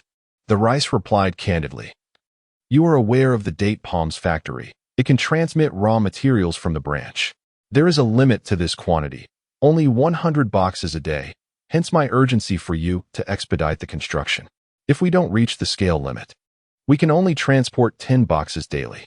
6 to 125,447 chuckled. "Ah, Rice, you are quite the opportunist." The Rice retorted with a cold smile, "That is my talent. We squandered a precious slot to support you, my friend." 6 to 125,447 sincerely expressed gratitude. "Thank you." At that moment, the distant sound of thundering hooves approached. Meng Fan grinned. 6 to 125,447. "Rice, date palm, please continue your deliberations. I shall see them off." The Rice added, "I will escort you as well, Meng Fan." Mounting their steeds, Meng Fan and Zhao Gang set off, with the Rice perched on Meng Fan's shoulder, waving goodbye to 6 to 125,447. She whispered to Meng Fan, "Excellent. The plan is progressing smoothly. This 6 to 125,447 civilization will become our pharmaceutical base, and we have seized their economic lifeline. Meng Fan, you are truly a genius. Your strategies in economic warfare are remarkable." Meng Fan replied, "What can one expect when their shortcomings are so pronounced? Besides, the very shortages they face are our areas of expertise in food production. Let us hope our future home does not exhibit such glaring deficiencies." The Rice proudly remarked, "The most significant flaw there is the insufficient population to support growth, only capable of sustaining 100 billion individuals. However, with your abilities and the resilience of your civilization, once the population reaches 100 billion, you will likely have achieved cosmic-level civilization status. Moreover, in the areas of future expansion, there are hardly any notable civilizations. Among 500 billion regions, only this flawed civilization remains. At the city gates, Meng Fan and the rice waved their farewells as a group of cavalry, guided by a leader, galloped toward the Haishi Gobi. Arriving at midnight, they reached the Gobi, located in the southern part of the Pingyue mountain range. Previously, it served as a training ground for the 6 to 125,447 Civilizations Legion, but now, with the Legion having moved north to join the Eternal War, it was mostly deserted. Save for a few scattered teams hunting undead creatures for time, operating at a small scale. They made camp in a small grove outside the Gobi. Meng Fan donned his wise attire, quietly establishing a teleportation coordinate, and exchanged a few words of instruction before following the guide back. This precaution was to prevent the future location of the village from being compromised. Having a secure and concealed hideout was paramount. Born of dragon scales, Meng Fan knew that any disguise that could cause even a minute of inconvenience to his adversaries was worth the effort. Chapter 107. The starving civilization of 6 to 125,447. After the dawn, Meng Fan and his guide returned to Bobu City, which was bustling as if it were a grand festival. The streets both inside and outside the city were thronged with ragged crowds, creating an overwhelming sense of congestion in the vast expanse of Bobu City, where at least 3 million people gathered. The population of the entire 6 to 125,447 civilization, of course, exceeded this number, as their leader, Memphis, had turned the northward expedition to participate in the Eternal War into a large-scale drug-selling venture. He had hastily summoned 300 million individuals to form 4,500 legions. Yes, you read that correctly, 4,500 legions. Each legion had a maximum capacity of 100,000, yet the 6 to 125,447 civilization lacked sufficient personnel to command such large numbers. Therefore, they randomly selected individuals with high commanding skills to establish temporary legions. The organization of these 4,500 legions was quite peculiar, comprising 2 regular combat legions and 4,498 logistical legions. This farcical expeditionary force nearly depleted all available food supplies, leaving behind a cool remark. Half the people have gone to battle to secure glory for the 6 to 125,447 civilization. When we return, we will bring back an abundance of food for a grand feast. The agricultural regions had enough food to sustain the populace, and for those in need, they were advised to seek sustenance in the Moonlight Mountains. Simultaneously, they took all available pharmaceutical supplies for this unprecedented expedition. In truth, they had little choice. With the onset of war, prices surged dramatically, including for medicines. Surrounding orderly cities, which had previously been flooded with their low-priced pharmaceuticals, were now profiting immensely by selling off years of accumulated stock. Consequently, the 6 to 125,447 civilization had no option but to head north to sell their goods in more distant regions. As they journeyed northward, their path resembled that of a locust swarm, leaving nothing in their wake. They exchanged goods at almost disgraceful prices in the villages along the way, and in the absence of villages, they resorted to consuming anything edible. The long journey was akin to living off medicine, and they had never felt satiated. Although they sold a substantial amount of pharmaceuticals, the consumption of food was significantly higher. Since the commencement of the expedition, over 100 legions had disbanded, transforming into merchant caravans radiating outward from the marching columns. At their current pace of travel and disbandment, they estimated it would take 30 to 40 years to reach the Fortress of Order's Light, by which time it would be fortunate if 2 legions remained intact, and perhaps only one could be restructured. The remaining populace was still around 3 to 400 million, and fortunately, the areas to forage for food had expanded, allowing them to barely fill their bellies. As for the agricultural output, it naturally belonged to the entire civilization, with the remaining individuals largely consisting of ordinary civilians who had no opportunity to intervene. It was only during each harvest season that Bobu City would publicly sell bread for a limited time, and even then, quantities were restricted. In summary, the entire 6 to 125,447 civilization was a starving one. When news broke that the Great Zongzi Food Company was set to establish a branch in Bobu City, The entire civilization erupted in frenzy. Within a day, everyone who could hear the news flocked to the city. Although they had no knowledge of what the Great Zongzi Company was, the mere fact that it was a food-selling entity was enough to ignite their desperation. These famished individuals were willing to do anything for sustenance. Despite his best efforts, Meng Fan could not push through the throngs of people. Ultimately, it took the deployment of 20,000 city defense troops to clear a path directly to the Great Zongzi Company's branch office. To his astonishment, the 1,000-square-meter office was filled with building materials, forming a small hill. At the front stood 5 small wooden houses, accompanied by a wooden platform where several prominent figures of Bobu City were gathered. Among them, Meng Fan recognized only one, Pharaoh, while the lesser-known Monterey stood humbly at the foot of the platform. 3 little sprites flitted to Meng Fan's side, with 6 to 125,447 exclaiming, "Come, come. You are the star. Hurry and make your entrance." Meng Fan chuckled, replying, "You are the true star. I am merely a company owner. Today belongs to you 3 little sprites." When Demi noticed Meng Fan's reluctance to take the stage, she said, "All right, 6 to 125,447. You take the lead." Meng Fan then told 6 to 125,447, "From now on, this will be entrusted to Dezeo, and Demi will handle transportation. We will help you through this crisis, and afterward, we will assume the role of traders, selling your goods to enrich your people." With a quivering voice, 6 to 125,447 expressed gratitude. "Thank you. Since you prefer not to take the spotlight, I shall not insist. We must celebrate tonight." Demi nodded in agreement. "Yes, let's have a party tonight at my place. We will wait for you in the office. The transport team is nearly here. Let us begin." 6 to 125,447 nodded and took to the platform, proclaiming, "Today marks the establishment of the Great Zongzi Food Company's Bobu City branch. The day we bid farewell to hunger in our civilization. We are grateful to the Great Zongzi Company for extending a helping hand during the most challenging times of the 6 to 125,447 civilization. The 12 to 5,125 civilization shall forever remain our ally. And the war god Meng Fan will always be a friend to the 6 to 125,447. Meng Fan chose not to continue listening to 6-125447's speech, and instead entered one of the 5 small wooden houses marked as an office with Demi.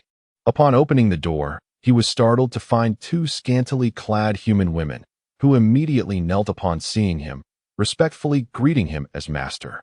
Demi smiled and said, 6 to 125,447 has chosen the best saleswomen for you. I have seen a total of 12, all excellent slaves."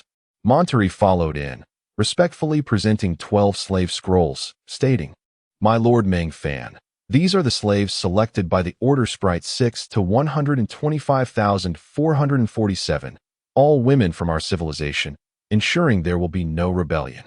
You may use them with confidence." Demi whispered, "Accept them. Rest assured they are not spies. They genuinely appreciate you."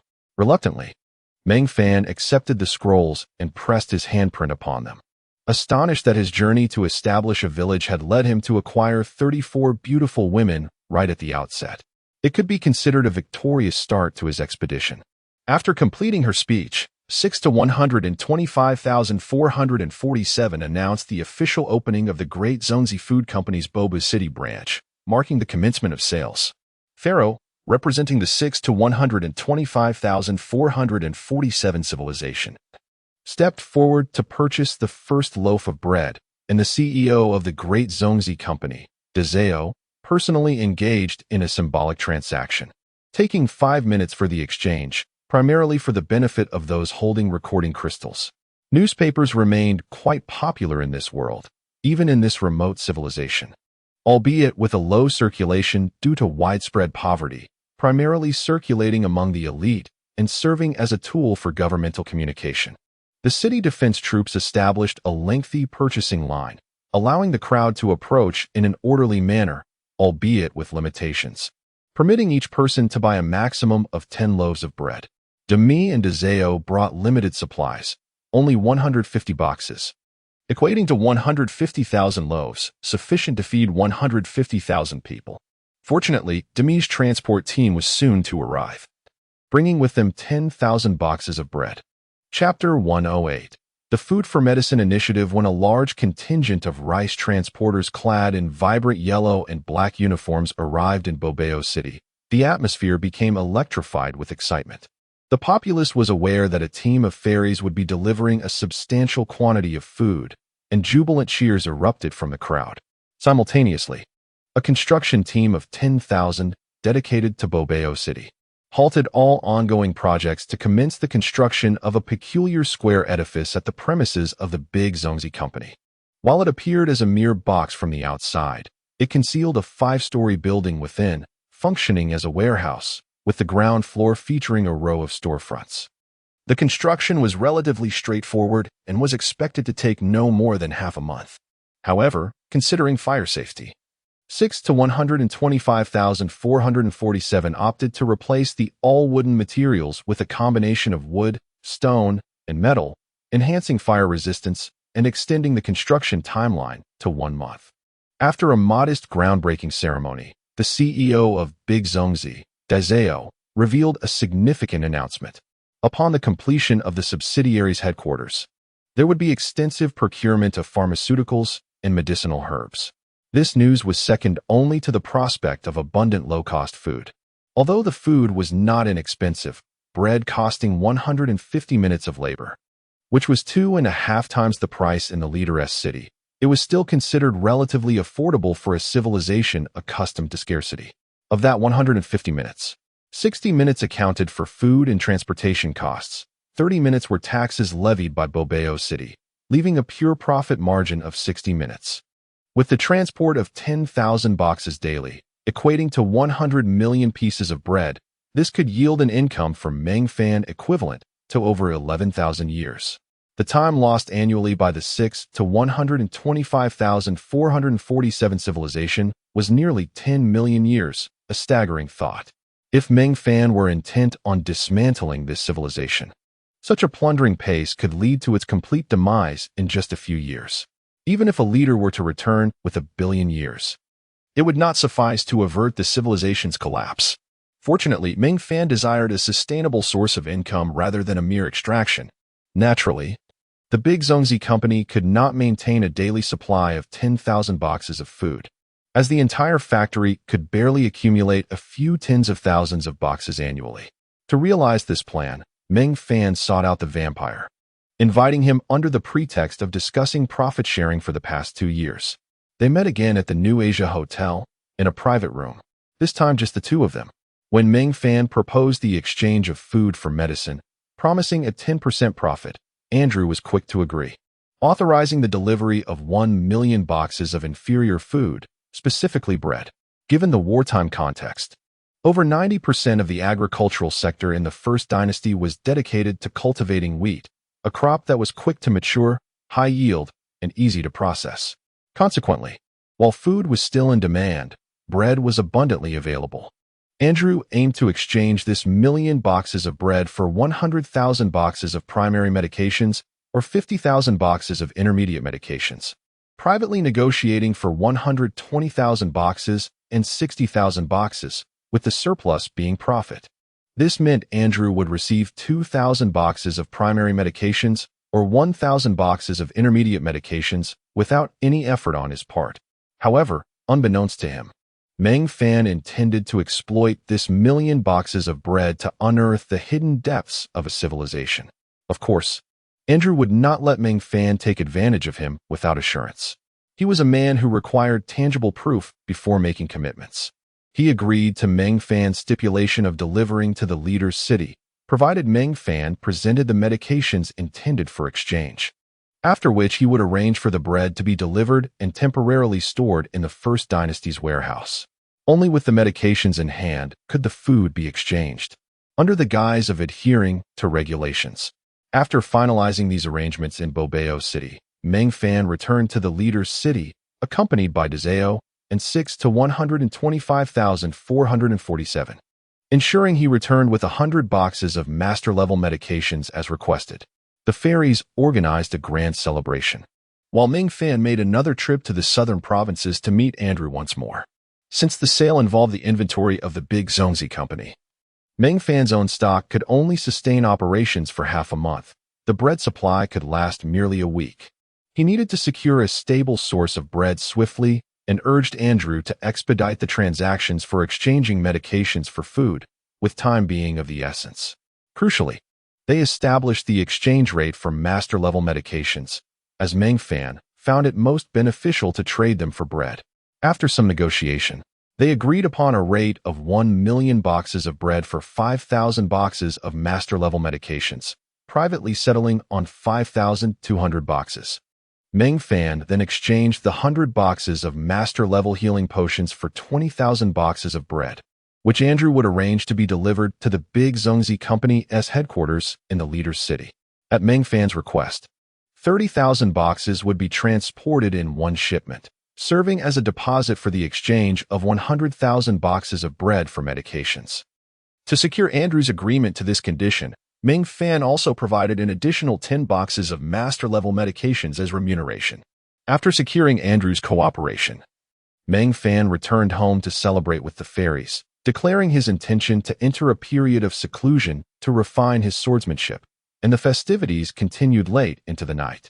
The following morning, after breakfast, Meng Fan strolled through the fairy garden before pretending to practice swordsmanship on the second floor.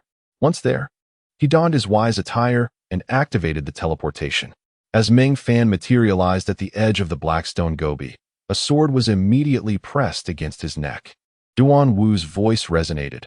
"Meng Fan, are you surprised?" However, he could not finish his sentence, for Meng Fan's sword was already aimed at him.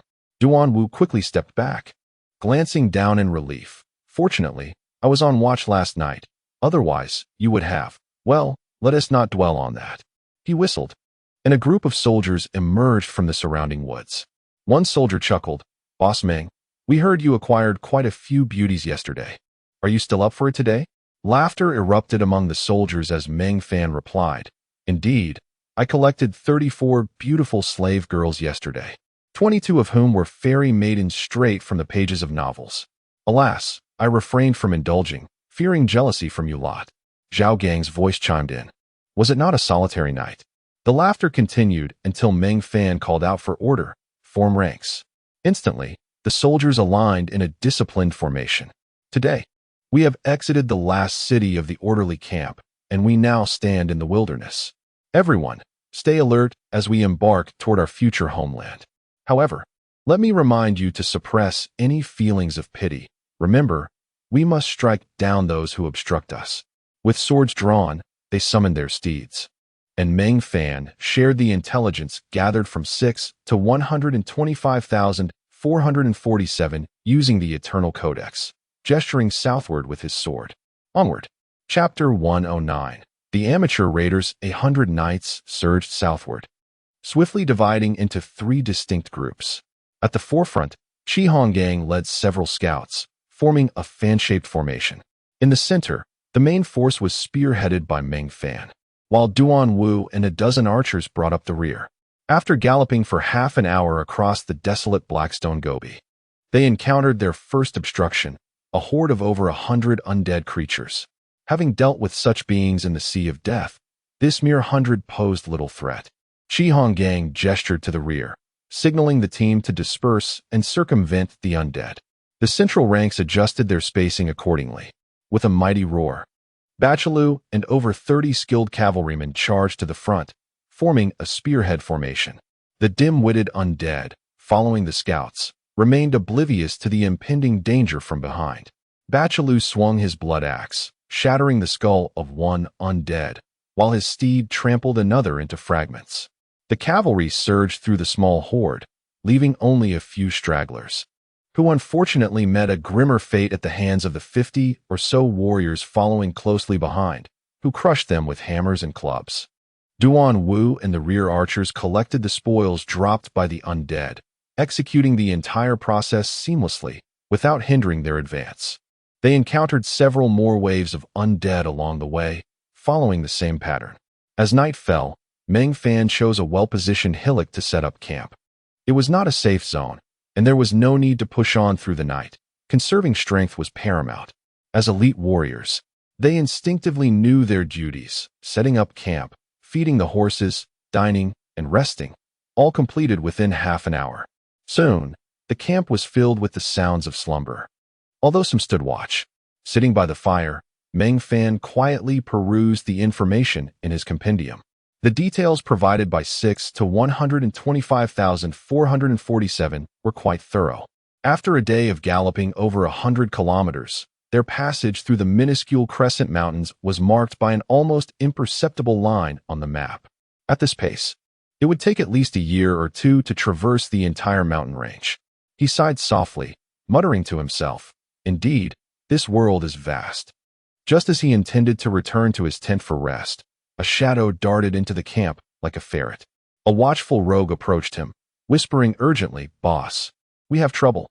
Approximately 2,000 individuals are closing in on us, about 3 kilometers away. Chi, I was sent to inform you. They have concealed their faction emblems and are masked. Their intentions are malevolent, likely seeking to raid our camp." Meng Fan's eyes widened in alarm.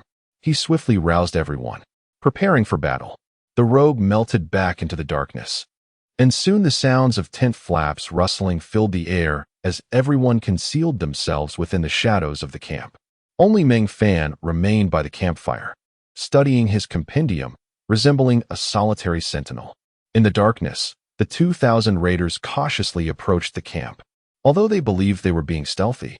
To Meng Fan and his elite team, they resembled the reckless squads from wartime dramas, charging with cries of fervor.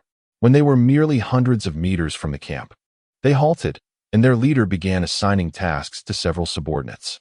Meng Fan, disguised as a night warrior, possessed exceptional night vision, a trait shared by at least 30 others in the squad. Duan Wu signaled with 3 fingers, indicating a plan, yet Meng Fan remained still, offering only a subtle nod.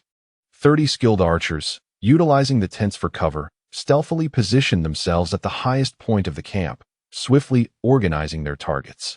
Duan Wu, opting not to join this operation, quietly drew an arrow, removing the oil paper casing from its tip, revealing a black arrowhead. He knocked the arrow and aimed skyward, releasing it into the darkness, which instantly birthed a crimson dragon in the sky. This was the world's illumination flare, the fire dragon arrow, a marvel of the fantastical. The moment it ignited, the raiders instinctively looked up, and in that fleeting instant, dozens of arrows were loosed, transforming their leader and several subordinates into a pincushion. A second and third volley of arrows followed, turning hunters into prey as the first wave of leaders fell. The night is perpetually the breeding ground for terror. In mere seconds, over 2,000 raiders suffered a devastating blow. The first to perish were their leader and several key figures, leaving the remaining raiders in disarray, unable to coordinate effectively. As arrows continued to rain down, they were oblivious to the numbers of their adversaries, with comrades falling beside them, their cries echoing like hammers against the heart. The fire dragon arrow illuminated the sky for over 2 minutes, during which the disordered raiders endured relentless ranged assaults. By the time they realized they should take cover from the incoming arrows, the flare extinguished. Among the raiders were seasoned veterans who discerned that their foes were not numerous, and the arrows were sparse. These experienced individuals shouted commands to take cover, rallying their inexperienced comrades to hold their ground amidst the chaos. As the fire dragon arrow dimmed, a respected veteran bellowed, "Charge! We outnumber them. Do not be afraid." Unfortunately, his voice fell on deaf ears. The mass of over 2,000 turned to flee, and as he cast one last glance at the nearby camp, he cursed and joined the retreat. In the pitch-black night, only a few campfires flickered, casting light upon a group of fierce warriors wielding axes and spears, gathering at the camp's forefront. While a mere gathering of men might not seem intimidating, the true danger lay in the fact that they were all cavalry. Unbeknownst to Meng Fan, in this region, there existed but one cavalry unit, the elite guard of the leader of Bobobo City. This force, numbering merely 100,000, was fearsome and lethal, capable of slaying these raiders with the ease of butchering chickens. Most crucially, they were defectors from the 6 to 125,447 civilization, and should they be captured by the elite guard, Their fate would be enslavement, particularly for those skilled or attractive individuals. As for the others, their end would be as mere playthings, subject to the whims of the noble elites in Bobobo City. As the cavalry squad of Bachalu descended the slope, an eerie scene unfolded. The ambush team of over 2,000 suddenly halted, and when it was presumed they would fiercely resist to buy time for others, they unsheathed their blades and committed suicide without hesitation, slitting their own throats with remarkable efficiency. This bewildered the pursuers, who, upon crossing the corpses, found another group of individuals, seemingly cursed, following suit in self-inflicted demise. Meng Fan decisively ordered a halt to the chase. Duan Wu shot a fire dragon arrow as a signal, prompting Bachalu and his men to turn their horses around and return to camp, collecting the gear dropped by the suicides. The entire process of pursuit to retreat took less than 5 minutes, during which approximately 500 to 600 individuals took their own lives. The entire team was left in utter confusion. What was happening? They had donned their pants and picked up their axes, only to be met with this gruesome spectacle. Meng Fan stood up from the campfire, motioning for Chi Honggang and a few others to follow him to locate their camp. Chi Honggang casually pointed out some individuals, not riding, as they pursued the fleeing soldiers. Zhao Gang approached Meng Fan and whispered that this group was peculiar. At that moment, 2 dragon-scale soldiers were dragging a survivor towards them. "Boss, we've caught a live one," one of them announced. Meng Fan glanced at the so-called survivor, who was barely clinging to life. Zhao Gang examined him and declared that he required a master-level healing potion. Meng Fan nodded and retrieved several boxes of master-level healing potions and a roll of advanced bandages from his backpack, tossing them to Zhao Gang. To prevent the survivor from taking his own life, Zhao Gang first bound him before commencing treatment. It took Zhao Gang half an hour to stabilize the critically injured individual, utilizing 3 boxes of master-level healing potions. While Zhao Gang tended to the survivor, Meng Fan discreetly activated a data eye. The subject was identified as John, a starving and severely injured figure, classified as a civilization rebel with a bounty on his head for 5 years. His basic attributes included Strength 72, Agility 30, Constitution 24, Willpower 21, and Wisdom 30.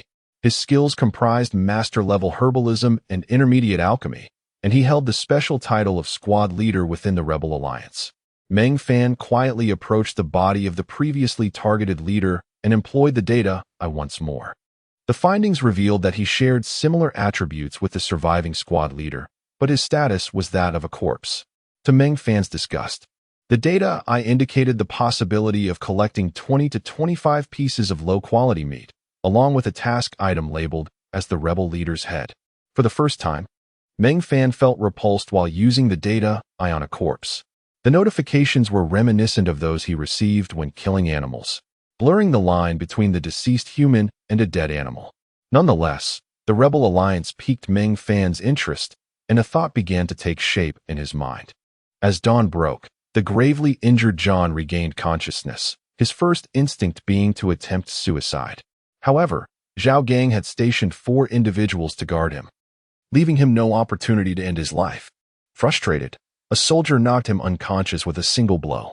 Meng Fan did not rush to interrogate him. Instead, he allowed everyone to continue resting until noon, when Chi Honggang returned with several scouts.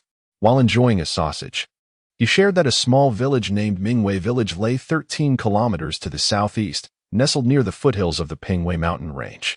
All the surviving ambushers from the previous night had entered that village. The settlement was small, housing over 3,000 people, but its original population was likely only around 1,000. The ambushers had not aimed for them initially. Rather, they had been tempted by the sight of the campfires.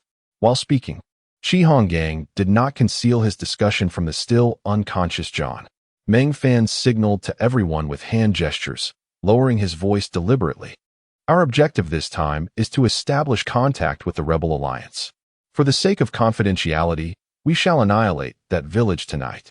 Anyone aware of our presence here must perish. By the time they are resurrected, we should have already exited the Blackstone Desert. Bachalu inquired about the fate of the survivor. Meng Fan smirked, saying, "When he wakes, We will ask him if he belongs to the Rebel Alliance.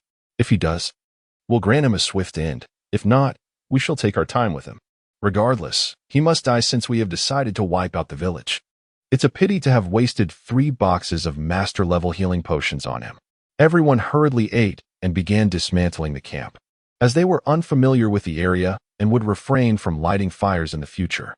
Bachelou approached the fainting John and, with a swift motion, slapped him awake, bearing a menacing expression as he demanded, "Are you one of the Rebel Alliance?" John, displaying defiance, replied, "I am indeed a member of the Rebel Alliance. You may kill or torture me as you wish."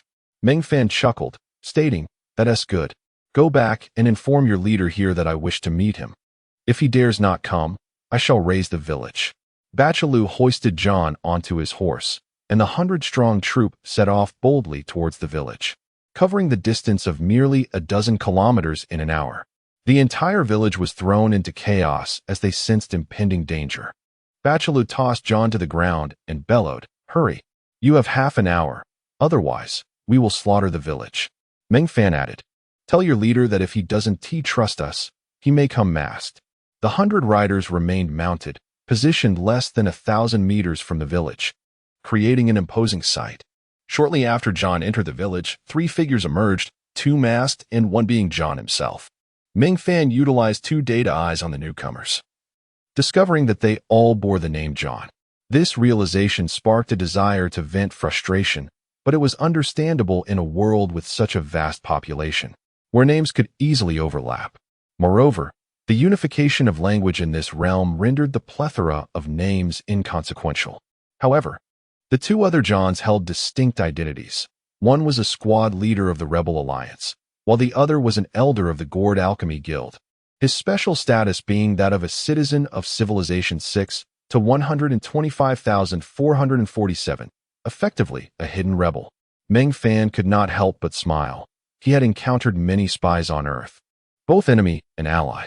This elder of the Gourd Alchemy Guild was undoubtedly a spy, hinting that the guild he had nearly seized was a front for the Rebel Alliance's espionage network.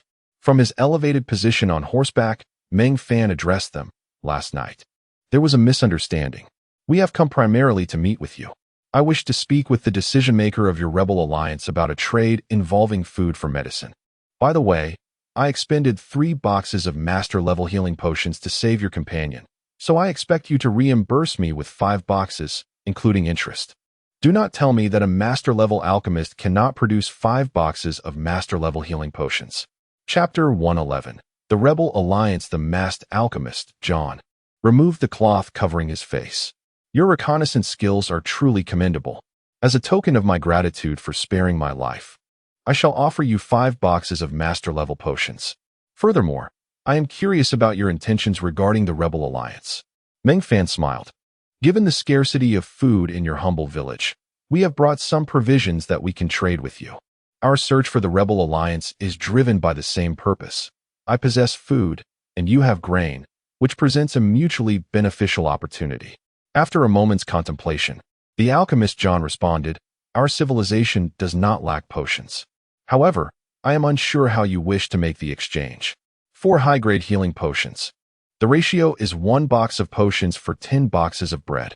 4 master-level potions. 1 box can be traded for 20 boxes of sausages or 30 boxes of bread. As for higher-tier items, we do not trade but can arrange a purchase over time." John nodded in agreement. "Very well. Our village has recently been stripped of all its potions, so we have limited supplies. I would like to exchange for 60 boxes of bread and 20 boxes of sausages. At present, I cannot provide master-level potions in bulk, but I can offer 500 boxes. I am uncertain how much time you can barter for, but my price is 1 box of master-level healing potions for a year." Hearing this price, Meng Fan nearly burst into laughter. In the City of Leaders, master-level and grandmaster-level products are sold individually, rarely in bulk, due to the immense difficulty in achieving mastery.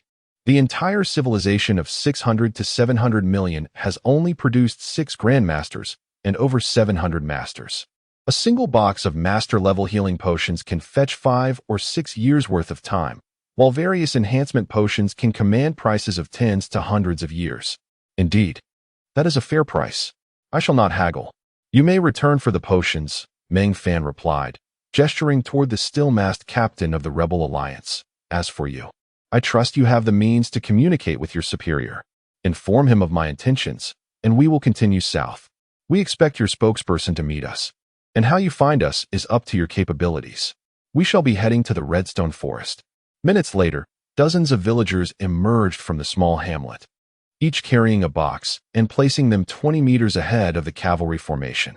They presented 6 boxes of high-grade healing potions and 1 box of master-level healing potions. 2 soldiers approached to inspect the goods, loading them into their backpacks, while they exchanged 60 boxes of bread and 20 boxes of sausages. As the food was unveiled, their expressions shifted, revealing avarice. Meng Fan recognized that had it not been for the 100 cavalrymen, they would have rushed forward. The men carrying the boxes feigned seriousness as they inspected the goods, sampling a sausage as if testing for poison. Afterward, they signaled John. Meng Fan smiled faintly, summoning a communication eagle, which arrived swiftly. He dramatically retrieved 4 boxes of food from the eagle, having previously exchanged 4 boxes of valuable potions for the eagle's spatial storage, and offered it a piece of meat before releasing it. We shall keep 1 box of food here, and you may trade for the remaining 3 boxes, he stated. As a soldier stepped forward to take 1 box of bread, John's demeanor improved considerably. You intend to go to the Redstone Forest? Its poisons are quite formidable. I will exchange 50 boxes of master-level antidotes and 500 boxes of master-level antidotes, but you must compensate for time. Meng Fan weighed the offer in his mind, deeming it reasonable. However, he aimed to maintain his advantage, doubling the demand and adding 500 boxes of master-level healing potions. I will provide you with 3,000 years' worth of time. A conflicted expression crossed John's face before he resolutely replied, "That is not feasible. We do not possess that many healing potions. However, I can offer you 65 boxes of master-level antidotes and 700 boxes of master-level antidotes. I can increase the master-level healing potions to 750 boxes." Meng Fan nodded, agreed. "For that quantity, I can only offer you 1,000 years' worth of time." John waved his hand, and the laborers hoisted the food and began their return to the village, leaving Meng Fan's 3 boxes of food untouched on the ground. Shortly thereafter, they returned with the promised items, completing the transaction. Meng Fan raised his hand and called out, "Let us depart." John stepped forward. "Wait. I do not know who you are, but I am immensely grateful for your food." He pulled out his map. "I am quite familiar with the vicinity. My map might assist you on your journey." Meng Fan retrieved his Eternal Atlas and touched it to John's map, completing the data transfer. To the south, there are several villages belonging to our Gourd Alchemist Society. If it does not impede your urgent matters, I encourage you to visit. They too have many potions you may require. "Thank you," Meng Fan replied. The 100 cavalrymen, under the leadership of Bachalu, galloped away, and Zhao Gang approached Meng Fan. "Aren't you supposed to keep a low profile? Why the grand display?" Meng Fan chuckled. "Of course, it is about gaining time. Do we have time to spare? Look at how destitute this civilization is. The most profitable business in this world is that of war profiteers, and we aim to become such merchants. This civilization cannot endure for many more years, and we intend to seize the remnants of this soon-to-be extinct society." Zhao Gang pondered for a moment. "Do you think we can exploit an entire civilization with just this amount of food? You, who regularly expound profound philosophies, should know our greatest advantage lies in our ability to transport goods back to the City of Leaders via the Eagle, where we can sell them for tenfold profits." "You sly one. I see now why everyone brought 40 boxes of food. I thought it was a mistake with the rice. The transportation cost for one individual amounts to 2,300 years, essentially making the food they carry their own transport fee. Moreover, I can make a round trip to the City of Leaders once a month and return with 100 boxes of food." He then transmitted the detailed map information he had received from John to Zhao Gang, so precise that it even marked every undead cluster in the Blackstone Gobi. "Very thorough. Formulate a route. Let us not waste this opportunity. We have only 20 or so skilled riders among us, and right now, we are merely infantry on horseback. The vast expanse of the Gobi is perfectly suited for a practice journey in horsemanship." Zhao Gang grinned. "Indeed, let us embark on this practice journey." Bachelet turned southwest and set up camp near a patch of red rock. With a detailed map in hand, the cavalry's route unfolded on the vast blackstone gobi like the trail of a worm, tracing peculiar paths across the barren landscape. Chapter 112. Returned to Bobobo City a month later, Meng Fan discovered a suitable place to set up camp and rest. He donned the wise ensemble, established a teleportation coordinate, and after providing some instructions to his companions, activated the teleportation key to return to the City of Leaders. Upon his return, two small sprites rushed into his embrace. Demi smiled and said, "I knew you would come back today. Did you miss us?" Meng Fan lifted the two sprites and kissed them affectionately, replying, "Of course I did. How have you been? Is our plan progressing smoothly?" "Very well, indeed. Our food for medicine exchange initiative has been exceptionally successful, yielding immense profits," Demi replied. "Andrew has sent over 500,000 boxes of bread, and the supply is quite stable. With a daily distribution of 10,000 boxes that sell out by noon after our base is established." Dezeo interjected.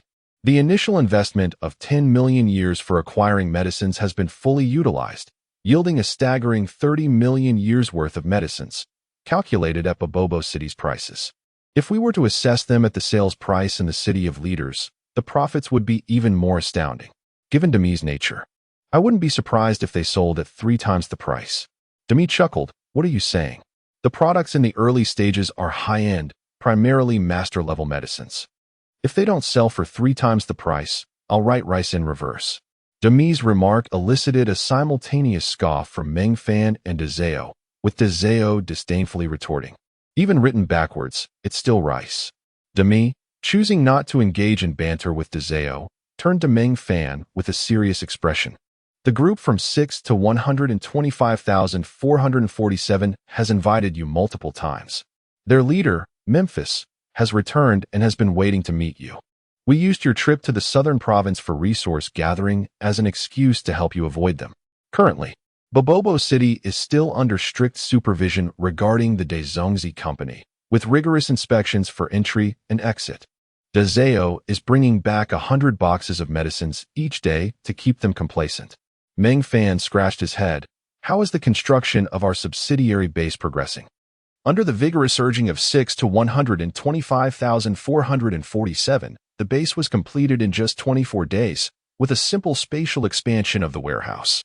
The external warehouse footprint of 10,000 square meters was expanded internally to 20,000 square meters, raising the height from 5 meters to 10 meters per floor, resulting in an actual internal space of 1 million cubic meters, based on the standard dimensions of each material's box being 0, 80, 50, 5. This large warehouse theoretically could contain 5 million boxes of goods, although accommodating 3 million boxes would pose no challenge. Our total acquisition of medicines has reached 100,000 boxes, but to date, only 600 boxes have been transported back. Dezeo continued, "Our inventory, combined with the daily exchange of 100 boxes of master-level healing potions for 20,000 boxes of bread from Andrew, has now exceeded 150,000 boxes of food. The main issue is the warehouse space. The Dezongzi Company's base is already overflowing with bread, and the processing factory is also filled to capacity." After a moment of contemplation, Meng Fan decided that the plan was sufficiently robust. There was no need to stockpile such an abundance of food. He resolved to maintain a controlled supply of 70,000 boxes, sufficient for a week's use, while medicines should be stockpiled more generously. Additionally, I have identified a new source for the medicines, the rebels within the 6 to 125,447 civilization, who possess a substantial quantity of high-quality medicines. I can transport back 8 boxes of high-quality medicines daily. Before I leave, I will bring back food. There are still over 8,000 boxes at the Earth Mercenary Corps. Maintaining this exchange is somewhat challenging, but alleviating their immediate needs is a kindness I can extend. This time, I have returned with 750 master-level healing potions and some master-level antidotes, which I believe Andrew would find quite intriguing. Securing another 1 million boxes from him should be feasible. Dezeo grumbled, "That vampire is definitely interested." Meng Fan laughed, "I'll go speak with him first. You all inform 6 to 125,000 447 of my return. Tonight we shall meet the leader named Memphis. After locating Andrew, Meng Fan wasted no time, presenting 500 boxes of master-level potions in exchange for the overdraft rights to 50,000 boxes of bread. However, Andrew still shook his head. Meng Fan then offered 200 boxes of master-level antidotes. Andrew's eyes immediately brightened. Without hesitation, he issued a command to ship 1 million boxes of bread to the city of leaders. Chuckling, he poured a drink for Meng Fan, saying, "Brother, doing business with you is truly a pleasure. I will exchange 2,000 boxes for 1 master-level healing potion. What do you think?" Meng Fan replied with a smile. "You're quite the shrewd negotiator. A single box has inflated to 6 years on the market with no availability. During the peak in the city of leaders, a box of bread cost only 3 years, with production costs under a year. A box of master-level medicine is worth 60,000 years. Your calculations are quite skewed. However, I can sell them to you at 5 years per box.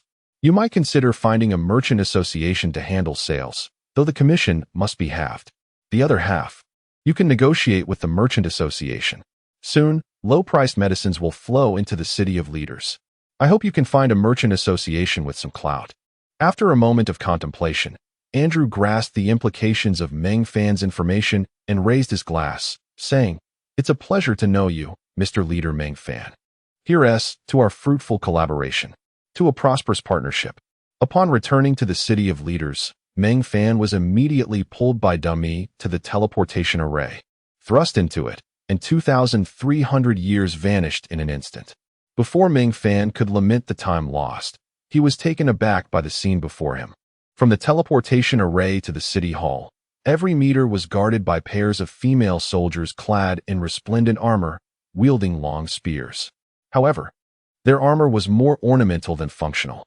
At the command of a female soldier leader, all soldiers knelt on one knee, their heads slightly raised, allowing for a clear view of their exquisite faces, their synchronized movements indicating rigorous training. Meng Fan had a distinct sense that whoever orchestrated this was undoubtedly a villain of considerable charm. Outside the teleportation array stood a luxurious carriage, but instead of noble steeds, it was drawn by four statuesque beauties. Meng Fan felt an odd illusion wash over him, as if he had stepped into an action film, but in a perverse version of the protagonist. The previously commanding female soldier leader now knelt at the foot of the carriage, her snow-white back exposed, softly urging, "Please, esteemed leader, step aboard." As Meng Fan stood momentarily stunned, 3 small sprites flitted from the city hall, and Demi's voice echoed, "Don't be taken aback, Meng Fan. This is the highest standard of hospitality in the 6 to 125,447 civilization." Meng Fan could only manage a wry smile, inwardly reflecting on how such a civilization could possibly withstand the test of time. Perhaps collapse would be for the best, nonetheless. He intended to extract every ounce of value from this civilization before its inevitable downfall. Chapter 113. A reunion with Alston in his mind, Meng Fan performed a simple self-hypnosis, donning a benevolent expression as he stepped onto the cart, treading upon the exposed back of the female soldier leader. The leader, in turn, withdrew a silk scarf from her bosom to meticulously polish Meng Fan's boots before climbing onto the cart herself. She took the reins and, wielding a specially crafted whip, struck fiercely at the bare back of a beautiful woman pulling the cart, leaving a vivid crimson mark upon her snow-white skin. The 4 women pulling the cart emitted a collective whimper, raising their legs delicately as they began to move forward slowly. 6 to 125,447 settled upon Meng Fan's knee, shooing away the 2 beautiful women who had intended to serve him. Slightly embarrassed, he remarked, "Meng Fan, Memphis is quite indulgent. If he behaves improperly later, please be understanding." Meng Fan chuckled, "No worries, Dammy. Dizeo, be sure to capture this scene. I must learn from Memphis's leadership on how to indulge." Dammy obediently nodded, soaring into the air with a recording crystal held aloft. The luxurious cart proceeded at a leisurely pace, the female soldier leader intentionally swaying her hips in front of Meng Fan, relentlessly cracking the whip upon the backs of the 4 tall women. Their pristine skin was marred with numerous welts, the crimson marks resembling an abstract painting. Meng Fan struggled to maintain his composure, suppressing his fury. After a full 2 hours, the opulent cart finally reached the town hall, a towering figure abruptly yanking the somewhat stiffly smiling Meng Fan back to reality. "Alston, what are you doing here?" he exclaimed. Alston laughed heartily as he approached, kicking the female soldier leader, who had once again knelt on the ground, aside. "Little Wood, it's truly you. When Memphis mentioned you, I found it hard to believe. You have indeed become a legendary warrior. It's remarkable. When I received the notice that the first warrior of humanity is named Meng Fan, I thought it was a coincidence. Thankfully, you are the only one with 2 12-winged fairies in this world." The two men shared a hearty laugh, embracing each other without acknowledging the female soldier leader, whose sternum had been shattered by Alston's kick. "Aren't we all brothers who risk our lives to help one another? It's my good fortune to benefit from your valor." A young man with a mischievous grin interjected. "You two truly know each other? How wonderful. I thought Alston was boasting. I am Memphis, the leader of Civilization 6 to 125,447. Welcome, the flame warrior Meng Fan, to the vibrant city of Bobo. Your presence illuminates our entire civilization." Meng Fan released Alston and shook hands with the man. "I am Meng Fan, the leader of Civilization 12 to 5,125. Memphis responded, "Brother, it's truly impressive. You have made such a name for yourself in this short time since arriving in this world, establishing such a grand enterprise. You are both scholarly and martial." Meng Fan smiled modestly. "Oh, it's merely the reputation of a warrior. It carries some weight from the First Dynasty." Alston laughed. "You two should stop being so polite. I have lived in this world for countless years, and this is the first time I have met a living warrior, and he is my Littlewood brother. Today, I am exceptionally happy for you. Let us drink together tonight until we are inebriated." Meng Fan quickly shook his head. "I'm afraid I can't tonight. I have already made plans with Nkong de Rue to attend his banquet this evening." Alston scratched his head, pondering for a moment before exclaiming, "Nkang's family, right? The logistics chief of the southern province." Meng Fan nodded and then turned to Memphis, saying, "Leader Memphis, I've heard you are looking for me. I've been quite busy with the logistics for the southern province, and the little fairy cannot leave the city. I am truly stretched thin." Memphis's face lit up with admiration. "Brother, you are remarkable, having connections with such influential figures." Meng Fan humbly replied, "Oh, it's nothing." Internally, he chuckled, realizing he had merely heard Nkong mention that he had a cousin, the first son of the 3rd generation of the Nkong family, who is currently the logistics chief in the southern province. Of course, this joint venture cannot truly be considered part of the Nkong family, and he did not wish to linger long, instead relying on Nkong de Rue's influence.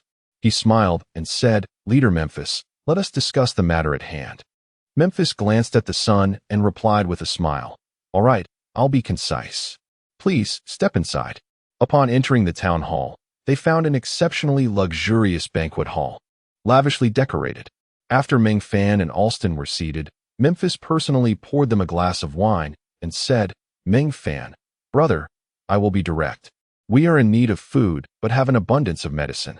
I wish to trade our medicine for your food." Dammy interjected, "We have plenty of food, but transportation relies entirely on our Dammy transport team. Daily, we can only manage a maximum of 10,000 boxes, which is already at capacity. The medicine we receive cannot be shipped out." Meng Fan quickly added, "We can lower the exchange ratio." Meng Fan interrupted, "Leader Memphis, we can trade, but we only accept master level or higher medicines. The ratio can be discussed with Dammy, but our transportation capacity is limited, and we can only procure high-quality medicines." Understood, understood. But high-quality medicines are indeed scarce. Regular medicines are our main focus, Memphis acknowledged. Daizeo chimed in, "We are aware of this, which is why we are reluctant to exchange. You from Civilization 6 to 125,447 have far too many medicines. If we opened the exchange for our food, it would sell out in a heartbeat, all converted into medicines. Although we have special channels, we can only transport back 100 boxes each day." 6 to 125,447 curiously asked, "Then why do you still accept intermediate and advanced medicines?" Dammy shot a glare at 6 to 125,447. Isn't it for you? With the current prices of food, if we do not accept medicines, how many years' worth of bread can your civilization consume? We also need to hire people for purification, which not only severely compresses our precious time, but also requires your alchemists for the process. The time we earn from selling food is barely enough to cover 10 minutes of profit. Meng Fan, you truly think that our large dumpling company can sustain your entire civilization? Alston interjected, Meng Fan, you are indeed righteous. Meng Fan shrugged. It's not me who is righteous, but Dammy. She wishes to assist 6 to 125,447. As a leader, I must support my little fairy. By the way, where has your little fairy gone? The name 6 to 666 is quite memorable. Alston sighed with a pained smile. She is in the city of leaders. I wonder how she is faring. Dammy instantly became furious. Of course she is not well. After you abandoned your post, her life has been quite miserable. Alston's expression grew even graver. Dammy continued, do you know? Barbara has fallen apart. Her situation is even worse. Your great shovel guild has also collapsed. Many from your civilization are waiting for your return to revive it. What are you doing now? Chapter 114. The leader of the rebel alliance Meng Fan embraced the boisterous Demi, urging him to remain composed. Alston, I have already secured the lease for your Grand Shovel Guild's headquarters. You are well aware that our civilization is scarce in numbers. My reasons for this acquisition should be clear to you. Return, and I can offer you a 500 million year interest-free loan to restore our civilization. We are currently amidst an eternal war. With diligent effort, you shall rise again. If you lack the acumen for management, I am here to assist. Alston raised his glass and replied, Brother, I shall say no more. Grant me 100 years. After that, I shall return, and should I perish in battle, we shall reunite in the city of leaders. As their glasses clinked, Meng Fan jested, I await the news of your glorious demise. And perhaps I shall rejoin the fray a century hence, fighting side by side with you. Memphis also lifted his glass, interjecting, to the battle for order. The three shared a toast. Memphis then clapped his hands, and a multitude of alluring women appeared, bearing trays upon a grand dining table, accompanied by several elegantly attired individuals. Memphis introduced them to Meng Fan, revealing that they were all masters of alchemy, predominantly royal alchemists. The sole grandmaster among them was the president of the Gourd Alchemy Guild. Meng Fan, employing a data eye, was astounded to discover the identity of this individual, Preen, the Grandmaster of Alchemy, whose special status was that of the leader of the Rebel Alliance, hidden. Preen approached and remarked, Grandmaster Preen, what an honor. I wonder if your Gourd Alchemy Guild has any interest in refining potions? Preen chuckled, indeed, but our taxes are quite steep. Memphis interjected, for my brother Meng Fan, we shall have the tax rate. Since Meng Fan has taken an interest in you, the matter of potion refinement shall rest with your Gourd Alchemy Guild. Please, do not bring shame upon our civilization. Preen immediately bowed, responding, I shall diligently ensure that leader Meng Fan is satisfied. Recognizing that Meng Fan and Preen were about to discuss pricing, Memphis laughed heartily and stepped aside to converse with Alston, casting a knowing glance at a shifty-eyed man, who in turn signaled several women with trays to approach Meng Fan and Preen. Meng Fan chuckled inwardly at their clumsy eavesdropping but chose to remain discreet. He draped an arm around Preen's shoulder and said, Grandmaster, you are aware that the higher the quality of the potions, the greater the price and consequently, my profits. I wish to ascertain how many refining personnel your guild can provide. Preen, donning a smile, replied, We have personnel, but they are scattered far and wide. It will take me about 2 months to assemble them. Within a year, I can gather 100 alchemical masters. Currently, there are over 20 in the city of Bobob, making our Gourd Alchemy Guild the most formidable. He added, Of course, they all have their own commitments. Give me half a month, and these 20-plus masters can commence work. Meng Fan responded, Excellent. Please expedite the gathering. Leaning closer, he whispered, Elder John, can you summon him by tomorrow? Preen's countenance shifted slightly, yet he maintained his smile, responding, Your offered price is rather low. It may be challenging to persuade them. However, I shall personally visit Yal village to invite a few old friends. though the price must increase by 50%. Meng Fan smiled. It is our privilege to have you. Perhaps you should seek out individuals from farther afield. Preen agreed. Very well. I shall make the trip and ensure you receive 100 alchemical masters as swiftly as possible. I possess many grandmasters. For low-grade potions, numbers are paramount. Meng Fan pondered the logistics. Too many may overwhelm our capacity for production. Just then, 6 to 125,447 arrived, confidently assuring Meng Fan, "Do not worry. We possess ample potions. We can reduce the deposit ratio from 30% to 10%. Dazeo remarked, "Wonderful. Thank you." 6 to 125,447. Additionally, I require your construction team to build sealed warehouses on each floor, as well as a city defense force to protect the outpost of the Grand Zongzi Company. Memphis approached with a grandiose demeanor, stating, "No problem. The security level for the Grand Zongzi Company will be elevated. Rest assured, with me around, no one will disrupt the Grand Zongzi Company. I hear that currently, only Dazeo is managing the operations. Here, we have an abundance of potions and slaves. Last time, 6 to 125,447 was rather stingy, so I will send you 100, all beautiful, to ease the workload for the Grandmaster." Meng Fan chuckled. "You may keep those beauties. Grandmaster Preen has already provided me with a substantial number of Grandmasters. The labor-intensive tasks shall be entrusted to these alchemical masters. After all, I am compensating them." Meng Fan and Memphis burst into laughter. Meng Fan patted Preen on the back. "Your actions must be swift, as I wish to see your refining personnel in place by next month." Preen nodded. "Once your outpost renovations are complete, I will arrange for personnel to be dispatched. I will personally ensure that within 6 months, 50 masters will be gathered, and within a year, 100. Memphis chimed in. "Congratulations. As for taxes, we can discuss a reduction of 2/3. You shall only owe 10%. "Thank you. Thank you," Preen replied. After spending another hour with the group, Meng Fan bid farewell and promptly activated the key to return home. Demi and Dazeo followed suit, entering their respective chambers. Demi teased, "Have you stumbled upon some fortune? You seem rather amused." Meng Fan stored his equipment, replying, "That Preen is indeed the leader of the Rebel Alliance, well hidden. We just arranged to meet again in a month." Demi grinned. "Given the current exchange rate, we stand to gain immensely, especially with Grandmaster-level potions. 100 boxes can yield 20,000 boxes of bread. With just 10,000 boxes of bread, we can procure 100 boxes of Grandmaster-level potions. A single exchange could net us 10,000 boxes of bread, equating to 10,000 years of profit. With the taxes collected, you could earn a net profit of 10,000 years in a single day." Meng Fan, "You truly excel in business."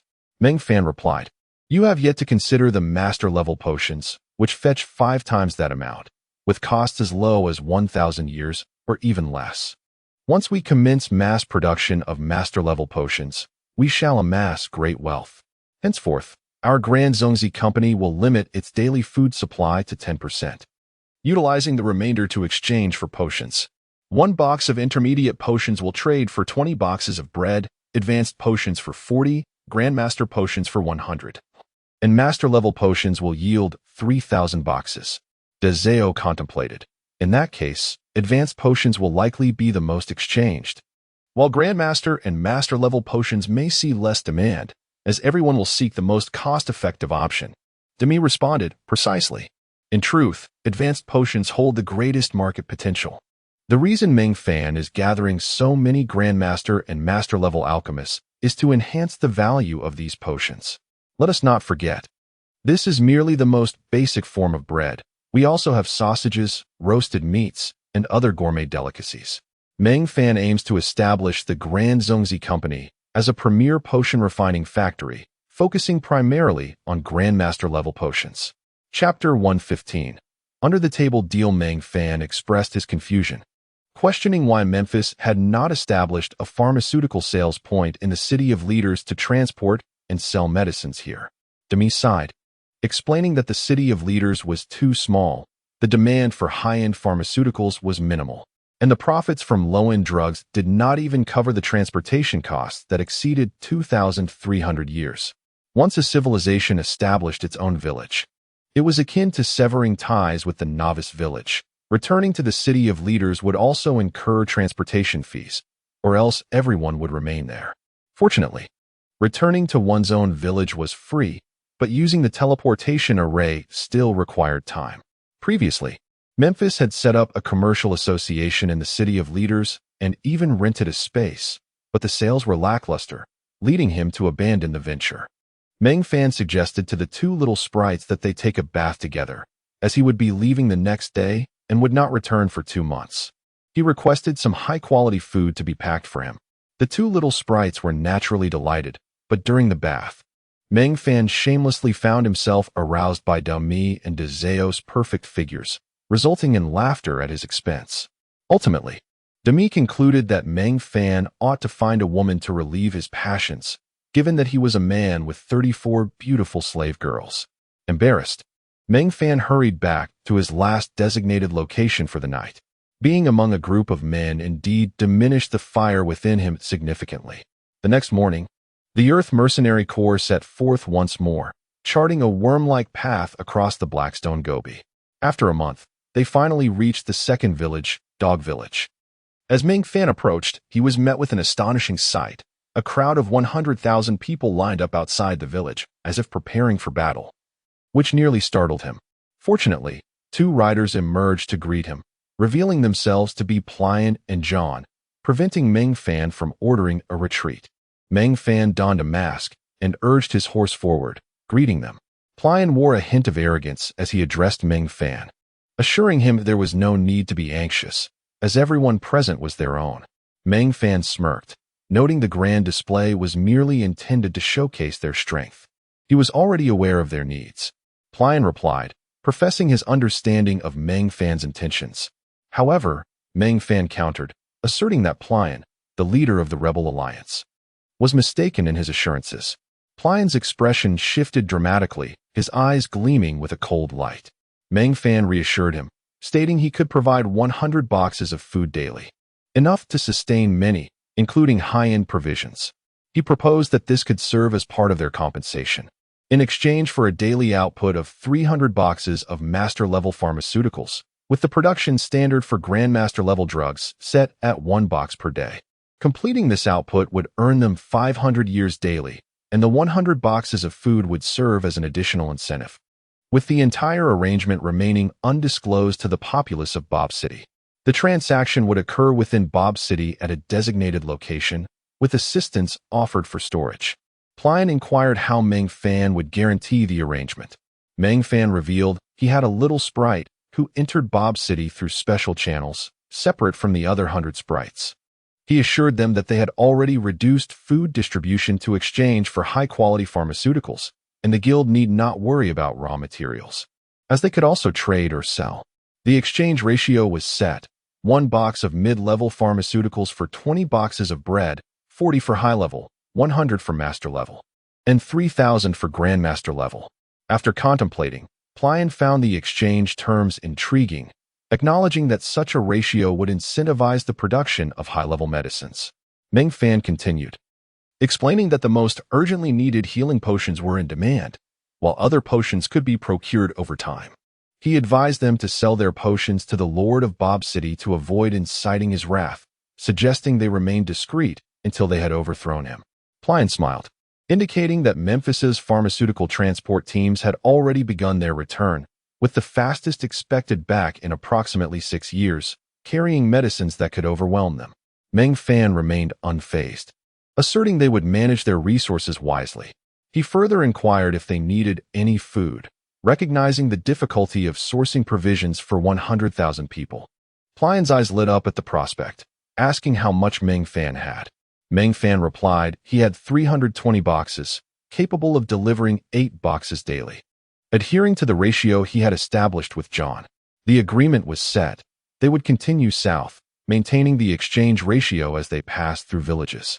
Once the alliance no longer faced food shortages, the ratio would be adjusted. 320 boxes of food were exchanged for 10 boxes of high-level and 6 boxes of master-level pharmaceuticals, more than sufficient for the villagers who had been subsisting on meager rations. The brief meeting concluded, with Meng Fan riding south without entering the village while Plian headed north, escorting 500,000 boxes of pharmaceuticals towards Bob City. Meng Fan could scarcely fathom the extent of the inventory held by the Gourd Pharmaceutical Guild, nor the staggering accumulation of pharmaceuticals within this civilization. Once he confirmed no one was following, he established a camp, and that evening, the group gathered to converse. Zhao Gang lamented the challenges of managing expenses, lamenting how their 2 months of relentless battles against the undead had only yielded 3,000 years' worth of earnings. With payday having passed, his account had already slipped into the negative. Meng Fan laughed heartily, retrieving a ledger to transfer 100,000 years into the Earth Mercenary Corps account, uplifting their spirits with the promise of bonuses upon their return. This elicited a chorus of laughter and playful banter. The Gourd Pharmaceutical Guild's self-established village within the Blackstone Gobi was sparse, primarily nestled in the foothills of the Crescent Moon Mountains. In the direction of Meng Fan's journey were 3 more villages, should they push forward. They would exit the Blackstone Gobi and enter the Crescent Moon Mountains within 2 months. Once inside the mountains, the terrain would no longer accommodate cavalry. Meng Fan and Zhao Gang modified their trajectory once more, taking 4 months to reach the final village in the Blackstone Gobi, known as Sayas. This meticulous endeavor was primarily to hone their equestrian skills. Over the past 6 months, every member of the Earth Mercenary Corps had achieved advanced riding proficiency. No longer merely infantry on horseback. With their advanced skills, they could fully utilize their mount's attributes, enhancing their speed and enabling skill casting while mounted. Sayas village was situated at the southernmost edge of the Blackstone Gobi, where it met the Crescent Moon Mountains, atop a high elevation. As Meng Fan's group approached, they were spotted from afar, causing a flurry of activity in the village, not in panic, but in eager preparation to move the pharmaceuticals they had been anticipating for exchange down to the foot of the mountain. Chapter 116.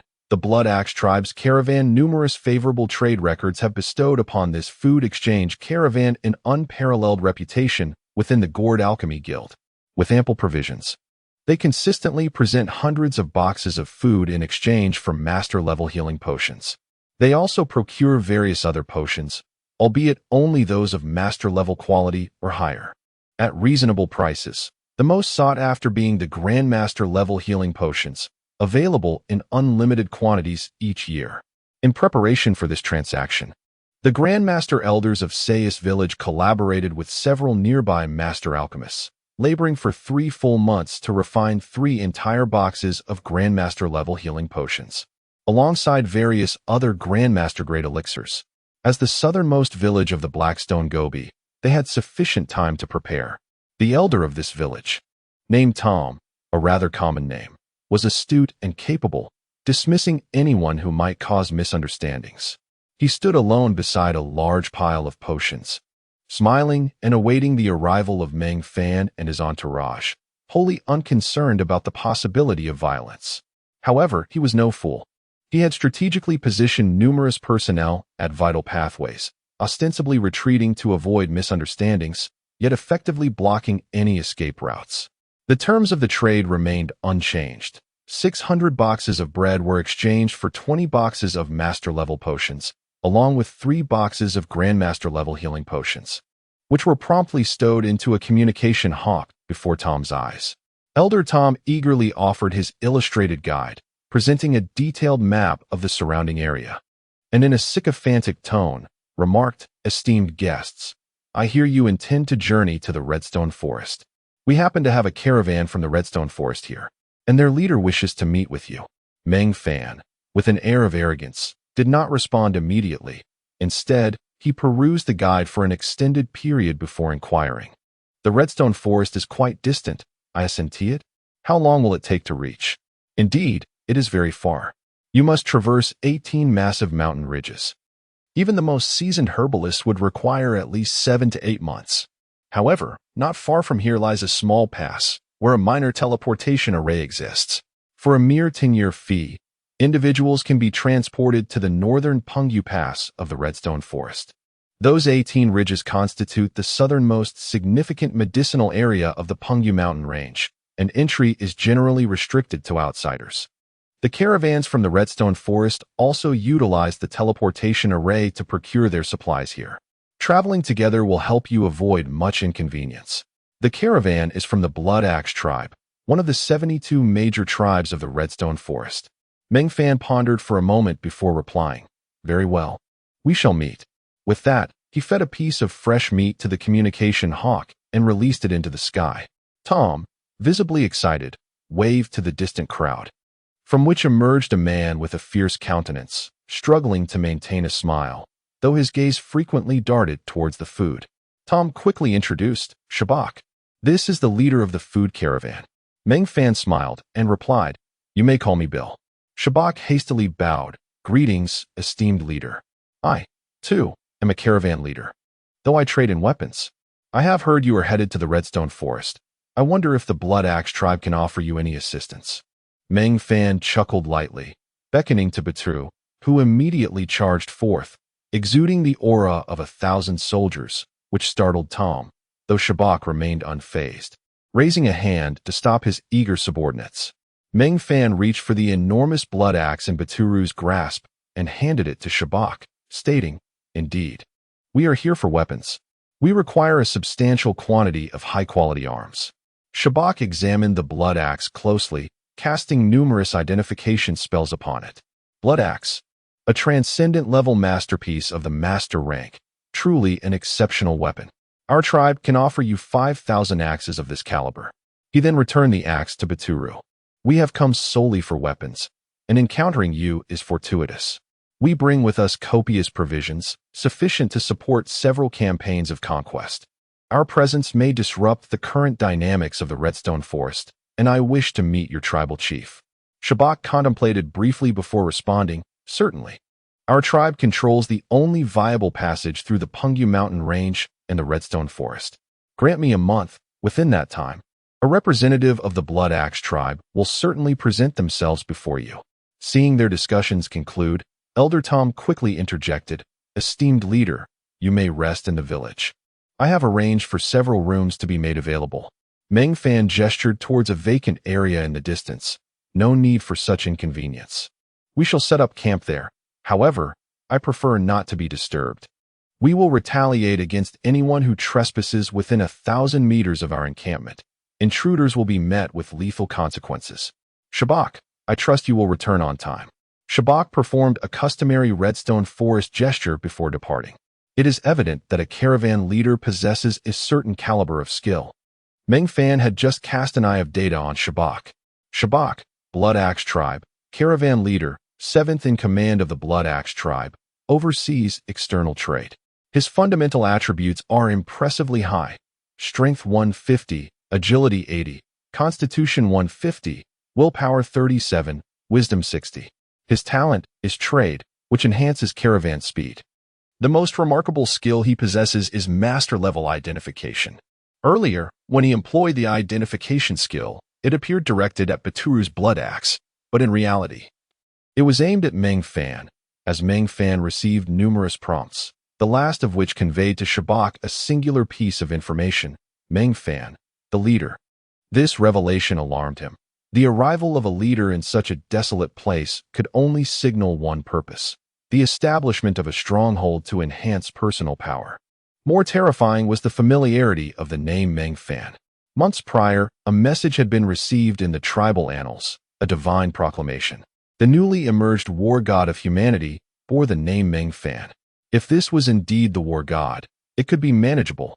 However, if it were merely a namesake leader establishing a stronghold nearby, the days of the Blood Axe tribe would become increasingly dire.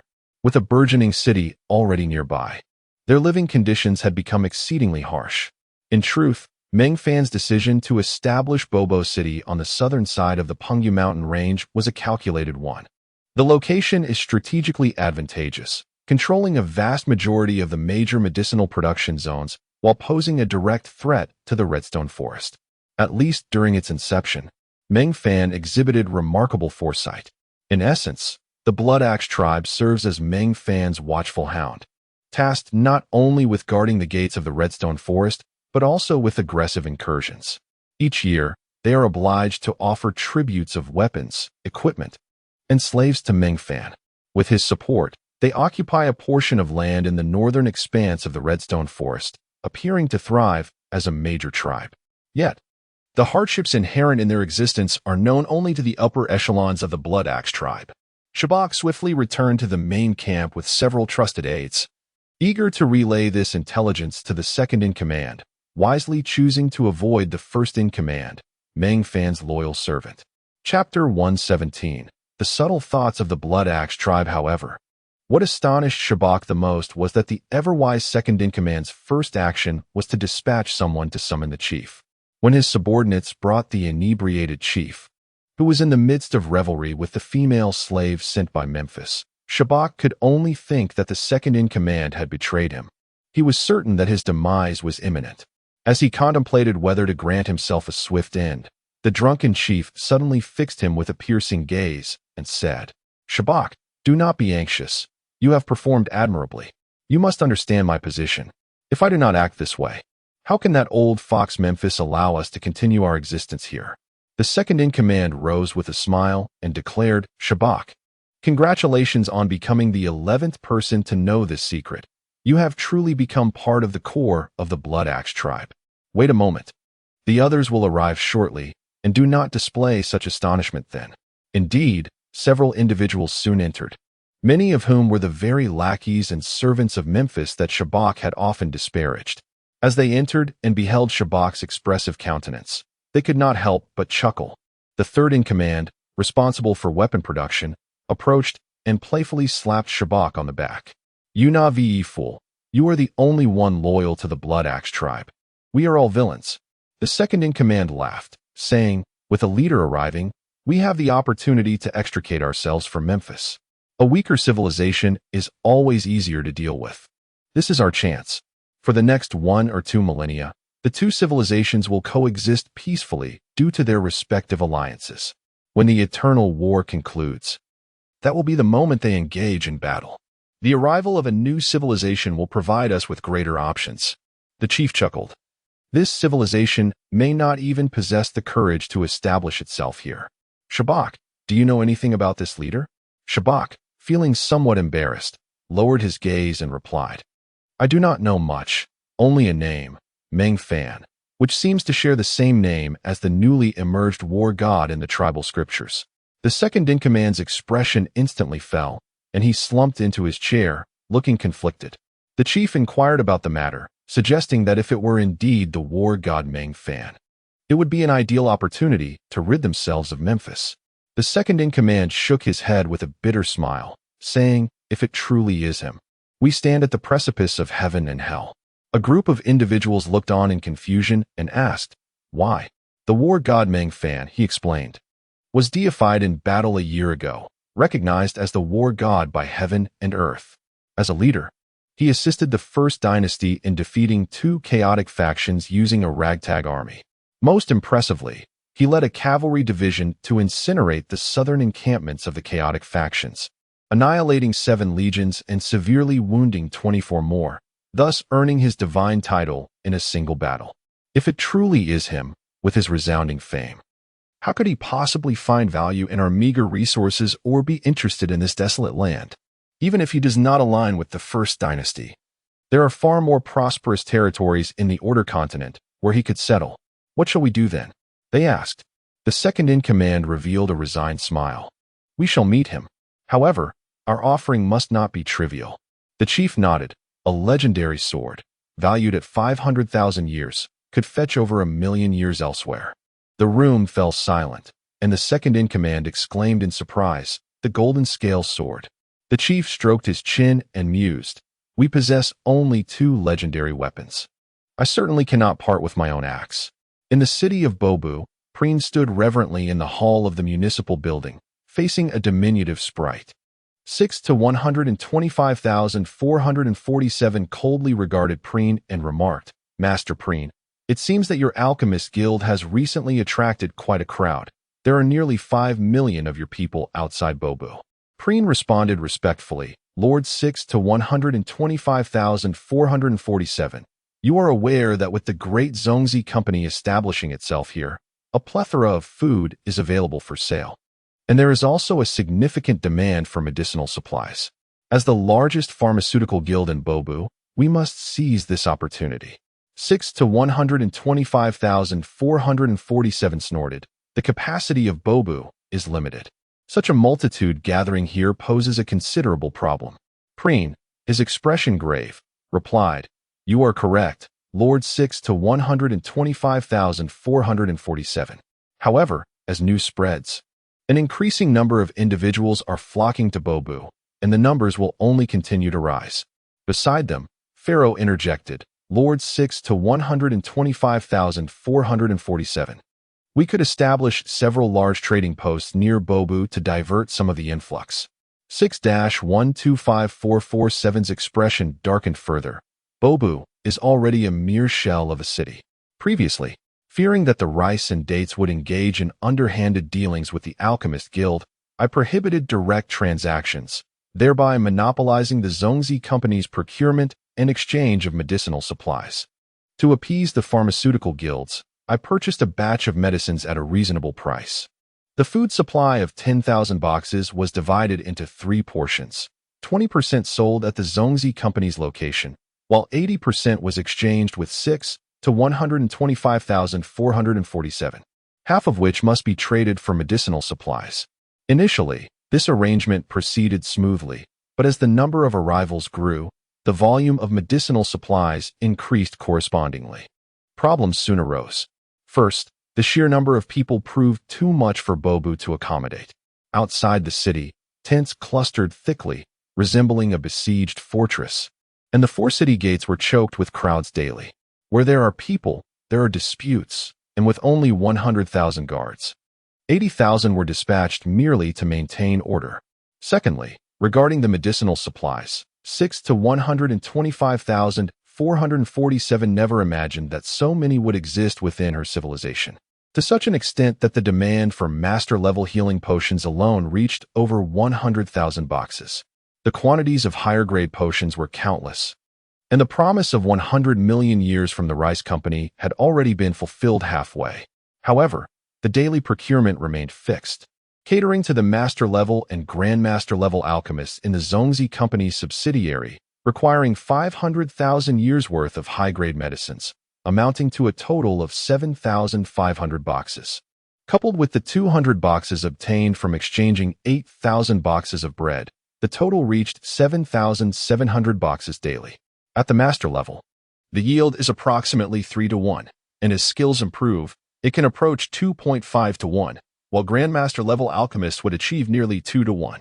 Of course, Grandmasters would not deign to engage in such trivial matters, as they were preoccupied with refining Grandmaster level potions, which are derived from Master level potions at a ratio of approximately 15 to 1 to 10 to 1. Beyond finished potions, there existed a plethora of medicinal herbs. The predominant demographic within the 6 to 125,447 civilization consisted of herbalists, comprising over 80% of the populace. However, their societal status remained at the very bottom. The primary reason was the abundance of medicinal herbs in the moon-holding mountains, which were virtually ubiquitous. Herbalists traversed the mountains daily, yet struggled to sell their wares, often being exploited by alchemists, leading to their arduous existence. Upon learning that the Zongzi Company was selling food and purchasing medicines in Bobu, many alchemist guilds began to collect herbs for refinement, thus establishing a source of supply. Chapter 118. Time flows like water. Meng Fan's conditions were exceedingly stringent. He demanded the refinement of 1 box of master-level pharmaceuticals and 300 boxes of grandmaster-level pharmaceuticals each day, in exchange for a reward of 500 years of service and an additional 100 boxes of food. The Gourd Alchemy Guild was indifferent to the 500 years of time, but those 100 boxes of food were highly coveted, especially since they were procured through special channels to arrive in Bobo City, evading oversight. These provisions could enable the Rebel Alliance to accomplish numerous objectives. The requirement for 300 boxes of Grandmaster-level pharmaceuticals was, quite frankly, a jest. It was far too simple. With the current manpower, producing 1,000 boxes in a day was not an issue. However, the refinement of master-level pharmaceuticals was a different matter. A master alchemist, working tirelessly without rest, could produce approximately 100 to 120 boxes in a day. Thus, 100 such masters would only yield 1 box daily. Since humans are not machines, 3 days to gather 2 boxes was already commendable. At present, Dazeo had disbursed a total of 60,000 years, along with 12,000 boxes of bread, in exchange for 120 boxes of master-level pharmaceuticals. These were then sold to a caravan introduced by Andrew for 6 million years, with the cost per box being slightly over 5,000 years, resulting in a tenfold profit. Dazeo grinned widely upon seeing the figures on the ledger. In the City of Leaders, at the end of each month, a substantial quantity of Grandmaster-level pharmaceuticals was collectively sold, amounting to 1,000 boxes each time. In reality, the stockpile of pharmaceuticals accumulated monthly exceeded this figure, as Dami had reserved a portion for emergencies. The wholesale price of Grandmaster-level pharmaceuticals was quite economical, at merely 520 years per box, yielding a profit of 200 years. By the month's end, this translated to an income of 200,000 years, a mere trifle compared to the profits from master-level pharmaceuticals. After several months of the Food for Pharmaceuticals scheme, Andrew recognized that Meng Fan could indeed procure master-level pharmaceuticals in bulk, consistently exchanging 50 boxes of Grandmaster-level pharmaceuticals daily. He began to take this partnership seriously, checking the stock of bread in the City of Leaders and authorizing the shipment of 1 million boxes. He formally drafted a request for a self-replenishing teleportation array, small-sized, due to overwhelming logistical pressure, instructing a trusted subordinate to deliver it to the logistics department of the First Dynasty's royal city. Unfortunately, this matter sank into obscurity, sowing seeds of future troubles. After camping in the Blackstone Gobi for several days, the Gourd Alchemy Guild remained placid, exhibiting no signs of disturbance or hostility. After greeting everyone and establishing coordinates, they teleported back to the City of Leaders, coincidentally encountering Dami, who stealthily entered a room with a large box, akin to a thief, startling Meng Fan upon his sudden appearance.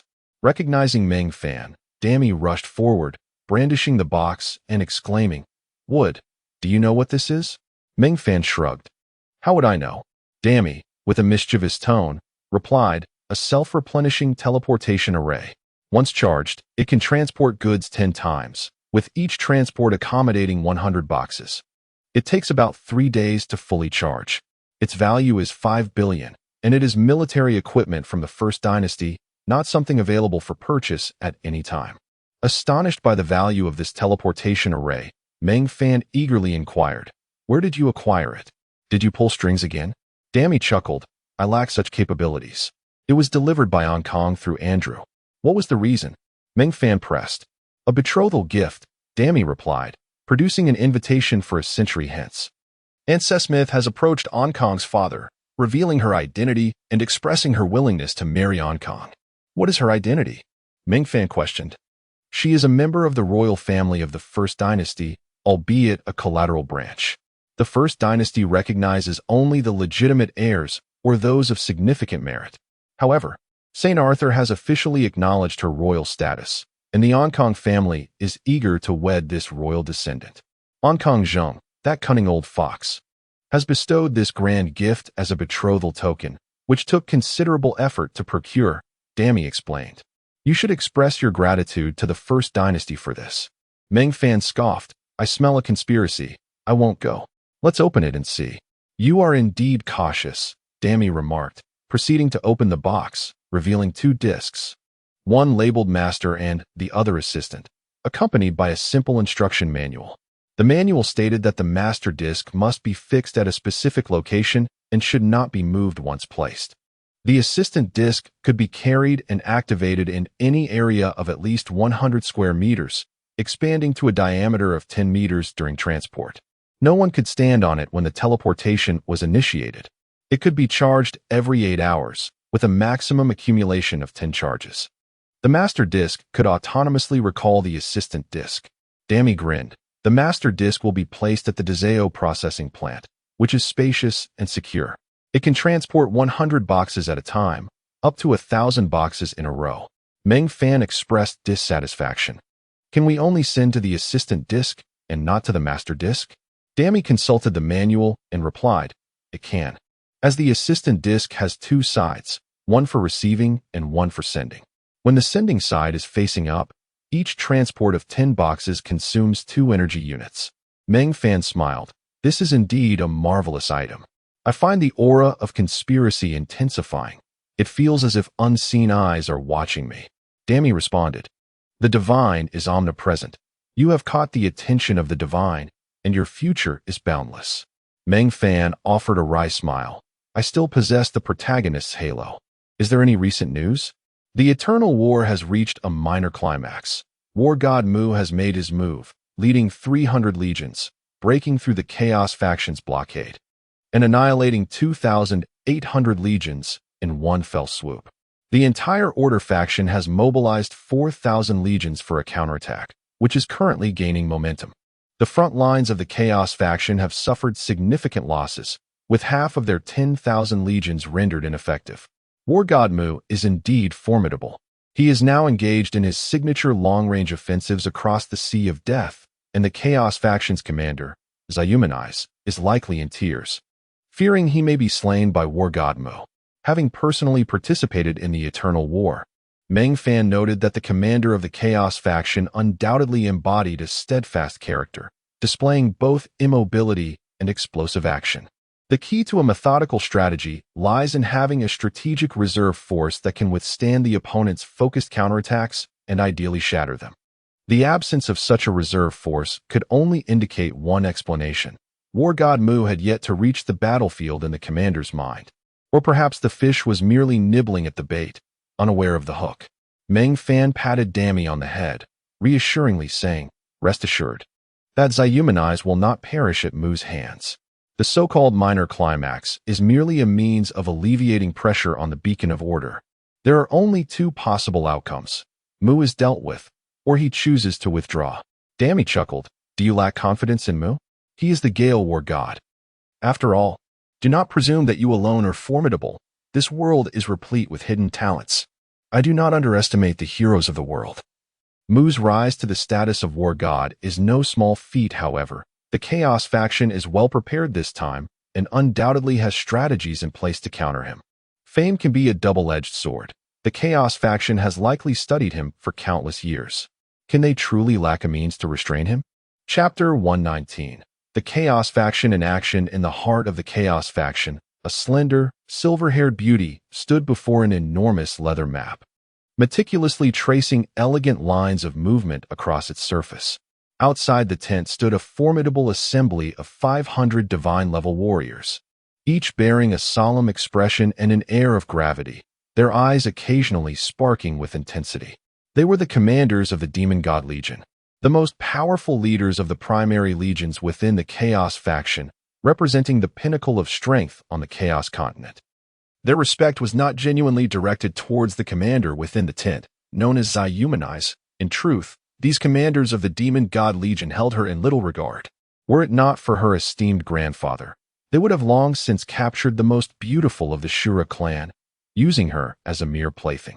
Unlike the Order continent, which is rich in civilizations, the Chaos continent boasts only one civilization, the Chaos Empire, while the others exist as its dependencies. Within the Chaos Empire, the role of the leaders has been significantly diminished. Their duty is merely to guide individuals from their original civilizations into this new world. The newcomers, or traversers, are liberated from the constraints of their former worlds, allowed to develop freely and become the grassroots citizens of the Chaos Empire, thus providing an equitable opportunity for ordinary traversers to compete. The Chaos Empire has even fundamentally eradicated the entire class of leaders, confining them within the City of Leaders. This monumental feat was accomplished by the Emperor of the Chaos Empire, the foremost expert of the Chaos faction, Axius, the patriarch of the Shura clan. In terms of individual combat, he may not rival Arthur, yet his unparalleled wisdom positions him as the world's premier war god. Thanks to him, the Chaos faction has often prevailed in the recent hundreds of eternal wars. However, he is eternally challenged by his nemesis, King Saint Arthur of the Order faction. The criteria for the commencement of the Eternal War which began billions of years ago, mandated the emergence of a deity of the pinnacle from both the chaos and order factions. For a prolonged duration, the outcome of the eternal war hinged upon the life or death of these two titans. The survival of one would grant them dominion over the world. As time progressed, the number of deities at the pinnacle increased, heightening the disparity between the two. St. Arthur has grown so powerful that it requires several deities at the pinnacle to defeat him. Axius, unable to match Arthur's prowess in personal combat, finds solace in the fact that the Chaos faction, under his nurturing guidance, consistently outnumbers the Order faction and deities at the pinnacle, affording him greater latitude to operate. This balance shifted with the emergence of the beastman war god Mu, a being not of the pinnacle, yet capable of participating in their battles. Mu devoted himself to the study of combined formations, seeking to harness the power of divine-level warriors to vanquish those at the pinnacle. While the efficacy of his strategies was limited, it was conceivable to exchange the lives of 1,000 divine-level warriors for a single deity at the pinnacle given the right circumstances. This marked the first time divine-level warriors could confront the deities at the pinnacle face-to-face, inadvertently diminishing their intimidation factor. What once was a duel of merely dozens expanded into a grand battle involving tens of thousands of divine-level warriors, resulting in a mere handful surviving the climactic conflict, thus exerting little influence on the overarching eternal war. Mu's arrival transformed the dynamics of the eternal war. Divine-level warriors could no longer engage casually in conventional warfare. They faced two choices: to become commanders leading primary or secondary legions into battle, or to join elite legions. During each eternal war, they participated in the divine duels akin to ordinary soldiers, only to perish and enter a lengthy resurrection period. Hundreds of years for divine-level resurrection, and even longer, up to a millennium for those at the pinnacle. This duration was referred to as the Age of No Gods, a time defined by conventional warfare. After a millennium, when the deities at the pinnacle resurrected, it essentially marked the conclusion of the eternal war. The deities at the pinnacle would then seek to settle scores among themselves, leading into a prolonged period of resolution lasting 2,000 years. During this time, the factions would dispatch their less active legions to engage in battles in the Sea of Death before gradually withdrawing to their respective strongholds. Following this, an extensive recovery period of hundreds of thousands, even millions of years, would ensue until the next eternal war commenced. At noon, a teleportation array materialized within the camp, followed by a series of 15 such arrays. In that moment, the 500 divine-level commanders knelt in unison, though they were formidable divine beings outside. Here they appeared as mere ants. The 15 newcomers were deities at the pinnacle, the true titans of the eternal continent. All hail the Emperor, they proclaimed. It was at this moment they realized that Axius was absent. A wave of exhilaration surged within them. No longer reliant on the teleportation array, the ability to traverse space freely was a privilege of the deities at the pinnacle, signifying that the Chaos faction had acquired a 16th deity at the pinnacle, two more than the Order faction. The 15 deities at the pinnacle entered the tent, taking their seats on the chairs that had long been prepared. The atmosphere among them amicable. After a 10-minute wait, the strongest of the Chaos faction, the Emperor of the Chaos Empire, the god of slaughter Axius, materialized directly before the massive map. Zayumanai's approached to take his cloak, behaving as dutifully as a handmaiden. The 15 deities at the pinnacle immediately rose to pay their respects.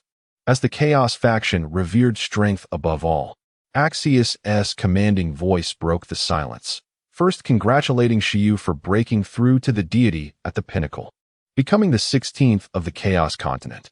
The other 14 deities at the pinnacle offered their congratulations to Shiyu.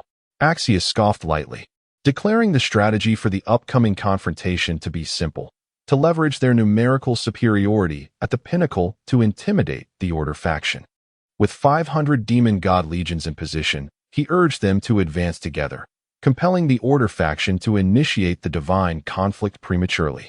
Shiyu was to remain concealed until the battle had progressed sufficiently to unleash a surprise. Our elite legion, the Blade of Chaos, has assembled and will reach the battlefield in 15 days. I have designated the first defensive line of the Fortress of Order S Light as the battleground. A man with bat-like wings rose, addressing Axius. Your Majesty, a second war god has emerged from the Order faction. We are uncertain how to respond. A hint of derision flickered across Axius's stern countenance. You speak of Meng Fan, I presume? He had exerted considerable effort to uncover this information. You may find it hard to believe, but he has only been in this world for 30 years. I repeat, 30 years. Not 30 epochs or 30 guiding years, merely 30 ordinary years. Truly impressive for one so young. Yet regrettably, he remains inexperienced, still at the lowest tier of skill levels. In this war, he will hardly make a significant impact. Very well, let us usher in an era devoid of gods.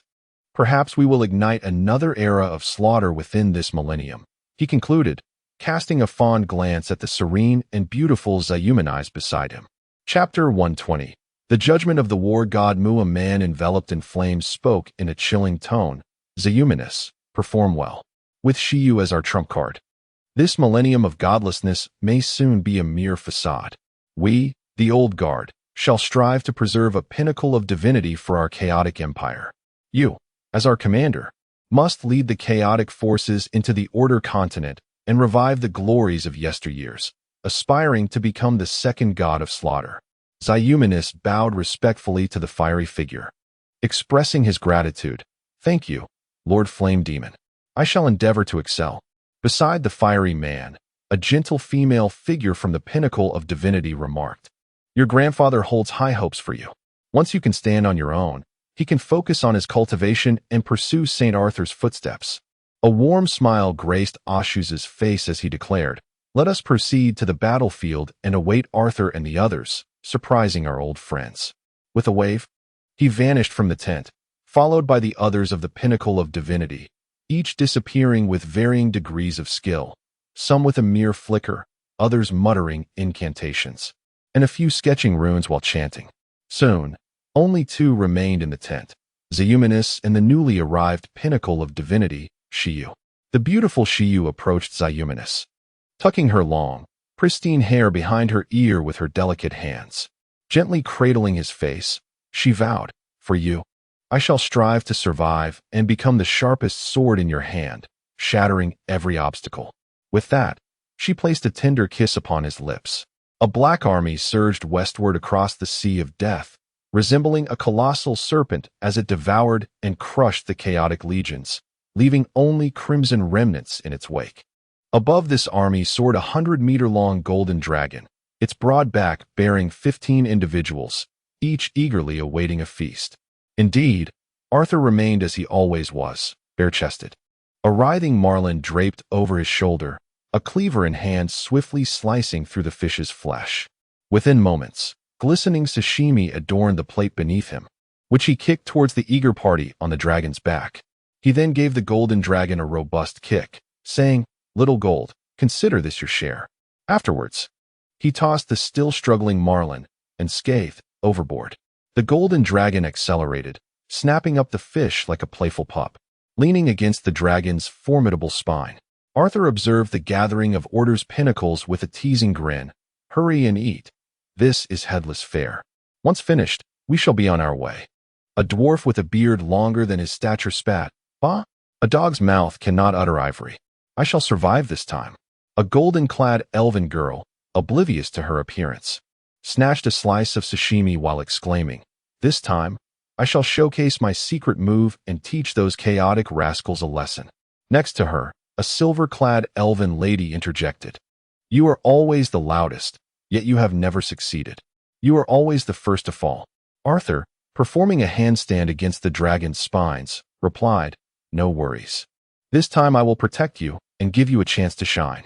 Beside them, a mermaid adorned with a crown quickly retorted, Once the battle commences, you will be surrounded by 5 foes. You protecting her will only hasten her demise. How many times has it been that the first blood is drawn by this little fool? We always face 15 while we are but 13. It is only because you are so formidable that you can handle 3 alone. Otherwise, we would be slaughtered mercilessly. The golden-clad elven girl pouted, You all underestimate me. When the battle begins, I will unleash my ultimate move to show you. My solar halo has been hungry for too long. A human king clad in splendid armor chuckled. Solar halo? Perhaps you should reconsider. That is merely a killing technique. I would not wish to suffer a blow from behind while in battle. Mu smiled. No worries. Use that. The orcs will protect you. When you complete your spell, I shall have Damon throw you into the heart of the chaotic camp. The golden elven girl sighed. I feel like a mere weapon. The mermaid chimed in. Indeed, you are a weapon. Even if you cannot kill, you can instill fear, which is far better than your constant foolish self-sacrifice. The elven girl, with a playful snarl, charged at her. Elizabeth, our friendship is over. I will scrape every scale from your tail. An angelic man, with a pair of pristine wings, approached Mu, saying, Mu, how shall we engage this time? I sense that the chaotic camp is well prepared, perhaps even holding back some secret weapon. Indeed, they must have a contingency, Mu replied. I suspect they may have acquired a 16th pinnacle of divinity. Upon hearing this, all merriment ceased, and everyone listened intently to Mu's words. He pointed towards the throng of 300 first-level legions below. The commander of the chaotic camp is Ashuz's granddaughter, Zeumenes. She is rumored to be exceptionally talented in warfare, privately dubbed Little War God. I cannot ascertain her true prowess, but even if she were a fool, she would know not to allow my legions to advance. The chaotic forces are currently in retreat, exposing their backs. This is a bait to draw us in. The only ones capable of halting our advance are Ashuz's demonic legions. We are outnumbered in the pinnacle of divinity, and an early strike in divine warfare would favor them. Given the current situation, it seems Ashuz is preparing to initiate divine warfare ahead of schedule. If he lacks absolute confidence in victory, he would not dare to be so brazen. The only explanation is that they possess a decisive force. Everyone fell into deep contemplation until Arthur, with a casual grin, remarked, No worries, I shall simply slay one more. Moreover, the Order Shield Legion has already mobilized, right behind us. If he wishes to battle, then let us engage him, striking with such ferocity that his face blooms with blossoms of defeat. I am curious how much stronger Ashuz has become. My cleaver is already eager for action. The individuals upon the dragon's back fell silent, each pinnacle of divinity a formidable force, well acquainted with one another after countless years as adversaries. A newcomer introduced an additional variable. A winged pinnacle inquired, where shall the decisive battle take place? The original Order Light Fortress, the first line of defense, possesses a remarkable terrain suitable for large-scale combat. After all, it is the most suitable location for deploying thousands of first-level legions. I am currently zigzagging, attempting to eliminate as many of these cannon fodder as possible, while also delaying the time until the decisive battle, allowing the Order Shield to catch up. Chapter 121. The Strange War Between Huaxia and Yamato. The decisive clash of divine powers in the Eternal War is on the verge of commencing. Yet the newly emerged war god, Meng Fan, seems to be forgotten by the entire Order faction, as if he were an afterthought. Apart from a brief visit from Ansasmet, no one has paid him any heed. Meng Fan, however, relishes this tranquility.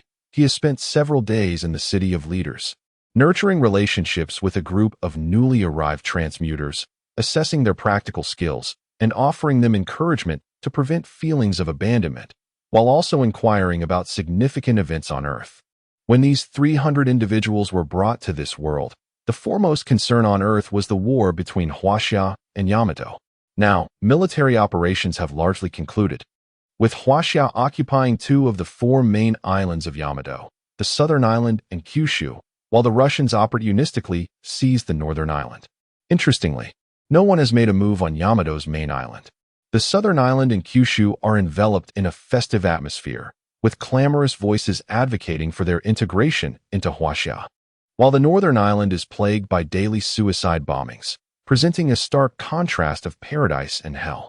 Yamato is a remarkably resilient nation, exhibiting a severe inclination towards self-destruction, with no hesitation in deploying human bombs, ranging from octogenarians to young children. Whenever an opportunity arises, they drag a Russian soldier into their inferno, instilling fear in the Russians to the point where they dare not leave their encampments. One of the most successful attacks involved a few geishas summoned to perform for the occupying military. After passing stringent security checks, they entered the banquet. only to unleash ceramic bombs from unexpected quarters, obliterating the highest-ranking Russian commander in a spectacular explosion. The reaction from Yamato's main island is equally intriguing. While fervently shouting about defending their territory, they are frantically supplying the northern island with various resources, troops, and civilian self-defense forces to engage the Russians. Simultaneously, they extol the importance of peace while discussing the occupation of the southern island in Kyushu with the Huaxia military. Huaxia has generously released over 7 million Yamato prisoners of war, along with more than 20 million civilians willing to defend their homeland, in exchange for the complete occupation of the southern island and Kyushu. After a brief reorganization upon their return, these 7 million prisoners were dispatched directly to the northern island to partake in the defense. The most vexing aspect for the Russians is that the military industries of the southern island and Kyushu have been almost entirely preserved, with factories now operating around the clock to produce Yamato standard weaponry, which is subsequently sold through various means to the Yamato military currently defending their homeland. Upon hearing these developments, Meng Fan can only think they truly know how to play the game. The New World has garnered global attention, and the 5 fundamental techniques are being promoted worldwide. Nations are fiercely competing for the 5,000 leadership quotas offered by Huaxia, with the most alluring aspect being the time system, which theoretically allows for immortality in that realm. However, the current number of quotas available for leadership remains exceedingly low, leading to a relatively rational response from nations, dispatching their most exceptional talents to Huaxia for intensive training and scanning. The definition of exceptional here refers to the finest soldiers. Upon receiving Meng Fan's information, Huaxia meticulously selected 100,000 outstanding individuals from various fields for scanning.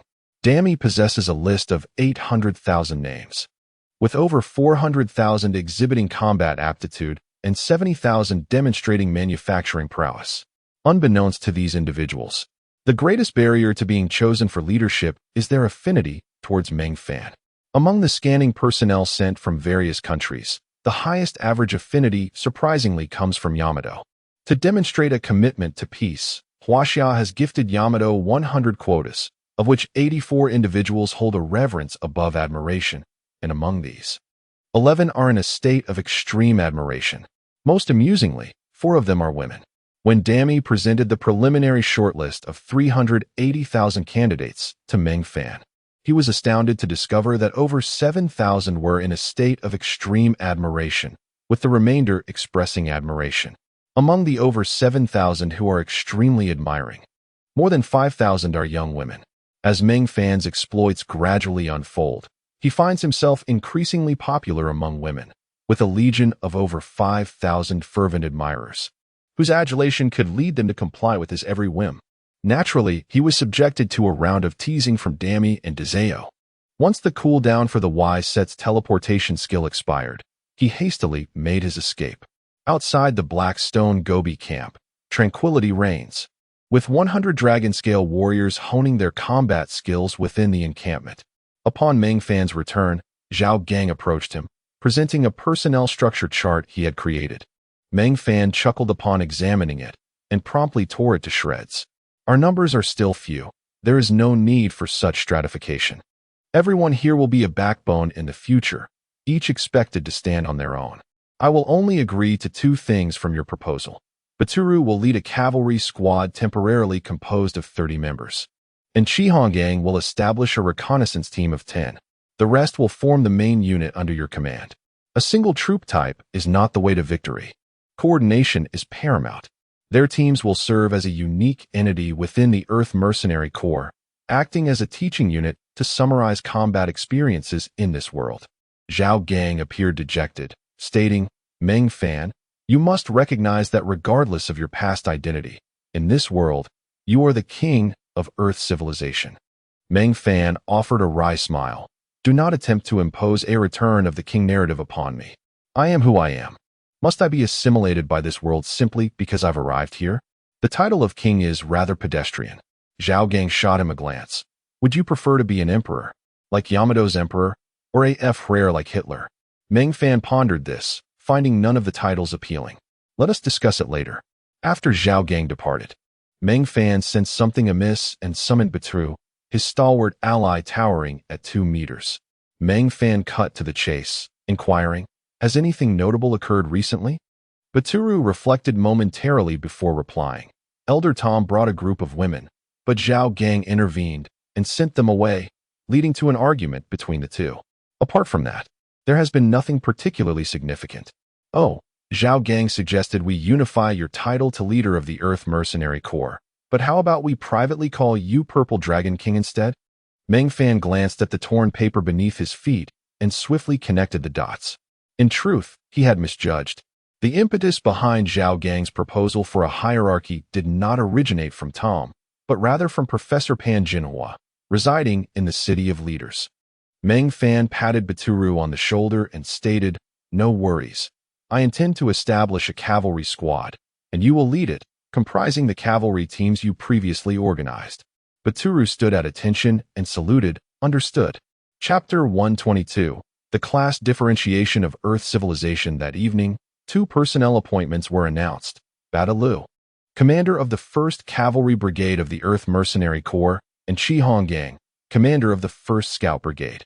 The Earth Mercenary Corps now comprised 5 officials: Meng Fan, the leader, Zhao Gang and Pan Jinhua, the deputy leaders, and the 2 brigade commanders, Badalu and Chi Honggang. This represented Meng Fan's civilization. For the first time, a class distinction emerged with the establishment of officials. Although there had previously been a leader and 2 deputy leaders, they were merely titles. Meng Fan was the guiding force. Zhao Gang was the overseeing general of the Dragon Scale, and Pan Jinhua's role as a deputy leader was simply to facilitate task assignments. However, the recent appointments of the 2 brigade commanders marked the inception of the official class. Yet, only 3 individuals truly grasped the significance of this moment: Meng Fan, Zhao Gang, and Pan Jinhua, who was far away in the City of Leaders. Pan Jinhua recorded in the Eternal Chronicle, on the 10th of July, year 23 of the New Era, the Earth civilization appointed its first officials. With nothing pressing to occupy his time, Pan Jinhua had been diligently composing an epic work titled New History of Earth Civilization, which was essentially a simplified diary. At the dawn of the New Era, leader Meng Fan entered the Eternal Continent. The New Era calendar commenced on New Year's Day, January 1st, with 9 individuals following his lead.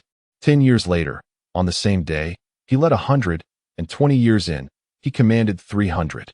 On the 28th of September in year 22, Meng Fan achieved divine status in battle, becoming the 3rd war god of the Eternal Continent, known as the Flame War God. Finally, on the 10th of July, year 23, the Earth civilization appointed its first officials. Closing the chronicle, Professor Pan Jinhua exited the Great Zongzi Guild's headquarters. Gazing up at the eternally round moon of the Eternal Continent, he sighed, reflecting that Earth's moon was far more beautiful, with its phases of waxing and waning. The day after Meng Fan's return, he eagerly employed an item transfer disk, successfully transporting 1,000 boxes of food with remarkable efficiency. The transfer speed was astounding. Within a minute, 100 boxes appeared on the disk, as the main disk was prepped with dates and rice, all neatly arranged in the warehouse, topped with at least 100,000 boxes of bread. Additionally, he discovered a more efficient method. The main disk possessed an automatic transfer function, capable of sending items as long as there was transfer energy. The auxiliary disk also had a timed acceptance feature. The entire process of transferring 1,000 boxes of food took less than 15 minutes, 10 for the transfer and 5 for the handling. Meng Fan could not help but marvel at the advanced technology of this world, contemplating the myriad military applications of such a transfer array, particularly for remote bomb delivery. However, a more immediate practical use emerged: display. This item was also a rarity in the First Dynasty, and possessing it served as a symbol of status, akin to displaying 2 grand flags proclaiming, "Come fight me, I have powerful backing." With this thought in mind, he eagerly sought someone to test the waters, albeit with the concern that the locals might be unsophisticated and unappreciative. After 5 days, Meng Fan finally encountered an opportunity to showcase his newfound prestige. 5 individuals appeared outside the camp, calling out loudly to request an audience with the leader of the merchant convoy. The visitors were the 4 chiefs of the Blood Axe tribe, accompanied by Elder Tom. Upon entering the camp, their attention was immediately drawn to the towering piles of food boxes in the center, amounting to 5,000 boxes, some freshly transferred, others retrieved from bags. The expressions of the 5 men darkened, particularly Tom, who realized that Meng Fan possessed such a vast quantity of food. He would never trade weapons for food under any circumstances. As they ventured further, their astonishment grew as they witnessed the extraordinary, a brilliant, large disc shimmering as 100 boxes of food materialized atop it. Those waiting eagerly moved forward to retrieve the boxes, and another individual pressed a spot on the disc, summoning yet another 100 boxes. The group stood speechless, with the second-in-command murmuring about the item transfer array. Under Chi Honggong's guidance, they approached Meng Fan's tent. Just as Meng Fan intended to rise in welcome, the second-in-command suddenly knelt, performing a deep bow and respectfully proclaiming, "Blood Axe Tribe's Buyu pays homage to the war god." The volume of his voice startled Meng Fan, and the intelligent members of the Blood Axe tribe quickly followed suit, kneeling in reverence. Among the 5, 4 were prostrated on the ground, while only Tom pressed a hand to his chest, lamenting the loss of his prior trade. At a loss for how to respond, Meng Fan was saved by Zhao Gang, who stated, "There is no war god here. We are merely a group of food merchants." The second-in-command rose promptly, affirming, "Indeed, we have come to trade for food. We possess no medicine, only weapons and slaves."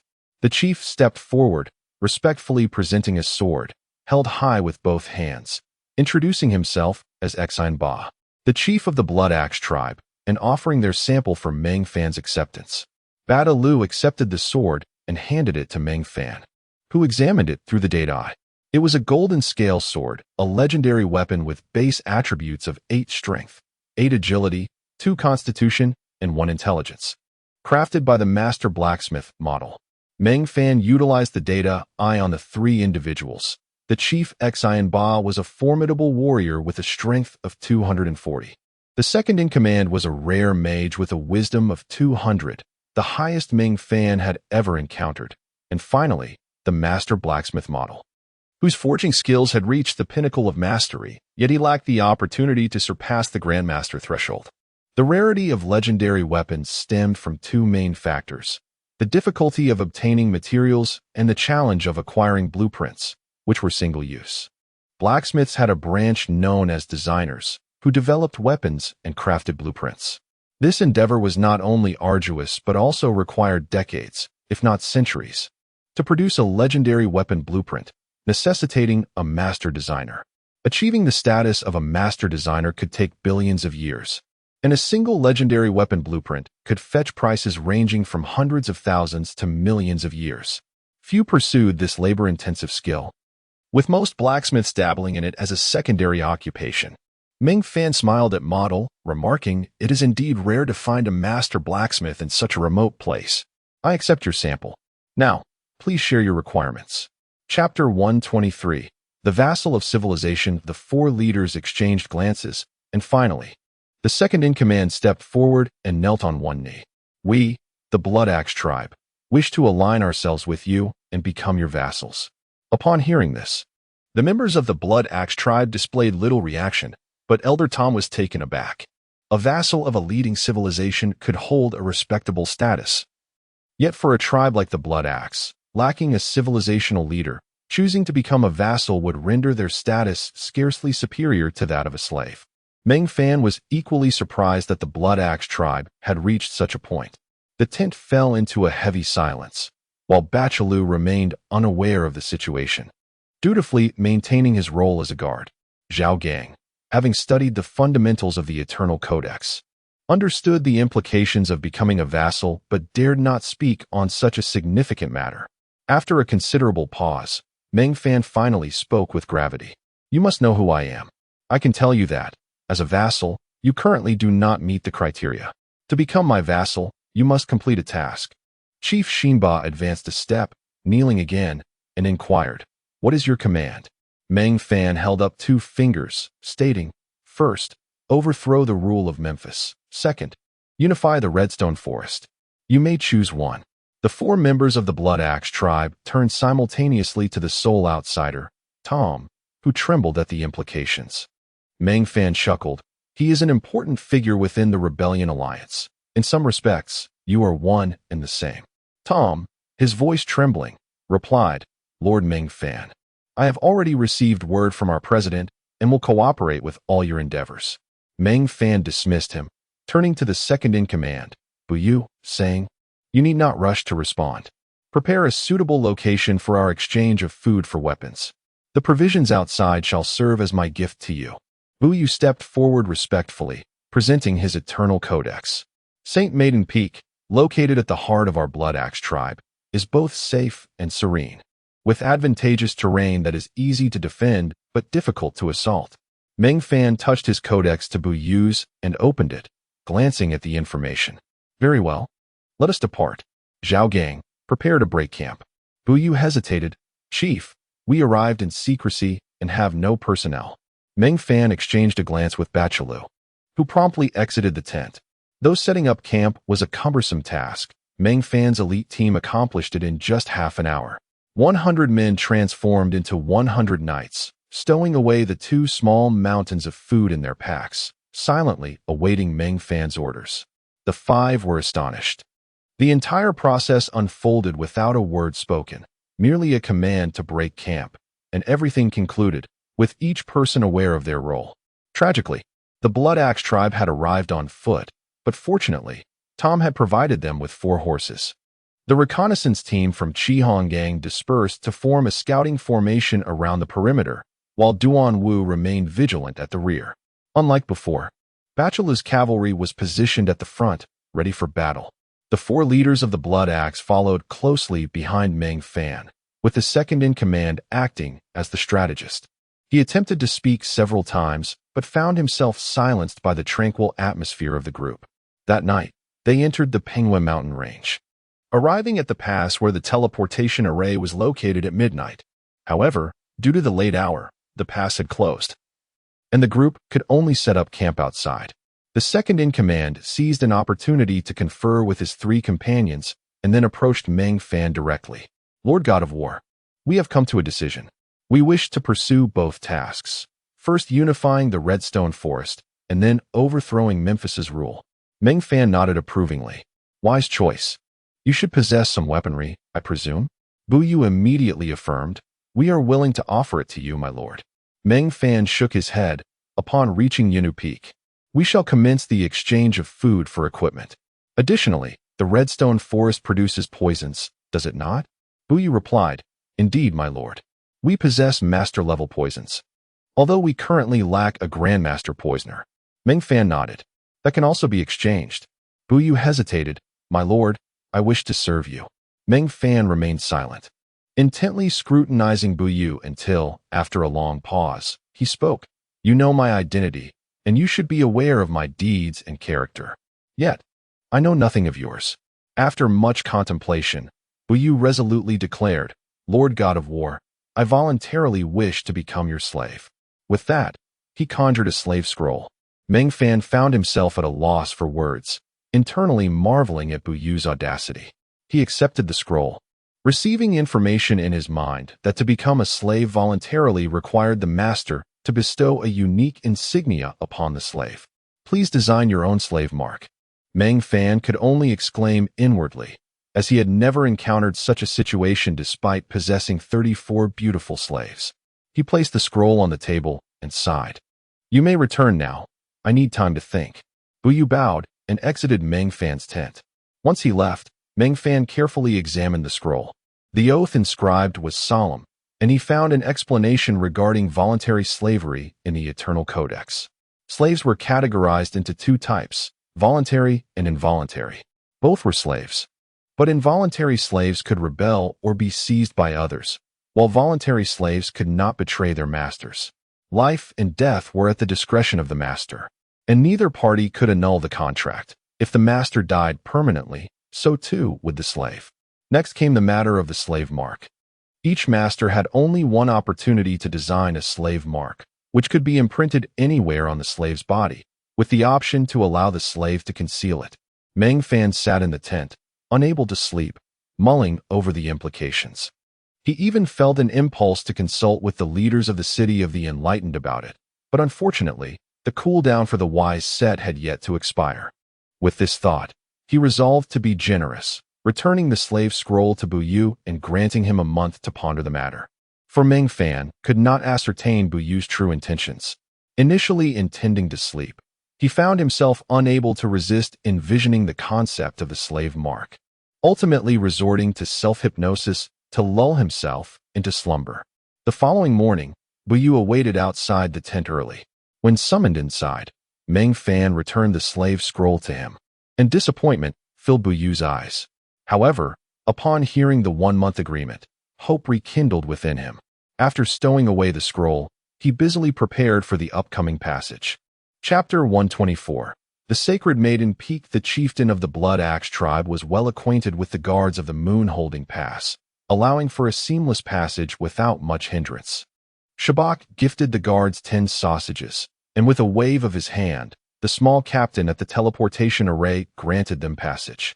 The cautious Chi Hong first sent a team to scout the area, ensuring there was no danger before returning. The leaders of the Blood Axe tribe displayed no signs of discontent, instead expressing great admiration for Meng Fan's subordinate's prudence. Upon exiting the teleportation array, the scenery transformed dramatically. The lush, deep greens of the moon-holding mountains gave way to a desolate landscape tinged with soft reds.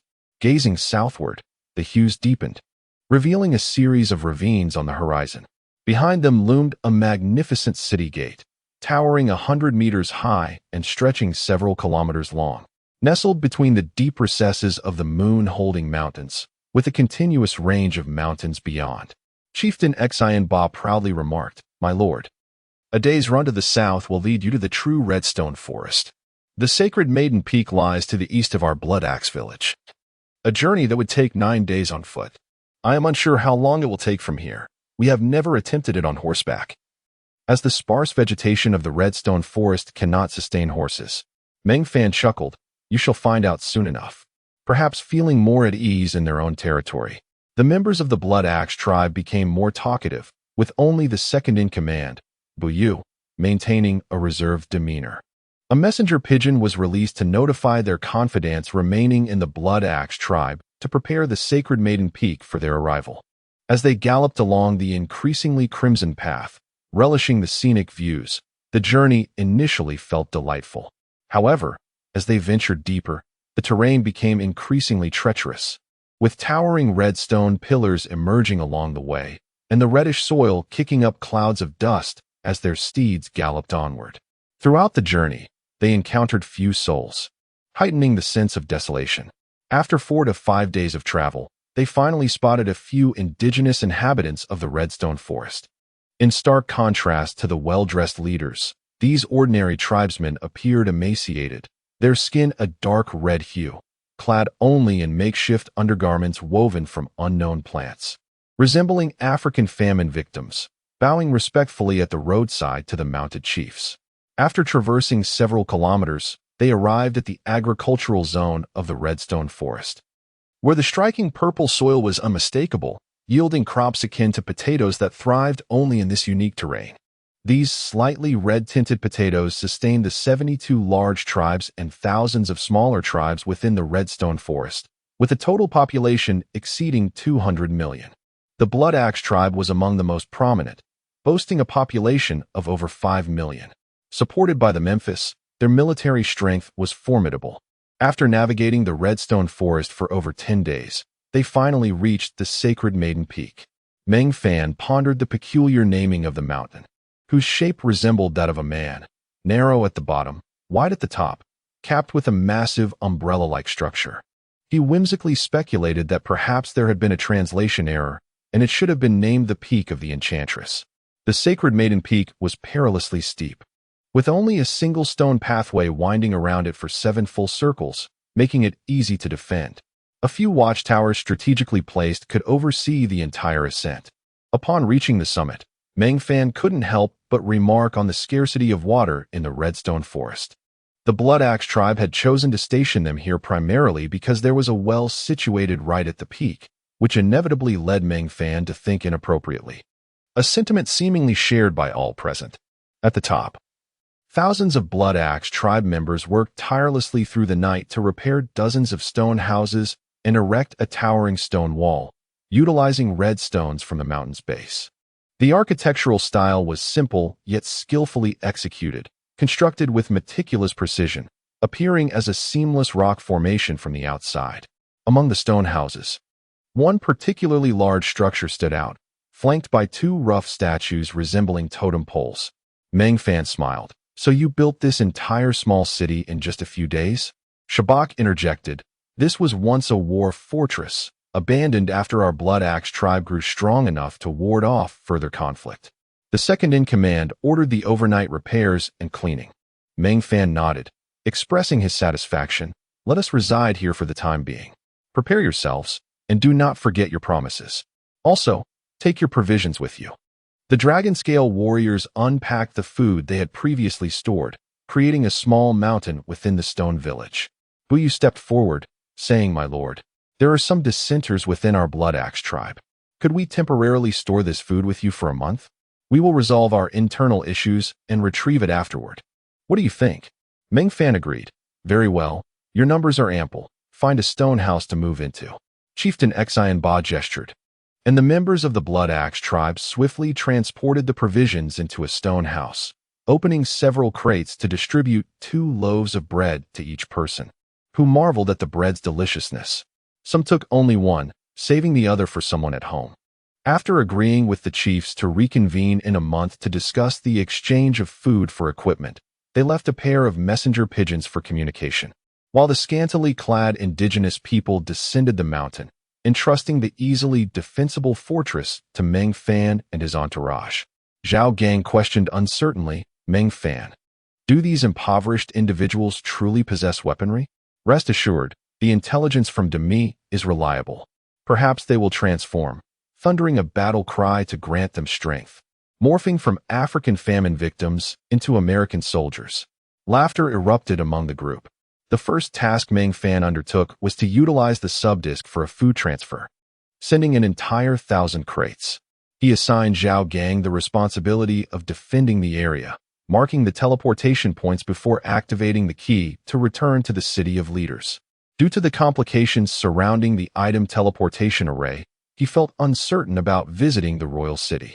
It was only appropriate to meet with Onkong Dui, who had sent the teleportation array. Upon returning to his villa, he discussed the matter of proactive slaves with Demi. Her words alleviated Meng Fan's concerns. The inability of proactive slaves to betray their masters made them highly valued and trusted by their superiors. Those with abilities were often entrusted with significant responsibilities. Some civilizations maintained themselves through such slave relationships, structured in a pyramid system where higher-ranking slaves could usurp the status of lower-ranking ones, ultimately ascending to become direct slaves of the top leaders. During the exploration period of the First Dynasty's civilizational framework, St. Arthur had employed this method, leading to the establishment of 13 families. Onkong's family head, Onkong Zhong, was a proactive slave to St. Arthur. However, due to the potential stifling of a civilization's ambition, this structure was later rejected in favor of a more advanced royal system. Arthur had 71 consorts, 12 of whom were his proactive slaves. After the reform, he had a child with each of those 12, designating them as legitimate heirs, while the children of the other consorts were deemed illegitimate or collateral branches. Regardless of legitimacy, only those who reached divine status or achieved great merit would have their identities recognized. Encesment's decision to join the military was driven by the desire to gain military achievements or seek opportunities to break through to divine status in battle. Chapter 125. An incident with Andrew Dezeo, resting anxiously on Meng Fan's shoulder, expressed his concerns. "Meng Fan, something has happened to Andrew. His corrupt dealings have been exposed, and he has been apprehended. It seems the situation is dire. Do we have other sources of food?" Meng Fan, troubled, inquired. Dami reassured him, "Do not worry, my friend. The newly appointed official has proactively approached me, expressing a desire to continue our previous arrangement of exchanging medicine for food. To demonstrate goodwill, he has even sent 500,000 boxes of bread to the City of Leaders." What happened to Andrew? Meng Fan asked. It all stemmed from issues with the merchant convoy we engaged. You brought back medicines at low prices and in large quantities, which attracted much envy. Andrew clung to them tightly and covertly suppressed several merchant convoys that sought to purchase the medicines. Ultimately, this incited public outrage, and he was collectively denounced. Dami changed his posture and continued. This finally alerted the Grand Governor of the Southern Province, Nkongda Rue, who ordered a severe crackdown on such undermining elements of the First Dynasty. As a result, Andrew's downfall was sealed.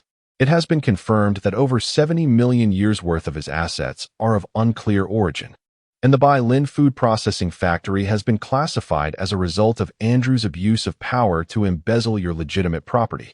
Someone has already approached me to discuss the return of the food processing factory and expressed deep remorse for Andrew's predatory actions, willing to offer compensation.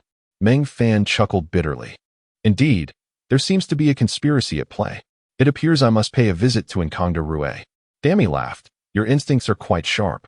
These matters, including that teleportation array, should be attributed to Nkongda. His intent is to win you over, the war god. Setting aside your relationship with Nkongda, your very reputation as a war god merits their investment, especially since you acted on behalf of Nkongda and even helped him pursue a connection to the royal family, albeit a collateral branch. After some contemplation, Meng Fan retrieved the golden scale sword from his backpack and offered it to Dami. What do you think of this as a wedding gift for Nkongda? Dami examined it closely, remarking, this is indeed a fine sword, worth at least several million years. With just a slight enhancement, it could reach epic status. It suits you perfectly until your Godslayer set is fully upgraded. Currently, Meng Fan's equipment was rather inadequate. His Godslayer set served merely as a FAAD. Although it had a striking appearance, it provided no attributes. During combat, he relied on several legendary items from the spoils of the 25th Legion, which had decent attributes. He also possessed a set of wise equipment, but his disinterest in mage-related gear rendered it merely a means for teleportation. The golden scale sword was indeed suitable for Meng Fan's use. However, he was not one to be miserly. Presently, this sword was the finest item he could part with, and he had no qualms giving it to Nkongda, whom he sincerely regarded as a brother. After all, he was not on the battlefield, and keeping such a magnificent sword would be a waste. It was better suited as a gift for Nkongda. They then discussed the situation regarding the exchange of food for medicine in Bobo City. Dami laughed. The entire Bobo City has transformed into a pharmaceutical processing plant, with production reaching astonishing levels. Each day, we receive 700 boxes of high-grade medicines, capable of refining 900 to 950 master-grade medicines, and even achieving a daily output of 1 box of grandmaster-grade medicines. With consumption of master-grade medicines being less than 15 boxes, the warehouse of the Dezongzi subsidiary is already overflowing with over 250,000 boxes of master-grade medicines. The costs have reached 80 million years, while our investment was merely 65 million years.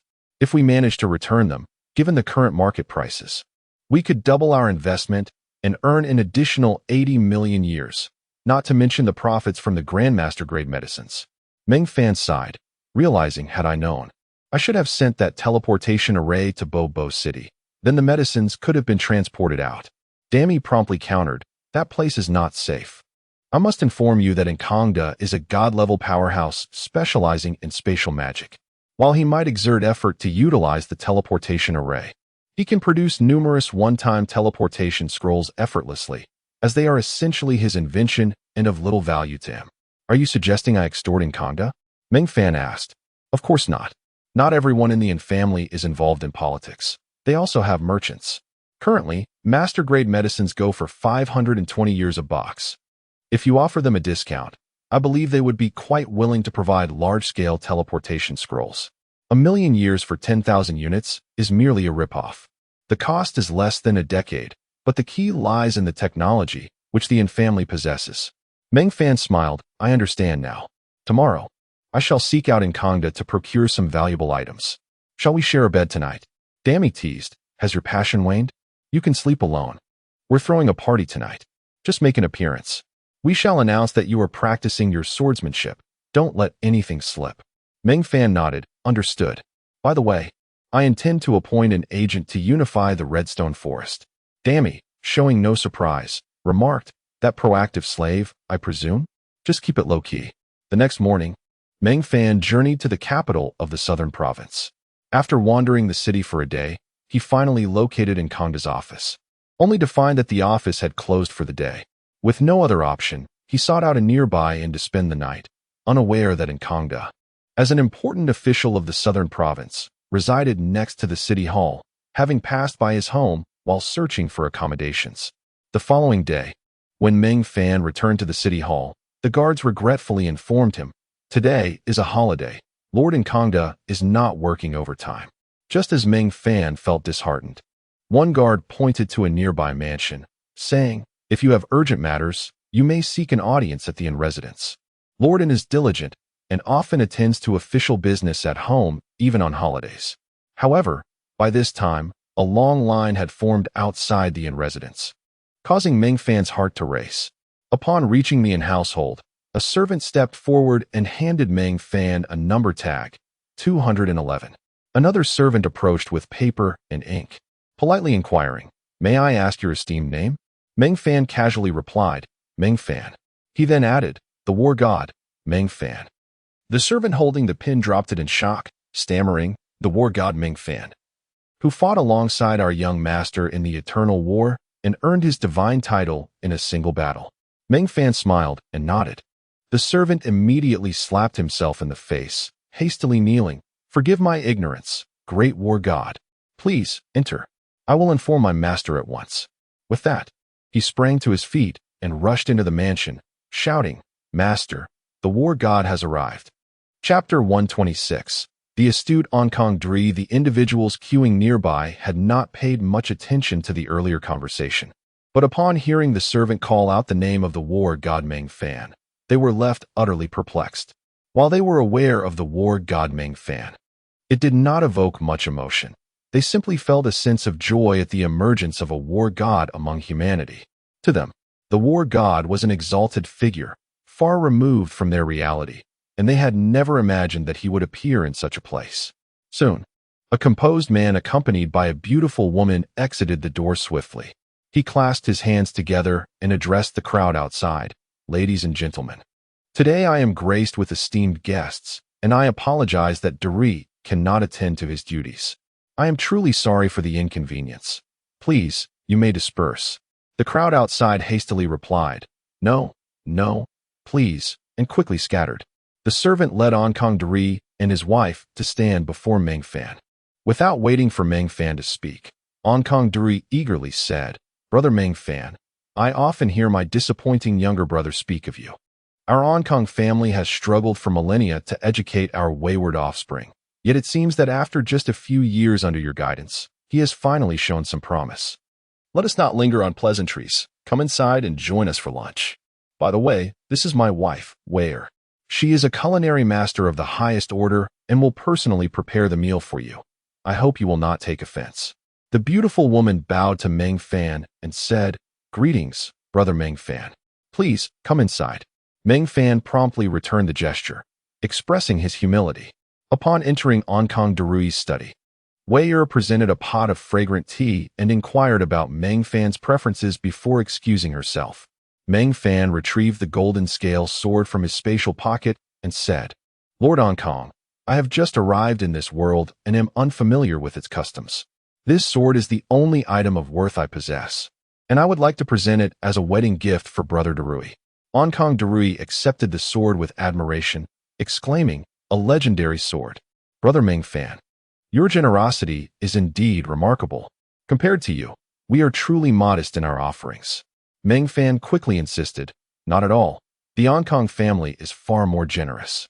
My hands trembled when I opened the box. Onkong Dri chuckled, "Gifts cannot be measured by their value. That set of teleportation arrays is trivial for us. But this sword is likely your most cherished possession. In comparison, we fall woefully short." Meng Fan secretly marveled at Onkong Dri's prowess, recognizing him as a leading figure of the third generation of the Onkong family. "This is merely a token of my appreciation," Onkong Darui said, his expression filled with gratitude. You have successfully guided that wayward fellow and helped him win the affection of Miss Ancestment. I truly do not know how to express my thanks. To be candid, Andrew was removed at my behest. He embezzled from your factory, but I will ensure that it is returned to you shortly. Additionally, part of his assets will be confiscated, and some will compensate the merchants for their losses, which will include your share. Your plan to exchange food for medicine is excellent, and I fully support it. However, Andrew's terms were excessively exploitative. He set the exchange ratio too high. A single box of goods costs only the equivalent of a year's worth of bread. Yet he demanded 3 years' worth in exchange. That is simply outrageous. I have instructed my successor to adjust the exchange rate to market value. From now on, should you have any business matters, feel free to approach him directly. Meng Fan expressed his gratitude, saying, "Thank you, Lord Onkong." Onkong Darui, with a warm demeanor, replied, "No, I must thank you. The master-level medicines you procured arrived just in time. With the ongoing battles, there is a severe shortage of medicines. Your supplies have undoubtedly saved countless valiant soldiers and restored their fighting spirit, although the quantity is somewhat limited. I noticed your exchange records indicate only 50 boxes per day, which is rather scarce." Meng Fan sighed, "It is not that I do not wish to procure more. The distance is too great for transportation. My special channels can only send 1,000 boxes of bread daily, while I can only receive 100 boxes of medicine in return." Onkong Darui laughed. "Brother Meng Fan, you truly do not regard me as an outsider. You mentioned you can only manage 50 boxes a day. I must admit I found that hard to believe.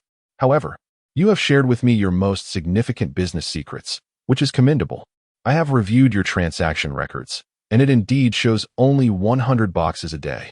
If you have a surplus of medicines that you cannot transport, we can assist. The Onkong family has notable expertise in spatial magic, while creating a teleportation array is challenging. Crafting teleportation talismans is quite feasible. How about we establish a system of teleportation talismans for your medicines?" Meng Fan quickly waved his hands. "I cannot afford the 5 million years for a single teleportation talisman." Onkong Darui chuckled. "Those prices are extortionate. 5 million years for a talisman to transport 10,000 boxes is a scam. I can provide you with talismans for 100,000 boxes, which are large-scale supply teleportation talismans used by the First Dynasty's army, worth several million years each in the market. We are both straightforward individuals. I shall not take advantage of you. 1 talisman for 5,000 boxes of master-level medicines. However, I have one condition. Please grant us a discount. I see from the reports that a box of master-level medicine costs 600 years, which is rather steep. Would 550 years be agreeable?" Meng Fan shook his head.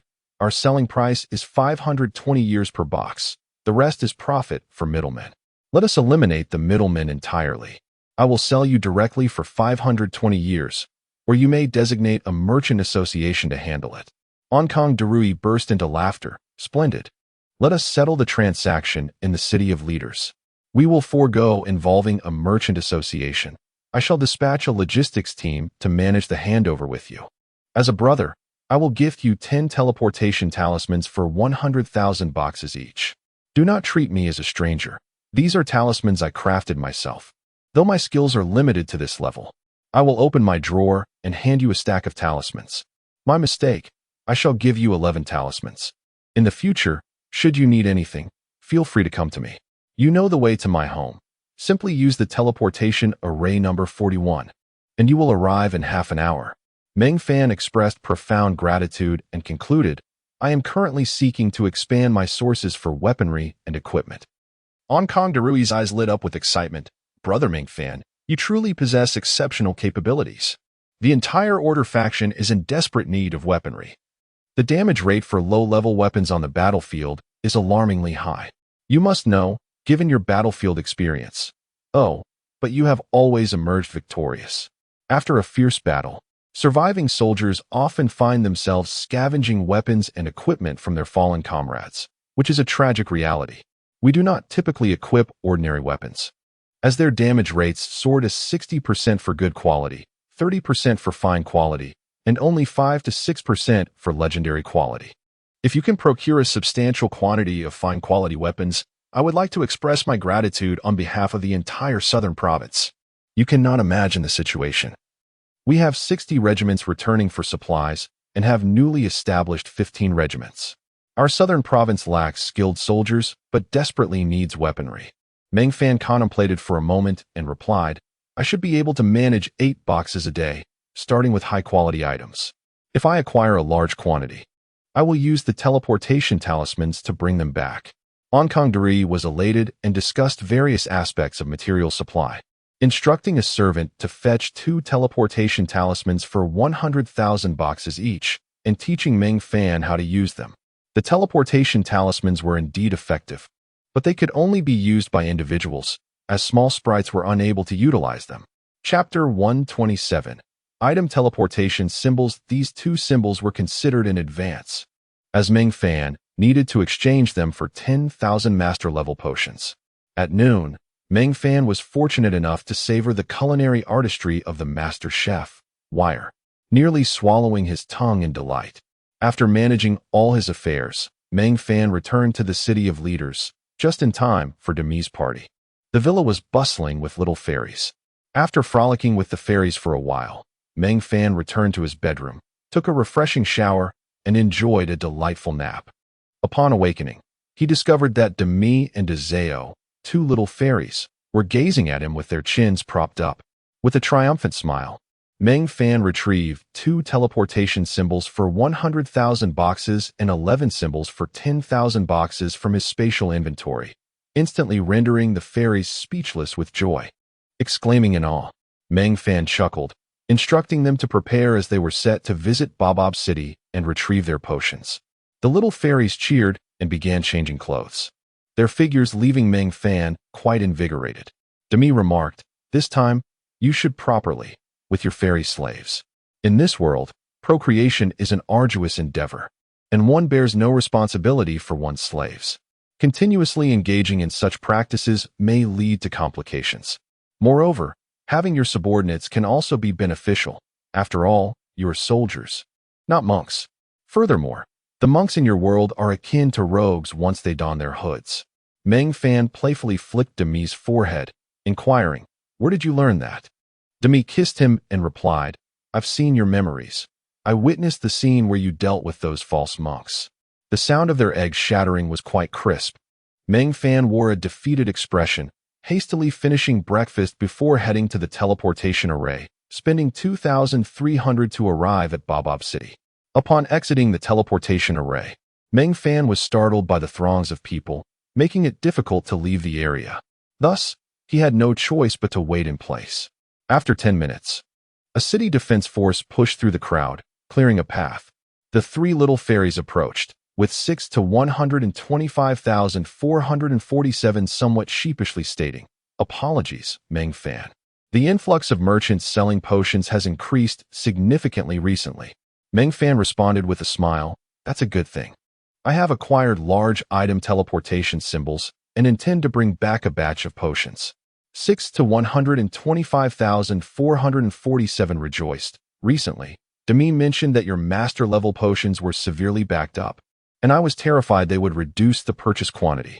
Meng Fan reassured him, transporting them back will take time, but our current purchase volume should suffice for a while. How long is uncertain. 6 to 125,447 sighed. You have already invested 60 million years, revitalizing Bob City somewhat. I am quite content. Demi interjected. Perhaps we will manage to sell what we bring back, and we might even increase the purchase quantity daily. Now, let the city defense force clear a path. Meng Fan needs to inspect the Great Zhongzi Company. 6 to 125,447 promptly ordered a clear route. On their way, they encountered a procession of 10 carts carrying 1,000 boxes of food leaving Bob City. One individual, recognizing Meng Fan through the 3 fairies, respectfully saluted him.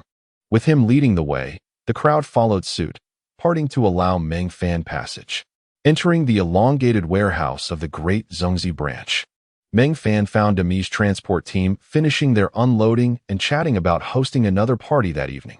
Meng Fan, puzzled, asked, do you hold parties every day? Demi sighed, It's the first rule of the Demi transport team. Half of the earned time is dedicated to hosting parties. With the time we've accumulated, we could hold 27,000 parties, and that's at the highest specifications. The future stretches long before us, and we essentially never cease our celebrations, even while working. The festivities continue at home. Meng Fan was left speechless. Is this really a party? 6 to 125,447 chimed in. Not the highest specification party lasts 8 hours. We can host 3 a day? Meng Fan was even more taken aback. 3 parties a day would take 9,000 days, almost 30 years. Demi laughed. Everyone is quite spirited now. In time, I might host 2 a day. Our villa needs popularity for an upgrade. Once we gather enough, we can elevate it to a palace. Meng Fan gasped. We can upgrade our home? Of course, I aim for the palace. Rest assured, we will earn enough to upgrade ourselves. Upon seeing Meng Fan, Plian gathered all the alchemists working inside, 600 in total, comprising 100 masters and 500 grandmasters. Plian stated, this is only a portion. In the adjacent buildings and the Gourd Guild, there are an additional 2,000 alchemists refining potions. I employ only the most skilled master alchemists, purifying 7,700 high-level potions into 2,900 boxes of master-level potions daily. With our stock exceeding 260,000 boxes, we guarantee at least 1 box of master-level potions daily. Meng Fan nodded. You all are doing well. How are the wages? Plian replied, they're quite satisfactory. Based on piecework, a grandmaster can earn in a day what would take a half year, while a master can earn over a month in a single day. Quite impressive. Demi added, 6 to 125,447. How are Meng Fan slaves faring? 6 to 125,447 awkwardly admitted. Of the 22 fairies, 3 refused to submit, so I will compensate you with 6 human beauties. Meng Fan waved his hand. No need for that. Just bring them over to let me have a look. Demi whispered something in 6-1254447's ear, causing him to smile dreamily before he turned to command the city defense force to bring the 3 unyielding fairies to Meng Fan for resolution. Meng Fan flicked Demi's forehead again. Go back and enjoy your party. I will handle the potion transport. Demi chuckled. You are so eager.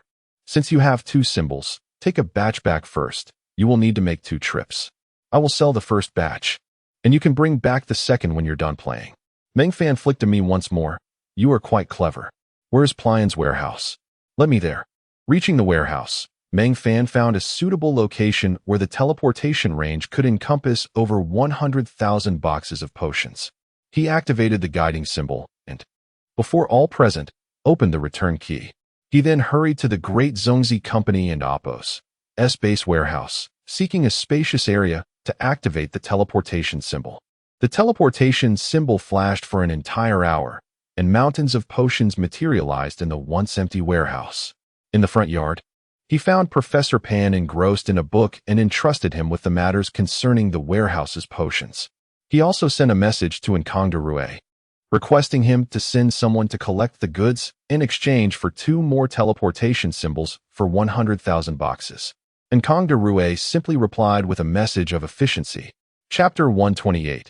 The indomitable elven slave Meng Fan once again arrived at the teleportation array, reaching Bobobo City anew. This time, the city defense army dutifully opened a passage for him, while Monterey respectfully awaited him, leading a horse. At the branch of the Great Zongzi Company, the little elves of the Rice transportation team were present. Upon seeing Meng Fan, Dami glanced at the time and exclaimed, You all have lost. Each of you owes a year. Hurry up with the payment. Dami and Dezeo, 2 mischievous spirits, gleefully collected a sum of money, then simultaneously flew to Meng Fan, planting a hearty kiss on his cheek. You truly have brought us honor. The round trip didn't exceed an hour and a half. A small elf scolded, Meng Fan, did you run the entire way? We calculated the shortest time to be 1 hour and 21 minutes, yet you only took 1 hour and 28 minutes. Did you not stop for food or water? Meng Fan chuckled. I prioritize efficiency in my endeavors. Shall we wager again? Next time, I shall complete the round trip in under 1 hour and 25 minutes. The little elves immediately waved their hands. You sound like a wind-up toy. We shan't bet with you. Dammy laughed. All your shares have been sold out today. Your slaves are now free. You may do as you wish. We shall take our leave, but when establishing this branch, we did not consider your need for rest. Find a place for yourself, or visit where your slaves reside. Without waiting for Meng Fan's response, they dashed away, excited for a party. Once all the little elves had departed, Preen stepped forward, stating, I have a private alchemy room here. When not occupied, I occasionally refine master-level healing potions. Would you be interested in a tour? Meng Fan replied with a smile. It is not just your room. I wish to explore the entire place. Accompany me. Preen beamed. It would be my honor. As they took a few steps, a dozen master-level alchemists trailed behind. Meng Fan turned and instructed, reorganize the inventory in the warehouse. I will be conducting a second teleportation soon. The master-level alchemists exchanged glances, resigned to their task of reorganizing the potions. Meanwhile, Preen and Meng Fan stood outside the warehouse, observing the alchemists toil away. They could see each other, but not hear the conversations. Preen remarked, they are here to monitor us, sent by Memphis. Meng Fan chuckled nonchalantly, a trivial matter. Preen asked earnestly, do you intend to replace him? Meng Fan scoffed, this impoverished land holds no allure for me. My purpose for coming here is solely for the potions. Having arrived, I have no interest in Memphis. If you wish to overthrow him, I shall support your endeavor. Dealing with merchants is far easier than engaging with self-proclaimed leaders. Preen nodded. Overthrowing him is no simple task. Meng Fan smiled. I have already begun preparations for the unification plan of the Redstone Forest. Once the southern Redstone Forest is unified and bolstered by strong allies, your task of overthrowing him will become considerably easier. I understand you await an opportunity for Memphis's loyalists to be annihilated in the Eternal War, entering a period of weakness. They will not reach the battlefield for several decades, ample time for the southern Redstone Forest to unify. Preen expressed astonishment. You have confidence in unifying the South within a few decades? But then again, you are the war god Meng Fan. Nothing seems beyond your grasp. We need you. Once we succeed, the Moon Mountain Range will forever be your base for potion production. As he spoke, he produced 30 boxes of master-level healing potions. Keep these for emergencies. I only crafted 30 boxes, as the cost-effectiveness is too low. Meng Fan accepted them with a smile. Thank you, Master Preen. In the future, I shall consider increasing my potion procurement, allowing your people to earn more time. Now, I must see my slaves. Preen then handed Meng Fan a box. This one is particularly potent. Do not consume too much. Meng Fan glanced inside to find master-level aphrodisiacs. His face turned pale, and he nearly threw the box back at him, but hesitated. As he lingered, a master-level alchemist approached stealthily, eyeing the item in Meng Fan's hand with ill intent. Meng Fan asked irritably, what do you want? The alchemist, with a sycophantic grin, replied, my lord, may I have one? I am unwell. Meng Fan handed him the entire box. If you are ill, you must be treated. With that, he walked away without a backward glance.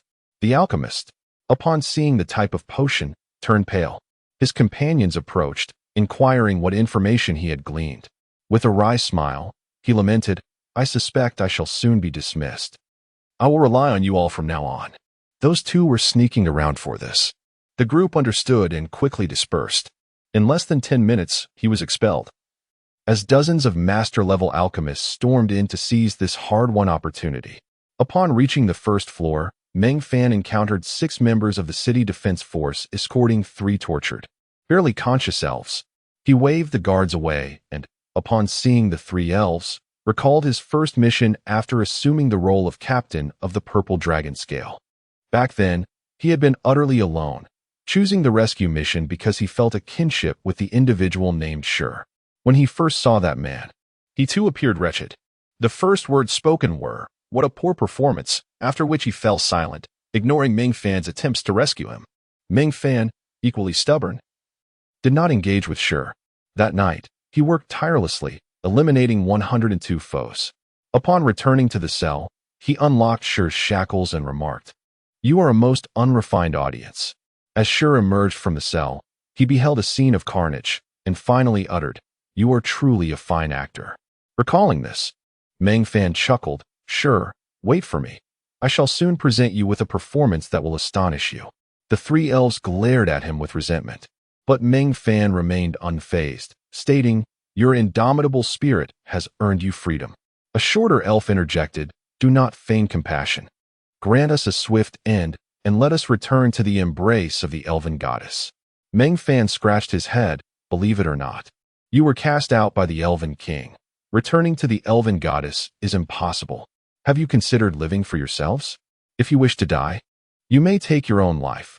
If you wish to live, I can send you to the Redstone Forest. The decision is yours. At the very least, you have not succumbed in your pursuit of freedom, and thus you deserve it. As for your sisters who willingly chose to be slaves, let them remain so. Go to the 3rd floor and find Master Preen. He will heal you and then send you to the holy peak of the Redstone Forest." With that, he drew a sword and plunged it into the ground, or you may choose death. Chapter 129. The Sudden Master Task. Upon arriving at the warehouse, Meng Fan initiated the second item transfer. Following the completion of this transfer, he encountered a trusted aide of Nkong de Rue, who was a competent soldier. The soldier saluted Meng Fan, addressing him as "Your Excellency Meng Fan. I have come on behalf of Lord Nkong to manage the future transactions of medicinal supplies." Meng Fan extended his hand for a handshake, expressing gratitude and inquiring about the soldier's name. "You may call me Sorrow," the soldier replied. "I am not of noble lineage, hence I lack a surname. My position is the logistics administrator stationed in the city of the leader in the southern provinces, with the identification number 515434412. Should you require any assistance, please send someone to our base to find me." The soldier bowed again, and after a brief exchange of 2 large teleportation symbols and instructions for inventorying the medicine, he handed over a substantial sum of 93 million years. Additionally, he presented a price list for weapon acquisitions. After exchanging contact information, he saluted once more and departed, holding the time sphere worth over 90 million years. Meng Fan felt a wave of emotion. In just a few months, his total investment amounted to merely 90 million years. Excluding previous profits, this time sphere had not only recouped all investments, but also secured a lasting source of time, transforming future earnings into pure profit. Upon returning to his chamber, Meng Fan entrusted the 90 million years to Dezeo, instructing her to expand the scale of medicine procurement. With transportation issues resolved, it was only natural to increase the potential for profit. That evening, while bathing with the 2 others, Meng Fan's body underwent another transformation, inciting his frustration and exasperation. With intentions to remain in the city of the leader for an extended period until the cool down of the wise set was complete, he rummaged through leftover materials for refining weapons. He rented a master-level furnace in the smelting room and crafted 2 pieces of equipment. Fortune smiled upon him as he triggered a direct advancement task. Alas, this task lacked the option for acceptance. It was entirely compulsory. The item to be crafted was the Azure Scale Shield, and to achieve a legendary grade shield, its total attribute value needed to reach 19 points for success. The Azure Scale Shield, a 4-star legendary grade shield, boasted a specialized blueprint with attribute enhancements, Strength 5 to 10, Constitution 5 to 10, with a maximum limit of 20 points. The material requirements included 150 pieces of Azure Serpent Scales, 20,000 portions of cold iron, 200 portions of 8-star green wood, and 15 portions of resilient 8-star leather. The auxiliary materials comprised 8 boxes of fine sand, 5 boxes of light fluff soil, and 2 sets of casting molds. Upon hearing Meng Fan's description, Demi was utterly dismayed. "Are you kidding me? The Azure Scale Shield requires 1 piece of Azure Serpent Scale, which takes a full 10,000 years to procure, and it's scarce on the market. The Azure Serpent is a highly advanced beast, and those capable of hunting it are mostly engaged in warfare. Cold iron requires 2 boxes, which is manageable at 100,000 years per box. Although 8-star green wood and 8-star leather are high grade, they can be obtained. Altogether, the materials amount to roughly 2 million years. Even during the Eternal War, the market price for an ordinary legendary grade Azure Scale Shield seldom exceeds 1.5 million years, and even with excellent attribute enhancements, it won't surpass 2 million years. You're on the verge of incurring a loss. What's even more absurd is the task demands an attribute of 19 points. 20 points would elevate it to epic grade. Meng Fan quickly surrendered. I didn't intend for this to happen. I simply played around with the 100-year blade and accidentally triggered it. Besides, I'm not in a rush. Once we grow stronger, we can personally hunt the Azure Serpent. By the way, where can we find the Azure Serpent? Exactly the opposite of where you went. They are abundant in the northern provinces of the First Dynasty. However, to collect the serpent scales, you need master-level gathering skills, preferably master-level animal gathering skills. Each serpent yields approximately 20 scales. Of course, the more valuable parts are the serpent's gallbladder, eyes, etc. It's best to have master-level animal gathering skills before hunting. Meng Fan nodded. I'm in no hurry to become a master. Also on my way back. Please pack my bag with ample fodder for warhorses. Let's start with 100 boxes of top-quality fodder and fill the rest with high-end food. Demi laughed. What's wrong? After a few days back, you can't resist the aroma of those breads and sausages? I've eaten rat meat before, Meng Fan replied. I'm preparing to address the matters concerning the Redstone Forest. The teleportation time is set for tomorrow. I need to return. First to make Buyu my active slave, then unify the Redstone Forest. Demi chuckled. I wish you success. It will likely take a long time. I won't linger too long. Once things are on track, I will head to the Black Wind Desert to continue my village-building journey. That night, Demi mobilized all the little spirits and gathered 50 boxes of different master-level dishes for Meng Fan within a single night. Due to the wartime, high-grade cuisine was scarce. However, Demi, with her exceptional skills, managed to compile 50 distinct culinary offerings overnight. Early the next morning, Meng Fan shouldered the supplies organized by Demi and waved farewell to her and Dezeo. Upon returning to the Holy Maiden Peak, he coincidentally encountered a group of prominent figures engaging in morning exercises, jogging around the small city with bare torsos. Living atop the mountain had its downsides, particularly the strong winds. Meng Fan called over Badu and his cavalry squad, handing over the 100 boxes of premium fodder to them, as they were now responsible for the care of all warhorses. After delivering the fodder, he felt a sense of relief. Just as Meng Fan was about to stretch and join the morning routine, Zhao Gang approached him, handing him a note. This is a message from the carrier pigeon, he said. Meng Fan opened it to find it had been thoroughly cleared. We are gathering personnel in 10 days. A 1,000,000-strong army will assemble at the foot of the Holy Maiden Peak. Please prepare for a review. Meng Fan chuckled. Buyu is rather eager. He then took out a pen and wrote a note. Cancel the large-scale assembly. Select 3,000 elite troops. 5 days later, transport weapon samples for discussion on strategy.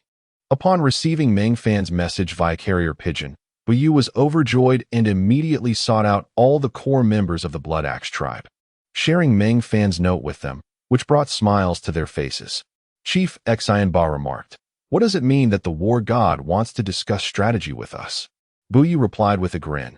He will instruct us on how to unify the Redstone Forest and overthrow Memphis. This Redstone Forest and the moon-holding mountains will soon belong to us brothers. Chief Xianba, somewhat puzzled, cautioned, Let us not forget we still have a war god above us.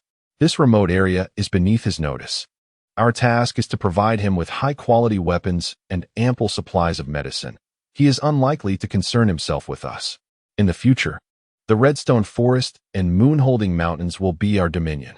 Chapter 130. The Origin of Weapons and Equipment. The astute Shabak interface remarked, second in command. Do you imply that he intends to entrust the management of the Redstone Forest and the moon-holding mountains to us? Buyu shook his head. No. He will cultivate multiple agents. The representative in Bobo City is likely the renowned alchemist Preen. According to my sources, Preen is currently enjoying a comfortable life. The Gourd Alchemist Guild is well stocked with provisions, and many alchemists are eager to join. However, that old fox Preen only accepts master alchemists and herb gatherers. And he has also taken the opportunity to absorb 2 smaller alchemist guilds. It won't be long before the 6 major alchemist guilds in Bobo City are reduced to just the Gourd Guild. We must strive to become his agents in the Redstone Forest. The core members of the Blood Axe tribe were instantly filled with excitement, beginning to discuss how to win Meng Fan's favor. However, their initial display of strength had already been dismissed by Meng Fan. Simba had previously gathered an army of 1 million to impress Meng Fan. Bu Yu smiled. The army will continue to assemble under the pretense of selecting elite warriors. This time, we shall select only 100,000 elite soldiers, alongside 300,000 senior miners and 50,000 senior blacksmiths. After delivering his directives, Bu Yu pointed out 5 individuals among the crowd, assigning them the responsibility for the 5 main mines of the Blood Axe tribe. Model, you are in charge of weapon forging. The chief, you will oversee the soldiers, train them well, for in future battles, we will rely on you. The gathering was ostensibly for the protection of the mines, but internally, the Blood Axe tribe was preparing for war, ready to strike at any moment. Simba chuckled. Loose on the outside, tight on the inside. 5 days later, all the core members of the Blood Axe tribe, accompanied by 3,000 meticulously chosen elite soldiers, ascended St. Maiden Peak, their demeanor notably restrained. Upon entering the small city, they stood respectfully, and the core members entered the main building, bowing deeply as if attending a court session. Within the hall, only Meng Fan and Zhao Gang were present. Meng Fan sat majestically at the head seat. Observing this group of individuals who, in terms of attributes, far surpassed him as they paid their respects, it felt as though a mouse had become the leader of a pack of cats. Feigning authority, Meng Fan inquired, have internal matters been resolved? Simba stepped forward. Yes. The Blood Axe tribe is united, ready to serve the war god's commands. The rest echoed in agreement, ready to serve. Meng Fan straightened his posture. Speak of your difficulties. Simba confidently stated, we have no difficulties. Will you step forward, my lord? We do have challenges. Meng Fan revealed a playful smile. I appreciate honesty. Bu Yu hurriedly continued. Our tribe lacks neither warriors nor weapons. What we are short on is food. Every time we engage in warfare, we can only conduct brief assaults, limited to 3 months, which is why the Redstone Forest is rife with tribes. Everyone resorts to capturing slaves to sell to Memphis, thereby weakening their opponents, resulting in a significant population decline in the Redstone Forest. With a population equivalent to that of the moon-holding mountains, the Redstone Forest can only sustain 200 million souls, constrained by food supplies. Meng Fan nodded. Very well. I shall provide you with 10,000 boxes of food each month. Each box contains 10,000 loaves of bread, sufficient to feed 100 soldiers for a month. The supplies I offer can sustain an army of 1 million. However, these provisions must be exchanged for weapons and equipment. Bu Yu quickly flattered, War God, we cannot be so extravagant as to eat bread daily. An additional 10,000 boxes per month, combined with our own supplies, will suffice to sustain an additional 200,000 soldiers. Meng Fan coldly retorted, unifying a region cannot rely solely on brute force. What methods do you propose for unification? The room fell silent as everyone turned to Bu Yu, the strategist of the Blood Axe tribe. Sensing the absence of competition for the spotlight, Bu Yu smirked subtly at his companions and respectfully stated, My lord, I have an immature proposal. Meng Fan gestured for him to continue. Firstly, we can utilize the opportunity of exchanging food for weapons to establish a small alliance. Secondly, we can passively instigate conflicts, launching a genocidal campaign against smaller tribes without arousing suspicion from larger factions, thereby rapidly increasing our strength and population. Within 50 years, we aim to boost our numbers to 15 million, and with an alliance of over 100 million, we can dominate the northern region of the Redstone Forest. Thirdly, we shall acquire slaves and provoke the largest tribe, the Red Dragon tribe, into war with other major tribes, allowing us to extend our influence south of the Great Rift, plunging the south into chaos, after which we will march southward to completely absorb the Redstone Forest. Meng Fan pondered for a moment. Not bad, quite methodical. After the meeting, remained behind to discuss specifics. Bu Yu's face brightened with joy. Yes, War God. Meng Fan's expression turned serious. I have heard that you have gathered an army of 1 million. Bu Yu glanced at the visibly troubled chieftain Simba and quickly explained, My lord. We have not assembled an army of 1 million. Rather, we have gathered 1 million individuals, primarily consisting of hundreds of thousands of miners and over 100,000 blacksmiths, preparing to forge weapons for you. We have also mobilized a contingent of warriors to protect the mines. Our intent in gathering manpower is solely to produce a large quantity of weapons and equipment, not to instigate war. Meng Fan smirked, a plausible excuse. Now, tell me about the weapons and equipment you have prepared. Buyu stepped back, indicating for Model to step forward. Model, casting a grateful glance at Buyu, stepped forward and said, War God, our primary focus is the blood axe. We have over 4,000 legendary blood axes in stock, and more than 70,000 of exquisite quality.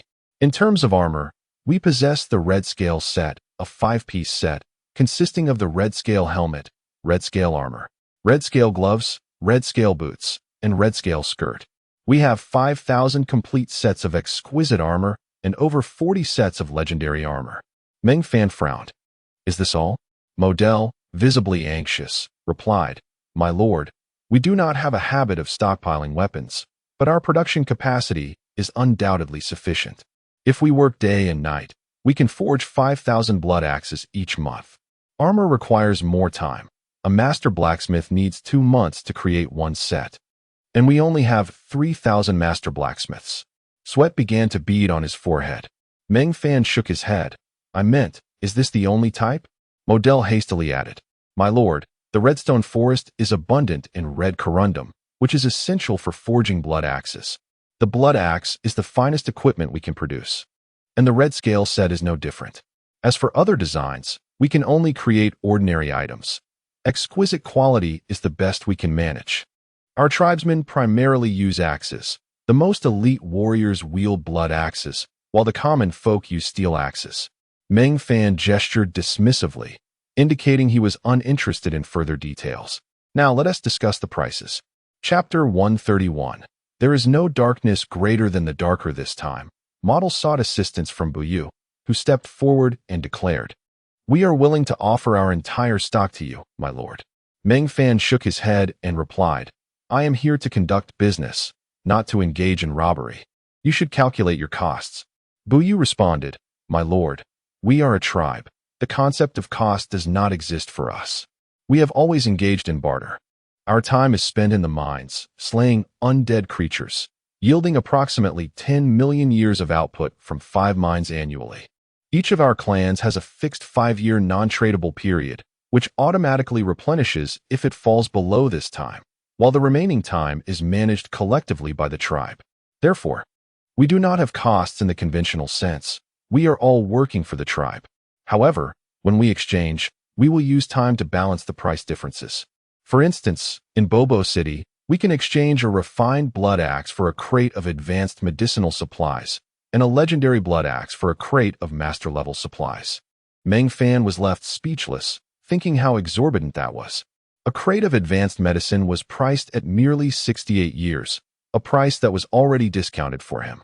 While a refined blood axe could fetch 500 years in the City of Leaders, and a legendary one at least 2,000 years. Memphis had managed to obtain them for just 1/10 of their value. Reflecting on the exchange rates he had previously dealt with, he realized they were also rather steep. Although he had traded with food that was scarce in the Redstone Forest, which he felt was still better than those selling medicine. Contemplating this, he inquired, What about the Crimson Scale set? What is your exchange rate?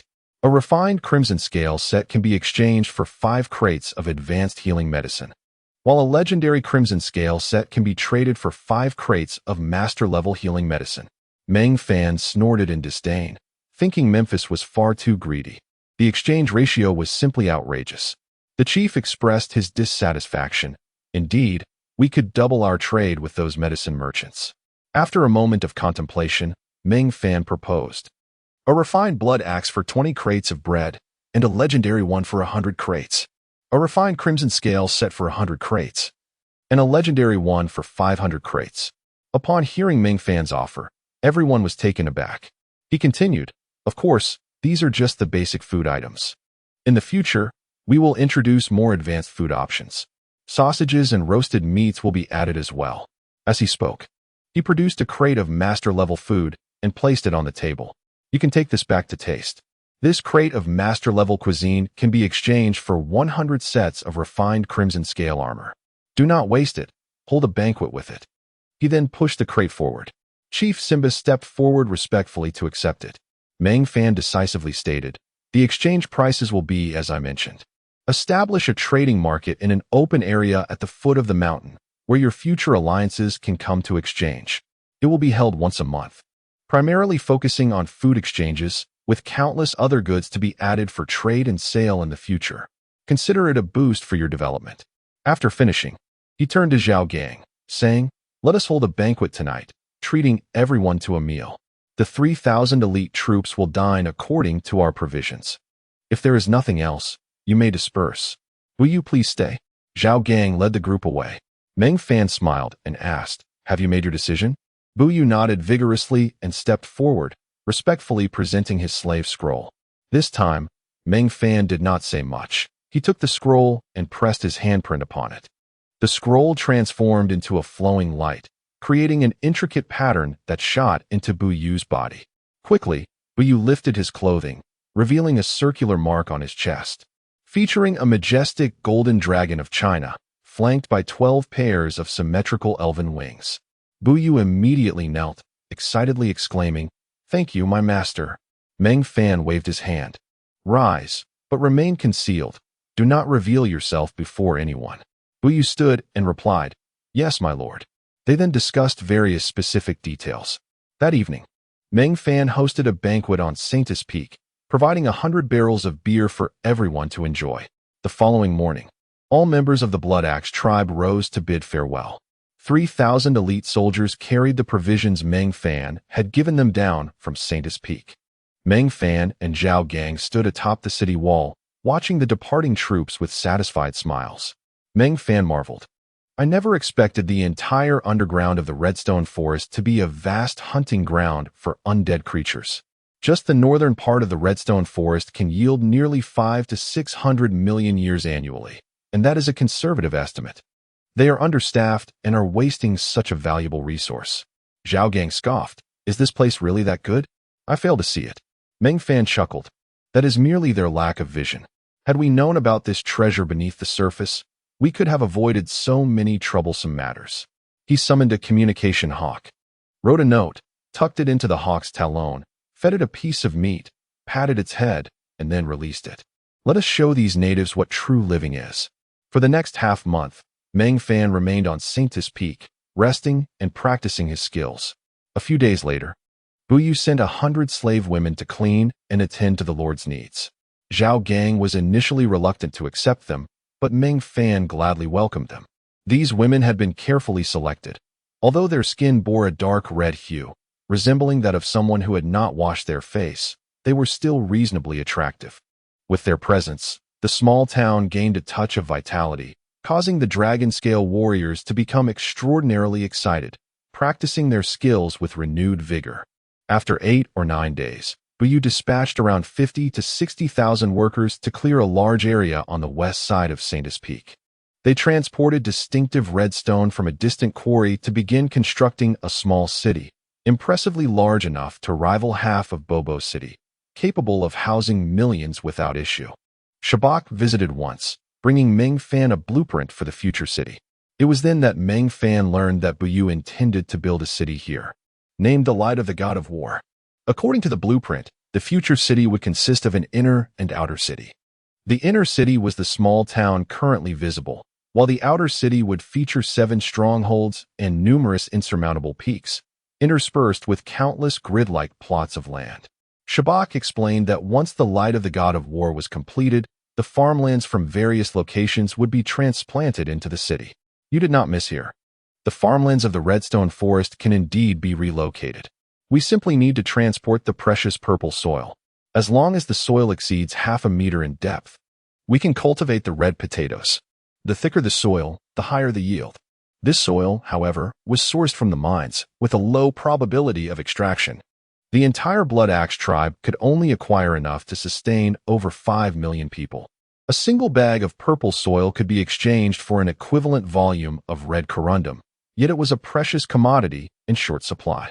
The city's greatest advantage was that there were no nearby mines, preventing anyone from accessing it from underground, while abundant underground water could be accessed by drilling no more than 20 meters.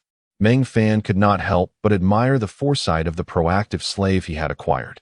His judgment was indeed commendable. Chapter 132.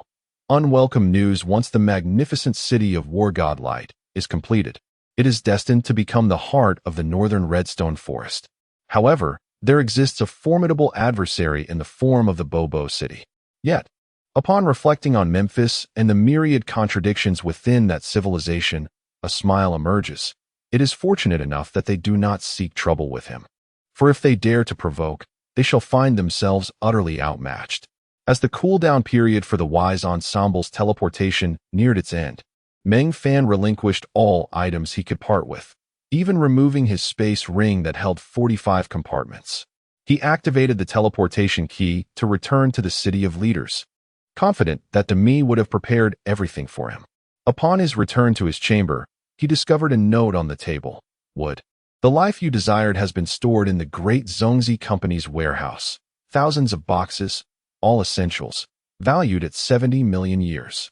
The claims adjuster from the Onkong Drui faction had arrived at the Great Zongzi Company for negotiations, inviting Meng Fan to join him. Exiting his bedroom, Meng Fan found the villa still buzzing with a party, filled with little sprites. A few familiar sprites greeted him, though he struggled to recognize them by their identification numbers. After conversing with several sprites, he learned that a continuous series of luxurious parties were underway, 3 grand celebrations a day, seamlessly connecting. The villa had become the largest gathering place for sprites, as well as a hub for information. After sitting for a while, Meng Fan was inundated with news, primarily concerning the Eternal War. A stellar civilization near the Fortress of Order Light had dispatched 10 legions under War God Mu to seize opportunities, only to find themselves unable to match his pace, now scavenging in the Sea of Death. Furthermore, War God Mu had not awaited reinforcements. He led 300 elite legions through over 10,000 chaotic legions, obliterating 5,400 of them. Of the initial 10,000 chaotic legions, fewer than 3,000 remained, desperately fleeing. The second defensive line of Order Light had been reclaimed, and they were now advancing towards the first line. In another development, the stellar civilization had profited immensely during this conflict. For example, the city of White Zinc secured a 30 trillion-year order for weaponry from the First Dynasty, producing 12 billion sets of heavy infantry equipment at 2,500 years per set, thus arming 1,000 heavy infantry legions. The air was thick with such news. As many sprites boasted of their civilization's fortunes, the number of legions they had organized for battle, and items they had for sale, creating a miniature marketplace. After 2 hours of revelry at the party, Meng Fan departed the villa and headed to the Great Zongzi Company, where he encountered a line of carts unloading goods. Demi, Dezeo, and Professor Pan were inspecting the cargo. Upon seeing Meng Fan, Demi hurried over, exclaiming, "I spent 70 million years to completely procure the essentials for the City of Leaders, 90,000 boxes in total, encompassing everything from carts and trucks to clothing and jewelry. During wartime, these items are remarkably inexpensive. I've noted the normal prices, and I've prepared the first batch of 10,000 boxes for you. You can teleport them yourself, each box containing various items. I believe this haul will net you at least 500 million. Meng Fan kissed Demi and remarked, "You truly excel at this." As does Dezeo. Dezeo was now thoroughly exhilarated. With their investments fully recouped, they were poised to reap profits. Their daily pharmaceutical investments had doubled, yielding 15,000 boxes of high-grade medicine, which were refined into 5,900 boxes of master-level medicine, generating a profit of 200 million a day, though transportation costs and large item teleportation symbols would need to be deducted. However, 5,000 boxes were trivial for Meng Fan. As Dezeo perched on Meng Fan's shoulder, they entered the guild office. "How did the claims adjuster fare today?" Meng Fan inquired. "There's both good news and bad news. Which would you prefer to hear first?" Demi asked. Meng Fan pondered for a moment, opting for the bad news. Demi chuckled. "There are 2 pieces of bad news. Which would you like first?"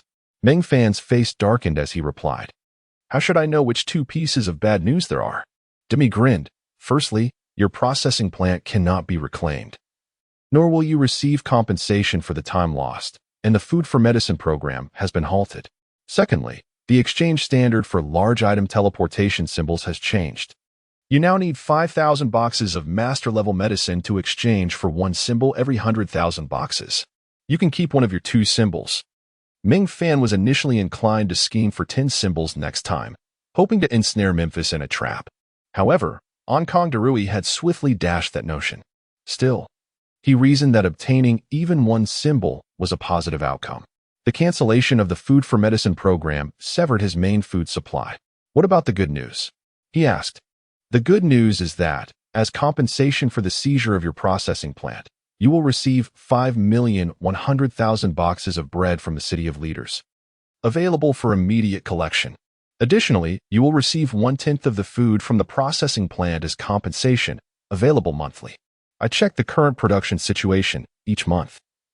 You can claim up to 111,000 boxes of bread, 40,000 boxes of sausages, 8,000 boxes of roasted meat, and 5,000 barrels of beer, totaling a value of 260,000 years, all for free. Meng Fan contemplated this. Onkong Darui had not been excessively unreasonable. A careful calculation revealed that his monthly requirement was 311,000 boxes of bread, with 300,000 allocated for Bobo City and 1,000 for teleportation to the Redstone Forest. Dezeo's factory produced only a few thousand boxes daily. It would take a year to accumulate a few tens of thousands, insufficient to meet the demand, with a monthly deficit of 200,000 boxes. Coupled with the compensation of 5 million boxes, this supply could sustain them for 2 years. Dezeo interjected, "Are you worried about the supply? We may have overlooked something." Meng Fan hastily inquired, "What have we overlooked?" Feigning mystery, Dezeo replied, who said that food companies cannot receive food. Currently, the market in the City of Leaders is abundant with low-level food. With the wartime decrees in effect, the production of items like bread far exceeds demand. I suspect the dynasty will soon flood the market with bread at remarkably low prices. We need only wait patiently. Demi chimed in, Dezeo is correct. The claims adjuster mentioned that the cancellation of the Food for Medicine program was primarily due to inequitable trading. I surmise Onkong Darui's intention is that we are in a position of disadvantage and can sell medicine to purchase food, thereby enhancing our profits. Meng Fan chuckled. How can you call that bad news? We have effectively acquired over 500,000 boxes of bread. We should be smiling in secret. Chapter 133. Heaven or Hell. After exchanging pleasantries with Professor Pan, Meng Fan departed from the residence of the Great Zongzi, accompanied by Demi and Dezeo.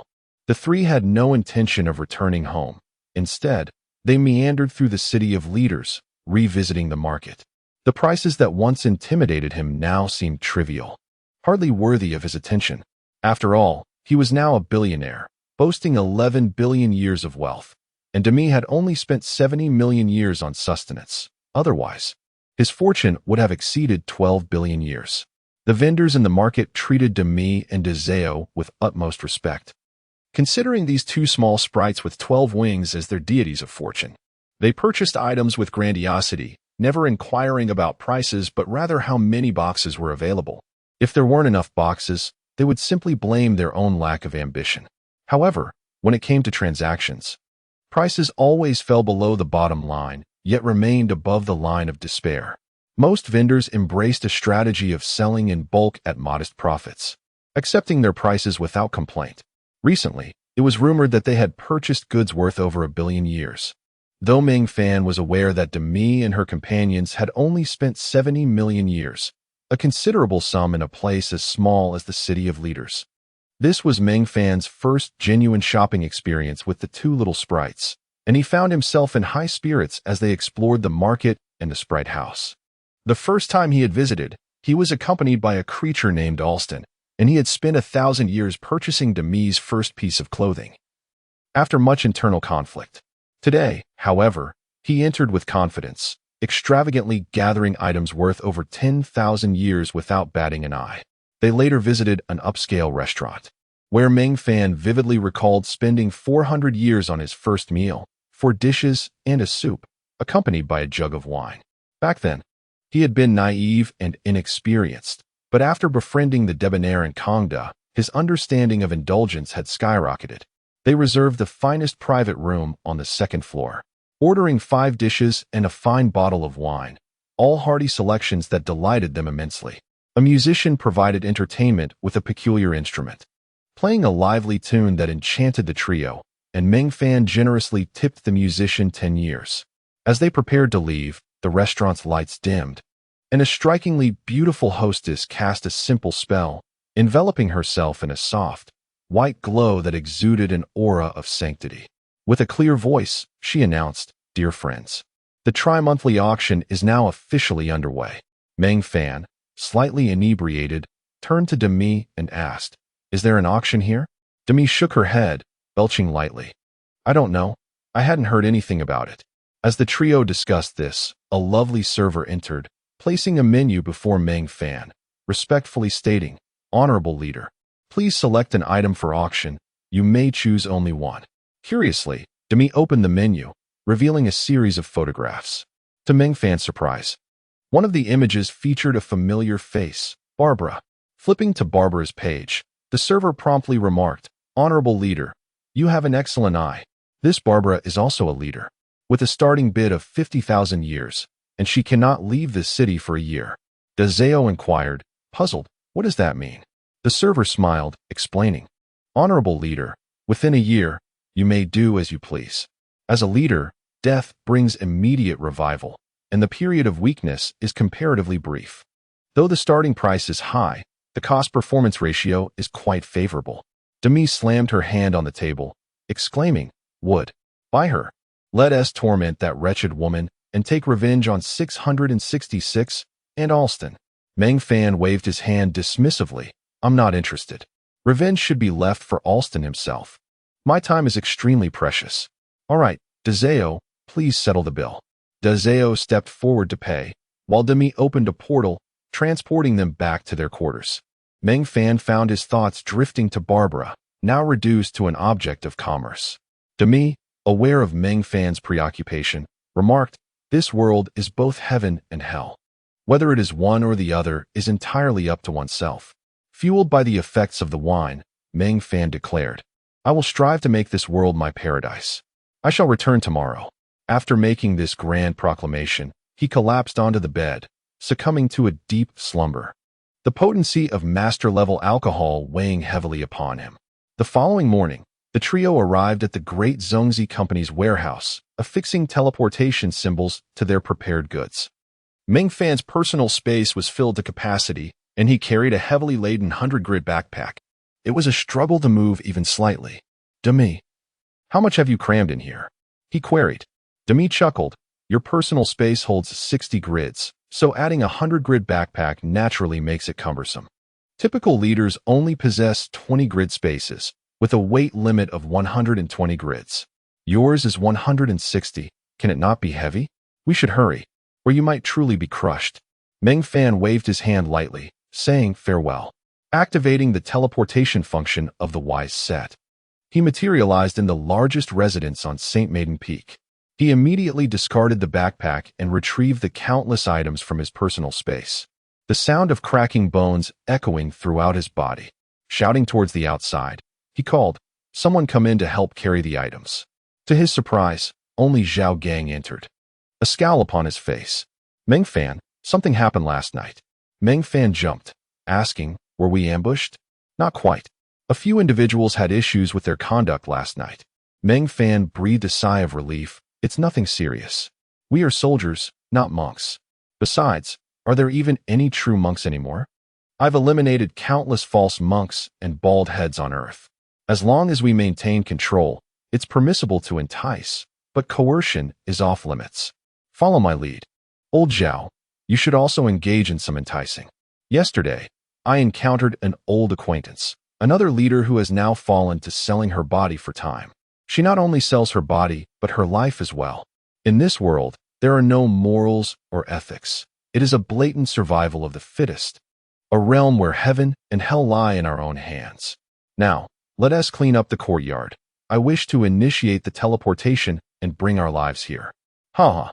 The teleportation took an hour, and what arrived was a life that not only the natives had never seen, but even Meng Fan and his companions had never encountered. The array of items was dazzling. They adorned this small city with over 3,000 items, revitalizing the entire place and enhancing the living conditions manifold. They procured 200 sets of clothing, dressing the slaves sent by Buyu in splendid attire, significantly increasing the feminine hormone levels in the small city while simultaneously boosting the masculine hormone levels by tens of thousands of percentage points. Chapter 134. A prosperous beginning. Meng Fan maliciously contemplated that group of brutish beings who dared to indulge in misconduct only after his departure. He surmised that they were now unable to restrain themselves. To facilitate these individuals, Meng Fan instructed Zhao Gang to assemble a cohort of beautiful slave women for business training, primarily to cultivate their sales techniques and linguistic skills, alongside courses aimed at enhancing their personal charm.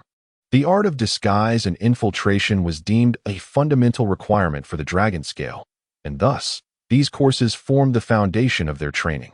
The position of instructor became the most coveted job. Meng Fan's attitude towards the conduct of men and women spread throughout the entire team by afternoon.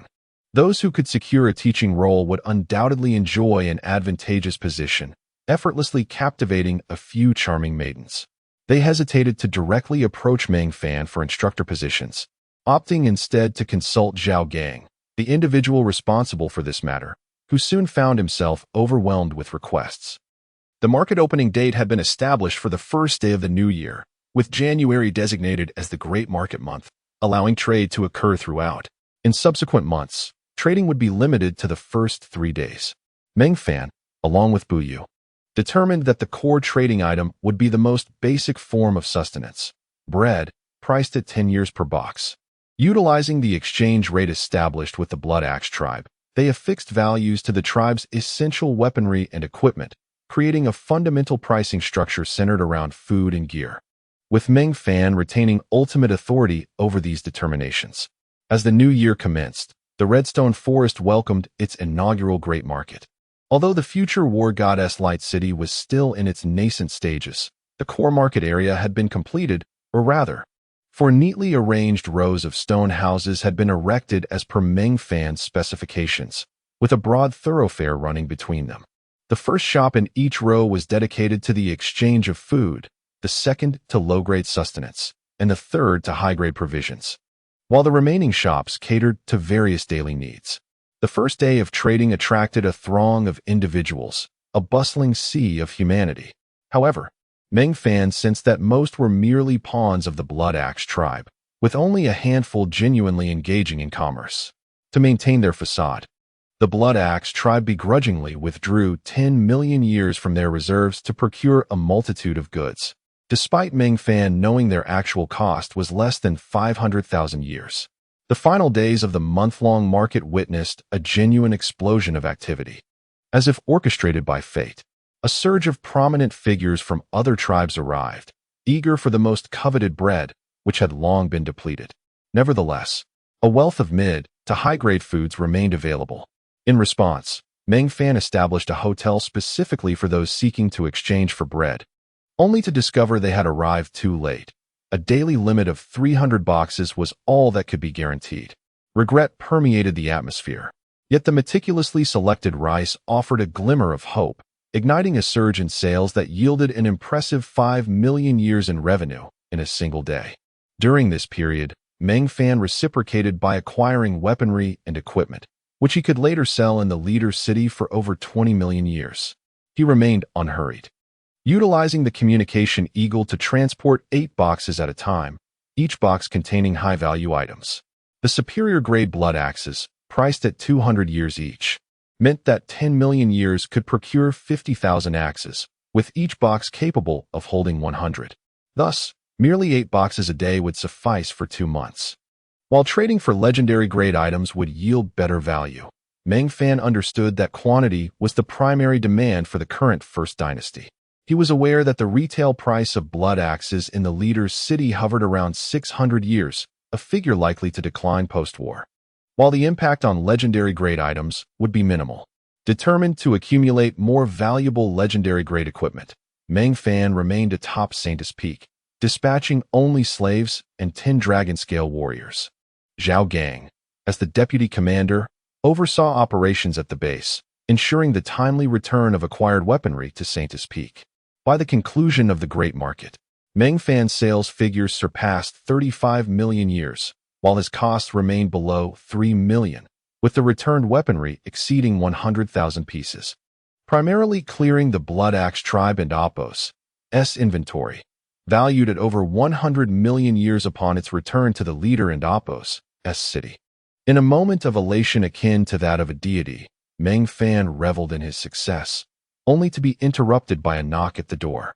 5 individuals entered. The tribal chief led the way, followed by Buyu, Shabak, and 2 captains of the mining security team, known for their combat prowess. Upon entering, the 5 bowed deeply, a gesture to which Meng Fan had grown accustomed. The tribal chief addressed him, Lord War God. The Black-Tooth tribe has attacked the Red Ear tribe's caravan, committing robbery and murder. We are prepared to avenge the Red Ear tribe. Meng Fan waved his hand, stating, "It is not vengeance, but the pursuit of justice." The tribal chief quickly corrected himself, "Pursuit of justice. Will you step forward, my lord?" The Black-Tooth is a formidable tribe. We intend to approach with diplomacy before resorting to force, sending Shabak as our envoy. Meng Fan nodded. Indeed. A name for the expedition is essential. Shabak, ensure you embody the might of the Blood Axe tribe.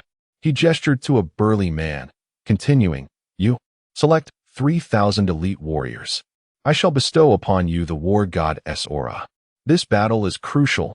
You must perform admirably." The man, overwhelmed with joy, knelt and swore an oath. Meng Fan found amusement in the situation, realizing he had truly ascended to a divine status. Why 3,000 warriors? His current command was limited to 3,700, a constraint he accepted. Waving the group away, Meng Fan embraced a sense of authority. 3 days later, the tribal chief assembled 300,000 warriors, and Meng Fan incorporated the leader, Tada, into his command roster, activating the war god's aura to share with them. The 3,000 elite warriors suddenly felt invigorated, as if imbued with power, capable of tearing apart even a wolf. These 3,000 warriors were the finest of the Blood Axe tribe, each wielding a legendary grade blood axe and donning a set of red scale armor, with several adorned in legendary grade sets, truly the elite of the elite. Tada, sensing the war god's aura, immediately knelt and kissed the ground. As Meng Fan gazed upon the grand departing procession, Zhao Gang inquired, "When shall we establish a village? It has been a year since we ventured out. Do you intend to settle here? I hear Buyu is inquiring about your preferences in women." Meng Fan raised a finger in jest. "Didn't you also accept the advances of 2 female slaves?" Zhao Gang, slightly embarrassed, replied, "They approached me first." Meng Fan chuckled, "Enough of that. If they were to strip you, you would require at least 200 individuals to achieve it, yet 2 women managed to do so effortlessly. Now, let us seize this rare opportunity to rest, hone our skills, and diligently elevate our strength." Chapter 135. The Elven Instructor under the leadership of Meng Fan. The entire mercenary group on Earth fervently practiced their skills. Humans are inherently social beings. Once a leader emerges, others instinctively follow, especially when their idol takes the lead. They fear falling behind, particularly when considering those unfortunate souls in the city of leaders who missed the chance to witness such a splendid world. The thought of returning to toil in the mines or on farms would be sheer torment for them. The war erupted 4 months later. Meng Fan, through the Eternal Codex, could roughly foresee the battlefield's brutality. Of the 3,000 elite soldiers he had empowered, fewer than 400 remained after 3 days of combat. Yet they had claimed the lives of over 20,000 foes. Thanks to the dual enhancements of the inspiring aura and the plundering aura, Meng Fan was granted over 40,000 years of time, which flowed into his time sphere due to a redistribution model he had established. This delighted Meng Fan immensely. The war continued for a month, and ultimately, only 42 of the original 3,000 survived, suggesting a hard-fought victory. Deaths had been scarce for a long while. Yet the count of slayings continued to rise. On that very day, Meng Fan received a message via carrier pigeon announcing a resounding victory. The Black-Tooth tribe had been annihilated, their main stronghold breached, and the number of captives was expected to exceed 3 million. Simultaneously, Saintis Peak welcomed 3 special guests, the 3 elven beings from Bobo City, who had steadfastly refused to submit. The Gourd Guild had exerted considerable effort to escort them to the Redstone Forest, a journey primarily undertaken on foot, which took quite some time. Elder Tom was the one who brought them, during which he learned of Meng Fan's establishment of a market in the Redstone Forest, where he was trading vast quantities of medicine for food. Unfortunately for Tom, he received none of the goods, but was instructed to patiently await the market's opening. After sending Tom down the mountain, Meng Fan, intrigued, circled the 3 tightly wrapped elven beauties and inquired, "What skills do you possess? I do not accommodate idlers here." The 3 elves exchanged glances, and ultimately, the elven girl with the youthful appearance replied coolly, "We can shoot arrows." Meng Fan had already utilized his data to assess them. One was an assassin-type elf, while the other 2 were archer elves. Their names were undiscoverable, but each possessed master-level skills. There are 3 methods to upgrade skills. The first is through skill books, which allow one to enhance their skills to a higher level. The second involves instruction from a higher-level individual, which is laborious and time-consuming. One person can teach a maximum of 3 students at a time. Though it is possible to teach many, the chances of breaking through skill levels diminish significantly. To produce a master from a grandmaster typically requires millions of years, and to create another grandmaster from a master, even one-on-one, would necessitate hundreds of billions of years. However, this method is most suitable for the enhancement of lower-tier skills. The third method is the most arduous, relying on personal comprehension and breakthroughs, with odds comparable to finding a winning lottery ticket while selling vegetables. Meng Fan instructed Qi Honggang to find outfits for them and directed the archers to the training grounds to spar with the 3 elves. Should they lose, the elves would become their instructors. After the elves departed, Meng Fan nearly burst into laughter. The youthful elven girl was a fully mastered archer, possessing the innate ability to teach, and was a master in both magic and archery. Before long, the 3 elves strutted into the hall, heads held high like proud roosters, with the leading elven girl coldly declaring, "We have won." Meng Fan glanced at the dejected archers trailing behind them and remarked, "You didn't intentionally let them win, did you? Hoping for a beautiful instructor?" Duan Wu stepped forward, saying, "We genuinely concede defeat. Your archery skills are truly miraculous." Currently, Duan Wu was the highest in archery among them, having attained master-level skills. Previously, on the battlefield, he had received a master-level archery skill book, which he had promptly given to Duan Wu. Several others had also achieved mastery, but on Earth, most were accustomed to firearms. Transitioning from guns to bows was a process that took Duan Wu nearly a decade. Meng Fan nodded, congratulating them on acquiring 2 elven instructors. With a shift in tone, he addressed the assassin-type elf. "As for you, consider yourself a scout's sparring partner. Qi Honggang, you are now their scout team leader." Upon hearing Meng Fan's words, the 3 elves grew tense, with the youthful one exclaiming, "We will not submit." Following that, her eyes began to scan the hall in a frantic manner.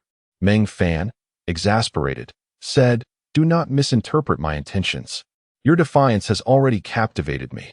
I promised you freedom, and I shall grant it. I have many elven slaves. I am not concerned about the 3 of you. Focus on training and provide a list of the weapons and equipment you require.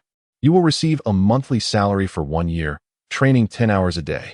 You may also offer supplementary lessons for an hour every 3 days. Meals will be provided according to your rank. Once you have repaid the time you owe me, you may leave." The youthful elven girl, puzzled, asked, "What do we owe you time for?" Meng Fan, with a mischievous grin, replied, "Your freedom is granted by me, and the price to buy your freedom is 10,000 years. Additionally, equipping you with weapons will require time. Repay me gradually. Work for me for over 1,000 years, and you will essentially be free." He instructed that they be provided with individual rooms to minimize any potential teasing. Qi Honggang stepped forward, saying, "Come, esteemed instructors. Let us show you to your quarters." Before long, Meng Fan realized how much the elves cherished beauty. The 3 elven beauties had accumulated over 3,000 years of debt to him by the end of the afternoon, each. With the market opening soon, many items were prepared for sale outdoors. Upon seeing the ostentatious and exquisite wares, as well as beautiful garments, the elves found themselves unable to move, each receiving a small room of approximately 5 square meters. However, the 3 elves spent a staggering 1 to 2,000 years adorning their rooms, with the remainder spent purchasing clothing and shoes. Had Meng Fan not known that their combined time here was less than 20 years, he would have thought they had encountered great wealth. As for their equipment, they unanimously requested a bow and a dagger. Meng Fan sighed inwardly, realizing that elves are indeed a peculiar race. Conquering this race would likely require nothing more than beautiful trinkets. The 3 elves approached their tasks with commendable seriousness. With the addition of these 3 elven beauties as instructors, the enthusiasm of the dragon-scale warriors surged to new heights, even reducing the number of those attempting to seduce the female slaves. As members of the Blood Axe tribe gradually revived and news from the front line reached them, the first skirmish against the Black Tooth tribe in the Great Flat Valley resulted in a decisive victory. 300,000 warriors overwhelmed 500,000, slaying over 400,000 main forces of the Black Tooth tribe.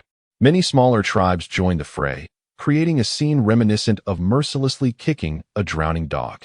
Chapter 136. The Annihilation War. 1 month after the outbreak of war, the Blood Axe tribe's army breached the Black Tooth stronghold, and what remained was the plundering of spoils. First and foremost were the slaves. The Black Tooth tribe, a vast entity with a population exceeding 3 million, saw over 2 million men slaughtered.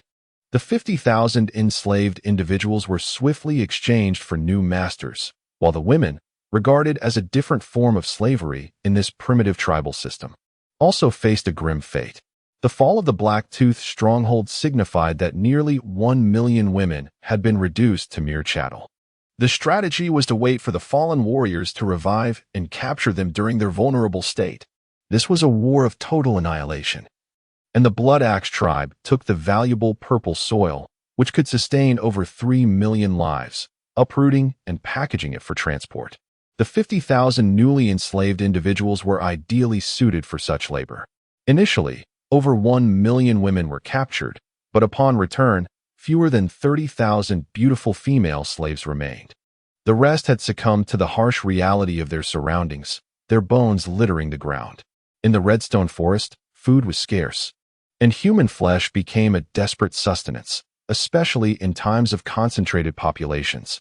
Those women deemed useless as captives were inevitably destined to become food, first subjected to the harsh realities of their femininity before their demise.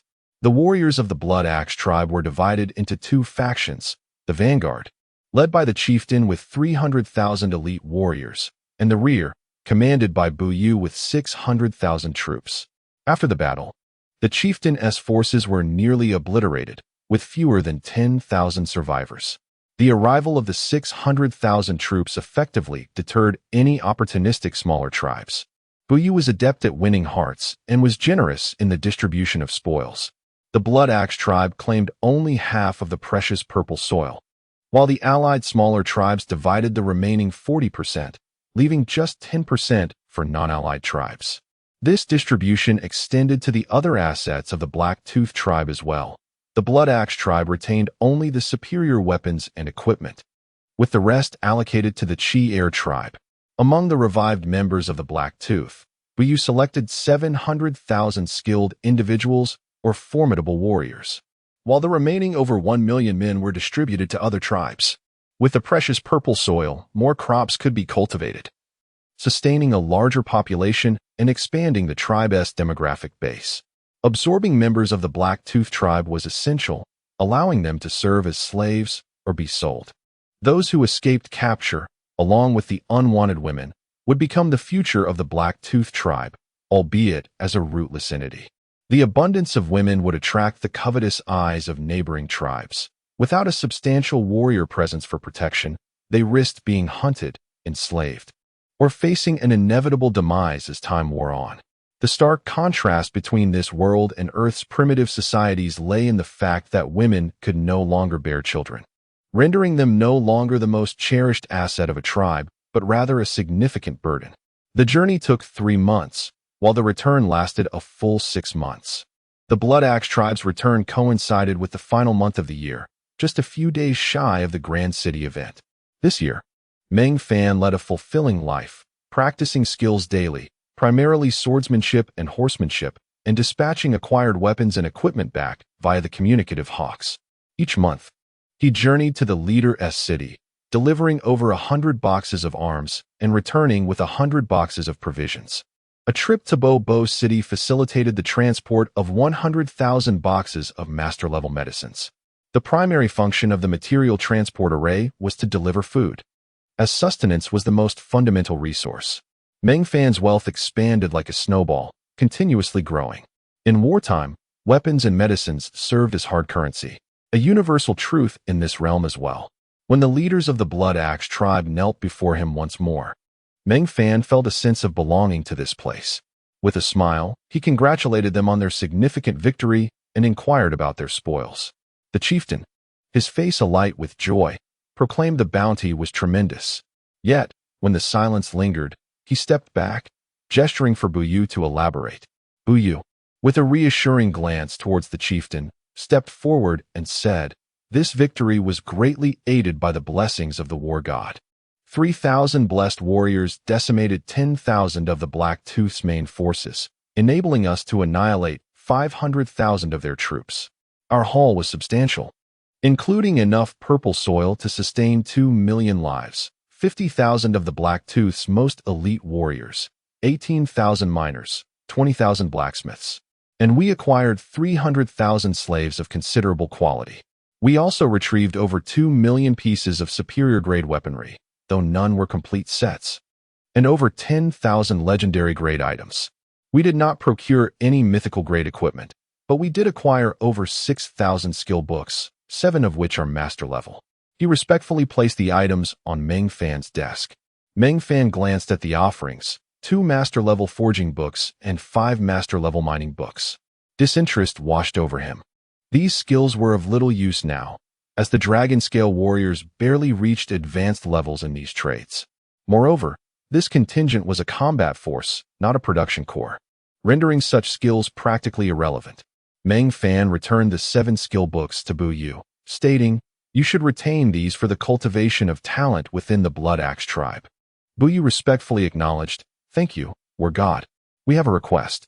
He continued, "We wish to form an elite unit, stationed at the foot of the War God Mountain, to serve as our main force in times of conflict.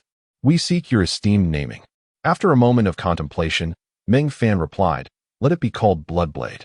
The chieftain stepped forward, earnestly requesting, "Might I become the leader of this unit?"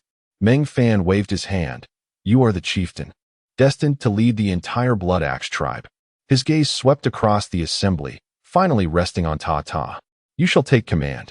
The numbers need not be excessive. The quality of warriors is paramount." Ta, overwhelmed with gratitude, knelt and kissed the ground.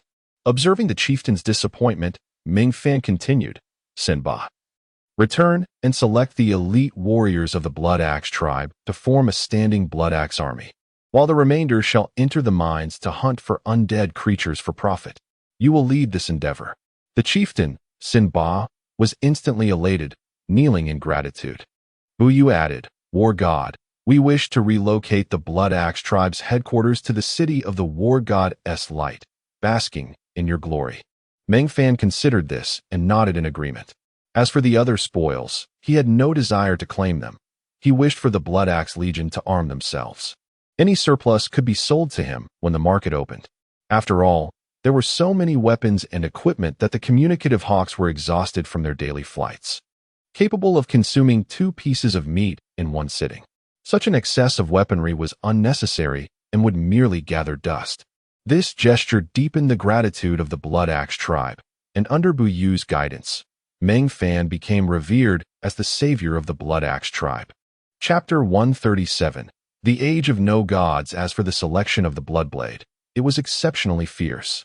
Even some minor leaders were unwilling to relent and insisted on joining this army designated by the war god. After several rounds of selection, it was ultimately Meng Fan who made the final decision. The number of the Bloodblade was expanded to a limit of 4,800, with Tada as its leader. This number was primarily due to Meng Fan's capacity for command, which was currently limited to 5,000. the Blood Axe tribe, in a bid to equip this force, sacrificed considerably, providing 200 sets of legendary-grade red scale armor. The supply of blood axes was ample, ensuring that each member was armed with a legendary-grade blood axe. The relocation of the Blood Axe tribe was remarkably orderly. Initially settled beneath the Saintus Peak, now known as the War God Peak, they cultivated a vast expanse of square farmland, though it was devoid of the precious purple soil. They drilled over 1,000 wells within the farmland area, subsequently importing the plundered purple soil from the Black-Tooth tribe, planting crops, and irrigating them, while hundreds of thousands of slaves toiled endlessly in the fields. A vivid hue of purple became visible from the mountain's base. During the Second Grand Market, even more individuals arrived, predominantly from nearby minor tribes. The Blood Axe tribe was preoccupied with their relocation and had no time to act as intermediaries. As Bu aptly put it, their current living conditions were akin to a pigsty, rendering any fine goods a waste. They planned to purchase supplies only after fully settling into the city of the War God. Upon concluding the Second Grand Market, Meng Fan observed the time sphere in his hand, noting an increase of 45 million years, along with the additional 2,000 crates of weaponry in the small city. He could not help but think that the Redstone Forest was extraordinarily affluent. There were simply too many tribes with substantial purchasing power, comprising over 100 minor tribes and more than 20 large tribes in the vicinity. The acquisition of these weapons was facilitated by Meng Fan's generous discount of 20% off the purchase price, which meant a refined-grade blood axe cost only 160 years. This was already the Alliance price. Outside the Alliance, the cost was 120 years per axe. The selling prices mirrored this ratio, albeit in reverse. The Second Grand Market also witnessed some friction between two minor tribes within the Alliance that had a history of enmity. During the market, they clashed violently in the city of the War God. The Great Chief intervened, leaving behind a stern warning. Anyone daring to cause trouble in the city of the War God would face dire consequences. The next day, two armies set out and, within 3 months, annihilated two tribes, capturing over 300,000 individuals. Bu erected a stone tablet in the center of the City of Order, inscribed with a few exceedingly simple laws. Robbery of Alliance tribe goods would result in extermination. Fighting within the city of the War God would lead to annihilation. Infighting within sight of the War God Peak would be met with merciless slaughter. The severity of these decrees was striking. Yet, no one deemed the Blood Axe tribe tyrannical. In the Redstone Forest, strength warranted dominance, and notions of humility held no currency. Bu also commenced efforts to expand the population of the Blood Axe tribe, absorbing formidable warriors and skilled miners and blacksmiths from the Black-Tooth tribe. He discreetly traded goods with other tribes for some promising slaves and selected a group of seasoned slaves who had been nurtured for many years to elevate them to full tribe membership. Within a mere 3 months, the population surged by 500,000. When the newly established farmlands yielded their harvest, this number was expected to rise by at least 1 million. Moreover, Bu secretly orchestrated the incorporation of several minor tribes into the Blood Axe tribe. Once successful, the population would increase by another 100,000. Observing that the Blood Axe tribe was firmly on the path to prosperity, Bu, known for his caution and methodical approach, was indeed a capable minister. Meng Fan ceased to concern himself with the affairs of the Blood Axe tribe, dedicating his time to honing his skills. He returned monthly to the city of the leader, where he took on the role of a porter, enjoying a comfortable existence. Whenever he had time, he would tease the 3 elven instructors, inquiring about their accumulated time and when they might be able to redeem themselves. To his dismay, the 3 elves seemed blissfully unaware, having saved not a single moment, and their debts were swelling, each owing 15,000 years. Strangely, they grew increasingly fond of their life here, delighting in concocting various schemes to amuse a cadre of prominent figures. During this period, Meng Fan accepted a second voluntary slave, who is now the leader of the Bloodblade, Tada. Meng Fan insisted on discretion and instilled in him the concept of training, making the Bloodblade the first unit in the Redstone Forest to engage in regular training. After 2 years of a comfortable life, Meng Fan received astonishing news in the city of the leader. The Eternal War, The divine confrontation had erupted.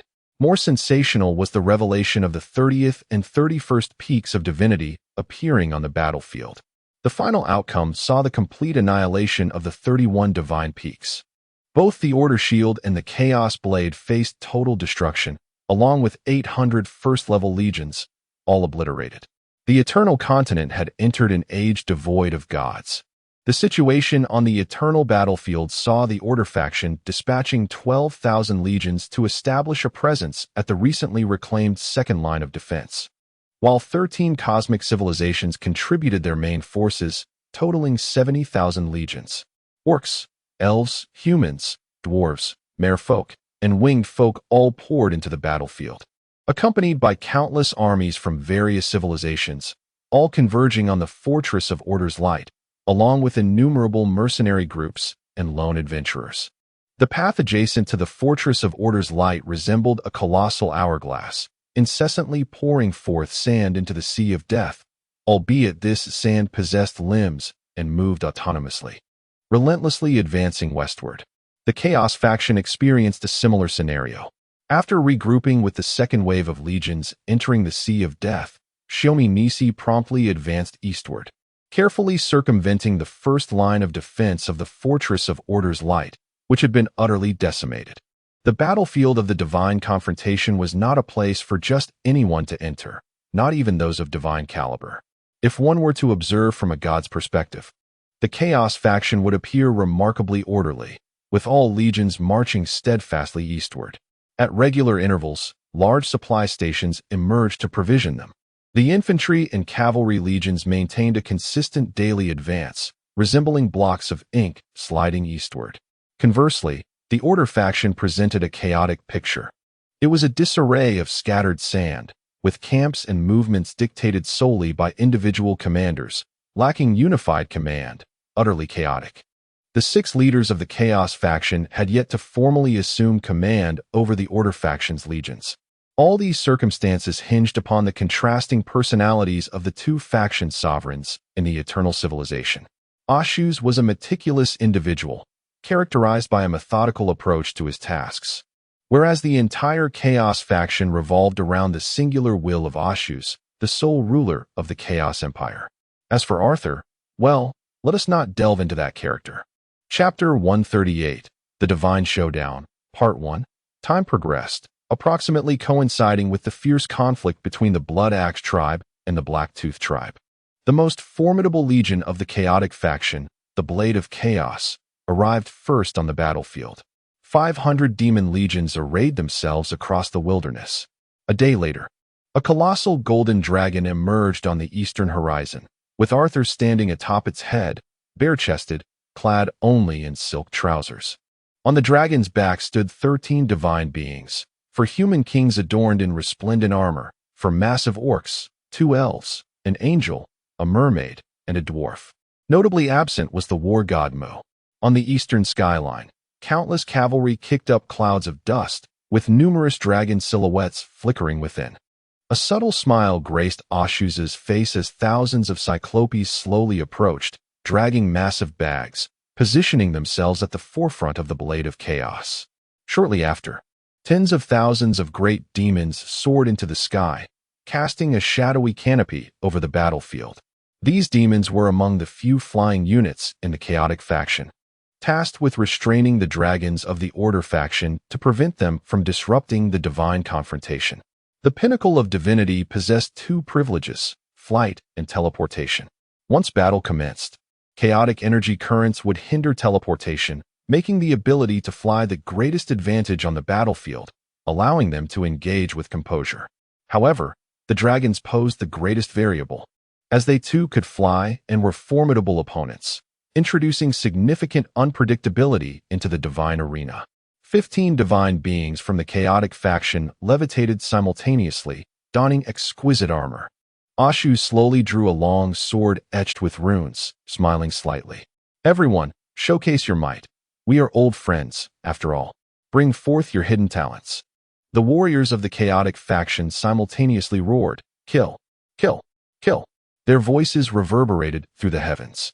Arthur kicked the golden dragon beneath him. "Little Gold, someone is trying to outshout you." The enormous golden dragon released a resounding roar, followed by countless dragons joining in, drowning out the battle cries of the chaotic faction. Within the advancing forces of the Order faction, a cerulean halo flickered, doubling their speed. Mu's War God Legion skill, Gale Thrust, enhanced their velocity, instantly restoring the status of all cavalry units to their prime. The dust could not keep pace with the cavalry's newfound speed as a multitude surged forth. Led by the heavy cavalry of the Beast God Legion, 300,000 blood rhinoceroses, forming a crimson dagger. Flanking them were the wild ancient elephants and Thunder Earth dragons. This was a pure heavy cavalry unit with one sole mission: to charge and trample their foes, shattering the enemy's formations. To their sides were the Beast God Legion of Orcs and the Glory Legion of Humans. Behind the heavy cavalry stood the Elven Legion, divided into two contingents, 30 forward and 70 in reserve. The advancing contingent primarily consisted of Moon Elves, whose main vocation was agility-focused archery, making them exceptionally suited for melee combat. The rear contingent comprised Sun Elves, renowned as the finest spellcasters, capable of functioning as either a magical or ranged unit. Above them loomed the elite Order Shield Legion, comprised of dragon riders and infantry mounted on dragons. In this formation, only 1/3 were true dragon riders. The remainder were airborne soldiers.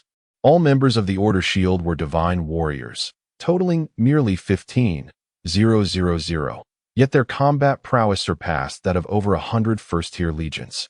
As Ashuz beheld the approaching Order forces, he let out a resigned, cold laugh and waved his hand, casting a blood-red halo that enveloped a significant portion of the chaotic faction. He unleashed his War God Legion skill, Bloodthirsty Blade, enhancing lethality while restoring vitality. As Ashuz completed the invocation of his War God skill, a massive curved blade of radiant light descended upon him. He was compelled to cross his sword, transforming it into a pitch-black blade to meet the oncoming strike. Just before the two luminous blades clashed, all divine beings activated their final teleportation. Nightshade, of the chaotic faction and an assassin-class divine being, had a history of securing the first blood in battles alongside Long Kong. Last time, he had been a moment too late, losing the opportunity to Long Kong's arrow, which fell to hapless elf. This time, he aimed to strike first.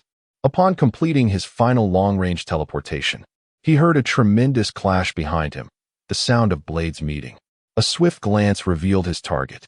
Indeed, that foolish girl was once again preparing a grand spell. Suspended in midair, her wand weaving intricate runes like a conspicuous target. Nightshade decisively surged forward, creating ripples in the void, his obsidian dagger eager to strike. The foolish girl remained oblivious to his approach, still engrossed in her magical preparations. However, just as Nightshade was about to reach her, 3 dazzling blades of light interposed before him. He recognized them as the Orc divine beings: Frenzied Blade, 3-Blade Frenzy, a master of swordsmanship with immense power and a sturdy physique. As an assassin, Nightshade loathed such resilient opponents, knowing they were not easily dispatched. With unparalleled speed, he deftly changed direction, bypassing the formidable Damon, and thrust his dagger forward. The Death's Kiss, a beam of darkness aimed at the foolish girl. Out of the corner of his eye, he noticed a black arrow arcing toward her from another angle. It was Long Kong's arrow. Under the simultaneous assault of 2 elite combatants from the chaotic faction, the girl was doomed. A cold smile graced Nightshade's lips. Yet, in the next instant, an angel, Gabriel of the Winged People, appeared before her, his wings unfurling to form dual light shields. A bastion of protection that intercepted both Nightshade's and Long Kong's lethal strikes. However, Gabriel was not unscathed. He too was struck, the light shield shattering, blood spraying, and feathers scattering. Unable to continue flying, he could only hover. A towering minotaur materialized beside Gabriel, not to aid him, but to retrieve a dazzling miniature sun from his embrace. With a bellow, he hurled the small sun toward the chaotic faction, while an arrow pierced his massive form. Unfortunately, for his colossal stature, it was hardly a fatal wound. Arthur, along with the 4 human kings and the Lion King, united to block 9 divine beings from the chaotic faction. witnessing the Minotaur unleash the miniature sun. They instinctively retreated, with Arthur even sticking out his tongue at Ashus. Chapter 139, The Divine Confrontation, Part 2. Being distracted on the battlefield is a detrimental habit, even for the mightiest of assassins. In that fleeting moment of distraction, Yi Ming heard a voice whisper in his ear, "Fool." His vision began to swirl, and just before darkness enveloped him, he caught a glimpse of a moon elf holding his headless corpse, the fiery blood of a deity dripping from her dagger. His last thought was the realization that she was hiding behind Damon. A blinding light burst forth on the horizon as a sun rose directly on the battlefield, unfortunately positioned over the chaotic faction. Instinctively, everyone averted their gaze. The radiance quickly spread, followed by an intense heat that transformed the ground into molten lava. Dozens of demon legions were consumed in the fiery torrent. Those a bit farther from the epicenter, about 100 legions, were evaporated by the unparalleled heat, leaving behind nothing but standing corpses. The flames began to spread from the lava, turning these corpses into human torches. Of course, for a mage at the pinnacle of divinity to prepare such a lengthy spell, claiming the lives of merely 100 demon legions seemed hardly worthwhile. As the first offering of that foolish girl casting her spell on the battlefield, the archery god, Chong Kong, ranked third among the chaotic faction's divine powers, fell. Yet Chong Kong was no weakling. As the corona of light ignited, he chose not to flee in vain, but instead steadied his breath and calmly released his third arrow, the final arrow of the divine confrontation. In the moment when everyone else recoiled from the light, his arrow pierced the eye of the Minotaur, Pythagoras, the pinnacle of the Beast clan. The pitch-black, eternal-grade arrow drove straight through his skull, and his massive body toppled over. One of the 4 saints of the Beast clan had perished. A moment of silence descended upon the battlefield as all exerted themselves to escape the reach of the corona. That foolish sun elf, after unleashing her corona, stood upon the molten earth, expending her last ounce of strength to shout, "I have finally slain a pinnacle of divinity. Archery god, rise again with me." Ha! At that instant, her body ignited into a blazing torch, joining the countless burning warriors of the demon legions, withering and turning to ash. The corona was a suicidal skill, exchanging her vitality and magical power for a portion of the eternal sun's might. The sun elf queen, Lololia, Love, Apollo, fell, leaving behind a record of a single divine peak defeated, along with the archery god Chong Kong and approximately 120 demon legions. Arthur, with a roguish grin, glanced back at his rear and muttered, "Good thing I ran fast. Otherwise, my behind would be roasted. Even if it didn't get roasted, having my pants burned would be quite embarrassing." He chuckled at the slightly disheveled Asher not far away. "Asher, you look quite ragged. What happened to your flashy killing cloak? It's only half intact now." Asher scoffed. "Arthur, you've surely lost this time. Kill." The remaining 13 divine peaks of the chaotic faction surged forward, while the 12 divine peaks of the Order faction did the same. The ground shook as the main force of the Order faction crashed into the defensive line formed by the demon legions. Interestingly, the chaotic faction boasted a plethora of lower-tier cavalry units. Over 70% of their lower-tier forces were cavalry, while the higher-tier legions predominantly consisted of infantry. As the chaotic continent lacked suitable mounts, the only barely acceptable steeds were the saint-level demon nightmares and flame beasts, of which they could only muster 6 nightmare legions and 2 flame beast legions.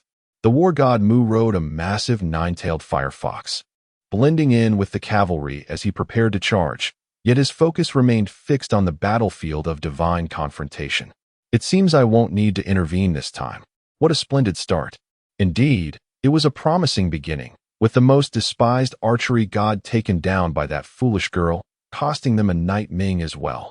The second round commenced peculiarly, with 6 warrior-type divine peaks simultaneously besieging Arthur, while Asher was not among them. His target remained the injured winged beings and the moon elf. Mu observed from the ground, good battle awareness, but poor tactics.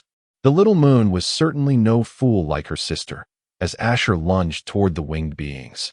He was promptly surrounded by Damon and 4 human kings. However, in the heat of battle, Mu suddenly realized a grave issue. Two individuals were missing. The fire demon and the black phoenix had vanished. In the next moment, the intent of the chaotic faction became clear as a male and female voice resonated across the heavens. Fire demon, rain down fire feathers. Mu cursed, this year. The fire is particularly troublesome. Before he could finish, another voice echoed, stars fall. This divine confrontation might be the swiftest in history.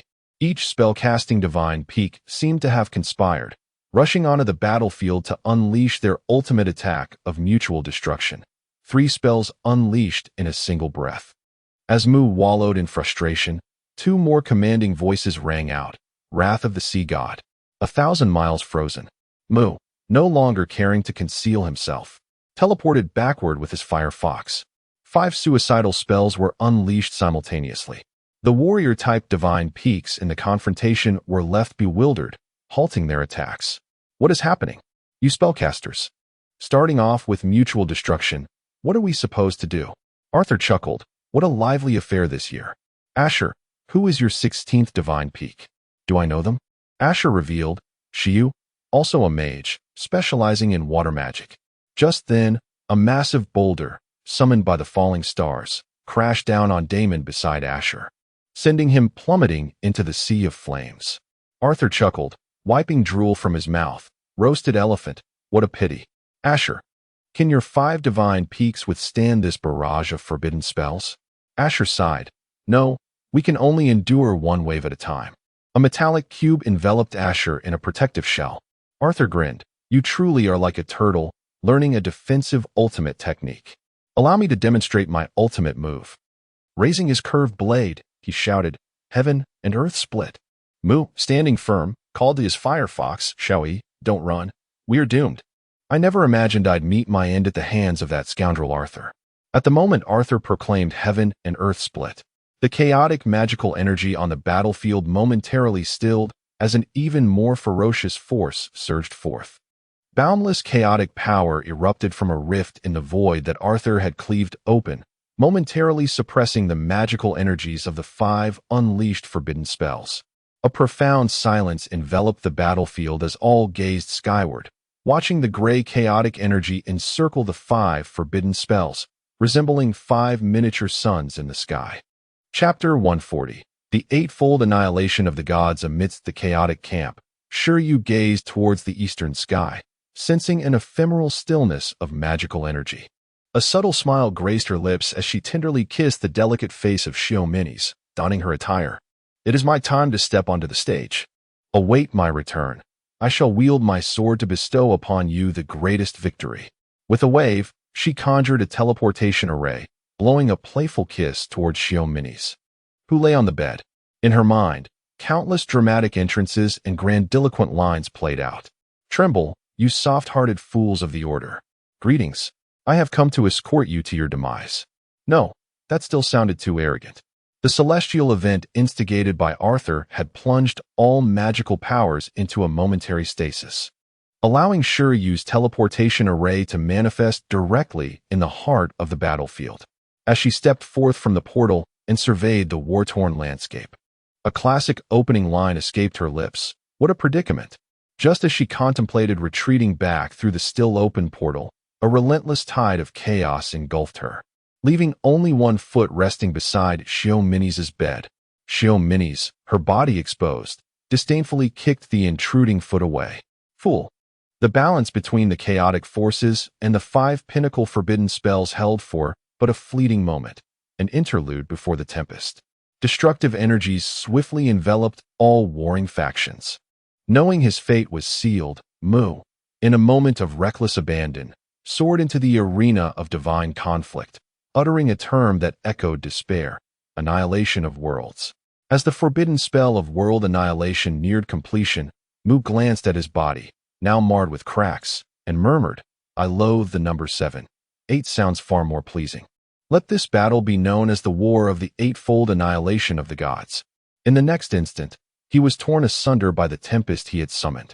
The divine conflict raged for a mere 23 minutes, culminating in the mutual destruction of both the chaotic and orderly factions, resulting in a total annihilation of their forces. The remnants of the forbidden spell lingered for an entire year, Countless divine confrontations had never ended so completely. Not even the steeds survived. 800 legions. The blades of chaos and the shields of order, along with 31 pinnacle gods, were not spared. A multitude of tornadoes, swirling with chaotic lightning, accompanied by heaps of debris, ice, and skeletal remains, rampaged across the land known as the Sea of Death. Arshus, perhaps the most frustrated, withstood the initial 5 forbidden spells. Although he was shattered by Arthur's cosmic upheaval, he had brushed against chaos itself. The chaotic energy did not claim his life immediately. Just as he sought to escape the battlefield, he collided with Mu's world-ending gale. The two war deities met their end in a twist of fate. Upon Meng Fan's return to the city of the leaders, he pieced together the events and concluded that the circumstances were utterly monstrous. For the next 1,000 years, the entire continent would plunge into an era devoid of gods, presenting him with an unprecedented opportunity for advancement. By the time Meng Fan comprehended the intricacies of the situation, preparations for the third grand market were already underway. In this world devoid of the internet, information was scarce. His ability to unravel the entire affair within 2 years was largely due to Demi transforming his villa into an intelligence hub. News of the godless era spread widely, with nearly everyone aware of the divine conflict's outcome. The forces capable of engaging in warfare from the Order-S continent had mobilized in unimaginable numbers, leaving the city of the leaders nearly deserted. Demi explained with a smile, "They have all gone scavenging, seeking salvage on the battlefield. And perhaps to the First Dynasty for a meal." The First Dynasty would distribute vast reserves of food, assembling numerous temporary legions across various cities. The Order's armies were stratified. The elite, boasting power exceeding 250, formed regular mixed legions, enjoying the finest sustenance and logistical support. Those with strength above 200 composed secondary legions, tasked with wartime defense of less critical cities, replacing the regular garrison troops to maintain daily order. For those with strength above 100, only tertiary legions could be formed, primarily responsible for repairing infrastructure, acting as a labor camp to clear battlefields and dispose of corpses. Below this threshold, they were mere laborers, tirelessly transporting low-value supplies to the front lines.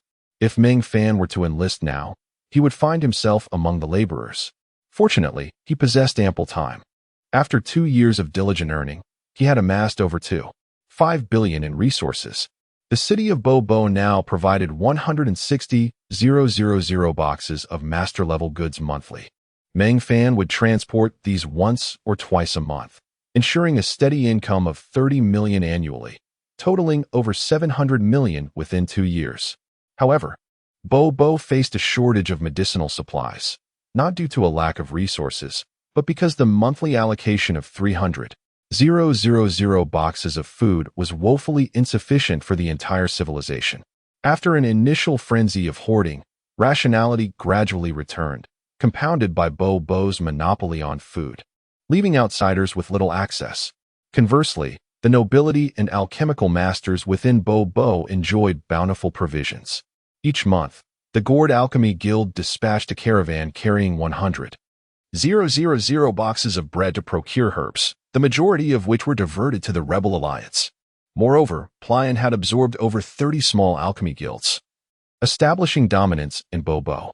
The official alchemy facility was also erected, as both factions competed to provide Meng Fan with potions, elevating the quality of food for medicine exchanges to master-level standards. Meng Fan contemplated directly acquiring master-level potions, but later deemed it more prudent to purchase large quantities of high-grade potions, as the production of master-level potions was heavily restricted, risking monopolization and diminishing his control over medicinal supplies. The Redstone Forest offered even greater opportunities. Meng Fan employed nearly brazen tactics to raid the weapon stockpiles of various tribes in the northern region, while simultaneously establishing several large-scale weapon manufacturing plants staffed by hundreds of thousands of blacksmiths tirelessly forging armaments. Additionally, over 3 million warriors served as their protectors, bringing the total to 5 million individuals laboring for Meng Fan, with his only costs being food and superficial comforts. Chapter 141. The The scenery of the Redstone Forest, the relocation process of the Blood Axe tribe, was relatively swift. After the first batch of local red potatoes ripened, Simba led 500,000 tribesmen into the city of the God of War, among whom 100,000 were meticulously selected elite warriors, while the remaining 400,000 were ordinary tribespeople tasked primarily with quarrying stone for construction. The relocation timeline was dictated by the growth cycle of the red potatoes, and once settled, the tribesmen brought with them the precious purple soil from their homelands, visibly increasing the area of purple farmland. By the time the third grand market commenced, the Blood Axe tribe had successfully relocated 1 million individuals to the city of the God of War. However, construction remained sparse.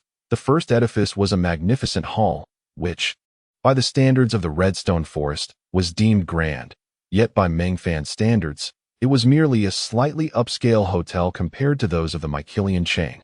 Far from the luxurious hotels known elsewhere, the building, named the Hall of the God of War, consumed a considerable amount of construction resources, leaving only a handful of other structures in their foundational stages. The relocated members of the Blood Axe tribe resided in rudimentary, tent-like shelters. As the most marginalized segment of the tribal hierarchy, around 700,000 slaves endured even harsher living conditions, huddling together at night like sheep within simple enclosures.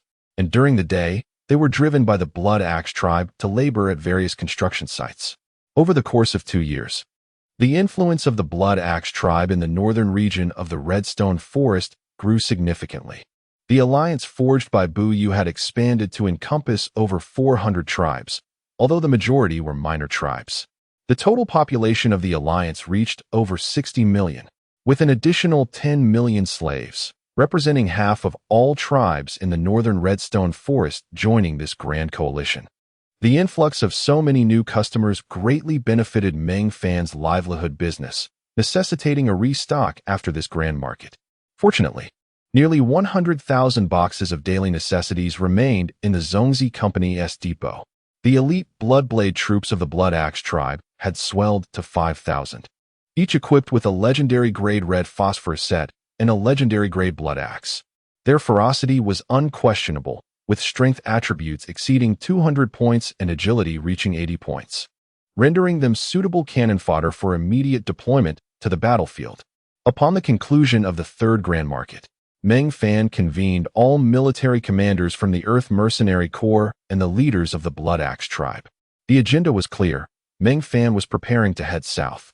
By continuously refining the map of the Redstone Forest, Meng Fan and Zhao Gang identified a location known as Dar, situated approximately a year's journey from the city of the God of War and less than a month's travel from the only route leading south, the Dakin Slope. Though Dar appeared inconspicuous at present, its geographical significance would become paramount when true trade between the northern and southern regions of the Redstone Forest commenced. As it would serve as a natural transportation hub, Meng Fan's strategy involved transporting a substantial quantity of goods to Dar under the guise of a trading convoy, aiming to establish a small marketplace there and gradually expand its influence, transforming Dar into a trade center. With only 2 years remaining until the Year of the Leader, and a projected 5-year journey to the designated city-building site given by Demi, it was clear that the plan for everyone to be present in their respective villages during the Year of the Leader was unattainable. Thus, Meng Fan decisively opted to advance southward, propelling his city-building endeavor forward, with plans to consolidate his power in the central Redstone Forest within 2 years, establishing a firm foothold and gradually unifying the Redstone Forest under the banner of the Alliance. The Blood Axe tribe wholeheartedly supported Meng Fan's decision. Over the past 2 years, their standard of living had significantly improved. The core members of the tribe, the first to relocate to the city of the God of War, now enjoyed a life of relative luxury, residing in spacious houses adorned with exquisite furnishings, wearing fine clothing, accompanied by beautiful women, and feasting on ample food. This prosperity was attributed to Buyu's guidance of public sentiment towards the blessings of the God of War. However, Meng Fan was acutely aware that these achievements were primarily due to Buyu's efforts. He was merely a merchant selling daily necessities. The entire strategy was orchestrated by Buyu, with Meng Fan serving as a symbolic figurehead. According to Professor Pan's chronology, it was the 27th year of the new calendar. February 14th. Meng Fan set forth with 100 members of the Earth Mercenary Corps and 5,000 Bloodblade warriors, accompanied by 3,000 slaves, driving 70 horse-drawn carts. Under the leadership of Sabuk, they majestically departed from the city of the god of war, heading southward. The heads of all the Blood Axe tribe collectively escorted them for over 50 miles. Meng Fan left Zhao Gang at the god of war peak to prepare for the arrival of subsequent Earth transgressors from the city of the god of war. This 100 were the most elite, carefully selected from the dragon scale, and were among the longest-staying individuals in this world. Meng Fan organized them into 3 units: Bachelor's Cavalry Brigade, Qi Honggong's Scout Team, and Duan Wu's Archer Squad, who would accompany him south. Zhao Gang remained solitary at the god of war peak, accompanied by 3 elven instructors and 100 female slaves from the Redstone Forest. His main task was to guard the goods while utilizing the teleportation array to continue transporting food. For the foreseeable future, Meng Fan would not return to the god of war peak, having transported 30,000 boxes of high-quality, living necessities in one go. He cautioned Zhao Gang to monitor the volume of goods dispensed, emphasizing that scarcity enhances value. Thus, common items, regardless of price, lose their allure. Upon exiting the city of the god of war, they found themselves on thick red soil. Fortunately, the weather was dry. Otherwise, the ground would have transformed into a red swamp. The convoy was no longer composed solely of cavalry, and with a significant amount of cargo to transport. Their pace was considerably slow. For the first time, Meng Fan encountered the distinctive riding beasts of the Redstone Forest, the red soil pangolins, which were vastly larger than their earthly counterparts. Despite their name, their claws had regressed as they fed primarily on the abundant red soil, making burrowing unnecessary. These grand pangolins were highly prized, for after consuming the red soil, they excreted small purple stone cores, which, when soaked in water, possessed detoxifying properties. All residents of the Redstone Forest carried these cores when embarking on long journeys to purify their drinking water and prevent poisoning. The lengthy procession moved slowly through the Redstone Forest, and Meng Fan was fortunate to witness the unique natural beauty of the region, characterized by peculiar redstone pillars and the occasional sighting of small red beasts. The entire landscape was awash in red, as wildlife adapted to their environment by adopting reddish hues. A particular species of red parrot served as the primary source of meat for the inhabitants of the Redstone Forest. These parrots were notably clumsy and had poor flying abilities. Once discovered, their fate was invariably to become roasted parrot. Chapter 142. Culinary Delights. The primary fuel here is a highly combustible red branch that grows underground. Merely 2 or 3 of these twigs can burn throughout the night. Occasionally, a purplish-red berry sprouts on these branches, which can be considered one of the scant fruits available in this region. Consuming these berries effectively wards off the formidable mosquitoes of the Redstone Forest. Meng Fan sampled a few, finding their flavor reminiscent of liquid garlic, intensely spicy, capable of driving away not only mosquitoes but even elephants. However, Meng Fan soon found little time for complaints, for he soon encountered the Redstone Forest giant mosquitoes. These insects were remarkably large and densely swarmed, producing a droning sound akin to a bomber flying overhead, appearing like a crimson cloud. The soldiers of the Bloodblade Legion hastily applied a more pungent liquid from their backpacks onto their bodies. Some even generously anointed the pangolins, pulling their carts with this noxious substance, and even the slaves had their share of it. Shabak explained, "Your Grace, that is the urine of cave toads, known for its efficacy in repelling mosquitoes. In the Redstone Forest, where there is a water source, swarms of mosquitoes abound. Without proper precautions, one could be drained of blood overnight. The presence of a large number of mosquitoes indicates the proximity of surface water." Meng Fan felt immensely grateful for having consumed those garlic-like berries earlier. Otherwise, he too would have had to smear himself with that unpleasant liquid. However, when the swarm of mosquitoes descended upon them, many slaves retrieved a fine mesh-like net from their backpacks. Pairing up, they charged into the oncoming horde, quickly ensnaring vast numbers of mosquitoes. The dark red swarm thinned significantly, and the captured mosquitoes, after flailing about on the ground, were collected into large barrels soon. They had filled over 1,000 barrels. Shabak chuckled. "Tonight, esteemed guests, you shall have the pleasure of trying our mosquito cakes. The taste may not be exceptional, but for us, it is quite a delicacy." The procession journeyed through the redstone forest for 45 kilometers before discovering a small valley, an excellent camping site, replete with flowing water and notorious for being densely populated with mosquitoes. Spotting swarms of mosquitoes in the redstone forest was tantamount to discovering a water source, which also suggested the potential presence of people and the likelihood of conflict. Indeed, at the valley, several groups had already set up camp, and they coexisted peacefully without contention. Upon seeing Meng Fan's grand entourage, the leaders of these groups unfurled their flags. Shabak also waved his flag, which reassured the others, prompting them to relinquish the prime camping spots. Shabak explained with a smile, "We are all members of the Redstone Forest Alliance. This is our banner. Throughout our 3-month journey, we have primarily encountered members of our alliance, ensuring a measure of safety." Meng Fan nodded, acknowledging their commendable progress and rapid expansion of influence. Shabak respectfully remarked, "All credit goes to your esteemed self, great warrior, for bringing us such abundant resources. Nearby tribes are now aware of the strength of our Blood Axe tribe. Recently, many smaller tribes have expressed a desire to join us. Our second-in-command is currently swamped with the task of vetting new members wishing to join. We have even established a preparatory membership, where individuals must contribute significantly or remain with us for a century to gain full membership." Many slaves had shed their shackles, ascending to the status of preparatory members. Meng Fan smiled silently, knowing these innovations stemmed from his ideas. He envisioned a future social hierarchy within this primitive tribe. First, warriors. Second, blacksmiths. Third, miners. Fourth, common members. Fifth, women. Sixth, preparatory members. And seventh, slaves. Additionally, there existed a special class of officials, the tribal leaders. The future city of the Warriors' Light was intended to accommodate 30 million inhabitants, although the forthcoming agricultural regions could only sustain that number. Plans were also in place to establish cities in other parts of the Redstone Forest to concentrate the population for more efficient governance, allowing Meng Fan to better exploit resources.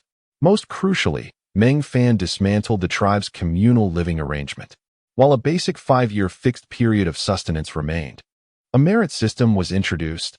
Those who made significant contributions would be rewarded with additional time. Members possessing time could indulge in the market, purchasing items of their choice. A household's prosperity would reflect its capability, fostering a sense of ambition among the members. This newfound freedom of trade also facilitated Meng Fan's resource acquisition. That evening, 1,000 men camped on the valley's edge while the slaves prepared dinner. They retrieved the large red potatoes they had brought along, washed them, and steamed them. Once cooked, they peeled and mashed them, then used specialized tools to crush the mosquitoes into a paste, which was then mixed into the potato mash and formed into patties that were grilled over the fire. The first batch of grilled mosquito cakes was presented to Meng Fan, and upon taking a bite, he was surprised by its crispiness. The vibrant red mosquito paste inside was unexpectedly delectable, leaving a slight tingling on his tongue.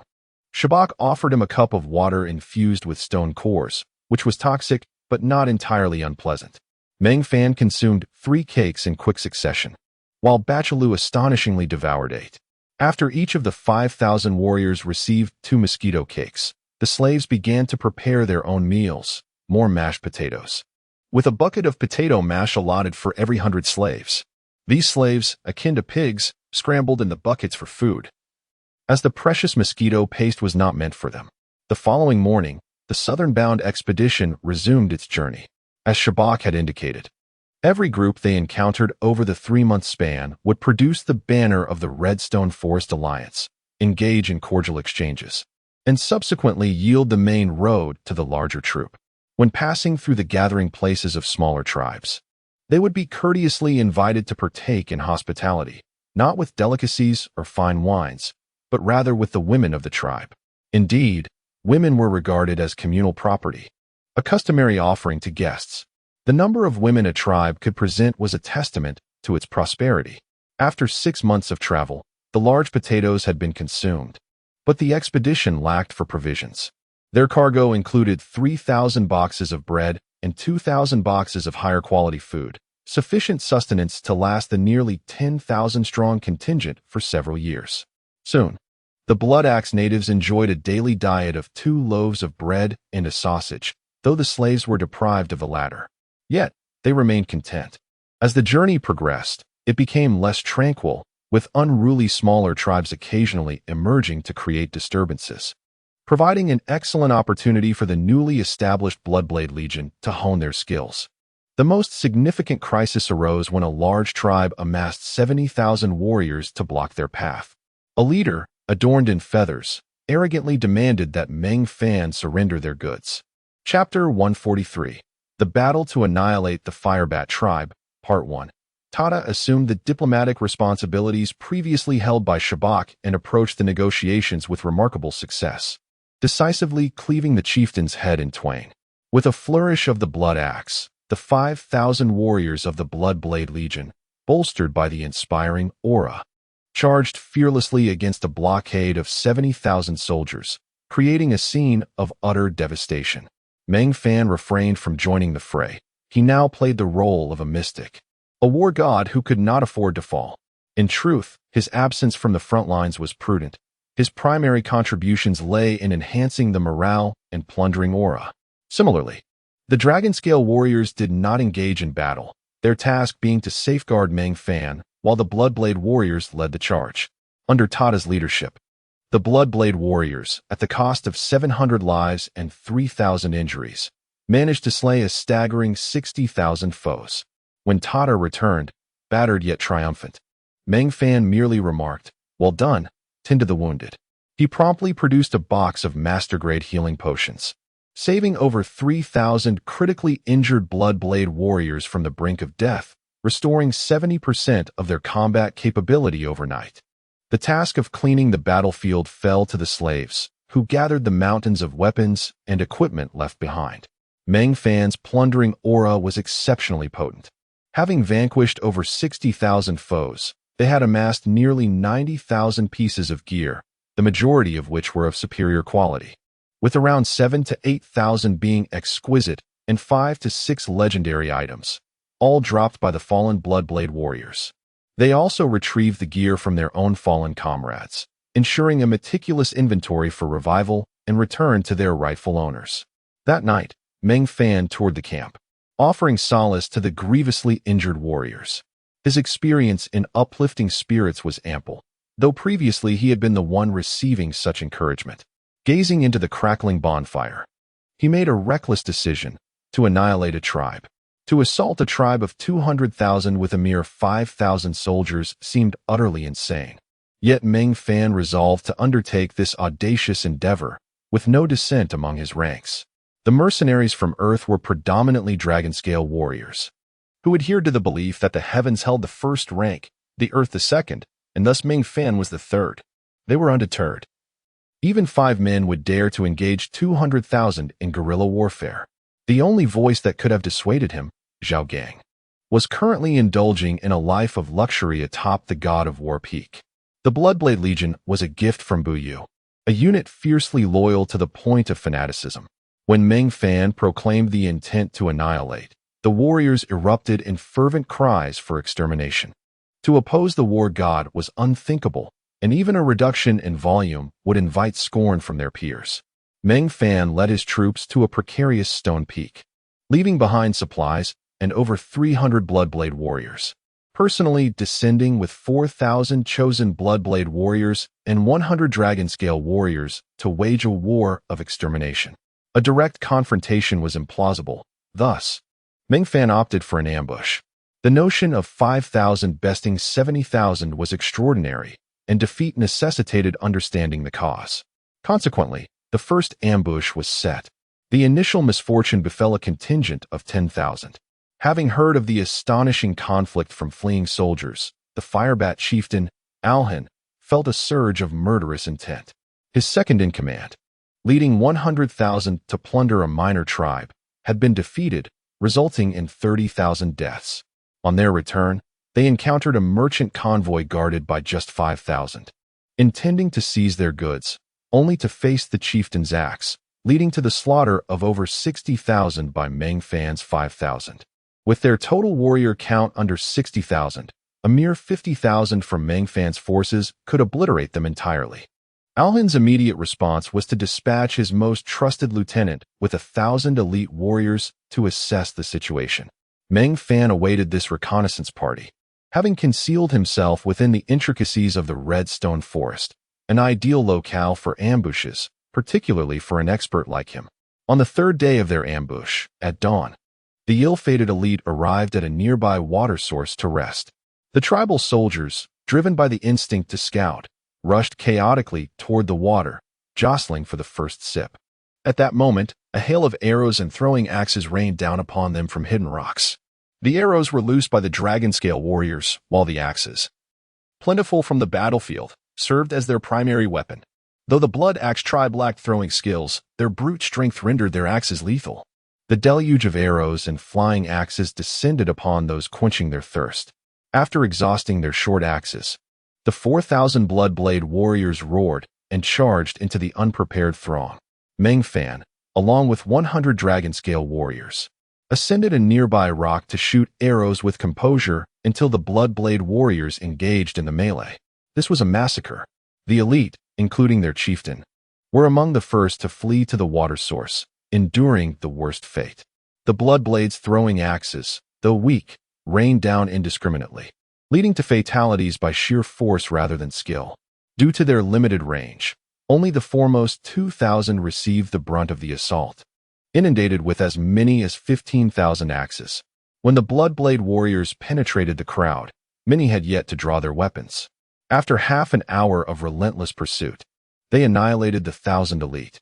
At Meng Fan's behest, Tata captured a dozen prisoners, from whom they learned that this tribe was called the Firebat tribe, headquartered in the Great Fruit Forest, and that the plunderers were led by the tribe's second-in-command, who had just met his demise under a barrage of axes. After recording vital information in the Eternal Codex, Meng Fan waved his hand, sending severed heads rolling, with blood splattering onto the Eternal Codex. That evening, after documenting the coordinates, Meng Fan returned briefly to the City of Leaders, bringing back dozens of boxes filled with weapons and gear, alongside 130 special material boxes and tens of thousands of specialized bags. Time constraints limited his haul, but he summoned the sub-disk of the teleportation array back to the main disk and transported it directly. Awakening the resting warriors, he urged them eastward with urgency, intent on truly annihilating a tribe. After traversing the Redstone Forest for 2 days, they arrived at their destination, the village governed by the Firebat tribe's second-in-command.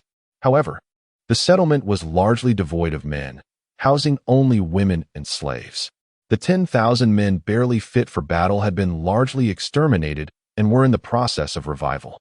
The village, at full capacity, had only a few thousand tending to the fields. This raid required no stealth. They could simply advance and slaughter. Meng Fan's orders were straightforward: raise the village and spare the slaves. Chapter 144. The Battle to Annihilate the Firebat Tribe, Part 2. Tata, the Willing Slave, faithfully executed his master's orders, slaughtering everyone in the village except for the slaves within just 1 hour. Even the women who might have been spared for amusement were not left alive. At this time, it was the harvest season, and the granaries were filled with ample potatoes, sufficient to feed 100,000 people for 4 to 5 months. However, this abundance of food was far from enough to satisfy the appetites of the tens of thousands under the second-in-command, prompting him to raid smaller tribes for sustenance. Meng Fan unhesitatingly accepted this bounty of food and directed the newly acquired slaves to excavate the precious purple soil. The special bags they brought were specifically designed for this soil, and the specialized containers were meant to hold these bags. Though they were quite costly and consumed a substantial portion of Meng Fan's resources, the seasoned slaves, after receiving a reward of potato-based food, quickly shifted their allegiance, diligently digging up the invaluable purple soil that their former master had prized. The thousands of bags Meng Fan brought were soon filled. Fortunately, He had also brought a transmission array subdisk, enabling 2 transports the following afternoon, delivering 100 backpacks and hundreds of thousands of bags, along with dozens of specialized containers. The excavation of the purple soil in this village lasted 3 full days, filling over 1 million bags and more than 100 specialized containers. Meng Fan estimated that 1 container of purple soil could sustain 1,000 people with potatoes. He restored the freedom of all the slaves and generously gifted the majority of the harvested potatoes to them, earning their heartfelt gratitude. Shabak seized the opportunity to extol the virtues of the war god Meng Fan, proclaiming the Blood Axe tribe as illuminated by the war god's glory. Tada's method of propaganda was straightforward. He severed the heads of all members of the former Firebat tribe and piled them into a small mountain. As Meng Fan prepared to depart from the village, over 2,000 former slaves, now free individuals, requested to accompany him, even relinquishing their precious food. More chose to head north, where peace reigned. Among those seeking to affiliate themselves, Shabak selected 1,000 individuals, providing them with basic armaments from the battlefield spoils, assigning a few Bloodblade warriors to lead them. Meng Fan dispatched 8 containers of the precious purple soil to the City of Leaders via the Communication Eagle. That evening, Meng Fan, Chi Honggang, and Bachelor gathered around the campfire discussing their next target and the issue of troop replenishment. Despite the elite nature of the Bloodblade warriors, they suffered losses in every battle, for 1,000 could hardly engage in several skirmishes without sustaining casualties. Bachelor, uncharacteristically astute, remarked, "Commander, my ancestors were originally a group of herders, and their success in reaching Europe was primarily due to their war-sustains war strategy. Isn't that the strategy of the Yamato?" He scoffed. "They are mere imitators. Having grasped only the surface, our ancestors were the true experts. With tens of thousands driving cattle and horses westward, they could decimate populations in the millions. The key was their suicide squad system. In truth, the Mongols rarely fought directly, relying instead on attrition." Meng Fan wholeheartedly agreed, retreating to his tent to contemplate the inspiration Bachelor had provided. The second attack site was swiftly determined, a smaller village with just over 10,000 inhabitants, where the engagement would be effortless. The 4,000 Bloodblade warriors charged ahead, followed closely by 1,000 slaves as the suicide squad. Within half a day, they had slaughtered the village. This time, Meng Fan heeded Shabak's counsel, sparing the women to reward the brave slaves who fought valiantly.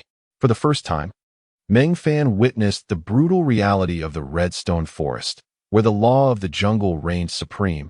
Debauchery was commonplace, and he was revolted to the point of skipping dinner. Adjusting his strategy slightly, he organized over 3,000 slaves into a suicide squad. Those who had distinguished themselves were promoted to the supervisory team, tasked with managing these squads.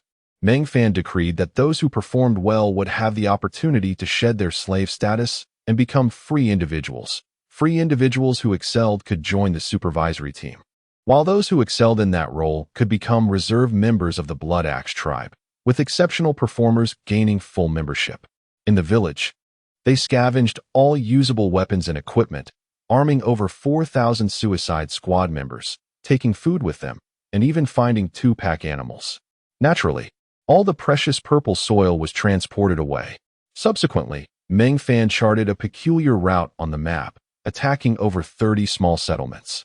Initially, he led the Bloodblade in assaults on stronger villages, winning 2 hard-fought battles and eliminating over 30,000 elite warriors. Eventually, the Bloodblade's involvement became unnecessary as the numbers of the suicide squads surged, ultimately exceeding 50,000. Meng Fan and his dragon-scale warriors rode at the forefront, flaunting their prowess. With over 3,000 Bloodblade guards flanking them and more than 700 from the supervisory team driving the wave of 50,000 composed of slaves and free individuals. They inundated each small village at breakneck speed, seizing all that was of use, emerging with severed heads as trophies. Each battle brought casualties, but new free individuals emerged, and some even ascended to the supervisory team, while fresh slaves were continually integrated. Meng Fan established a straightforward system of rewards and punishments. Slaves were forbidden from killing. Those who did would be executed, and women could only be slain after the village had been thoroughly pillaged. Arson was prohibited, with merit counted by severed heads, and all looted goods and village resources had to be surrendered. Of course, there were rewards. Slaves enjoyed daily meals of mashed potatoes, while free individuals received mosquito sauce, with outstanding performers receiving bread. The supervisory team members were granted 1 loaf of bread daily, with good performances rewarded with sausage. Slaves could earn their freedom with a single severed head, while free individuals could exchange heads for weapons and equipment, achieving 5 pieces to join the supervisory team. Members of the supervisory team who collectively obtained 1,000 severed heads could become reserve members of the Blood Axe tribe, with Shabak overseeing their induction. Each promotion of supervisory team members and reserves was celebrated with a grand ceremony, where reserves would directly report to Shabak, and Meng Fan would bestow upon them the War God's inspiring aura and the Plunder aura. Meng Fan's strategy was elegantly simple: to employ the Mongolian principle of war sustains war, while the reward and punishment system was essentially a simplified version of the ancient laws of the Qin dynasty. Sometimes, the wisdom of our ancestors proves to be profoundly effective.